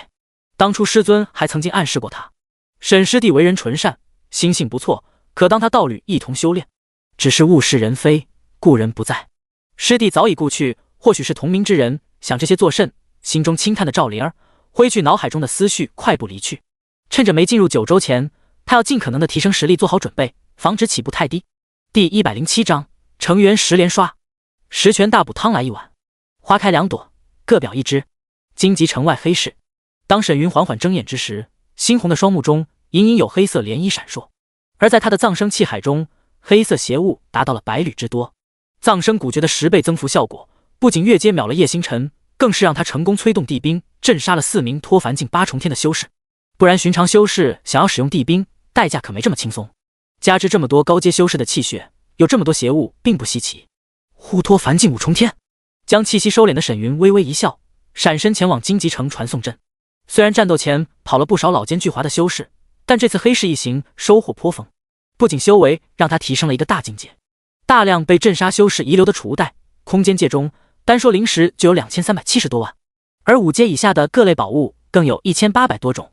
这下灵石算是鼓起来了，等修为高了再来一趟，最好把那黑市之主也宰了。进入传送阵的沈云眼中寒光闪烁，至于叶星辰和4大将围殴他是不是对方受益，那就无所谓了。现身在血魔宗内的沈云暗自思索，这么一看，黑市确实是敛财的好去处。他决定等没钱的时候，就去找实力不强的黑市撸一波。来钱那叫一个快啊！眼前一花，沈云就出现在了血魔宗内。缓步走向大殿的他，查看了下这次修为突破后的声望奖励。修为声望里5万，法宝也奖励了5万，个人声望232905点，收益不错。先把体内的邪物驱除，走入大殿的沈云点开宗门聊天框，输入了一行字：宗主沈云，新来的人回宗门准备助我修炼。仙界小仙女，哇，宗主都脱凡境5重天了耶！不行，我也要去血祭玩家，努力。长老安妙龄，宗主没听说你血祭玩家呀？咋升级这么快啊？真进入刷级秘境了？震惊！血色玫瑰，宗主好强大啊！我这就去养心殿。抛媚眼，一起。害羞，狱卒百军间，肯定是血迹多了才有这么大的后遗症，真是苦了宗主，我这就去助宗主一臂之力。于西，宗主，别忘了我们的小秘密哦。含笑。半个多小时后，陆续有人从养心殿飞出来，到了大殿内。见众人俏脸微红的看着内室房门，一脸想去又不好意思的模样。人群中的血色玫瑰排众而出，当先来推门而入。听说他是黑道的人，胆子果然大。早知道我先去了，说不定还能给宗主留个好印象。都好漂亮啊！众人念头急转，同时打量着周围人的容貌。这一个个都美得冒泡不说，姿色各有千秋，加上一身让人鼻孔喷血的时髦着装，让依依等人联想到了一句话：恐怕古代皇帝也不过如此了。好在血魔宗就一个沈云，敢加入血魔宗本身就不是好相与的角色，众人也没什么好害羞的。屋内见沈云已经盘膝坐在了榻上，心跳加速的血色玫瑰只是稍加犹豫，就在屋内翩翩起舞了起来。叮！恭喜玩家元阳化英法加7，当前熟练度289-300。看了眼刷了一天一夜的熟练度，沈云微微一笑，推开了房门。以他的实力加上宝体当作后盾，根本不虚。血色玫瑰等人的修为不高，邪物还有30多缕，不过也不错了。沈云刚走出大殿，就见安妙龄正捧着一碗灵气四溢的汤。辛苦了宗主，这是我花重金买的大补之物。安妙龄想笑又不敢笑，一本正经地递给了他。见沈云看着他无动于衷，安妙龄抿了下粉唇，抬手拿起勺子吹了吹热气，送到了他的嘴边，轻声道：要是凉了就没效果了。沈云淡然开口：你也有犯傻的时候。这话听得安妙龄微微一愣，回过神的他扫了眼四下无人，将勺子放入口中，无奈地嘀咕了声：我都是你的人了，还会害你不成？当汤要入口的刹那，他整个人的气血都沸腾了起来，美艳的俏脸更是通红无比。察觉穷鼻内有热流涌出，他连忙抬手捂住，一脸委屈地看着沈云。柔情刮骨最为致命，尤其是所谓的真心实意。沈云挥出一缕灵气帮他调节了气血，接过汤药微微一嗅，又看了眼信息：10全大补药，5阶天灵虎鞭，6阶百花鹿茸。东西自然是无毒的，沈云这么说只是在警告他，顺便提醒他一句：安妙龄确实有帅将之才，单从宗门成员对他极其亲热和恭敬就能看出，但这也是他的弱点。修仙界可不是凡俗商业战场，一个不慎就是生死道消。一口喝完大补药，沈云顿感四肢百骸热流席卷，整个人都精神了不少。知道了。安妙龄很快就调整好了状态，展颜一笑。她看似外表强大，毕竟是个女生，刚才有些委屈，才表明了下心意。沈云摆了摆手，从空间内取出5个空间戒，递给了他。长老各一个。他不会是打劫了 NPC 吧？看着沈云走向传送台的背影，安妙龄一脸狐疑。空间戒可不是储物袋，最小的容量都得上万灵石一枚。目前玩家手上可不多，加上沈云的性子，很可能把 NPC 给屠了。将戒指戴在了无名指上，安妙龄笑意盎然地转身离去。苍梧镇如意阁内，随着玩家实力的提升，如意阁的生意也火爆异常。婢奴一个人根本忙不过来，雇佣了3名普通 NPC 才有闲暇。2楼休息室内，沈云看了眼婢奴闺房内简单的布置，将一枚空间戒递给了他。这是5阶以内的宝物，共计3000件，你抽空去一趟翠微宗面见刘掌门，商谈兑换一事。这其中不仅有黑市的货物，还有他在藏神山中猎杀的修士宝物，都是些来路不正的东西，放在如意阁中很容易被人察觉。让婢奴去一趟翠微宗处理了，顺便混个脸熟，再好不过。公子放心，这种小事婢奴会做好的。婢奴笑着将戒指接过。对了，公子。婢奴取下了腰间储物袋，一脸期待地看着他。这是专门化解气血的3阶灵果灵药，公子可还需要？沈云神识一探，发现有10多枚灵果，微笑道：有心了。婢奴双眸一弯，巧笑嫣然：公子觉得有用就好，我还怕公子修为太高看不上呢。接着婢奴将如意阁扩建的事提了下，只有2层小楼，属实有些窄，而且苍梧镇内新来的城主和其他异界修士都很老实，扩建也不会让人找茬。行，至于灵石，你从店铺收入内扣钱就行。沈云含笑点头，却听脑海中突然涌入一条系统提示：全球公告，30分钟后，世界地图坐标点天启岛将降落世界 BOSS， 拥有 BOSS 传送符的玩家可使用符咒直接传送。温馨提示：当前世界 BOSS 为69级，对标各国6阶巅峰等级， BOSS 实力大损，有望击杀。6阶法相境巅峰战力受损，这恐怕只剩一口气了。沈云双目微凝，嘴角勾勒出一抹渗人的笑意。希望人再多点。第108章世界 BOSS， 各国玩家汇聚。见他喃喃自语，笑容诡异，婢奴都不敢看他直勾勾的双眼，莫名有些心慌。这几天安妙龄等人时常来店里光顾，他自然知晓了血魔宗走的双修一道。之前还听小仙女说已经来了10个新人，还满足不了公子吗？这般暗示于我，婢奴越想越羞，不由自主地紧了紧修长的双足，满心娇羞。原来公子也对我有意。无怪婢奴这么想，他知道血魔宗家人轻而易举，没想到居然当面暗示他。或许是沈云顾及当场和他承诺过，两人关系依旧，不然这都已经是当面示爱了。公子也太直接了，不过我好喜欢啊。想到这，低着头的婢奴那精致的耳垂都染上红晕，轻声呢喃了一句：“奴儿都依公子的。柳宗主我已经通知过了，你有空直接去就行。”沈云直接起身离去。能获得传送符的玩家都是各国第一批打通秘境的玩家精英，尤其是世界 BOSS 怎么也能爆出极品道具。他手中有3张传送符，还得去宗门一趟。啊！将手放在腰间衣带的婢奴微微一愣，突然他发现自己想歪了。婢奴连忙跟上传音发问：“宗主是要和很多人做任务吗？”“去刷怪，你先忙。”见沈云闪身消失，婢奴顿感浓郁的羞耻涌上心头，捂着酡红的俏脸一跺玉足：“我想什么呢？公子言出必行，怎么会对我那样？还好我没脱衣服，不然还怎么面对公子啊？”越想越羞人，美眸水雾升腾的婢奴转身跑入了卧室。血魔宗大殿，见沈云走来，门口的一梦拱手一礼：“见过宗主。”在他身边的妖狐仙儿则缓步走近，用大脑袋亲昵地蹭了蹭沈云胳膊。沈云取出一张金色符咒递给了他：“这是传送符，你随我前去。”虽然摸不清世界 BOSS 的奖励，但一梦是这批人中资质最好的，自然要带上他。白狐仙儿也一样。谢宗主。一梦连忙接过。在外传送符已经被炒到了天价，他没想到沈云会给他，连安妙灵都没有。当沈云看向九尾狐时，就见他浑身白芒一闪，变成松鼠大小跳到了他手心上。小家伙毛茸茸的，比大的时候还要可爱。别说沈云了，一梦看向这小家伙时都露出了喜爱的神色。走。沈云取出剩余2张传送符，意念一动，瞬间消失在了原地。天启岛坐落于九州东边海域的一座巨型孤岛。当沈云和一梦现身在一处沙滩时，发现这里已经聚集了来自各国的玩家们。区域不同，导致各国玩家的服装也风格迥异，如战法木工、骑士、勇士、精灵、矮人等，就连身穿机械骨骼的玩家也有。如果单说网游设定，这类职业和修仙者自然无法比拟，但九州大陆中，西方职业都加持了上帝祈福，施法威能并不比修仙者弱。收回视线的沈云看了眼天幕上浮现的参赛人数，当前场景人数8720010万 ，BOSS 降临17分钟。温馨提示：当前为开服第1只 BOSS， 玩家差距过大，获得死亡后经验、物品掉落减半 buff， 活动结束后 buff 消失。而此时的天空乌云密布，有种黑云压城的既视感。这时，沈云身边一名金发男子惊讶地看着身边2个东方面孔。虽然一梦戴着面具有些丑，但一袭红衣的沈云却帅气逼人。他十分绅士的微微躬身，嘴角带笑 ，Hello。可说到一半，当他看到沈云的 ID 时，双眼一瞪 ，OMG， 华夏云，那你？所有人齐齐回头看向声音来源，果然，2个华夏字体的 ID 映入眼帘。沈云，哪怕不懂华夏文字，但这2个 ID 可谓是世界知名。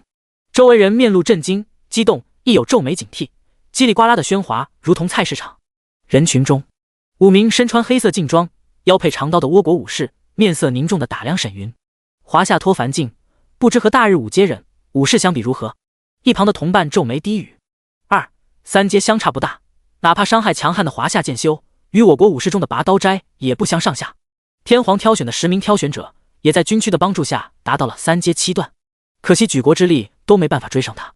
好在最强的飞村叶下即将达到4阶，听说还有人获得了8期神通。即便同阶面对沈云，也难分高下。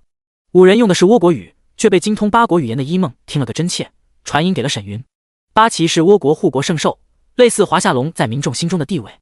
8头蛇的神通，机缘不俗啊！沈云颇感意外的扫了眼这5个矮子。当初他在锦里那获得了一张极其强悍的底牌化龙鳞片，可给了他不少帮助。8头蛇，略懂华夏言语的5名倭国武士眼中怒意升腾，这可是他们武士的图腾，居然被人说得如此不堪。可惜沈魔头的威势太盛，早就名动天下，他们根本不敢造次，迅速将眼中怒意收敛。可让5人懵逼的是，沈云身边极丑的女人铜铃眼一瞪，森然怒喝：“敢对宗主不敬，找死！”唰，出现在5人中的一梦还不等他们有所反应，手中双刺化为残影，噗噗噗，5人的后颈骨当场被切断，头颅紧连着皮耷拉在前，轰然倒地。连3阶武者都没到，面对3阶轮海境强者，根本没有还手之力。一梦冷冷扫视周围众人，浑身气势汹汹，配上蜈蚣脸、铜铃眼，模样极其恐怖。不过他的双眼却偷偷瞄了眼沈云。现在只有他跟着对方，要是没点眼力见，还需要宗主出手，那他这局怕是不保了。在场众人被他看得心里发毛，一脸警惕的连连后退。听说这魔头嗜杀成性，看来血魔宗的女人也是疯子，只是看了一眼就杀人，太残暴了。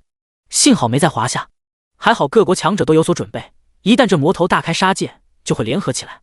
大家都是来刷 BOSS 的，自然带了不少杀伤性法宝。不过这里可不是华夏，而是世界各国强者聚集的地方。亮沈云也不敢肆无忌惮，不然不仅是他树敌各国强者，连华夏也会被他国敌对，导致四面楚歌。真要这样，一直沉默容忍沈云嗜杀的华夏绝不再沉默。哼！一梦冷哼一声，转身发现沈云居然走远了，脸色一窘，疾驰而去。等等我宗主！沈云在他还敢摆谱，要是不在这么多人，他哪里打得过？第109章，实力恐怖的域外天魔，有长进啊！沈云扫了他一眼，几天不见，这姑娘的眼力提升不少，比当初认识的时候聪明多了。宗主说笑了。一梦尴尬地捋了下耳边秀发，有些不敢直视他的双眼，因为一对视，一梦就能想起那晚沈云俯视他时眼中的霸道。只是两人当时干的事有些尴尬，不为外人道便是。活动开始还需要点时间，两人离开人群，来到一处山巅，静静等待。没过多久，10万玩家尽数传送到了天启岛。这还是玩家们第一次接触到国外玩家，嘈杂声四起，热闹非凡。距离 BOSS 降临不远了，快看天上，那是什么？惊呼声中，所有人抬头凝视虚空，只见电闪雷鸣的浓厚乌云中，隐约浮现出了一道道朦胧的身影，在荒芜破败的大地上仰头怒吼，密集程度令人发指。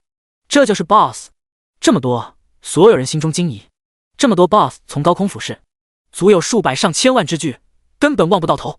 我靠，一个 BOSS 就69级了，这么多 BOSS 也太吓人了。里面应该还有精英怪、超级 BOSS 啥的，等玩家等级高了，这里说不定就是刷级副本了。诸多玩家严阵以待地看着1分钟倒计时。不远处的山崖上，当空中异象虚影出现时，沈云手中的妖狐仙儿紫眸一闪，心中惊疑不定，居然是域外天魔。他怎么也想不到，这世界 BOSS 居然是域外天魔。域外天魔从本质上来讲是上古万族先贤产生的恶念，只是经过无尽岁月，这个种族已经繁衍出了自己的一脉。而修士所谓的心魔、邪念，其实都是域外天魔的分支。连天魔都来九州寻求机缘，趴在沈云手上的仙儿脸上神色莫测。突然虚空上响起了一连串的雷鸣，更有一道被斩双翅、气息强悍的人形虚影从天而降。 BOSS 来了！不少玩家振奋大喝。在游戏中能提前体验别人不知道的剧情和怪物，这就是优势。可 BOSS 落地时，轰！强大的气场掀起惊涛骇浪，将周围玩家当场轰杀成了血雾。死！快跑！好恐怖的实力，不是说削弱了吗？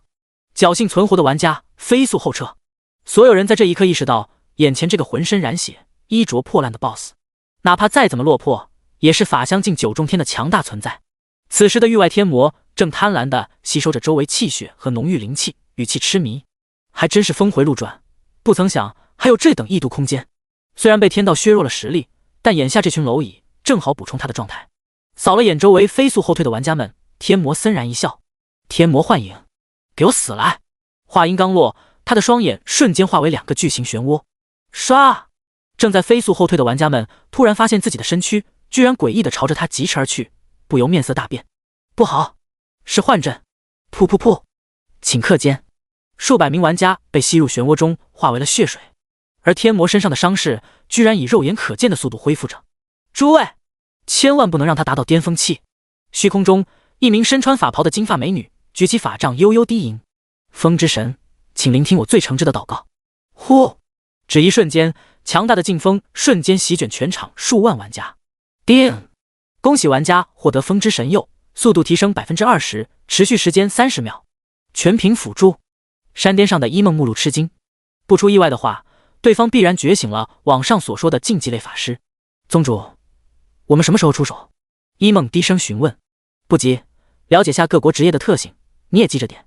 沈云撸着仙儿淡淡一笑，让他上网查花费的时间不多，这时候正好现场观察一番。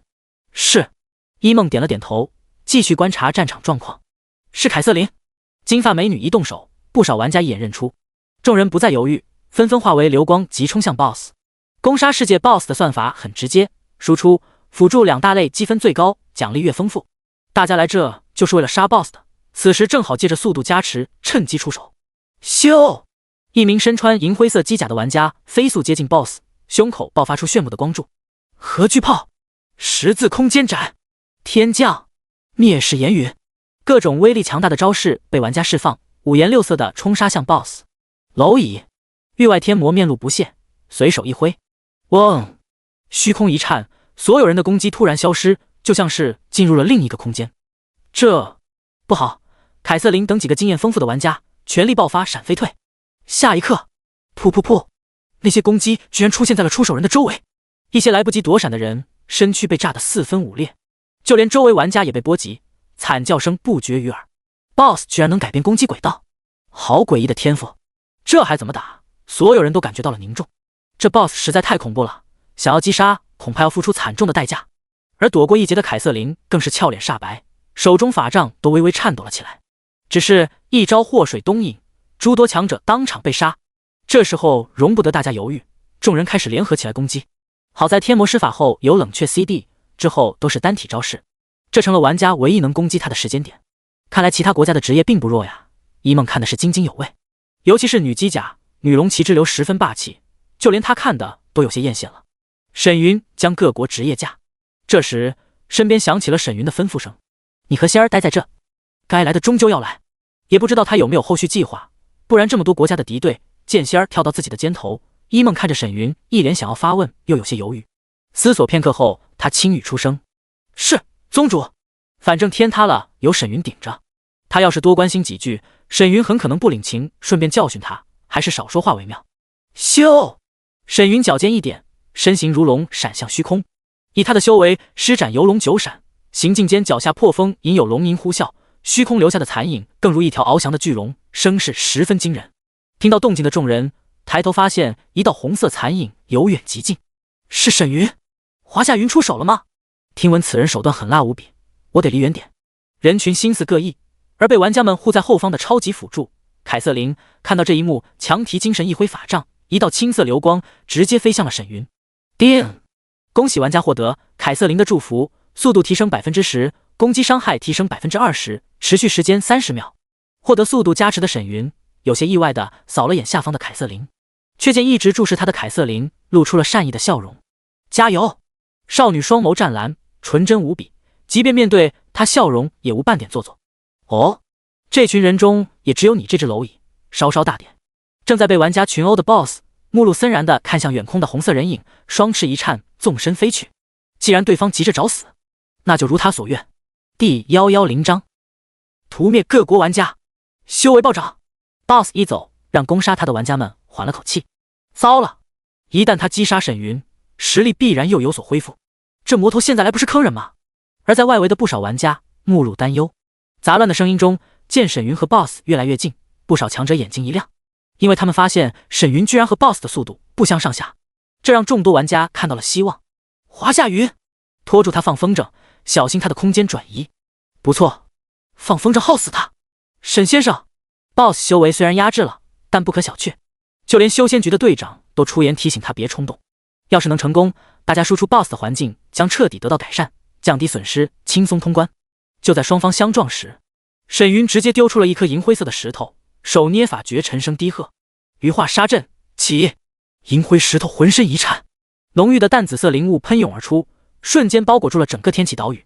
怎么可能？这诡异的一幕让 BOSS 心生不安，目露惊惧的闪身暴退。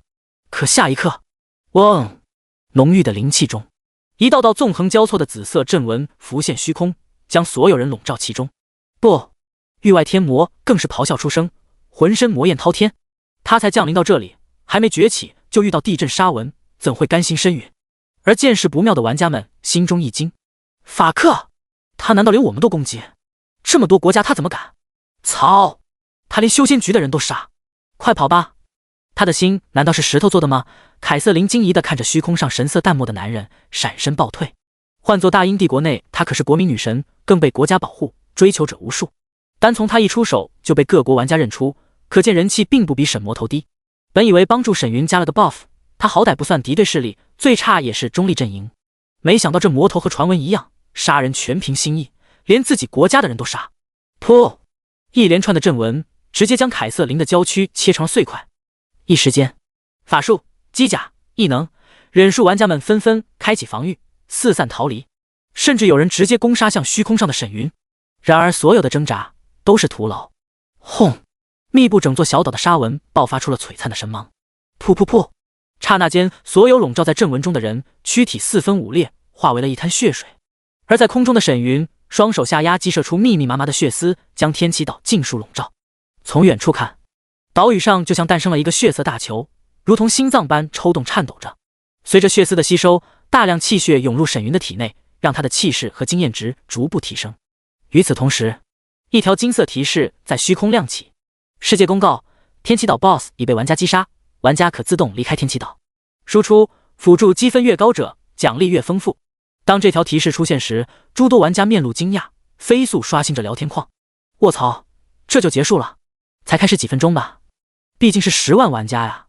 能去天启岛的都是率先通关现实副本的，大部分都是精锐，随便丢个技能也能把 BOSS 给灭了。这倒也是，也不知道榜单奖励怎么样。可下一条提示让全球所有玩家瞪大了双眼。当前输出榜1，华夏区沈云10亿8700万；榜2，不列颠区约翰16点；辅助榜1，大英区凯瑟琳10万。死！10亿输出，这还玩个屁！他不可能这么强，应该是使用了某些道具。果然，各国玩家聊天框中都跳出了参赛人员的信息。大英区亚历山大是一颗银灰色的石头，威力十分恐怖，直接清除了全场玩家。漂亮区朴山郡，他的宝物绝对有限制，不然无限刷直接升级了，还修炼个屁。山姆区大卫，应该是他购买的商城道具。不过这小子不仅杀了所有人，连自己人都杀，迟早灭亡，走不了太长的路。樱花区九村小次郎，看来华夏已经做好了被各国攻击的准备啊！怒！一时间，各国玩家对华夏沈云展开了口诛笔伐，就连华夏区的匿名玩家们都化身键盘侠，将沈云和血魔宗成员钉在耻辱柱上。毕竟没人能扛得住强国联手，一个不慎就是万劫不复的局面。沈云哪管其他玩家怎么说，海量的气血经验转换让他的经验值疯狂暴涨。叮！恭喜玩家提升至脱凡境6重天，恭喜玩家提升至脱凡境9重天，恭喜玩家突破至法相境2重天。达到法相境的沈云顿感对周围的天地法则有了一丝莫名的通明感悟。修士一入法相境便能施展个人领悟的道法天地，法相异象，施法威力和过往比可谓是天差地别。全球公告，恭喜玩家沈云修为突破至法相境，当前修为榜1，奖励个人声望礼包1份。全球公告，恭喜玩家沈云入法相境佩戴半圣装备神禅衣，奖励个人声望礼包1份。对于这家伙升级做火箭的速度，所有玩家都习以为常。但这一次沈云屠杀了10万各国玩家，让不少玩家对于他的看法发生了极大变化。或许有很多人羡慕他的机缘和令人瞩目的修为，但他今日这般注定走不长远，也只能在短时间内绽放璀璨。这让不少恨他牙痒的玩家和势力心中窃喜，这只是灭亡前的光芒罢了。这么多国家一旦发力，怎么也能找几个强大的 NPC 灭了他，我只要隐忍看他被灭就行。天启岛内，感受着体内雄浑的灵气如大浪冲击四肢百骸，沈云浑身酸爽的伸了个懒腰，笑容舒畅。法相2重天，这升级速度果然爽。才突破到脱凡境没多久，他再次破一个大境界，自然高兴了。随即沈云双手一抖，抽回血丝，同时带来了许多玩家爆出的装备。虽然大多都是2阶、3阶的法宝，但胜在数量多，足有1万多件。见他落地，一梦能清晰地感受到对方散发出刺鼻的血煞气息。10万玩家没了，以后被献祭的人恐怕更多。一梦暗自咽了口唾沫，有些不敢想象未来会怎么样。第111章，丰富的奖励，激活灵根。宗主，我看了下信息，出去才有奖励结算。一梦上前拱手轻语。作为第一个出现的世界 BOSS， 并不是死亡直接爆物品，而是看玩家的输出辅助积分。这是为了让玩家们都能获得参与奖，算是游戏中少见的奖励机会。可惜沈云秒杀 BOSS 的速度太快了，让许多玩家连 BOSS 都没摸到，气得在聊天框内疯狂输出，讨伐声一片。沈云见 BOSS 尸体直接消失，什么都没报，开口说道：“走吧。”两人一兽眼前一花，直接返回了血魔宗内。同一时间，一道提示在沈云的脑海中响起：“叮！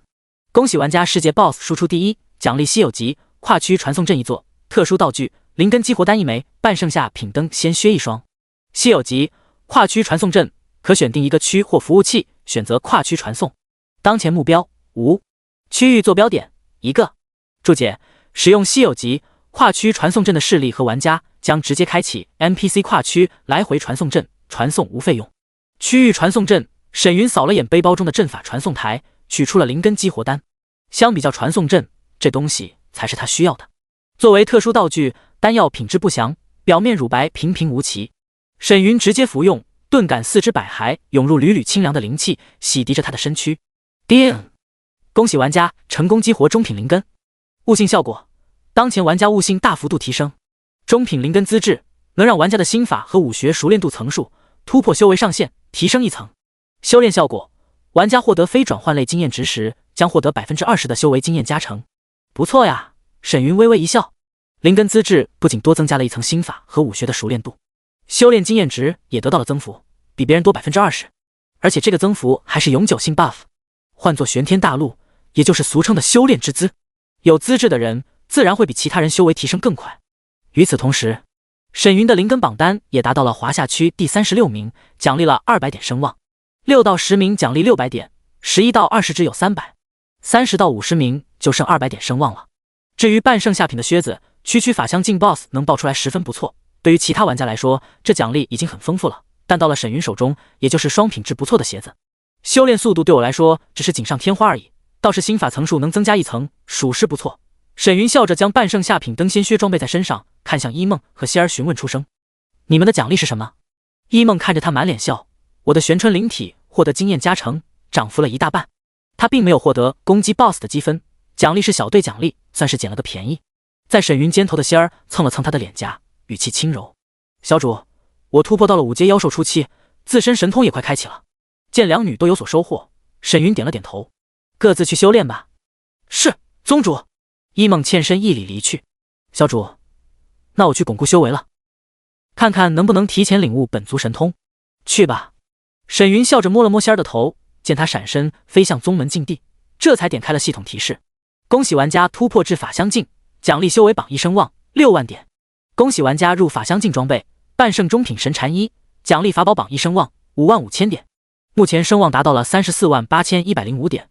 沈云点开声望商城一看，地级物品在他这的售价达到了惊人的62万。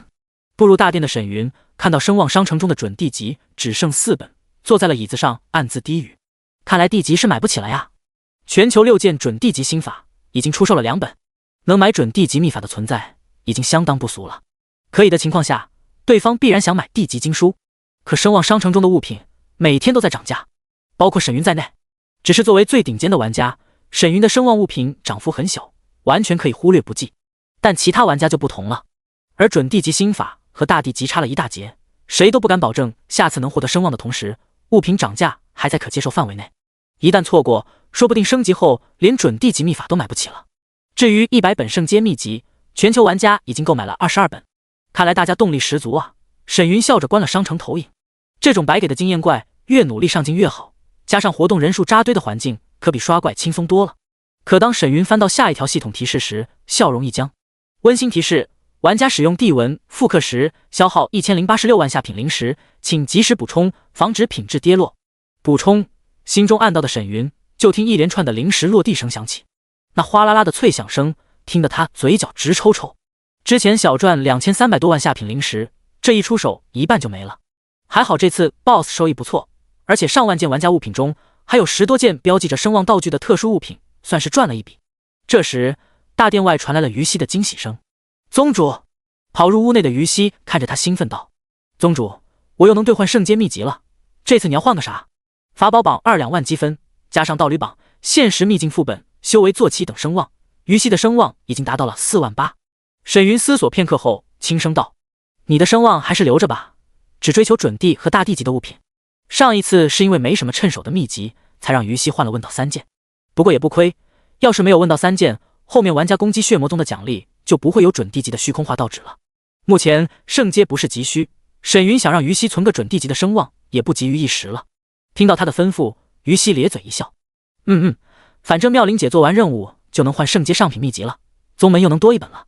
沈云含笑点头，刚打开声望列表寻找合适的秘籍，却见于西正低头抬眼偷瞄他，不由好笑道：“有什么事就说。”嘿，我就知道他不会生气赶我走。美滋滋的于西露着2颗小虎牙，一脸偷乐的跑到沈云身边，低声传音：“宗主，上次传音的事。”说到这，他还朝大门外瞅了瞅。不过青烟正对着2人守在门外，没看到他搞小动作。沈云看着他一脸期待又兴奋泛红的俏脸，眉头一挑，笑着抬手挑起他圆润的下巴：“刚血祭了一批人，小西可愿助我修炼？”这话声音有些大，直接让于西的俏脸都涨红了起来，紧张地盯着屋外闺蜜和沈云。心跳加速的她半点拒绝的胆子都没有，嘟着粉唇委屈出声：“宗主骗人！”咻！沈云直接带她进入内室，坐在榻上，见她一脸紧张地抓着自己的衣衫，淡然道：“怎么，你不愿意？”听到这句话，于西委屈的眼眸一红，撇着嘴低语了声：“哪有？可宗主明明答应我的。”见近在咫尺的沈云，眼中笑意闪烁，于西羞得俏脸通红，连连捶打着他的胸口，但粉嫩的唇瓣却无一丝抵抗。第112章，20多名新人加入宗门。好哥哥，可是青冉做错了什么？意识模糊的苏青冉无力地揽着沈云肩头，干燥的粉唇在其耳边细声呢喃。虽然语气有些求饶，可他却嘴唇亲吻着沈云的耳垂，时而有柔软湿润的感觉，颇有一种给心上人暗示加油鼓劲。那得问问你的好闺蜜了。沈云心中好笑，如草原上的猎豹匍匐在猎物上。至于说为什么不是雄狮，因为猎豹的速度足够快。可惜他葬生气海内的黑色邪物太过浓郁，即便于西和苏青冉的修为已经达到了轮海境，和他的差距还是太大了。没过多久，娇躯轻颤的苏青冉四肢无力瘫倒在了榻上。见他眼角含泪的模样，沈云起身帮其盖上薄毯，走出了大殿。日落黄昏，在外修炼的成员也陆续返回了宗门。广场上还有血色玫瑰等几个入门没多久的成员正在修炼，刷着熟练度。得招收一批资质上乘的玩家了。沈云点开申请列表，输入了神魂、灵根、体质、申请者优先的设定。初期还无所谓，但沈云到了法相境后，需要寻找资质出众的人来修炼，尤其是体质，从而弥补双方修为上的差距，同时还能让宗门拥有足够的天赋成员，打造宗门底蕴，一举两得。刚设定完，申请列表中30多万的人数只剩下了7万多。沈云开始一一挑选，没一会儿，一连串的提示在宗门聊天框内浮现：距临近一重天玩家春慈加入宗门，距临近一重天玩家秋冉加入宗门。见加入的人有些多，安妙玲、一梦和雪倩3名长老，还有小仙女林妍等人全都来到了广场上。看着一个个新面孔拘谨地出现在广场上，人群中的小仙女轻声出声：“今天人好多呀，看来宗主要加满了耶。”一旁双手抱胸的雪倩面露无奈：“宗主升级太快了，我们根本追不上，想来修炼效果也减弱了。”对于这一点，哪怕是上一批刚来的血色玫瑰10人也知道这一点。元阳化音法想要有效果，除非熟练度足够高，要么就是第一次纯音，修为高，或者是特殊体质等。让沈云只帮一个人单刷提高熟练度，显然不可能。他们想要继续和宗主刷熟练度，防止被忘记，只有后续几种方法了。而提升修为蕴养体内纯音是最直接和简单的方式。要是升级太慢，或许宗主会忘了我。心有忧虑的小仙女扫了眼血色玫瑰等人，果然这群人一脸淡淡的看着广场上新人，笑容假的不能再假。就连雪倩都不动声色的扫了几眼身后宗门大殿，哪怕身为长老，她也有些不安了。不对啊，林妍不应该这么淡定才对啊。雪倩扫了眼人群中嘴角浅笑的林妍，柳眉一蹙，这女的可是有使命加入血魔宗的。眼下这种狼多肉少的局面，她不应该这么平静才对。雪倩顺着她的视线，将目光聚集在了前方新人中一个面容精致的女人身上。和其他拘谨的新人相比，这个长相出彩的女人气场十分强大，哪怕面对安妙玲等人的视线，她都不卑不亢，笑容自然。九曲玲珑，距临近7重天，雪倩见两人神色时而有交流，眼中金芒闪烁。难不成她和林妍是一路人，得和宗主说一声。春慈和秋冉是双胞胎。小仙女看着人群中2个长相一模一样的清纯美女，压力剧增，连忙转身离去。我还是去修炼吧，不然清汤都没得喝。这时人群前环顾众人的安妙玲淡然开口：既然人都来了，各自在宗门聊天框输入现实信息。九曲玲珑见周围人有些踌躇犹豫，第一个发出了个人信息：九曲玲珑，我叫玲珑，京城茶园楼掌柜。长老安妙玲，下一个。见安妙玲并没有出言发难，弄得下马威，剩下的人这才暗松一口气，纷纷上报：飞上云端，我叫李嫣然，苍龙航空空姐，工号 A72136。百变仙，我叫朱丽莎，斗鱼美妆主播。一个个新入成员自报家门，各个职业五花八门不说，容貌也十分出彩，这让雪倩等人心中忧愁不已，还得配合安妙玲笑嘻嘻的拍手欢迎，别提多郁闷了。有人忧愁，自然就有人欢喜。这么多人，正在做任务的蓝芊芊见宗门有20多名新人加入，嘴角微微勾勒，人多好啊，这样我就能当个透明人，安心升级了。等我到了轮海境、灵劫周会，你们就洗干净脖子吧。眸中寒光闪烁的蓝芊芊一拍胯下4脚鸡脚，冲向前方的任务怪。沈云家完人后，就进入了传送阵，来到燕国都城。然后他点开好友列表中的林依荣头像，就见对方早早的发了条祝福语：大燕皇后令依荣，恭贺宗主入法相敬。沈云发了条信息过去：我在大燕都城，来助我修炼。令依荣不仅体质强横，修为也有脱凡境5重天，比安妙玲等人强多了。目前也只有他能大面积化解沈云体内的黑色邪物。只过了片刻，他就收到了一条信息：大燕皇后令依荣，宗主可前往依荣在都城安置的小院稍等片刻，坐标要是在门下地缝。依荣开完国会就来助宗主，媚笑。这小蹄子，沈云扯了扯嘴角，点开坐标，顺着脚下的绿色路线标记涌入了大街人群中。10多分钟后，他就来到了大燕都城北区的一处院内。这里大部分都是普通百姓居住的地方，狡兔3窟，大隐于市，算是被林依荣玩明白了。院中无人，沈云从门下砖缝内抽出钥匙，开门而入。一路来到卧室内，沈云激活胸前化龙鳞，隔绝屋内信息，盘膝坐在了床上，闭目调息，感受葬生气海中150缕黑色邪物。明月高悬，繁星点点。大燕都城北区的梨院中，似是刮起一阵清风，木门吱呀一开，又关了上去。现身在屋内的林依荣，身穿一袭尊贵高雅的金龙凤纹礼服，无不透露着大气磅礴、端庄典雅的国后气质。显然，开完国会他就来了。但看到沈云卸了装备，如此直白的做法，让林依荣那美艳的俏脸上微微一红，直勾勾地盯着那骇人之天赋，语气羞涩：宗主倒是自然得很。第113章，皇后令依荣，效果拔群的九煞王体。当令依荣察觉到沈云浑身散发出炽热邪魅的气息，已经开始修炼了，这才款款来。他并没有使用武技，而是双手负在腹前，缓步走来。端庄严肃的礼服配上他一脸正气傲然的皇后姿态，别有一番风味。不得不说，这就是天赋，区区武技在林依荣看来都是些小伎俩。看着沈云眼中泛起的血丝，来到近前的令依荣缓缓跪下，探出素手看着沈云淡然一笑：便让本宫尝尝这血魔宗的羹有何不同。说着他缓缓俯身，但双眸却直勾勾地盯着沈云，浑身散发出了浓郁的阴煞气息，席卷而来。这媚人与高贵柔和的姿态，以及火与冰的袭来，让沈云浑身一颤。他微微吸了口气，伸出右手轻柔抚摸着她的脸颊，连每一寸肌肤都没放过。这架势就像是要记住她的容颜轮廓，让令依荣美艳的俏脸愈发红艳。可沈云双目清澈，显露欣赏之意，并无太多的炽热欲望。令依荣妩媚地翻了个白眼，呜咽道：看来宗主修炼多了，看不上我这妇人了。话说你师承何处？怎么这么不正经啊？沈云好笑地刮了下他的穷鼻，试探着问了下他的来历。令依荣的身份加上这句话，对曹贼的杀伤力毋庸置疑。不过他哪里结过婚，也就口嗨下。令依荣职位很正经，但说话无不在勾动沈云体内的邪煞，修炼效果确实事半功倍。宗主猜猜，嘴上说着不正经，但你心里可不这么想呢。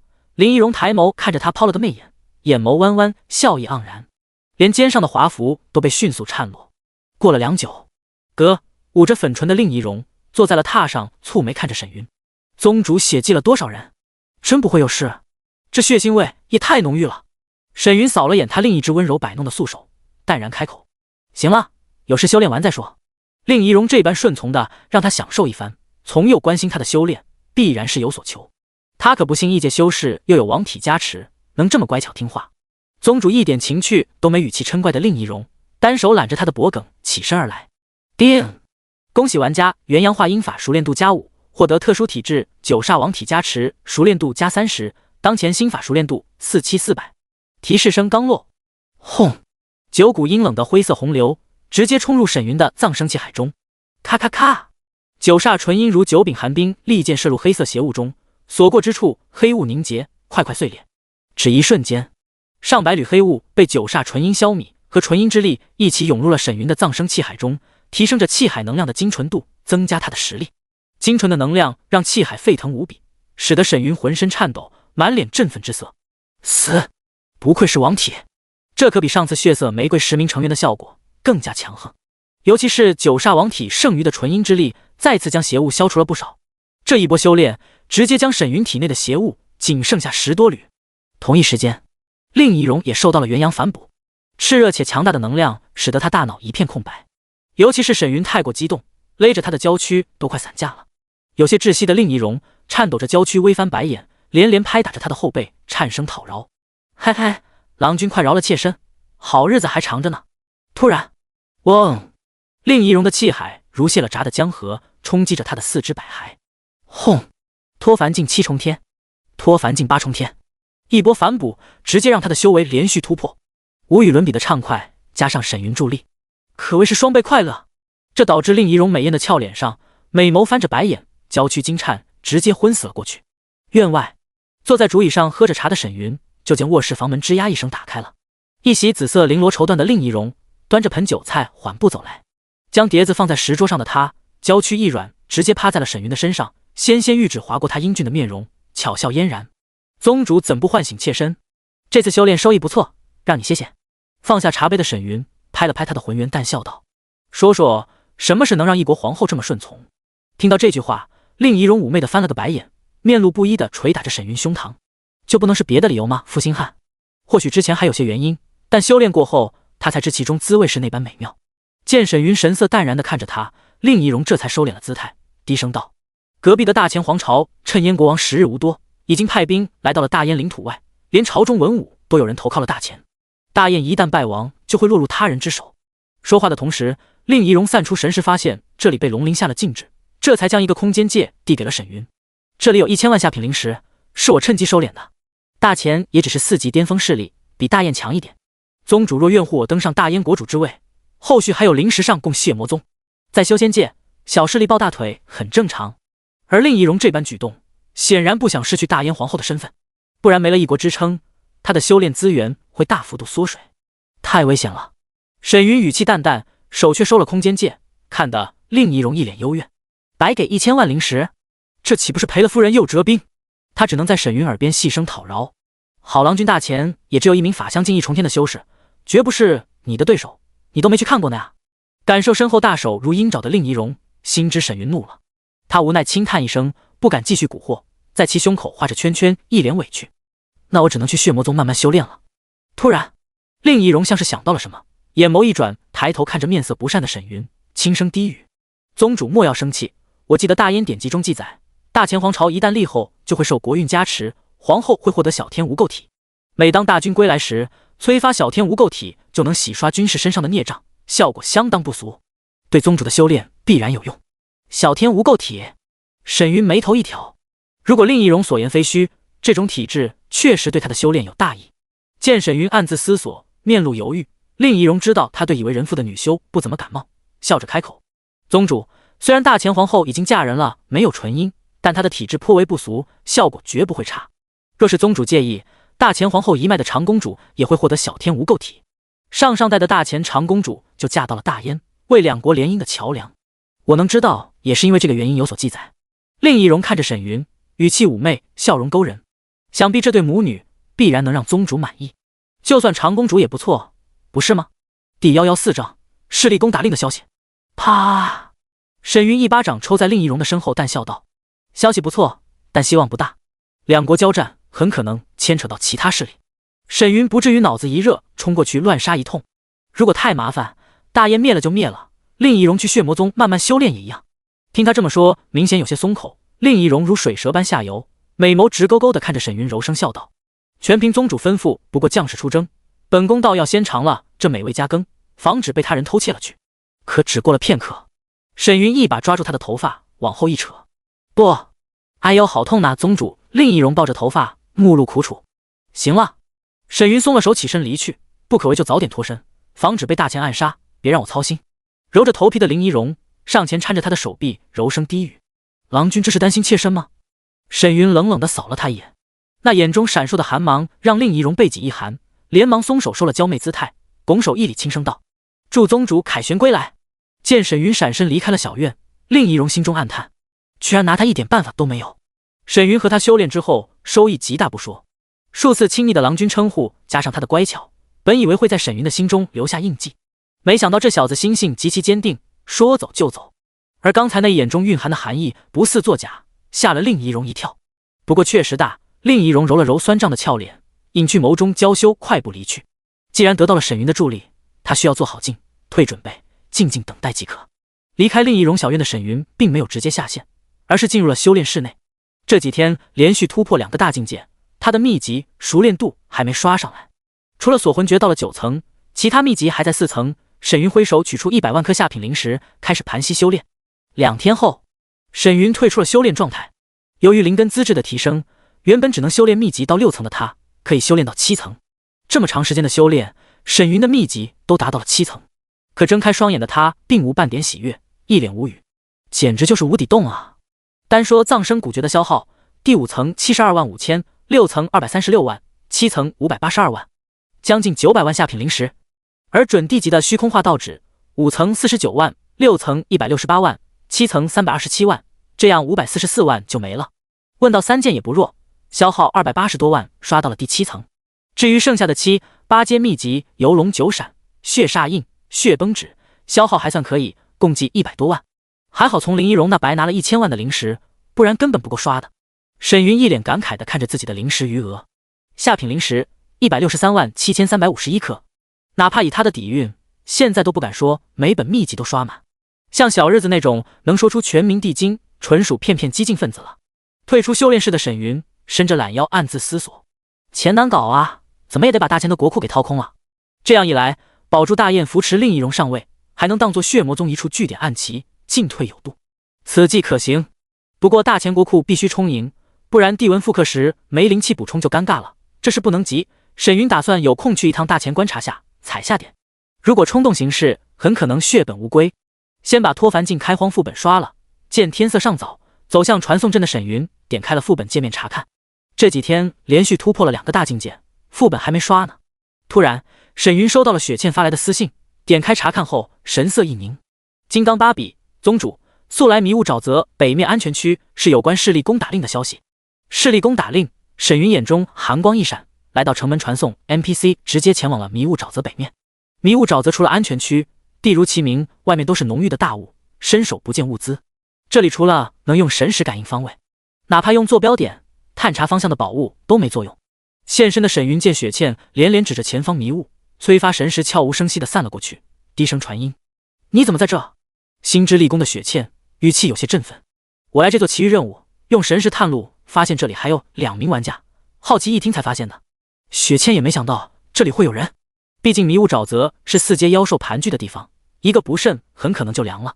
他才破境达到轮海境，来这做任务都得小心翼翼。眼下2个巨灵境5重和8重天的玩家在这，难不成比他更早获得奇遇任务？一探查才发现，居然被他发现了了不得的信息。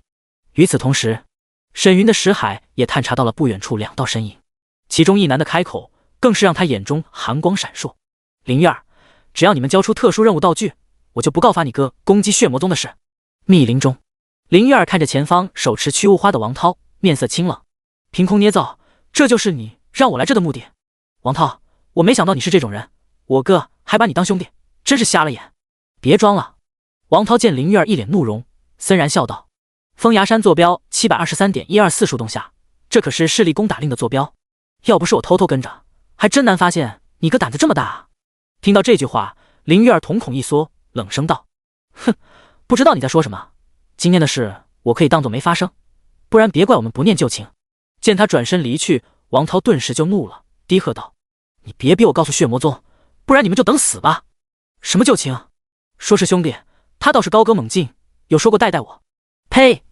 凌晨修为太高，他心知要挟无望，只有灵月儿这个女生看着容易拿捏。兄弟，凌晨这么高的修为，也就带他刷过几个副本，连找他做觉醒任务都喊了好几次，等了1-2天，凌晨才抽空赶来帮他完成。这兄弟算个屁！第115章野外修炼，你玩得挺花呀。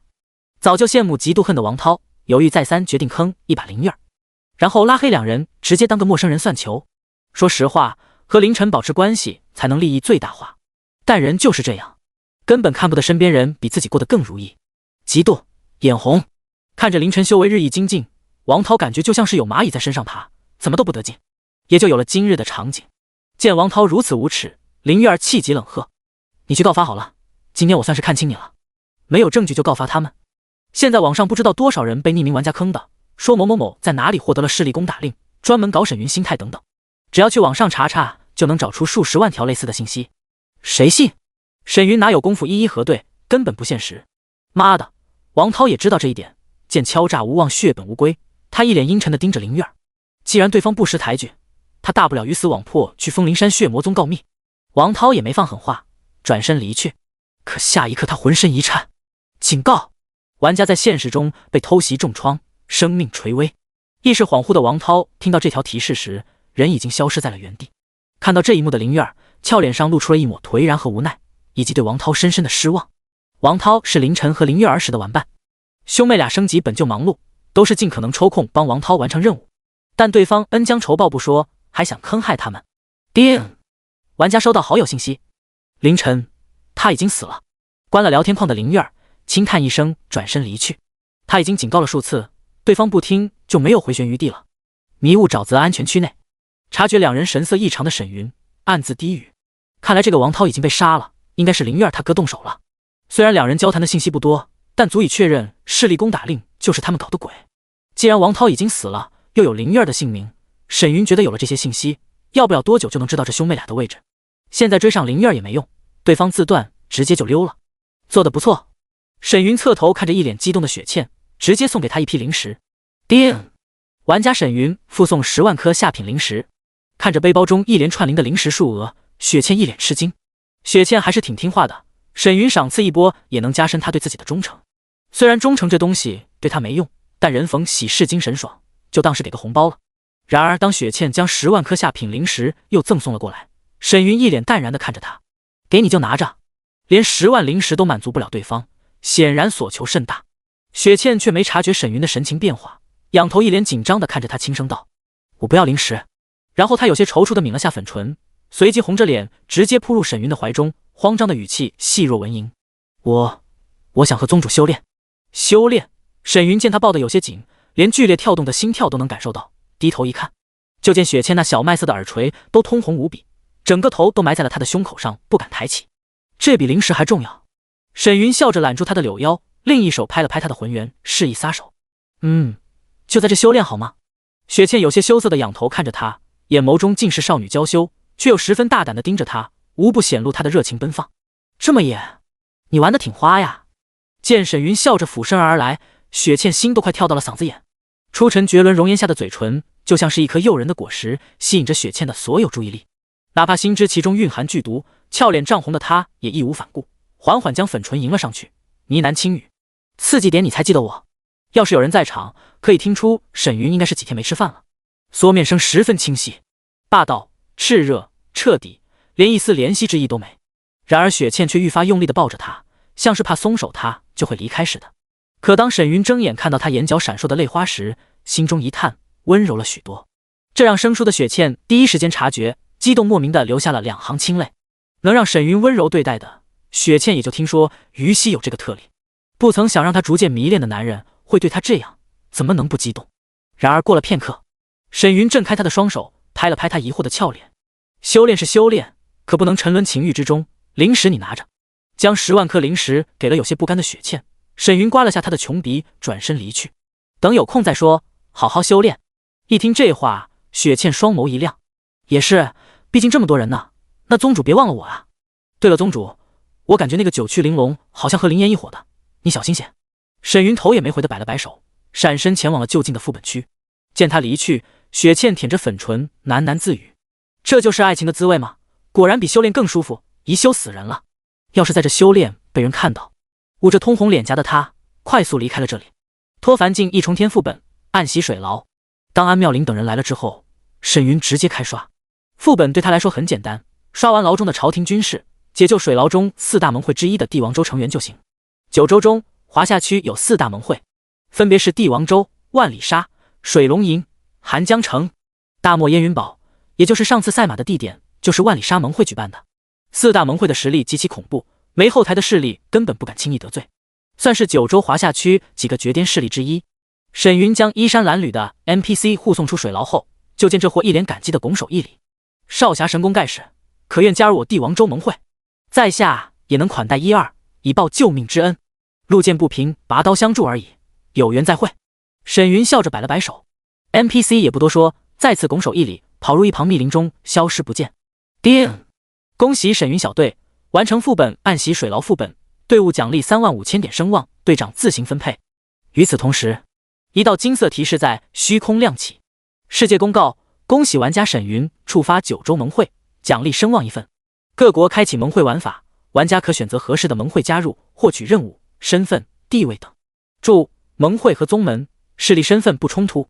9州盟会各国玩家目录，好奇的点开一看，双眼猛地圆瞪。盟会9州百晓生，盟会最让人向往的无疑是顶级至宝地物。可惜悠久的岁月中，地物不是消失或碎裂，隐于世间，仅有传说流出。第116章拳法碎星河，入大前皇宫。而滑下去玩家的频道直接刷飞了起来。寒江孤影，卧槽！4大盟会中居然隐藏地兵的信息，获得身份又是一份修炼资源。匿名玩家，哈哈哈哈！4大盟会不仅有地兵消息，居然还能做任务触发盟主、副盟主人选。沈魔头，你这是自寻死路！匿名玩家，话说血魔宗啥时候升级到3级增加人数啊？艾迪沈云，老公，我要助你修炼马赛克比基尼。4大盟会的出现让全球玩家都充满了兴趣，一些没势力的玩家更是多了一条出路。盟会秘籍、身份便利、修炼资源，这都是大家需要的。不过对于沈云来说，开启4盟的声望才比较重要。点开一看才发现，这一波奖励了4万点声望，不错，小赚7万多声望。沈云笑着关了系统提示，闪身飞向不远处安妙龄所在的位置。这次刷本除了安妙龄、碧奴和一梦也在，还有林岩。来到近前的沈云对安妙龄询问道：“你还差多少声望？1250点兑换圣阶上品宝物。”刚说完，安妙龄就听到了一条提示：“叮！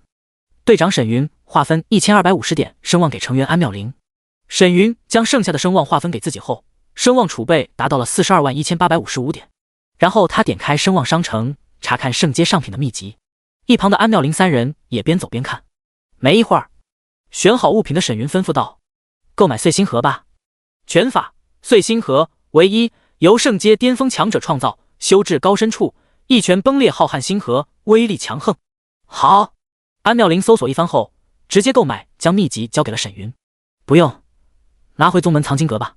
沈云摆了摆手，将一个空间戒交给了碧奴。这里面有上万件2、3阶的物品，应该能卖一阵子了。这么多，公子没事吧？接过戒指的碧奴目露担忧地看着他，这是打劫了什么势力才能获取这么多宝物？别担心。沈云微微一笑，看着众人开口道：“你们回去吧，林岩留下。”是。安妙龄3人行了一礼，转身离去。沈云则伸手揽过林岩僵硬的柳腰，缓步走在了林间小路上。安妙龄回头看了一眼2人的背影，余光见一梦脸色有些不好，眼眸一转，调笑道：“宗主也真是的，居然想在野外修炼，这是要换换口味了。你说是吧，一梦？”一梦还没说什么，碧奴已经涨红着脸闪身飞走了，同时给沈云发了条私信：“公子呢？光天化日之下，你找个屋子可好？”“哼，关我什么事？”一梦冷哼一声，同样纵身离去。哟，这醋味有点大啊！安妙龄目露揶揄，之前这高冷妞还表里不一的，现在倒好，被宗主调教的，怕是心都连着对方了。不过一梦脸皮薄，死要面子也不会吭声。果然有了心上人，脑子都蠢了许多。安妙龄有些好笑，回头看了眼2人隐约的声音，目露疑惑：难道宗主要和上面合作了？沈云要和林岩野外修炼的可能性很小，他本就是一个行事狠辣、性格霸道的人，虽然什么都没说，但肯定不想林岩被人看了身子，甚至现实中他们都不能有男友，一旦发现，说不定连本人都给斩杀了。按照沈云的脾气，还真能做得出来这种狠事。这也让安妙龄给新人洗脑时多加了一句：有对象的趁早退宗，被查出来宗主就灭你全家。不再多想，安妙龄闪身离去。林间小路上，沈云拍着林岩的浑圆笑道：“你很怕我？”“有点。”抿着嘴的林岩点了点头，直接承认了。“知道我找你来干嘛吗？”沈云笑容依旧。林岩摇了摇头。九曲玲珑加入宗门时，他确实有些开心。开心的是，对方既然不信他的话，亲自以身试法来血魔宗，后果可想而知。同时他的心中也有些悲凉，因为在九曲玲珑加入宗门时，林岩就告知了沈云对方的身份。他知道沈云的实力有多恐怖，这才选择以感化的方式加入血魔宗，而不是当内应。有些事总归是要有所牺牲的，林岩心生无奈。玲珑是死是活，就看他的命数了。来到一处河堤边的沈云负手而立，帮我查查王涛和灵月儿的身份。女生长相清纯，应该还有个哥哥。王涛嘴角有痣，应该刚死，不确定两人是不是调整了容貌。这种事安妙龄也查不出什么。听到这句话，林岩低语了声：我已经辞职了，如果找到他们发现资质不俗，说不定会被雪藏。能被沈云亲自点名的存在，绝对不是泛泛之辈，这根本不是他能参与的，索性摊牌了。对于越来越听话的林岩，沈云颇为满意，笑着离去。不是还有九曲玲珑吗？这一手阳谋看他接不接，胆敢雪藏直接杀了。果然是他的风格，心中轻叹的林岩拱手一礼：是宗主。沈云返回血魔宗学了拳法碎星河后，传送到了大前都城。和其他城市相比，大前城给人的感觉充满了压迫感。满街巡逻的军士，策马奔腾的传令使，朝中臣子来回奔走的车马，无不显示大前正处于紧张的气氛。要不是沈云拥有单殿5阶炼药师的胸牌，或许连城门都进不去。为了稳妥起见，他刻意戴了人皮面具，变成了一个老大爷。得找机会混进皇宫查查宝库。走在路边的沈云抚须思索，要是催发藏生气海提升战力，攻打一个王朝，邪物不知道会增加多少。还是用地文复刻时轻松，灵石足够就行，说不定掏空国库还有得赚。想到这，沈云点开地图，前往了皇城外的任务栏。当他到来后，发现这里不仅有修士，连玩家都有不少。进入皇宫的任务，人群中的沈云一一查看任务栏上的信息。没一会儿，他双眼一亮，炼药任务：惠贵人寻求5阶安胎方，任务要求单殿5阶炼药师，任务奖励：惠贵人家族好感度加20，5000颗下品灵石。看来皇宫也不好混啊，居然只要单殿炼丹师的配方。沈云微微一笑，抬手接下了这个任务。一般药方都是由药师手写，还比炼丹师便宜许多，但单殿的信誉无需多说，没人会对这种简单的药方下手脚，也更加安全。但问题是，5000灵石谁闲得蛋疼来接？也只有惠贵人家族的好感度有点价值。温馨提示：当前玩家接取惠贵人任务，获得特殊道具贵人腰牌，可从皇宫后门寻找 NPC 小太监进入皇宫。第117章帝后沐浴，梁上君子审。沈云挤出人群，一路来到了皇宫后院，找到小太监，被接引进入了皇宫。大前皇宫相比大燕，建筑气势更加雄浑，守卫森严。一路排查后，沈云来到了一处宫殿花园内，接待他的是惠贵人的贴身宫女。接过笔墨的沈云，从普世单点中抄录一份安胎药方，递给了宫女。这是药方，准备药材后亲自过目一遍，防止遗漏。宫女连忙双手接过，一脸感激的欠身行礼。这再好不过，麻烦要老了。显然这家伙套了个马甲，至于过目药材只是留下来的借口。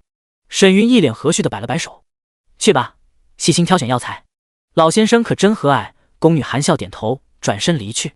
至于小太监，则带着沈云来到一处雅园内休息。行了，让人不要打搅老夫。是。药丹师小太监关了门后，沈云直接激活胸口，化龙鳞包裹全身，闪身飞出了窗外。有龙鳞的神识隔绝，加上他的修为，在皇宫内没人能发现得了。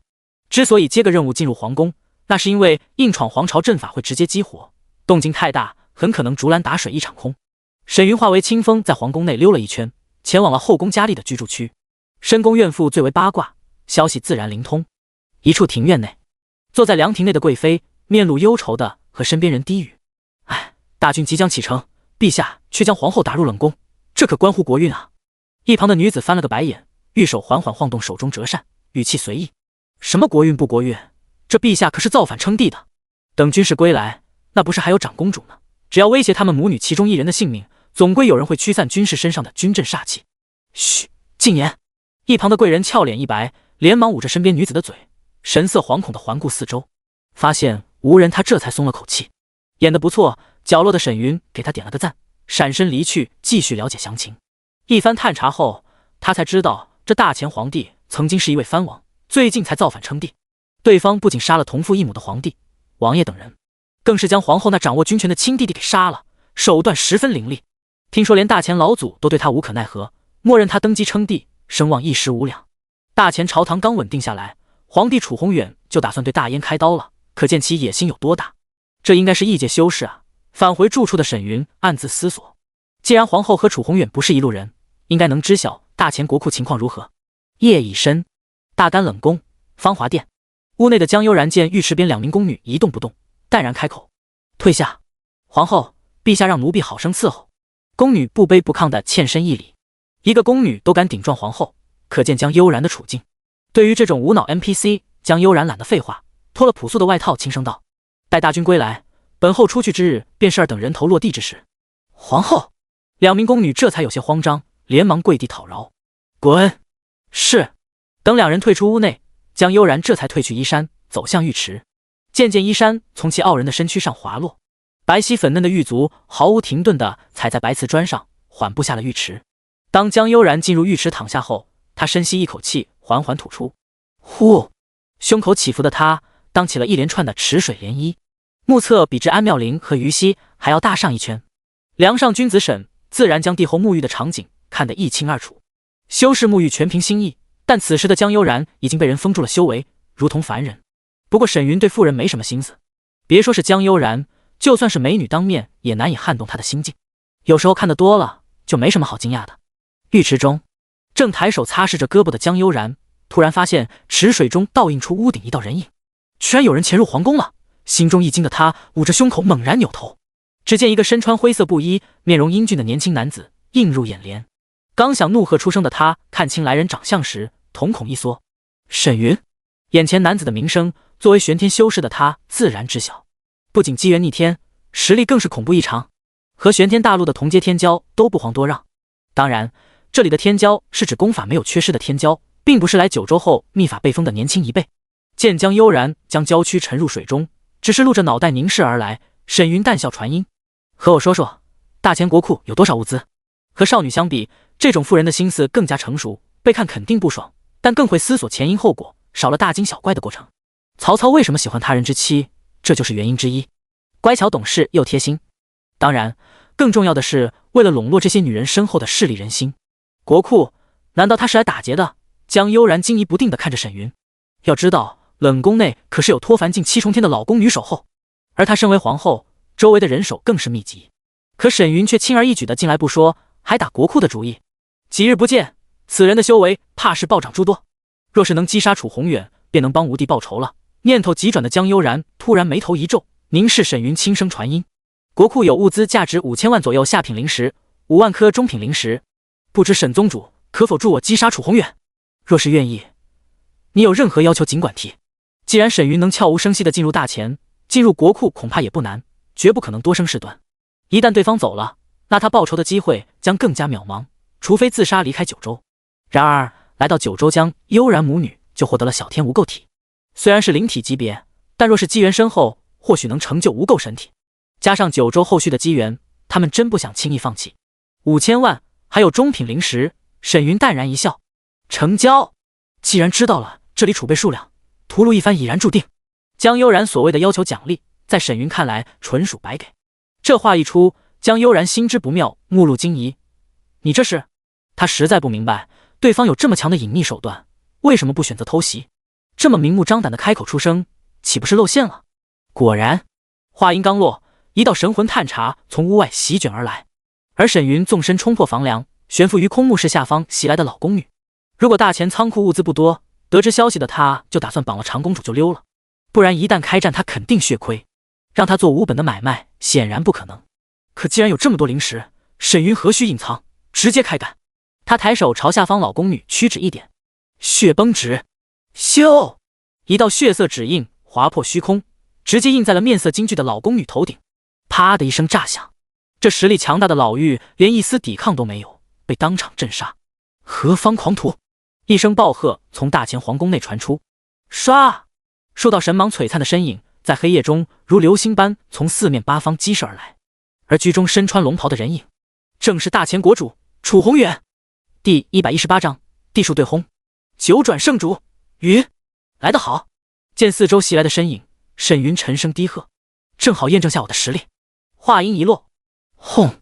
气息震荡的他浑身爆发出了浓烈的气血，半边苍穹都染成了血红色。居然是他！急冲而来的楚宏远见来人是沈云，身形一顿，淡笑道：“沈宗主，来我大前所谓何物尽管说，楚某必当双手奉上。”黑红魔物中的沈云眉头一挑，这都来拆家了，眼前这皇帝居然这么淡定。沈云微微一笑，我要你国库储备。咻！楚宏远想都不想，直接将空间戒丢了过来，笑着传音：沈道友，不如你我攻守联盟如何？这小子不能用常理度之，而且双方又是同境的情况下，哪怕楚宏远身为圣地之主，也不想多生事端，只想好好发展。如果双方能合作，区大钱国库根本不放在他的眼中。这么果决，沈云抬手接过空间戒神石一探，果然里面不仅有3000多万的下品灵石和各种修炼物资，还有5万中品灵石，这倒是让沈云意外了。什么时候他的名头这么好使了？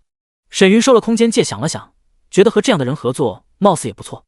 修仙界可不全都是打打杀杀呀，至于对方是伪君子还是笑面虎，能给他带来利益就行。想到这，沈云稍稍收敛气息，看着楚宏远笑着传音：既然大钱国主如此大气，合作也不是不可能。不过我还需要带走一人，长公主。长公主？楚宏远眼神一凝，长公主可是皇后的女儿，一旦被交易走，皇后必然会怒极不配合她驱除军士身上的血煞，这会直接影响她的气运。要知道大钱皇帝的气运设定是和军事连接在一起的，皇后和长公主在手中，楚宏远还能胁迫两人为他所用。一旦其中一人离开，占据主动权的他将极其被动，甚至会被拥有小天无垢体的江悠然反将一军。毕竟是他亲手送他弟弟返回了玄天大陆，要是这女人直接自缢返回玄天，那他的气运会荡然无存。这是要挖了我的根啊！楚宏远的笑容瞬间消失，浑身气势暴涨，朗声大喝：助我斩杀此僚！此事已经无法善了。轰轰，2声轰鸣从皇宫深处响起，只见2条气势强盛的金龙法相席卷而来，金龙所过之处，仅是散发的能量涟漪，瞬间将周围的宫殿毁于一旦。是大钱2位老祖。不少皇宫内的修士心中暗惊，居然真的听令于楚帝。毕竟是大钱的皇帝，被人攻击，老祖自然护道。2名法相境强者，冷宫中的江悠然眼中寒光闪烁。先皇和他弟弟被杀时，这2个老家伙都没出现，显然早就被楚宏远收买了。也不知道你能不能抗住2老的攻势。江悠然仰头看向虚空，血煞气息滔天的布衣身影。突然他瞳孔一缩，瞪向了楚宏远。他竟然入法相境了！3名法相境强者，沈云怎么挡得住？嗡！刺耳的嗡鸣声中，楚宏远的气息再次暴涨，竟然已有紫气萦绕。而在其身后虚空，一轮轮璀璨的光圈法相每每叠加时威势大涨，使得虚空都发出了山崩般的轰鸣声。紫气萦绕，地级秘法。此时此刻，悬浮于空的楚宏远黑发飞扬，正如一尊大帝在世。威压青天的他，震得皇宫修士倒吸一口凉气。死！法相天地，楚帝居然是法相境强者，隐藏得好深。紫气东来，这可是地级秘术的标志。楚帝竟有这等底牌。唉，跑出宫殿的江悠然心头一叹，和赶来的女儿快步离开了这里。楚宏远可是9轮圣地的圣主，能胜任圣主一职的，无不是年轻时盖压宗门天骄的圣子。从中就能看出楚宏远的战力有多恐怖。在他看来，沈云哪怕祭出地兵，对方也有可能逃脱。空中的大钱老祖更是面露喜色，将身法施展到了极致。有此等帝王，何愁大钱不能更进一步？地级秘法，这人来头不小啊！沈云眼神一凝，体内藏生气海瞬间催发，使得身上红色纹路都被黑纹覆盖。轰！无与伦比的恐怖威势从其体内宣泄而出，使得大钱上空都被黑红血海所淹没，血海滔天，黑雾翻滚。更有一尊法相虚影盘膝于血海之上，尤其是他身上散发的威压，一瞬间就盖压了3名大钱法相境强者。面对如此惊人的法相，楚宏远丝毫不敢拖大，身后9转宝轮异象被他挥于双手前，悍然推出9轮宝术。轰轰轰！9道璀璨的光圈瞬间撕裂虚空，带着摧毁一切的气息袭杀向沈云。然而悬空而立的沈云只是抬手一指，其身后盘膝而坐的法相虚影亦是抬手一点，虚空画道指。咻！一道指芒射出，如同将整个空间都抽动了下，看得所有修士亡魂大冒。这就是他的地级秘术吗？能将准地指法提升至大地级？听闻叶家叶星辰就是被这一指击杀，不知9轮宝术能否抗住。双方都是大地级秘术，而楚圣主的修为虽然只有一重天和沈云差上一级，但地级秘术的领悟绝对比沈云强。诸多皇宫修士目不转睛地看着天空大战，地级秘术的对轰可不是轻易能看到的。若是能从中领悟一二，加上九州游戏的顿悟设定，说不定所获非凡。下一刻，轰！震耳欲聋的轰鸣声中，整个天空都被灭世般的攻击余波渲染上了一层混沌云雾。而让所有人震撼的是，咔咔咔，砰！九轮宝术只坚持了一息时间，当场被指芒洞穿。威势不减的指芒更是以无可阻挡的姿态，瞬息间洞穿了楚宏远的头颅。噗！看着炸成4分5裂的大前国主，所有人满脸震撼，目瞪口呆。死了！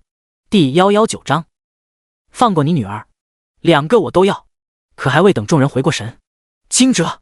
怒喝声中，手持长剑的沈云悍然挥出一剑，唰！这一剑极其诡异的带动了他身后意象中的血海，一道道被经文包裹的血色剑芒如雨幕般从天而降，刺杀向大前皇宫内的修士。而空中的2名大前老祖连一丝抵抗都没有，法相金龙直接被血剑刺爆，身躯更是被炸裂成了血雾。噗噗噗！一连串的肉体爆炸声从皇宫内响起，不管是太监宫女、皇城守卫，还是文武大臣、皇子贵妃，尽数被血剑洞穿身躯，炸为血雾。不远处还在发愣的江悠然，被身边宫女炽热的鲜血喷在俏脸上，这才记得回过了神，一脸惊骇：“娘，他也太强了吧！”在他身边的长公主江芷若语气中满是震惊。同阶对战，圣地之主居然都抗不住对方一击。虽然楚宏远的实力没到巅峰期，各种秘法不全，但终归是败了。而整个皇城修士更是被对方血祭。如此强大狠辣的男人，让江芷若心中惊惧的同时，又有种艳羡的感觉。谁不想这么年轻就斩杀圣主级人物？没人不想。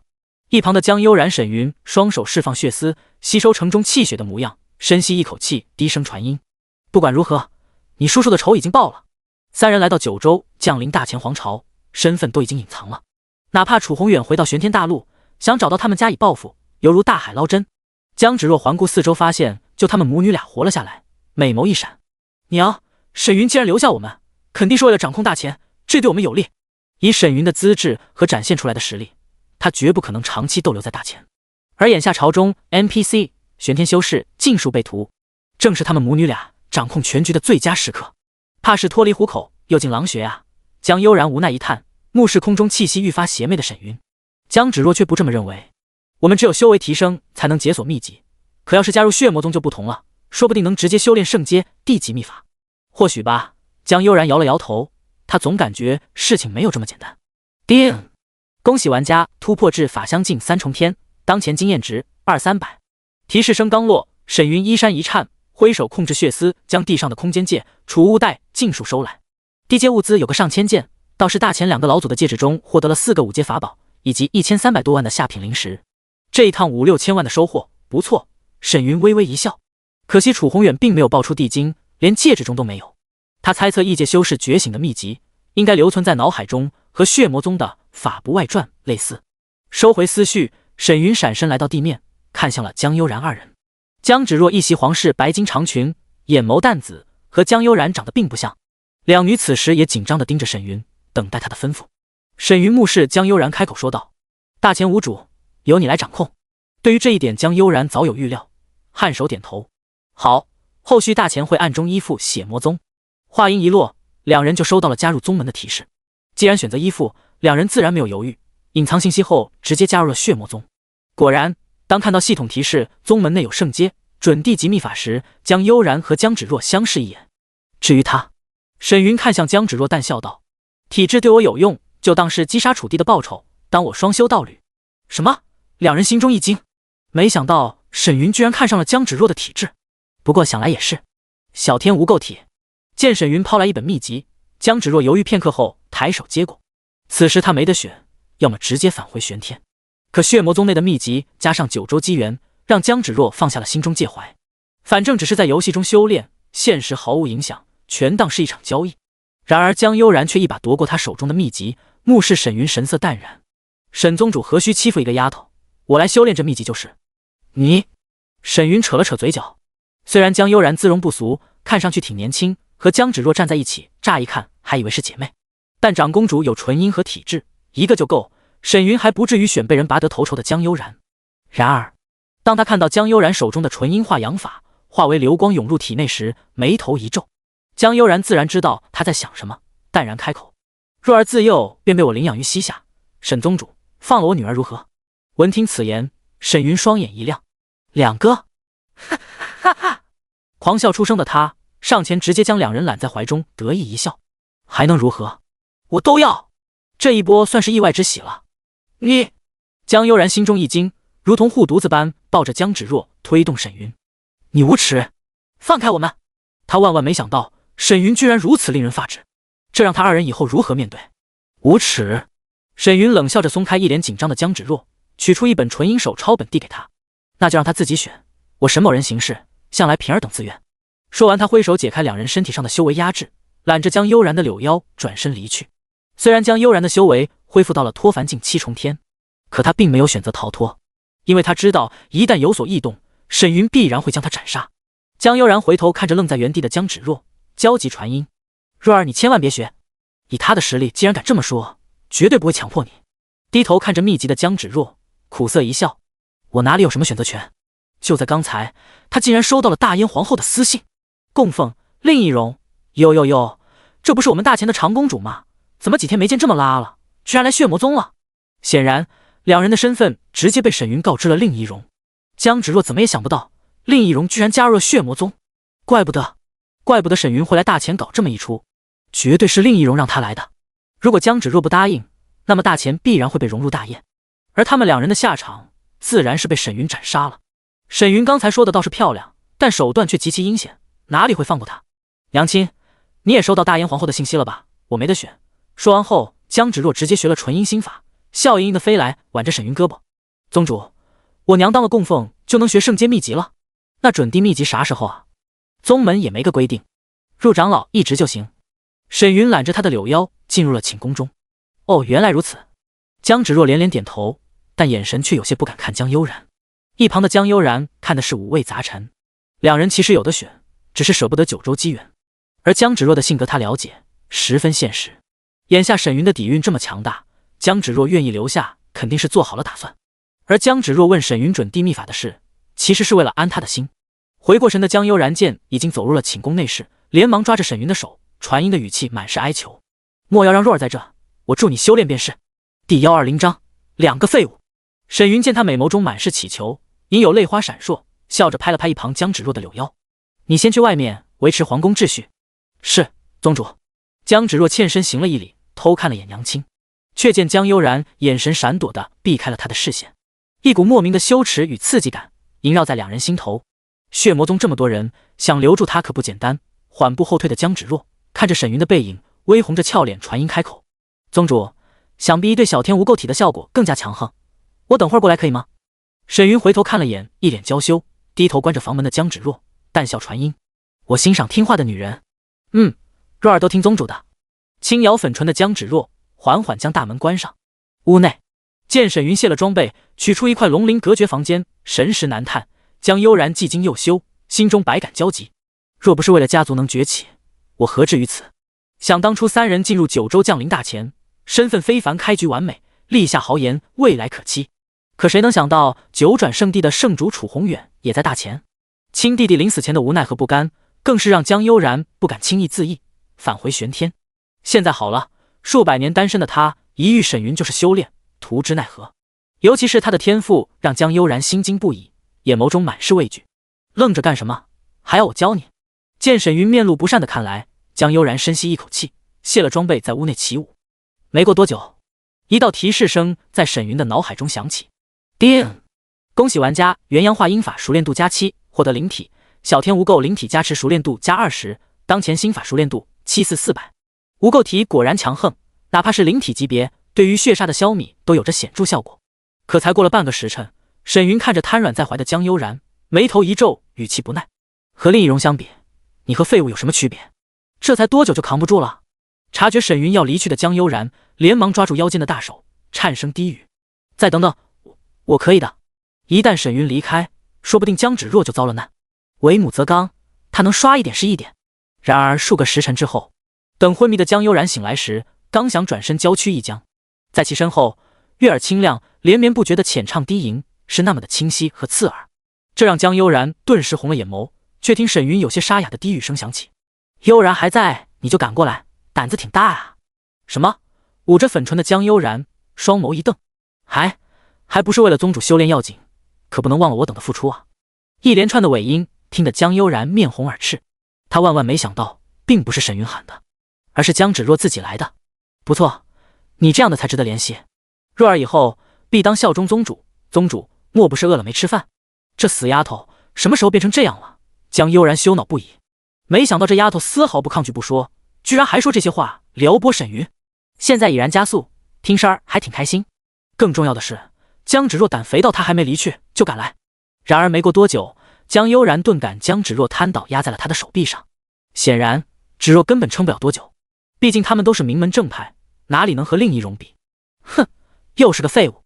低喝声中，江悠然顿感压在手背上的江芷若被推开了，随即身后一道人影袭来，哪怕他尽力装睡，依旧不可自制的闷哼了声。装不下去的江悠然索性将头埋在软榻上，沈云就当没看见，笑着运转心法。江悠然倒也配合，闷不吭声的调节纯音助他。看来不管什么身份的女人都会暗中比较啊。沈云微微一笑，俯身在其耳边低语：少让我操心，有什么事和令仪容沟通，知道吗？第二天一大早，沈云神清气爽地离开了大乾皇宫。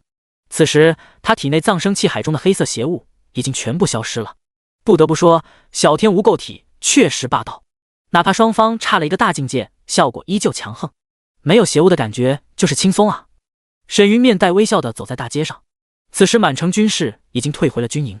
楚宏远死了不说，令仪容和江悠然、江芷若都是血魔宗的供奉，在可能打起来。怪不得曹老板喜欢玩这一套，说不定打着打着发现是自己人，罢兵言和呀。沈云觉得自己找到了历史的真相，不过现在他要去修炼室，将拳法碎星河的熟练度刷到7层。之前获得的灵石，他预留给了江悠然1500万下品灵石和诸多物资，当做大钱的消耗。身上还有3200万下品灵石和5万颗中品灵石，现在背包鼓鼓，自然不虚了。碎星河的消耗和问道3件差不多，刷到7层消耗不到300万下品灵石，倒是可以给安妙龄等人奖励一波灵石，提升下战力。沈云觉得这很有必要。现在全球玩家对他的评论都不怎么样，未来说不定有很多麻烦。如果什么事都要他亲自出手，实在麻烦，还不如提升安妙龄等人的实力，帮他出手打打下手什么的。说实话，安妙龄等人的提升速度已经够快了，仗着修为优势，几人的装备都是玩家中最顶级的一批。但用灵石刷秘籍，熟练度太奢侈了，他们大部分时间都在做任务刷怪的时候提升熟练度。要说安妙龄等人提升太慢，那也是以沈云的眼光来看，换做其他势力或玩家，他们已经是高玩中的高玩了。先去一趟如意阁再说。沈云进入传送阵，前往了苍梧镇。曾经的2层小楼，这几天已经被婢奴打造了成了5层楼。小楼雕龙画凤，彩带飘飘，加上楼外庞大的人流量，看上去极为喜庆热闹。由于如意阁的物品多，价格低，已经成了苍梧镇的标杆店铺。24小时都有军士维护在门口，防止宵小之辈趁火打劫。和当初还要交保护费相比，现在的如意阁牌面十足，连城主都时常进来购物。第121章，丰富的宗门奖赏。灵儿的信息，婢奴的气质也改变了许多，沉稳大气，笑容自信，气质淡然，再无之前万宝楼时小婢女的拘谨。不过到了沈云这，她又变成了那个贴心的小丫鬟。公子，喝茶。5楼卧室内，婢奴沏了杯茶，笑盈盈地递给了沈云。抿了口茶，沈云将一个空间戒递给了他。这里的物品有2000件，不用去翠微谷兑换，大钱给的你随便卖。现在大钱他说了算，卖了没人敢找茬。好的，公子。婢奴笑着接过后，将一个空间戒放在了桌上，一脸期待地看着沈云笑道：公子，猜猜最近卖了多少？不许用神识。发现沈云想用神识查探，婢奴连忙用素手盖在了空间戒上，笑眯着眼看着他。闲来无聊，沈云也被勾起了兴趣。摩挲着下巴的他回想了下楼外的车水马龙，轻声道：200万。再猜。婢奴脑袋一晃，一脸得意。这般得意，沈云轻抿茶水，看着他好笑道：最多500万，上下不超50万。婢奴眼眸一亮，拍着双手，目露崇拜地看着他。哇，公子好厉害，刚好450万呢。见他眼眸闪闪的模样，接过灵石的沈云好笑地摇了摇头。你入血魔宗，我给你外门执事长老，到时候给你100万灵石助你修炼。宗门人虽然满了，他调整几个成员变成杂役就能空出位置，这太多了。话还没说完，见沈云瞪了他一眼，婢奴缓缓低头，喃喃低语：公子为何对我这么好？以沈云在外的名声，就是利益主义者，婢奴心知他是个毫不出彩的修士，不值得他这般对待。要说有了实力好看店，但这个待遇可比安妙龄他们更突出。他自然不知道沈云打算奖励麾下，这才有此一问。沈云倒也直接，笑着起身离去。我吃肉总得给你们喝汤吧，好好修炼，修为高了以后也能助我。啊，哦。婢奴连忙起身，将沈云送出了窗台。见他纵身飞走，婢奴这才露出了失望的神色。他还以为沈云特殊对他是喜欢他，没想到是这个原因。沈云返回血魔宗后，点开了宗门成员信息。没一会儿，一条条信息惊得所有人瞪大了双眼。宗门信息：恭喜长老安妙龄、一梦、于西大仙获得宗主奖励200万下品灵石。恭喜外门执事长老婢奴获得宗主奖励200万下品灵石。恭喜长老袅袅青烟、金刚芭比获得宗主奖励100万下品灵石。恭喜成员仙界小仙女锦绣、打针针、倚楼听女、血色玫瑰获得宗主奖励10万下品灵石。消息一停，血魔宗所有人成员顿时就震惊了，哪怕安妙龄等人都有些愣神。这奖励给的实在太多了，尤其是新加入的玩家，看到这一幕，心脏都剧烈跳动了起来。百变仙，我的天啊，这都1000万下品灵石了，宗主也太富有了吧！百思不得其解。666，全球能拿出来这么多资源的玩家势力，绝对只有宗主，太刺激了！宗主什么时候修炼啊？我也要奖励。飞上云端，最少都是10万灵石，这都能刷好几层秘籍熟练度了。宗主大人，什么时候修炼啊？可怜，我们这批人就血色玫瑰有，肯定是当初他第一个去修炼，宗主才奖励的。哭唧唧，狱卒百军间，只怪宗主太强，我根本扛不住。擦眼泪，玄幻女杀神狱卒百军间，真的假的？你倒是说说坚持了多久？好奇，百思不得其解。对啊，怎么也得和我们这些新人说说吧。狱卒百军间，好像5分钟，我害羞。血色玫瑰厉害，快1个小时了呢。我也才10分钟，宗主还骂我是废物，吓得我都哭了。大哭，粉色坏女孩，怕不是吓尿了吧？哈哈，坏笑。片刻功夫，宗门聊天框被这群人给聊歪了。不过这也让新来的人都知道，沈云有大恐怖。一个人说那叫吹嘘，几十个人都承认那真的太恐怖了。不过也有比较矜持的新人，如春慈和秋冉、九曲玲珑等人并未发言，而安妙龄这些老人也没发言，但激动之心溢于言表。200万灵石，哼，算你有觉悟。正在刷任务的一梦抿嘴一笑，闪身飞回宗门，准备修炼一波。这么多灵石奖励，别的势力想挖墙脚根本不可能。修仙局之前也才给他10万下品灵石，这一对比优劣显而易见。刚现身宗门传送台，一梦就见不少人已经返回宗门了。看到他走下台阶，周围10多名成员连忙躬身行礼，见过一梦长老，见过一梦长老。一梦颔首点头，见沈云站在不远处的大殿外，连忙闪身上前，拱手一礼：宗主，可有事吩咐？他嘴硬是一回事，但看到沈云在场，可不敢失礼。没事，去修炼吧。沈云淡然一笑，看向了广场上走来的九曲玲珑。一梦行了一礼，侧头看了眼这个气质利落的女人，缓步离去。看来这女的身份不简单啊，去问问安妙龄了解下。走上台阶的九曲玲珑，随着沈云来到了走廊尽头，眺望山峰下的壮阔云海，轻声道：林玉儿和王涛的身份查出来了，他哥名叫林晨，王涛确实死了。不得不说，修仙局的效率是真的快，只要生在华夏，住在华夏的人，想要隐藏信息如痴人说梦。而这也是玲珑对沈云来历不明的身份感到震惊的原因之一，因为这么长时间的探索下来，他们连沈云过往的一丝信息都没掌握，他就像是凭空出现一样，让人摸不着头脑。加上林岩不得说出血魔宗的信息，就像被洗脑一样，玲珑这才自告奋勇加入了血魔宗。然后他才知晓法不外传这么霸道。而林岩告诉他，沈云让其搜寻林玉儿信息时，九曲玲珑就不敢退出血魔宗了，一旦退出，后果不堪设想。还真是好奇害死猫。心中无奈的玲珑见沈云看来，轻声道：凌晨兄妹俩是单亲家庭，母亲去世后一直在姑妈家生活，凌晨长大后就去外地工作，供妹妹林玉儿上大学，目前林玉儿就在苏市。王涛死亡应该和凌晨有关，只是苏城内并没有他的信息，应该离开了。第122章，线下真实一波，还挺谨慎啊。沈云拍了拍栏杆，淡然一笑。一旁的九曲玲珑继续说道：我们调查发现，王涛朋友说他酒后失言，说不久的将来恐怕会有神体诞生，应该是凌晨在做某个体质任务。神体？沈云眉头一挑，心中颇感吃惊。这凌晨的运气貌似有些离谱啊。之前是势力攻打令，现在又炸出个神体来。这么一看，凌晨和气运之子一样，什么好事都被他给赶上了。有点意思。沈云摩挲着下巴，眼中寒光闪烁。得找个剥夺资质的写法了。既然这货有这么大的机缘，沈云可不能错过这么好的资源。想到这，他对九曲玲珑吩咐道：“把灵儿的信息发给我。既然凌晨搞他血魔宗，那他就搞灵儿。至于凌晨为什么攻打血魔宗，显然是被他无意间击杀过。毕竟沈云杀的玩家实在太多了，被报复很正常。凌晨咽不下这口气，选择动手，那就各凭本事。沈云可不是什么圣人，觉得自己无礼在先就放人一马。竞争类游戏谁管你这么多道理？要么退游别玩，敢动手就剁了。灵儿，想想也是一件趣事啊，得好好计划一番。”沈云金芒闪烁地看着聊天框内灵儿的信息，一旁的九曲玲珑想说什么，却又不敢。一名很可能是神体的存在，没想到招惹了他。要是早点知道凌晨的资质，他们直接就带走了。可惜他们不敢在沈云眼皮下带人。做得不错。看完信息的沈云拍了拍九曲玲珑的肩膀，转身离去。到了轮海境，助我修炼。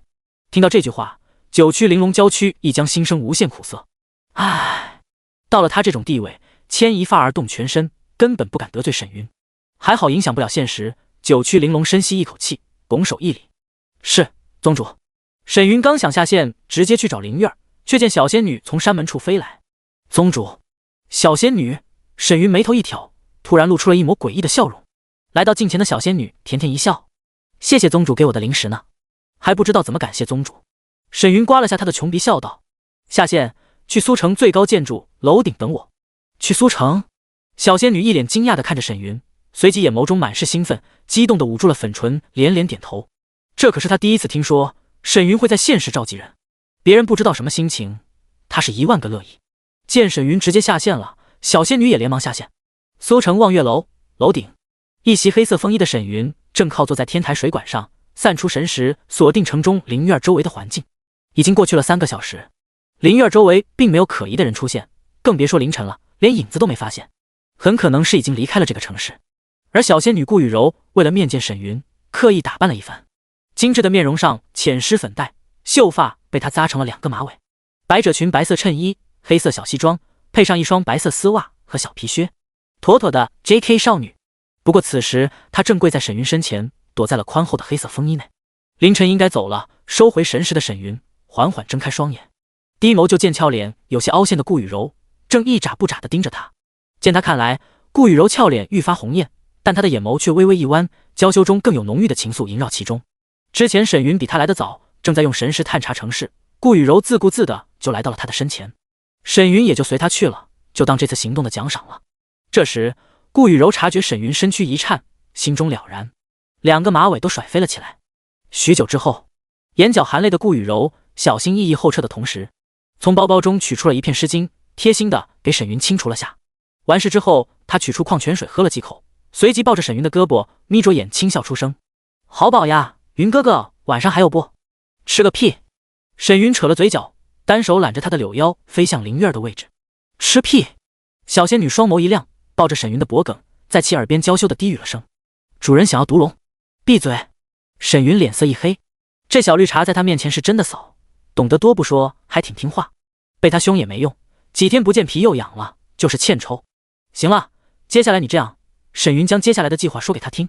惠民小区，正在玩游戏的灵儿突然听到了一条游戏提示声：“警告，有陌生人冲破神识范围，锁定玩家本人，请问是否下线？”“什么？”灵儿心中一惊，迅速下线摘了头盔，就见一个身穿白色运动服，手持长剑的人影破窗而入，直接刺杀向他。好在灵儿修为不俗，侧身躲过，看着满脸青春痘的女人喝道：“你是谁？”“哼，你们杀了王涛还问我是谁？”王涛居然还有后手。灵儿想都不想，纵身飞出窗户。屋内姑妈一家已经听到了动静赶来，她根本不敢在这多待，恐会害了亲人。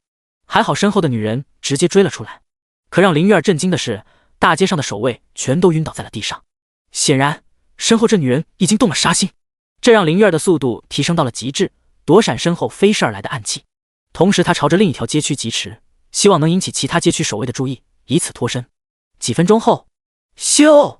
一道破风声从小巷中传出，吸引了街边所有军士的注意。见灵儿肩头鲜血淋淋，在其身后还有白衣人持剑追杀，数道身影急冲而来，大喊道：“有话好好说，我们来主持公道。”可让林月儿绝望的是，身后这女人只是手捏法诀，一声娇喝：“亡魂悲鸣！”轰！一道强悍的神魂冲击，将飞来的守卫直接横扫，当场震晕。就连周围大楼中走出来看热闹的民众，都被无差别攻击当场击晕。咔咔咔！就连周边的窗户玻璃、摄像监控也如纸糊般轰然碎裂。第123章，整我宗门，那就找你们修炼了。嗡！林月儿腰间法宝一热，堪堪挡住对方的神魂冲击。他的神魂居然这么强，俏脸发白的林月儿从心底蔓延出了无尽恐惧，这是对死亡最直观的感觉。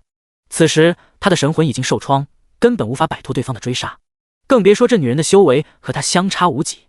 只是这么一个恍惚走神，身后女子闪身而来，手中长剑朝着他的脖颈横斩而来。对方的眼中燃烧的怒意，看得林月儿心生无奈。杀人者，人恒杀之啊！显然这女人就是来报仇的，就算她求饶也无济于事。可下一刻，咻！侧方阳台一道红色剑芒以快若闪电的速度当场击中了眼前女子。噗！白衣女子朝着林月儿喷出一股带有内脏碎块的鲜血，被剑芒裹挟着撞入了前方大楼中。轰！大楼一声轰鸣，烟尘四起。看着大楼破洞内的女人，半天没有动静。劫后余生的林月儿连忙擦着脸上的鲜血，转头看向侧方阳台上的出手之人。可当他看到对方那英气逼人的帅气容貌时，瞳孔骤然一缩。沈云，他居然住在这里！这一瞬间，林月儿感觉浑身如坠冰窟，如玉的肌肤上更是汗毛倒立。当看到沈云抬手击射出一条血色，飞向前方大楼洞内，林月儿知道他并没有看错人，这是沈云专属秘法中的吸血血丝。至于对面的大楼破洞内，伪装成杀手的顾雨柔挥手从空间界内取出一具女干尸，脱了身上白色运动服套在了尸体上。在他白色蕾丝无钢圈的胸口上并没有被长剑洞穿，此时银血剑正在他的手上拿着，而刚才喷出的血和碎肉也是他用来恶心林月儿的。哼，云哥哥也真是的，居然用英雄救美，他配吗？醋意横生的顾雨柔狂翻白眼。刚才他确实想一剑斩杀了林月儿，那眼中的怒火更多是一种嫉妒，只是被林月儿误会了而已。见前方一条血丝袭来，顾雨柔心知戏演完了，闪身消失在了大楼内。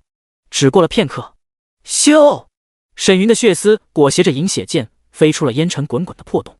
看到这一幕的林月儿深吸一口气，朝着沈云拱手一礼：“多谢沈宗主救命之恩。”不出意外的话，必然是白衣女刚才的神魂冲击影响了沈云玩游戏，他这才出手击杀。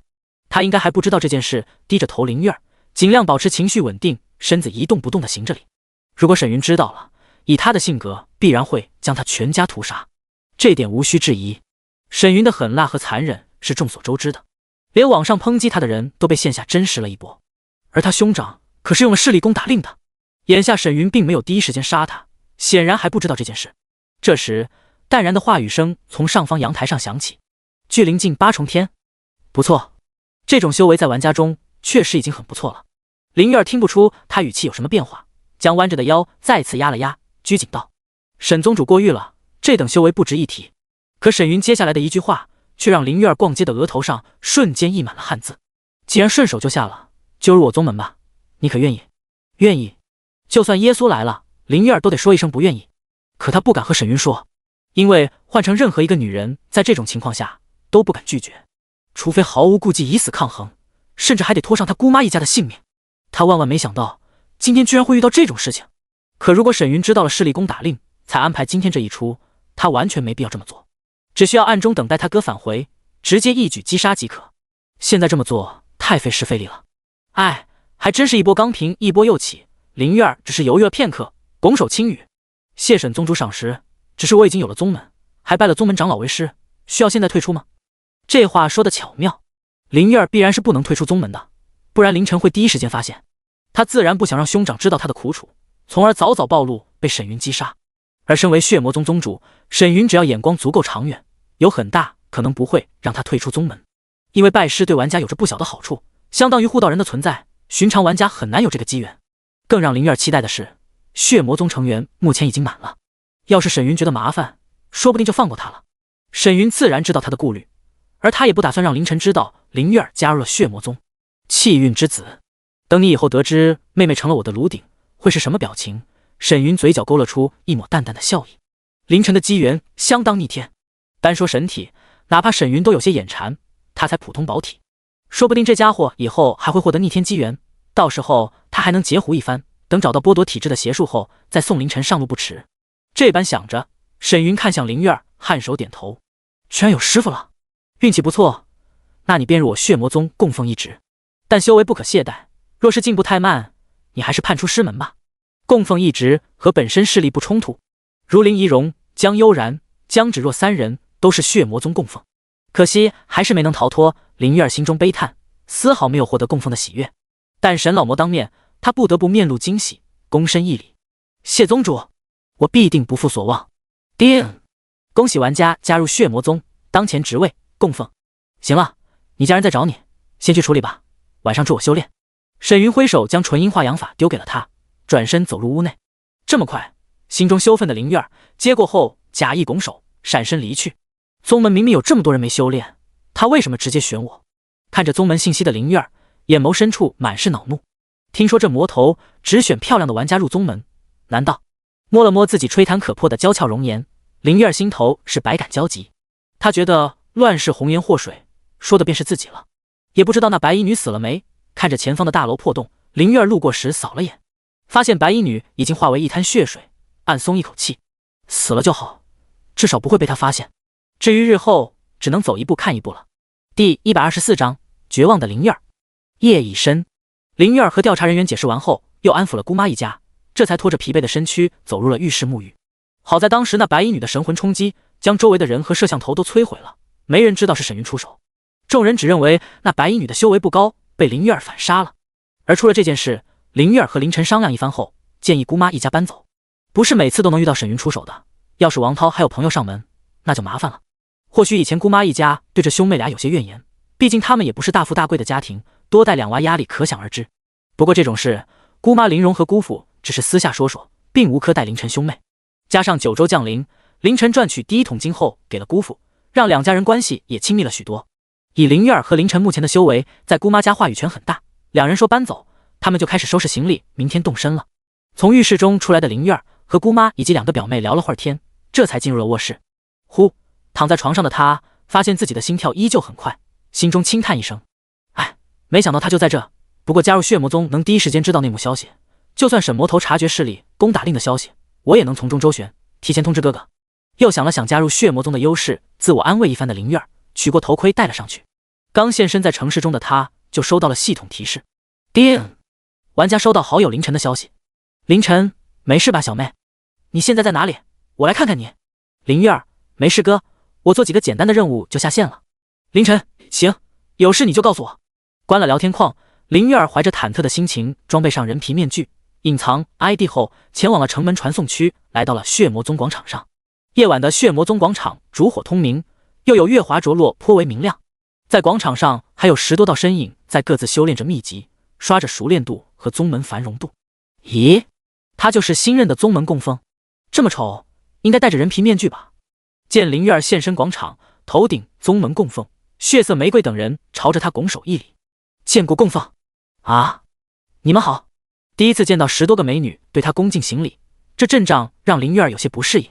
可看到这些人的姿容无不是万里挑一，他对沈云的评价又低了不少。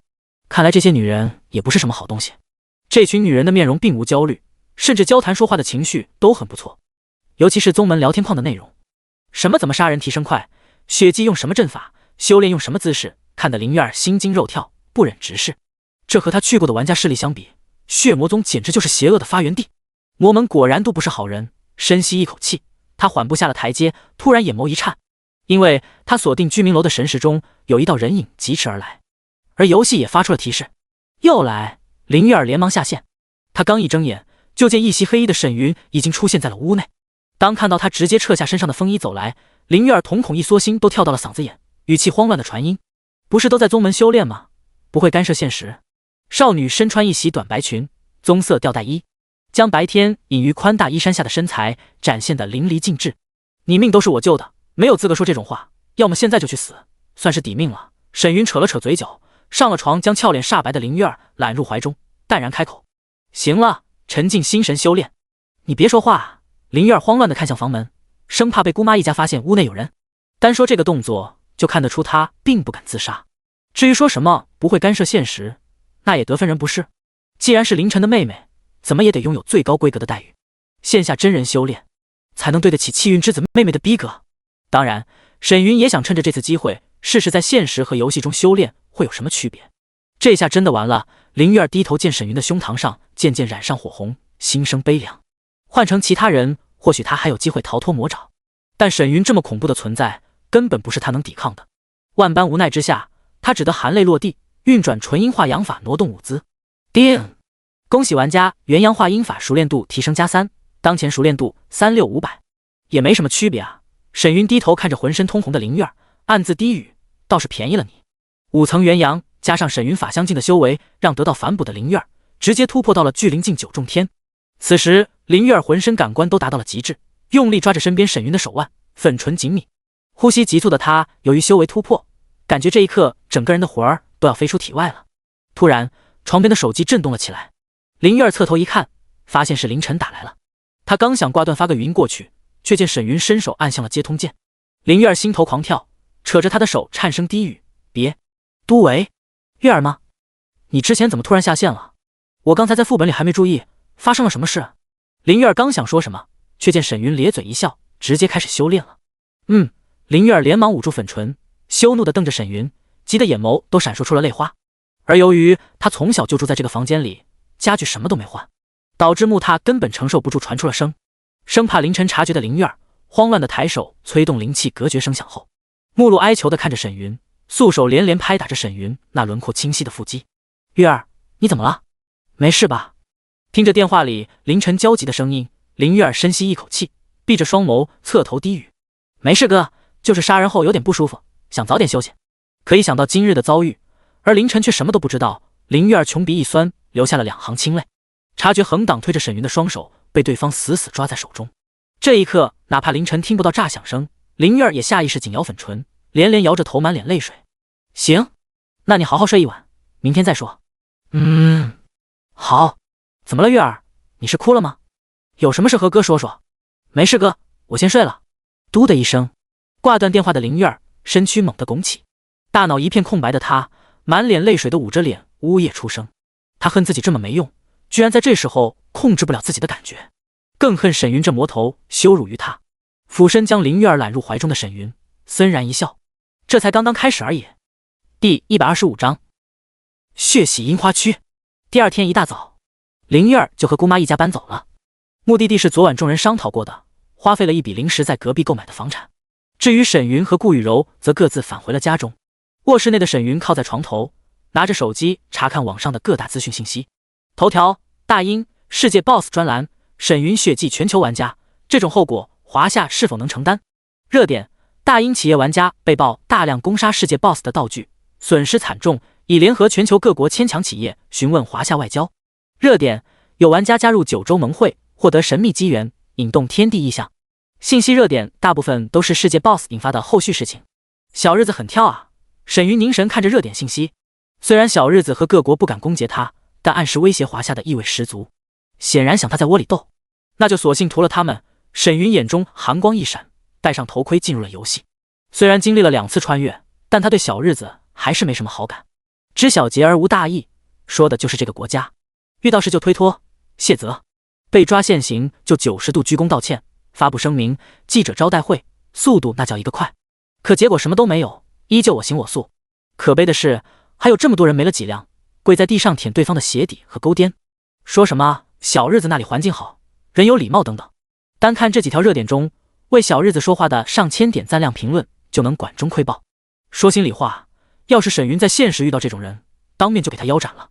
收回思绪，眼前一花的沈云现身血魔宗广场后，直接从背包中取出了一座银灰色的阵台。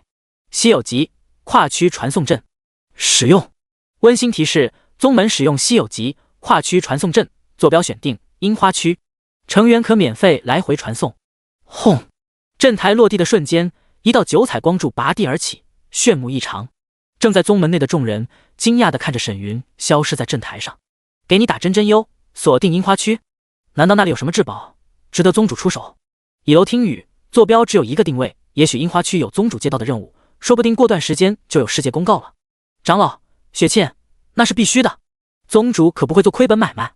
小仙女自然知道沈云去干嘛了，为了体现存在感，在血魔宗后宫内发了条信息：小仙女，我知道内幕消息，宗主去樱花区血祭了。安妙龄，你怎么知道的？小仙女，宗主在现实看了网上的热点头条呗。于西震惊，这你都知道？你难道和宗主住一起？苏清冉，真的假的？一梦翻白眼，小仙女，对啊，昨天晚上和宗主吃夜宵来着，害羞。你们看图片，确实是吃夜宵的照片，并不是在天台上。图片中，沈云和小仙女正在阳台上吃着烧烤，旁边还有烧烤架。聊天群顿时就沉默了，也没人发信息，也没人说什么，但一种莫名嫉妒的情绪在群友们的心中升腾。好你个小扫货，居然陷下去找宗主！哼，不要脸，不要脸！呸！樱花区，欢迎华夏区玩家沈云进入樱花区城市天皇城。温馨提示：由于语言不同，玩家说话时自动转化成日语翻译。樱花国玩家说话时自动转换成华夏语。沈云刚一睁眼，就发现自己正在大街上，周围的 NPC 以及玩家，男性大部分都是身穿武士、忍者、铠甲服，女性则多为和服、武士劲装类。沈云的出现倒是引起了不少玩家的视线，毕竟他身上的血色经文长衫实在是太扎眼了，尤其是长衫上刻画的纹路，隐有流光闪烁，在阳光下极其的醒目。这人是谁？这身衣服恐怕品质不俗啊。这人看着挺面生的，而且衣服的款式有点像隋唐古制，华夏玩。突然，当看到这位英气逼人的玩家头顶 ID 时，不少人双眼一瞪，倒吸一口凉气。死！那你！惊呼声瞬间吸引了周围人的注意，众人侧头一看那血衣男子的 ID， 脸色顿时大变，骇然出声：沈云，他就是沈云，他是怎么来到我们国家的？跨国传送阵开了没有？应该是他获得了某种道具。嘈杂的喧哗声瞬间响彻大街，不少人下意识地缓步后撤。别忘了沈云可是在城市中屠杀过玩家的。天皇城虽然繁华，但只有4级势力的划分，城主也仅有6阶中期实力，用华夏等级来说，就是法相境5重天的实力。哪怕城主修为比沈云高，可他们的修为才哪到哪。有人后撤，自然也有人面不改色的直视沈云，毫无畏惧。倒是不少身穿和服的妹子看向沈云时露出了闪烁的金光，暗自和身边同伴窃窃私语。全球第一强者还这么英俊，真是不可思议。听说他的宗门只收女人修炼，也不知道能不能跨国入帮，帮他修炼看着也不错啊。呵呵呵呵，可别让人听出来了，多不好意思啊。所有人都明里暗里地注视着沈云。同时，樱花区的聊天框被一连串沈云现身在天皇城刷屏，许多人持怀疑态度的同时，纷纷飞向天皇城。就算是他国之人，沈云的名头都比樱花区最强者响亮数倍。环顾四周的沈云直接催发体内藏生气海，轰！强横的气息从他体内宣泄而出，当场将周围玩家掀飞了出去。这就是全球第一强者吗？倒飞的玩家们无不目露惊惧。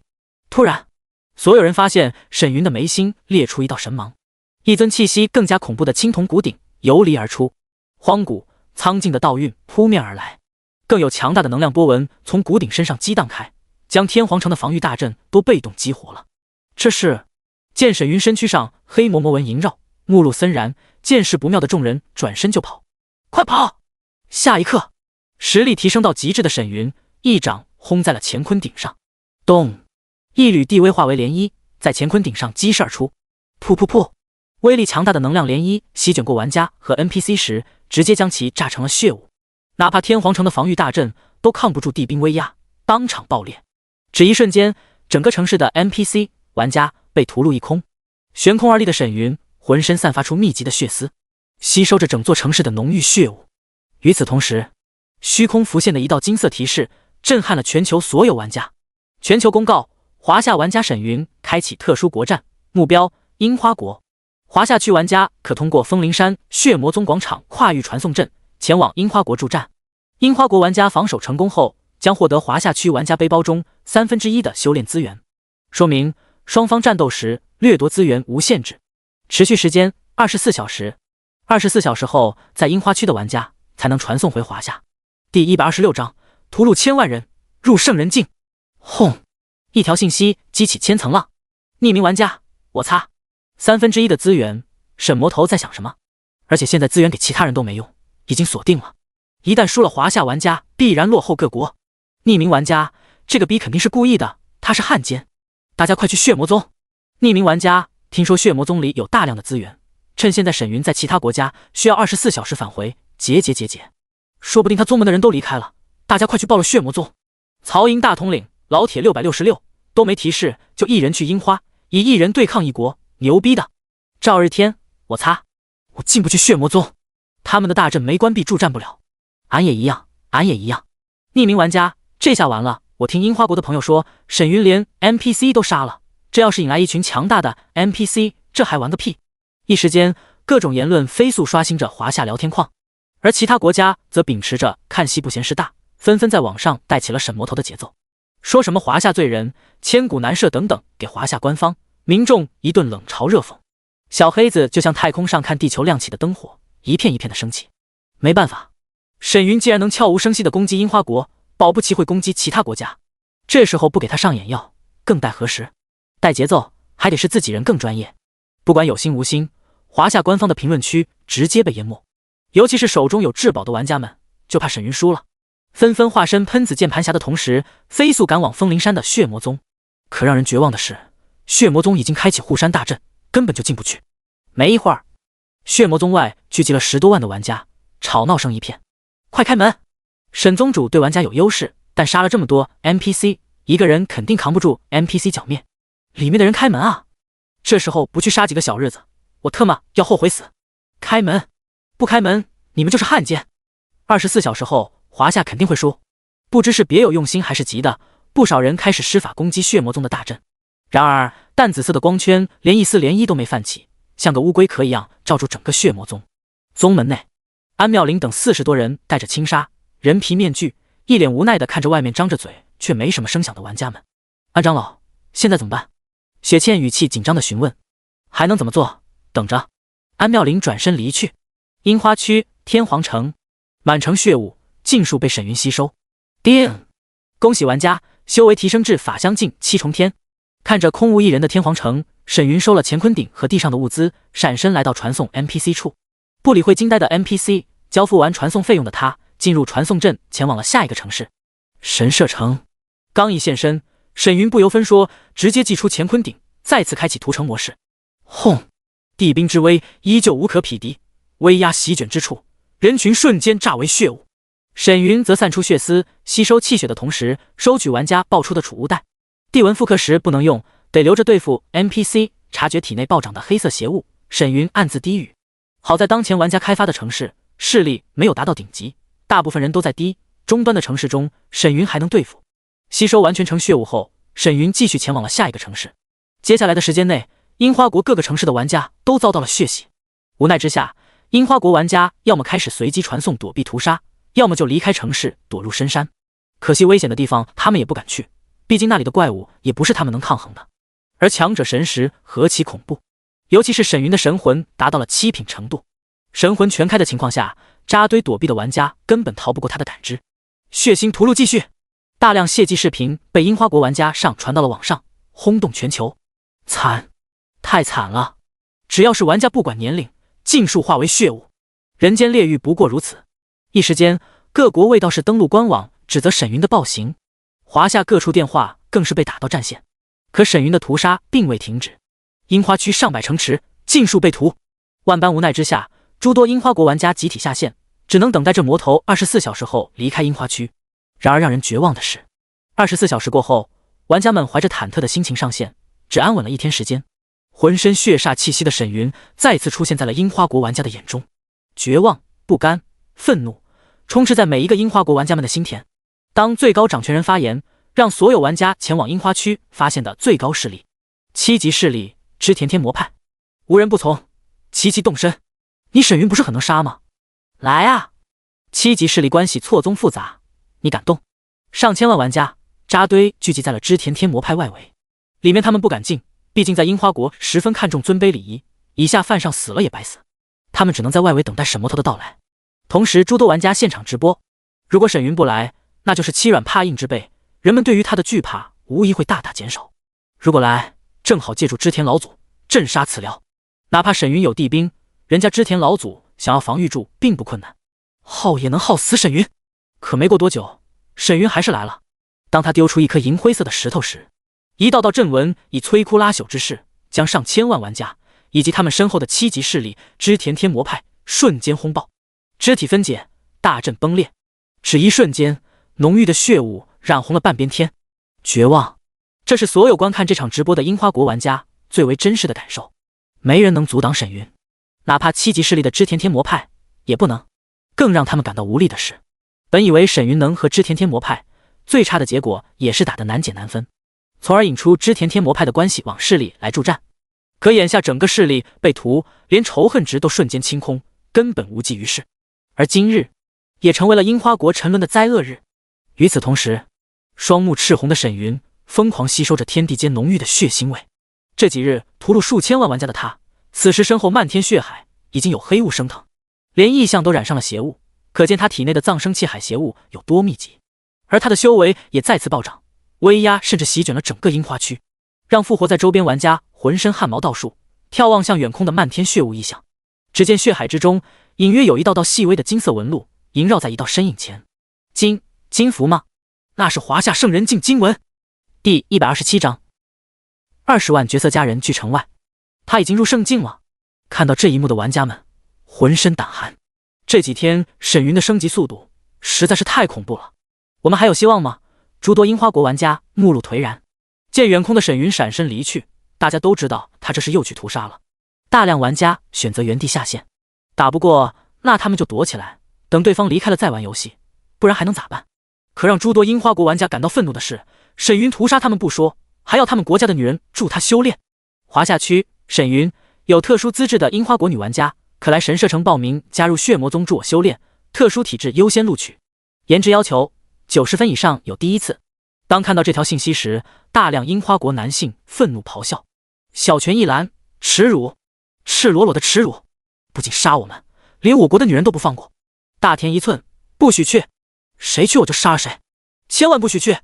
匿名玩家，大家冷静点，说不定沈魔头修炼起来就安静下来了。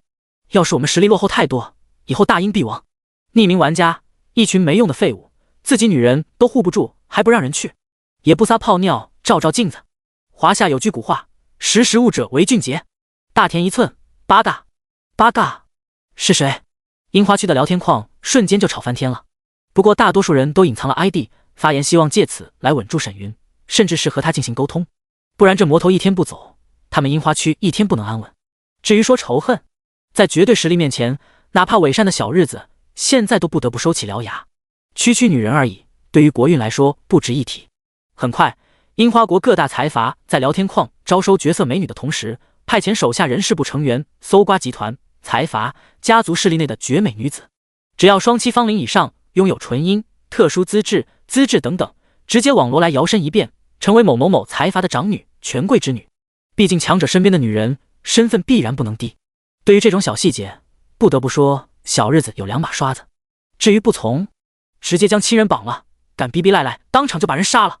都这时候了，谁管你愿不愿意？在一国存亡面前，什么都得让路。只过了1天时间，神社城外就聚集了20多万浅湿粉黛、身穿精致和服的绝色玩家，在外围则是数万维持秩序的各大财阀玩家。神社城一栋酒楼门口，维持秩序的安妙龄等人见前方身穿皇室锦衣的女子缓步走来，挥了挥手示意其进去。皇室公主神情拘谨的跪拜行礼后，一脸紧张的起身，踩着小碎步走入楼中。门口的雪倩回头看他走上了楼梯，挑眉笑道：“还别说，这小鸟依人的模样挺像那么一回事。宗主这次修为提升有点猛啊，快啊！”于西目露震惊的同时，踮着脚看了看前方排着长队的人群，低语道：“人可真多。”安妙龄等人翻了个白眼。该说不说，沈云想的还挺周到，不仅屠灭樱花国，还要用樱花国的女玩家助他镇压邪煞，属实利用的挺好。至于外界的讨伐声已经停下了，连小日子这当事人都不发言了，更别说其他人。酒楼雅间内，沈云看着怀中双眸上翻的皇室绝色美女，淡然道：“森惠离家，给你外门执事一职，做我的奴隶，监管樱花女人。”话音刚落，少女微翻的双眼渐渐回神，惊疑地看着沈云。森惠离家打算等修炼完，再和眼前这个魔头说说樱花国的待遇。没想到加入血魔宗后，才知道血魔宗的秘籍、丹药等资源底蕴有多么恐怖。所谓的合作有些过于儿戏了。眼下自己被当成长老，岂不是能直接修炼圣阶秘法了？那准地级也不是梦。森惠离家有些愣愣出神。怎么，你不愿意？谢谢我的主人。满心激动的森惠离家一把抱住了沈云的脖颈。为了体现自己的价值，他抿了下粉唇，微微起身踩在软榻上，再次修炼了起来。青丝鼓荡，柔音婉约。好在他拥有特殊体质，倒也能坚持这么久。10多分钟后，衣裤！尖叫声中，森惠离家身躯一崩，大脑空白的他颤抖着身躯往后仰倒，好在被沈云环抱着。身躯微微抽搐的森惠离家翻着白眼，脖颈涨红的难以呼吸，发出了断续的呵呵声。才消除了3缕，眉头微皱的沈云一把将他推倒在地。不！扑通一声，昏迷的森惠离家直接摔倒在地，而跪在地上的3个樱花女人分出一人连忙将森惠离家给抗走，另外一人则迅速清理着地面。至于剩下的人，自然在细心的帮沈云清理，即便推开森惠离家飙出打湿了3人的头发，都不敢擦拭1、2。沈云低头见拿着丝巾擦拭的少女，轻咬粉唇，美眸闪闪的偷看模样，抬手一把扯住她的头发。少女下意识抱着头疼的柳眉紧蹙，刚想惊呼出声的她俏脸一红，连忙停止惊呼，张开了粉唇。沈云则看向屋内正在舞蹈的20名绝色美女，暗自低语，也不知道什么时候能消除邪煞黑雾。这几天的屠杀血迹让沈云的修为直接达到了圣人境6重天，可伴随而来的是他体内葬生气海催生出了大量的黑色邪物。升级确实爽，可黑雾同样让他头疼，只能慢慢消耗了。沈云心中一叹，抬手将前方一个身材丰腴、眼眸含春的女人一把吸来。这女的舞姿踉跄，眼眸迷离，显然已经达到了修炼状态。至于跪在一旁的少女，则小心翼翼地退到了一边，还十分贴心地顺手扶着。你还真别说，小日子的女人不仅懂，还很贴心。当然，非我族类，其心必异。更不要说沈云只把这些人当工具人。半天之后，当得知沈云离开了樱花国，返回了华夏血魔宗，樱花国所有玩家齐齐松了口气。但是排队的人并没有散去，需要在神社城外继续等待，因为沈云只是返回了血魔宗修炼，并不是取消了。而在神社城传送阵内，森惠离家每当收到有人修炼完的信息，就会让下一个人前往血魔宗。此时血魔宗已经达到了3级，人数提升了数百不说，杂役位置更是无限。这些樱花国女子虽然在血魔宗内是杂役身份，但也能去 NPC 处去使用跨域传送阵。第128章，总有人负重前行。血魔宗内，一个个拥有特殊体质的樱花女玩家进入了大殿内室。和皇室公主森惠离家相比，这些人给沈云带来的利益无疑最大。之所以选森惠离家管控这些人，是因为樱花国森严的上下级制度。足足刷了1个月，沈云体内的阴煞邪物这才消弭大半。想要根除数百邪物，以他的修为还得一段时间，不过已经比刚开始好很多了。此时大殿内室只有他和九曲玲珑，让苍龙氏的人搬走，让樱花国这些女玩家入住。靠在他怀中的九曲玲珑只是微不可察的点了点头，连话都说不出，还沉浸在刚才魂飞天外的奇妙感觉。刷完这么多邪物的沈云心情也舒畅了不少，看着他俏脸酡红的喜人模样笑道，感觉是不是很神奇？其实是因为你都快30了，人生第一次的体验肯定很不错。听到这句话，九曲玲珑不单单是眼眸羞得有些湿了，她涨红着脸不好反驳，却也是个女强性格，欲起身离去。可惜她的身份在沈云眼中还算有些作用，这时候怒刷一波，正好将九曲玲珑的心扉打开。面对这种女强人，只有比她更强更直接，才能在她心中留下印记。至于是好是坏，沈云无所谓，反正以她的实力，小小手段对她来说如手扶青烟，轻而易举。当沈云走出大殿，看着血魔宗外大量成员在修炼，微微一笑。目前血魔宗已经达到了5级宗门，拥有3万成员。站在门外的安妙龄低声道，宗主还得小心这个国家，这种豺狼般的国家可不能太过轻视。沈云淡淡一笑，等我入地境，他们的价值也就没了，到时便成了这座岛。闻听此言，安妙龄和扶着墙走出的九曲玲珑瞳孔一缩，两人怎么也没想到沈云居然会说出这句话。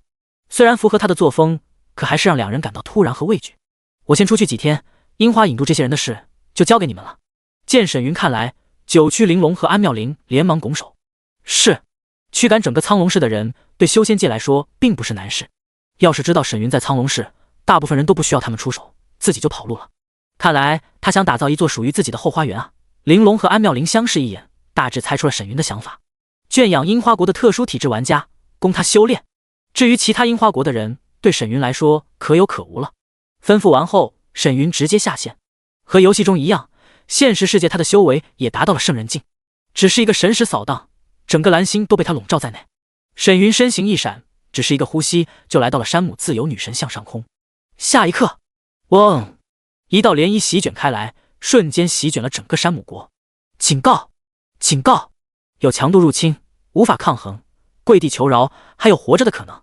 这条游戏提示让整个山姆国人亡魂大冒。OMG！ 什么情况？是谁搞偷袭？人呢？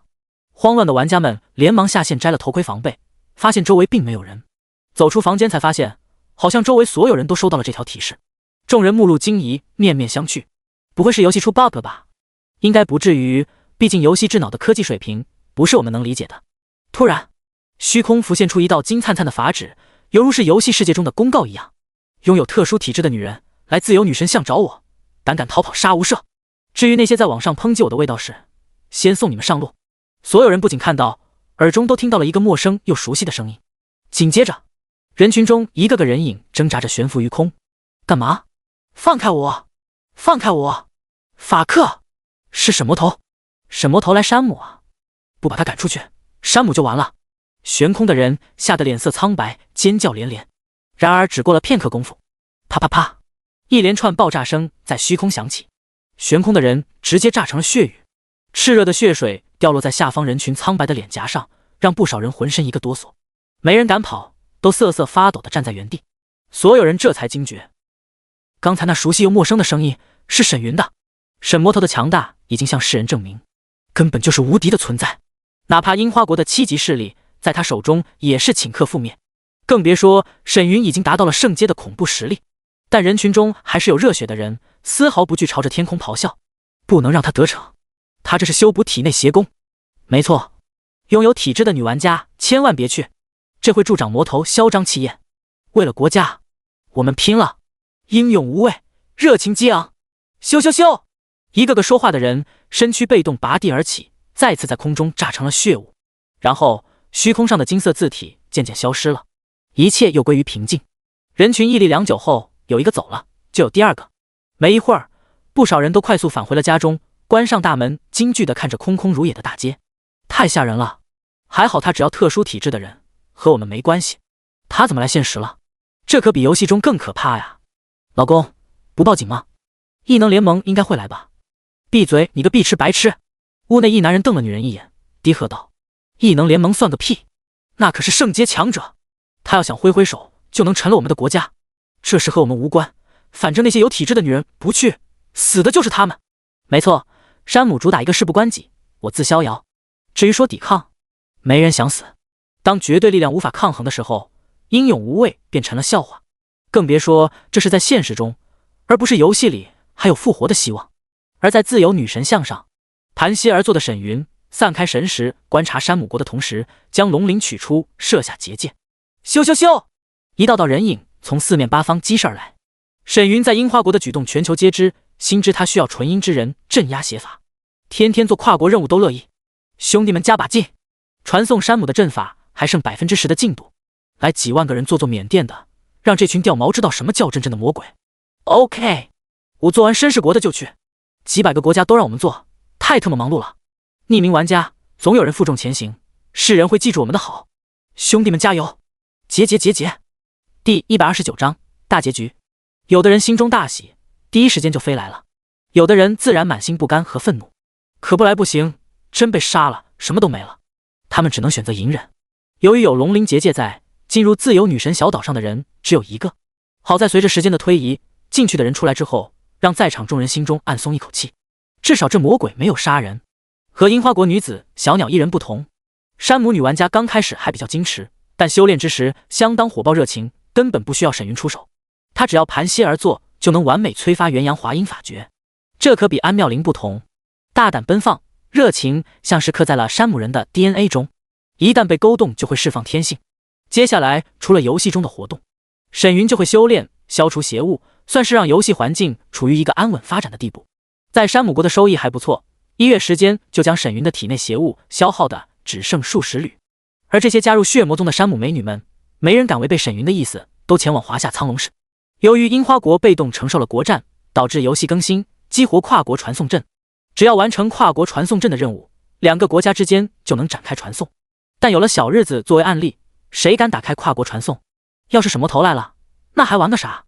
可世上总有一群人默默地负重前行。当游戏更新后，2个月的时间内，华夏全体玩家除了主要任务，大部分时间都在做跨国任务。华夏区聊天框，匿名玩家，这是为了让大家也感受下被魔头的宠幸的滋味。只要这魔头去别的国家祸害，让老子没让华夏玩家失望。3天后，当山姆跨国传送阵开启后，沈魔头真的去了。血祭、屠杀、漫天血丝，将游戏中的山姆区杀得暗无天日。而各大视频网站更是第一时间播放了现场画面，诸多看着视频的玩家们激动的眼泪都要掉下来了。牛逼！2个月的努力没白费，我都哭了。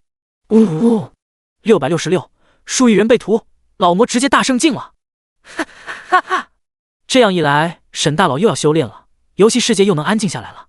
没错，我们是在做好事，是为了大家能安稳的玩游戏。好啊，太特么得劲了！下一个国家是谁来着？缅甸还有萨瓦迪卡国。萨瓦迪卡，人妖。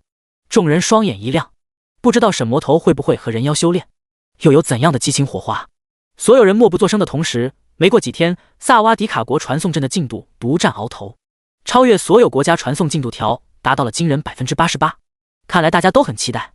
果然，没过几天，萨瓦迪卡传送阵被玩家们打通了。沈云也没让大家失望，直接前往了跨国特定城市传送区。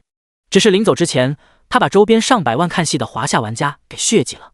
血祭完萨瓦迪卡后，沈云就开始闭关了。不管是哪个国家被玩家们开通了传送阵，都没有了沈云的消息。大多人都在猜测他可能是在血魔宗内修炼，这一练便是1年之久。没有沈云的游戏环境实在是太安定了，所有玩家公平竞争，努力上进提升等级，哪怕血魔宗安妙龄等人都被一些机缘逆天的玩家们追平。有时候双方碰到起了斗争，都有被杀的消息传出。毕竟隐藏身份的情况下，谁知道是谁？连血魔宗的人都会被杀，这让许多人觉得，要不了多久，血魔宗将成为历史。因为气运之子已经一一登临舞台，而 NPC 中都有不少掌握地级秘法、实力逆天的修士。国外也是如此，一个个强者开始崭露头角。莫名的，所有人都觉得这是一场大事来临。或许在不久的将来，九州将诞生出一个真正的王者。然而没过多久，一个尘封许久的 ID 再次力压各大热点人物，登临全球热点榜1。沈魔头出关，用邪法剥夺华夏最强体质圣体，圣体凌晨深雨。沈云入准地级，九州第1已然注定。沈云出关，血魔宗突破9级，成为地级宗门。一条条信息迅速登陆各大头条的同时，沈云再次开启了血洗时刻。这一次，全球所有国家都没能幸免。区3月，全球玩家的等级降到了3阶，等同于这1年白玩了，全都为沈云在打工。而沈云的修为也达到了地境，称霸全服。最让各国玩家恐惧的是，魔帝登临巅峰后，第一件事就把樱花国给抹平了。由于大地攻伐蕴含恐怖绝伦的地威和道伤，樱花国场无法恢复，这导致所有复活的小日子成了无家可归的人，随机传送到了其他国家。这种后果无疑是可怕的，这也意味着樱花国将成为历史。而那些在其他国家修炼的人，逐渐会离开现实中的樱花国土，前往其他国家发展。果然不出所料，第2天就有大半樱花国人离开了故土。而异界修士见九州地路无望，纷纷退出九州。可沈云却不肯善罢甘休，称帝后又获得星域坐标玄天大陆，这才知晓这些异界修士来自玄天。当他降临玄天，第一件事就是屠空了太渊圣地。洛大圣地根本扛不住巅峰大帝一击，直接化为废墟。而叛徒小牛子也身死道消。本打算离去的他，在圣地外看到了一抹倩影，正是当年的新人师姐赵灵儿。2人详谈一番后各自离去。既然赵灵儿存活，其他人说不定也有。沈云散出神时，果然发现有不少血煞宗的弟子存世，只是他听到了一对夫妇古怪的对话。没想到当年的沈师兄已经成为了大帝啊，就是不知道赵师姐知不知道。当年我记得他和赵师姐被胖长老带走，应该是让2人结为道侣做准备。你我便是如此，被长老带走。夫君，这件事沈师兄应该不知道，毕竟选择权在赵师姐身上，她的资质比沈师兄高。哈哈，还好夫人主动摊牌，不然我也不知道啊。我是胖长老安排给赵师姐的道侣。沈云眉头一挑，怪不得之前和赵灵儿详谈时，对方眼神隐有思虑和情愫萦绕，他还以为是故人相见导致的，眼下看来是怕他身份太高，选择隐瞒了。居然隐瞒不报，沈云挑眉一笑，闪身出现在了正在屋内修炼的赵灵儿身边。一脸懵逼的赵灵儿刚想发问，直接被沈云带回了蓝星血魔宗内。面无表情的沈云只是站在广场上，整个空间都有些凝固了。而在下方，上百万人站在广场上，头也不敢抬的拱手低语。此时此刻，他的威势已经达到了巅峰，根本没人敢与之对视。而安妙龄等人更是不敢，即便距离沈云这么近，可看着他周身涟漪碾裂空间，可想而知有多恐怖。至于广场上的人，还有什么能比被大帝宠幸更重要？没有，最多也是能诞下弟子能比拟。可惜大家都知道这种事不可能。血魔宗照旧，尔等努力修炼。简单的吩咐，简单的话语，很符合沈云的风格。只是安妙龄这些老人总感觉前面这男人变了，变得极其陌生。不会被夺舍了吧？安妙龄等人面面相觑，却又不敢上前询问，只能走向大殿。小仙女见安妙龄的眼神示意，咽了口唾沫，硬着头皮来到沈云身边，低声道：宗主，灵月儿死了，自己自杀了。沈云淡然点头，并不意外。见小仙女像是有话要说，她眉头一皱，淡然道：说。然而顾雨柔被吓得浑身一个哆嗦，低着头拱手：没了。沈云回头一看，发现安妙龄、一梦、于西、苏清冉、雪倩、张梦瑶、蓝芊芊、林依荣、江芷若、江悠然等50多名长老，一个个低头拱手，不敢和他对视。哪怕赵灵儿也是如此。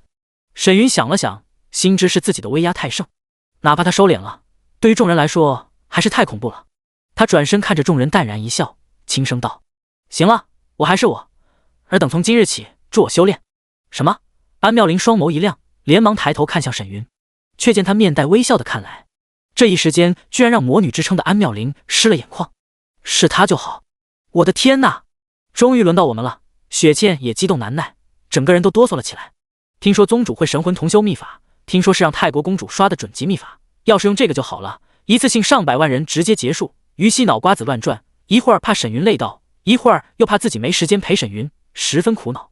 至于一旁的苏清冉则面带微笑地看着沈云和在场众人，要是能给他诞下弟子就好了。小仙女顾雨柔害羞地看了眼沈云，俏脸都红了起来，就要和公子修炼了呢。人群中的婢奴捋了下耳边袖，巧笑嫣然。也不知道谁是第一个修炼，应该是安妙龄吧。在场众人好奇地看向了安妙龄，可安妙龄一脸不是我的失落不说，沈云直接就消失了，这咋回事？不对啊，不是在这修炼吗？难道换地方了？众人疑惑的同时，有心人已经看向了婢奴和一梦，毕竟这两人还没修炼过。果然，当看到一梦那绝美的容颜上一双闪躲的美眸，安妙龄、苏清冉、于西等几个老人心知是他了。一梦有些不敢对视众人，不动声色的转身，满心娇羞：干嘛又欺负我？就在刚才，他收到了沈云的传音，离院等你。一听这话，他顿时吓得不轻，下意识回了句：宗主，我有做错吗？为什么惩罚我？哟，这么久没见皮痒了。沈云语气突然的转变，让一梦心知这魔头没有被夺舍。惊喜交加的他连连哀求：没呢，很听话的。听话你还这么多废话？赶紧的，等你。坏家伙！背对众人的一梦抿了下粉唇，能明显感觉到身后数道目光聚集而来，他只能装作平静的缓步离开大殿。